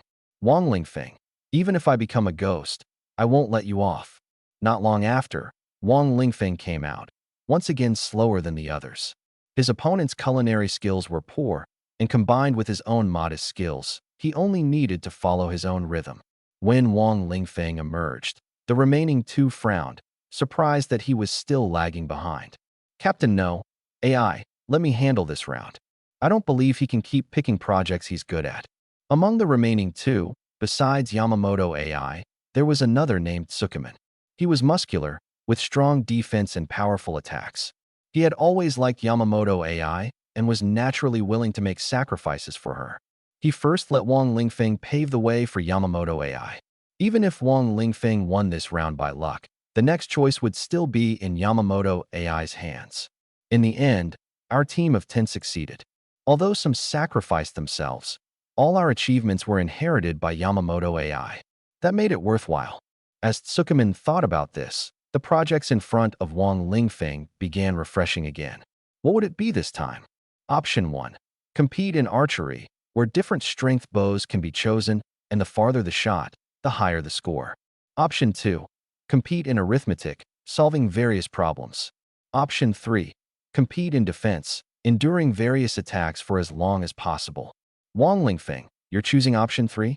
Isn't your defense your pride? I'm a ninja, and my defense is average, Doman immediately said, a glimmer flashing in his eyes before quickly retracting, unnoticed by anyone. In truth, he was lying, as there are specialized warriors among ninjas who charge at the forefront. Wang Lingfeng was well aware of this, and also knew that ninjas are divided into upper, middle, and lower ranks, not as a power hierarchy like in comics, but as a distinction of positions. Upper ninjas are commanders, middle ninjas are elite fighters, and lower ninjas are ordinary soldiers. All right, then I'll choose option 3, Wang Lingfeng nodded. Haha, you're so foolish. If you'd chosen the first 2, I might have had a chance, but with the third, I'm sure to win. Because I am. Before Doman finished speaking, his clothes burst apart, revealing his muscular physique, followed by him donning a suit of armor. Earth Ninja. Doman was an Earth Element ninja, known for their exceptional defensive capabilities. He continued, "My skill is Earth Shield Defense." As soon as he finished speaking, a 3-centimeter thick Earth Shield appeared in front of him, effortlessly blocking attacks. This Earth Shield had a duration, and he could continuously create new shields, stacking them layer upon layer. He did just that, quickly piling up multiple layers of defensive shields. "Let's see how you can beat me now." Doman laughed triumphantly, but he had surrounded himself with Earth shields, unable to see the situation outside. He assumed Wang Lingfeng couldn't outlast him. As time ticked by, the external attacks grew increasingly fierce and widespread. The Earth shields were broken layer by layer initially. The shield creation outpaced the destruction, but later, the speed couldn't keep up. Doman had anticipated that the later attacks would be stronger, exceeding his endurance. What he hadn't expected was that Wang Lingfeng could persist until now. With dozens of layers of Earth shields remaining, Doman still had enough time to continue creating defenses. He was holding on merely to prove his strength, believing Wang Lingfeng had long since given up. After all, this was already at the intensity of a level 50 profession, something Wang Lingfeng couldn't possibly endure. But when the final layer of Earth Shield was breached, Doman was shocked to see Wang Lingfeng still standing. At this point, Wang Lingfeng's clothes were tattered, with only the essential parts intact. He had been dodging attacks to protect vital areas while enduring damage to other parts of his body, damage strong enough to penetrate Doman's Earth shields. Both magical and physical attacks had been endured by Wang Lingfeng, who had withstood them all. How was this possible? His defense was this strong? Even I, a level 53rd tier, can't withstand this. Doman was both astonished and doubtful. With his Earth shields broken, his body was injured by successive attacks. Until the end, he couldn't understand how Wang Lingfeng could endure so effortlessly and still continue fighting. In truth, Wang Lingfeng was indeed still holding on, something Doman couldn't see but was witnessed by Yamamoto AI, who remained behind. Her eyes were filled with astonishment, as if she had witnessed the most incredible event in the world. In the end, Wang Lingfeng left, covered in wounds and looking terrifying. Yet Wang Lingfeng smiled and said, "That was awesome. If every competition were about defense, how great would that be?" He patted his body, his severe injuries slowly recovering. A green glow still shimmered on his body that was the effect of the rejuvenation spell. Yamamoto AI saw it and assumed he had used a scroll, not realizing that Wang Lingfeng could cast the rejuvenation spell himself. But she didn't have time to dwell on it. What shocked her the most was you. How do you have such strong defensive power? The damage just now was something even Earthgate couldn't block, and she herself couldn't withstand it either. Yet Wang Lingfeng had endured it head-on, and he didn't even seem seriously injured. This completely contradicted the information they had. According to the data, Wang Lingfeng's defense level was less than 40, only at first-tier level, far inferior to a third-tier level 50. Fortunately, this kid was useless in other aspects besides defense. Now, he could only rely on his defense to create distance and slowly wear down his opponent. How else would I get it? I trained for it, Wang Lingfeng replied. He added, "Your people are all gone, leaving only you. Do you regret not listening to my advice to stay out? I warned you earlier." Yamamoto AI was momentarily speechless, feeling that Wang Lingfeng was deliberately provoking her to change the subject. Or perhaps he didn't want to discuss these matters at all and simply wanted to get to the point. "You're a man from Huaxia, you should have some manners. I've always admired the gentlemanly demeanor of Huaxia men.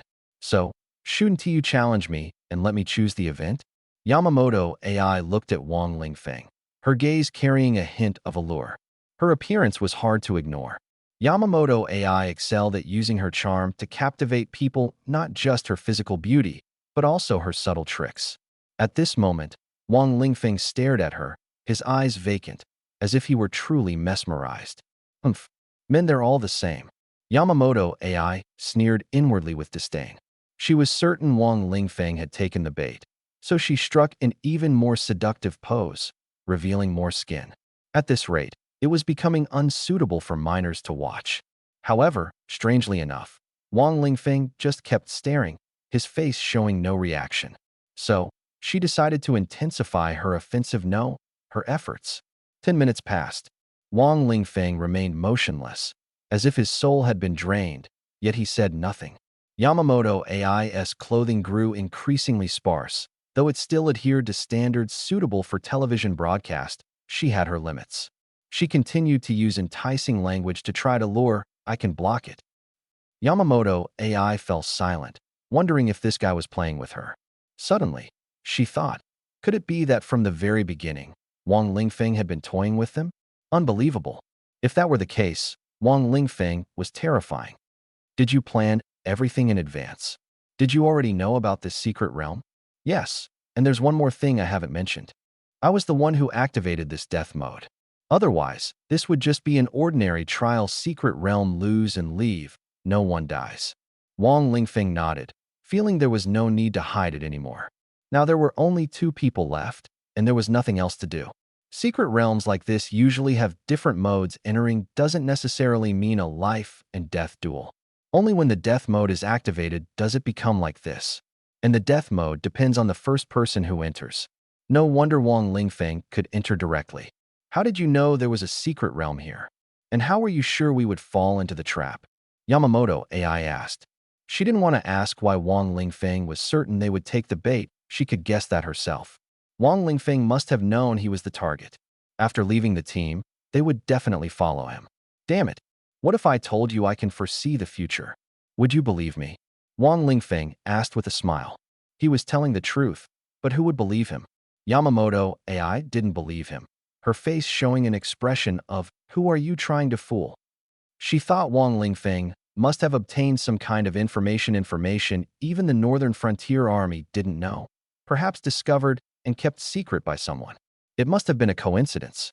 If not for this secret realm, they certainly wouldn't have died. Yes, if the Northern Frontier Army had come to ambush them, they would have discovered it. But because Wang Lingfeng was alone, they let their guard down. Forget it if you don't want to say. Do you have the confidence to always be this lucky, getting projects you're good at? Yamamoto AI asked again. In fact, Wang Lingfeng's consecutive victories over opponents seemed like sheer luck to others. Every time, he encountered projects he excelled at, while others didn't. Such opportunities were rare.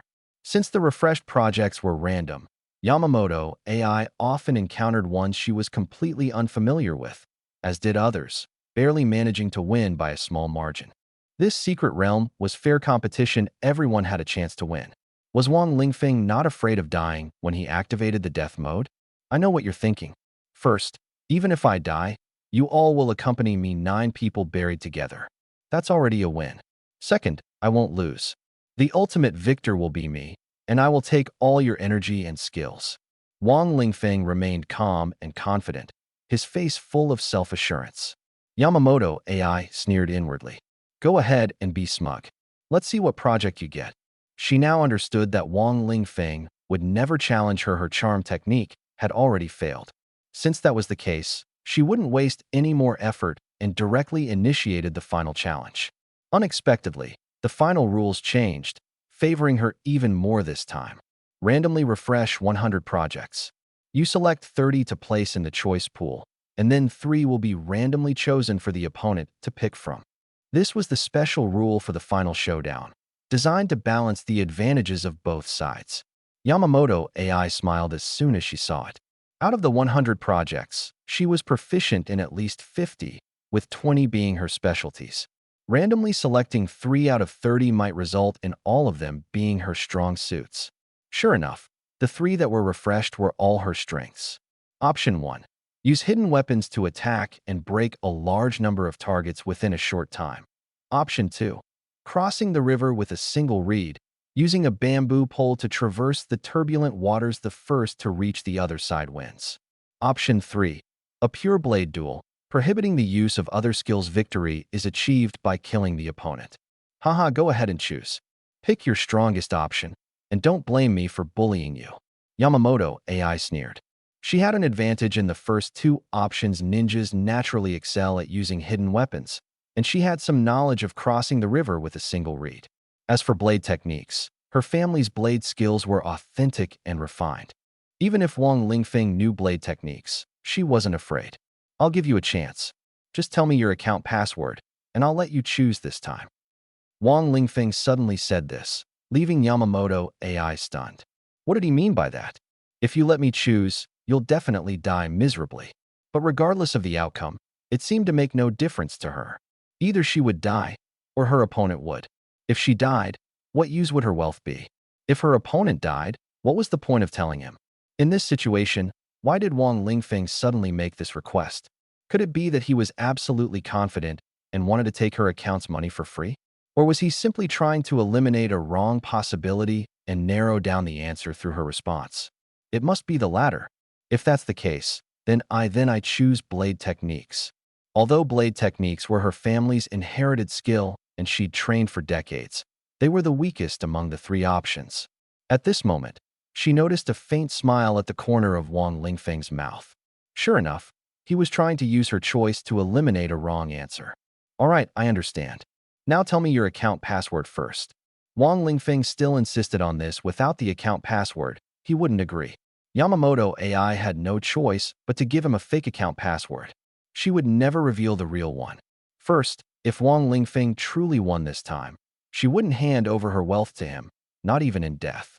Second, if she won, telling Wang Lingfeng the account password might lead to him leaking it through special means, which wouldn't benefit her. Perhaps Wang Lingfeng's goal was precisely this, to cause her trouble before dying. No matter what, the real password was absolutely off limits. All right, in that case, I choose blade techniques. What? Don't be so surprised. I keep my word. Wang Lingfeng looked completely honest, which made Yamamoto AI feel a bit guilty. Was she being too petty? Forget it, it doesn't matter anyway. Whatever Wang Lingfeng chooses, it makes no difference.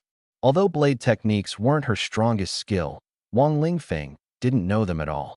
She had studied his profile and knew his combat style relied on a sword and shield combination. He had never used blade techniques. Compared to the other options, her chances of defeating Wang Lingfeng with blade techniques were higher. However, she suspected Wang Lingfeng had seen through her thoughts and deliberately chose blade techniques to counter her psychology. The two appeared in the arena, where they could choose their preferred blades and even customize them. Yamamoto AI quickly selected a katana, made slight customizations, and wielded it with a fluid grace that was as smooth as flowing water. She laughed. You're so foolish. I'm a ninja, how could I not know blade techniques? My family is renowned for its blade skills. Seeing Wang Lingfeng remain silent, she continued. Do you think I chose blade techniques to trick you into giving up this option? Then you're truly too clever for your own good. After speaking, she began practicing basic knife techniques, her movements swift and fierce, as if she could take on a crowd single-handedly. Although the school had taught basic knife skills, they were far inferior to her family's inherited techniques. This is the knife technique passed down in the Yamamoto family. It has been used to kill countless Chinese people, the most famous being your Grand Marshal Li Changfeng. As she demonstrated the technique, she proudly introduced it, clearly intending to unsettle Wang Lingfeng. However, she noticed that Wang Lingfeng seemed completely indifferent, as if he were daydreaming, not paying her any attention at all. Wang Lingfeng, are you ready? Ready. A large knife appeared in Wang Lingfeng's hand. A big knife to chop off the enemy's head. Using a big knife against the enemy was fitting, even though he wasn't skilled with it. But it didn't matter. He casually swung a few times, his movements clumsy, which made Yamamoto AI laugh. Had he given up? Fine, then I'll grant his wish. Yamamoto AI charged forward, leaping and swinging her knife down. Wang Lingfeng immediately raised his knife to block. Clang! The two blades collided, sparks flying. Using the momentum of her leap, Yamamoto AI pressed down on Wang Lingfeng, her knife swift and relentless, creating layers of blade shadows. Wang Lingfeng's movements were noticeably slower and clearly unpracticed. Knife wounds began to appear on his body, but both sides were restricted to using knife techniques, only no other abilities. The wounds wouldn't heal, but they weren't fatal either. Yamamoto AI grew increasingly confident, starting to toy with Wang Lingfeng, slicing open his tough skin with each strike. Wang Lingfeng became more and more disheveled. Haha, after all your scheming, You're still going to die. I've at least taken down 9 of your men. You think I'll be sad about their deaths? Honestly, I'll feel a little sad. But if their deaths benefit me, I'll be very happy. For that, I should thank you. Yamamoto AI let loose, attacking recklessly. Die. Her knife techniques grew faster and faster. The wounds on Wang Lingfeng deepened, even exposing bone. She prepared to deliver a fatal strike to end the fight, feeling the battle had dragged on long enough. But that fatal strike was blocked by Wang Lingfeng's knife. Fine, maybe it was a coincidence. She swung again. This time, Wang Lingfeng didn't block, but dodged instead. Coincidence, coincidence again. He dodged again. She continued. This time, it was blocked. Again. Yamamoto AI's movements grew faster, more frenzied, her knife techniques heavier. She began to feel uneasy, a bad premonition forming in her heart. What happened next confirmed her fears. No matter how hard she tried, no matter what ultimate moves she unleashed, Wang Lingfeng managed to counter them all. Are you playing with me? Yamamoto AI stared at him in disbelief. After ruling out all other possibilities, the remaining one, no matter how improbable, became the most likely. She couldn't believe Wang Lingfeng could defeat her, but the reality was undeniable. He seemed to not even be using his full strength. No, I just wanted to learn your family's knife techniques. They might come in handy someday. Wang Lingfeng replied calmly. Yamamoto AI stopped her attacks, her heart sinking. If he truly intended to learn, the ultimate move she had just used would all be deciphered by the Chinese in the future. She had become a traitor to the Yamamoto family because, at this moment, she had exhausted all her techniques. Damn it, I never thought you'd turn out to be a knife master. Yamamoto AI gripped her knife tightly, preparing for one final attack. I'm not an expert. I've just seen a lot. Wang Lingfeng waved his hand gently. In fact, I've already learned these common basic moves. After watching others use them for so long, I'm pretty good at them myself. Yes, I was pretending, so I could show you all my sword skills and practice defense at the same time. Wang Lingfeng knew better than to assume that just learning swordsmanship was enough. He had a keen understanding and might even grasp the essence of swordsmanship from other martial arts. So, when it comes to swordsmanship, like the one passed down through the ages in the Yamamoto family, it's best to observe it. There's something else I need to tell you. Wang Lingfeng suddenly spoke, causing Yamamoto AI to freeze in shock. She didn't even execute her final sword move. Seizing this opportunity, Wang Lingfeng decapitated her with a single blow. The broadsword slashed fiercely at the demon's head. Even after the decapitation, Yamamoto AI's eyes remained filled with confusion, as if asking, "How on earth did you know that?" What had Wang Lingfeng said to elicit such an expression? It was simple, her bank account secret. Yamamoto AI couldn't understand why Wang Lingfeng's words were the truth, even though she'd clearly lied.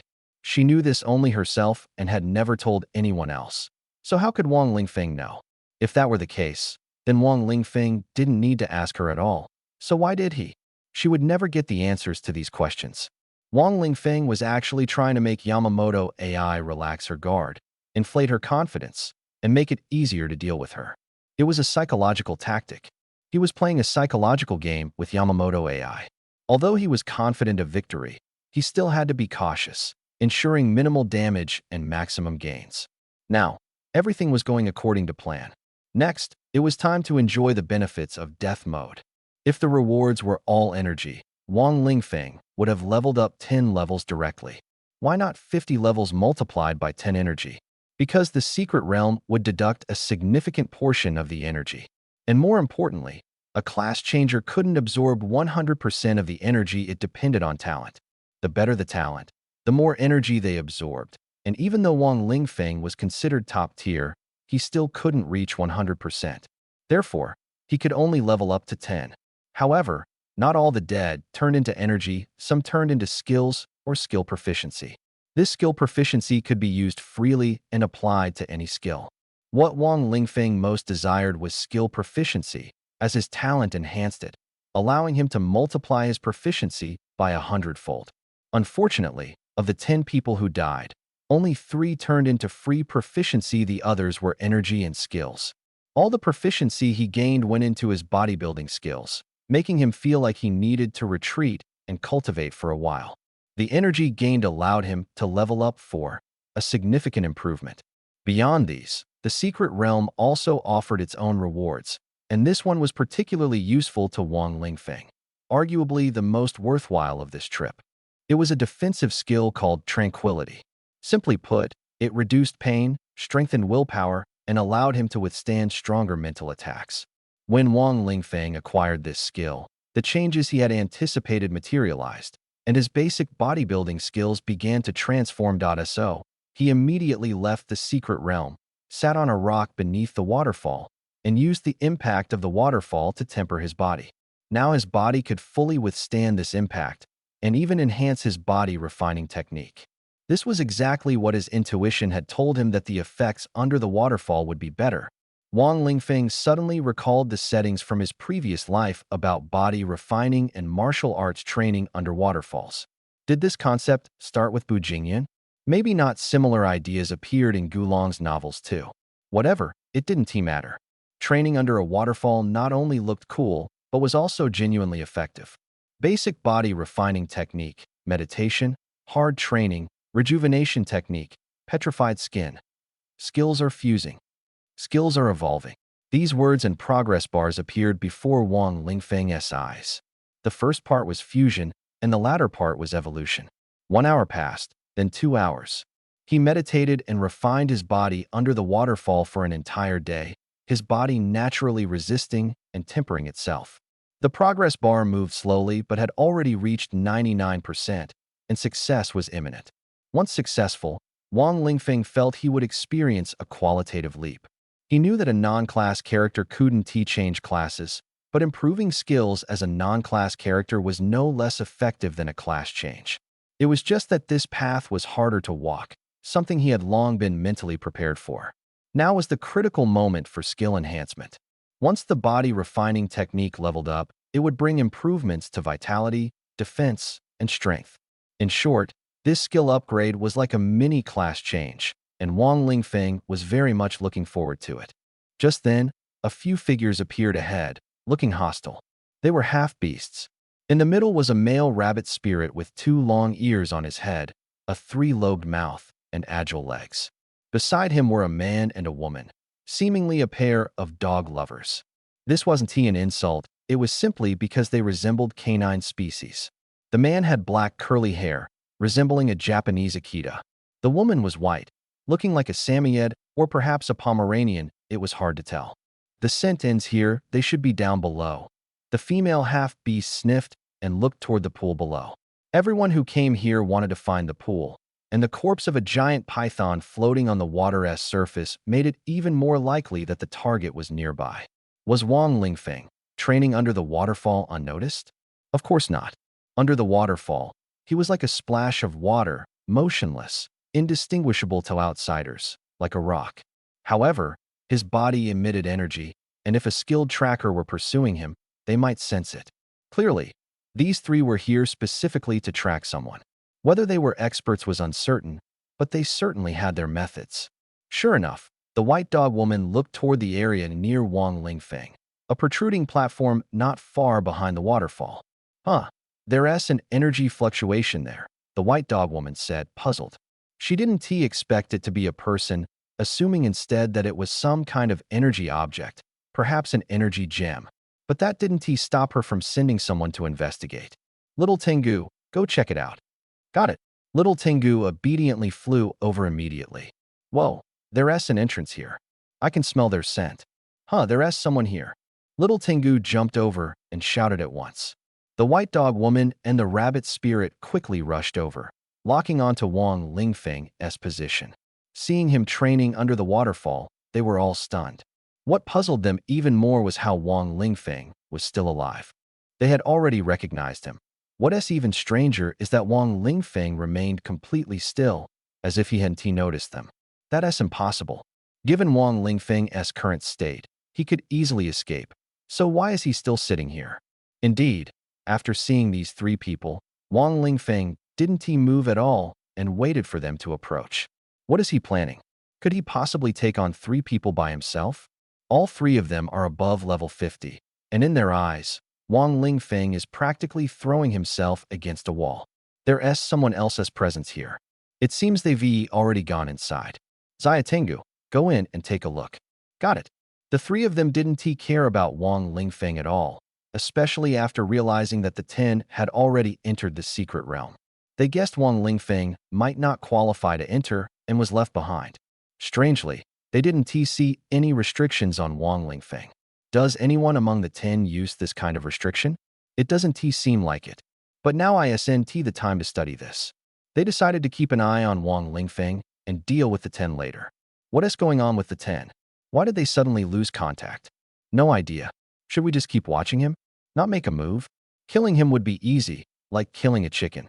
But have you considered that if something happened to the 10, this kid might be the key? We need to figure out what's really going on. You're right. They didn't bother hiding their disdain for Wang Lingfeng. In their eyes, Wang Lingfeng was just a level 30-something, non-class character with weak attack power. Even if his defense was strong, it wouldn't matter. A low-level, non-class, weak attacker could be easily taken out by two of them with a casual move. There was no need to pay him any attention. Moreover, they still needed Wang Lingfeng to provide information, so there was no need to kill him now. Soon, Xiaotengu returned from the secret realm. There's a secret realm inside, but it seems to have just closed. None of them came out. They might all be dead inside. Xiaotengu described the situation in the secret realm, including the scent and traces of the 10. It could be inferred that the 10 entered the secret realm but didn't come out, and now the realm was closed. The answer was clear. They were likely all dead inside. What kind of secret realm is this, to kill all of the 10? No wonder we lost contact. Something really happened. The rabbit spirit spoke coldly, her tone calm, as if discussing someone else's business. In that case, let us kill this kid. The white dog woman wanted to make a move and finish off Wang Lingfeng. No rush. Let us ask him first about what happened in the secret realm. He should know.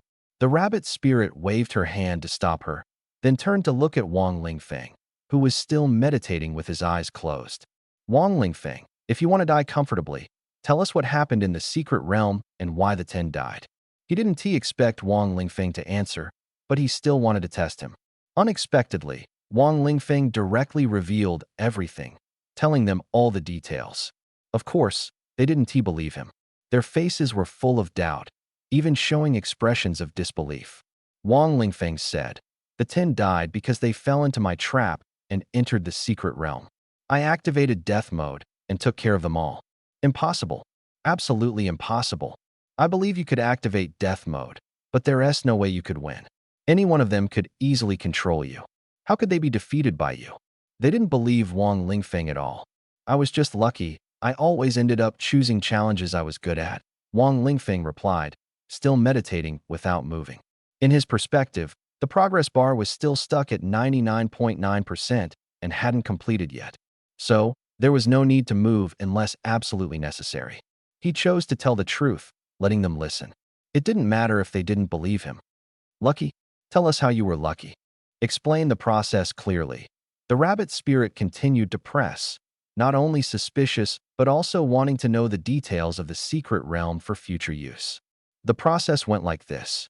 Wang Lingfeng began to explain in detail, not hiding anything, even describing how he used excavator techniques to defeat his opponents. Hearing this, they were all stunned, not expecting such a method to work. So they're all dead? But you said this is death mode. Why is your level still 30? Are you blind? I'm level 40. Wang Lingfeng hadn't finished speaking when he suddenly realized his level was indeed only 30. Strange, he was clearly level 40 when he exited the secret realm. Why had it reverted to 30? Using his heavenly eye, he discovered that when he fused his skills, energy had been deducted, causing his level to drop. It turned out that comprehending ordinary skills required no conditions, and slight improvements were fine. However, fusing and evolving powerful skills consumed energy. Fortunately, it only cost him 10 levels of energy, which was provided by others. Otherwise, he would have ended up in energy debt. Without enough energy, skills couldn't be upgraded. Simply put, insufficient conditions led to a failed skill upgrade. Wang Lingfeng immediately looked at his new skill, even forgetting the 3 half-beasts beside him. Advanced Body Refinement Technique. a legendary Taoist practice, a compulsory course before foundation building. Refines the body through elemental magic, physical attacks, and medicinal means, greatly enhancing strength, agility, and health, while also boosting magic and physical resistance. Looking at this description, Wang Lingfeng was a bit dazed. Why did it seem so complicated? Was he really supposed to refine his body and build a foundation?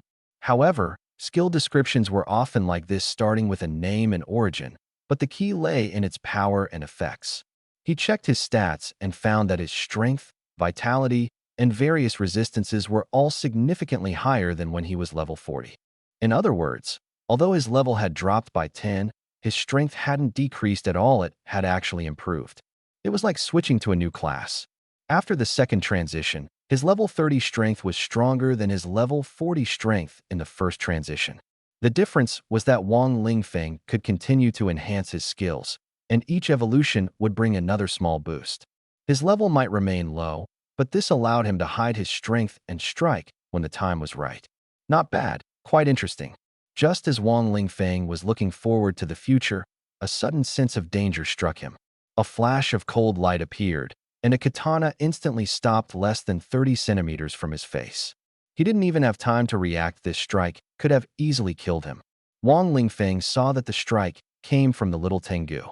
The little Tengu looked like a samurai with two swords at his waist.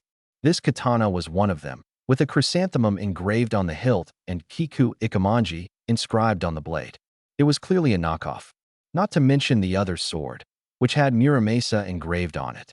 Wow, that was a legendary blade, and he just carried it around like that. Unfortunately, his strength was too weak, and the aura of these two blades completely failed to match his level. Wang Lingfeng didn't believe the original version was truly this bad. While it might not be very strong, it shouldn't be this useless either. Forget it. No point dwelling on it. He deal with this little Tengu first. If others knew what he was thinking, they'd die laughing, thinking Wang Lingfeng had lost his mind. You're only level 30, and you want to take down a level 50 plus little Tengu? Even if such a thing were possible in the secret realm, it would be impressive enough to defeat the 10 elite. But the competitions there have specific rules, not this kind of real combat with blades and raw strength. In the face of true power, you're nothing but trash. Wang Lingfeng used his shield to block the strike, but the shield was immediately slashed with a deep crack. Though it wasn't completely broken, it wouldn't hold out for much longer. Not holding out for long still counts as holding out. Haha, with such pathetic skills, you think you're worthy of killing the 10 elite? What a joke. The little Tengu mocked. You can't even match my level with dual blades. He laughed as he raised one katana single-handedly to slash at Wang Lingfeng, while the other blade, engraved with Muramasa, remained sheathed at his waist, untouched. Be honest, what trick did you use to kill the 10 elite? The little Tengu asked as he leapt forward, slashing down with his blade. A cross-shaped crack appeared on the shield. Then, with a cold sneer, he struck at Wang Lingfeng's shield again, this time aiming to sever Wang Lingfeng's arm. In his eyes, that arm was already doomed. Next, Wang Lingfeng would kneel and beg for mercy, confess everything, and ultimately be killed. Enough talk, time to act. The first strike shattered the shield. Success. The second strike aimed directly at Wang Lingfeng's arm, slicing as if through vegetables. Clang. Failed. The little Tengu felt the blade collide with something even harder than the shield, causing the edge to rebound. How was this possible? Did Wang Lingfeng have some other form of defense on his arm? No, it was clearly ordinary skin, no magical runes, no added protection. Then why was it as hard as iron? Just as the little Tengu was reeling in shock, a sudden sharp pain erupted in his waist.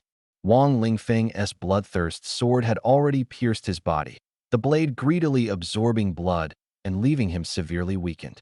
But his vitality quickly recovered, and he thrust his katana at Wang Lingfeng again.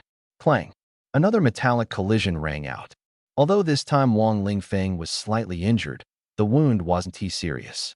He didn't pay much attention to it, and continued letting the bloodthirst sword absorb blood. Every bit counted. The little Tengu felt that Wang Lingfeng's attack power was indeed low. This strike hadn't caused significant damage. At this level, pure attack power was useless. Even piercing the body wasn't a big deal. Only techniques or weapons with special effects could make a difference. That was the current situation. While the bloodthirst sword was sharp enough to pierce his waist and cause some damage, the injury was quickly healed. Simply put, his recovery speed outpaced the damage. Although the sword was embedded in his waist, only the special effect of the bloodthirst sword was taking effect. Wang Lingfeng's basic swordsmanship was too weak to inflict major damage unless he struck the heart, throat, or head, which were critical areas. He thought to himself, looks like I need to improve my basic swordsmanship, otherwise, it's too weak. He wasn't sure how many levels it would cost. Forget it, deal with that later. For now, the little Tengu had already drawn his other katana. Shine! The little Tengu shouted. The dual blades began to slash at Wang Lingfeng furiously, their speed incredibly fast. Clang! Clang! Clang!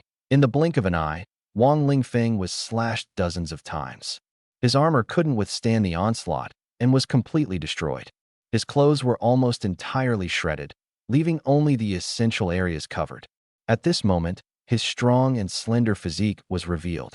The knife wounds were shocking, and the blood loss was even more terrifying, but everyone present knew these were only superficial injuries and hadn't reached the bone. The two Japanese swords striking Wang Lingfeng could only cause surface wounds and were incapable of inflicting more severe damage. This Wang Lingfeng truly lives up to his reputation. His defense is incredibly strong, able to withstand little Tengu's attacks. The rabbit spirit frowned, holding her carrot blade, which was already prepared. Indeed, I didn't expect his defense to be this formidable. But don't worry, little Tengu hasn't used his skills yet. The rabbit spirit and the white dog woman both knew that little Tengu was currently only using normal attacks. Once he activated his skills, the situation would change entirely. Little Tengu, stop messing around and use your skills already, they urged. You guys are so boring.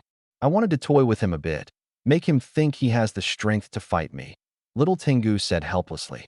Suddenly, a terrifying aura emanated from his entire body, and a pair of flaming wings grew from his back.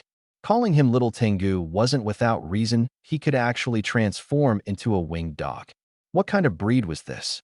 With these wings, little Tengu's speed increased several levels, and flames ignited on his twin blades. Fire Crow Descent. He leapt into the air, and countless flaming feathers began to fall from the sky. When they hovered 3 meters above Wang Lingfeng's head, they suddenly accelerated and fiercely stabbed toward him. Each of these fiery feathers was several times stronger than little Tengu's previous blade strikes and could pierce through Wang Lingfeng's body. Their sheer number and immense power made it seem as though Wang Lingfeng was about to be turned into a sieve by the fiery feathers. Swish, swish, swish. The fiery feathers struck Wang Lingfeng, pinning him to the ground, rendering him completely immobile. His body was covered in bloody holes, blood gushing out as he lay on the ground, utterly powerless to resist. The scene was extremely gruesome. Piece of cake. I thought you'd last a bit longer, but it turns out you went down so quickly, little Tengu said, flapping his wings as he slowly descended from the air, holding his flaming Japanese swords with an imposing presence. Was Wang Lingfeng dead just like that? Little Tengu didn't care in the slightest. Whether Wang Lingfeng was alive or dead, he was ready to slash him into 4 pieces with his next strike. Take this. Little Tengu swung his twin blades fiercely, double flame slash. The flaming blades crossed and slashed toward Wang Lingfeng with tremendous force. However, something incredible happened to Wang Lingfeng's body. His bleeding stopped quickly, and his wounds began to heal visibly at an astonishing speed. This recovery was far too rapid. While those with strong defenses often had strong regenerative abilities, Wang Lingfeng was only at level 30. Having just been hit by little Tengu's skill, his ability to recover so quickly was truly suspicious. At first, they didn't notice, but when they realized, well, it didn't matter. After all, this strike would finish Wang Lingfeng off. Unless he could dodge? Forget it. Even if he dodged, there was no way he could counterattack and defeat his opponent. Just then, the blood-drinking sword, which had fallen to the side when Wang Lingfeng collapsed, silently flew up and directly stabbed toward little Tengu from below. Wang Lingfeng seemed to hear the sound of the sword slicing through the air, grick, grick, grick. Before the sound was finished, The blood-drinking sword had already pierced into little Tengu's body from below. Little Tengu was instantly sent flying. A sword was thrust under his tail, and blood gushed out. He looked like a humanoid rocket. Quite interesting. At this moment, Wang Lingfeng had already sat up, staring at the little Tengu. The little Tengu now truly resembled a celestial dog, with wings and the ability to fly. The rabbit spirit saw Wang Lingfeng's expression of amusement and was infuriated, swinging her carrot blade. "Baka! Shine!" she roared, and the carrot blade sparked fiercely in the air, seemingly about to ignite. Just then, the little Tengu in the sky fell, landing right in front of the carrot blade. The sword tip pierced into the rabbit spirit's chest. Both the rabbit spirit and the white dog woman froze in shock. What was going on? Could it be a coincidence? How could it be so coincidental? If it was Wang Lingfeng's skill, it would be too exaggerated. He couldn't possibly pull it off.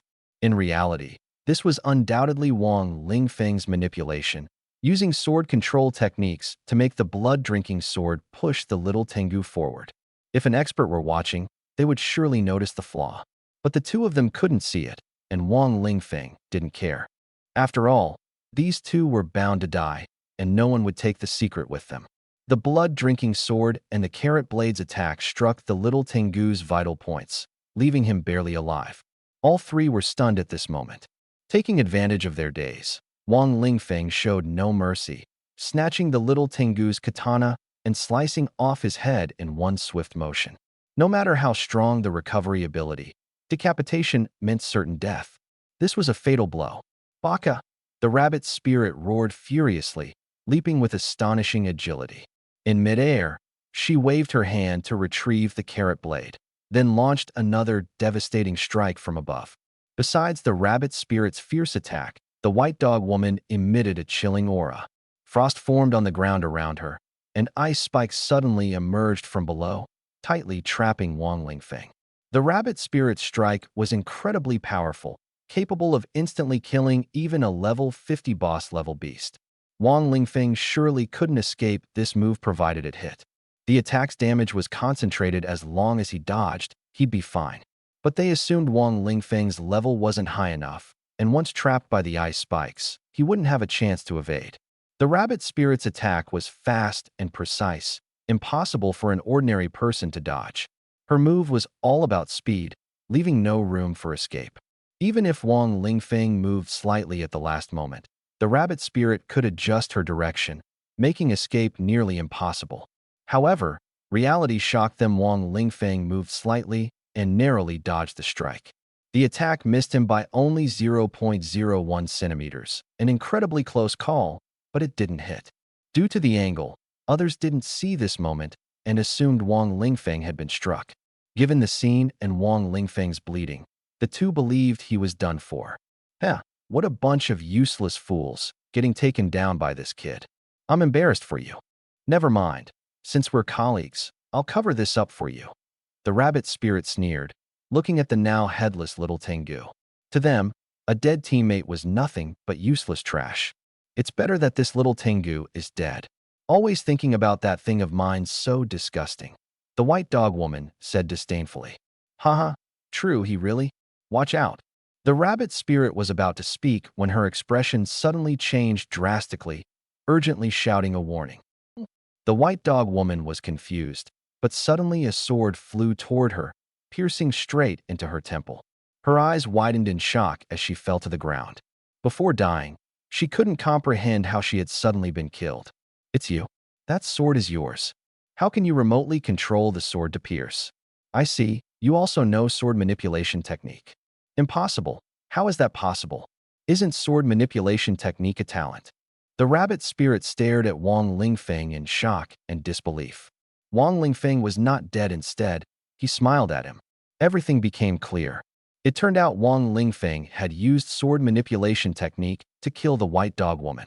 The white dog woman had let her guard down earlier, and as a mage, her defense against physical attacks was weak. However, what the rabbit spirit couldn't understand was how Wang Lingfeng could use sword manipulation technique. Have you forgotten what my talent is? Wang Lingfeng smiled. This time, he no longer hid it and directly launched an attack using sword manipulation technique. The power of sword manipulation technique lies in its ability to control the sword mentally without manual operation, allowing for various movements and tricky attack angles. Of course, it requires proficiency to use it effectively, but for Wang Lingfeng, this was not a problem. Clang, clang, clang. The rabbit spirit was fast and managed to block the attacks of the bloodthirsty sword with his carrot blade, appearing calm and composed. So what if you have sword manipulation technique? You're still.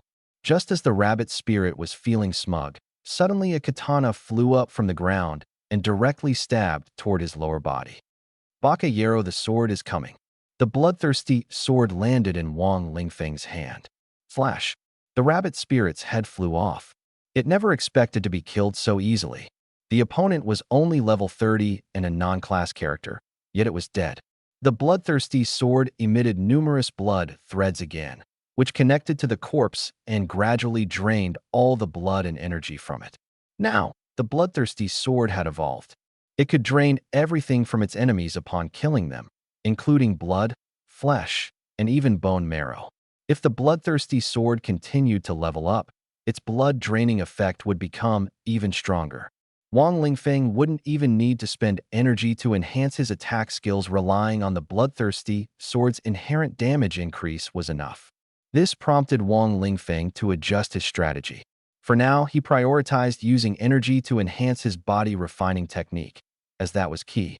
After all, energy was limited, and while he wanted to develop comprehensively, upgrading the bloodthirsty sword only required killing monsters and draining their blood, which was naturally the most convenient option. However, this also made him somewhat worried. What if he lost the bloodthirsty sword one day? Wang Lingfeng had considered this issue.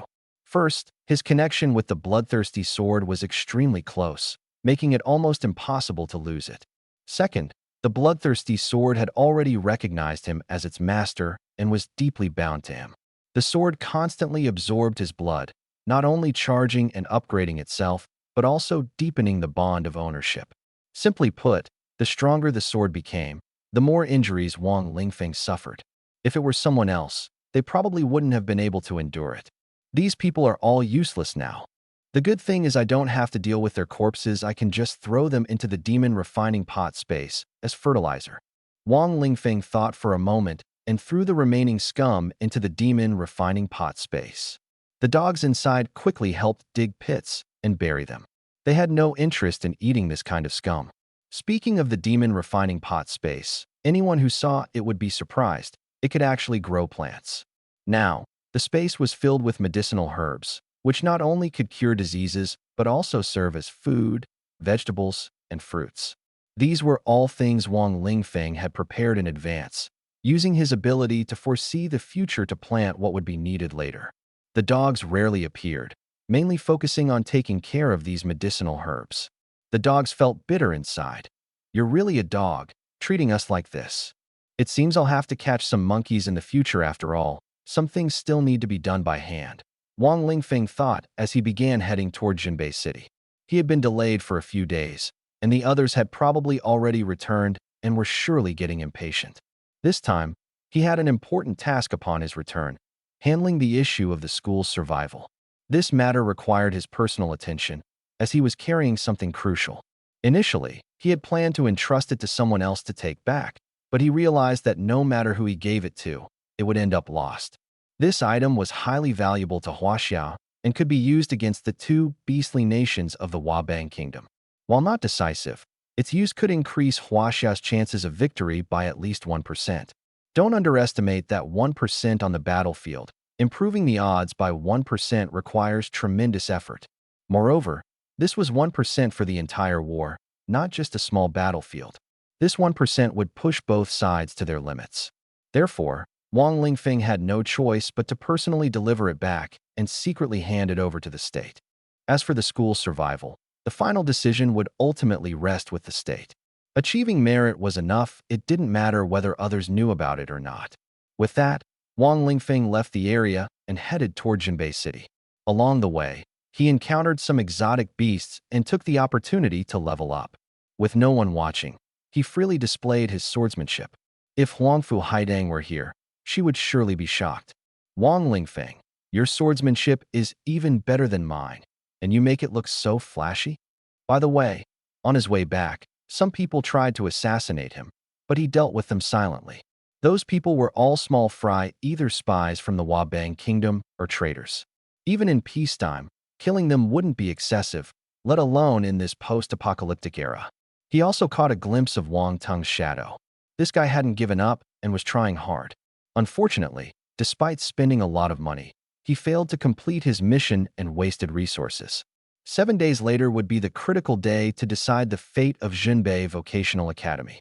On that day, all the academy's students gathered at the entrance, holding banners to express their desire to keep the school. Most of them were students who had been abandoned after failing the college entrance exam. Now, not only had the school accepted them, but it had also made them stronger. Everyone could see their growth.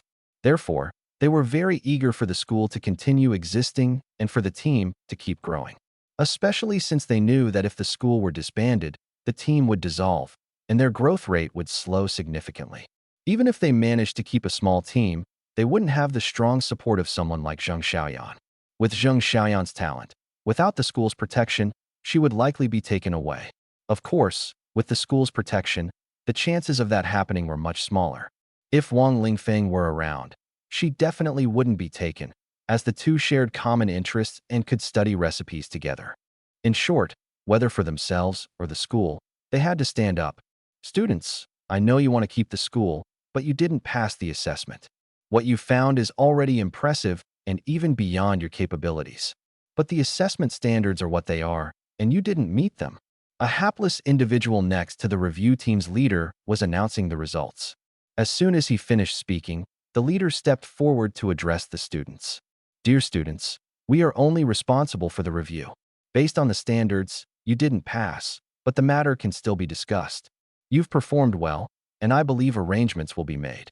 This leader is experienced as soon as he speaks. It doesn't sound like the review team is making things difficult for the school, but rather following the rules. As for how to handle things later, that's just talk. No one knows what the final outcome will be. Meanwhile, the school must close, and the Lee group can take over. His task is complete, and in the future, he can gain more benefits from the Lee group. That's right, no matter what happens next, the school is shutting down now. As for those students protesting with banners, let them express themselves. It's no longer his concern. Just as he was about to leave, someone's appearance turned his victory into nothing, and his joy instantly vanished. That person was Wang Lingfeng.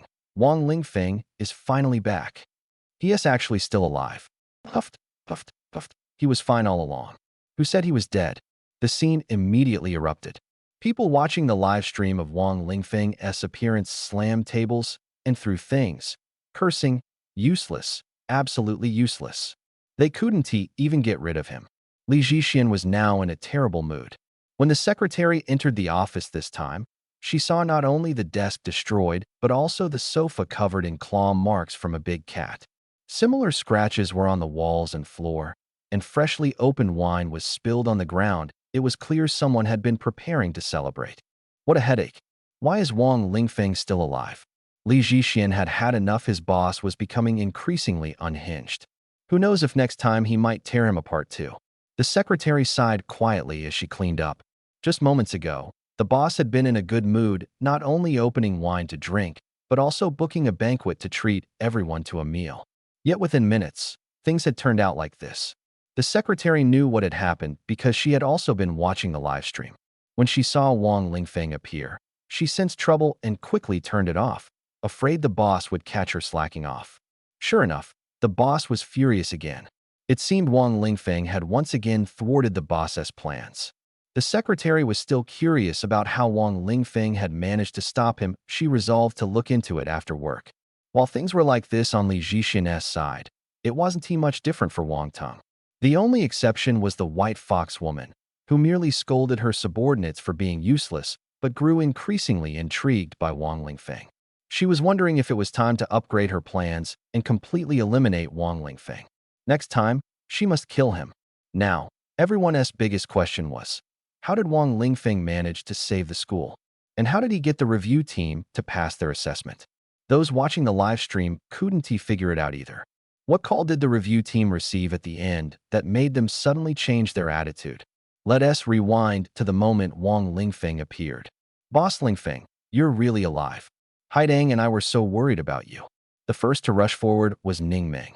If Haidang hadn't held her back, she would be almost thrown herself at Wang Lingfeng to check if he was injured. Although Haidang, Ningming, and Du Gufeng had already formed a team and started leveling up through training, they still paid close attention to Wang Lingfeng's situation. They had even deliberately delayed their plans for a few days for today's outcome. Other students also began arriving one after another. Zheng Xiaoyan wanted to run over, but got tired after a few steps and decided not to bother since she could hear everything from where she was. Classmate Wang Lingfeng, everyone was worried about you. It's so good to have you back. Why did you suddenly disappear? Where's your wristband?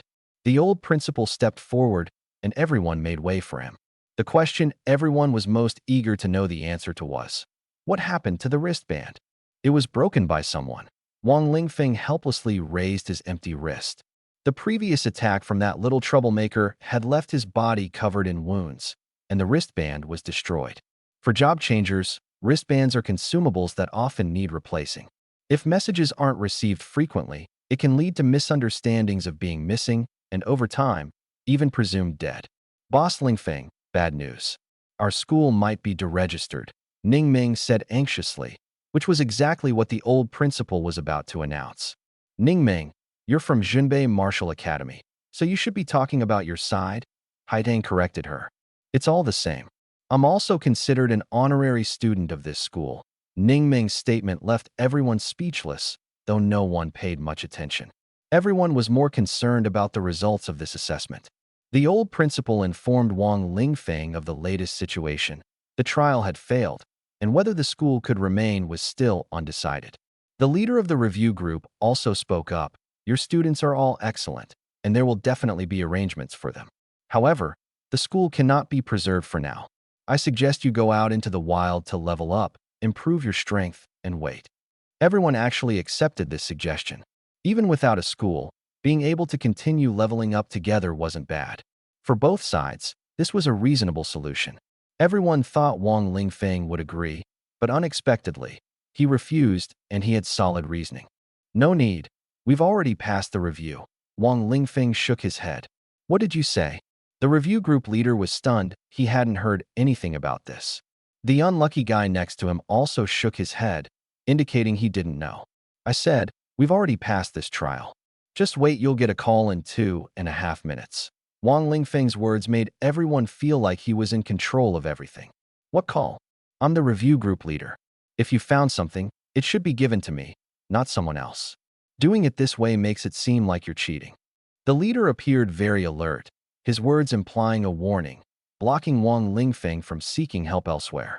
He was also worried that Wang Lingfeng might involve others, so he decided to live stream the entire matter, letting everyone see it to prevent interference. Wang Lingfeng's use of special methods certainly angered others. He began to be cursed at.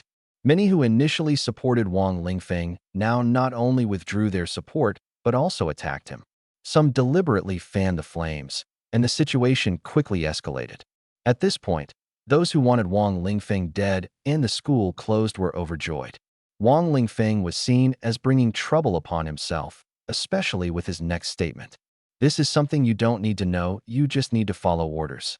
Haha, fine, as long as you can convince the higher-ups, I have no objections. But you definitely won't pass this review, that's my bottom line. The leader put on a righteous and unyielding demeanor, clearly unwilling to compromise. As a result, he attracted a group of supporters. Meanwhile, people online were waving banners of fairness, justice, and transparency, demanding an official explanation. Wang Lingfeng, however, paid no attention to this and simply told everyone to return to school, study if they needed to, organize if they needed to, and not waste time here. Soon, the 2.5 minutes were up. The leader's wristband rang, and he deliberately made the call public so everyone could hear.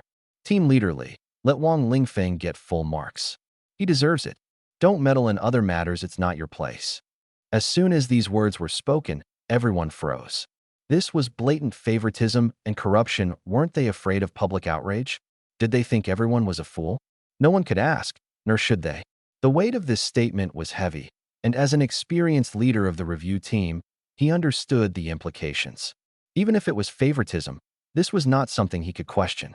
Moreover, the person on the other end was his superior. He had no reason to oppose them, and if opposition was necessary, it should come from someone else. So, the leader immediately nodded, indicating his understanding and agreeing to follow the instructions. However, he still felt puzzled. The person on the phone seemed resolute and unyielding, especially since Wang Lingfeng clearly lacked the capability. Why was this happening? Forget it, no point in overthinking.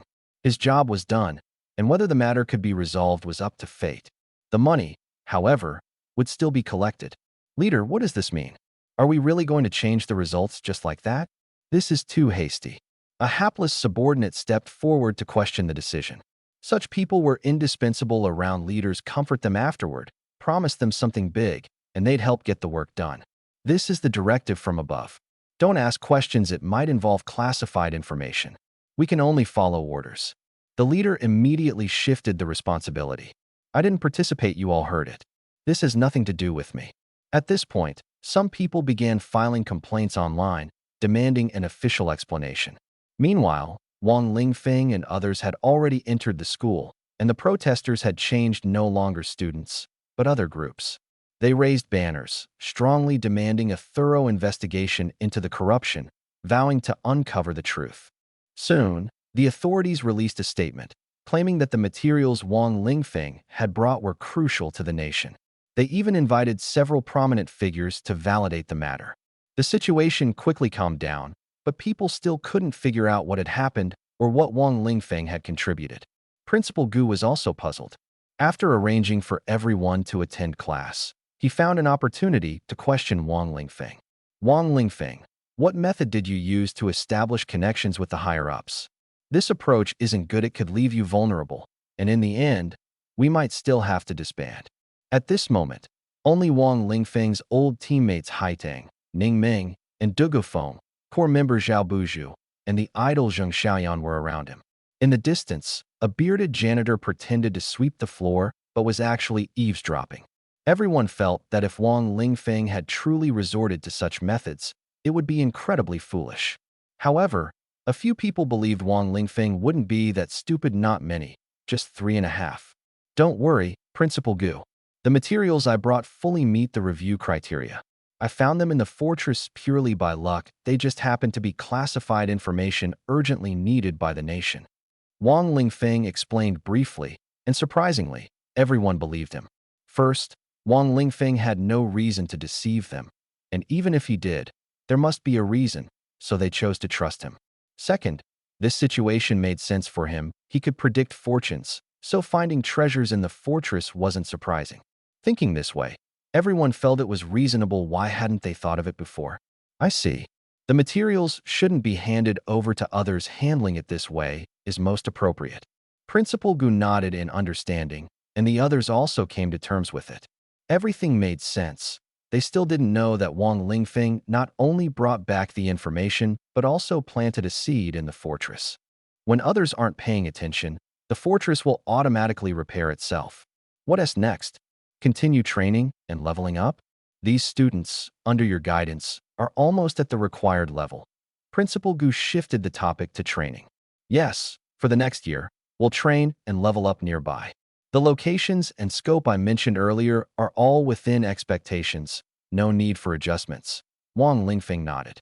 You've planned not just for 1 year, but even 3 years would be fine. Unless new students arrive, the current ones don't need further teaching.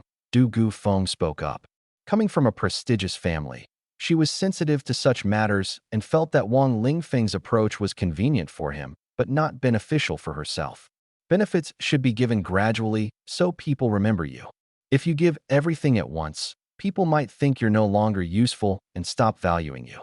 Therefore, Wang Lingfeng's current approach was entirely thankless. It doesn't matter. I don't expect anything from them. As long as they remember the school and Huaxia, that's enough. Wang Lingfeng displayed an indifferent attitude. Everyone fell silent. Is this supposed to be praise for your selflessness? Du Gufeng sneered, clearly frustrated. All right, let's not talk about this anymore. The school has been preserved, So let's hold a formal enrollment celebration in a few days. Principal Gu changed the topic, and everyone began discussing enthusiastically, especially Zhao Buju and others who were visibly excited. Principal Gu also hoped Wang Lingfeng could speak on stage as the representative of new students and organize a performance. I probably won't have time. Wang Lingfeng shook his head and declined. What do you need to do? I need to go to Jinbei Martial Academy for a while. Wang Lingfeng's words stunned everyone present. What did he mean? He was going to Jinbei Martial Academy? Had Jinbei Martial Academy already reached out to him? Who would have believed it before? Why would Jinbei Martial Academy be interested in him? But now no one doubted it. Although Wang Lingfeng himself couldn't become a top student, his guidance abilities were evident, with a success rate of over 98%. With such a record, wouldn't every academy be scrambling to recruit him? It had to be said that Wang Lingfeng had truly pioneered a new path in the college entrance exam process. Damn, Wang Lingfeng, you actually switched to Jinbei Martial Academy? Then why did you trick me into coming here? Zheng Xiaoyan was furious, looking aggrieved. Regardless of her figure, her expression alone was intimidating. What does it matter? If Boss Lingfeng goes to Jinbei Martial Academy, can't we still come over? Isn't it the same for us? Ning Ming immediately expressed her support. Hearing that Wang Lingfeng was going to Jinbei Martial Academy, she was overjoyed. What are you thinking? I'm going to Jinbei Martial Academy for official business. What business? Ning Ming pressed. Isn't it because of that matter of yours? Me? Ning Ming looked puzzled. What matter could make Wang Lingfeng go to Jinbei Martial Academy? Have you forgotten how you got into Jinbei Martial Academy in the first place? That? I almost forgot. Ning Ming suddenly realized, finally remembering the condition for her admission to Jinbei Martial Academy. That was, Wang Lingfeng had to save someone first. A genius master in Jinbei Martial Academy, also one of Huaxia's top talents. At Jinbei Martial Academy, Huangfu Haidang and Du Gufeng stood at the entrance, attracting the attention of many students. Several people approached to strike up a conversation. The two of them were already outstanding in both appearance and talent at the Northern Martial Academy in town, naturally becoming the focus of countless admirers. Especially Du Gufeng, whose background and talent were top-notch. Everyone wanted to team up with her. What are they doing here? Seems like they're waiting for someone. Waiting for who? Could it be me? Get lost.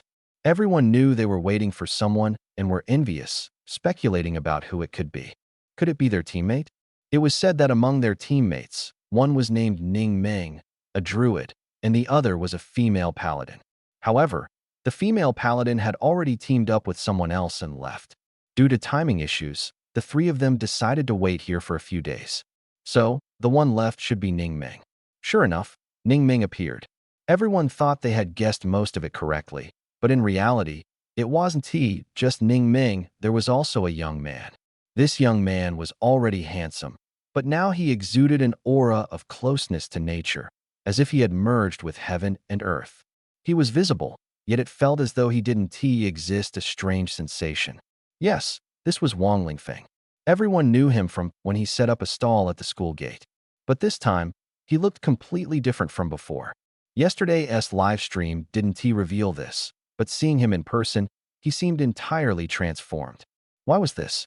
Ning Ming had asked, and the answer was that he had grown. Indeed, it was related to growth. Wang Lingfeng's body refinement technique had upgraded to an advanced level, bringing about this change. This was just his normal state. If he entered combat, it would be even more shocking. Kid, what are you doing here? You're not qualified to enter. Yeah, if you want to get through this gate, beat me first. As soon as the students realized Wang Lingfeng wanted to enter the Northern Martial Academy, they surrounded him. They wanted to make things difficult for him and also show off in front of the goddesses. Would these actions make the goddesses dislike them? If a sycophant could understand this, they wouldn't be a sycophant. Wang Lingfeng completely ignored these sycophants, but his dogs growled softly at them. Yes, dogs were the perfect match for sycophants. It had to be said that Wang Lingfeng's pack of dogs was incredibly intimidating, especially to those who weren't strong. You should know that Wang Lingfeng's dogs were becoming increasingly fierce, their size almost comparable to tigers. 8 ferocious dogs exuded an aura that was deeply unsettling. Not to mention the energy they emitted, it was far from that of ordinary beasts. They were practically exotic creatures. However, Wang Lingfeng was clearly unclassed. Even if he had learned animal training techniques, it shouldn't have been possible to train dogs to this level. It was truly unbelievable. Perhaps if this continued, Wang Lingfeng's animal training technique would soon break through. He was just one step away from an opportunity. And Wang Lingfeng himself knew this. He had already included it in his future plans, though now was not the time. Just as the tension between the dogs was about to erupt, someone's arrival interrupted them. "Stop! What are you all doing blocking the gate? Move aside." A voice filled with powerful authority rang out, its strength clearly overwhelming the group of students, including Wang Lingfeng. "Mr. Wu." The students immediately stepped aside.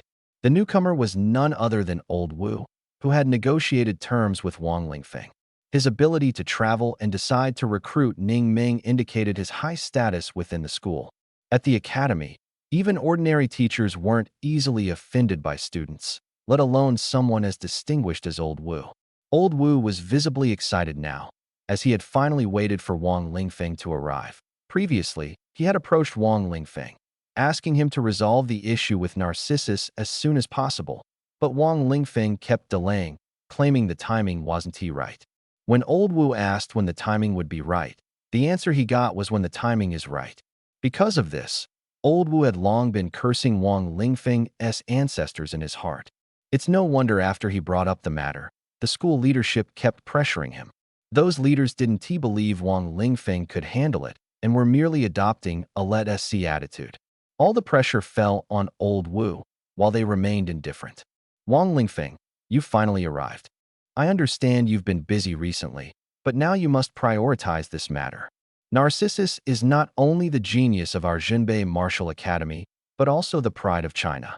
If she hadn't had an accident 10 years ago, the situation in China would be much better, and those Japanese punks wouldn't dare to be so arrogant."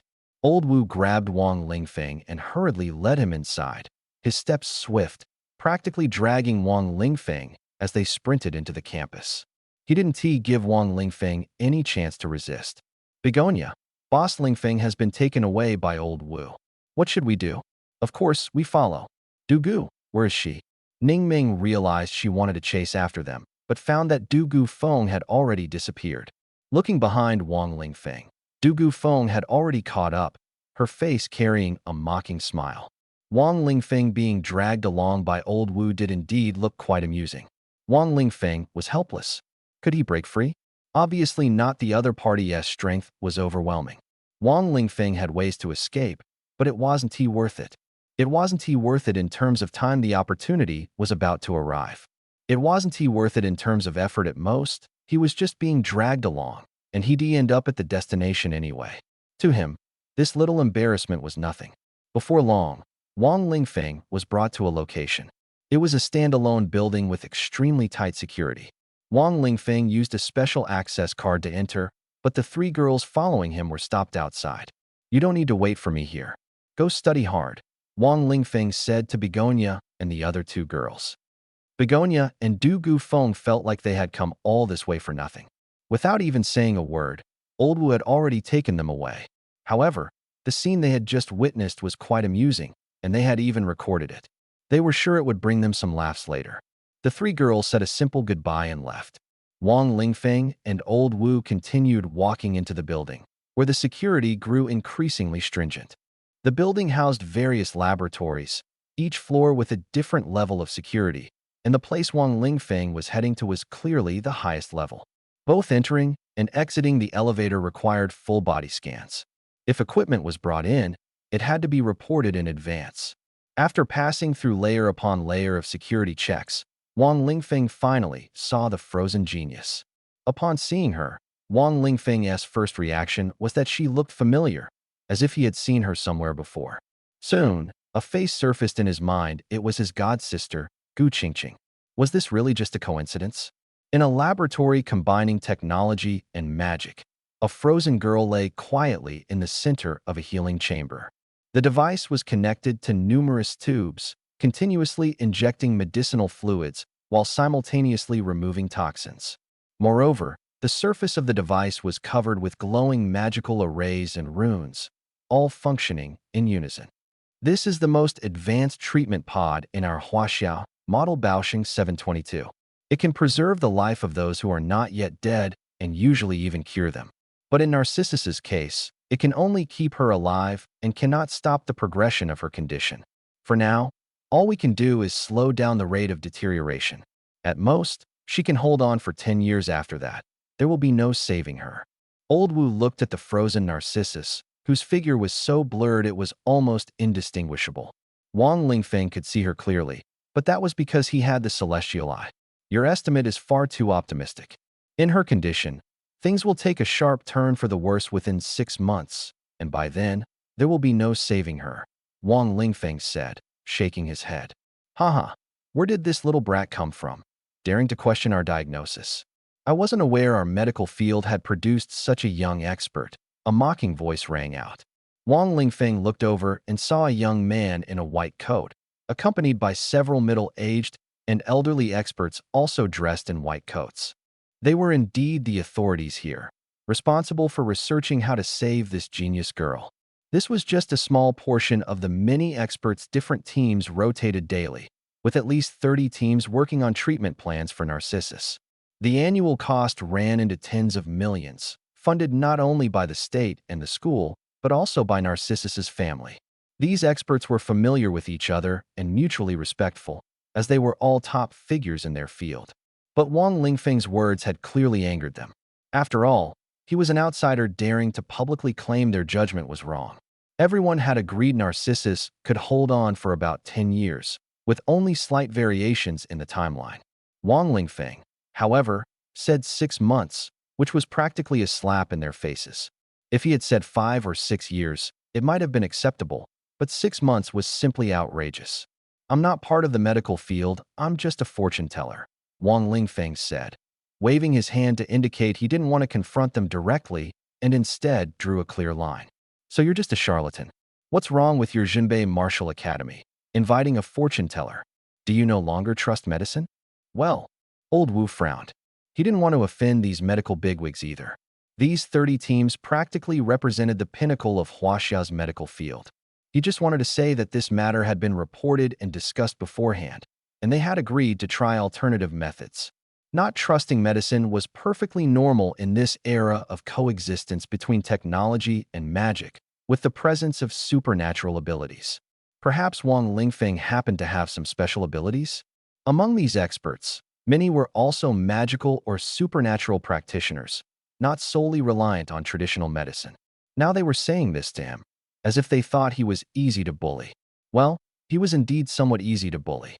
Watching Wang Lingfeng confront these experts, Old Wu knew he wasn't an ordinary person, he was blessed with good fortune and had exceptionally good luck.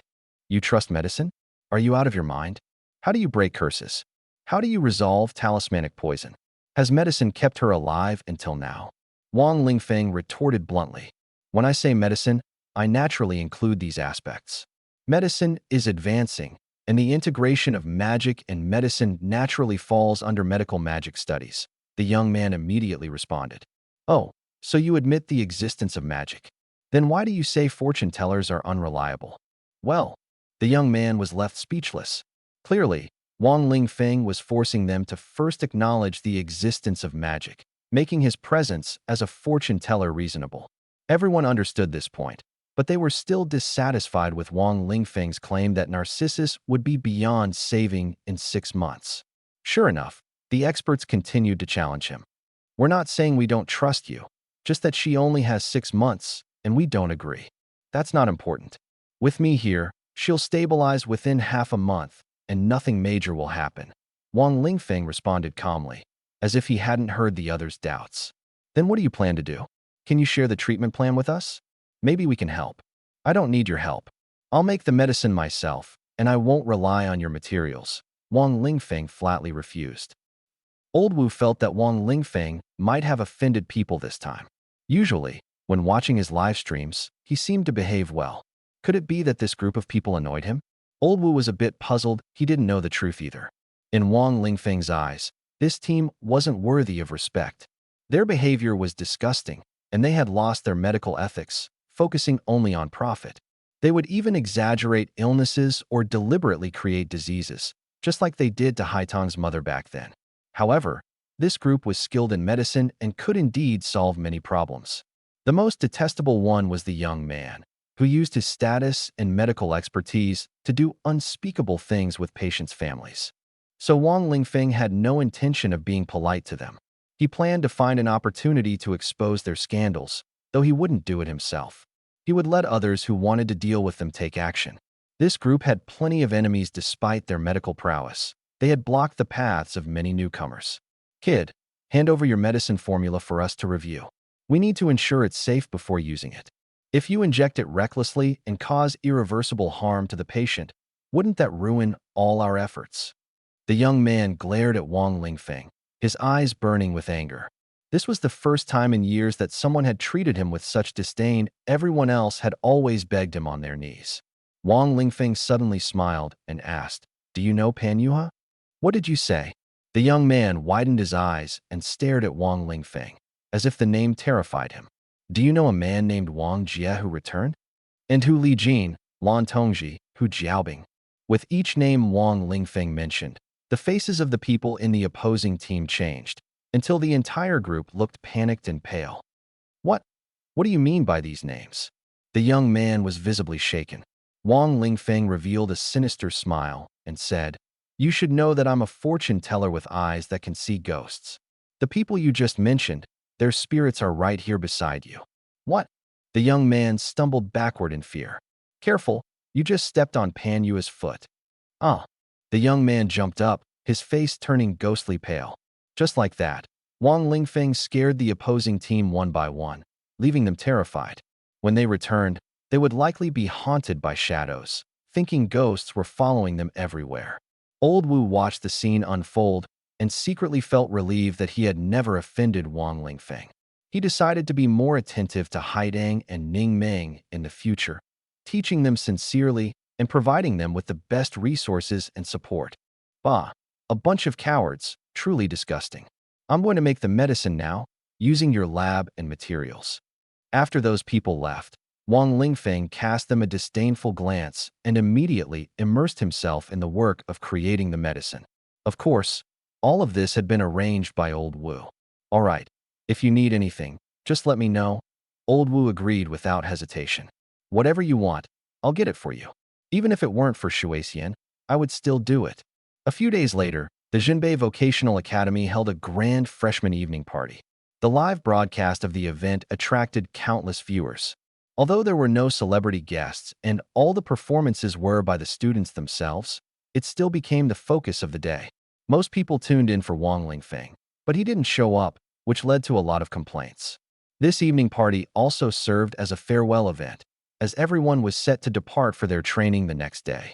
Although Wang Lingfeng didn't participate, everything was organized meticulously. As long as things went smoothly, no one would need to rely on him for the next few years, including Zheng Xiaoyan. Wang Lingfeng had taught her many recipes, and she could follow the team for training for a few years before returning to learn new things from him. In fact, she didn't know that these recipes were ones she would create in the future, but Wang Lingfeng had foreseen them with his clairvoyance. That's why she felt these recipes suited her perfectly. So what does this situation amount to? Wang Lingfeng was teaching others using their own future ideas, yet he was still admired and appreciated. If this were exposed, would anyone criticize him? Of course not. Everyone would only thank him because he genuinely helped accelerate their growth. The next day, the students set off. Although Wang Lingfeng wasn't in the team, he guided them through group chats, telling them where to train most safely and efficiently. These places might not have the most exotic beasts, but they were absolutely safe and reliable. As everyone was chatting with Wang Lingfeng, Xiahou Taizhu asked, "Wang Lingfeng, can you really save her?" This was the question everyone cared about the most. The matter had already gone viral online, and even betting pools had been set up. Wang Lingfeng had started a wager, claiming he could lift the ice seal and restore the prodigy Shuixian's freedom of movement within 3 months. The betting odds were overwhelmingly against him. The reason wasn't that people doubted Wang Lingfeng's abilities or thought he was bound to fail, nor was it because some team members had come forward to accuse him of trickery, warning others not to be deceived. The key reason was that someone had posted a screenshot showing Wang Lingfeng himself advising Xiahou Taizhu and others to bet against him. This revelation caused an uproar. Previously, many had bet on him succeeding because of his fortune-telling abilities. People didn't just believe in his skills, they believed in some kind of mystical power. Perhaps Wang Lingfeng knew where to find a healing artifact that could solve the problem instantly. But when he himself suggested betting against him, the tide turned immediately. More and more people started betting on his failure, especially those greedy for big winnings. These individuals placed bets in the millions or even tens of millions. They were either gamblers or people who held grudges against Wang Lingfeng. These were precisely the targets Wang Lingfeng had in mind this time. At this moment, Wang Lingfeng was surrounded by piles of materials. Over the past few days, the materials had been accumulating more and more. They came not only from the Jinbei Martial Academy, but also in large quantities from the Shuexian family. Old Wu emerged from the pile of materials and asked, Wang Lingfeng, be honest. What exactly are all these materials for? While checking the inventory and adjusting the alchemy equipment, Wang Lingfeng had already started working. Of course, they're for refining the potion I need. Old Wu was baffled. With all these materials, the potion you refine could probably kill Shuexian hundreds of times over. Are you sure this can save her? During this time, everyone remained skeptical. The Narcissus family repeatedly approached Old Wu to inquire about the situation, questioning whether the person they had invited was reliable. Yes, Wang Lingfeng nodded firmly. Old Wu asked again, do you really know how to make potions? Everyone was uncertain whether Wang Lingfeng understood alchemy. Old Wu thought that if Wang Lingfeng could find a treasure to save Narcissus, he might believe him. After all, he was a fortune-telling charlatan. But Wang Lingfeng wanted to make the potion himself to save her, which made Old Wu skeptical. Others felt the same.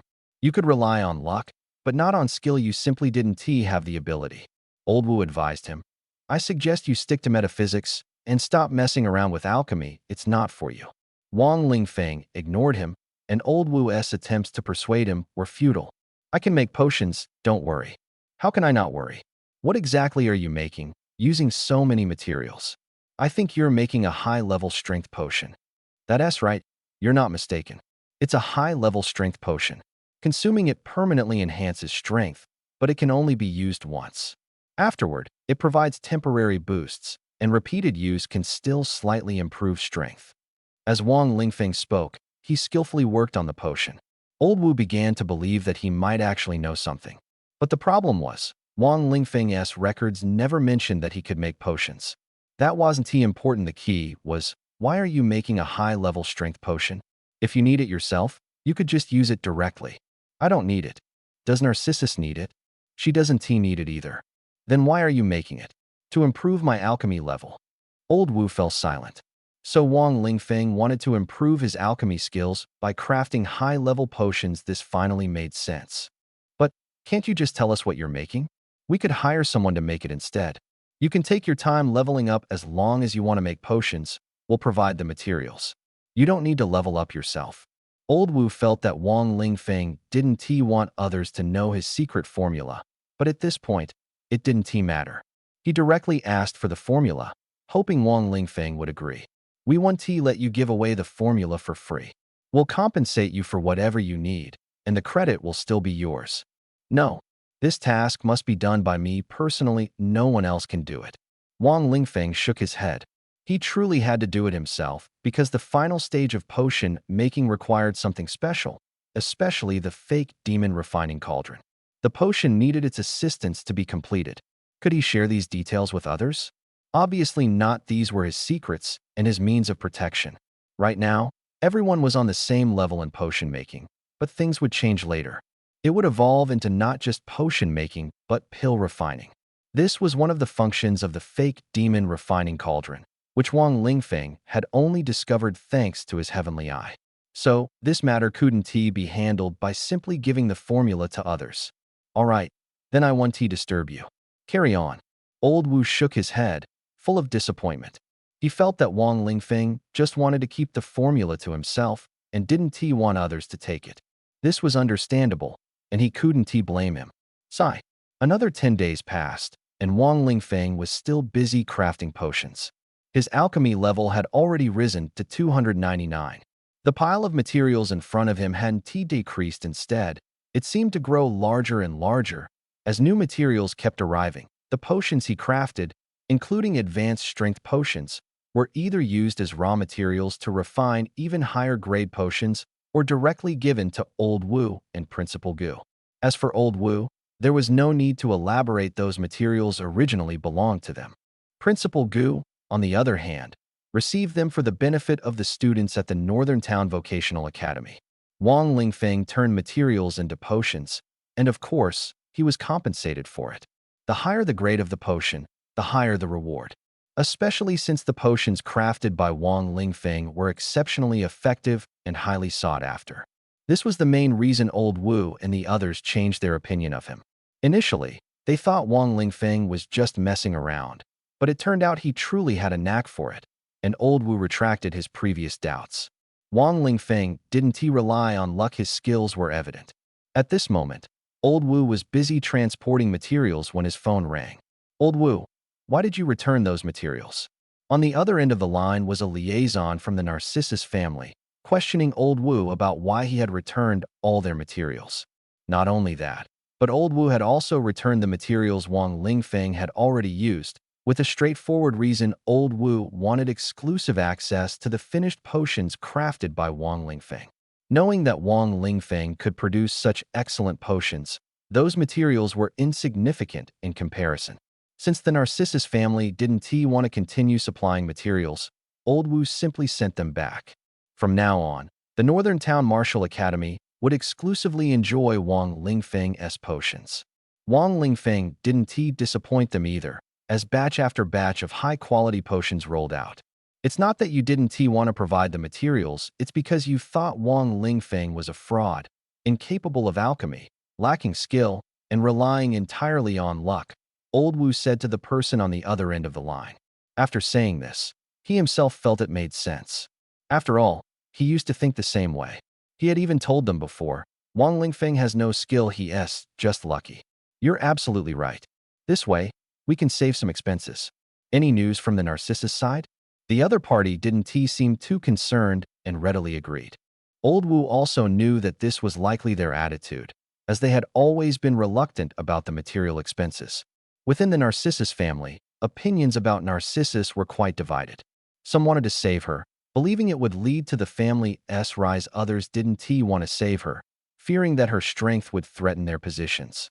Even among those who wanted to save her, opinions varied, mainly depending on whether the cost of saving her was worth it. Spending tens of millions annually was indeed a significant issue for the family. So, after a brief chat with Old Wu, the other party simply gave up. "Heh, if I told you what kind of potions Wang Lingfeng could craft, would you come crying to me every day?" Old Wu hung up the phone, his mind filled with pleasant thoughts. Not long after, Old Wu pushed open the door to Wang Lingfeng's laboratory. The materials were still piled high like a mountain, but Wang Lingfeng was nowhere to be seen.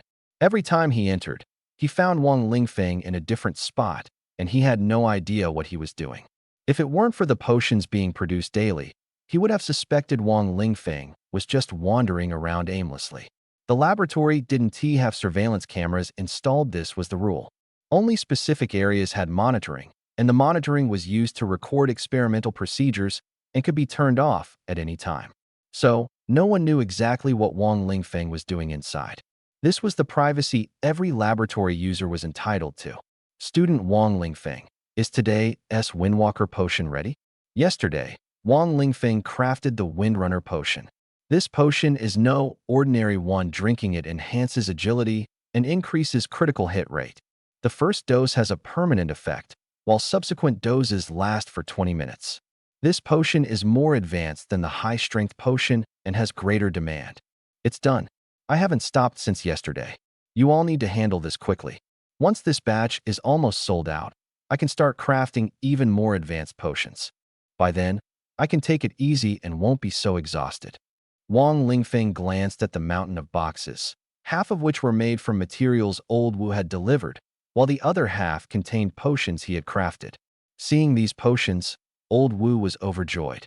These potions were incredibly valuable. Even if Wang Lingfeng used some himself, the remaining ones would still bring in a fortune. Moreover, the Northern Martial Academy urgently needed these potions, and they could fully meet the demand. If sold on the market, their value would multiply several times over. Exactly. You won't have to work so hard anymore. But this job can only be done by you. If someone else could do it, I wouldn't have come to you, Old Wu said with a smile, knowing he needed to show some respect. There were indeed others who could craft Windrunner potions, but they were all big shots, and their fees for crafting were even higher than the cost of the materials. Student Wang Lingfeng, although this might be your secret, I still want to ask, how are you able to craft so many potions? Logically, it should be impossible for one person to achieve this. Seeing the sheer number of potions, Old Wu couldn't help but voice his curiosity. Anyone would be intrigued. Even an alchemy grandmaster working non-stop for 24 hours a day couldn't produce a tenth of what Wang Lingfeng had. How exactly was he doing it? The material consumption rate didn't add up either. For other grandmasters, the material loss rate exceeded 50%, meaning 10 portions of materials would yield at most 5 potions. But with Wang Lingfeng, 10 portions of materials could produce 9 potions. This baffled Old Wu. Wang Lingfeng merely smiled at these questions and didn't answer directly. It wasn't until Old Wu pressed him relentlessly that he casually replied, "Nothing special. Just practice makes perfect." "I don't believe that for a second," Old Wu immediately retorted. Who would buy that explanation? In truth, Wang Lingfeng's abilities were far from ordinary. He relied on a special feature of his pseudo-demon refining cauldron. But how could he casually reveal such a secret? If he did, his life would only become more difficult. Even now, trouble was already brewing, with enemies potentially showing up at any moment. This ability was tied to his pseudo-demon refining cauldron. Although the cauldron couldn't directly refine demons, it could be used for alchemy and even potion crafting. The alchemy process was incredibly simple. Just place the materials inside, and the cauldron would automatically complete the synthesis with a 100% success rate. It also improved alchemy proficiency and efficiency. How could he dare to share such a thing? The answer was obvious: he couldn't. Inside the demon refining cauldron, Wang Lingfeng placed the freshly crafted Titan elixir onto the altar and added a beast core. This core had been prepared in advance, snatched from Zheng Xiaoyan. To others, these were just ordinary materials, but Wang Lingfeng used items that others deemed worthless. Opportunities like this were plentiful, but now wasn't the time for idle chatter. He focused on the altar, waiting for the critical moment to arrive. Soon, the Titan elixir combined with the heart of the exotic beast, transforming into a glowing golden pill. Could this be the legendary golden pill? If Qin Shi Huang had eaten this, he might have achieved immortality long ago. Wang Lingfeng didn't have time to examine the pill's effects closely before hearing a crisp notification sound. Ding Alchemy Evolution Basic Pill Refining. It had indeed leveled up. This was the step he had been preparing for all along.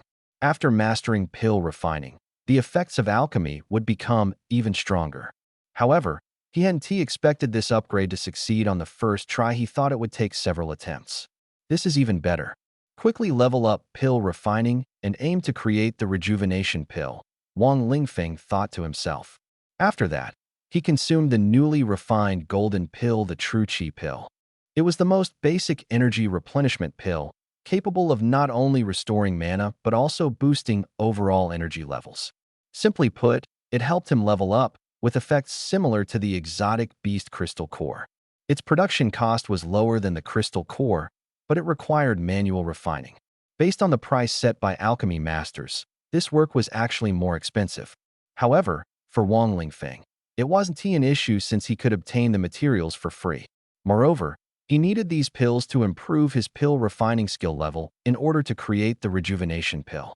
He then continued refining the Titan elixir, a relatively simple process. All he had to do was place the materials into the demon refining cauldron and activate it, allowing for continuous refinement. During this time, Wang Lingfeng could leave the cauldron. In fact, he often meditated outside while practicing body refinement techniques. When he entered the demon refining cauldron, he actually sent in a clone, a feature only achievable through the cauldron. Fortunately, the lab wasn't monitored. Otherwise, if someone saw him sitting idly while refining, they would definitely become suspicious. Therefore, sometimes he had to personally operate the alchemy equipment to refine potions in a conventional manner. For instance, While the demon refining cauldron was working on the Titan elixir, he was busy refining other potions himself. This wasn't about speed but necessity, as not all potions could be refined using the cauldron. For example, the Windwalker potion couldn't be refined in the cauldron, but could be used as a material to create the Titan elixir. Refining the Titan elixir without the cauldron required more materials and time. Simply put, many materials had to be refined or purchased manually, with the cauldron serving as a tool to save effort and resources. Another 10 days passed. Wang Lingfeng had been continuously refining pills and potions. With the support of his talent and the demon refining cauldron, his basic pill refining skill had already reached level 100. Today, he aimed to comprehend the formula for the rejuvenation pill. Otherwise, the items refined by the cauldron would be random and waste materials. Despite the material wastage, he had to keep trying, striving for success in one go. However, luck wasn't on his side today. He wasted over a dozen sets of materials, producing pills with bizarre effects that were both amusing and frustrating. Some pills caused the user to shrink and weaken, resembling weakness pills. Others induced vomiting, akin to strong emetic pills. These could at least be kept for pranks. Wang Lingfeng didn't lose heart and continued refining pills. Outside, discussions about Wang Lingfeng were still ongoing. However, people were no longer focused on whether he could save Narcissus. The topic had shifted to his mentoring abilities. Have you heard? Those students from the Northern Frontier Vocational Academy, who were previously underestimated, have experienced a surge in power after their second transition, especially those with rare professions. They've undergone a qualitative leap in strength. The most astonishing part is that these rare professions aren't exclusive to the strong. Most of them are held by F-grade students. Now, every F-grade student is strutting around with unparalleled arrogance. Did they leave the team to work independently? No, they're still a team. Since everyone has improved, the small team combination is actually more suitable now. Wang Lingfeng is truly amazing, pointing the way for so many people. The school is getting more popular, and many people are spending a lot of money to get in. I'm planning to apply too. I heard they're still recruiting, and this time even students who failed the college entrance exam can sign up, including those who failed in the past. Really? Yes, really. I heard Wang Lingfeng will even create a personalized plan for everyone. But hasn't he been in the lab for over 20 days? Well, that's what everyone says. You can submit your profile online and contact the school staff. I'm doing it right now. At this moment, students who failed their exams from all over the country were signing up online. Although they could register, whether they could actually make it to Jinbei City depended on their luck. Wang Lingfeng indeed planned to accept everyone, as these people would become the forces guarding the surrounding areas of Jinbei City and the reserve army for future battles against the two neighboring countries. Even if they couldn't become the main force, they could at least clear nearby beasts, establish new strongholds, and expand Jinbei City's influence.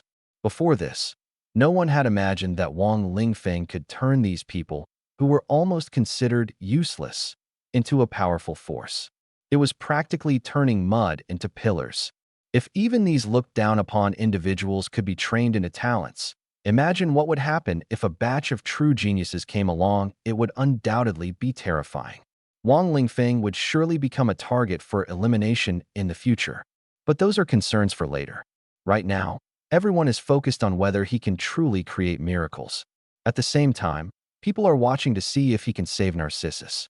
The answer was revealed soon enough, as Wang Lingfeng finally succeeded in understanding the secret of the rejuvenation pill. He immediately notified Old Wu and rushed to the place where Narcissus was frozen. But before he could arrive, alarms were already sounding there. Did something happen to Narcissus? Beep, beep, beep. The alarm echoed through the corridor, and red warning lights spun continuously at the door of a room. This indicated that there was an issue in this room, but it wouldn't affect other areas, so others could ignore it. Of course, if someone wanted to help, they could step in. Otherwise, they could only watch. However, no one on this floor would approach just to spectate, as this was the most secure and special level. This was the third underground level, heavily guarded, and the lowest floor. An extra space had been excavated specifically for one person, with reinforced protection. The sole purpose was to ensure this person's absolute safety. That person was the genius girl, Narcissus. Her location was below the third level, equipped with various facilities to ensure her survival even in the event of an attack. Indeed, the alarm was coming from Narcissus's frozen laboratory. Old Wu had already turned into a blur, rushing straight into the lab. Meanwhile, Wang Lingfeng continued walking forward calmly, as people in white lab coats hurried past him. These individuals included the permanent medical team as well as experts on duty today. Wang Lingfeng seemed somewhat out of place. While everyone else was tense, he remained composed, slowly making his way forward.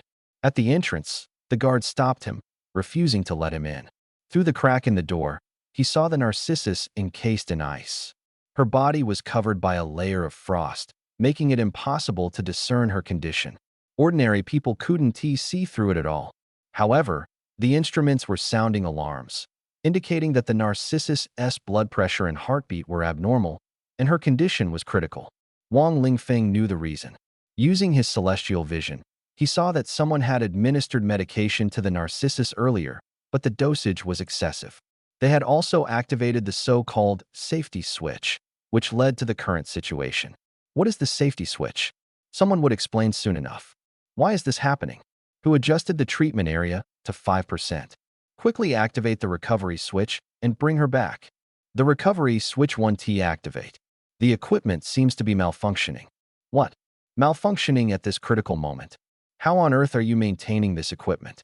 A furious roar came from inside, the voice belonging to an elderly man in a teal robe. His white beard and aged face exuded an imposing aura.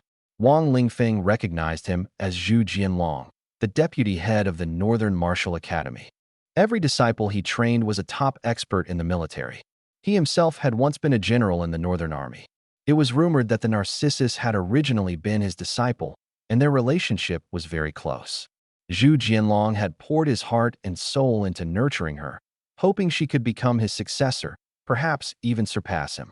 After the Narcissus encountered trouble, he had dealt with the responsible parties, frozen her in ice for preservation, and frequently came to check on her. Yet, something had still gone wrong. Someone had adjusted the treatment area to 5%, and the safety mechanisms had failed. He felt there was someone working against him in the shadows, and if he found out who it was, he would never let them off. I don't know either. The equipment was inspected just yesterday, and everything was fine. How could it fail now? A staff member in a white coat was drenched in cold sweat. Everyone under Zhu Jianlong's gaze lowered their heads, not daring to speak. Old Wu looked at the situation and said helplessly, "If this continues, the Narcissus will be delayed." Dean Zhu, talking about this now won't help. Let us quickly think of a way to fix it. Old Wu successfully diverted the focus, and everyone began to busy themselves. Even those who were merely pretending to work had to appear as if they were trying, not wanting to become Zhu Jianlong's target. More importantly, they were genuinely trying to come up with a solution. What do you think can be done to remedy this? Zhu Jianlong turned to Old Wu and continued pressing him, creating an awkward atmosphere. Out of the corner of his eye, Old Wu noticed Wang Lingfeng being stopped outside the door. He immediately said, "Maybe he has a solution. I'll bring him in." This statement immediately drew the attention of those present, especially the experts who were at a loss. They all turned to look at Old Wu. Old Wu walked to the door and brought Wang Lingfeng inside. Could it really be him? That the young man named Wang Lingfeng? The one who claimed he could cure the Narcissus and even rigged a betting game to lose on purpose. That's right, it's him. Well, there's no hope then. I thought a real expert was coming to save the day. Yeah, we better rely on ourselves. When everyone heard it was Wang Lingfeng, they shook their heads and went back to their tasks. They completely underestimated Wang Lingfeng's abilities, believing he was incapable of solving the problem. Old Wu, are you kidding? At this point, you still believe in him? Does he even have the skills? Zhu Jianlong was extremely dismissive of Wang Lingfeng, thinking Old Wu was wasting time and wanting to reprimand him. He does. His alchemy is quite impressive, Old Wu immediately retorted. He used to doubt him too, but now things were different. He knew Wang Lingfeng's level of alchemy.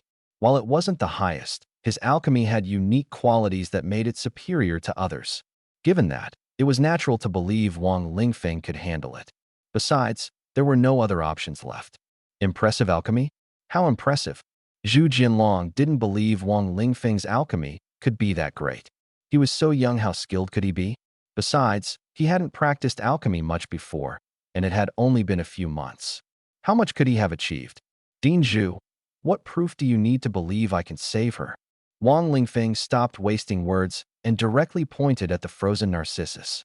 That's only natural. Then, sorry, I'm leaving. You can prepare to collect the body. After saying this, Wang Lingfeng turned and walked away. His attitude stunned everyone. As they processed it, they realized that Narcissus's life or death had nothing to do with Wang Lingfeng. Narcissus was on the brink of death, but it wasn't Wang Lingfeng's responsibility. In fact, it worked to his advantage. This way, he could openly tell everyone that it wasn't his refusal to save her, it was that Narcissus had been harmed by others and died.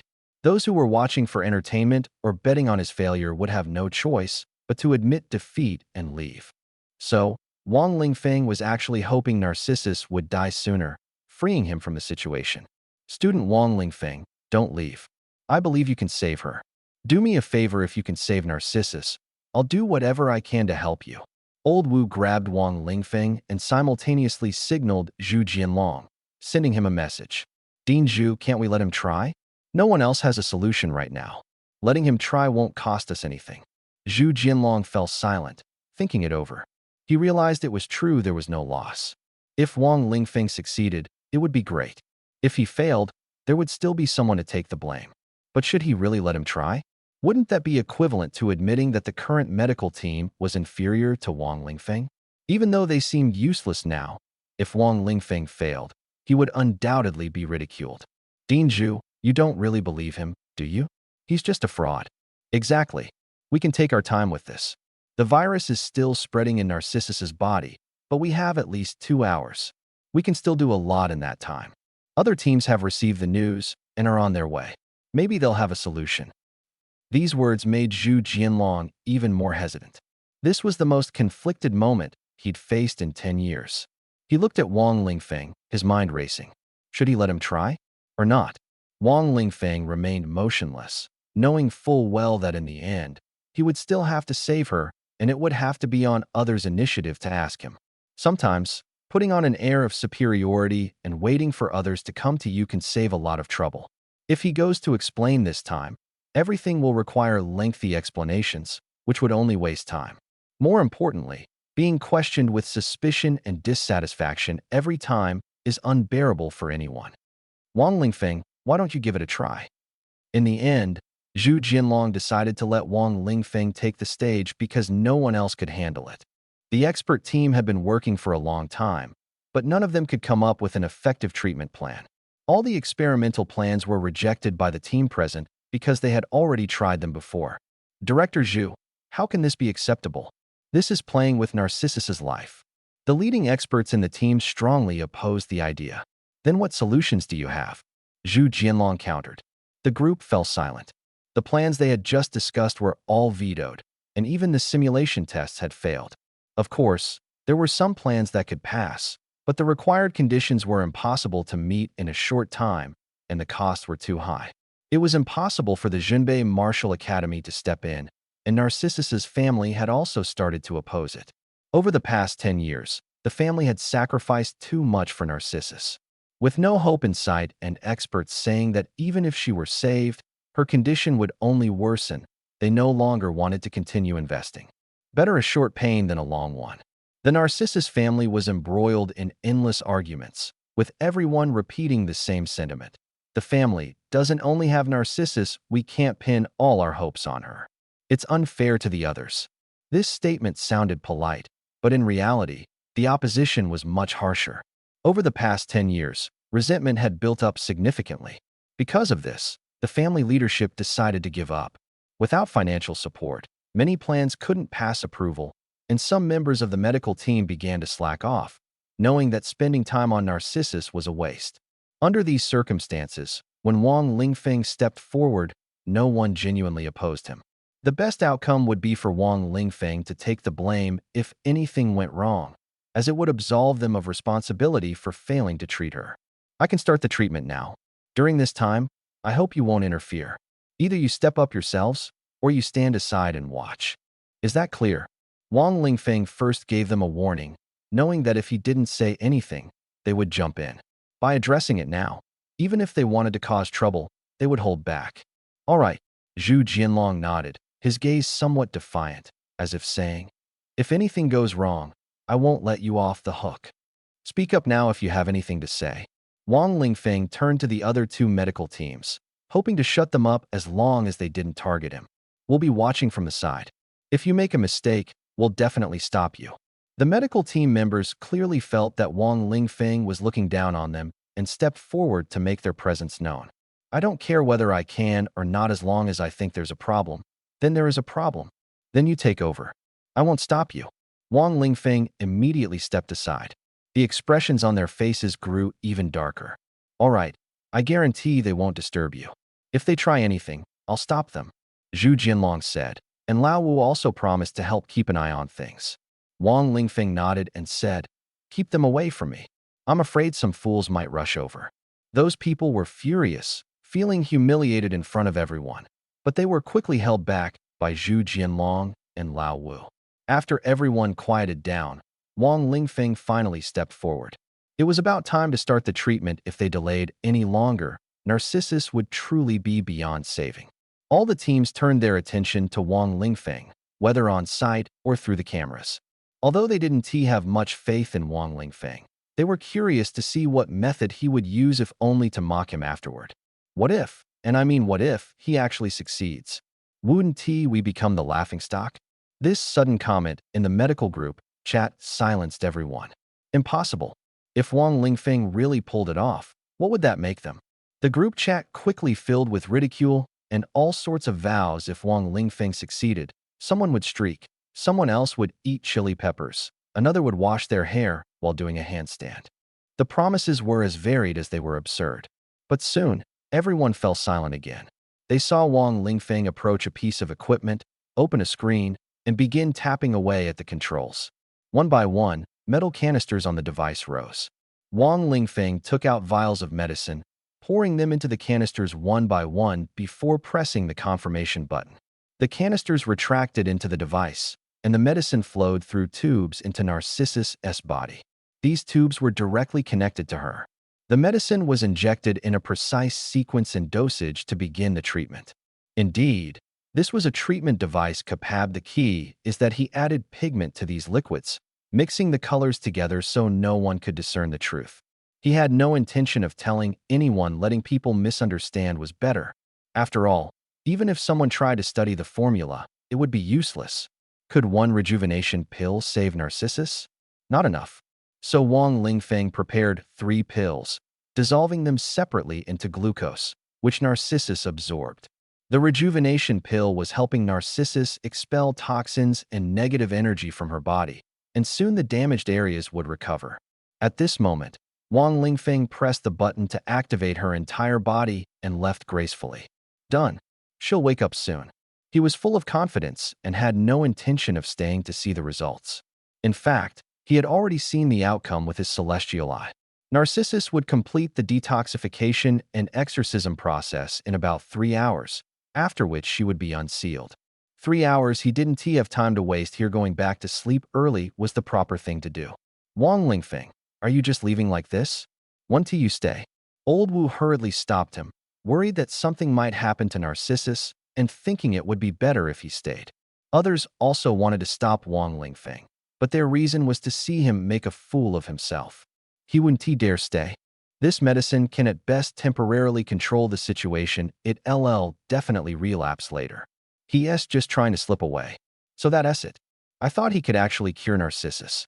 Everyone showed expressions of sudden realization, but in truth, they just wanted others to know that Wang Lingfeng was planning to run.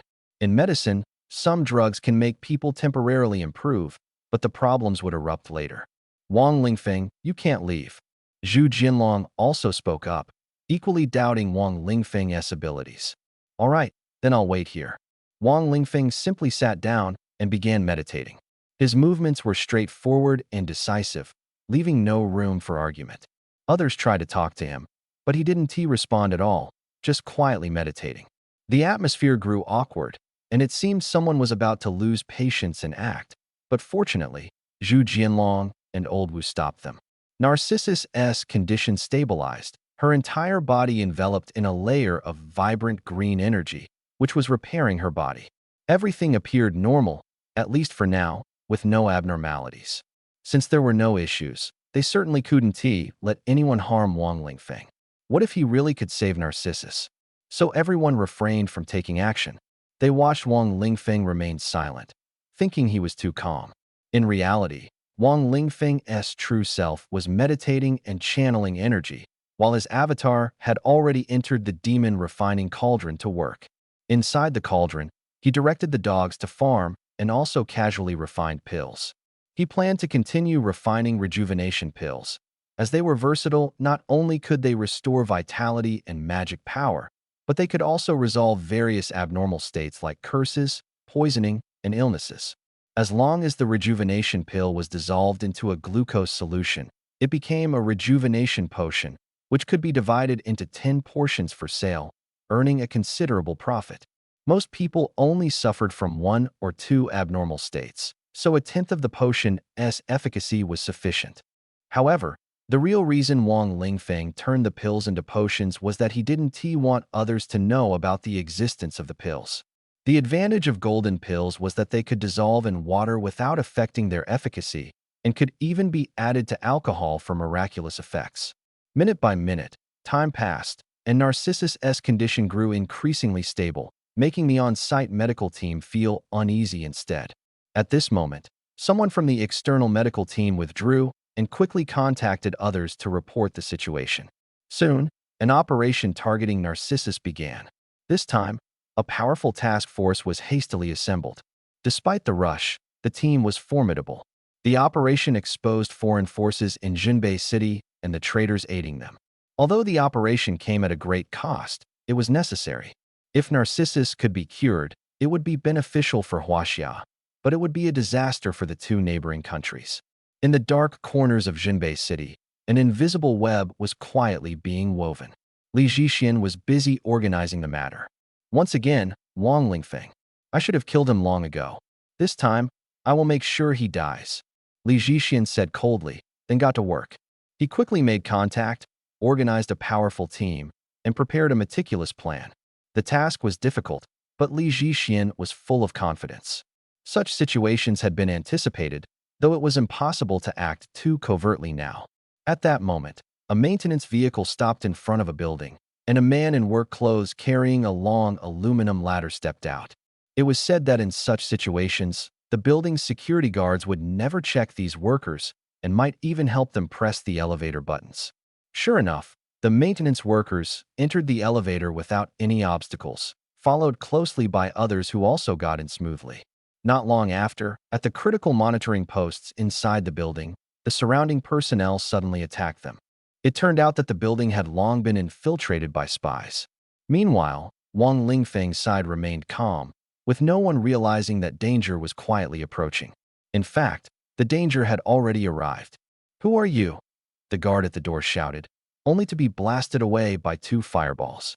Immediately, 2 figures rushed forward and engaged in fierce combat with the guards.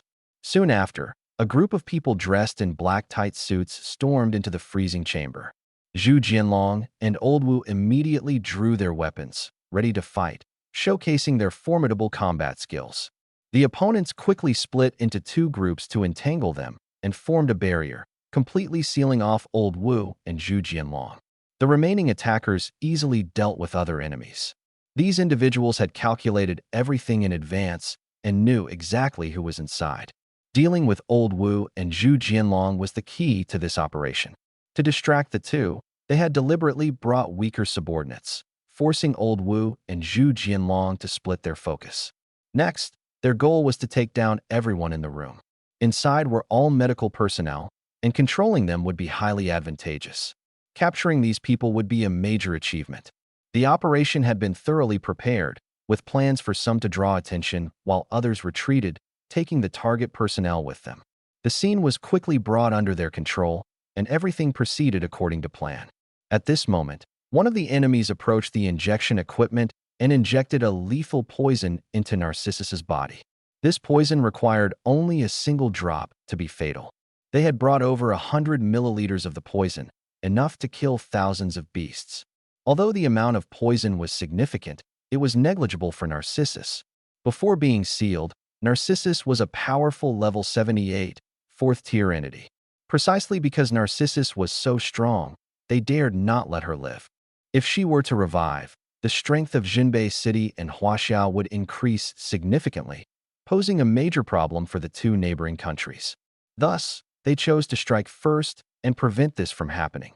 This was originally an accident. Wang Lingfeng accidentally cured Narcissus. Because of this, the security level on Narcissus's side was not increased, giving the enemy an opportunity to strike. After the poison was injected into Narcissus's body, the surrounding instruments immediately sounded alarms, displaying danger signals. Based on the data, Narcissus wouldn't last much longer. The enemy's face showed a smug smile. Narcissus. Old Wu's eyes turned red as he roared. All of you die. He hadn't expected that Narcissus ultimately couldn't awaken from the frozen state. Just moments ago, he was full of hope, but now this sudden turn of events had occurred, and Narcissus had been poisoned. In Narcissus's current condition, even if she survived the poisoning, there was no hope of revival. Old Wu became furious, especially since he was surrounded by several enemies. He gripped his long-handled battle blade tightly and swung it fiercely, like a whirlwind. This move, Blade Storm, despite the name containing blade, actually uses a long-handled weapon. The move is immensely powerful, and wherever it spins, nothing survives. After the spin, almost none of the enemies were spared. However, the moment the spin ends is also when Old Wu is at his most vulnerable. But at this moment, it didn't matter, because once he started spinning, he locked onto a target, determined to take down the key figure of the enemy first. Otherwise, he wouldn't be able to break through the enemy's defenses. The enemy was aware of this and desperately defended, trying to prevent Old Wu from intensifying his attacks. If Old Wu didn't go all out, he would eventually be worn down. He had no choice but to use his ultimate move. As the battle blade in his hand spun, it seemed to grow longer, forming a three-dimensional rotating circle that no one could approach. Anyone who touched it would undoubtedly die. One enemy was directly shattered by the battle blade. Old Wu's strategy worked. This sudden attack caught the enemy off guard, giving him a moment of relief. With one less enemy, the opponent's defense line showed a gap, making it easier to take them down. But soon, Old Wu realized he was wrong. Although one enemy was dead, the combat strength of the enemy group remained undiminished. Instead, he had fallen into their trap, facing even greater pressure. Just after Blade Storm ended, he took a brief rest before raising his battle blade again. He wanted to seize the chance to rest, but the enemy gave him no opportunity. Now, he had to act unexpectedly and take down another one. This time, he used Crescent Slash, a skill that many people knew. The battle blade swept across the ground, and blade energy rose from beneath, like a crescent moon, rushing straight at the target. His target was the weakest-looking of the three enemies, a young man with yellow hair who appeared unreliable. Old Wu thought he was the weakest, but unexpectedly, the yellow-haired youth concealed his strength. Originally at level 60, he suddenly unlocked his power, instantly soaring to level 70. Flames erupted all over his body, and a massive fire serpent appeared behind him, opening its jaws to attack Old Wu. Old Wu felt immense danger, knowing that if he struck with this blade, he could injure the yellow-haired youth. But he himself would also be hurt. After being injured, he would likely be killed by the other two enemies who had unlocked their powers. Now, he was in a perilous situation. If he didn't kill the yellow-haired youth, things would become even more troublesome, and he might lose his life. If he killed him, he would have to take a risk. But he had no choice. He gritted his teeth and made his decision without hesitation: kill. Old Wu's decision shocked everyone. He completely abandoned defending his rear and ignored the fire serpent's attack in front of him, charging straight ahead and swinging his blade.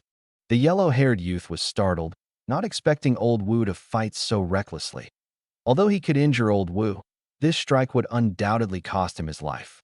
Even if he survived, he wouldn't be able to escape due to his severe injuries. The blonde with the spiky hair hesitated for a moment, and the fire serpent seemed to shift slightly. But Old Wu didn't back down, enduring the fire serpent's attack, He directly split the blonde with the spiky hair in two. Boom. The fire serpent bit into old Wu and exploded, causing him to spit out a mouthful of blood. Yet this wasn't the worst of it. Two more attackers were already closing in. Was this the end for old Wu? Suddenly, a figure appeared behind old Wu, and a long spear gleaming with cold light thrust forward. On the spearhead, a faint shadow of a soaring eagle emerged. This move was called Eagle Strikes the Sky. The spear, swift as an eagle's talon, pierced directly into old Wu's back. There was no way for old Wu to dodge. His techniques had already been exhausted. This time, he was fighting desperately, willing to risk injury to kill the blonde with the spiky hair. He acted this way because he was once a retired instructor of the Northern Frontier Army, where the principle was to charge ahead, even if it meant sacrificing oneself, as long as the enemy was taken down. Just moments ago, he had already killed 2 enemies. He knew in his heart that he might not necessarily die in this battle. The spear pierced into his chest armor, producing the sound of metal clashing. Old Wu was wearing grade of protective chest armor. Although the spear penetrated deeply and might have injured his internal organs, the armor absorbed half the impact, preventing him from dying on the spot. He immediately drank a life-saving potion to suppress his injuries. The enemy in front of him swung a double-handed axe, aiming another strike at him. If this blow landed, old Wu's chest armor would likely be destroyed, and he wouldn't be able to withstand it. But to hit him, the enemy first had to catch up to him. Logically, with old Wu's injuries, he shouldn't be able to escape the enemy's attack. However, old Wu suddenly dashed away at an incredible speed, leaving the attack far behind. Why? It was simple. Old Wu had utilized the force of the opponent's spear, borrowing its momentum to accelerate and escape. Force is mutual, and few people understand how to leverage this principle. But old Wu, a seasoned veteran, certainly did. No one who has survived the battlefield has had it easy. Taking advantage of this opportunity, old Wu caught his breath slightly, adjusted his state, and used both the Windwalker potion and Titan elixir to enhance his stamina and speed. Now he was facing 2 enemies instead of 3. Compared to being surrounded by 3 earlier, with 2 enemies down, he now had the upper hand. He glanced at Zhu Jianlong and noticed that Zhu Jianlong was even more severely injured. Barely holding on, he was merely a newly enrolled student at the Martial Academy, with a level of only 30. Anyone could easily subdue him. As he was escorted away, Wang Lingfeng noticed many people on the ground who had been stabbed in the back, killed ruthlessly. In this operation, the opposing side had numerous insiders. For Huaxia, although the losses were heavy this time, many spies and hidden forces were also cleared out. For the 2 Wabang nations, achieving this result came at a cost. As long as they could prevent Narcissus from recovering, not capturing the experts was still worthwhile. Conversely, if Narcissus survived and began to recover, capturing the experts would be meaningless. It would be a losing deal. Soon, Wang Lingfeng and his group were taken onto a vehicle and left Jinbei City. They exited the city in batches, each group having someone to meet them. Such operations were not difficult. The challenge lay in completing them without being discovered. As Wang Lingfeng was taken away, the people in the building began to draw fire, create chaos, and confuse the Jinbei military and patrol officers. Old Wu and the others were helpless, forced to watch as the enemy delayed time, since they still had to deal with the enemies inside. Ultimately, Old Wu paid a heavy price, killing all the enemies but suffering severe injuries that greatly reduced his combat effectiveness. Zhu Jianlong was not so fortunate. He died in battle, but managed to eliminate all the enemies. Zhu Jianlong killed several enemies before sacrificing himself. Otherwise, he wouldn't have died. It was precisely because Zhu Jianlong killed those enemies that Old Wu survived, which made Old Wu feel deeply troubled. Perhaps to ease his own feelings, Old Wu used an ice sealing technique to preserve Zhu Jianlong's corpse. Narcissus had already been taken away, and even if it was just a corpse, the enemy wanted to take it for research. Damn it! Not knowing how long he had waited, Old Wu felt the time dragging on when the Jinbei military finally stormed in. Quick! Notify the city gates. No one is allowed to leave. Those traitors have taken Narcissus and our divine doctor. Old Wu immediately spoke up, not mentioning Wang Lingfeng. As someone like Wang Lingfeng was completely unimportant, the first two individuals were enough. Sure enough, Jinbei City quickly began closing its gates, but by then it was already too late. The Jinbei military soon learned of the situation, and the Huaxia leadership was also informed. They bega, but we've lost Narcissus. Narcissus still had a chance to recover. Not just Narcissus, but also our other experts. They probably haven't entered the territory of the Wabangs yet. We still have a chance. Did you find out where they went? No. They know nothing about the overall situation, only the parts they were responsible for. If it were me, I'd arrange it the same way. We can only keep searching and leave it to fate. The military dispatched a large number of personnel, deployed drones and beasts, and began searching along the predicted routes. This was standard procedure, and they usually managed to find one or two. Sure enough, the military found 3 people, but 2 of them were imposters, leaving only one real expert, who turned out to be relatively unimportant. Clearly, the enemy had anticipated this and deliberately released fakes to confuse them. Most of those captured chose suicide, and the remaining ones provided no clues. They operated independently and knew nothing about each other. Narcissus, Wang Lingfeng, where are you?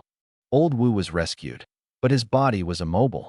It would take at least 3 months for him to get out of bed and over a year for full recovery. Upon hearing the latest news, he immediately worried about Wang Lingfeng. Narcissus only wanted to recover the bodies. He tried to contact Wang Lingfeng, but it was clearly impossible. Wang Lingfeng's wristband had long been destroyed. Not only the wristband, but all the chips on his body had been damaged, making it impossible to connect to the network. Haitang, can you reach Boss Lingfeng? Why is his avatar gray? He said he's in the lab, which is isolated from the outside world. Only a dedicated line can connect. But it's been so long. Why hasn't he come out yet? You should worry about yourself. Dugu's side needs support. Haiding rolled her eyes at him, knowing he was eager to chat with Wang Lingfeng, and got anxious after an hour of silence. She ignored him. Swordsmanship. Summon vines, poisonous vines. Ningming also joined the battle, fully engaged. But they didn't know that Wang Lingfeng was currently being controlled by others, locked inside an Iron Maiden, carried by a beast. Alongside him was another Iron Maiden containing Narcissus, carried on the other side of the beast. This Iron Maiden not only had terrifying spikes repeatedly piercing their bodies, but also carried poison, disease, and restrictive formations. At this moment, escape was impossible, and they could only endure immense pain. However, Wang Lingfeng remained unusually calm, showing no signs of pain on his face, and even seemed somewhat refreshed. This wasn't perversion, he was using the Iron Maiden to refine his body. He felt the energy within him growing increasingly abundant, filling the entire iron box. Due to the restrictions, the energy couldn't escape. As a result, the energy inside the Iron Maiden massaged and refined his body. The process turned out to be quite comfortable, and his body refinement technique improved rapidly. At the same time, he felt he might gain a powerful ability from this, as if he had unlocked a new world. He seemed to have entered a wondrous state, unrelated to the professional system, more like the awakening of his heavenly eye. Could he become the second cheat? What exactly was this? Had he comprehended some kind of technique? Wang Lingfeng was filled with anticipation. So, he decided not to struggle for now. Beep, beep, beep. Suddenly, the Iron Maiden emitted an alarm sound. Li Zhixian approached, accompanied by 2 strong half-beasts. Her identity was undoubtedly exposed, as she was one of the organizers of this operation, and too many people had received orders from her. If she stayed in China, she would definitely be found. She harbored a deep hatred for Wang Lingfeng, and personally brought the Iron Maiden torture device. The Iron Maiden was originally designed to deal with masters of the 3rd or even 4th rank, but she used it against Wang Lingfeng. She activated all of the Iron Maiden's mechanisms, blasting them to the maximum, inflicting extreme pain on Wang Lingfeng. But to her surprise, Wang Lingfeng showed no reaction, not even a sound, leading her to suspect the device was malfunctioning. She carefully checked, confirming everything was working properly. Specifically, is the energy depleted? That means the Iron Maiden is fine. There's still energy within it, trying to break through. He should still be struggling. But this kid's being stubborn. He didn't even cry out despite all this torture. Let's see how long you can hold out, Li Zhixian said coldly. replacing the Iron Maiden's energy core with an energy crystal and continuing to torture Wang Lingfeng. To her, the crystal core was worthless, and she felt no pity for it. Unbeknownst to her, her torture was actually helping Wang Lingfeng improve his skills and even allowing him to comprehend a certain power. Would she regret it? By the time she realized it, it was too late. 3 days later, Li Zhixian's team arrived at a location. If the people from Jinbei Vocational College saw this, they would surely be shocked. Isn't this the legendary fortress? Li Zhixian had chosen this route. No one had expected it. Although deserted, it was still crowded. Li Zhixian and the others were trying to escape. So why would they run here? No one knew her plans now, only that she had boldly entered and found a secluded spot to rest. What she didn't know was that after entering the city, the fortress's micro-robots had already begun to spring into action. Those robots, seeds left by Wang Lingfeng, had developed to astonishing levels. But could these tiny robots really save Wang Lingfeng? Only by watching would they find out. Night soon fell. A flash of golden light suddenly streaked across the silent night sky, illuminating it like daylight. What's going on? Li Zhixian and his companions awoke instantly, running outside to gaze at the sky. They witnessed a scene they would never forget. A golden armored warrior suddenly appeared from the sky, a single figure this time, unlike last time. He looked even more imposing and powerful. The surrounding golden light quickly converged on him, radiating a powerful brilliance. Boom! The armor on his golden armor exploded, revealing his powerful golden body.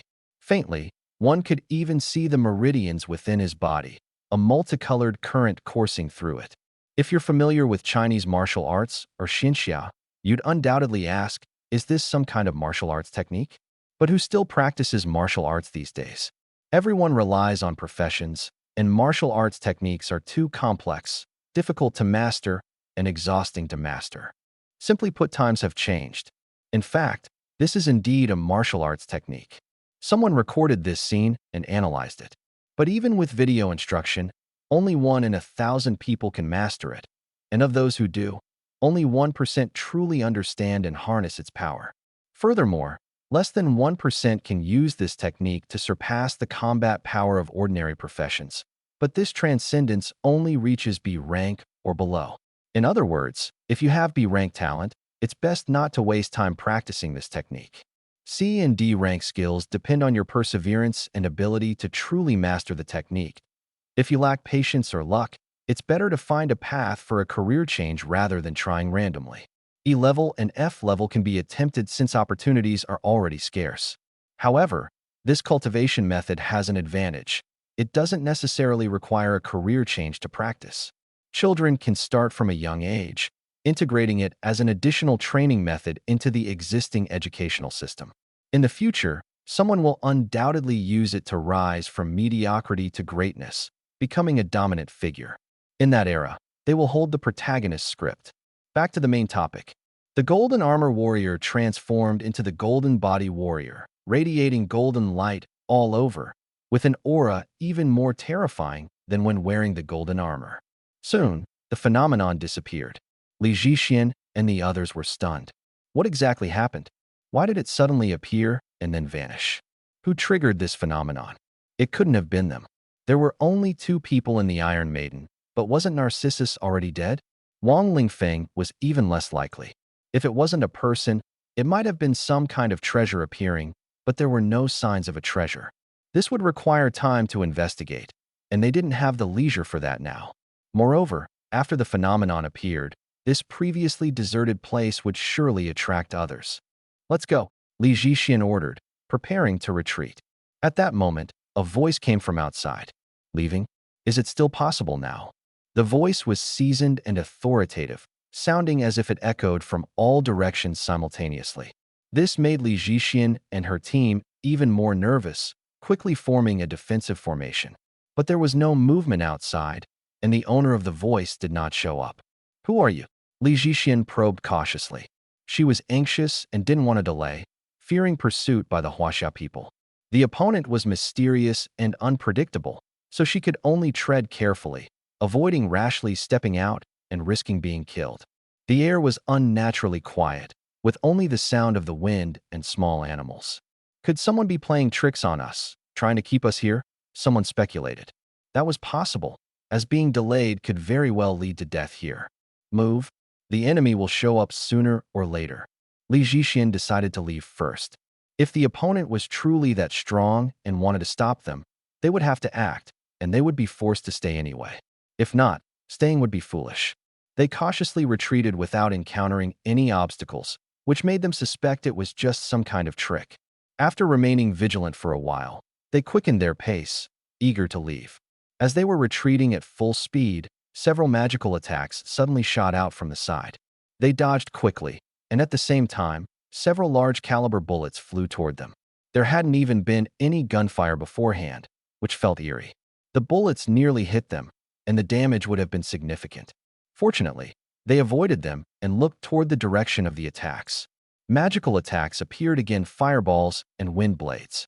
No, these magical attacks are illusions, virtual projections, Li Zhixian exclaimed. She had felt something was off earlier, as there was no energy fluctuation. But the bullets were real. This was some kind of technological weapon or a skill from a tech-based profession. Among career changers, tech-based professions rarely become powerful due to many limitations, but they are highly valued for their support capabilities. In situations like this, having a tech-based career changer as support could easily defeat them, achieving twice the result with half the effort. She quickly confirmed that it was a technological device, not a career changer. She captured the drone that was creating the projections, which had no trace of a career changer's aura. Move quickly. Li Zhixian's face darkened. What did this mean? There were Huaxia technological facilities nearby. Huaxia has already discovered them and is rushing here. Their reinforcements are still 100 kilometers away. If they get blocked here, it's over. Actually, even if reinforcements arrive, they might still be surrounded. The situation has changed. Our team has been exposed. Should we abandon these two people now and directly kill Wang Lingfeng? To them, these two iron boxes have now become a burden. Abandoning Narcissus goes without saying, but if they decide to abandon Wang Lingfeng, they'll have to deal with him first. Don't worry, my iron boxes can't be opened by others, and they can self-destruct at any time. The people inside definitely won't survive. Li Zhixian still wanted to give it another try after all. It was up to her to decide whether Wang Lingfeng lived or died. But she hadn't expected that the Wang Lingfeng she thought she had completely under control was actually the root of all this. Whether it was the previous anomalies or the current illusions, they were all caused by him. Whoosh! Li Zhixian and her team arrived at a secret stronghold. This was the hiding place of those half-beast Wabang people, a location that would never be easily exposed under normal circumstances. Simply put, Li Zhixian shouldn't have come here, but now there was no choice. They looked disheveled, clearly having just gone through a fierce battle. In fact, they had barely left the fortress city when they were targeted by the enemy and had been fleeing ever since. Damn it! These Huaxia people react so quickly and aren't afraid to die. Even though they're weaker than us, they dare to take the initiative to attack. A man beside Li Zhixian said, his face full of confusion. Reflecting on their journey, they had encountered several blockades by Huaxia people. Not all of them were top-tier fighters, otherwise they wouldn't have made it here. What left the deepest impression was the team that sacrificed themselves just to buy time. They clearly remembered what that team had said, "My death doesn't matter as long as we can save the people in your hands. Dying is worth it."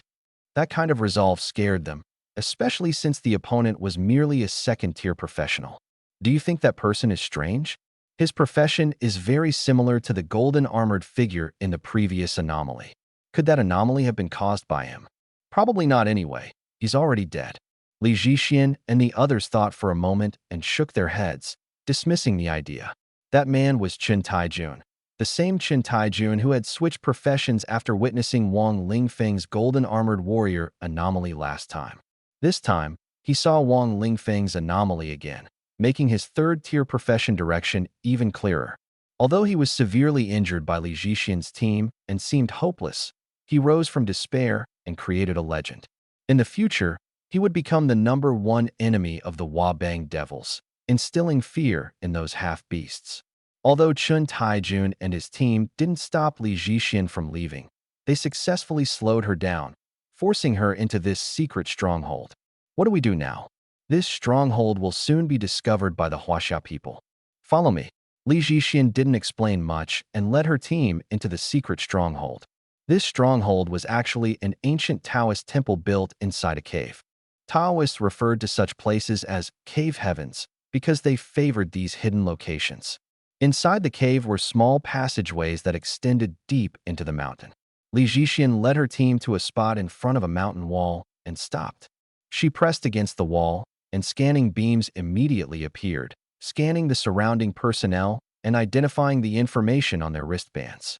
Verification successful.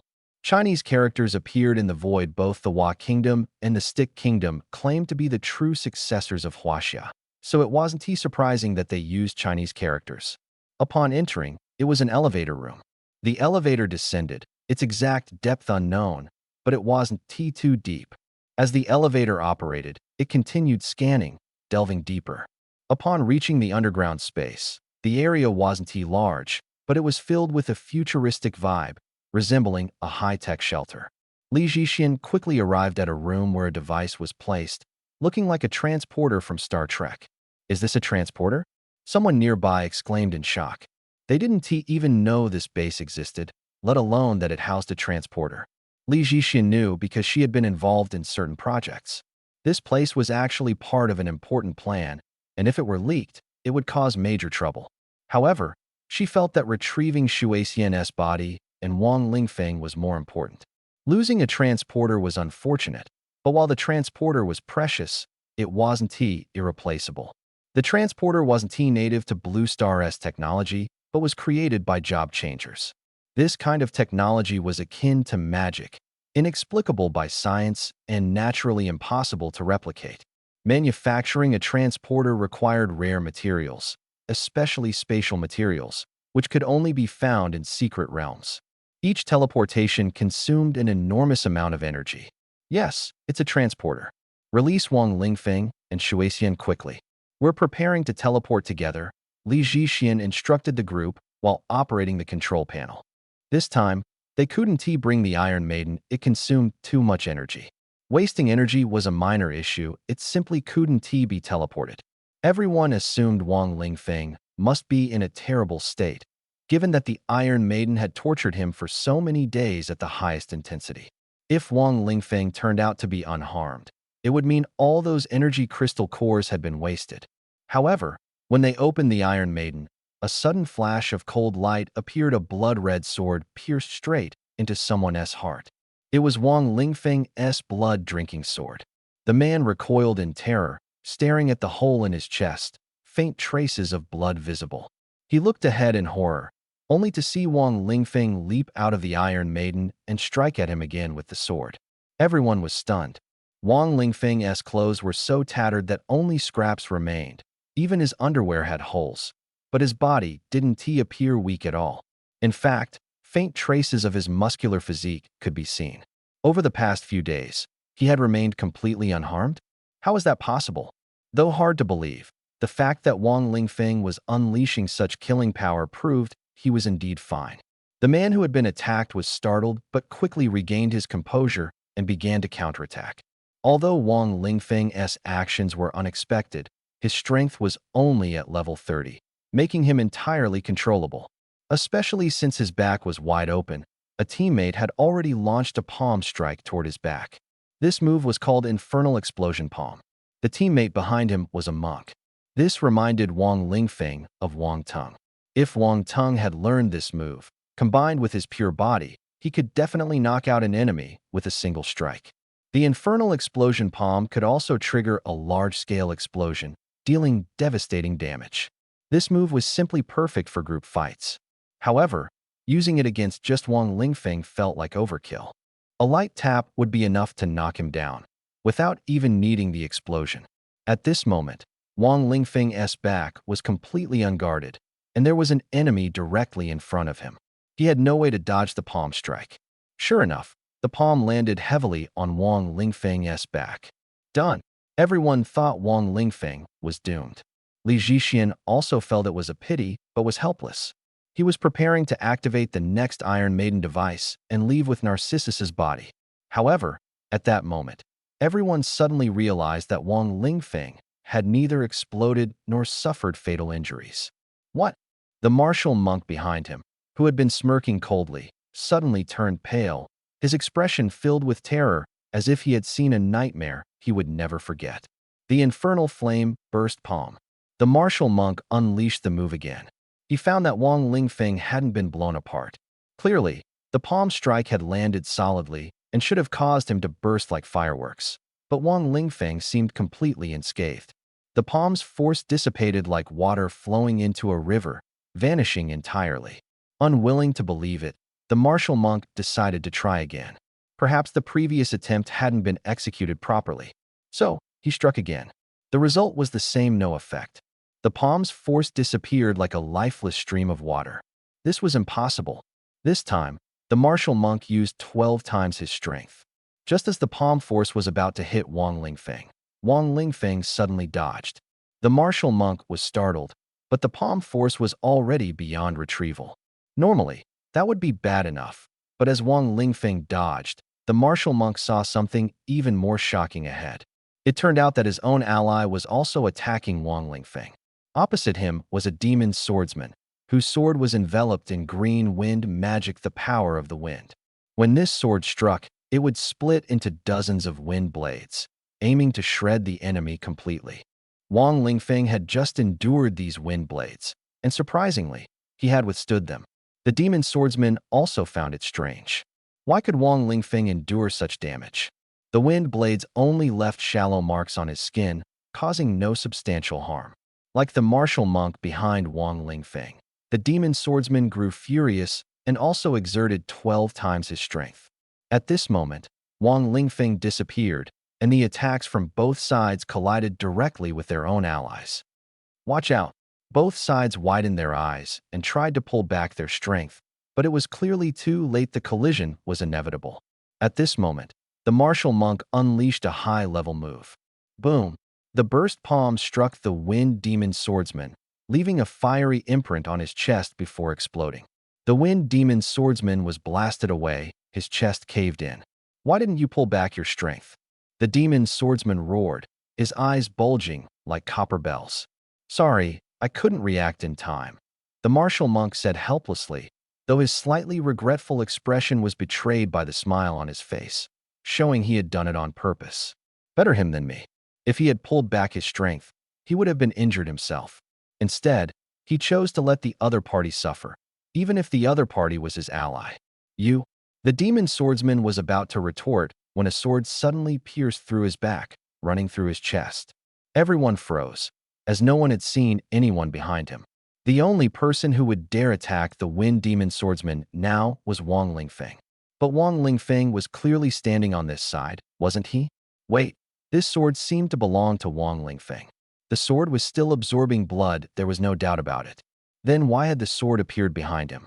Thinking back, Wang Lingfeng's sword had been knocked away earlier, landing behind the wind demon swordsman. Who was controlling that blood-drinking sword? Was it you? Li Zhixian stared at Wang Lingfeng, convinced he had something to do with it. She couldn't figure out what special method Wang Lingfeng had used or whether the sword had developed a will of its own. According to legend, some swords possess a sword spirit. As long as they are regularly fed with blood, they can control themselves, surpassing even swordsmanship. But this sounds more like a myth. It wasn't me. I don't have the ability to control a sword. There must be someone else in the shadows trying to kill you. Wang Lingfeng naturally denied, wanting others to suspect someone else. Otherwise, everyone would focus on him. Don't lie to me. There's no one here but you. Li Zhixian stared at him, convinced that Wang Lingfeng was involved. Who said that? Isn't she right there? Wang Lingfeng pointed to the side. Everyone followed his direction, and a chill ran down their spines, for lying there was none other than Shuixian. In their eyes, Shuixian was already dead unless she had turned into some kind of monster. Was there such a profession as a necromancer here? As everyone fell silent, a voice pulled them back to reality. Help me! The wind swordsman, pierced by the sword, weakly cried out, feeling he could still be saved and wondering why everyone was chatting. But what terrified him most was the rapid loss of energy within his body. Neither potions nor life-saving techniques were working. After some hesitation, One of his teammates cautiously stepped forward to help, preparing to pull out the blood-drinking sword. He was extremely careful, as the sudden appearance of the sword suggested there might be an ambush nearby. Just as he approached, "You're beyond saving. Anyone pierced through the heart by the blood-drinking sword is doomed to die," Wang Lingfeng said coldly. He had already confirmed that the swordsman was beyond rescue. The blood-drinking sword had drained his life force. Even if the sword were removed, it would continue to absorb blood. Sure enough, the swordsman collapsed, dying an unjust death. After all, he had died at the hands of his own team. If not for that palm strike, he wouldn't have died. In his final moments, the swordsman glared at the monk with resentment, cursing him in dialect, which Wang Lingfeng couldn't understand. 1, 2, 3. Wang Lingfeng suddenly began counting, pointing at the group. Everyone could tell he was counting heads, tallying how many enemies were left. "For more to go? Keep it up," Wang Lingfeng cheered himself on. "What do you mean? Do you really think you can take down all 4 of us? Restrain him. Don't attack, just trap him." "There's no need to test his defense anymore," Li Zhixian ordered angrily, giving clear instructions to his subordinates. Wang Lingfeng's defense was simply too strong. Since they couldn't break through it, they decided not to confront him head-on and instead use control skills to restrict him. Taking bold action, Wang Lingfeng's attack power wasn't particularly high. The Wind Swordsman had died because the monk had weakened him, giving Wang Lingfeng the opportunity to strike. After speaking, Li Zhixian summoned a massive green snake, as thick as a basketball and over 10 meters long. The snake's task was to entangle Wang Lingfeng. At the same time, 3 subordinates began their assault. Besides the monk, there was a wasteland hunter and a flame mage. They unleashed their skills, surrounding Wang Lingfeng. All attention was focused on him. To everyone's shock, Wang Lingfeng managed to block every attack, whether magical or physical. Just then, the flame mage at the rear suddenly let out a scream, his body flying toward the wasteland hunter. The hunter quickly dodged, and the mage crashed heavily to the ground, motionless. The scene fell silent. No one understood what was happening until they saw the person standing aside a person who shouldn't have been able to stand. Corpse transformation. Corpse transformation. Who shouldn't still be standing? Could it be the Wind Demon Swordsman who had already died? He died so strangely. And now he has transformed into a corpse? Is there really something else here? These questions swirled in the minds of those who hadn't seen the situation firsthand. But soon, the truth became clear. The truth was even stranger than the Wind Demon Swordsman's corpse transformation. The one who had undergone corpse transformation was Narcissus. Yes, it was Narcissus, the one who had been frozen for 10 years and poisoned with a deadly toxin. At this moment, Narcissus's face was pale, her hair disheveled, looking exactly as she did when she was frozen, and she wasn't wearing any clothes. But now she was standing, her figure slender yet flawless. She wasn't shy at all, because at this moment, she didn't have time to find clothes. Killing was the most important thing. She had become a cold, ruthless killing machine. From her expressionless face, it was clear she wasn't even aware of her current state. You can't possibly still be alive. Impossible. You were poisoned with our laughing half-step madness, the most potent toxin in the world. Even at your peak, you couldn't withstand it, let alone when you were already weak. Li Zhixian stared at Narcissus in terror. Narcissus didn't answer. Li Zhixian, come help me. All right. Li Zhixian rushed toward Wang Lingfeng. Shuaixian drew her sword and charged at the monk, seemingly intent on finishing him off before Li Zhixian arrived. The monk activated his golden bell shield to protect himself. This was his life-saving skill, allowing him to hold out for a while. He was confident in this ability. Even if Shuaixian were at her peak, he could still endure for some time. He believed he could hold on until Li Zhixian came to assist, and then, with 2 against 1, they would have a chance at victory. However, what he didn't expect was, "Li Zhixian, what are you doing?" As Li Zhixian ran toward the monk, she suddenly changed direction and headed for the teleportation array. The teleportation array lit up, and Li Zhixian quickly disappeared. Before vanishing, she said, "I'm going to call reinforcements." Hold on. It turned out that Li Zhixian had already prepared the teleportation at the control panel. Sensing the dire situation, she chose to retreat first. As for reinforcements, they would indeed come to help. Those reinforcements would surely take care of Wang Lingfeng and Shui Xian, especially Shui Xian. Don't treat me like air, spare me. The monk raised both hands in surrender. Unexpectedly, after betraying his teammates earlier, it was now his turn. However, Wang Lingfeng's sword stabbed forward without hesitation, completely ignoring the surrender. The monk hurriedly retreated but forgot there was someone even more ruthless behind him. Shui Xian pushed him with one palm toward Wang Lingfeng, directly colliding with the blade of the blood-drinking sword. One strike pierced his heart. The unique blood threads of the blood-drinking sword appeared, frantically absorbing blood. The monk tried to break free but was struck again by Shui Xian's palm, rendering him immobile. At this moment, the monk desperately attacked Wang Lingfeng, unleashing one explosive flame palm after another, but his strikes grew slower and weaker. Wang Lingfeng remained completely unmoved. Your defense is too abnormal. How can you be this strong at level 30? Shui Xian looked at Wang Lingfeng, her face showing signs of exhaustion before she collapsed to the ground. She had been holding on with sheer willpower, but now she was finally drained. If Li Zhixian saw this situation now, she would surely realize she had been deceived, though it would also seem reasonable after all. Shui Xian's reputation was truly terrifying. I've focused all my energy on defense. All right, you should go now. I'll help you escape. The enemy reinforcements will arrive soon. Wang Lingfeng said as he took out a backpack from nearby, which contained some supplies. Of course, these were emergency items prepared by the enemy. He handed the backpack to Shui Xian and gently carried her to the teleportation device. At this point, Shui Xian was too weak to move. Because of this, Wang Lingfeng fed her a potion to help her slowly recover her strength. What about you? Shui Xian asked weakly.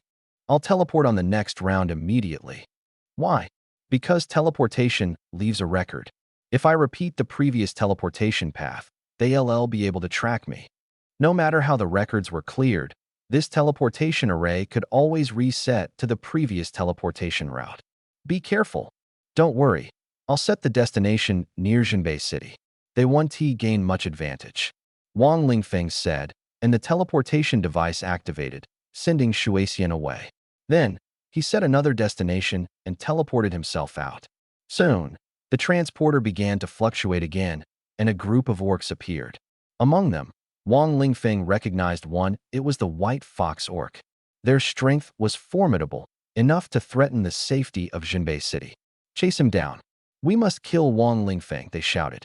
Old Wu sat in a wheelchair, being pushed along at high speed. Despite the pace, he kept urging the person behind him. Hurry up, faster. He was now at the Jinbei Military District Hospital, extremely anxious, as he had just received news that Narcissus had been found. He immediately had someone push him there. The military hospital was already under strict security, with guards stationed at every intersection. Finally, Old Wu saw the frail Narcissus. Narcissus, are you all right? When he saw her, all the words Old Wu had prepared got stuck in his throat, and he didn't know how to begin. I think I'm all right, but I can't say for sure, Narcissus replied. Her answer was familiar. Someone had asked her the same question before, and she still couldn't confirm her condition. Because we didn't find any obvious problems, but her body is still very weak, and there are some remnants inside her that haven't been fully cleared. Ultimately, we need to ask the person who rescued her. That was the medical team's conclusion. After Narcissus returned, multiple medical teams, along with the doctors from the military hospital, examined her, and the results were the same. You mean Wang Lingfeng, right? Where is he? Wasn't he with you? Old Wu, of course, knew they were referring to Wang Lingfeng. He had assumed Wang Lingfeng would be by Narcissus' side, but apparently not. If Wang Lingfeng were at the hospital, even if not in the ward, someone would have explained his whereabouts, rather than leaving everyone clueless and needing to ask about him. He went to divert those enemies. We haven't found him yet, said a nearby officer, who appeared to hold a high rank, possibly a senior commander. He informed Old Wu that Wang Lingfeng was still missing, and a search party had already been dispatched. Old Wu speculated that it was undoubtedly to protect Narcissus, and Narcissus must have reported the situation to the Jinbei military. Soon, he learned the details of what had happened, which aligned with his assumptions. However, his biggest question now was, Narcissus, how did you survive? I thought you were dead. When I first heard you'd been found, I thought they were bringing back your corpse. I never expected you to be alive. Old Wu asked directly. In fact, like Old Wu, everyone present initially thought that when they heard Narcissus had been found, it meant her body had been recovered. When they heard she was alive, but very weak, they all doubted their ears. At the time, almost everyone was asking, "What did you say? She is still alive? How is that possible?" Especially Old Wu, who had personally witnessed Narcissus being poisoned. The instruments had shown she was already dead. How could she still be alive? The enemies had gone to such lengths. How could they have allowed Narcissus to survive? The poison was supposed to be incurable. Now that he thought about it, with Narcissus alive, didn't that mean all the enemies' sacrifices were in vain? This time, they had paid such a heavy price for nothing. It was almost absurd. If that were the case, once Narcissus recovered, she should send a message to the other side. How did you manage to survive? Old Wu asked the question directly, and others present had also asked it. The answer they received was, "I don't know either. All I know is that I'm still alive." Narcissus naturally didn't know the secret behind all this. You'd have to ask Wang Lingfeng. But Wang Lingfeng hadn't had time to explain earlier. It seems we'll have to wait until we find Wang Lingfeng to figure it out. Could something have happened to Wang Lingfeng? Narcissus remained silent. Everyone turned to Old Wu, thinking he really knew how to pick a topic. Now everyone felt that Wang Lingfeng's situation was dire because he was the bait. The enemy chasing him must be highly skilled. Anyone capable of dealing with Narcissus wouldn't be simple. With no news for so long, something must have happened. Cough, cough. We've already sent people to look for Wang Lingfeng. As soon as there's any sign of him, we'll provide immediate support. Exactly. Wang Lingfeng must have chosen to teleport nearby. As long as it's near Jinbei City, we'll notice any movement, so there's no need to worry. Then why is there still no news? Logically, Wang Lingfeng would send out a distress signal immediately. Why hasn't he done so yet? Could you stop talking? We've had the same doubts. The only explanation is that Wang Lingfeng is extremely unlucky and unable to send a distress signal. Maybe the environment doesn't allow it. Or even if he did send one, no one saw it. Or perhaps sending one would immediately attract the enemy, leading to his death instead. A distress signal is meant to save your life. But if sending one would cost you your life, who would send it? No matter the situation, Wang Lingfeng is in a dangerous predicament, which is deeply worrying. A day passed, and still, there was no news. Wang Lingfeng seemed to have vanished into thin air. When Old Wu came to see Narcissus, he should have already known the situation. Could Wang Lingfeng really need this much time to face off against the enemy? So everyone believed that Wang Lingfeng's chances of survival were slim. However, Jinbei City continued to offer a reward. Anyone who could provide clues about Wang Lingfeng would receive a cash prize. As the news spread, those who knew Wang Lingfeng guessed that something might have happened to him. Haidang, do you think Lingfeng might be in trouble? I don't know. Ning Ming and Haidang had repeated this conversation countless times. Each time they finished talking, they would look into the distance, filled with worry. But they also knew that worrying wouldn't help. They could only focus on their own tasks. And so another week passed. Old Wu and Narcissus were now able to get out of bed and walk around. Their bodies seemed to have recovered. But there was still no news of Wang Lingfeng. This time, Jinbei City changed its approach. Since they couldn't find Wang Lingfeng, they decided to investigate the enemy's side. Sure enough, news soon arrived, and the people of Jinbei City were stunned. They discovered that people on the enemy's side had also gone missing, not just ordinary people, but several key figures. These individuals had gone after Wang Lingfeng and never returned, with no news of them to this day. Looking at the list of names, the people of Jinbei City secretly hoped you'd better not come back. After all, on their side, there was only Wang Lingfeng, who had no significant background, while the enemy had 5 fourth-tier experts and more than 10 third-tier subordinates. No matter how you looked at it, it wasn't worth it. If Wang Lingfeng could take out even one third-tier subordinate, it would be a win. Wang Lingfeng, why not just disappear along with them? Kaisu Village. This was a village where families with the surnames Kai and Su lived. The village held a secret: never go out at night, and always keep your doors and windows locked. No matter what happens at night, don't open your doors or windows. Wang Lingfeng now went by the surname Kai, and the villagers called him Kai Ji. His wife was named Su Miaoyan. Hearing this name, Wang Lingfeng muttered to himself that he shouldn't be called Kai Ji. At all, he was more like Emperor Zhu Di. As soon as Su Miaoyan saw Wang Lingfeng, her expression turned fierce. "You came to me willingly. Don't blame me for being ruthless." She unleashed a powerful force, reaching out to grab Wang Lingfeng with one hand. The momentum was enough to make it clear that if she succeeded, Wang Lingfeng would surely die. But Wang Lingfeng appeared indifferent, provocatively staring at her as if to say, "Go ahead, let's see who's afraid of whom." Su Miaoyan grew even angrier, her strength intensifying. "Warning! Warning!" Suddenly, a warning message appeared before Su Miaoyan, causing her to halt. A notification popped up in front of her, making it clear that not only could she not kill Wang Lingfeng, but she also had to protect him. This was actually a secret realm, a script kill secret realm. Everyone who entered had to play a role, and if the character died, the player would die too. In this secret realm, I am the protagonist. If you kill me, the secret realm cannot be completed and everyone will be doomed. So now, not only can you not kill me, but you also have to protect me, Wang Lingfeng said with a smile, his calm demeanor further irritating Su Miaoyan.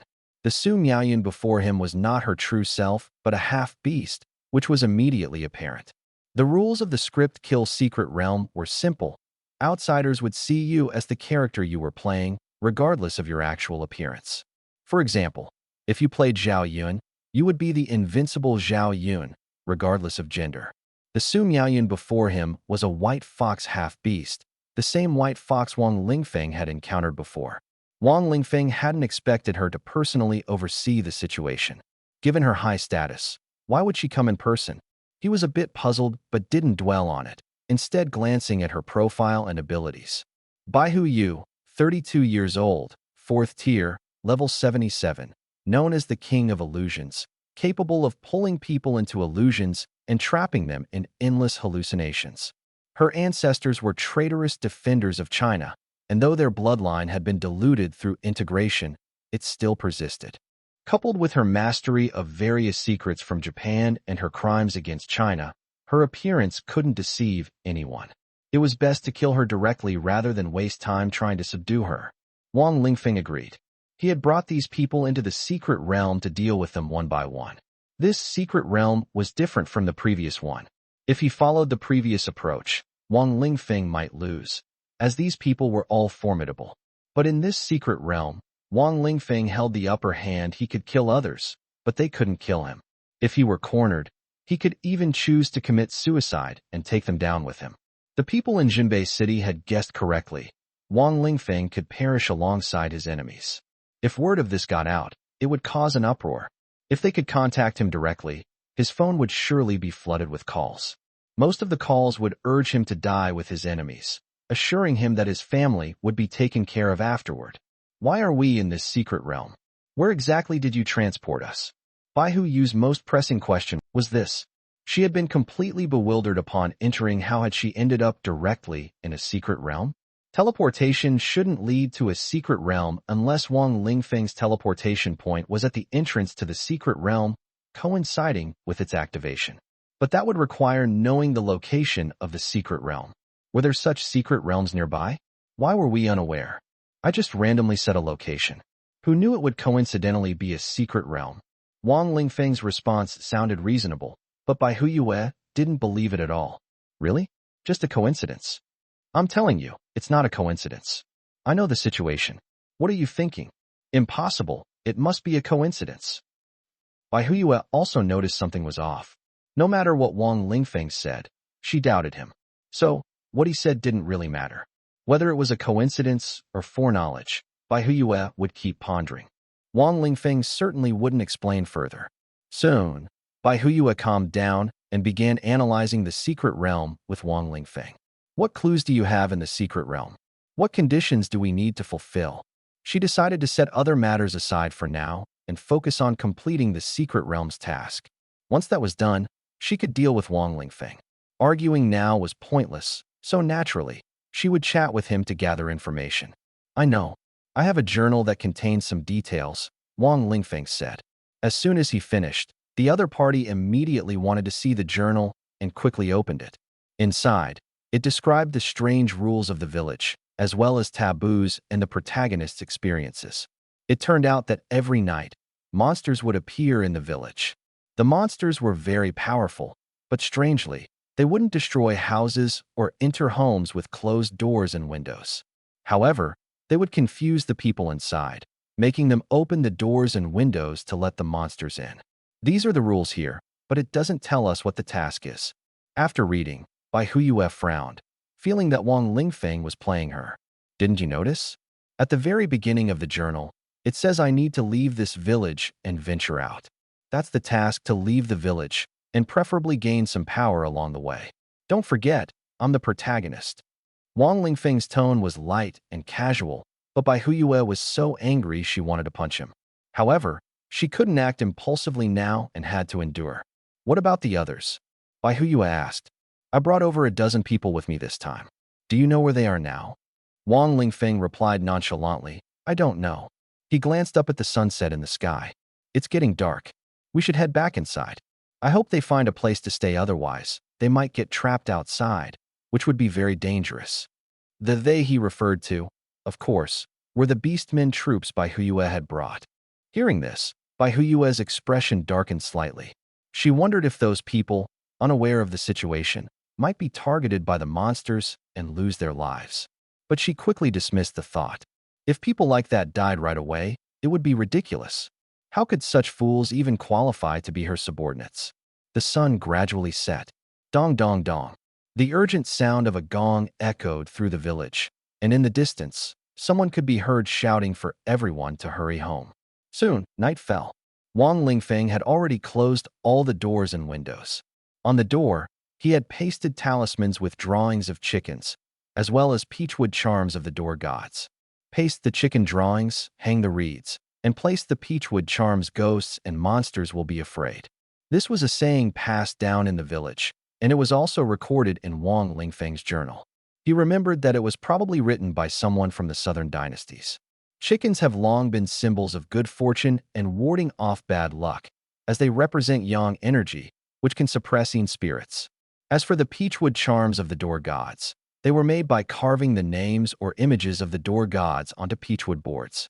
Peachwood itself had the power to ward off evil, and the names of the door gods were not Qin Xiong and Yu Qigong, but Shintu and Yulei. These two brothers specialized in capturing ghosts. Could it be that the things outside were really ghosts?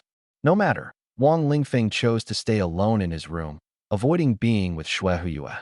Although he was the protagonist and unafraid of death, it didn't mean others wouldn't do something foolish, especially since the other party was a beast.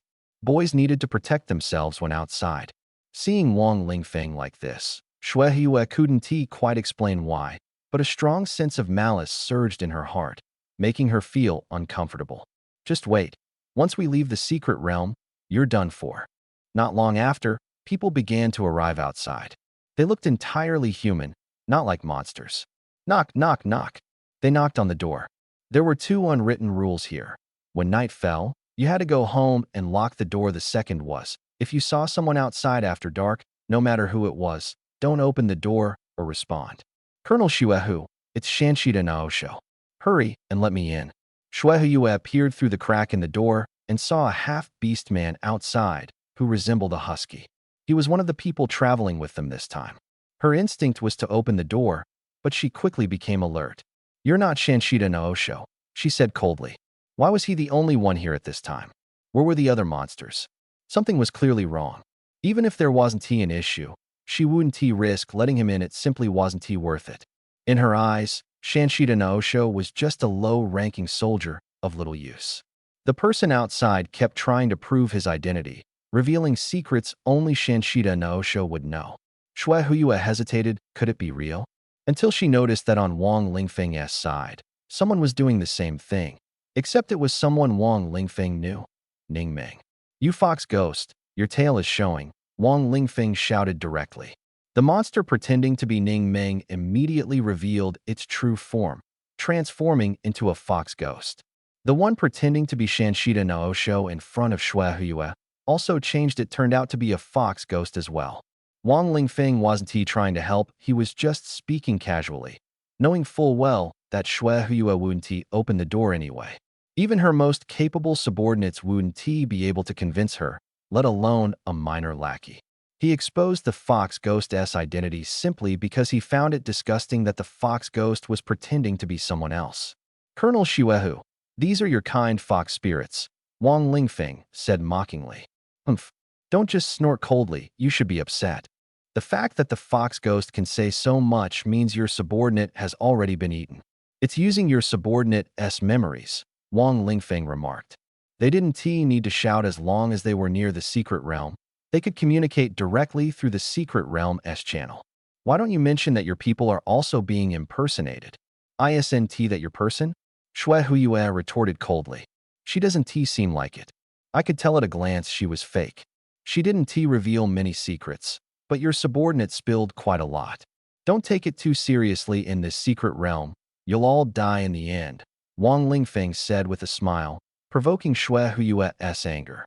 She wondered what consequences killing him would bring should she try. Even if it meant dying, it might be worth it. Don't act impulsively. Don't act impulsively. Dying would be a loss. Humph. Xue Huiyue said no more, deciding to act when the time came instead of wasting words. Time to sleep. After Wang Lingfeng finished speaking, Xue Huiyue didn't hear his voice again. That night it seemed he had really gone to sleep. During the night, Xue Huiyue studied these monsters further and discovered they were the legendary 100 ghosts, not the Japanese kind, but the Chinese ones. Of course, many of Japan's legends about the 100 demons actually originate from China, such as the tales of the Gu Huanyao and Tengu.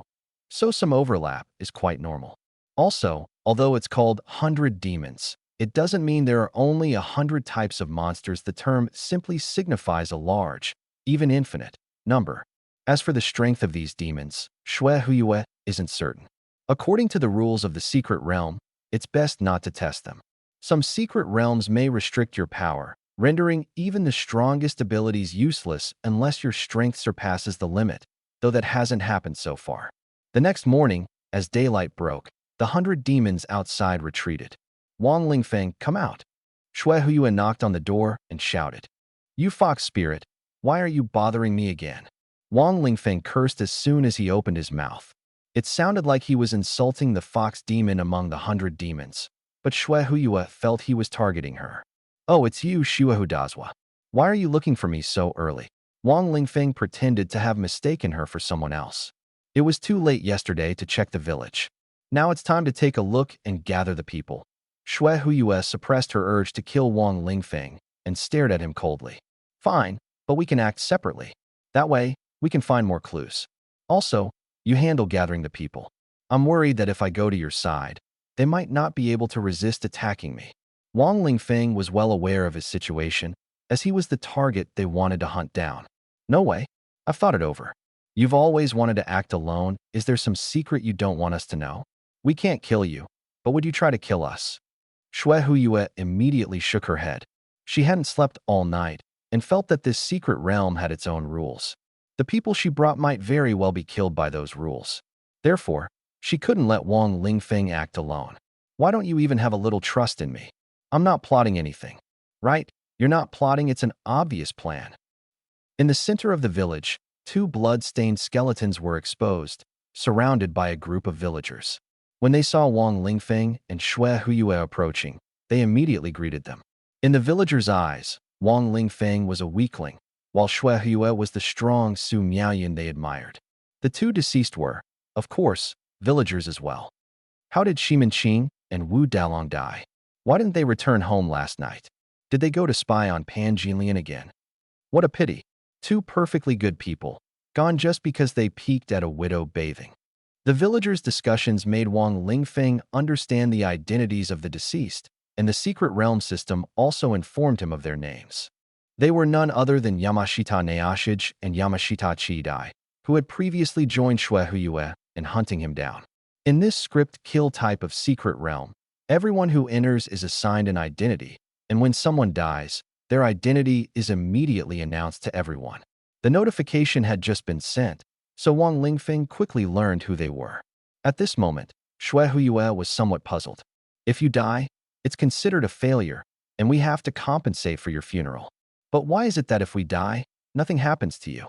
Isn't that way too unfair? She stared at Wang Lingfeng, her eyes filled with cold, murderous intent. Unfair? Then you can kill me right now. You, Shui Huiyue wanted nothing more than to kill Wang Lingfeng on the spot, but on second thought, no one would risk their life for such a matter. However, her hatred for Wang Lingfeng deepened, far surpassing what it had been before. At first, she didn't harbor much hatred toward Wang Lingfeng, merely seeing him as a minor obstacle to bypass. Now, she felt Wang Lingfeng had become a stumbling block on her path, one that absolutely needed to be removed. The only thing that frustrated her was that, for the time being, she couldn't kill Wang Lingfeng and even had to protect him. Yes, she had to protect him. Wang Lingfeng, it's you. At this moment, Li Zhixian's voice rang out. She summoned a black tiger with exceptionally sharp teeth and claws, as if a single touch could be fatal. She didn't care about the villagers' lives at all, directly commanding the black tiger to charge forward, killing anyone who got in its way. But to her surprise, Wang Lingfeng stood there calmly, completely motionless, without the fleeing or counterattacking reaction she had expected. In other words, Wang Lingfeng neither hid nor tried to escape. However, his behavior made her suspect there might be a trap, or perhaps the opponent was so weak that he couldn't even react. Either way, she decided to kill him first and figure it out later. Soon, she understood the reason for Wang Lingfeng's composure. Someone was protecting him. And that person was someone she never would have expected. Stop! Shui Huiyue stepped in front of Wang Lingfeng, pressing down on the black tiger's head and restraining it. Li Zhixian was both shocked and helpless. She knew Shui Huiyue's strength was more than enough to suppress her, let alone her beast. What surprised her even more was that Shui Huiyue had actually saved Wang Lingfeng. What was the meaning of this? She immediately asked. He is the protagonist of this secret realm. If you kill him, we'll either be trapped here forever or be directly deleted by the system, Shui Huiyue explained, adding, otherwise, why do you think I've stayed by his side without killing him? Li Zhixian finally understood. It turned out this secret realm had a script, and they had to complete the tasks to leave. Then what should we do? Li Zhixian wanted to know the specific tasks. We don't know yet. We need to keep looking for clues. For now, leave Wang Lingfeng alone. He doesn't seem to be in any hurry to leave. He is probably trying to stall for time. Maybe this secret realm doesn't even have a time limit, and we could be trapped here for a lifetime. After discussing, the two began searching the village for clues. Soon, their team regrouped. Except for the two enemies who had died, everyone else had joined the group chat, and they all met up. They started talking to the villagers, looking for clues. 3 days passed, and the clues gradually surfaced. First, there was a treasure in the village. This treasure attracted ghosts and monsters to the area, while also making the villagers special, turning them into delicious prey for the creatures. The treasure was guarded by a Taoist priest from Maoshan, whom everyone called Uncle Jio. Uncle Jio had 2 disciples, Qiuxing and Wenkai, but they were essentially useless, seemingly tricked by Uncle Jio into doing free labor. The exact nature of the treasure was known only to Uncle Jio, but for now, it wasn't of immediate concern to Li Zhixian and her group. Second, there was a church in the back mountain of the village, from which the ghosts and monsters emerged. The villagers had tried to demolish, burn, and seal off the church, but every night, it would return to its original state, and the creatures would reappear from within. There were also rumors of a cliff in the back mountain where, at night, a shadowy figure would appear, performing strange movements and martial arts. No one had gone to verify it, and even if it were true, it didn't seem very useful. Who would waste time watching someone practice martial arts? Are there no other clues? There's nothing left. Over the past few days, I've practically exhausted myself to find these clues. There are also some trivial matters, like Jin Lian needing medicinal ingredients to buy medicine for Wu Dalong, and Shimin Qing and Li Ping are needing ingredients to learn how to make baked cakes. All right, got it. Today, let's go to the church and take a look, then ask Wang Lingfeng if he's going. Soon, Li Zhixian walked over to ask Wang Lingfeng. At that time, Wang Lingfeng was playing cards with Qiuxing, listening to Qiuxing bragging. After hearing Li Zhixian's idea, Wang Lingfeng directly refused. I'm not going. Don't you know I'm a fortune-telling Taoist? Why would I go to a place like that church? He firmly refused. Brother Wang, So you know fortune-telling? Then my master definitely has to spar with you. Oh, I just remembered. My master said that ordinary people should avoid going to that church, it's prone to trouble. Qiuxing reminded from the side. Qiuxing, stop trying to persuade them. They're just damned fools. Wang Lingfeng rudely cursed. Li Zhixian was almost too angry to speak because of his words. In the end, these damned fools, those ghosts, were still secretly investigated by Li Zhixian. However, they began to suspect that this operation was a trap set by Wang Lingfeng. Wang Lingfeng was still playing cards with Qiuxing. Qiuxing occasionally cheated using talisman spells, but no matter what tricks he used, he still ended up losing to Wang Lingfeng. He lost all the copper coins he had on him, and even some talismans to Wang Lingfeng. These talismans were items from the secret realm once obtained. They belonged to the individual, and their effects wouldn't change. Sometimes, the items from the secret realm were particularly magical, but they all had level restrictions. For example, the control talisman Wang Lingfeng 1 could only affect people below level 40. It was useless for anyone above that level. At this moment, a group of disheveled ghosts walked over, staring at Wang Lingfeng. Li Zhixian spoke on their behalf. Wang Lingfeng, do you know something about that place? We've lost 2 more people. Li Zhixian and Shui Huyue both looked miserable. Qiuxing worriedly glanced at them. You really went to that church? I told you not to go. But even if you did, you shouldn't have ended up like this. Did you touch my master's things? The more you fear something, the more likely it is to happen. Li Zhixian asked. Are you talking about those black lines? It was precisely when they destroyed these lines that a zombie king suddenly appeared and sucked the blood of 2 ghosts. When they first saw the black lines, they only thought they were messy and didn't pay much attention. A smart person even warned everyone not to touch anything inside, including these black lines. But unexpectedly, someone moved the black lines because they were blocking their view while looking at something. Once the black lines were removed, the atmosphere in the church became eerie and terrifying, accompanied by strange music that made everyone's skin crawl. Facts proved that this feeling was correct.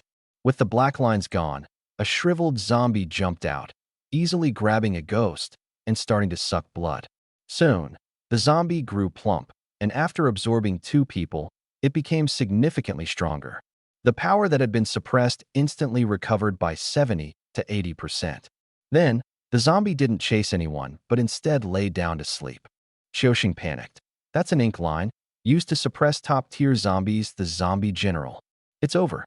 Tonight, we're in trouble, master. Qiuxing put down his cards and went to find his master, Uncle Jiao. Wang Lingfeng jumped up, shouting angrily. Qiuxing, you're cheating. I won this round. Li Zhixian and the others looked at Wang Lingfeng, unsure whether he was ignoring the danger in front of him or simply not taking the situation seriously. Either way, it was foolish. Li Zhixian questioned him. Wang Lingfeng, are you deliberately waiting for us here? The plot has progressed, but we've already lost 2 people. She suspected Wang Lingfeng knew something but refused to say. Wang Lingfeng shook his head. Do you think I'm some kind of deity? How would I know these things? Li Zhixian didn't believe him. I know you know. You're just waiting for us to die. The more of us that die, the more it benefits you. She saw through Wang Lingfeng's plan. It was obvious he was leading everyone down a path that would inevitably lead to trouble. More importantly, the information about the church came from you. You were the one who guided us there. On their way back, they had already confirmed that the news about the church had been leaked by Wang Lingfeng. Wang Lingfeng quickly denied it. I didn't say anything. Don't pin this on me. Li Zhixian sneered. It doesn't matter whether you admit it or not. Since you know and are pushing the plot forward, why not just be straightforward so we can leave sooner? The others believed Wang Lingfeng must have some clues and were preparing to negotiate with him. They knew he wouldn't reveal anything easily, so they were ready to make a deal. Unexpectedly, Wang Lingfeng spoke bluntly. Leave sooner? That way, you might survive, and I wouldn't be happy. These words enraged them. Don't push us. We can die together with you. They warned fiercely, their tone menacing. But they were dealing with Wang Lingfeng, a fearless tough guy. Then bring it on. Wang Lingfeng showed no weakness. Snow Fox, you couldn't hold back anymore, her eyes turning green. Do you think we don't dare to kill you? Wang Lingfeng was full of confidence. That's right. This confidence drove them mad. Where did he get such audacity? You're right, we can't kill you. If you die, everyone else will go down with you. But don't forget, sometimes living is more painful than dying. They surrounded Wang Lingfeng. They couldn't kill him, but they could beat him and torture him. Wang Lingfeng's expression changed, as if he had just realized this problem. The others smirked triumphantly, as if to say, "Watch how we deal with you." "Grab him!" Li Zhixian shouted sharply. Several half-beasts rushed forward and pinned Wang Lingfeng down. Wang Lingfeng was captured, but he didn't show any particular reaction, as if he hadn't set up any hidden tricks. Now, Wang Lingfeng was completely under their control. "Deal with him. Yamamoto-kunta, this is your specialty." "Got it." At this moment, an old, sinister-looking man stepped forward. He was a half-beast, wearing a mask and leather clothing, holding a whip in his hand. "Don't come any closer," Wang Lingfeng shouted in fear. "Humph, don't worry about that for now. Let's teach this kid a lesson first, and then we'll question him," Li Zhixian said with a satisfied smile, as if a weight had finally been lifted from her heart. It felt so good. She planned to stay and watch Wang Lingfeng suffer, maybe even learn a few techniques so she could personally take over later. She wasn't in a hurry to ask Wang Lingfeng what he knew, because whether or not she asked, he needed to be beaten first. After the beating, they could talk. Wang Lingfeng struggled desperately, but when the torment began, he unexpectedly showed a feint. Advanced Body Refining Technique Proficiency plus 100. Advanced Body Refining Technique Proficiency plus 100. Wang Lingfeng was beaten horribly, leaving barely a single spot on his body unharmed, save for his face and groin. While he wanted to refine his body, he didn't want to be hit in those areas. He planned to slowly improve his body through the passive abilities of his body refining technique. His plight amused the Japanese, but they sensed something was amiss. Why isn't he making any sound? Silence is unsettling. Li Zhixian pointed at Wang Lingfeng and said to the minions. The minions then intensified their attacks, aiming to force him to speak. But Wang Lingfeng remained silent. His only utterance was, "Didn't you eat?" That single sentence intensified the enemy's fury, unleashing a barrage of torture, attacking his entire body, burning with flames, poisonous intrusions, slashing and tearing with knives. This continued for over an hour, and Wang Lingfeng's advanced body refining technique had risen by over 30 levels. He'd already reached over 100 levels in his advanced body refining technique, and this speed was astonishingly fast. Given the skill difficulty, a third-level skill at level 100 would take over 10 days to level up, but he'd leveled up 30 in just over an hour. This speed was due to the enemies being significantly stronger than him, effectively killing them at a higher level. Furthermore, the monsters wouldn't cooperate, simply tormenting him without killing him, but maintaining a high-intensity attack, even exhausting him. Now, it was like he had a team of experts sparring with him, and with his body refining technique, his progress was even faster. While the body refining technique isn't considered a skill, using it significantly boosted the power of his advanced body refining technique. It was like the relationship between moves and mental skills in martial arts novels. With the mental skills working together, the moves became more powerful and could be practiced more quickly. Wang Lingfeng thought to himself, "Why isn't this a passive skill? I have to use it myself. How troublesome." But it was a bonus, and he didn't complain.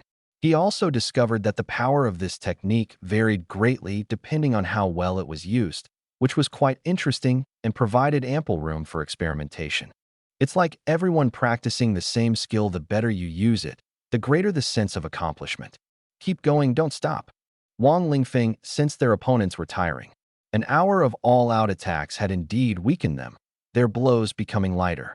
But after being spurred on by him, they were like chickens pumped with blood, attacking frantically. "Excellent, keep it up." Li Zhixian and Xue Huiyue were both a little suspicious, feeling like they'd been tricked, but they couldn't quite put their finger on it. Their only thought was that Wang Lingfeng was a bit masochistic, actually enjoying the torture. What a pervert. Wang Lingfeng had been tortured for 2 hours like this, yet he'd increased his proficiency by another 30 levels. It felt so good. He even let out that damned pleasurable sound, leaving Xue Huiyue stunned. She shouldn't have felt this comfortable under such intensity. How on earth did Wang Lingfeng manage to do it? Was he truly a masochist? "Why are you picking on a weakling?" Just then, Qiu Sheng and the villagers appeared, seemingly having already discussed a response strategy and preparing to assign tasks. "This is our feud. None of your business," Shui Huyue said. "I can't help it, but you broke the master's plumb line, so you have to take responsibility now. Go collect the glutinous rice." "Want to eat rice balls?" "Glutinous rice is too sticky." Qiuxing looked at Shui Huyue and the others with a peculiar expression, suspecting they were hinting at something. Back then, he had turned the glutinous rice his master needed into glutinous rice porridge. "It has to be raw, specifically used to deal with zombies. Although we can seal the church, the zombies that escape must be killed. At night, they can break through the doors, so everyone needs to be careful tonight. Whoever gets chosen is unlucky." After Qiuxing said this, everyone understood that someone would definitely be unlucky tonight, but no one knew who.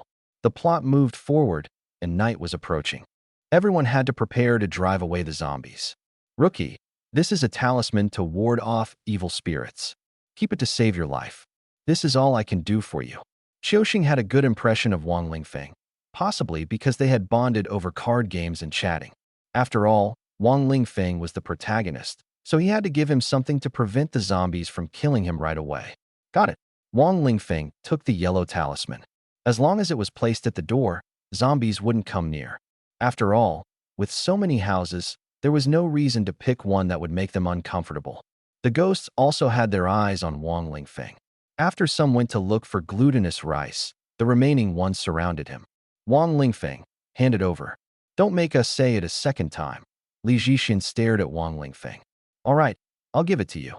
But who's going to use it?" Wang Lingfeng handed over the yellow talisman without hesitation, then asked a question that put them in an awkward spot. Sure enough, the ghosts looked at each other and began to be on guard. Wang Lingfeng smiled, casually leaving the scene of conflict. As he left, a small ghost followed him, tasked with monitoring his every move. They couldn't let Wang Lingfeng disappear from their sight and wanted to prevent him from doing anything. Shui Huyue felt that Wang Lingfeng would definitely do something to them otherwise. How could her people keep dying one by one? Unexpectedly, even though she was so cautious, problems still arose. Although she resolved the issue of distributing the talisman by using the dice tool in the group chat to decide whoever rolled the highest number would get it, it was a fair game of luck. In the end, aside from Wang Lingfeng's disruptive roll of 100, the winner was a small ghost who rolled 98. This small ghost was named Nichikawa Okamoto, a berserker. At night, he placed the yellow talisman at the door. Meanwhile, on the other side, Master Jio and his disciples had already set traps in the courtyard, preparing to lure the zombies over. "Qiuxing, where did I put the talisman for capturing zombies?" "What bait talisman?" "The one that attracts zombies. Stick it here, and the zombies will be drawn over." "But now I can't find it." "Master, think about where you put it earlier. I drew it this afternoon, it should still be on the table. But now it's gone." "Ah, Master, isn't there a talisman to ward off evil spirits on your table?" "There's a talisman to ward off evil spirits, but I also had a bait talisman." "Did you touch it?" No. Qiuxing quickly shook his head, but secretly thought to himself, could it really be such a coincidence? If that's the case, then all he could say was, "Rookie, I really didn't do it on purpose." Shui Huyue stood inside the house, staring at Wang Lingfeng through the window. At this moment, Wang Lingfeng was holding a bowl of glutinous rice porridge, eating like a food streamer, tempting Shui Huyue's appetite. This damned Huaxia man was definitely doing it on purpose. Wait, what was he eating? Glutinous rice porridge? Are you eating glutinous rice porridge? Snow Fox Moon looked at him in confusion. Yeah, what's wrong? Wang Lingfeng continued eating, his bowl still filled with diced mushrooms, minced meat, egg strips, scallions, dried shrimp, and pickled mustard greens. The aroma was mouth-watering, making the dish look especially tempting. Damn it, are you out of your mind? Glutinous rice is used to deal with zombies. This is a secret realm in a murder mystery game, and the props in your hands are crucial, even more important than your abilities. Not that you have much ability anyway. Snow Fox Moon glared at Wang Lingfeng with disdain, wishing she could punch him. This is just a minor prop. I have something even more powerful. Once my treasure is revealed, zombies will immediately kneel. Wang Lingfeng said nonchalantly. What kind of prop? Snow Fox Moon immediately asked, secretly thinking, this cunning Huaxiao man must know the key secret but refuses to tell us. So annoying. Her eyes flashed with malice, wishing she could kill Wang Lingfeng right then and there. It's this painting. Wang Lingfeng pointed to a painting pasted on the door. A door god? No. The person in the painting was clearly a foreigner, seemingly a celebrity who could sing and dance, probably named Justin. He had a very popular song, something called Pa Pa Pa. Snow Fox Moon didn't understand the specifics. She wasn't interested in such things. But what was Wang Lingfeng trying to do by displaying this painting? You don't think the zombie is a fan who'll kneel and beg for an autograph, do you? Snow Fox Moon joked half-heartedly, though she felt her own words were a bit foolish. If Wang Lingfeng truly thought that, then she was even more foolish for considering him a worthy opponent. You'll find out when the time comes. Want it? I can sell it to you cheap, as long as you give me that jade you're carrying. Wang Lingfeng said casually while eating. He spoke lightly, not really expecting Snow Fox Moon to agree. You think I'm as stupid as you? Snow Fox Moon sneered. Their conversation was in the group chat, and everyone else heard it, mocking Wang Lingfeng. Everyone knew Wang Lingfeng had his eyes on Snow Fox Moon's jade. The jade was inherently valuable, a family heirloom. Legend had it that the jade was brought from Huaxia by Snow Fox Moon's family. Some said it was discovered in a secret realm, while others claimed it was an ancient artifact from thousands of years ago in Huaxia. Regardless, the jade symbolized family honor, and no one would give it up easily. I'm asking if you'll sell it.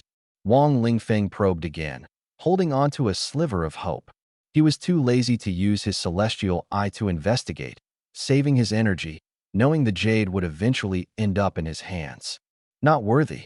Snow Fox Moon coldly replied with 3 words. Wang Lingfeng continued eating, ignoring her. Before long, the zombie came hopping over. At this moment, it looked much better, almost indistinguishable from a regular person, except for its pale complexion, vacant eyes, and sharp fangs protruding from its mouth. Even among a group of ghosts and monsters, it stood out not because it was the only zombie, but because it exuded a palpable dark aura, a terrifying presence visible to the naked eye. The zombie stopped in front of Wang Lingfeng's house. Go in and kill him. Snow Fox Moon and the others all thought to themselves. But the zombie didn't even glance at the house, instead walking straight in another direction, completely ignoring the nearby building. It finally stopped in front of Nichikawa Okamoto's house. I have props for protection, so why is it standing here? What does it mean for the zombie to stand here? Don't worry, it can't get in. The ghosts in the group chat discussed nervously. Inside the house, besides Nichikawa Okamoto, there were 2 other ghosts. These 2 forced their way in shamelessly, relying on Nichikawa Okamoto's protective tools, and it took quite an effort to get inside. You could say this was a stolen opportunity. If the room could accommodate more than 3 people without compromising the defense, even more would have come in. The zombie stood at the door, walking diagonally with a straight posture, resembling Michael Jackson's dance moves in the movies, completely upright, yet moving at an angle. Then it touched the door with both hands. The ghosts inside the room grew tense, doubting whether the protective tools would work. But as soon as the zombie touched the door, its hands suddenly recoiled as if electrocuted. Observing closely from outside, one could see a flash of yellow light from the peach talisman on the door, forcing the zombie back. Haha, the door won't break. Come on, I'm waiting for you. The 3 ghosts inside the room taunted arrogantly, twisting their bodies in smug delight. But soon, the situation reversed.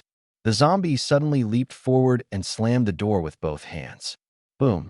The door was smashed open. The ghosts were stunned, momentarily forgetting to flee. Fortunately, they were skilled and quickly reacted, unleashing various abilities against the zombie. The room was instantly filled with crisscrossing lights and shadows as the fierce battle raged on. The house began to crumble, and nearby monsters also rushed in.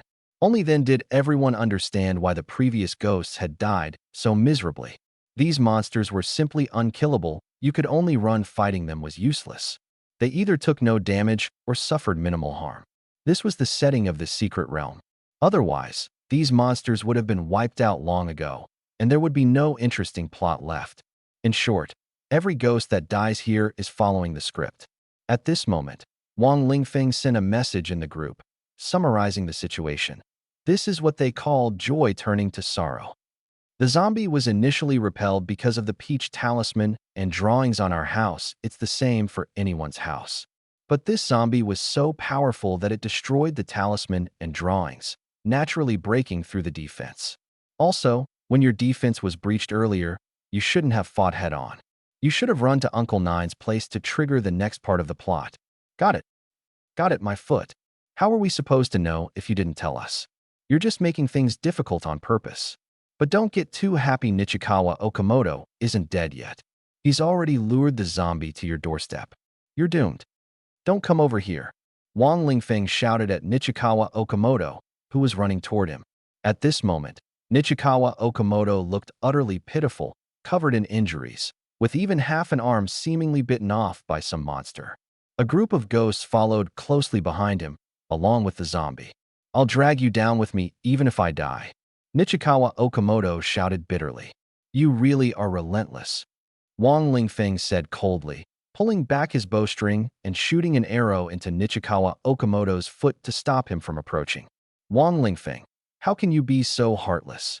He's just someone being chased by monsters, injured so badly, and instead of helping, you're kicking him while he's down. Someone reproached Wang Lingfeng. But he ignored them completely, continuing to shoot arrows at Nichikawa Okamoto until he collapsed. However, no one expected that Nichikawa Okamoto seemed to use something, suddenly rushing to Wang Lingfeng and stopping in front of him. Haha, damn Huaxiao man, you're doomed, he shouted hoarsely before collapsing unconscious. As the ghosts prepared to pounce and tear him apart, the zombie suddenly leaped up, landing heavily nearby, growling softly and scaring the other ghosts into retreat. The zombie devoured Nichikawa Okamoto's flesh and blood alone, using a force resembling telekinesis to lift the corpse onto its arms. Tilting its head back, it inhaled, and the corpse's flesh and blood instantly transformed into red dots, entering its body. Soon, all that remained of the corpse were shriveled bones and hair. The scene was horrifying.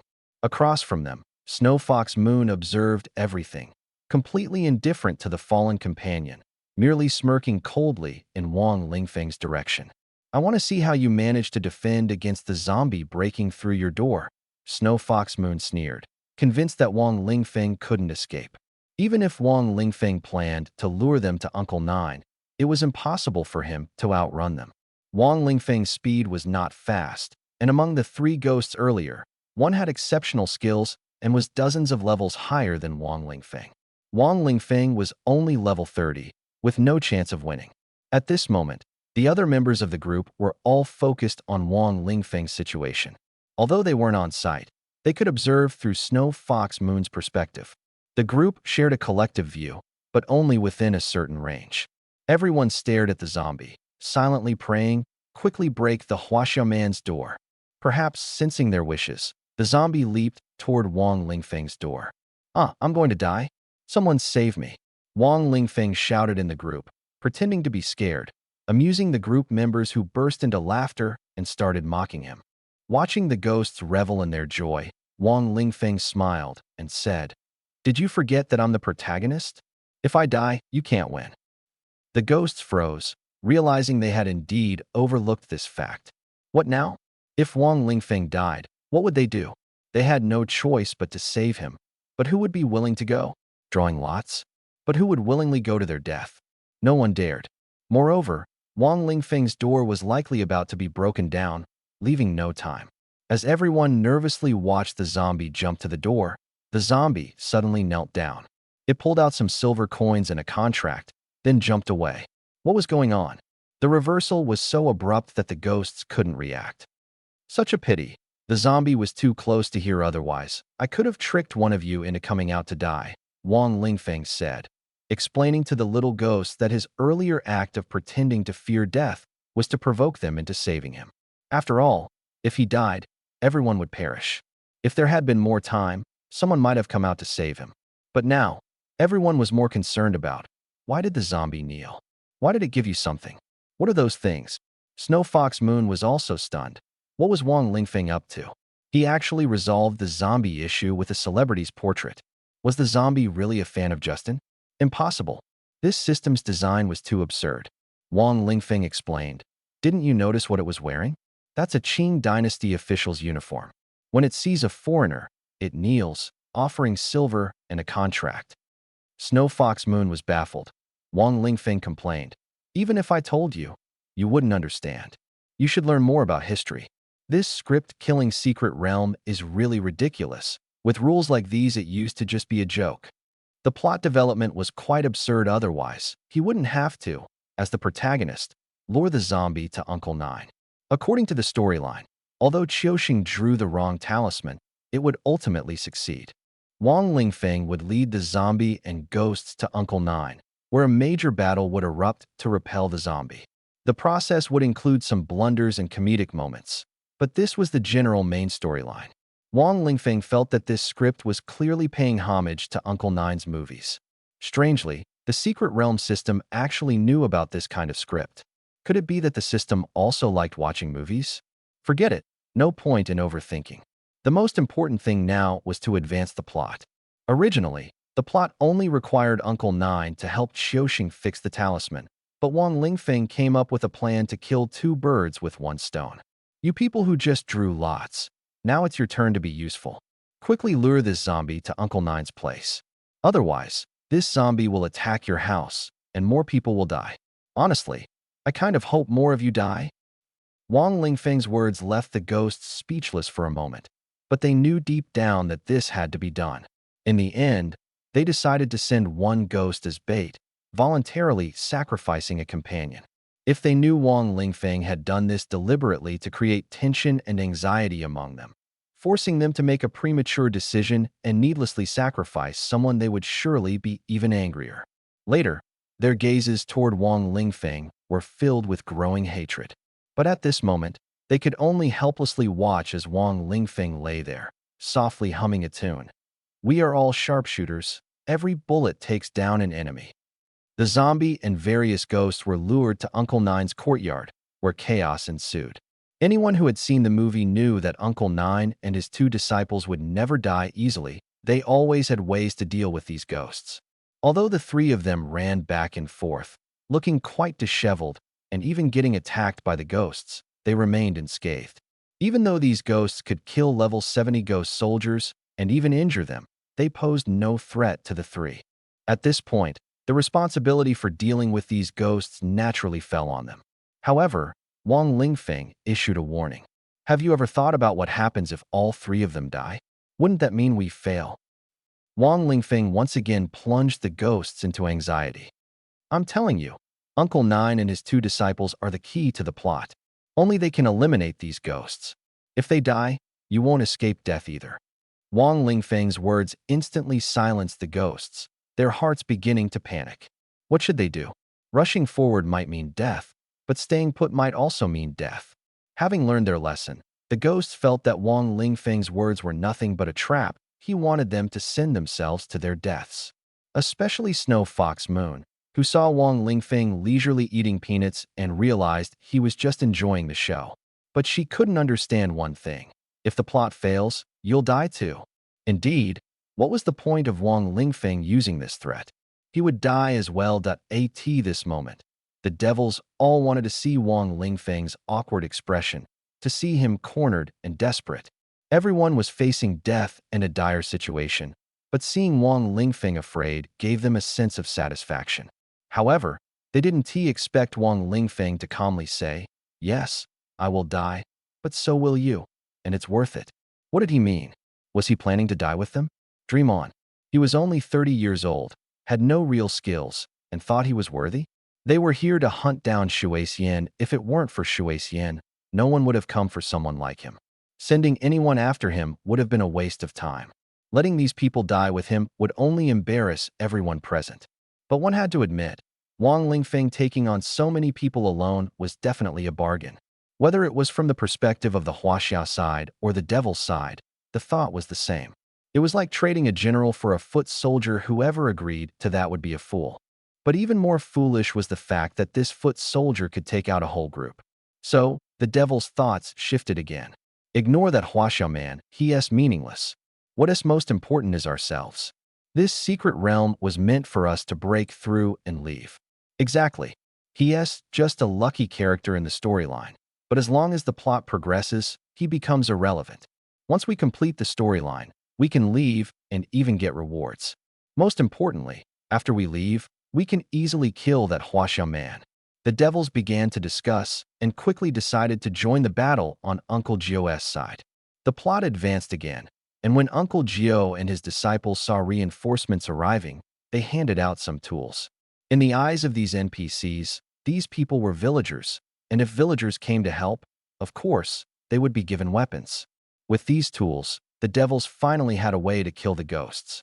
So it turns out these ghosts can only be defeated by using exorcism tools like yellow talismans and chicken blood to break their invincibility and kill them. Wang Lingfeng, did you already know about this? Shui Hue began to suspect. Because Wang Lingfeng seemed to know everything, how could he not know the importance of these tools? Of course I knew, but these are Uncle Gio's treasures. He wouldn't give them to you in advance. The plot only allows them to be given at this point. Keep working hard, and don't die, Wang Lingfeng said in the group chat. We're here, so just stay inside the house and don't run around, Shui Hue said. Her words sounded like she was concerned about Wang Lingfeng, but in reality, she was trying to ensure the plot progressed smoothly. First, Wang Lingfeng was the protagonist and couldn't be harmed. Second, she was afraid he might cause trouble. Soon, it was proven that Wang Lingfeng really did start causing trouble. In a dimly lit corner, a devil was fighting several ghosts when suddenly a sword pierced his body from behind. What? The devil froze, and then was killed by the ghosts, never even seeing where the sword had come from. Similar incidents happened repeatedly, with no fewer than 5 devils dying. At first, the devils thought it was an accident, but the more they thought about it, the more something fell off. One accident might be normal, 2 could still be explained, but so many? It didn't make sense. After all, once they had the tools, killing ghosts had become much easier, and almost no one was getting hurt. Everyone's strength was about the same, and the ghosts and devils were equally matched. If that was the case, why were so many devils dying? Wang Lingfeng. Li Zhixian was the first to react, shouting angrily. At this moment, all the devils were searching for Wang Lingfeng. What's this? The noobs are here? Qiuxing asked, not really knowing what Wang Lingfeng's name was. It was just a system setting. When someone called a name, it would automatically integrate into the secret realm identity. Rookie, if you're here, show yourself quickly. Master said everything depends on you now. Qiuxing shouted again, perhaps thinking Wang Lingfeng was too scared to appear. What? The crowd was puzzled by Qiuxing's words, but it seemed normal after all. The protagonist was supposed to take the stage. Why me? Wang Lingfeng finally appeared, knowing it was his time to step in. Assassinating the ghostly enemies was no longer an option. Their vigilance was too strong. Master said this zombie has a 16 body, and it must be dealt with using the purest and most yang blood. Your blood is one of them, so hurry to the back and let Master draw some blood, Qiuxing said, kicking a ghost aside with such force that it impressed everyone. Got it. Wang Lingfeng immediately rushed inside. As soon as he entered, he saw Uncle Gio in a yellow Taoist robe standing in front of an altar, holding a chicken and preparing to slaughter it for blood. Fresh blood flowed into a bowl, which already contained some liquid that seemed mixed with other substances. No one could tell exactly what. Rookie, hurry up and give blood. You're the last one, Uncle Gio urged. Understood. Wang Lingfeng responded and ran over to help. But everyone knew that things would never go so smoothly at such a critical moment. Something unexpected was bound to happen. Sure enough, a flying head suddenly appeared, bearing sharp fangs as it lunged directly at Wang Lingfeng. Watch out! Uncle Gio waved his hand, and the golden sword on the table flew into the air, radiating a dazzling yellow light as it shot toward the flying head. Unfortunately, it was a moment too late. The flying head had already bitten into Wang Lingfeng's neck. The flying head bit into Wang Lingfeng's neck. Everyone was stunned, but Wang Lingfeng firmly grabbed the flying head and pressed it directly onto Uncle Gio's golden sword. Boom! The flying head exploded. After the explosion, not a single drop of blood was spilled. The flying head simply vanished. Rookie, are you okay? Uncle Gio walked over to check Wang Lingfeng's neck. Strange, there's no wound on your neck, just a few teeth marks. Never mind. Forget about it. Hurry up and give blood, Uncle Gio said. Everyone was puzzled. How could there be no injury after the flying head bit his neck? But at this moment, drawing blood was more important.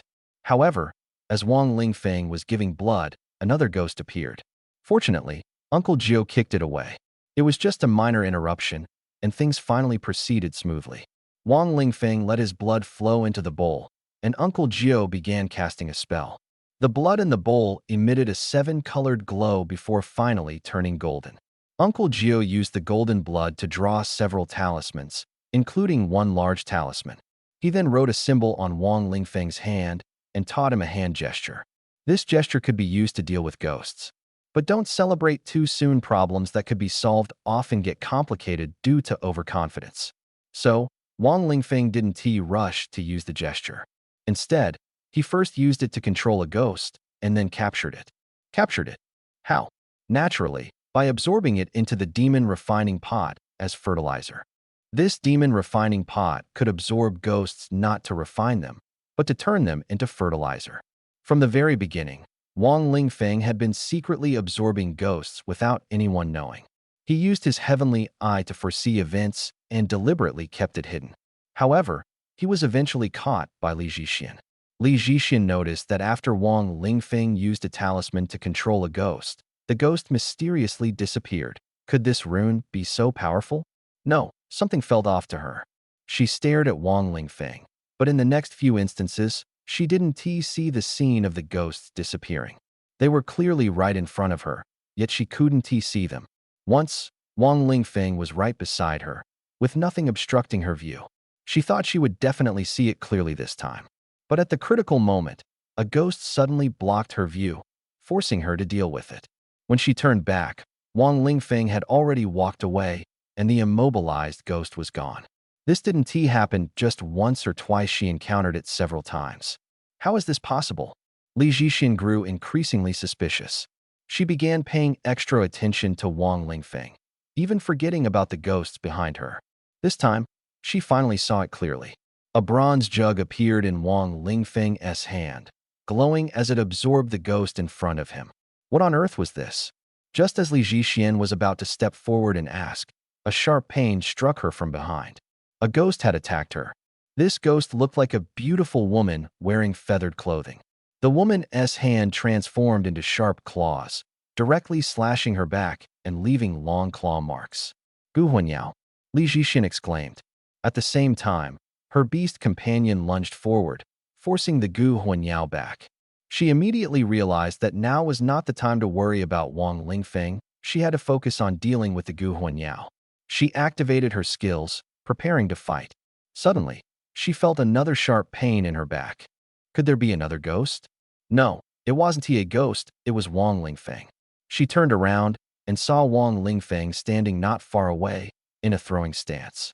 He must have thrown a sword, which had pierced her body. Strangely, she didn't feel any damage. Was it because of her injury? Or was it due to Wang Lingfeng's sneak attack? Or perhaps it was because she was a beast master, unskilled in close combat, leaving herself vulnerable? Damn it! Wang Lingfeng, you. Before she could finish her sentence, Li Zhixian was killed by the Gu Huanyao. But it wasn't the Gu Huanyao that killed her, it was three small girl-like Gu Huanyao that appeared beside her.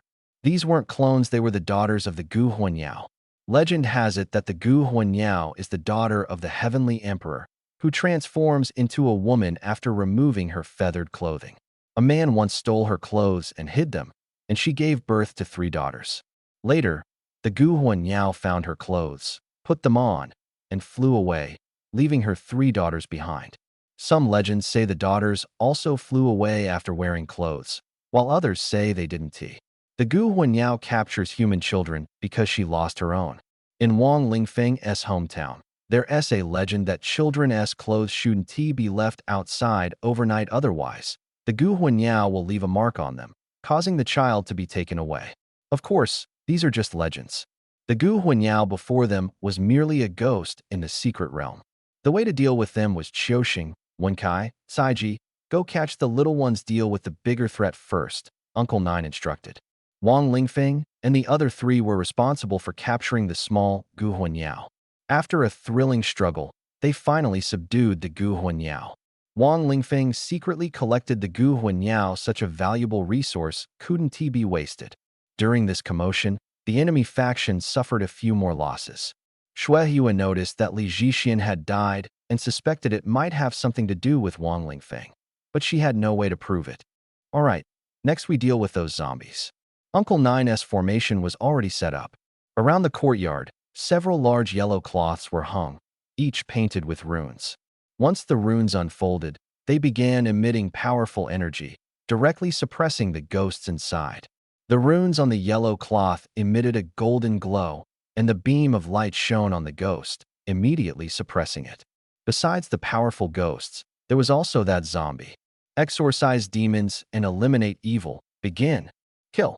Wang Lingfeng charged forward, wielding a blood-stained sword in his hand.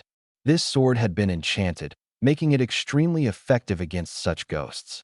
The ghosts before him were firmly suppressed by the surrounding runes, and with Wang Lingfeng performing hand seals, killing them was effortless. Wang Lingfeng's bravery surprised Xue Yue. She had always thought he was the type to stab people in the back, but this time he was charging into battle, completely unlike his usual behavior. What is going on with you? Weren't we supposed to go first? You can't just suddenly become so bold, can you? Soon, she understood Wang Lingfeng's true motive. Colonel Xue Hu, something's not right. The glow on that Huaxiao man is getting stronger, and his sword is shining with increasingly dazzling golden light. It's like there's some kind of reward for killing these ghosts. Maybe killing these ghosts really does bring some benefits. Then what are we waiting for? I've already started killing. The devils also began frantically slaughtering the ghosts. Sure enough, after killing the ghosts, a layer of golden light gradually accumulated on their bodies, as if storing something. Although they didn't know what it was, they understood it must be beneficial to them.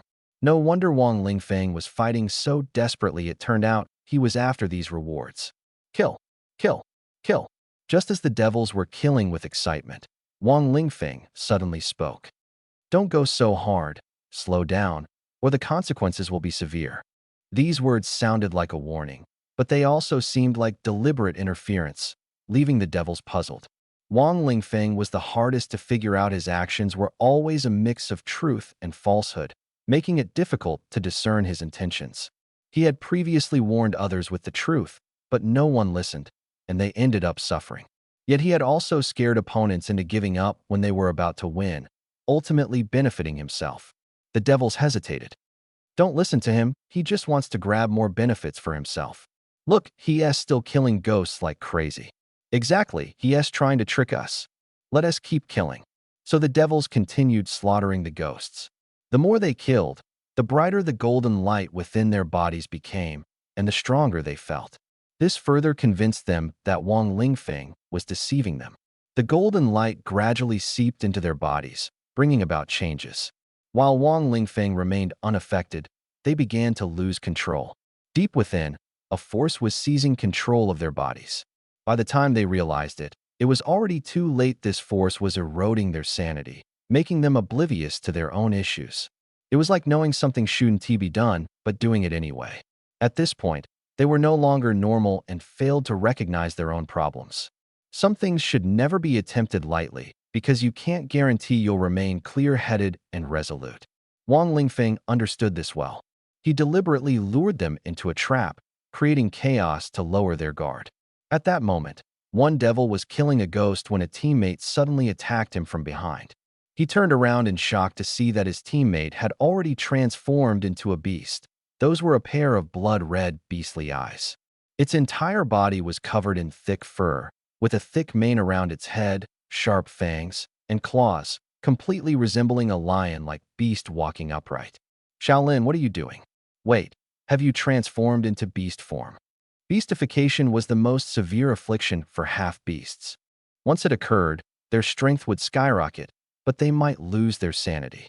He realized that not only had Shaolin transformed, but the other demons had as well, including Xue Yue, who had also become partially beastified.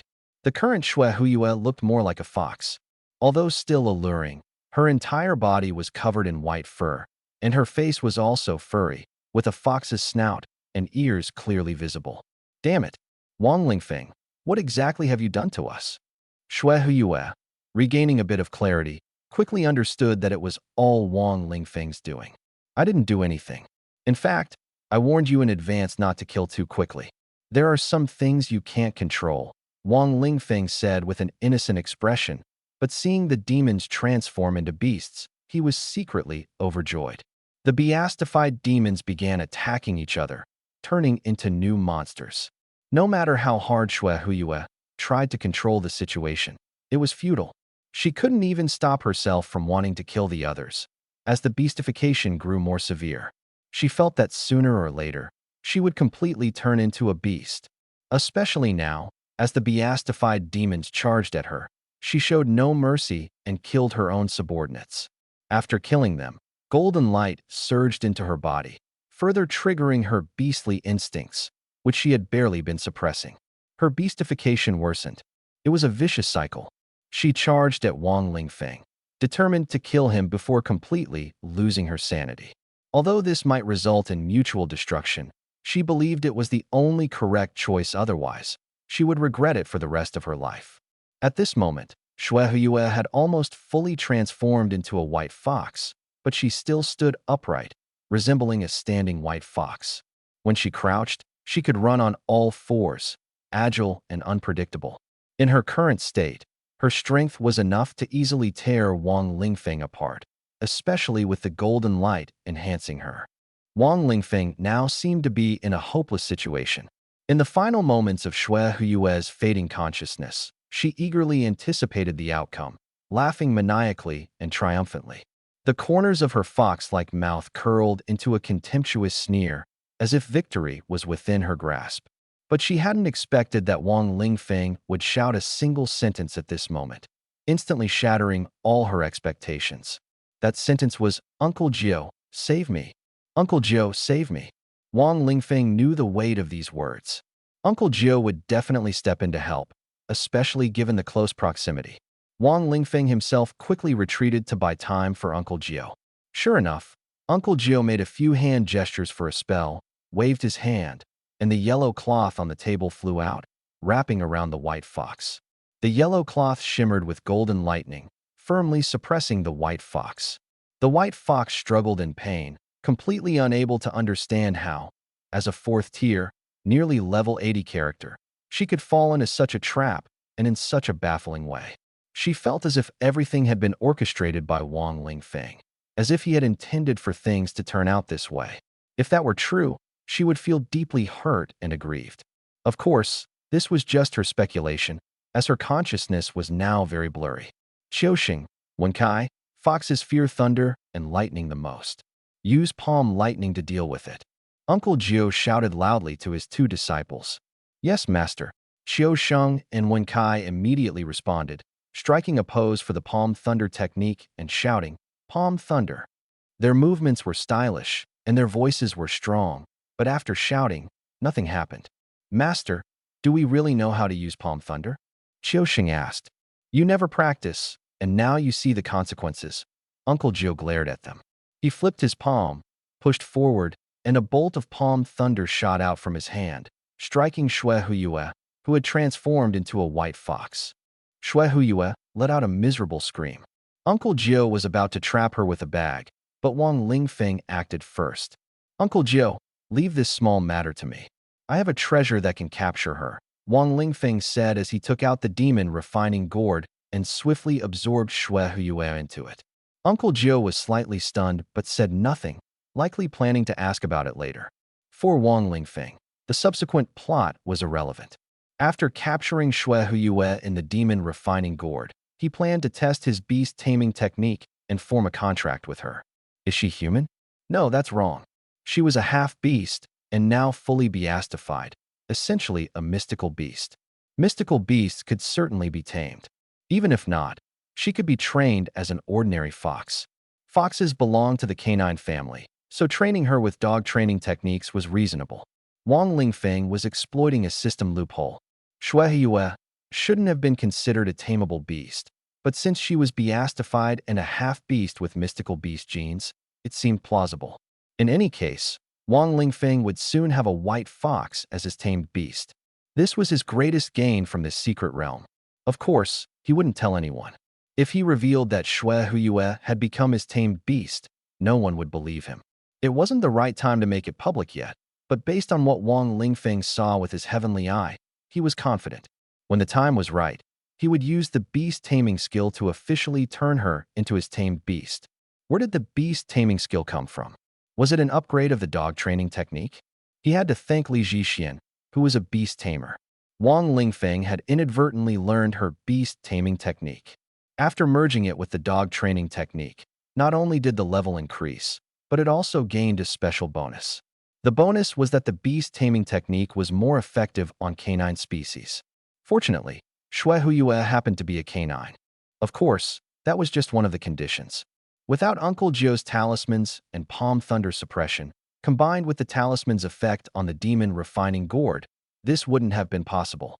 Normally, a beast tamer at level 30 would find it very difficult to tame a beast above level 35, and nearly impossible to tame one above level 40, let alone one that was close to level 80. This was all a coincidence. By sheer luck, Wang Lingfeng accomplished the impossible. It was an unrepeatable feat, but now wasn't the time to dwell on this. Wang Lingfeng continued to advance the plot. Master, how did she turn into a white fox? And those monsters, are they all demons? We were actually deceived by them. When Kai asked, to them, these were all villagers. They must have killed our villagers and replaced them with these monsters. Perfect, let's get rid of them all. Uncle Ju nodded. The plot would automatically adjust. When unexpected events occurred, NPCs would find ways to rationalize them. Even if Wang Lingfeng suddenly turned against them, they would think it was because he had a grudge against them and had been waiting for years to take revenge. In short, they would treat everything as normal. Kill them, Uncle Jio ordered decisively, unleashing another round of Palm Thunder. Crackle! After a fierce battle, the master and his two disciples managed to kill a few monsters, though some escaped because Wen Kai accidentally damaged the nearby ruins, creating an escape route for the enemies. Qiuxing and Wen Kai had a habit of showing off, often making mistakes at critical moments, leaving Uncle Jio to clean up the mess. It's all your fault, jumping around so much, Qiuxing complained, though his tone was playful. Uncle Jio shook his head, used to their antics. Wang Lingfeng couldn't pursue the fleeing monsters without Uncle Jio's suppression. They would be difficult to handle. Completing the storyline and earning the Secret Realm's rewards was the priority. Wang Lingfeng eagerly anticipated the rewards. Getting a demon refining rune would be ideal. He could then engrave it on his demon refining pot and pretend it was a genuine artifact. In truth, it was just for show, as his own pot's effects far surpassed those of the rune. Qiuxing, Wen Kai, rookies, here are 7 coffin nails. When you see the glowing points on the zombie's body, drive the nails into them. Uncle Jio instructed, charging toward the last zombie while drawing talismans mid-battle. Soon, 7 glowing points appeared on the zombie's body, arranged in a 7-star formation. To ensure success, Wang Lingfeng let Qiuxing and Wen Kai go first, allowing the less skilled to practice. Otherwise, any mistakes could render their previous efforts futile. As expected, though there were minor hiccups initially, they were resolved smoothly in the end. Wang Lingfeng drove the final nail into the zombie's body, which immediately deflated like a punctured balloon, emitting thick fumes from its mouth and the nail sights. This was demonic energy, a potent supplement for certain spirits, but harmful to humans. However, Wang Lingfeng's fake demon refining pot could directly absorb this energy, converting it into fertilizer. After handling everything, Wang Lingfeng and the others sat down as the sky gradually brightened with the dawn. At that moment, it felt as though everyone had gained newfound strength and hope. With the storyline reaching this point, the Secret Realms challenge was essentially complete, and it was time to claim the rewards. Would he receive Uncle Jio's Thunder Palm skill? Or perhaps the ability to draw talismans, which would also be useful, as would geomantic formations. If he could acquire a demon refining skill to pair with his pot, it would be perfect. The anticipation was thrilling. All right, clean up this place. Burn that zombie with lychee wood, Uncle Jio said, removing his Taoist robe and beginning to tidy up, without mentioning any rewards for Wang Lingfeng. Wang Lingfeng also hadn't received any system rewards yet. Could there be more to the storyline? Why use lychee wood? I only know it's used for roasting ducks and geese because it makes them taste especially good. When Kai asked curiously, "You want to eat a zombie now? You never listen to Master. Read more books." Xiaoxing knocked on Wincai's head and explained, "Lychee wood has particularly strong yang energy." "Oh, I see.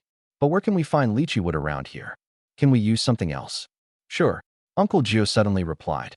"Then I'll just find something random, if you don't mind him coming back to cuddle with you at night. Go ahead and burn whatever you like." "Ah, in that case, I'll go find lychee wood." Wen Kai immediately became serious. Wang Lingfeng now realized the storyline might not be over. Knowing how careless Wen Kai was, the wood he found might not even be lychee wood. This left two possibilities. Either they would be deceived, or Wen Kai would just make do.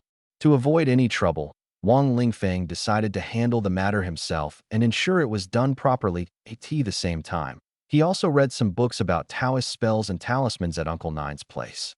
These were real and usable. The things in the secret realm were authentic and effective, and they could generally be applied in the real world. However, these were not skills. Reading them didn't necessarily make them immediately useful. People weren't very interested in them. It's like if you were already a job changer and could use magic, would you still care about the moves from martial arts novels? Moreover, these things couldn't be mastered just by glancing at them. They required decades of hard practice to be effective. As the sect leader said, "I studied for 3 years and practiced for 30 years to reach my current level." Yet, even the sect leader, wielding the giant K sword and leading a group of iron-blooded youths, could still be easily defeated by a level 30 job changer. And a level 30 job changer could reach that level in just a few years, even with average talent. Because that was only the beginning. The challenges afterward were even harder. Wang Lingfeng, however, was thoroughly enjoying himself because he was interested in these things. Even if they weren't very useful, he was willing to read them. After all, before his transmigration, he had already studied many Taoist texts. Otherwise, he wouldn't have his current heavenly eye. He read quickly. Not only could he skim 10 lines at a glance and retain everything, but he could also immediately understand the content, thanks to his superlative comprehension ability. Of course, all of this happened after he prepared to use lychee wood to burn zombies. Soon, evening arrived, and ghosts began to appear again. "Master, why are there still ghosts? We killed so many last night. Was it all for nothing?" Wen Kai asked at an inappropriate moment. "Ghosts are the norm in this world, unlike zombies. Since we live here, we must accept the rules of this place." Uncle Nine's answer shocked Wang Lingfeng. He suspected that Uncle Nine might know he was in the secret realm and had to abide by its rules. Could it be that Uncle Nine had already comprehended the heavenly Tao? Was his level of cultivation that high? Did he know Wang Lingfeng was an outsider? Wang Lingfeng secretly glanced at Uncle Nine, but Uncle Nine remained indifferent. "Rookie, you said you like my books. I have a set of manuscripts from the sect's predecessors here. Take them and read as much as you can. They'll be beneficial for you." Uncle Nine took out a basket full of books. These were the notes and insights of the sect's predecessors, extremely valuable. Of course, they were handwritten copies, not the originals. "Thank you, Uncle Nine. I'll study them carefully when I get back." Wang Lingfeng understood that this was the reward from the secret realm, presented in a traditional and natural way. "You're welcome. I also want the heavenly Tao sect to flourish, but relying on you two kids, I really don't have much confidence." "Master, we have our pride too." "No, you don't need pride at all." Wang Lingfeng took the books back to his room and didn't rush to leave. He started reading them first. The more he read, the more engrossed he became. The books contained various skills and knowledge from Uncle Nine, as well as some Taoist sect secrets that even Uncle Nine didn't know. Palm thunder is actually divided into yin and yang types. It seems that maintaining a virgin body is particularly important, just like that guy Wang Tong, who became useless after losing his virginity. There are also techniques for refining demons, corpses, and ghosts. If I use them on my demon refining pot, wouldn't the pot become real? The more you use magical artifacts, the more they naturally become real. The chi refining techniques seem to be helpful for my advanced body refinement skills. It seems that reading more books is indeed useful. Wang Lingfeng read the books like he had discovered a treasure, finding them extremely valuable. He also tried refining demons, drawing formations near the demon refining pot, and attaching yellow talismans to the white fox. These past few days, he had been locked inside the house studying, essentially not leaving the secret realm. For him, since he had to shut himself into research, being in the secret realm made no difference. Moreover, even after the storyline ended, he could continue staying in the secret realm, as it seemed there was no time limit here. 7 days later, Wang Lingfeng left the secret realm. Just as he stepped out, if any acquaintances saw him, they would surely feel his aura had changed. He seemed more mysterious, more like a master. Both his demeanor and appearance were more captivating than before, as if he had undergone another class change.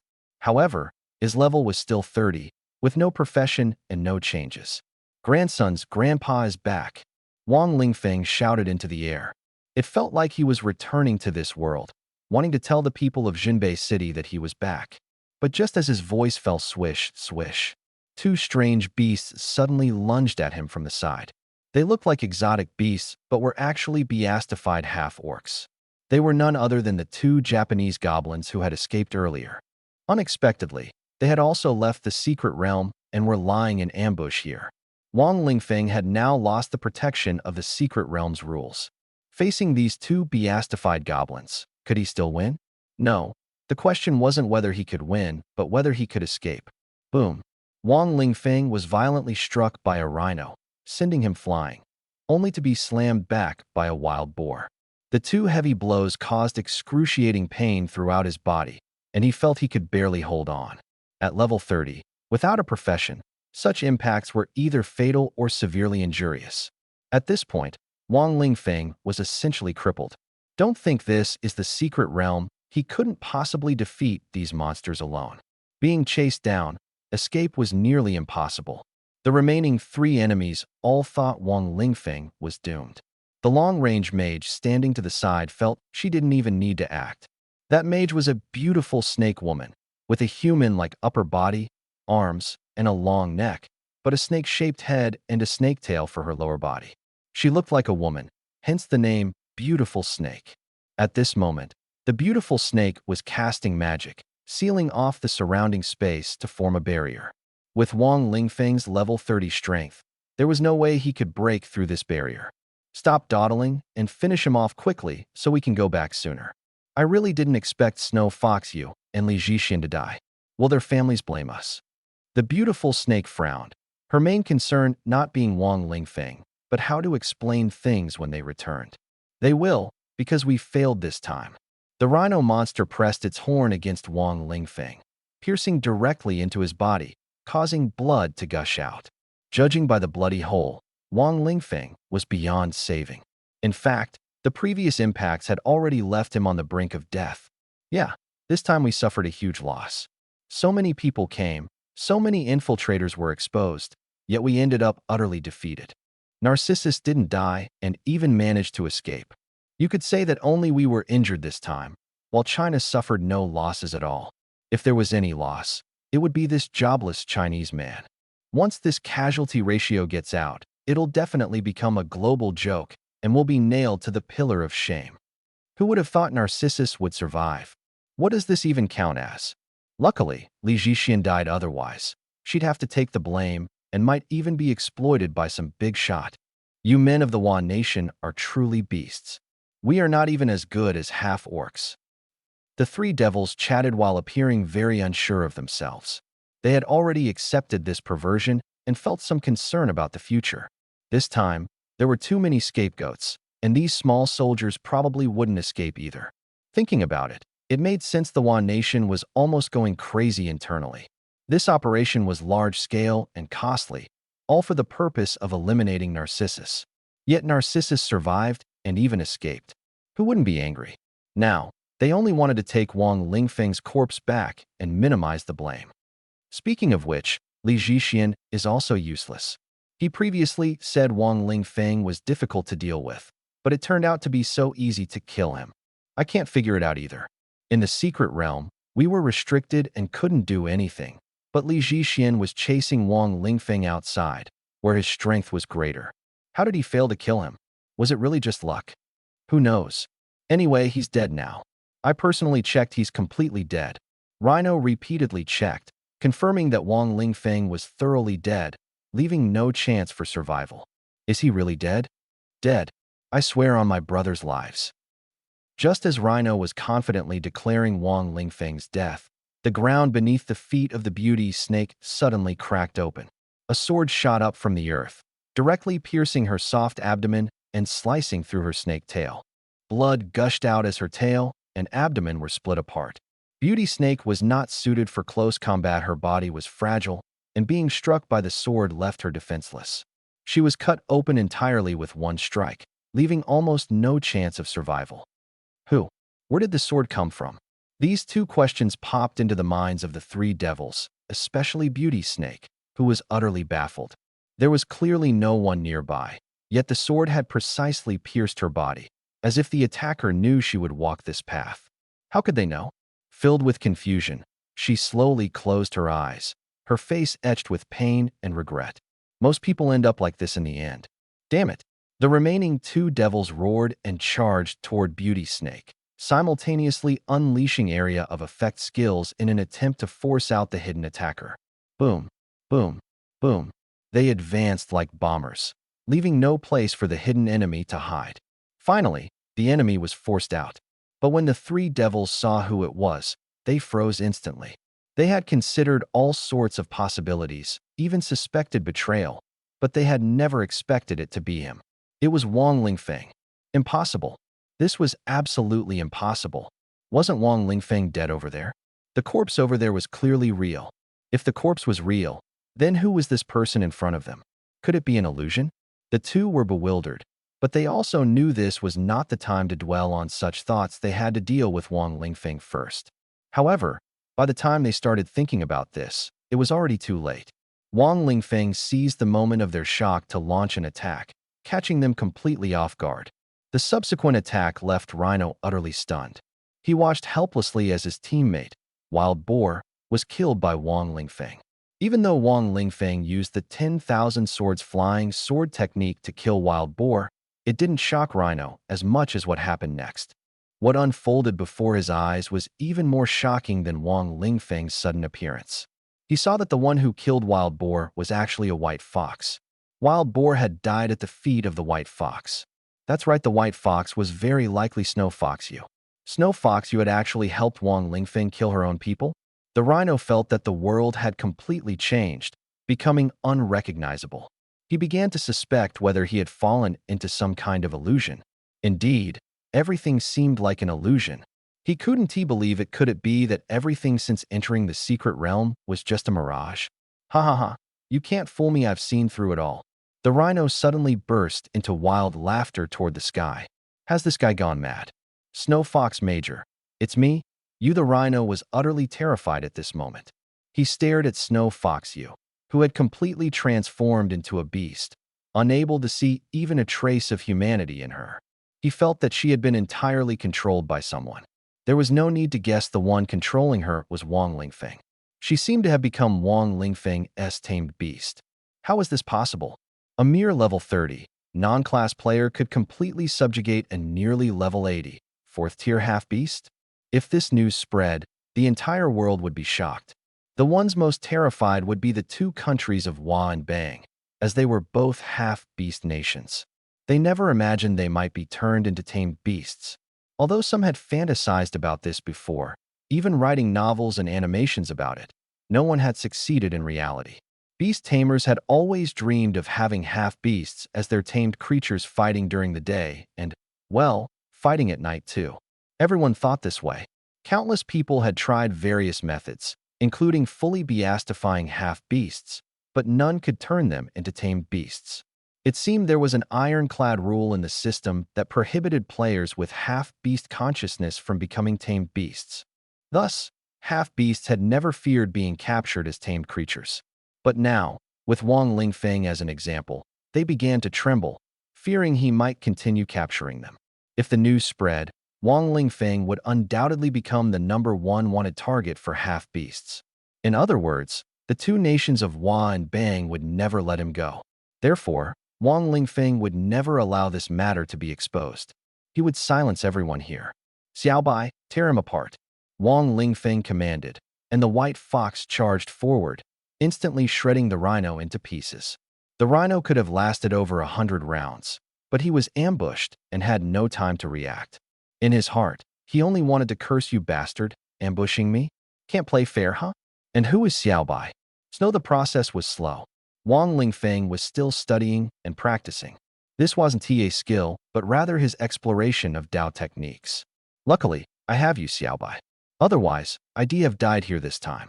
Later, I'll reward you with a piece of meat. Go back and get along well with the Paw Patrol. No fighting." Wang Lingfeng gently patted the white fox and said softly. Zuyu's soul was screaming. "What do you take me for? Don't call me Xiaobai."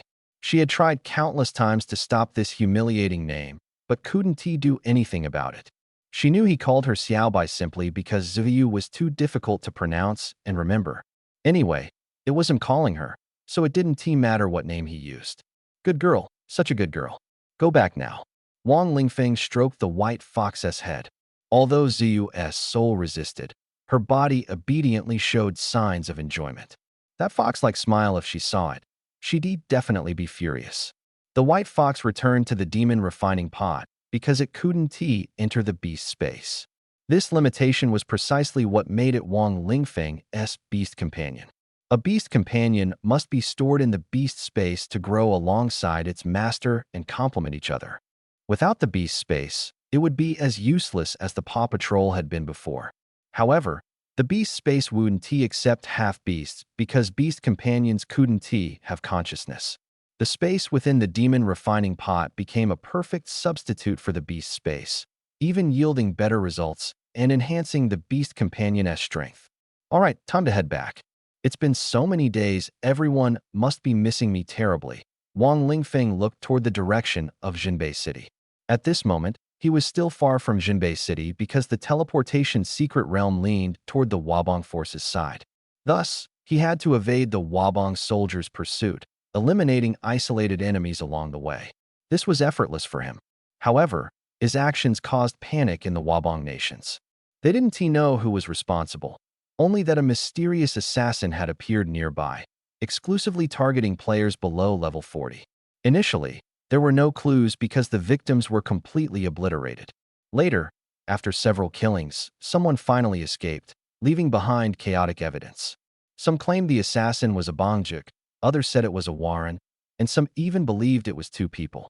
This was because the one killing Bangjuk spoke Wa language and looked like a Warren, while the one killing Warren spoke Bong language and resembled a Bangjuk. This led to mutual suspicion between the Wabong sides, even sparking internal disputes and hatred. These were just minor episodes. Meanwhile, inside Jinbei City, Jinbei Vocational Academy was preparing for a funeral because they believed Wang Lingfeng was already dead. 2 days later, it was said that Narcissus would attend, making the funeral even more sensational. Why did everyone think Wang Lingfeng was dead? The reason was simple. At the time, the beauty snake had sent footage of the rhino brutally killing Wang Lingfeng to the higher-ups. The higher-ups confirmed Wang Lingfeng's death and finalized the matter. This news also reached the Huaxia side, which likewise concluded that Wang Lingfeng was gone. To be honest, when most Huaxia people heard the news, they weren't sad. Instead, they felt a bit happy. They knew that Wang Lingfeng's death had taken several Waklu with him, which was a big win for Huaxia. If they had known Wang Lingfeng's true value, they wouldn't have reacted this way, but they didn't. Thus, at this funeral, many attendees came with smiles on their faces, feeling no sorrow at all. On the day of the funeral, it was said to be a funeral, but it was more like a ceremony for engraving words. Wang Lingfeng's name was about to be engraved on the school's martyrs monument. Based on his deeds, this honor was well-deserved. Just the fact that he saved Narcissus and shielded her from fatal danger was enough. The importance of Narcissus to Huaxian needed no further explanation. Not to mention, Wang Lingfeng ultimately eliminated numerous elite invaders, including Li Zhixian. The most unexpected part was that he even killed Shuehuiyue. At the time, the surviving enemies believed this to be true, especially since they hadn't seen Shuehuiyue emerge from the secret realm, naturally assuming she was dead. Later, when Shuehuiyue reappeared, the rhino was unable to relay the news. The barrier had blocked communication, and the rhino itself was so terrified it wet its pants. Thus, Wang Lingfeng was already regarded as a martyr and hero. A man presumed dead unless someone harbored deep resentment would not be slandered at such a time. Consequently, public opinion overwhelmingly supported Wang Lingfeng, with a steady stream of people coming to lay flowers and attend the ceremony. Principal Gu delivered a speech with a face full of sorrow, and the students shed tears one after another. Some mourned the loss of Wang Lingfeng as a renowned teacher. Feeling their future lacked guidance, others were genuinely saddened by his death. Narcissus was also present, though she appeared frail and was wheeled out in a wheelchair. She shouldn't have come, but she owed Wang Lingfeng her life and couldn't find peace without attending. She was surrounded by top-tier guards, keeping her at a distance from others. Serves you right, Wang Lingfeng, you deserve to die. Even now, I'm better off than you. This group of people is so good at acting, they could all become actors. Wang Tung watched the live broadcast, seeing others cry so genuinely, yet he felt it was all a farce. Recently, his mood had been quite good, though his progress was somewhat challenging. Watching batches of outstanding peers around him grow envious to the point of madness, and seeing Wang Lingfeng bask in glory, he felt his own suffering was unbearable. Lu Rian's mood had also improved. She had suitors one after another, though their quality had declined significantly compared to before. Her own talent wasn't bad enough to be reduced to a mere plaything.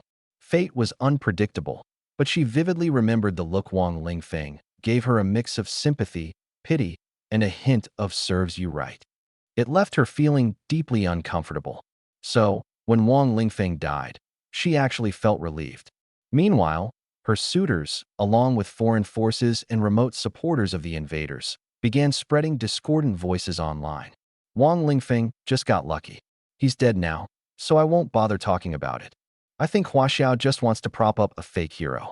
The other side hasn't mentioned these things, so don't bring up their dirty laundry. I have insider information. It was actually another medical team that saved Narcissus, and they were paid hush money to keep the truth hidden. Think about it, Wang Lingfeng was only level 30, with no profession. Could he really kill so many invaders? Forget Shui Huiyue, even a random Shanshida Zhizhong at level 70 with 3 advancements would be impossible to defeat. These doubts flooded the internet, as if only the skeptics were clear-headed. At the scene, after Principal Gu finished his speech, someone was invited to engrave Wang Lingfeng's name and birthplace, essentially creating a memorial tablet. The martyr's monument consisted of stone slabs at its base, each serving as a tablet. The engraver stepped forward, a worker wearing a windbreaker and goggles, his face obscured but exuding a unique aura. However, no one paid attention to this detail. Haidang, is Wang Lingfeng really dead? Ning Ming stood alongside Haidang and Dugu Feng, refusing to believe that Wang Lingfeng was truly dead. How many times have you asked me? As long as I haven't seen the body, I won't believe he's dead, Haidang said firmly. She had more faith than Ning Ming that Wang Lingfeng could turn danger into safety. We've all seen the video. Wang Lingfeng was tortured to death by 2 enemies. There's no mistake, the gap in strength was too great, Dugu Feng said, trusting the evidence before her. The video wasn't fake, and the rhino had examined the body. It couldn't be falsified. Besides, there was no reason for anyone to fake it. Ning Ming, Wang Lingfeng is already dead. Don't be sad. If you want to cry, come cry in my arms, Xiaohou Taizhu said, opening his arms, attempting to embrace Ning Ming. Get lost. A large foot kicked him away. It was Shangwan Hunyu. Even if Wang Lingfeng is dead, it's not your place to harass Ning Ming. Look at yourself. If you didn't have some money, we wouldn't even bother with you. Shangwan Hunyu, don't go too far. Don't think I won't hit you just because you're a woman. Come on then. Forget it. A real man doesn't fight with women. You're not a real man anyway. While they argued, the engraver had already begun carefully carving Wang Lingfeng's name. The font looked particularly pleasing, beautifully written. Everyone was surprised. They hadn't expected the engraver to be so skilled. Strange, why do I feel like this person looks familiar? Haidang stared at the engraver, and suddenly a figure flashed through her mind. Wang Lingfeng. That silhouette, that face shape, seemed somewhat similar. But upon closer thought, it seemed impossible. Even if Wang Lingfeng wasn't dead, he wouldn't come here to carve his own memorial plaque, would he? That would be asking for death. Just as Haidang was pondering this, a sudden change occurred. leaving her no time to focus on the engraver. In fact, everyone forgot about him. Nearby, a barrier suddenly appeared, swallowing all energy and instantly rendering everyone inside powerless. Was the enemy here? The purple-black barrier enveloped an area of several hundred meters around the Martyrs' Monument. At this moment, those inside who wanted to escape found it was already too late. Not only could they not leave, but even standing up became difficult, and soon everyone was lying on the ground. What is going on? This is the soul-dissolving bone-corroding array. At this intensity, anyone below level 70 will collapse, and even those above level 70 will be affected. Why can't we see the magic array?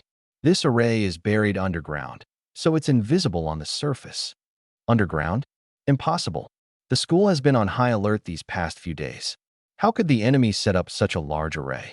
Recently, due to the knowledge that Narcissus would be coming, the Northern Town Army had been extremely vigilant about security here. The only people allowed in were those from the two schools and the Northern Town Army itself. Under such circumstances, no one could have secretly set up the soul-dissolving bone-corroding array. This array required a significant amount of time and effort. Though well known, it was rarely used because it was so time-consuming. However, due to its powerful effects, it had achieved remarkable success in unexpected situations, and many were aware of it. Just like the current situation, if this plan succeeded, this barrier would gain fame once again. No, it was already famous. Even if the plan failed, the success of the barrier itself was undeniable. Now is not the time to study the array. First, figure out who did this and what their purpose is. Such a grand setup must be related to those two villainous countries, the Weibo.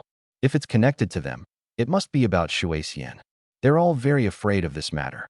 Then isn't Shuexian in great danger? While there are many fools online, there are also plenty of smart people, including some experts who immediately analyzed the ins and outs of the situation. However, what they didn't understand was how the other side managed to do this and why no one had appeared yet. The answer soon emerged. The ground near the Martyrs' Monument suddenly cracked open, like bamboo shoots breaking through the soil, revealing an elevator room inside. A group of people stepped out of the elevator room, with a white fox woman in the center. She stood in the middle, surrounded by everyone. Her aura instantly dominated the scene, even transmitting through the screen to the online viewers. This white fox woman shocked everyone. Shuahuyu, isn't she supposed to be dead? I've always said that Wang Lingfeng's claims were fake. Huaxiao people just love to brag, and now they've been proven wrong. At this moment, electronic media outlets began to buzz with excitement. Shuahuyu's appearance indicated that everything Wang Lingfeng had previously said was untrue. In their eyes, if one thing was false, then everything must be false. As a result, Wang Lingfeng was immediately criticized, and the Jinbei army and the people of Jinbei City were implicated as well. This group dispersed, with Shuahuyu at the center, heading towards Shuexian. As expected, their target was Shuexian. People outside were so anxious they wanted to rush in to stop them, but the barrier was too strong, leaving them helplessly watching. Shuexian, oh Shuexian, didn't I tell you not to go? You insisted, and now look what's happened. Many people said this, though their tones varied. Some were genuinely worried, while others were gloating. Those gloating included not only hostile foreign forces, but also many people within Huaxia, especially members of Shuexian's family. There were also some inexplicable individuals, like Wang Teng and Lu Ruyan. Because Wang Lingfeng had saved Shuexian, they harbored resentment toward her. If Shuexian survived and became a legend, Wang Lingfeng would also become a supporting character in her legendary story, which made them uncomfortable. It's truly baffling how some people can hate you for no apparent reason. Are you Shuahuyu? Principal Gu stood before Shuahuyu, his aged and frail face full of determination. He knew that doing this might cost him his life, but he had to step forward. Some things must be done, and perhaps this brief moment could change the future. Just like the names engraved on the Martyrs' Monument, their sacrifices altered the course of history. Therefore, some sacrifices are necessary, and someone must bear them. Many people couldn't understand this, just as many viewers in front of their screens thought Principal Gu was foolish, that he shouldn't throw his life away, and that staying alive was more important. They didn't understand because they feared death and were unwilling to sacrifice for others or for their country. Such people are normal, they shouldn't be blamed or expected to understand. The only hope is that they don't mock those willing to sacrifice.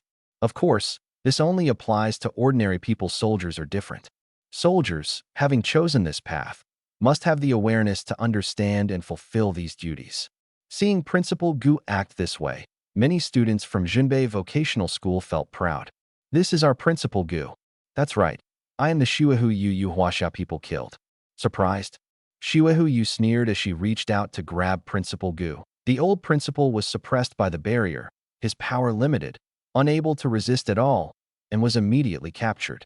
Shuahu Yue threw him aside forcefully, causing him to crash into the martyr's monument with a loud bang. The sound made everyone feel that the old principal couldn't hold on any longer. But no one paid him much attention, as Shuahu Yue and her people were continuing to advance towards Shuixian. Shuaihue stood in front of Shuixian, and the guards beside Shuixian had already been pulled aside by her people. Strangely, they didn't kill anyone, as if keeping them alive served a special purpose. You really have a strong life force. 10 years ago, I couldn't kill you, and 10 years later, you're still alive. So many people died back then, and even more have died now. But this time, you won't be so lucky. Shuaihue sneered coldly as she stared at Shuixian. Stop wasting words. What exactly do you want? Shuixian thought to herself, but didn't speak. She knew that the most important thing now was to buy time. The more the opponent talked, the better. She didn't know who might come to save her, but whoever it was, she needed to gain some time first. Everyone here was lying down resting, completely unable to help. Wait, no? There was still one person standing. Are you curious, wondering how we got here and what is hidden underground? Shuixian stared at Shuaihue, who had taken the initiative to speak. She hadn't expected the other party not to act immediately, which surprised her. It seemed this time she wouldn't need to guide the conversation herself, so she decided to cooperate with this talkative enemy. What is there? Li Zhixian wanted this land before, and we found it strange, but after checking, we didn't find anything special. Shuixian looked at Shuaihue. Knowing this information because she herself was trained by the Jinbei army and held a high rank. She had long investigated Li Zhixian, who had tried to plot against her, and naturally knew these details. You didn't find what's below, but sooner or later, it will be discovered. Since that's the case, if we don't use this place now, it'll truly be wasted. Originally, it was useless, so wasting it wouldn't matter, but you people came, and now this place has value. Shuaihue spoke leisurely, as if completely unaware that Shuixian was stalling for time, or perhaps this was just her talkative nature. It was also possible that she herself was stalling for time, preparing for something.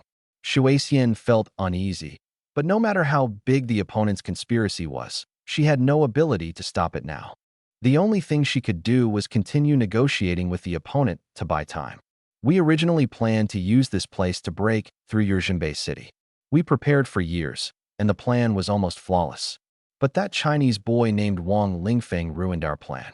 Shuaihue's words revealed to everyone how much the enemy hated Wang Lingfeng. Shuixian could feel the resentment in Shuaihue's tone, though it was only slightly revealed.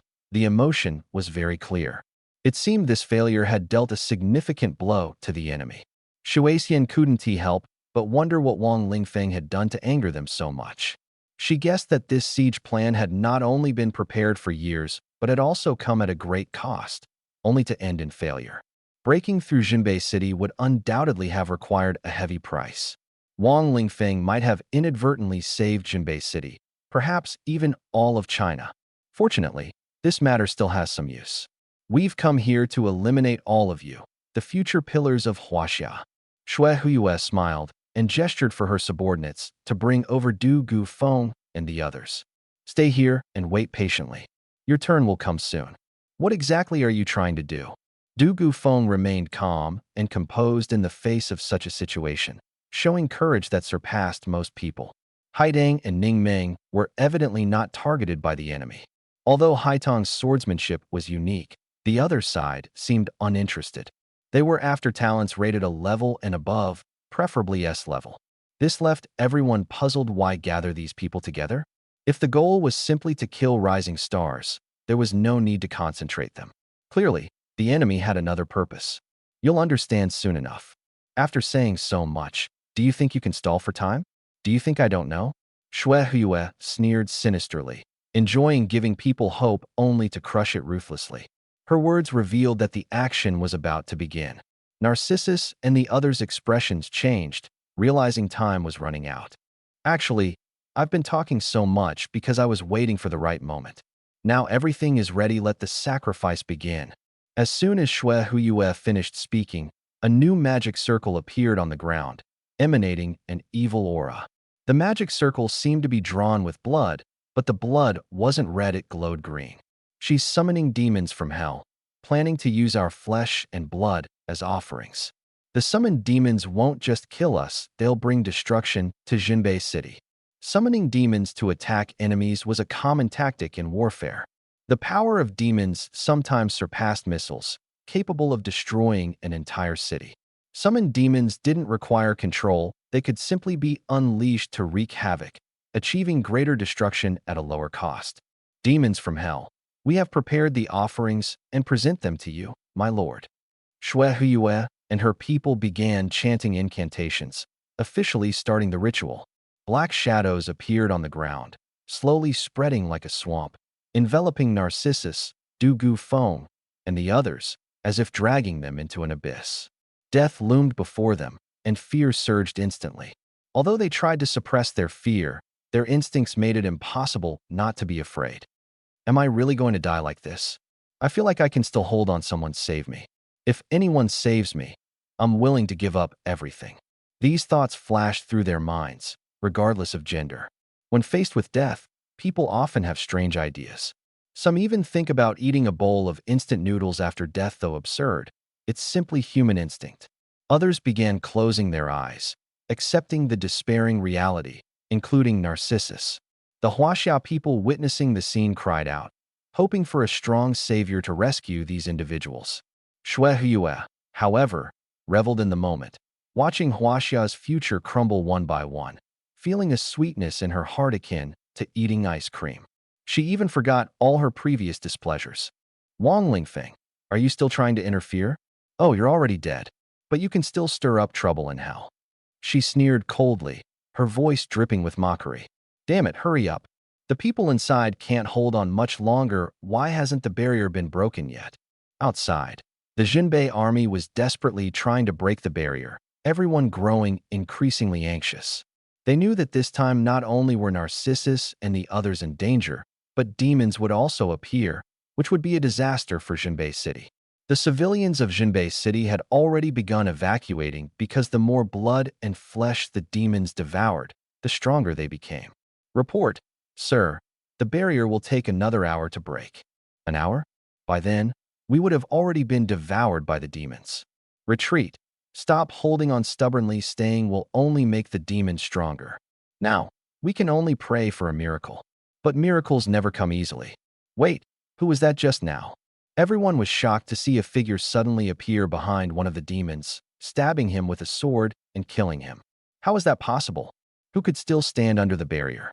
Could it be that the demons were fighting among themselves? No, that person wasn't a demon. He looked like a sculptor. A sculptor? How was he unharmed? At this moment, all eyes were focused on the sculptor wearing windproof goggles and a hat. Although his face was obscured, his physique and aura were striking. Some had noticed his uniqueness before, but with so much happening so quickly, no one paid much attention. However, now, this sculptor had killed a demon with one strike, disrupting a key element of the sacrificial ritual and significantly slowing the summoning process. But that wasn't the main point. The main point was that if he could kill one, he could kill a second. The sculptor moved neither too fast nor too slow, silently approaching another demon from behind. In the demon's terrified gaze, he stabbed again. Why didn't the demon dodge? Everyone was filled with questions. Even stranger, apart from the demon being killed, the other demons showed no reaction, not even attempting to save their comrade. Stop! Xue Huiyue roared angrily, her eyes blazing with fury and killing intent. I warn you, if you continue, you will face our endless wrath and pursuit. Think carefully. Xue Huiyue's words seemed to have an effect. The sculptor's sword paused slightly. If you stop now, You'll be a great hero of my country, and I'll agree to any condition you propose. Xue Huiyue offered many tempting terms. This made the people of Huaxia nervous, and the atmosphere became explosively tense. Don't be fooled by her. People like her say nice things on the surface, but will stab you in the back. Du Gufeng and others urged. Even Narcissus spoke up. But Narcissus's words were puzzling, as if she knew the sculptor and thought he was playing some kind of game with Xue Huiyue. Are you joking? Narcissus's words made everyone feel that the sculptor's strength was actually enough to play games with a master like Xue Huiyue. These demons were all third and fourth tier experts, and even at her peak, Narcissus would struggle to deal with them. However, given 10 years, Narcissus could easily dominate them. Who was this person? He looked so young. Had Huaxiao produced such a powerful genius? Was it Bai Yuquan? No. Bai Yuquan and Nguohua had gone to the secret realm. They were in Anshi Human City, not here. I'm not playing. The sculptor shook his head, stepped back, and continued walking toward another demon. Then why didn't you kill him? That sword clearly didn't go in just now. How do you know I didn't kill him? He's actually already dead. Everyone was stunned. The sword hadn't pierced through. So how could they say the man was already dead? Moreover, the opponent was still alive and well. Just as everyone was in disbelief, the soldier suddenly collapsed to the ground, dying silently and miserably, as if crushed, with all his bones shattered. After falling, a black shadow quickly engulfed the corpse. What is going on? Everyone was shocked. The sword clearly hadn't pierced through earlier. Could it be some kind of invisible sword energy? Even so, no one believed it. But why did the soldier suddenly die? It seemed more like the effect of some kind of evil magic. This soldier's body was poisoned and cursed. I merely activated what was inside him. If I had used my sword to stab him, my sword would have felt disgusted, the sculptor explained, making everyone understand that he had withdrawn his sword not because of Snow Fox Moon's words, but due to these special circumstances. This made Snow Fox Moon's face turn ashen. That's not an issue.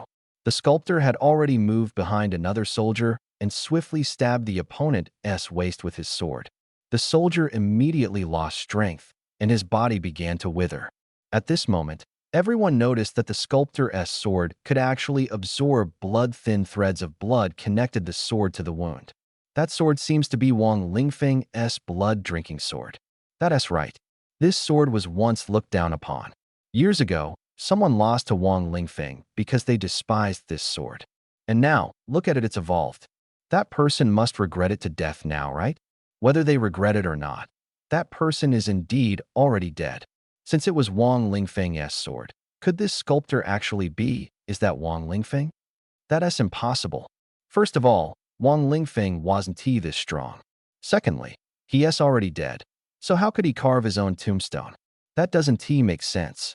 Exactly. This sculptor even engraved Wang Lingfeng's name beautifully. But his calm and decisive demeanor doesn't resemble Wang Lingfeng at all. I agree. No one, whether inside or outside, believed it. Until Boss Lingfeng, is it really you? Ningming directly asked the question. She spoke with difficulty, suppressed by the barrier. If not for the barrier's restrictions, more people might have already asked, but no one wanted to waste energy on this question. Everyone looked at the sculptor, waiting for an answer. The scene fell silent. It's me. At that moment, the sculptor removed his protective goggles, revealing his true face. It was none other than Wang Lingfeng, who had long been presumed dead. This made the situation even more bizarre. Snow Fox Moon had already managed to come back to life, and now Wang Lingfeng had appeared as well. I knew you weren't dead, Ningming said excitedly, but her overexcitement, combined with the pressure of the barrier, caused her to faint on the spot. Of course I'm not dead. I have a feeling I'll live for at least a few hundred years, Wang Lingfeng said with a smile. He walked behind another soldier and easily dispatched the opponent with another strike. Wang Lingfeng, you deserve to die? Our nation will never let you go. Snow Fox Moon gritted her teeth and glared at Wang Lingfeng furiously, but she seemed powerless against him. She didn't move, nor did the other enemies. We've always been enemies. If you want to let me go, I want to let you go either, Wang Lingfeng responded coldly. He was completely indifferent and continued to eliminate the enemies. Clearly, they were all experts, yet they died at the hands of Wang Lingfeng, who was only level 30 and had no profession. This enraged the enemies and shocked everyone present, as well as the audience watching on their screens. What was wrong with these enemies? They just stood there and let themselves be slaughtered. Were they out of their minds? Wang Lingfeng, I'm warning you. If you dare kill any more of our people, you're dead. Xue Huiyue roared, her emotions completely out of control, no longer as composed as before. Wang Lingfeng had already killed half of the enemies, who were all taken down while standing there, without even fighting back. Everyone understood now Xue Huiyue was furious and flustered, but utterly powerless. The situation had completely reversed originally. The advantage was with the Japanese forces, but now Wang Lingfeng had taken control of the entire battlefield. This reversal was thrilling and greatly boosted the morale of the Chinese soldiers. This is only temporary. No matter how arrogant Wang Lingfeng is now, he'll suffer sooner or later. Killing a few people means nothing. Japan has plenty of people like them, experts everywhere. Exactly, it's just a few people. What's there to be arrogant about? When the time comes, he won't even know how he died. Investigate the people behind them, they're definitely not simple characters. If these words had come from the enemy, it would have been normal, but hearing them from the mouths of Chinese people was disgusting. Although their thoughts were clear, they were like annoying flies, deliberately coming out to irritate others. Some were paid off, some were self-righteous, and others simply enjoyed stirring up trouble. But these were only a minority, quickly drowned out by the voices of the majority. These nitpickers were either paid or had something wrong with their heads. Scolding them was useless, it only made them more excited. Fortunately, Wang Lingfeng's side was in a great position. He had already wiped out the enemies, leaving only Xue Huiyue. Don't come any closer, Xue Huiyue warned sharply, but the expression on her face seemed odd. Was this acting coy? This was the difference between the strong and the weak. Threats from the weak were meaningless to the strong, instead resembling a child's tantrum. Although no one fully understood what was happening, Wang Lingfeng was undoubtedly the strong one here. He didn't say much, only addressing Xue Huiyue. Don't worry, I won't kill you. If I do, the people below will figure out what's going on, and they'll run away. Everyone finally understood Wang Lingfeng hadn't killed Xue Huiyue because there were still enemies below that hadn't been dealt with. Xue Huiyue's face darkened upon hearing this, but she quickly broke into a cold smile. A level 30, professionless guy like you, what can you do? You were able to kill them earlier because the sacrificial array was connected to the hell space, immobilizing their bodies. That's the only reason you had a chance. She spoke coldly. Although this was the truth, she still found Wang Lingfeng somewhat puzzling. If Wang Lingfeng moved forward, it might ruin the entire plan. She wasn't afraid of him killing people, she was afraid of things going awry. But did Wang Lingfeng have that capability? Clearly not. You're right. I can't do it alone, I need someone to help me. Wang Lingfeng looked at Narcissus. Narcissus wanted to help, but knew her body wasn't up to it, even if the array's control was lifted. Unexpectedly, Wang Lingfeng showed a shocked expression and said, "Strange, why are you still so weak? You actually managed to clear out all the medicine I gave you? Truly impressive. Originally, you could have recovered at least half of your strength, enough to deal with these people. Half of the strength isn't simply a matter of having the level, the difference in power is far greater. Narcissus's half strength is equivalent to a 10-level reduction, roughly around level 70. Level 70 is already sufficient to kill those enemies. What? They cleared your medicine? I didn't know that. I was just following their arrangements. I know this has nothing to do with you, but now you can't help. Your current strength is only slightly stronger than mine. Principal Gu, come and help. And Elder Wu, you too, Wang Lingfeng said. Principal Gu? Wasn't he just knocked down? Everyone was puzzled, but they quickly noticed Principal Gu standing tall, his expression resolute, even better than before, completely uninjured. What was going on? Actually, when Principal Gu collided with the Martyr's Monument, Wang Lingfeng was engraving words there and caught him in the process, even attaching a talisman to him to resist the pressure of the formation. With Principal Gu's strength restored, the scene became even more powerful, and killing enemies was no problem. He also rolled up his sleeves, ready to act. Elder Wu stepped forward and said, "If you want me to help, first resolve the situation on my side." Everyone wanted to know what method Wang Lingfeng had to break the formation. After all, The formation was complex and restrictive. If someone could break it now, who would need it in the future? Under everyone's gaze, Wang Lingfeng revealed the secret, a yellow talisman. He placed the yellow talisman on Elder Wu, and with a flash of golden light, Elder Wu stood up, his face full of shock. With a casual wave, his power erupted. What kind of talisman is this? How can it break the formation? How do you know such a skill? Aren't you jobless? Everyone wanted to ask, but few had the energy left, except for a few exceptions. Shui Huyue was one of them, and she helped everyone voice the question. This is a protective talisman. I spent quite a bit of time learning it.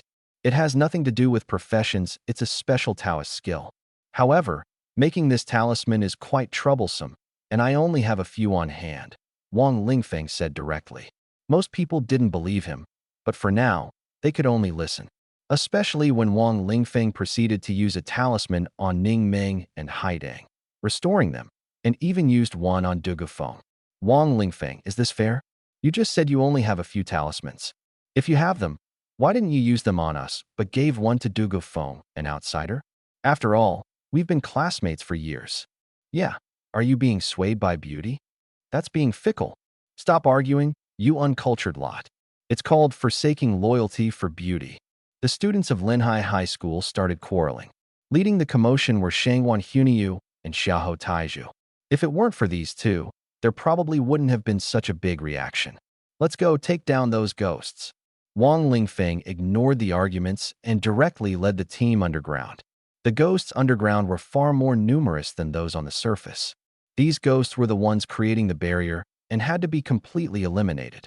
Boss Lingfeng, what's going on here? How did you survive? What's your relationship with Shui Huyue? You two seem pretty close. Also, why did you pretend to be a sculptor to infiltrate, and why did you only act at the last moment? Was it because you thought it would look cooler? Ning Ming suddenly threw out all her questions, constantly wondering if she had missed anything or needed to add more. Oh, right. Why did you bring us down here? And what are you planning to do now? At this moment, Wang Lingfeng was leading 5 people down in an elevator.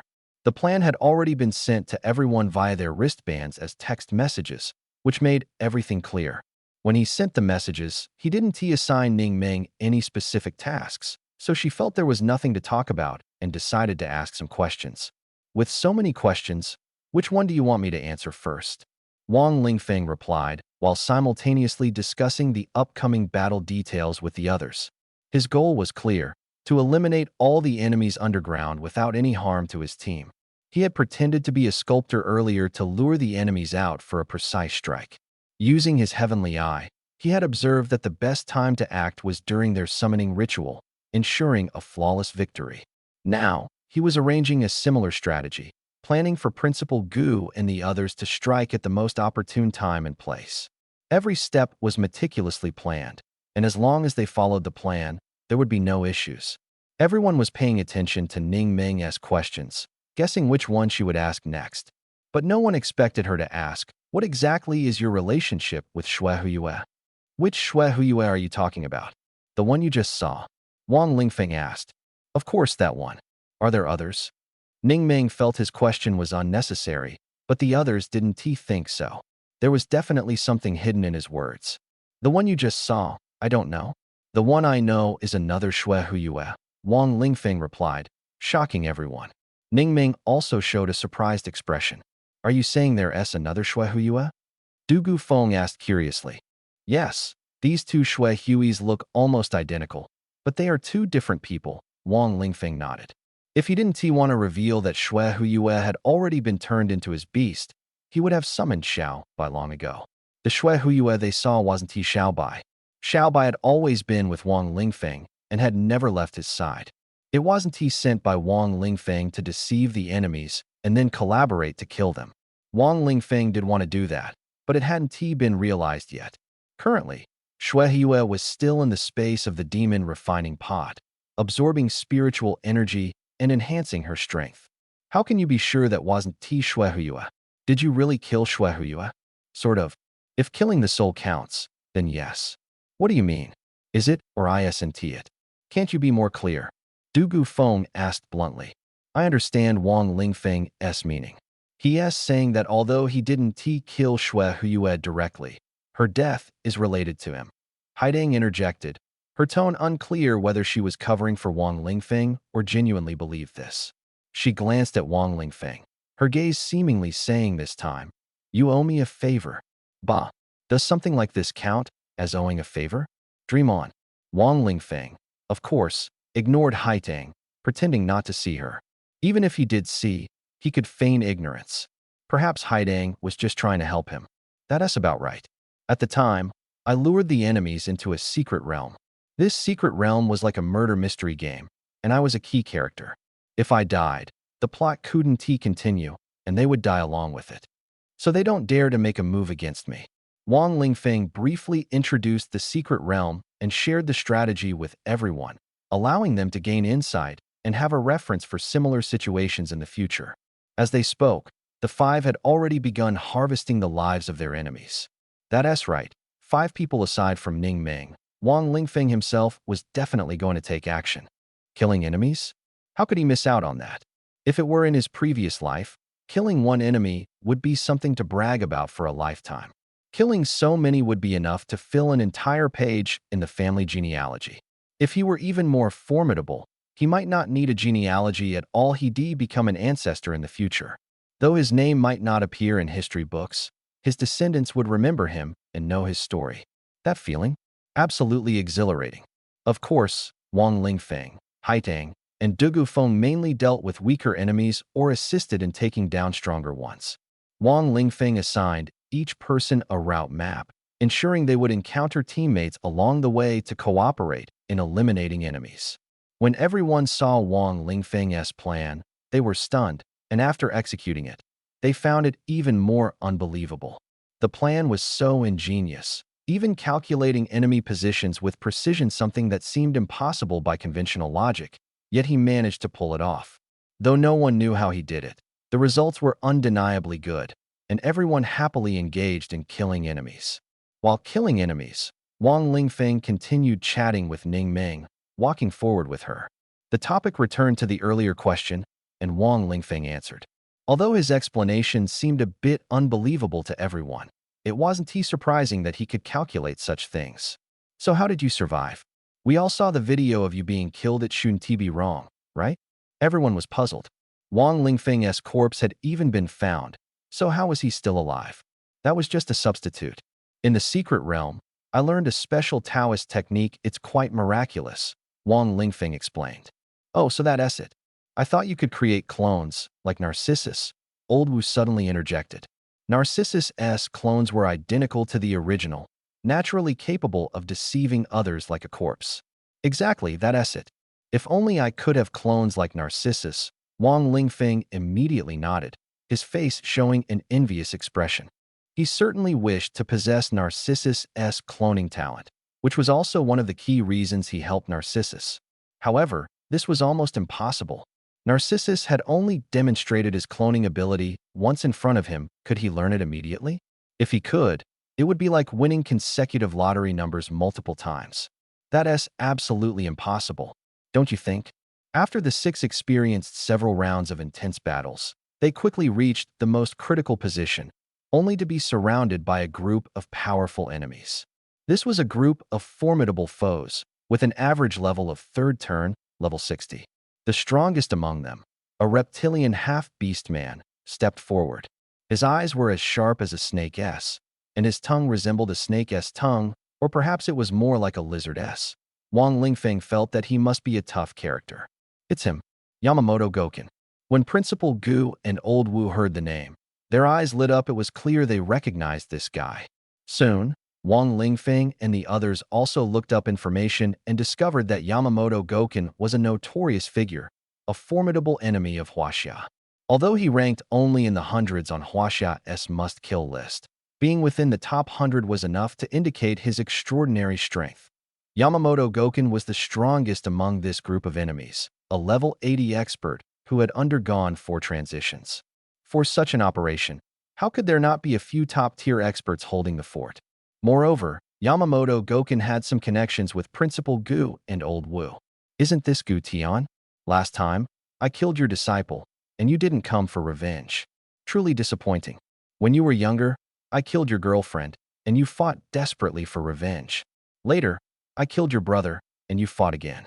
But this time, you're nowhere to be seen? I've been waiting for you, haha. Yamamoto Goken taunted Principal Gu arrogantly, causing Principal Gu to clench his fists tightly, his knuckles cracking audibly. Yet, he didn't T-charge forward. If Yamamoto Goken were alone, Principal Gu would have rushed in without hesitation, as he didn't believe he was weaker than him. But now, Yamamoto Goken was accompanied by two equally powerful enemies. These two were top assassins listed on the must-kill rankings. Killing them would earn China billions in rewards, along with other honors and prizes. One of them was named Hama Rokuro, who had a toad-like head because his family were semi-beast men resembling toads. The other was named Hagoromo, a female semi-beast man with the body of an eagle. Hagoromo sneered coldly. What is wrong with the people above? That woman, Snow Fox Xin, is really useless. She is far inferior to her sister, actually letting these Chinese rats chase her all the way here. Her tone was arrogant, but she had the strength to back it up. These three enemies alone could easily deal with Wang Lingfeng and his 6 companions, not to mention the other enemies nearby. The situation was clearly a deadlock for Wang Lingfeng and his group. However, Wang Lingfeng showed no signs of nervousness. The ones truly anxious were Principal Gu and Old Wu. Ning Meng, on the other hand, wasn't too worried. She trusted Wang Lingfeng and didn't fully grasp the gravity of the situation. To her, as long as Wang Lingfeng was there, everything would be fine. After all, they had survived countless life and death situations before. Back then, when she was with Wang Lingfeng, she had already prepared herself for sacrifice. Now, being able to live this long was already a blessing. You all go first. The two of us will hold them off here. Principal Gu and Old Wu stepped forward, ready to block the enemies and buy time for Wang Lingfeng and the others, fully prepared to sacrifice themselves. Principal Gu said to Wang Lingfeng, "Don't feel bad. This isn't your fault. We've killed so many of them, and their plans have been thwarted. We've done enough." He seemed to be comforting Wang Lingfeng, though deep down, he felt Wang Lingfeng might regret bringing everyone here.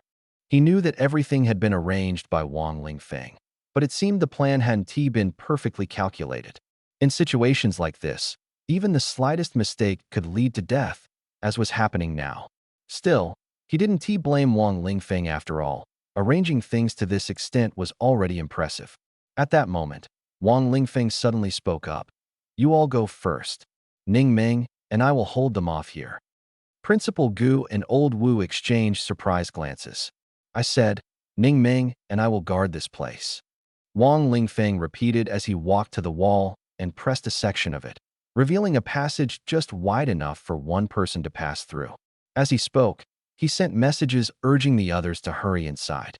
Haidang and Dugu Feng rushed in without hesitation, trusting Wang Lingfeng and knowing that now wasn't the time for everyone to die together. The more people who could escape, the better. Otherwise, they would only drag each other down. Principal Gu and Old Wu hesitated for a moment, but, considering Wang Lingfeng's extraordinary predictive abilities and the fact that he knew about this secret passage, they thought he might have a plan. They chose to trust Wang Lingfeng and followed him inside. Wang Lingfeng then sent a message. "When you go out, take down all the enemies you encounter. They're just technicians and small fry, so it won't be difficult for you." Indeed, since the strong enemies were all here, he didn't need to worry about the perimeter. At the same time, as Wang Lingfeng opened the passage, all other routes were sealed off by heavy doors, at least 7 layers of doors. Breaking through them would require time and effort, making rescue impossible. The situation changed instantly. It turned out Wang Lingfeng had long anticipated the enemy's appearance, though it was unclear how he knew. Now, Wang Lingfeng stood alone at the entrance, his presence like a single man holding off an army. "Boss Lingfeng, can you handle this alone?" Ning Meng asked with concern. Wang Lingfeng smiled. "Ning Meng, don't ask a man if he can do it. Even if he can't, he has to." He didn't look back because the enemies ahead had already started moving. The first to charge were ordinary foot soldiers. The experts only acted last. The opponents thought Wang Lingfeng, a level 30 non-class individual, wasn't worth their personal attention. Even their subordinates felt it was unnecessary. "Is he crazy?" Thinking he can hold us off alone, the enemies muttered. Guess how long he'll last? Not even a second. The enemies mocked Wang Lingfeng, thinking he was overestimating himself, like trying to stop a car with bare hands. The three leaders didn't even bother with him, chatting casually among themselves, completely dismissing Wang Lingfeng. But to their surprise, Wang Lingfeng managed to block the enemy's attacks with his shield. Despite being dozens of levels lower, one was a third-tier expert, while the other had no class. The gap was enormous. Yet Wang Lingfeng held his ground, and he did so head-on. No one had expected this outcome. Wang Lingfeng's defensive power was unprecedented. Even Ning Ming, standing behind him, was too shocked to speak. She had seen Wang Lingfeng withstand attacks from many high-level beasts before, but never with such resilience. This was a one-on-one, direct confrontation, with no tricks or techniques involved. This was true strength, and it was the most astonishing aspect. If the whole world saw this scene, it would undoubtedly leave everyone in awe. The three leaders widened their eyes in disbelief. Wang Lingfeng had blocked over a dozen attacks from their subordinates. Although he wasn't completely unscathed, he handled it with ease. This proved one fact: Wang Lingfeng could indeed withstand their attacks. Yet they still doubted, how could Wang Lingfeng achieve this? He was just a level 30 non-class individual. How could he have such strong defense? Although Wang Lingfeng lost a significant amount of health, Ning Ming healed him from behind, quickly restoring him. Judging by the current situation, even if they could defeat Wang Lingfeng, it would take considerable time the three leaders didn't have. Feather Robe, you go? Use your signature move, don't waste time, go straight for the ultimate attack, Yamamoto ordered Feather Robe, his tone like a superior addressing a subordinate. Clearly, although they were all leaders, there was a hierarchy among them. Feather Robe responded respectfully and began preparing her ultimate move. She soared into the air, spreading her wings as wind elemental energy gathered around her. The air itself seemed drawn to her. Everyone else's hair was ruffled by the suction. If they weren't strong enough, they would have been blown away. Boss Lingfeng, this move of hers is devastating. Can you withstand it? Ning Ming asked nervously from behind. No problem, I won't even take 3 steps back. Wang Lingfeng replied nonchalantly. This made Yui furious. She had wanted to gather her full strength for a fatal strike, but now she felt that full strength was unnecessary. Even 80% of her strength would easily defeat Wang Lingfeng. Super Falcon Strike. With a roar, the power of her attack increased explosively.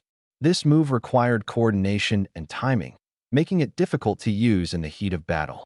But Wang Lingfeng was now on the defensive, so she could use it without hesitation. 80% of her strength was far more powerful than she usually used in combat, more than enough to deal with Wang Lingfeng. This pressure is too strong. My hair is even blowing up. Boss Lingfeng, let's go. Don't kill yourself. Stay alive.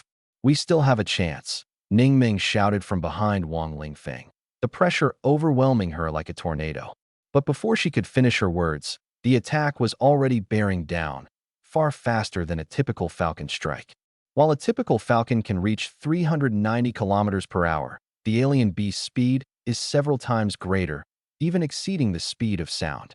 This was a super falcon strike, faster than a sonic boom. Immediately afterwards, Wang Lingfeng shoved Ning Ming away, nearly colliding with the force powerful enough to severely injure Ning Ming. Wang Lingfeng was sent flying by the impact, his back slamming into the ceiling of the passage, leaving a long scratch. He landed hard, his life or death uncertain. Logically, he should have been dead. The disparity in strength was too great. Yui triumphantly stepped forward, ready to pass Wang Lingfeng and pursue the person behind. But to her surprise, Ning Ming didn't run, but instead stood in front of Wang Lingfeng. Are you running away? Am I running? Oh, I'm running. Ning Ming seemed a beat too slow to react, turning and running. Yui thought the other person was mentally ill, but never mind. He wasn't worth thinking about anyway, so she quickly attacked. Just as she stepped past Wang Lingfeng, a sudden, intense sense of danger washed over her. She wondered why she felt this way when no one was around. Was she mistaken? Absolutely not. Her sixth sense had always been accurate, having helped her avoid many dangers. But this time, she refused to believe it, figuring it was just a corpse. It couldn't possibly spring up and attack her. Just as she was about to laugh at herself, She felt a sharp pain in her lower abdomen, like something sharp piercing her heart.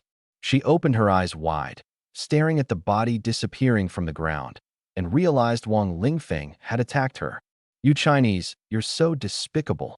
She knew she was dying, but she hadn't expected such a miserable death. Even though she was far stronger than Wang Lingfeng, his sword wouldn't have been able to penetrate her defense, but she hadn't imagined he would be so cunning as to exploit her weakness. Her body was easily destroyed, leaving only endless regret, resentment, and a touch of shame. This was the difference between reality and games. In games, weaknesses are set in stone, not necessarily surmountable. In reality, if a weakness is discovered and the opponent exploits it, a single strike can easily kill. Yu fell down, and everyone behind her was stunned. How could she, who was so proud just now, suddenly become like this? What happened to her? Also, she seemed to have said, "Don't check my body, do whatever you want." After saying that, she fell down. No one knew how Yui died, but everyone believed that this was her last wish and would respect her. Of course, this was only the opinion of some people. Yui wanted to completely destroy her traces at this moment and not let anyone know the truth about her death. If so, all her efforts today would be in vain. Sure enough, things turned out just as Yui expected. The cause of her death was found out, and everyone was shocked. At this time, Wang Lingfeng suddenly stood up and hit Yui a few more times to make sure she was really dead. Then, he turned Yui's body over, pulled it apart, threw it out, and finally kicked it back with a strong kick. When the people outside saw Yui's body, they were all stunned. They thought Yui had killed several people inside, and they never thought that she ran here because she was being chased. They had stabbed Yui several times, ultimately killing her. Poor Yui. Yui-sama? I didn't mean to. I thought it was an enemy.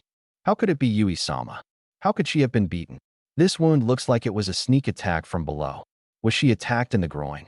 Despicable Chinese. Yui was ultimately doomed to be investigated. Someone discovered her wound was on her lower body, the most vulnerable part of a human. No, it's the most painful part of any living creature. It's also the most difficult to defend. Usually, attackers attack from below, which is difficult to do. They had no idea what had happened. But they all agreed on one thing. Wang Lingfeng was incredibly despicable. Who else would resort to such a shameful tactic if they weren't despicable? Of course, if it were them, they would also resort to it in a life or death struggle. Yamamoto, he doesn't even spare women. Be careful, Gamero Kuro said to Yamamoto, clearly reluctant to engage in the fight himself. Why should I be careful? Can't you go by yourself? Yamamoto retorted immediately. Although Wang Lingfeng had killed Yui, they didn't think Wang Lingfeng could kill them. It was just a coincidence. Yui was just unlucky. Therefore, he wasn't afraid of Wang Lingfeng, nor was he afraid to go in. He just didn't like being ordered around, even though Toad Rokuro was clearly strong enough. I'm not suitable. I can't perform in there. Toad Rokuro patted his big belly. He was like a big toad and couldn't even fit into that narrow passage. Yamamoto was speechless, having almost forgotten the guy's size. I think you just made a mistake. We don't really need to do anything, but we can't let those minions move around. Mitsui, you go. Yamamoto didn't want to do it himself, feeling that it would make him look low-ranking. He sent his confidant Mitsui, whose strength far surpassed that of ordinary minions. Of course, the so-called minions here would be masters outside, and no one believed that Wang Lingfeng could deal with them. After all, everyone here is at least a third-level professional, and the lowest level is 50. But a level 50 third-level professional is definitely not a small fry. Interestingly, the higher the level of the professional, the weaker they are. True geniuses complete their job transitions early, and the attribute bonuses after leveling up far exceed those of others. Typically, the second job transition is completed before level 40, but those who transition at level 20 are far superior to those who transition at level 40. Those who can transition at level 30 are once-in-a-century talents, and level 25 transitions are considered unparalleled geniuses. Narcissus transitioned at level 23, making her a once-in-a-millennium prodigy. This is why Narcissus is highly regarded. As for Mitsui, who transitioned at level 28 and reached his third transition at level 53, his future potential is limitless. Even Yamamoto believes he will surpass him. Currently, Mitsui is under Yamamoto's command for two reasons. First, Yamamoto's family background is powerful, while Mitsui is just an ordinary person. Second, Mitsui has not yet fully matured, so being a subordinate is normal. Most importantly, Mitsui is now level 68, with a third transition profession Wind God Archer. My arrows can pierce the sky and penetrate the void. Mitsui drew the Artemis bow, which gathered immense energy. The charged arrow seemed capable of tearing through the air. Only then did Hama Rokuro remember that there was such a powerful long-range fighter who could attack from a distance and avoid danger. Wait, does this mean that Hagoromo's sacrifice was in vain? If long-range attacks could solve the problem, why did he rush forward himself? Actually, no one expected Wang Lingfeng to be able to kill Hagoromo. It was simply impossible. Now, they still suspect there must be some hidden secret. Arrow pierces the void. Mitsui fully drew his bow and shouted furiously. The arrow shot out like lightning, instantly appearing in front of Wang Lingfeng. The arrowhead's power was like a storm, forcefully pushing Wang Lingfeng backward. In the narrow passage, the force displaced the air pressure, creating a powerful energy that pushed Wang Lingfeng, though not as fast as the arrow itself. At this moment, feeling the pressure of the arrow meant it was already over. Ningming felt suspicious. She clearly sensed a strong airflow pushing her, yet she didn't see the arrow coming. Boss Lingfeng, I feel a strong wind, but why weren't you hit? Logically, if the arrow came, both you and I would have been struck, resulting in mutual destruction. But now, there's no reaction at all. Ningming questioned, though she didn't fully understand. She had clearly seen Mitsui's strength earlier. This arrow could have killed both of them, and Wang Lingfeng couldn't possibly block it.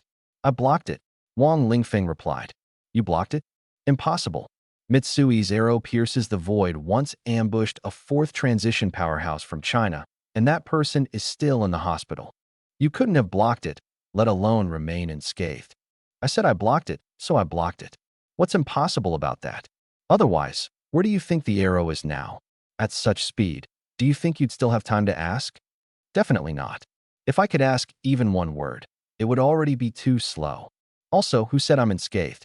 The arrow has already passed through my back. You didn't notice? Ah. Ningming finally noticed that Wang Lingfeng had an arrow stuck in his waist, with the arrowhead barely visible. She hadn't seen it clearly before. Are you okay? She asked hurriedly. I'm fine. Lucky for me, it just narrowly avoided all the vital areas and only grazed the flesh a bit, Wang Lingfeng said with a smile, as if he had truly escaped by sheer luck. In reality, he had already calculated the arrow's trajectory, ensuring it avoided his internal organs and minimized the damage. To him, this minor injury was nothing. But to the others, it was utterly shocking, because Mitsui's arrow not only hit the target, but also carried terrifying destructive power, capable of destroying everything around it. How could Wang Lingfeng look completely unscathed? It was unbelievable. However, do you think that's all? My arrowhead is coated with a deadly poison, the strongest toxin in the world right now, super cyanide. Mitsui sneered. You're doomed. This despicable scoundrel had indeed used a poisoned arrow. What? Wang Lingfeng's face changed drastically. Super cyanide. This almond smell it really is. He grimaced in pain and slowly collapsed to the ground. Could it be he was going to die? Go check on him. Yamamoto ordered one of his subordinates to quickly inspect Wang Lingfeng's condition. He himself dared not approach, nor did he want Mitsui to take the risk. Hurry up, Yamamoto urged. At this moment, Wang Lingfeng was stalling them, but their real goal was to catch up with Haitang and the others. They were worried that something might go wrong on that side, leading to the failure of their plan. If the plan failed, killing Wang Lingfeng would be meaningless. The mission would be completely ruined. This was a situation they absolutely could not allow to happen. The subordinate obeyed and cautiously approached Wang Lingfeng, wary of any tricks he might pull. Sure enough, Wang Lingfeng didn't dodge. His sword emerged from the ground and directly pierced the subordinate's body. At that moment, the fallen man seemed to understand the feeling. 9-star explosion symbolizes explosion and speed. The arrows flew at breakneck speed, instantly closing in on Wang Lingfeng. Wang Lingfeng had no way to dodge, as the passage was narrow. With one person blocking the way, no one could circumvent it. All 9 arrows hit, But strangely, Wang Lingfeng's body remained intact. Mitsui was puzzled, but didn't dwell on it. 9 more attacks followed, each with 9 arrows, for a total of 81 arrows. After all the arrows had impacted, the accumulated energy within them began to explode. Bang, bang. The explosions continued, and Wang Lingfeng's flesh ripped apart as if he were being machine-gunned. He screamed and slowly fell to the ground. Is he dead? Ning Ming was stunned, feeling that Wang Lingfeng's attack was too exaggerated, like he was acting. She immediately called out to Wang Lingfeng with her bracelet. Boss Lingfeng, are you really dead? Dead, the voice came. Fortunately, it was an internal team chat. Otherwise, the Japanese would have jumped up.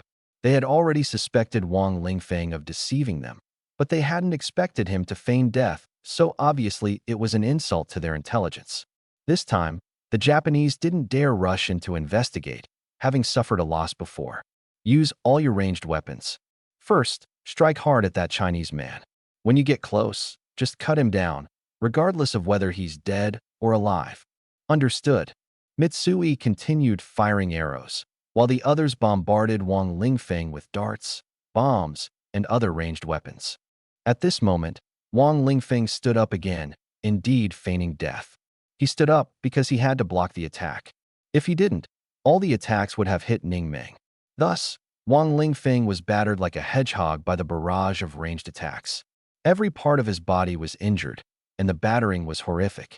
Boss Lingfeng, you must hold on. Don't die. Ning Ming hurriedly cast her rejuvenation technique on Wang Lingfeng. She was nervous. Her rejuvenation technique was a continuous healing technique, not immediately effective, and she felt particularly powerless at this moment. She watched Wang Lingfeng's injuries worsen, his body pierced by countless hidden weapons and arrows. He looked as if he would die at any moment. Any ordinary person would have died countless times. Even a class changer, a second-level 40 defense class, would have suffered severe injuries and died several times. And Wang Lingfeng, at only level 30 without a class, had likely died dozens of times. So, this time, if he couldn't hold on, we all had to prepare to fight together. Wait! Just as the younger brother was about to advance, Mitsui suddenly shouted, alerting all the Japanese. Did you see anything, Mitsui? Yamamoto asked hurriedly, signaling the younger brother to hold back. After all, giving away lives in vain was unacceptable. The Japanese all assumed Mitsui must have discovered something. After all, he was an archer with exceptional vision and possessed the crucial skill of eagle eye. If an archer couldn't clearly see a distant target, no matter how accurate they were, it was useless. It's like a sniper using a sniper scope. Without the scope, they couldn't see clearly and could only roughly determine direction. Without eagle eye, their vision was at best good, able to spot a coin 100 paces away with eagle eye. It was like wearing an 8-fold scope, magnifying distance and details many times over. Moreover, Hawkeye can be upgraded to see even more details, so it is natural for people to believe that he can see more clearly. Nothing special, just the same as before. This coward from Huaxia is really good at playing dead, and quite clever too, hiding in the dead corner all this time, Mitsui said, shaking his head. Then why did you make us stop and wait? Yamamoto asked, puzzled. This was no time to wait. They had no idea what was happening over there and should finish things quickly. Just as he was about to speak, Mitsui had already opened his mouth. I think it's not enough yet. Let me shoot a few dozen more arrows at this Huaxia coward. Yamamoto was speechless. How deep was this grudge? Didn't you see his body is already covered in arrows and hidden weapons? Blood everywhere, even flesh falling off? Are you sure you still want to shoot more arrows? Yamamoto said, his face unexpectedly showing excitement. He hadn't expected Mitsui to be like him, enjoying these twisted methods. They should exchange ideas more often in the future.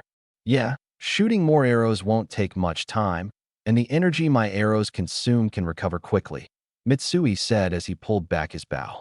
When his bow was fully drawn, the energy condensed into solid arrows. Swish, swish, swish. In an instant, dozens of arrows were fired. If you've ever seen those fast archery videos, you'll know that archery can be incredibly quick. As a third-tier archer, Mitsui's shooting speed could reach dozens of arrows per second. Moreover, each arrow packed a punch, enough to instantly kill other level 30 job changers. Of course, This kind of high-speed shooting couldn't last long. Much like a boxer throwing a flurry of punches after 10 consecutive strikes, they would need to rest. Mitsui fired for 3 seconds this time, meaning Wang Lingfeng was hit by over 100 arrows. The Japanese soldiers saw it clearly. Every time an arrow struck Wang Lingfeng's body, there was a visible reaction, a vibration that couldn't be faked. This made them even more certain that Wang Lingfeng was completely dead. His body practically turned into a sieve. How could he possibly still be alive? At this moment, they saw Ning Ming hurriedly casting a rejuvenation spell on the back, her face full of anxiety. Heh, this Huaxiao woman is so foolish. Knowing he's already dead, why bother using a rejuvenation spell? She might as well save it for us, ha ha ha. One of the underlings strode toward Wang Lingfeng's corpse. His expression relaxed, without a hint of suspicion that Wang Lingfeng might be playing dead. If he really were pretending, charging in like this would surely lead to his death, and he'd regret it then. Mitsui, use ranged attacks first. Don't let your guard down, Mitsui reminded the underling. Got it. The underling outwardly complied, picking up his spear, though he felt a bit dissatisfied inside. You're being overly cautious. This Huaxia guy's body is already like a sieve, and you're still so wary. Are you afraid of a corpse turning into a monster? Whatever, orders from above must be followed. Fire Dragon Gale Spear. As soon as the underling thrust his spear, his aura changed instantly, causing the lower-level individuals to turn pale. This move was not something ordinary people could withstand. It was already at the level of a second-rate expert. Right now, these people were just underlings. The spear transformed into a fire dragon in mid-air, not the Western mythical dragon, but a true Huaxia dragon, as the Japanese like to claim themselves as the rightful inheritors of Huaxia culture. The fire dragon's appearance actually varied from person to person. For some, it resembled a Western dragon, while for others, it was a true dragon. Regardless of its form, the fire dragon served two purposes. First, it created an imposing aura, instilling fear in the opponent. Don't underestimate this. Momentum is crucial and can directly affect morale. The side with higher morale gains the upper hand, while the side with lower morale is more likely to collapse. Second, it concentrated energy, directly enhancing attack power. The form didn't matter. What mattered was that the user felt powerful and could intimidate their opponent. The fire dragon finally converged at the tip of the spear and fiercely struck Wang Lingfeng's corpse. The energy poured into the corpse, and if it couldn't withstand it, then it would. Boom! The corpse exploded.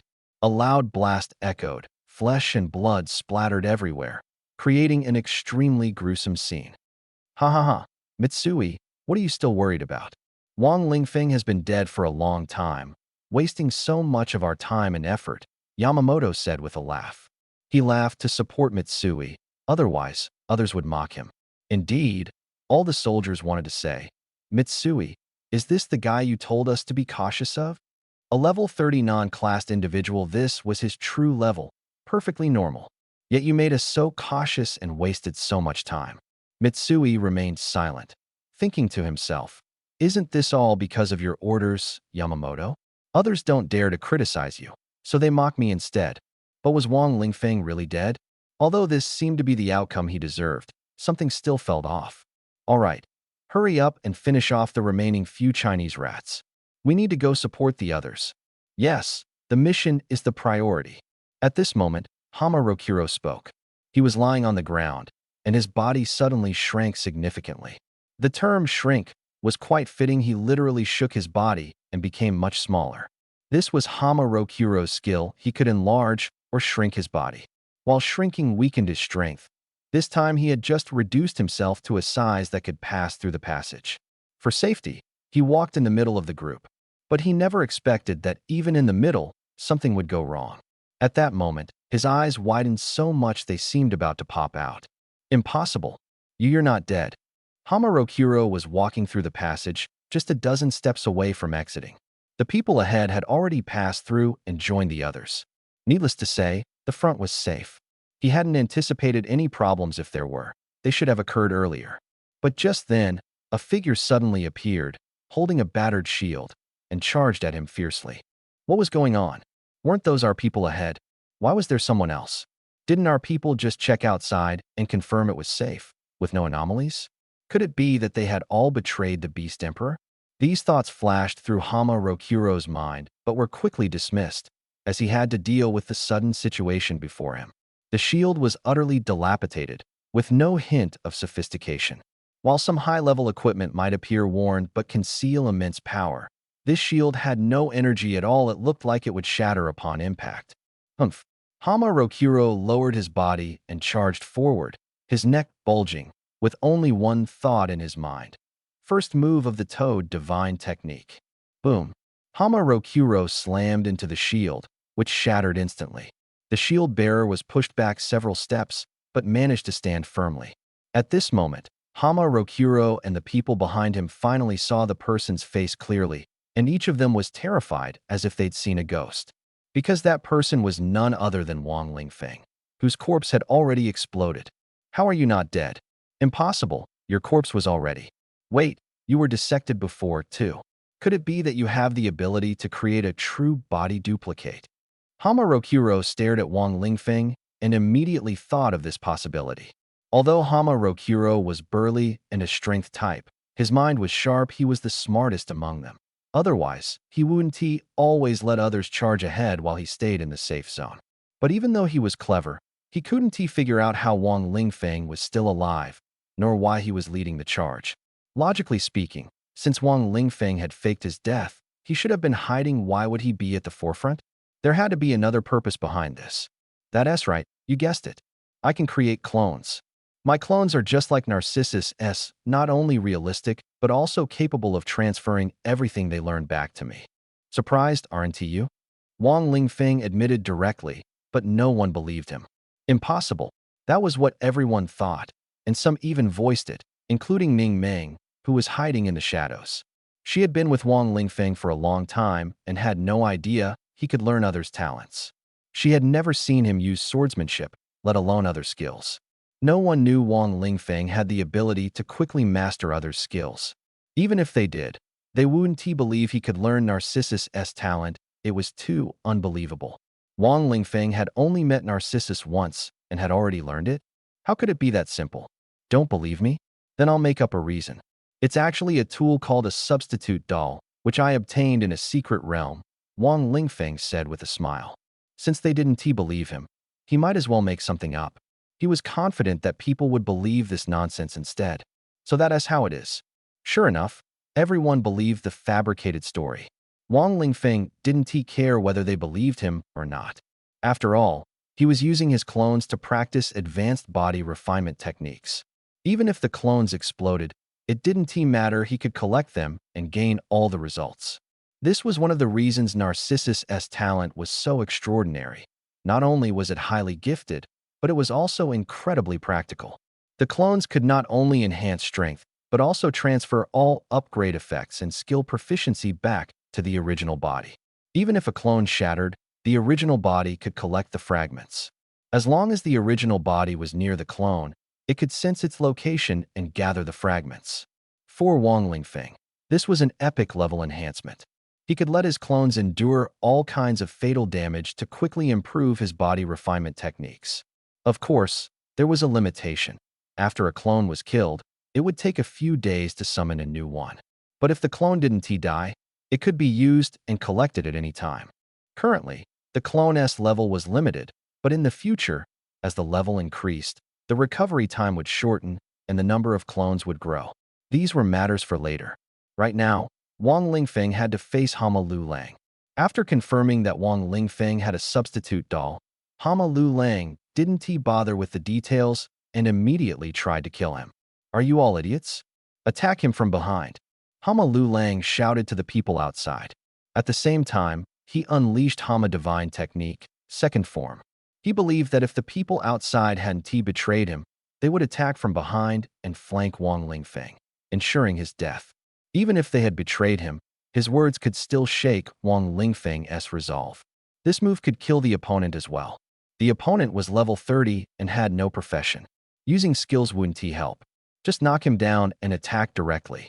What? His current form was smaller, and his strength was weaker? Even if he was weaker, he was still several times stronger than Wang Lingfeng, who was level 30 with no profession. At least 10 times stronger, no doubt. When Hama Lu Lang unleashed the Hama Divine technique, second form, he noticed that Wang Lingfeng's subordinates behind him hadn't come forward. He suspected they had betrayed him. But soon, he heard the sounds of fighting outside and realized there was an ambush. He didn't know the specifics, but his only thought was to kill Wang Lingfeng first. At this moment, Wang Lingfeng crossed his arms, blocking Hama Lu Lang with his forearms. The two small shields on his battle suit absorbed the attack. Boom. A loud explosion. Wang Lingfeng was forced back. This outcome greatly dissatisfied Toad Lu Lang, as Wang Lingfeng had not been knocked out of the passage. So he directly unleashed his third move. He continued to press forward, forcing Wang Lingfeng to retreat continuously. In this way, Wang Lingfeng was compelled to exit the passage. At this moment, Toad Lu Lang and the other enemies felt that victory was within reach. But he forgot one crucial point when he turned to leave the passage. Suddenly a blade and a sword fiercely struck toward his neck, accompanied by a punch descending from above. Inside the passage, he was facing none other than Wang Lingfeng. Guarding the passage, one person could block countless enemies. Outside the passage, enemies surrounded them from all directions. At this moment, Toad Lu Lang's face changed drastically, as he suddenly remembered that his strength had greatly diminished after shrinking. Among the three people ambushing him, two were experts, and these two were none other than Old Wu and Principal Gu. Principal Gu's punch landed squarely on Toad Lu Lang's big head. Old Wu's blade stabbed directly into his neck, and Haitang used her swordsmanship to assist from the side, piercing him with her sword. The first two strikes were fatal, and Haitang's sword, taking advantage of Toad Lu Lang's weakened defense, also struck a vital point, causing lethal damage. Toad Lu Lang was desperate to ask, "How are you here? Weren't you supposed to be chasing those technicians?" If he dared to ask, Ning Ming would surely reply, "Who said chasing technicians means we can't counterattack?" In fact, this was Wang Lingfeng's arrangement. The three had indeed killed many enemies, but more importantly, they had returned to kill Toad Lu Lang. Killing him, combined with trapping all the enemies in this passage, instantly reversed the situation. Indeed, this passage was not only Wang Lingfeng and his team's escape route, but also the critical choke point to trap the enemies. Yamamoto and the others quickly realized this and became even more convinced of Wang Lingfeng's extraordinary strategic abilities, with almost every step planned down to the second. Earlier, they had conveniently dealt with the group that had exited ahead, who had fallen right into the trap set by Wang Lingfeng's clone. This trap also relied on Ning Ming's help, as she summoned poisonous vines. This was Ning Ming's role in fact. Without her, Wang Lingfeng wouldn't have planned for her to run around much. Additionally, Ning Ming used rejuvenation techniques on the clone, making everyone more certain that it was Wang Lingfeng's true self. In reality, no one had figured out how Wang Lingfeng had left. They all assumed it was due to the substitute doll. Even Ning Ming and the others believed this, not realizing that Wang Lingfeng had truly mastered Narcissus's cloning technique. Wang Lingfeng didn't bother to explain this, letting them think whatever they wanted. Back to the main matter. Wang Lingfeng charged forward with full force, slamming into Toad Lu Lang, who had been struck by 3 fatal attacks. Boom! Toad Lu Lang was knocked back into the passage. Having shrunk earlier, he expanded again upon death, becoming stuck inside. This was to block the enemies, making it difficult for those inside to get out, while Wang Lingfeng's side could rest. Wang Lingfeng said to Principal Gu and the other two, "You continue killing those enemies, I'll hold this position. They're definitely suspicious that you're still around, so they'll be cautious." The 3 fully trusted Wang Lingfeng's arrangements, knowing he could handle it, and left. As they departed, they reminded Wang Lingfeng to be careful. They knew that as long as the enemies were eliminated and the barrier magic destroyed, the people above would be safe and reinforcements would arrive. The enemies wouldn't escape this time. Once the barrier was broken, even without reinforcements, the people inside the barrier recovering would be enough to fight back. The most critical thing was that the person was gone and the sacrifice could no longer continue. "Colonel Yamamoto, what should we do?" Mitsui stood in front of Yamamoto, half turning to ask. Yamamoto said helplessly, "What else can we do? We can only charge forward. Do you think we have any way out?" He didn't have time to think too much otherwise. He would feel as if everything was being controlled by someone, an invisible hand orchestrating it all. This wasn't just his current feeling. He suspected it had always been this way. They had been lured here to kill the Narcissus, to summon the demon. Perhaps it was all arranged by someone else, with the purpose of wiping them out in one fell swoop. Impossible. No one could calculate things to this extent. It must be a coincidence, he comforted himself inwardly. Clear the dead toad in front of me, Yamamoto ordered. We can't clear it. Toad Rokuro's skin is too tough, we can't cut through it.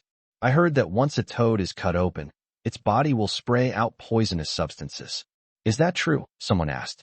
I've heard that too. Should we cut it open? Another person asked. How would I know? Asked the higher-ups. The question was thrown back to Yamamoto. He was silent for a moment before giving the order. Cut it open. If we delay, the Chinese will have more time to break our formation. If they rush in, we'll all die. Yes. Mitsui and the others understood the urgency of the situation and began to act. Although Toad Rokuro's fell fortunately, there were more enemies following behind. They also shouted charge to boost their morale, hoping not to fall into an ambush and letting those ahead take the lead. Like the first soldier, everyone was a bit stunned by the situation outside, feeling uneasy. However, as their numbers grew, the enemies became bolder, their vigilance gradually relaxing.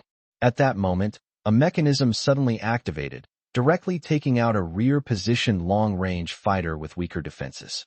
The design of this mechanism was ingenious, requiring simultaneous activation by over a dozen people, and it hit the long-range fighter's vital point perfectly. If it had been someone else, they might have been fine, but he was unlucky. Was this really just a coincidence? Yamamoto grew increasingly fearful. He already believed in supernatural forces, and this incident made him suspect divine intervention. Could it be that heaven truly intended to help these detestable Chinese? Despite his thoughts, Yamamoto had to continue commanding. The enemies discovered that this was a sealed chamber with no apparent exit. They immediately realized this was Wang Lingfeng's second line of defense. Even if Wang Lingfeng had retreated, this defense line could still buy time. Was this guy overly cautious? No. Wang Lingfeng had shown no mercy on the first line of defense, killing two major officers, Hattori and Toad. He wasn't exactly holding the line, but his initial victory was overwhelming. However, the enemies refused to acknowledge this fact.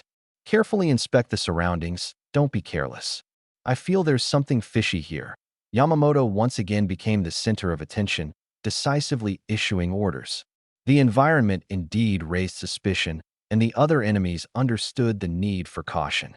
They meticulously examined everything in the room, not even daring to touch the corpses on the ground lightly.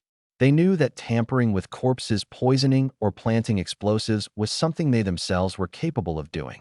After a long inspection, no traps were found. Damn it, he's playing us, deliberately making us think there are traps here to waste time. Exactly, a normal inspection would have been done long ago, but we've wasted 10 minutes for nothing. 10 minutes is enough for the other side to do a lot, even break the barrier. Find the exit quickly. Yamamoto and the other enemies began to grow anxious. They increasingly felt they were on the verge of a desperate situation, facing something terrifying enough to make them tremble. Quick, over here, check this side too. Press this button and see. Activate that area with water-based magic. Yamamoto and Mitsui sent people to inspect every detail. Their keen eyes could spot unusual places, but in the end, they were all decoys and traps. Boom! A mechanism was triggered, and after several inspections, the final switch was activated. A half-beast soldier standing at the back was struck by a bolt of lightning and killed instantly. He was naturally afraid of lightning-based magic, and he had been slacking off at the back, pretending to be busy to avoid danger. Unexpectedly, his laziness ultimately led to his demise. If I had gone to the front to work, maybe I would have been fine. This became his final thought, but it was already too late. This incident shocked the enemies. They hadn't expected Wang Lingfeng to set up such a powerful mechanism, specifically targeting their weaknesses. Once might be a coincidence, but twice? 3 times? They began to truly fear Wang Lingfeng. Such a person, regardless of his talent, could not be allowed to live. They had to report this to their superiors immediately and warn them. However, the barrier blocked communication, which was excellent news for Wang Lingfeng. After encountering the thunder mechanism, the enemy soldiers became more cautious, significantly slowing down their search progress. They didn't trigger any more mechanisms afterward because there weren't any left. Setting up such mechanisms was already a challenging feat for Wang Lingfeng. These talismans were treasures he had obtained from Uncle Nine's secret realm, and to set up another one, he would need to come up with a new plan. We found it. This is the exit. Who would have thought the exit is less than 3 meters away from the entrance? The enemy soldiers finally found the exit, surprised that it was hidden so close to the brightly lit entrance. Should we go in? The exit, like the entrance, was narrow and could only accommodate one person at a time, making it feel extremely unsafe. If someone tampered with it inside, they could be trapped to death. You go in first, then follow one by one. Wait for the person ahead to exit before proceeding, Yamamoto cautiously instructed. Everyone suspected that this passage must have traps, and indeed, it did. The first soldier had barely entered when a scream came from inside, abruptly cutting off. What happened? Yamamoto looked at Mitsui, as Mitsui had the sharpest eyesight. Mitsui shook his head helplessly and said, "There's a turn here I can't see." Well, he had eagle eyes, not X-ray vision. Yamamoto had no choice but to send the next person and they couldn't just wait around. It turned out that the inside was a small illusionary realm, similar to a haunted house. The person inside wasn't injured, but was simply scared. The sound was cut off. Everyone who entered experienced the same thing, causing those behind to grow increasingly fearful, slowing their pace. Clearly, Wang Lingfeng was stalling for time, which made Yamamoto and his men uneasy. Just as they were still searching for Wang Lingfeng, they suddenly felt the surrounding space shift. The barrier is gone. It's over. We're finished. With the barrier gone, the elite soldiers of the Jinbei army outside could now enter. Even though they weren't injured yet, they would be easily defeated. Not to mention, they had already suffered heavy losses. It was over. Everything was over. Why did it turn out like this? Wasn't everything going smoothly at the start? We even celebrated prematurely. It seems premature celebrations really bring bad luck. Boss Lingfeng, are we just leaving those enemy soldiers alone? They're still underground. And we've already come up? Ningming couldn't help but ask in the elevator. The others were also puzzled because they hadn't completely cleared out the enemies underground. They had only killed the soldiers controlling the barrier, and once the barrier was destroyed, Wang Lingfeng had instructed everyone to take the elevator up. The enemy soldiers below, including Yamamoto's group, hadn't been completely dealt with, let alone the other soldiers. Now, the elevator was ascending to the surface. It's enough. We've done plenty. Leave the rest for others to handle. Staying any longer would be too dangerous. Wang Lingfeng's words hit the key point. In war, surviving and preserving strength is the most important thing. Unless it's a situation where sacrifice is absolutely necessary, protecting oneself and one's comrades' lives should always come first. If forced to choose between oneself and a comrade, one should live as long as possible. But this doesn't mean everyone is willing to sacrifice themselves. Don't asking one team make you understand. Boom. The elevator broke through the ground. Appearing in everyone's view, it was a new elevator. The situation outside was tense, far from as smooth as imagined. The enemy soldiers hadn't been easily eliminated. The two sides were locked in a standoff when Wang Lingfeng and his group's elevator appeared, landing right in the center of the two opposing forces. The scene instantly turned bizarre, and everyone was stunned. Both the people on the ground and the live stream audience seemed to momentarily forget about Wang Lingfeng's presence.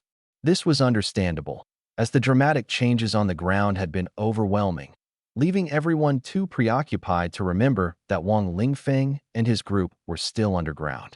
Principal Gu and Old Wu were also very surprised. They looked toward Xue Huxin's side, where there had originally been only her, but now there were suddenly many people around her.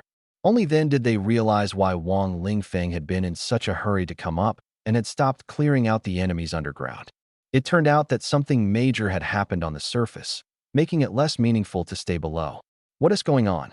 Wasn't that vixen alone just now? How come there are people around her now? And they even look like they're on our side. Ningming whispered to Wang Lingfeng and Haiding. Haiding was also puzzled. The two opposing sides looked like they were made up of their own people. Some were wearing the uniforms of the Jinbei army, while others were teachers and students from the Jinbei Martial Academy. It seemed that while they were busy fighting enemies underground, something unexpected had happened on the surface.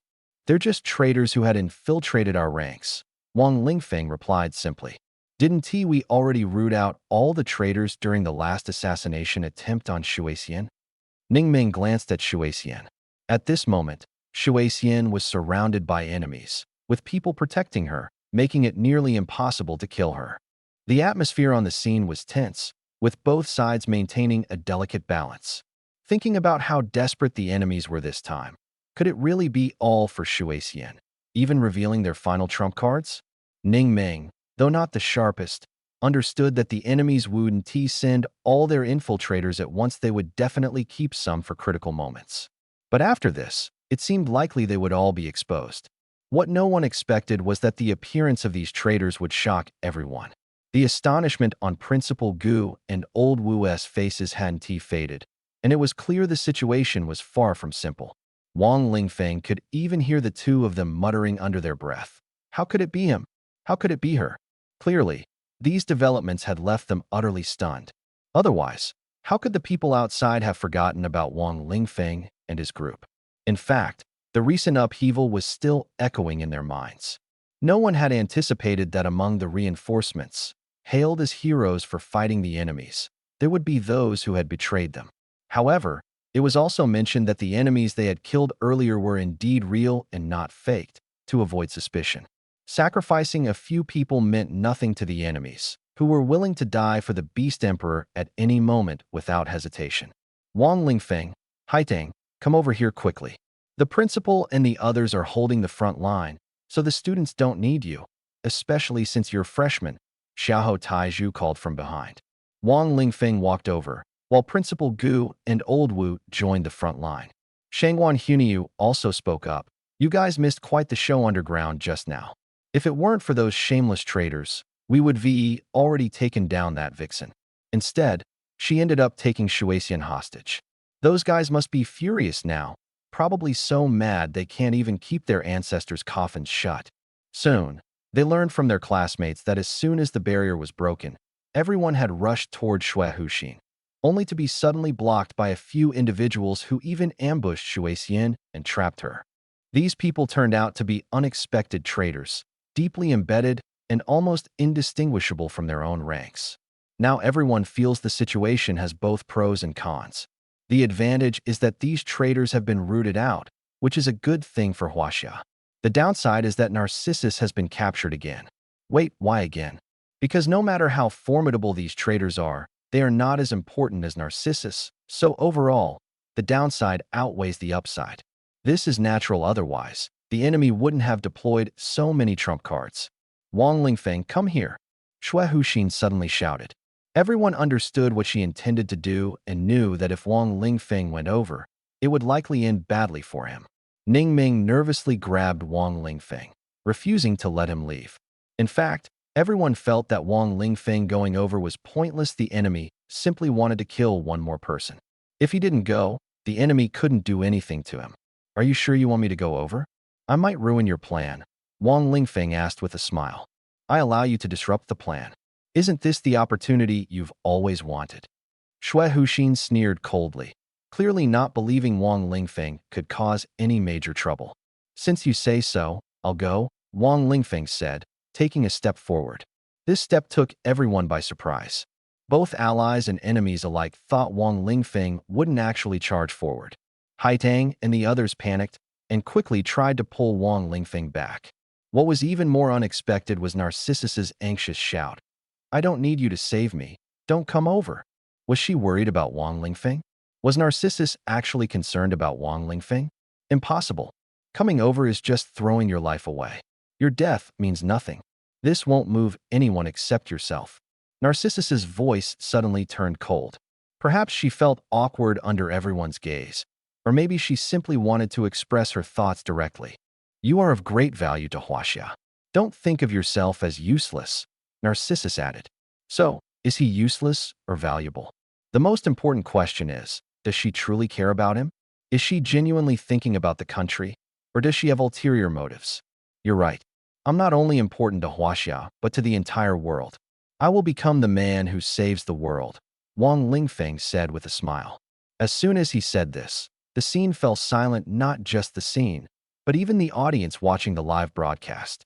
This guy is way too full of himself. Does he know he's about to die, so he's taking the chance to show off?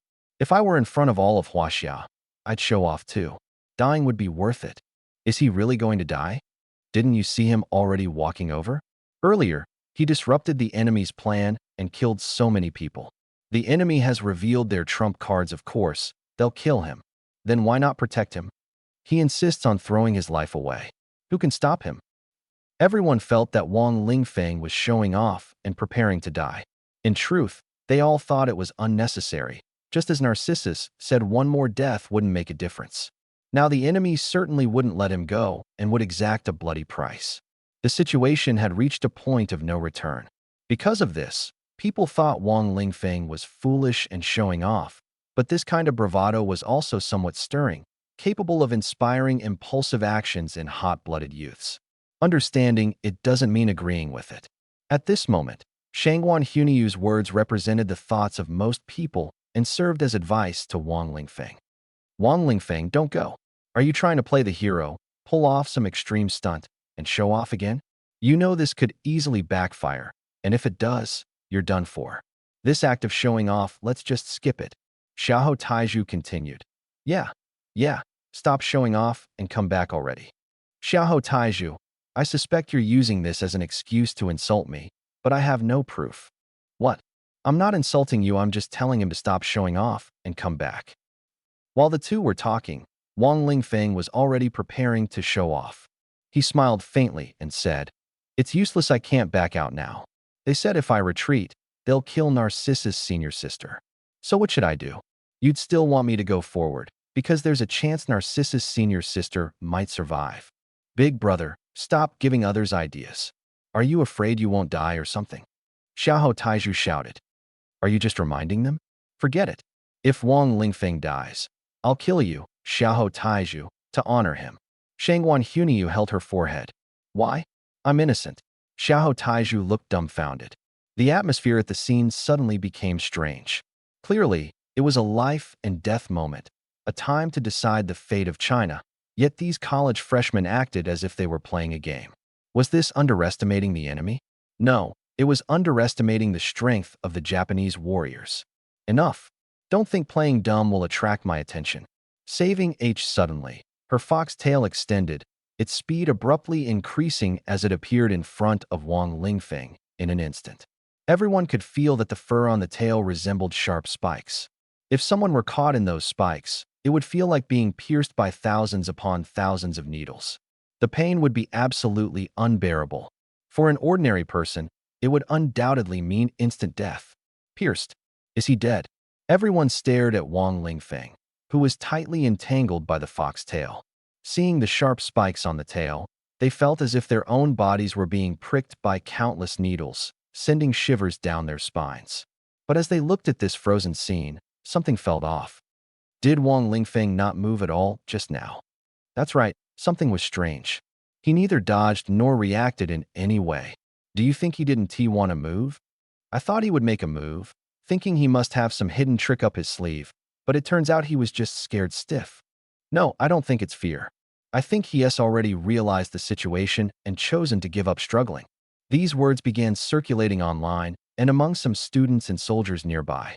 These students weren't from Jinbei Vocational School, but from Jinbei Martial Academy, and they still had some attachment to Wang Lingfeng. Although Wang Lingfeng hadn't shown up for a while and his popularity had waned, it hadn't completely faded. This time, Jinbei Martial Academy had sent quite a few teachers and students over. Although their words were somewhat harsh, everyone had to admit that they made sense. Everyone thought Wang Lingfeng would at least make some kind of move, but he remained completely still. What was this? Was he really just walking into death's door? Ha ha ha. I didn't expect you Chinese to be so foolish, walking straight to your death. I thought you had some skill, but this is all you've got? Xue Huxin sneered coldly, her laughter carrying the cunning of a fox. At this moment, she used her words to ruthlessly provoke Wang Lingfeng, trying to make everyone forget that he had just killed many of her subordinates. This way, the Hua kingdom could gain the upper hand. Wang Lingfeng. At this moment, the Narcissus behind the enemy and Haidang on this side were all shouting his name because everyone noticed that Wang Lingfeng was still alive, his body still moving. Moreover, he was desperately reaching forward with one hand. This made the crowd speculate whether he was trying to express something. Was he about to beg for mercy? Some people couldn't help but entertain this thought because, in such a situation, they themselves would definitely beg for mercy. Survival was the most important thing. However, most people firmly believed that Wang Lingfeng would never surrender. He must be making some kind of bold statement. This was also a topic of online discussion. Sometimes, people would post comments without much thought, and the remarks flooded in. Some attention seekers even said, if he is not begging for mercy, then he is begging for mercy. Yet Wang Lingfeng did not disappoint the majority of the Chinese people. He did not beg for mercy. Instead, he made an internationally recognized provocative gesture with his hand, issuing a warning to Xue Huxin and her entire family. At the same time, he shouted, "Did you not eat?" This sentence instantly silenced the entire scene. It wasn't a threat, it was a death wish. Who could endure such words? Xue Huxin cert, but incredibly, he didn't die. Instead, he gave the other man a contemptuous look, simultaneously making provocative gestures with both hands. Finally, he spat a mouthful of blood at Snowfox Heart. Huh. Snowfox Heart's fur raged, its fur standing on end, making it look more like a hedgehog than a fox. Die. Snowfox Heart, enraged, plunged its tail into Wang Lingfeng again and again, lashing it out like a martial arts master cracking a whip, swift and ferocious. Wang Lingfeng was quickly beaten to a pulp, leaving the others no time to rescue him. Wang Lingfeng, I'm going to kill you. Haidang roared in fury, losing control of her emotions. This surprised the students at Linhai Middle School. They expected Ning Ming to charge forward, or perhaps a boy like Xiahou Taiju, but instead, it was the usually calm Haidang.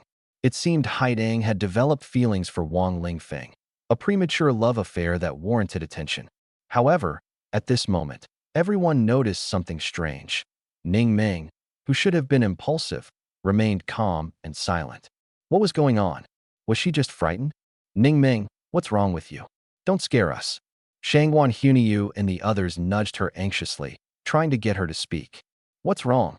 Ning Ming, bewildered, turned to look at the Japanese, specifically at Shuixian. Why are you daydreaming? Wang Lingfeng was killed, aren't you angry? No, Wang Lingfeng. I can't tell you. Ning Ming hesitated, as if she knew some secret no one else knew, one connected to Wang Lingfeng, but she couldn't reveal it. Her no suddenly dawned on everyone. The truth was soon revealed. At that moment, a massive figure swooped out from the side, charging straight at Zahuxin, its momentum and oppressive presence overwhelming. Zahuxin, however, remained calm. Instead, she sneered, thinking to herself, have you Chinese forgotten? If you dare to make a move, we'll kill Shuixian. The outcome will be the same. But now the whole world is watching, and you're the ones who caused her death. However, Zahuxin's expression suddenly changed. Though her face still had the foxy look, shock was clearly written on it. Her shock wasn't due to the strength of the newcomer, but rather to the fact that it was a white fox, one that bore a striking resemblance to her. What is that? White fox? Is it an enemy? Then why does this white fox look like it wants to kill another white fox? The newly emerged white fox charged directly at Shuehu Xian, biting fiercely at her neck. This wasn't a joke, nor was it a greeting. It was clearly a death wish. Sister, why? Shuehu Xian was stunned. After shouting this, she realized she needed to dodge, but it was too late. The white fox bit off a piece of her furry flesh. Sister, don't you recognize me? The white fox attacked again, this time with its claws. Damn it!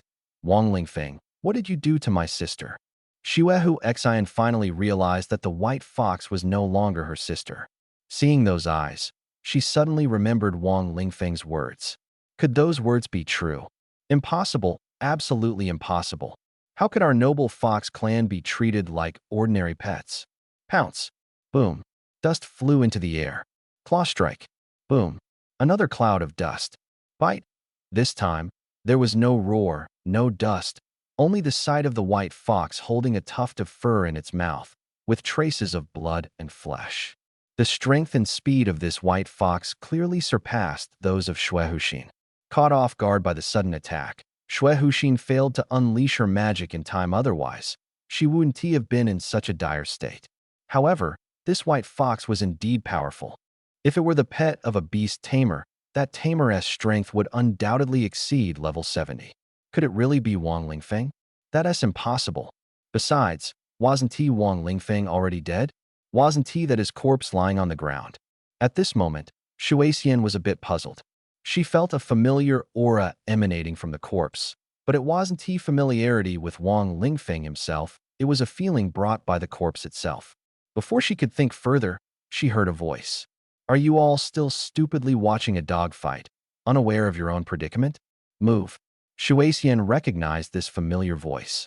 Although she had only recently come into contact with this person, the voice held great significance for her. It had pulled her out of despair and helped her overcome challenges time and again. Now he was here again. Her emotions were conflicted.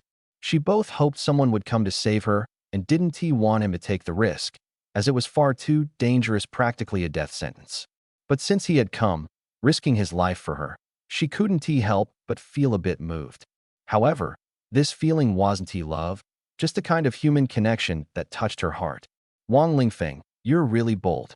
Shuexian looked at Wang Lingfeng beside her, completely unable to figure out how he had suddenly appeared in plain sight. It's nothing. When your skills are top-notch, your courage naturally follows. Wang Lingfeng's words left everyone speechless. It's one thing for others to say that about you, but it's odd to say it about yourself. As soon as he finished speaking, the others also noticed what was happening here, including Shuehuxin, who was still in the midst of battle. She was utterly shocked. How could Wang Lingfeng come back to life? How could he appear here so silently? Her shock wasn't over when the white fox pounced on her, pinning her to the ground and biting her fiercely. Although she desperately used her defensive skills to make her body as hard as steel, the white fox's bite was strong enough to crush steel. In the end, Shuehuxin had a chunk of flesh bitten of because Wang Lingfeng suddenly resurrected and appeared beside Shuexian. The entire situation began to change. A single move could affect the whole game. These warriors knew that to hold out until reinforcements arrived, sacrifices would be inevitable, and some might even die. They were prepared for this. But at that moment, Wang Lingfeng stopped their spirit of sacrifice, simply because it wasn't necessary. All of you, go inside. What are you doing? Get into the circle. The warriors were momentarily stunned. Into the circle? It seemed to be an energy shield. If it could really provide protection, that would be great. It could delay the enemy and buy time for reinforcements to arrive. Since that was the case, they decided to go in. The warriors quickly reacted and entered the circle one after another. Once inside, they asked, how long can this circle hold? Hold what? Hold off the enemies outside. Wasn't that obvious? Just tell us how long this circle can last to give the reinforcements time to arrive. This circle isn't defensive, it can't block the enemies. Wang Lingfeng's words left the warriors dumbfounded. What do you mean? If it can't block them, why did you have us come in? This situation was quickly noticed by those outside. At first, everyone thought the circle was for defense, but they soon realized that the enemies could also enter. So what was the purpose of this circle? The answer soon became clear. When the enemies entered the circle, they became completely disoriented, like headless flies, running around in confusion and unable to locate Wang Lingfeng and his group. Is this an illusion? Everyone thought of illusions. Illusions could make people lose their sense of direction, but could Wang Lingfeng use illusions? No, he couldn't. Could anyone else? Also no. And yet, since Wang Lingfeng was leading them, it seemed that this illusion must have been his doing. The more an illusion made people underestimate it, the easier it was to fall for it. Wang Lingfeng's unexpected move caught everyone off guard, and they all fell into the trap. But did you really think that just because they fell for the illusion, the battle was won? Maofeng CZ, they're at your 9 o'clock.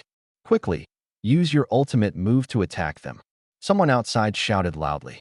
Although those inside couldn't see what was happening outside, those outside could clearly see Wang Lingfeng's position. Maofeng CZ immediately unleashed her ultimate move Ito Ryu, Batajutsu. She slashed fiercely with her blade. Swish! A figure was split in two by the blade's light. The upper half of the body showed an expression of shock and confusion, while the lower half slowly collapsed, blood gushing out. But that figure wasn't T. Wang Lingfeng or his group at Maofeng CZ's 9 o'clock position instead. It was an enemy in the opposite direction. Did you think the illusion only confuses those inside? What is going on? Why didn't T that slash hit Wang Lingfeng, but instead struck someone else? Everyone was baffled. Most people had never seen advanced illusions, and even if they had, they wouldn't believe Wang Lingfeng could pull it off. I guess Wang Lingfeng's illusion not only confuses those inside, but also creates false images for those outside, making external commands completely useless. Do you even need to guess? I have a friend whose grandfather is a master illusionist. He said that a truly skilled illusionist can trap everyone, making it impossible to defend from either inside or outside. But Wang Lingfeng isn't an illusionist, he doesn't have a profession. This after some discussion, everyone agreed that it made sense for an illusionist to do this. But the fact that Wang Lingfeng wasn't an illusionist left them utterly astonished. At this moment, everyone realized that Wang Lingfeng was not only an enigma to outsiders, but also a mystery to those within. How exactly did he set up the illusion barrier? Everyone was curious. However, no one had the time to ask. Now the enemies trapped within the illusion barrier had gone mad and started killing each other. Not only had the sidekick from the distillery just slashed an enemy with a single strike, but more importantly, Wang Lingfeng had also made his move, stabbing enemies from behind, causing them to scream in agony. This drove the enemies to attack frantically, fearing that if they didn't strike first, they might be killed by someone else. Even though they knew they might accidentally harm their own allies, self-preservation was better than being killed. In this way, the enemies quickly turned on each other, and Wang Lingfeng took the opportunity to deliver a few more strikes.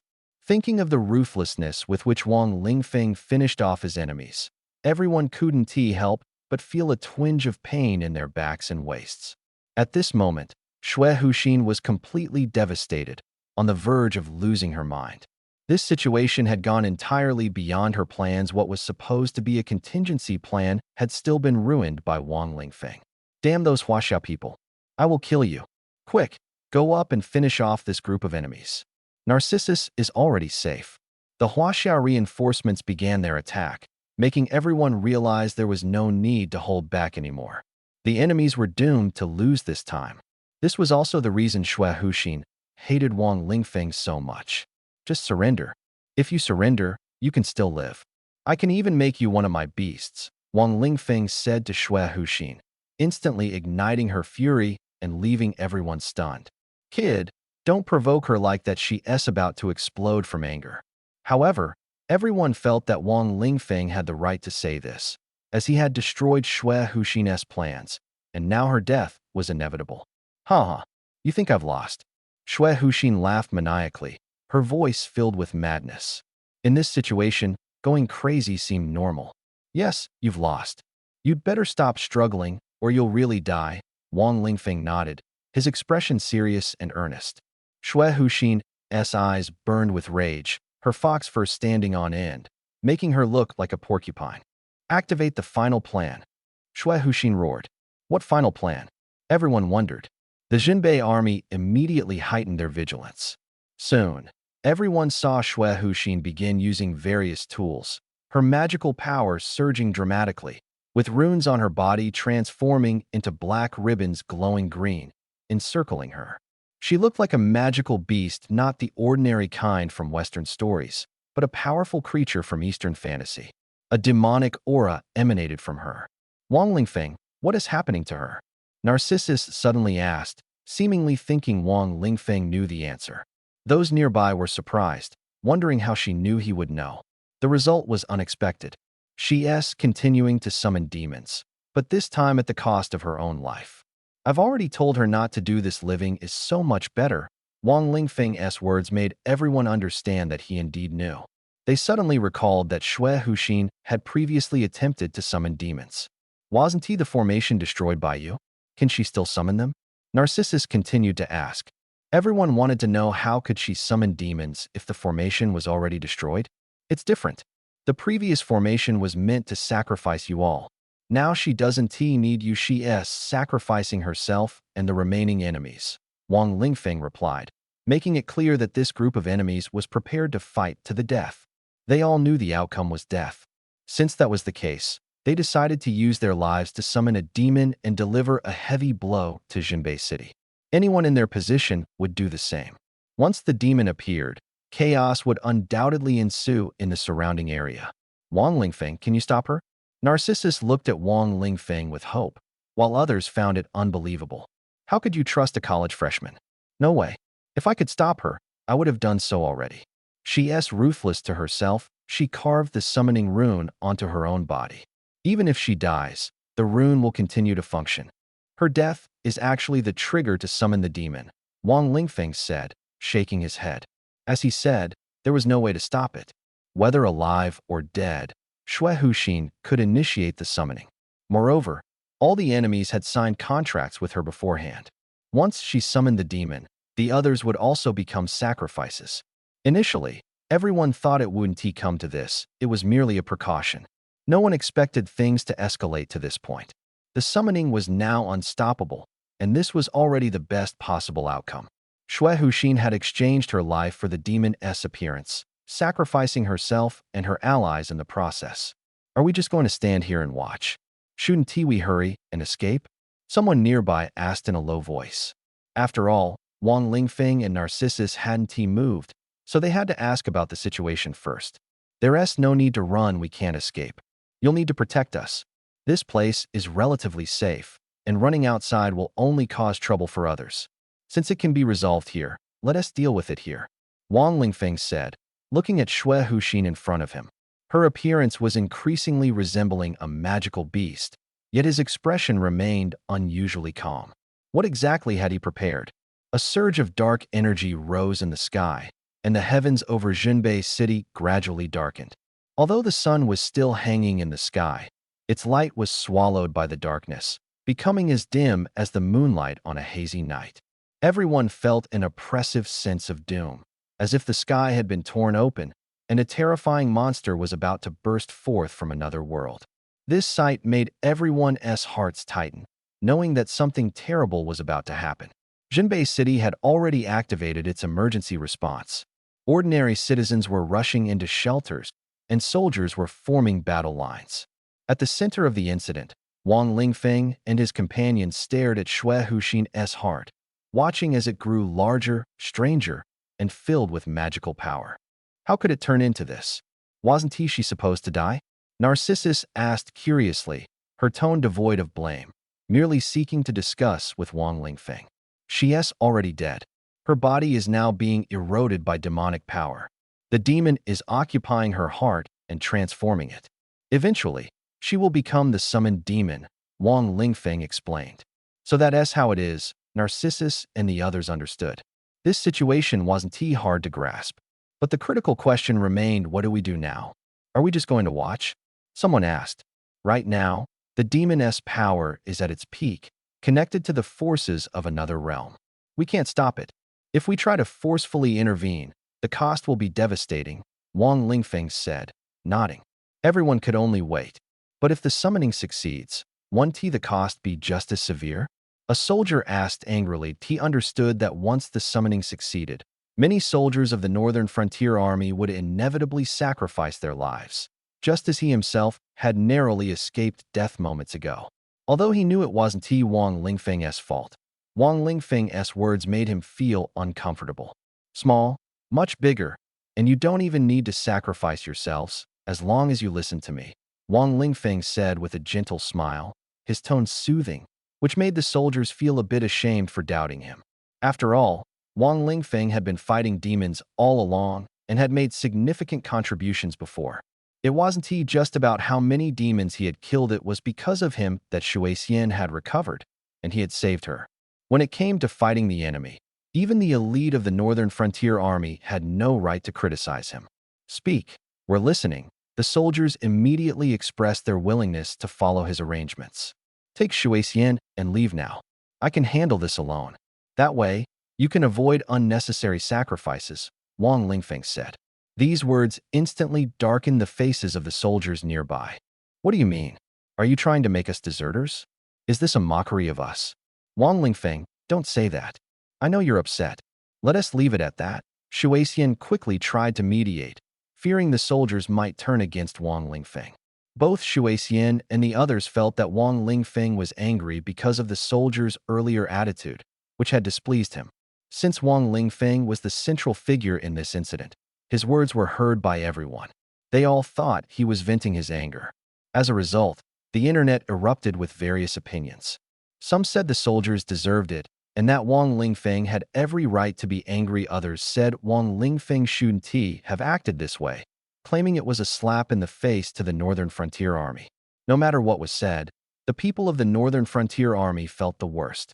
They knew they shouldn't blame Wang Lingfeng, but they couldn't help feeling angry at him. I'm serious.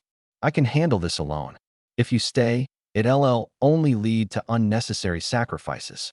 If you leave, they'll definitely follow, Wang Lingfeng said, looking at Shuaixian. Only then did everyone realize that Wang Lingfeng wasn't targeting the Northern Frontier Army. He genuinely wanted everyone to leave. Are you really going to face it alone? Shuaixian asked, looking at the increasingly powerful Snow Fox heart with a face full of doubt.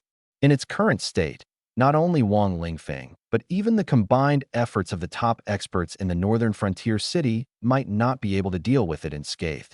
Based on past experiences, to eliminate this fox that had turned into a demon, the Northern Frontier Army would need to sacrifice at least hundreds of soldiers, including many top experts. Moreover, the destruction would span several kilometers to over 10 kilometers of the city. This was under the condition that everyone was prepared and tried to lure the demon outside the city to minimize losses. Now Wang Lingfeng was saying he could handle it alone, which sounded like a fantasy. But Wang Lingfeng said it anyway, showing off again. But this time it's not just about him, it's about everyone's lives. Exactly, Wang Lingfeng.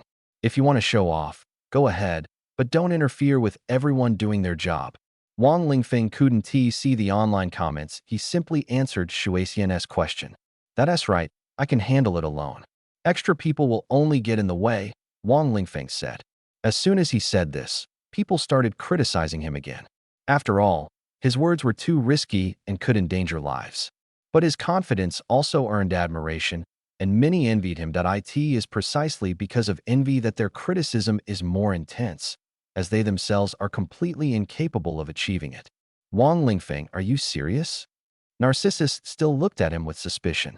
Of course I'm serious. I know you don't believe me, but please trust me, Wang Lingfeng said firmly. Narcissus looked at his undeniably serious expression and made a decision. I'll leave. Staying here won't help anyway. As for the others, I can't guarantee anything. She decided to leave, which surprised Wang Lingfeng a little. He hadn't expected things to be so simple. Why hadn't he thought of this outcome earlier? Oh, it was because he thought it was too difficult, so he hadn't used his clairvoyance, wasting his effort. Anyway, even if the other party stayed, they ultimately wouldn't die. They might just harm others, but he couldn't persuade them, so there was no choice. Thus, Narcissus joined the retreating army, which included students like Ning Ming and Haidang. Staying there would only cause more trouble. However, the soldiers and experts of the Northern Frontier Army did not retreat. They knew the outcome but had to stay because this matter couldn't be left solely to Wang Lingfeng. This was the spirit of the Northern Frontier Army, never to fall. Therefore, Wang Lingfeng didn't plan to persuade them either. Everyone present watched as the Snow Fox's heart continued to swell, increasingly resembling a terrifying demon, while those ghosts were in the final stages of their sacrificial ritual. They were about to die. Toward the end, some ghosts began to waver. I don't want to die. You can't do this. In the end, they all transformed into streams of energy, turning into rune ribbons in the air. These ribbons flew toward the rift in the alternate dimension, forming a magic array that stabilized the rift. Moments later, a terrifying energy burst out from the rift and struck the fox. The fox roared furiously at the sky. A powerful shockwave erupted from its body, blowing away everything around it. The demon form was complete. The terrifying aura made everyone shudder involuntarily. With such power, could Wang Lingfeng handle it alone? Don't be ridiculous. Boom. The snow fox's heart fully transformed into its demon form, its eyes turning black and red, and its fur becoming deep black. This black wasn't ordinary, it resembled a black hole, seemingly capable of swallowing all surrounding colors. Black ribbons entwined its body, glowing with green runic symbols. As the snow fox's heart completed its transformation, the other ghosts were already consumed by the black light. Some were transformed into black energy that entered the snow fox's heart, while others were absorbed by the alternate dimension. If someone could see below, they would find that even the dead ghosts were absorbed. Not only the dead, but even the still living Yamamoto, Mitsui, and others were sacrificed. They had been trapped below, and in the end, all were sacrificed. When they were sacrificed, this is the hell demon fox, which sacrificed its half-orc body to summon a demon, turning its body into a vessel for the demon and having its soul devoured. Its strength is at the level of a demon lord, level 90, equivalent to a 5th-tier job changer like us. Its characteristic is the ability to absorb negative emotions such as anger, fear, greed, and arrogance, converting them into its own power. Even more terrifying, it can directly absorb human flesh, blood, and souls, transforming them into its strength. Oh no, how do we fight this? Its power is already overwhelming, and it can still grow stronger on its own. Wait, if I act scared here, wouldn't I be helping it level up instead? Everyone suddenly realized how formidable this skill was. If someone showed fear, wouldn't that just enhance the opponent's strength? If its range was wide enough, it would practically be invincible. Moreover, as long as it killed someone and consumed their flesh, its power would increase further. This felt utterly monstrous. Could it even be defeated? Should they charge forward or not? Stay calm, just go for it. There's nothing to fear about dying. The elite warriors of the Northern Guard have never feared death. It won't gain any power from us. The elite warriors of the Northern Guard spoke calmly. Their mental fortitude was strong, and they didn't let the demon fox absorb any emotional energy. But the real question was whether their strength could withstand the direct absorption of flesh and blood. That was the key issue. However, one thing was certain. The demon fox's absorption range wasn't very large beyond 500 meters. The effect noticeably weakened. Perhaps it hadn't yet activated its stronger skills and could currently only absorb within a 500-meter radius. Boom, boom. The demon fox and the elite warriors of the Northern Guard engaged in fierce combat. At the start, the demon fox landed a critical hit on one of the warriors, nearly killing him, but his teammates managed to save him in time. That warrior wasn't weak, already at 4th tier level 83, yet he was almost instantly defeated. Despite their similar levels, the power gap felt like it was 7-fold. This shocked the warriors. The energy absorbed by the demon fox had made it even stronger. This was also because the people present were all elites. The stronger their abilities, the more energy their emotions provided. The battle continued, and the warriors were almost completely overwhelmed. Within moments, several were sent flying, and another was seriously injured. Everyone was growing increasingly anxious when they suddenly noticed someone behaving completely out of sync with the atmosphere. This led to an outburst of criticism online, with harsh words being thrown around, though Wang Lingfeng couldn't hear them. He simply stood off to the side, motionless. Didn't he just sigh at this moment? No one could save the expert. They could only watch helplessly as he was devoured. Meanwhile, the Northern Guard army decided to retreat, planning to first find a way to control the fox. Everyone began to fall back. This fox was not something they could handle right now. They had to wait for the stronger Northern Guard 10 Tigers to arrive. The 10 Tigers were the elite force of the Northern Guard army, each a 5th-tier expert, and only they could suppress this fox. However, 3 of the 10 Tigers were currently on their way, and the fastest would still take half an hour to arrive. Clearly, this rescue would not make it in time. So, everyone could only watch as the expert was about to be swallowed by the demonic fox. At this critical moment, a small stone flew out and struck the fox's mouth precisely. Everyone froze, turning to look in the direction the stone had come from. They saw Wang Lingfeng making a throwing motion. "Come here, you little brat, to your grandpa." Wang Lingfeng shouted loudly. This statement shocked everyone. Wasn't this outright provoking the fox? Has Wang Lingfeng gone mad? He's actually daring to provoke such a terrifying demon. Yeah, Wasn't he so scared he wet his pants? Why does he look completely fine now? Could it be that he's been scared senseless and has gone completely insane? Exactly, he must be crazy. Otherwise, why would he do something so unbelievable? The discussion exploded like a barrage of comments, with most people thinking along these lines. Everyone believed Wang Lingfeng had lost his mind. Although he didn't look like a lunatic, lunatics didn't always act crazy. Whether he was insane or not, everyone thought he was courting death and would soon face punishment. If he was mad, it would solve the problem of a lunatic. If not, he would receive a bloody lesson that would end his life completely. The fox's eyes flared with anger as it looked at Wang Lingfeng. Everyone could feel its fury.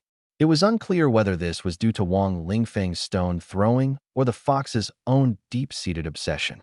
Even though it had turned into a demon, its obsession remained strong. Because of this, the fox abandoned its grip on the expert. Although the expert was still bound by the ribbon, the oppressive force had lessened. At this point, saving the expert was impossible. No one dared to risk their lives to save Wang Lingfeng, who was a non-combatant. Even if some of the experts had the ability, they wouldn't take teach just like that. They could only watch helplessly as their companion was dragged away, knowing the outcome would be the same, being eaten by the fox. You all retreat first. We've set up a barrier formation here that can trap the fox for a while. Once the 10 tigers arrive, everything will be fine. At that moment, they received news from outside. So, they abandoned the idea of retreating. Although their companion would be sacrificed, in such a hopeless situation, preserving their strength was more important. However, just as they had walked about 10 meters, a voice stopped them. "Hey kid, Grandpa is here." That voice wasn't at Wang Lingfeng. But wait, Wang Lingfeng was supposed to be dead. Everyone turned to look, and there Wang Lingfeng stood, throwing a stone at the fox. This time, the fox didn't dodge. Just like last time, it felt there was no need. A mere pebble, probably just meant to humiliate it. But the fox didn't expect that this stone held a secret. As soon as the stone touched the fox, golden light burst forth, covered in strange runes written in cinnabar. The stone immediately adhered to the fox's body, and golden threads extended from it, wrapping around the fox entirely. These threads gradually contracted and burrowed into the fox's body. That's right, these golden threads weren't physical, but a form of energy. As they merged into the fox's body, the fox let out a painful groan. What is this? Everyone was stunned. Wang Lingfeng had actually managed to cause pain to a level 90 demon lord. By all accounts, he shouldn't even be able to harm a single hair on the fox. What is this thing? It looks like a Taoist talisman, but the specifics are unclear. The stone definitely has something unusual about it. Obviously, the stone is unusual. We want to know exactly what it is. Everyone fell into deep thought, discussing this mysterious power. If Wang Lingfeng had heard them, he would have told them it was a demon suppression stone, a household protective artifact he had dug up from Uncle Joe's place. Wang Lingfeng, kill it quickly, someone shouted urgently. It was Shangwan Hunyu. Indeed, no matter what it was, as long as it worked, they needed to finish the job quickly. At this moment, everyone forgot about the level disparity and other concerns, focusing solely on the hope Wang Lingfeng had brought them. I can't kill it. This thing can only temporarily suppress it, Wang Lingfeng replied, shaking his head. He noticed his companions watching from the distant wall, including Shangwan Hunyu. Shangwan Hunyu had shouted first because she spoke quickly and loudly. Do you have more of these things? No, just this one. Wang Lingfeng's answer left them a bit disappointed, but achieving this much was already impressive.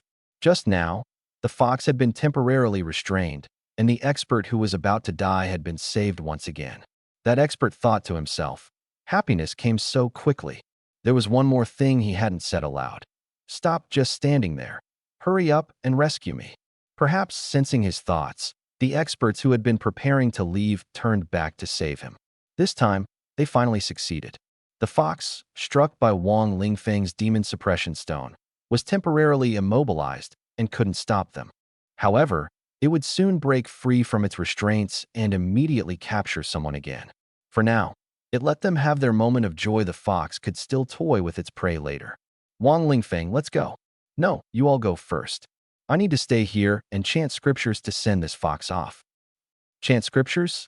Don't say you don't need it, even if you do. You're not a monk. Wang Lingfeng, How long are you going to keep pretending? Hurry up and leave. What are you planning to use for transcendence? Are you thinking of transcending it in your own stomach? Shangguan Huniu shouted loudly, while Xiahou Taizhu beside her shared the same attitude. No one believed Wang Lingfeng could truly transcend the fox and urged him to quickly escape with the other experts. There was nothing shameful about it. After all, even the experts of the Northern Frontier Army had fled. What's there to be embarrassed about? This matter can't be explained to you clearly. Just do what you think is best. Anyway, I'm the only one who might die, and if I'm pretending, it's only for myself to see. Wang Lingfeng smiled lightly, his attitude relaxed. Still pretending. Serves you right if you die. Do you think anyone cares about you now? Everyone's gone. At this point, the experts naturally chose to let Wang Lingfeng have his way and left directly, ignoring his continued pretense. Such a person, obsessed with saving face, deserved whatever came to him. Wang Lingfeng, hurry up and leave.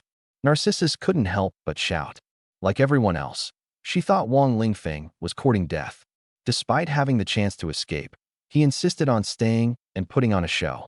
Everyone hoped he would quickly leave the danger zone and not actually lose his life. As for the others, they were watching with schadenfreude, thinking to themselves, wake up, fox. Eat this pretentious boy in front of you, he's unbearable to watch. Soon, the fox broke free from the restraints of the demon suppression stone, and the golden energy lines snapped one by one. Its eyes turned completely red originally. Only the pupils were red while the whites were black, but now the entire eyes were crimson. Its fury had clearly erupted. Previously, the snow fox had an obsession with Wang Lingfeng, compounded by being mocked twice with thrown stones.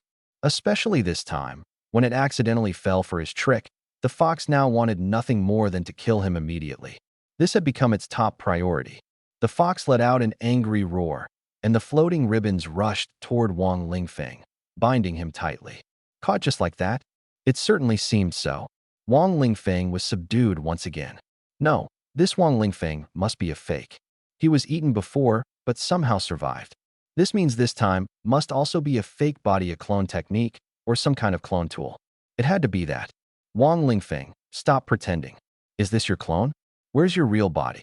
Xiahou Taizhu was the first to question him.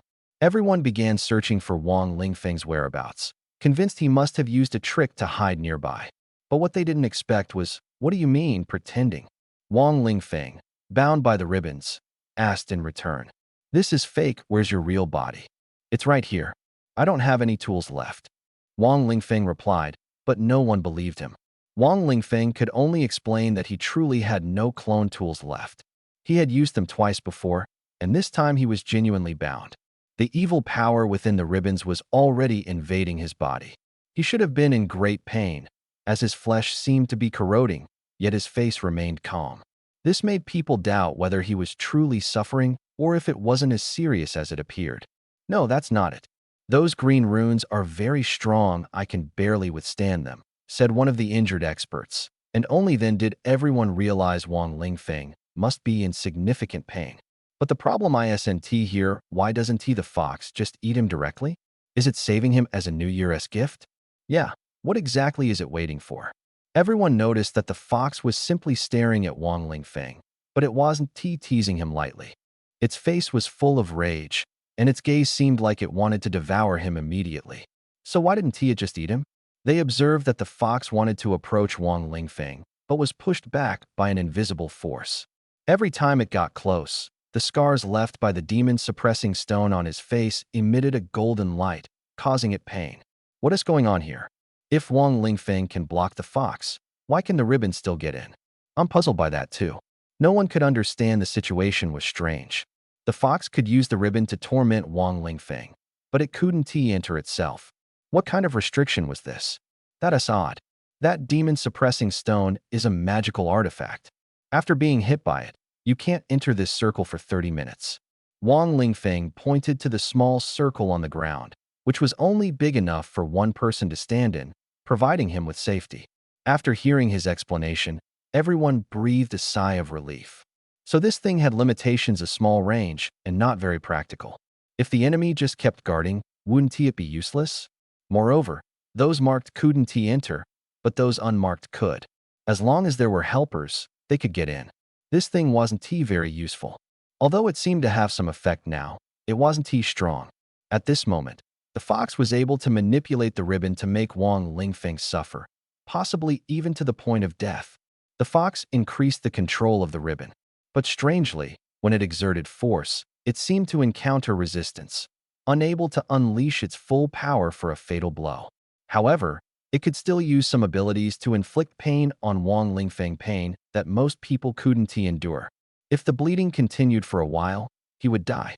Although the process was slow, the torment was more intense, which balanced the fox's rage. Now everyone was concerned, how much longer can Wang Lingfeng hold on? I think 10 minutes should be fine, but 20 minutes is definitely impossible. No matter what, even if he lasts 30 minutes, he won't survive. Why? Don't forget, he himself said that the circle can only last for 30 minutes. That is true. After 30 minutes, even if he makes it through, is there anyone who can save him? At this moment, everyone's eyes were fixed on Wang Lingfeng. Watching him being tormented by the ribbon, the wounds on his body were increasing. Judging by his current state, there's no way he'll last 30 minutes. No matter what, this time, Wang Lingfeng is probably beyond saving. You humans are truly amusing.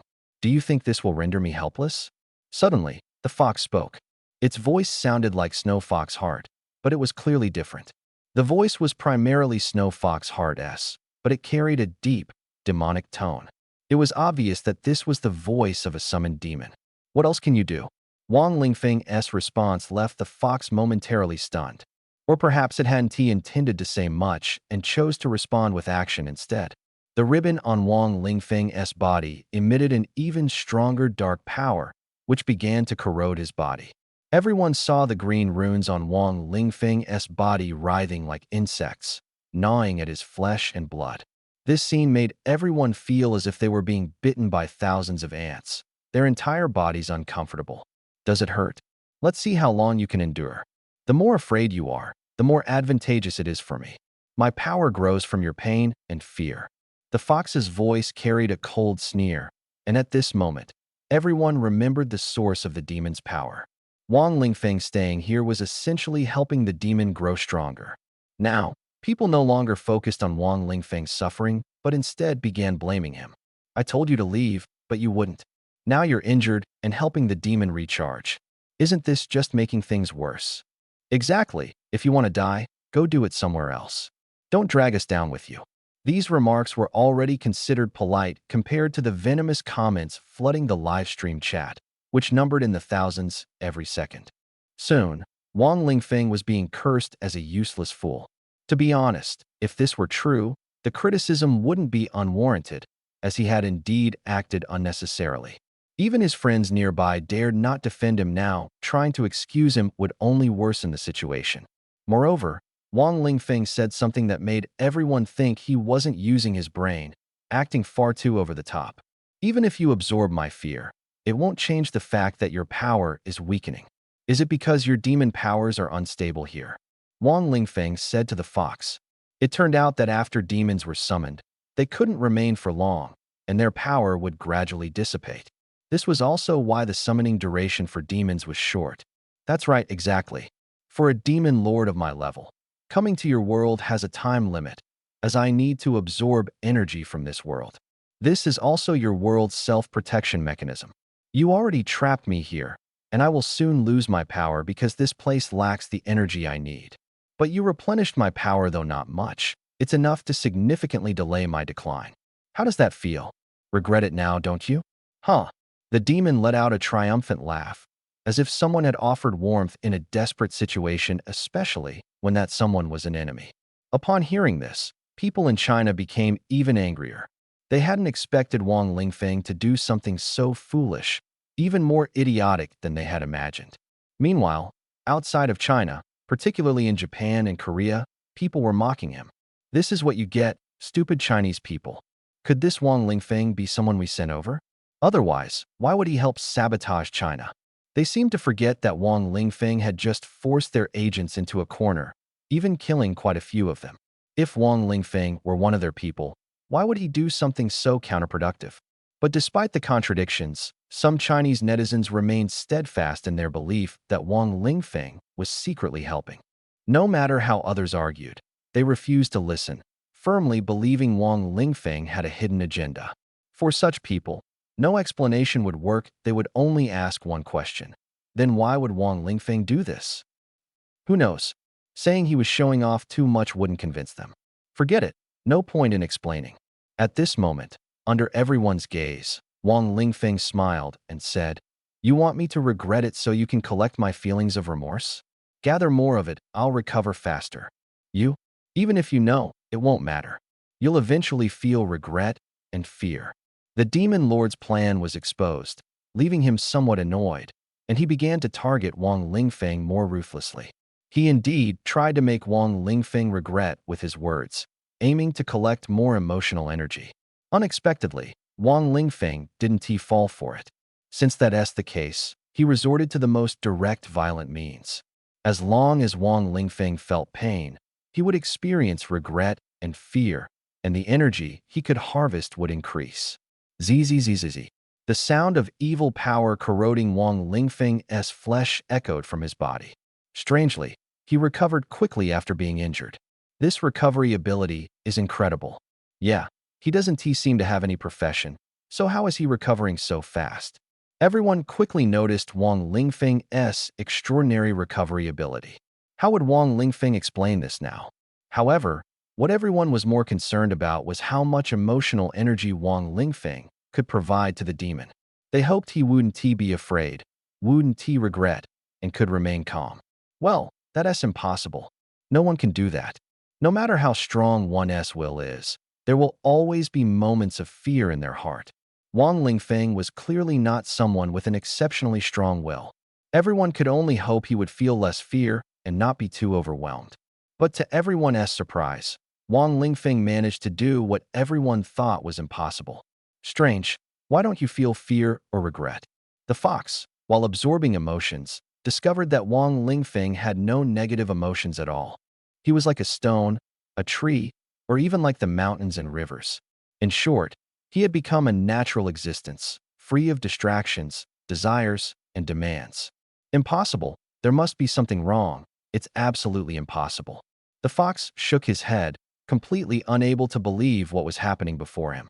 But after trying several times, the result was the same. Wang Lingfeng showed no reaction at all, like a lifeless stone, completely devoid of any sensation. Although the people outside didn't know the specifics, they began to speculate. Wang Lingfeng hadn't allowed the demon fox to absorb even a trace of emotional energy, leaving everyone in shock. How could this be? Wang Lingfeng had already been tortured to the point of being covered in wounds. So how could he still maintain such composure? Absolutely impossible. It must be that the tormenting power isn't strong enough, and your pain isn't deep enough. That's why this is happening. In that case, I'll make you wish you were dead. The demon lord intensified the magic on the ribbon, and the green evil runes lit up, tearing at Wang Lingfeng's flesh even more ruthlessly. Just looking at it made people feel unbearable pain. Could Wang Lingfeng still endure this? The pain wasn't overwhelming, but the torment was constant. Being tortured all over the body was already unbearable, let alone the fact that this time the pain was quite severe, leaving one mentally and physically exhausted. Wang Lingfeng surely couldn't hold on. This was what everyone thought, especially seeing the pain on Wang Lingfeng's face. It seemed like he could collapse at any moment. It looks like Wang Lingfeng is about to give in. He'll provide the fox with a massive amount of emotional energy. Well, it's his own fault for staying here to show off. By now, 15 minutes had passed, and the demon lord's magic was growing stronger and stronger. The pain on Wang Lingfeng's face became increasingly evident. As time ticked by, the torment deepened, and the pain never subsided. But everyone found it strange. How was Wang Lingfeng still holding on? Could it be that the demon lord hadn't eaten? Impossible. It must be that the other side was toying with him. Everyone decided to keep watching. Sure enough, in the next 10 minutes, the demon lord intensified his magic. The power looked incredibly terrifying, and the flesh and blood on Wang Lingfeng's body were being devoured by the magic at an even faster rate. But strangely, Wang Lingfeng's recovery speed remained rapid, allowing him to quickly regenerate. This shocked everyone. Such recovery ability was far beyond what a normal person could possess. Even for the profession with the strongest recovery capabilities, with external help for healing, it would still be impossible to recover this quickly. Do you have some kind of treasure on you? With your strength, you shouldn't be able to withstand this. It's too unreasonable. The fox stared at Wang Lingfeng, filled with curiosity. Logically speaking, this level of attack would be unbearable even for someone at level 90. So how was Wang Lingfeng still holding on? What frightened him even more was that he felt his own power rapidly draining away. Although power was supposed to gradually weaken, the speed was far too fast. To put it simply, he was at level 90 before, and originally estimated that his level would drop to around 85 after half an hour. But now, it had already fallen to level 83. Why? This felt like being deprived of oxygen continuously, with power disappearing far too quickly. But wasn't Wang Lingfeng supposed to have a source of oxygen replenishment on his side? Why was his power depleting so fast? Something's wrong. Something's very wrong. You don't have any fear or pain or regret in you. Your emotions are arrogance, and it's arrogance that you've deliberately created. The fox widened his eyes as he stared at Wang Lingfeng. His words, unbelievable. Despite Wang Lingfeng's dire situation, he showed no fear or remorse, only arrogance. Why arrogance? Because he was absolutely convinced that the opponent could do nothing to him. Moreover, this arrogance was something he could control. Just think about how terrifying Wang Lingfeng truly was. Setting aside his strength, the mere fact that he could control his emotions was already frightening enough, especially at Wang Lingfeng's level. Have you realized it yet? Actually, I'm just stalling for time. Your power will gradually disappear, and once it's gone, I'll be able to control you easily. Wang Lingfeng smiled and directly revealed his thoughts without any reservation. Why would he dare to speak to a powerful enemy like this? There was only one reason Wang Lingfeng was too confident. No, to be precise, he was absolutely certain. Moreover, he needed the opponent to believe this. Now, Wang Lingfeng was trying to draw all of the opponent's attention, so the opponent wouldn't have time to do anything else, such as breaking through the outer defensive barrier. So far, this defensive barrier had not suffered any attacks. A barrier that hadn't been attacked would naturally last longer. This surprised the Northern Defense Army. Although Wang Lingfeng might be transferring power to the Demon Lord, at least the Demon Lord seemed to have forgotten about breaking the defensive barrier. This made them optimistically estimate that the barrier could hold until the 10 tigers arrived. By then, the demon would have weakened, the battle would become much easier, and the losses would be significantly reduced. Although there would still be losses, the 10 tigers could suppress the demon, but it was impossible for Northern Defense City to remain completely unscathed unless the 10 tigers fought desperately. However, the cost of the 10 tigers fighting desperately would be more severe than the losses of Northern Defense City. Now that the civilians had been evacuated, the situation was not too dire. Fortunately, Wang Lingfeng had bought time, otherwise, the evacuation wouldn't have gone so smoothly. Thus, the Northern Defense Army was very grateful to Wang Lingfeng, especially after realizing that he hadn't strengthened the demon's power but had instead weakened it. They became even more certain of Wang Lingfeng's critical role. Though they couldn't stop the rumors circulating online after all, they simply didn't have the time. More importantly, they couldn't discern Wang Lingfeng's true intentions, and it was hard to say at the moment. What do you think Wang Lingfeng means by this? Several generals in the city gathered together. They were not only commanders, but also top combat forces when necessary. At this moment, one of them posed the question to Narcissus, Old Wu, and the others who had retreated. In their eyes, Wang Lingfeng's classmates were not very reliable. Although they were familiar, their words always felt unconvincing. I don't know. I'm not really close to him and don't understand him well. Narcissus shook her head, her expression complicated. How is that possible? He has saved you several times, even risking his life. Are you saying you're not close? Could it be that he likes you? Someone speculated. After all, based on the information they had received, Wang Lingfeng had risked his life multiple times to save Narcissus. No, he doesn't have any special feelings for me. I feel like he saved me purely because I was a comrade, someone useful to Huaxia. Besides, I've barely spoken a few words to him. Narcissus replied helplessly, seemingly a bit disappointed. Although she didn't want to be associated with Wang Lingfeng, there was still a tiny sense of vanity. Then, Teacher Wu, do you understand Wang Lingfeng? What did he mean by that statement? I used to think I understood him. We talked many times in the lab.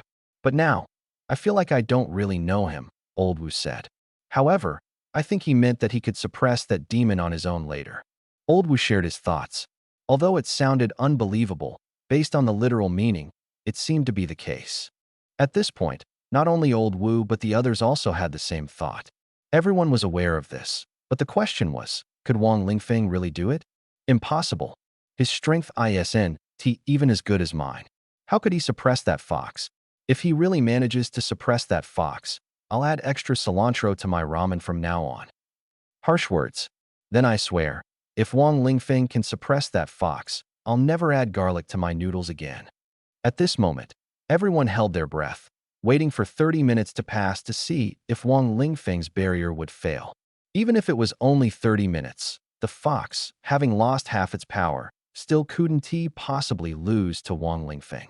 Not to mention, it was impossible for the fox to lose that much power in just 30 minutes. Soon, 30 minutes passed, and the barrier disappeared. The fox revealed a sinister smile and charged forward fiercely. However, it slammed directly into an invisible wall of air, coming to an abrupt halt mid-air before slowly sliding down. What on earth was going on?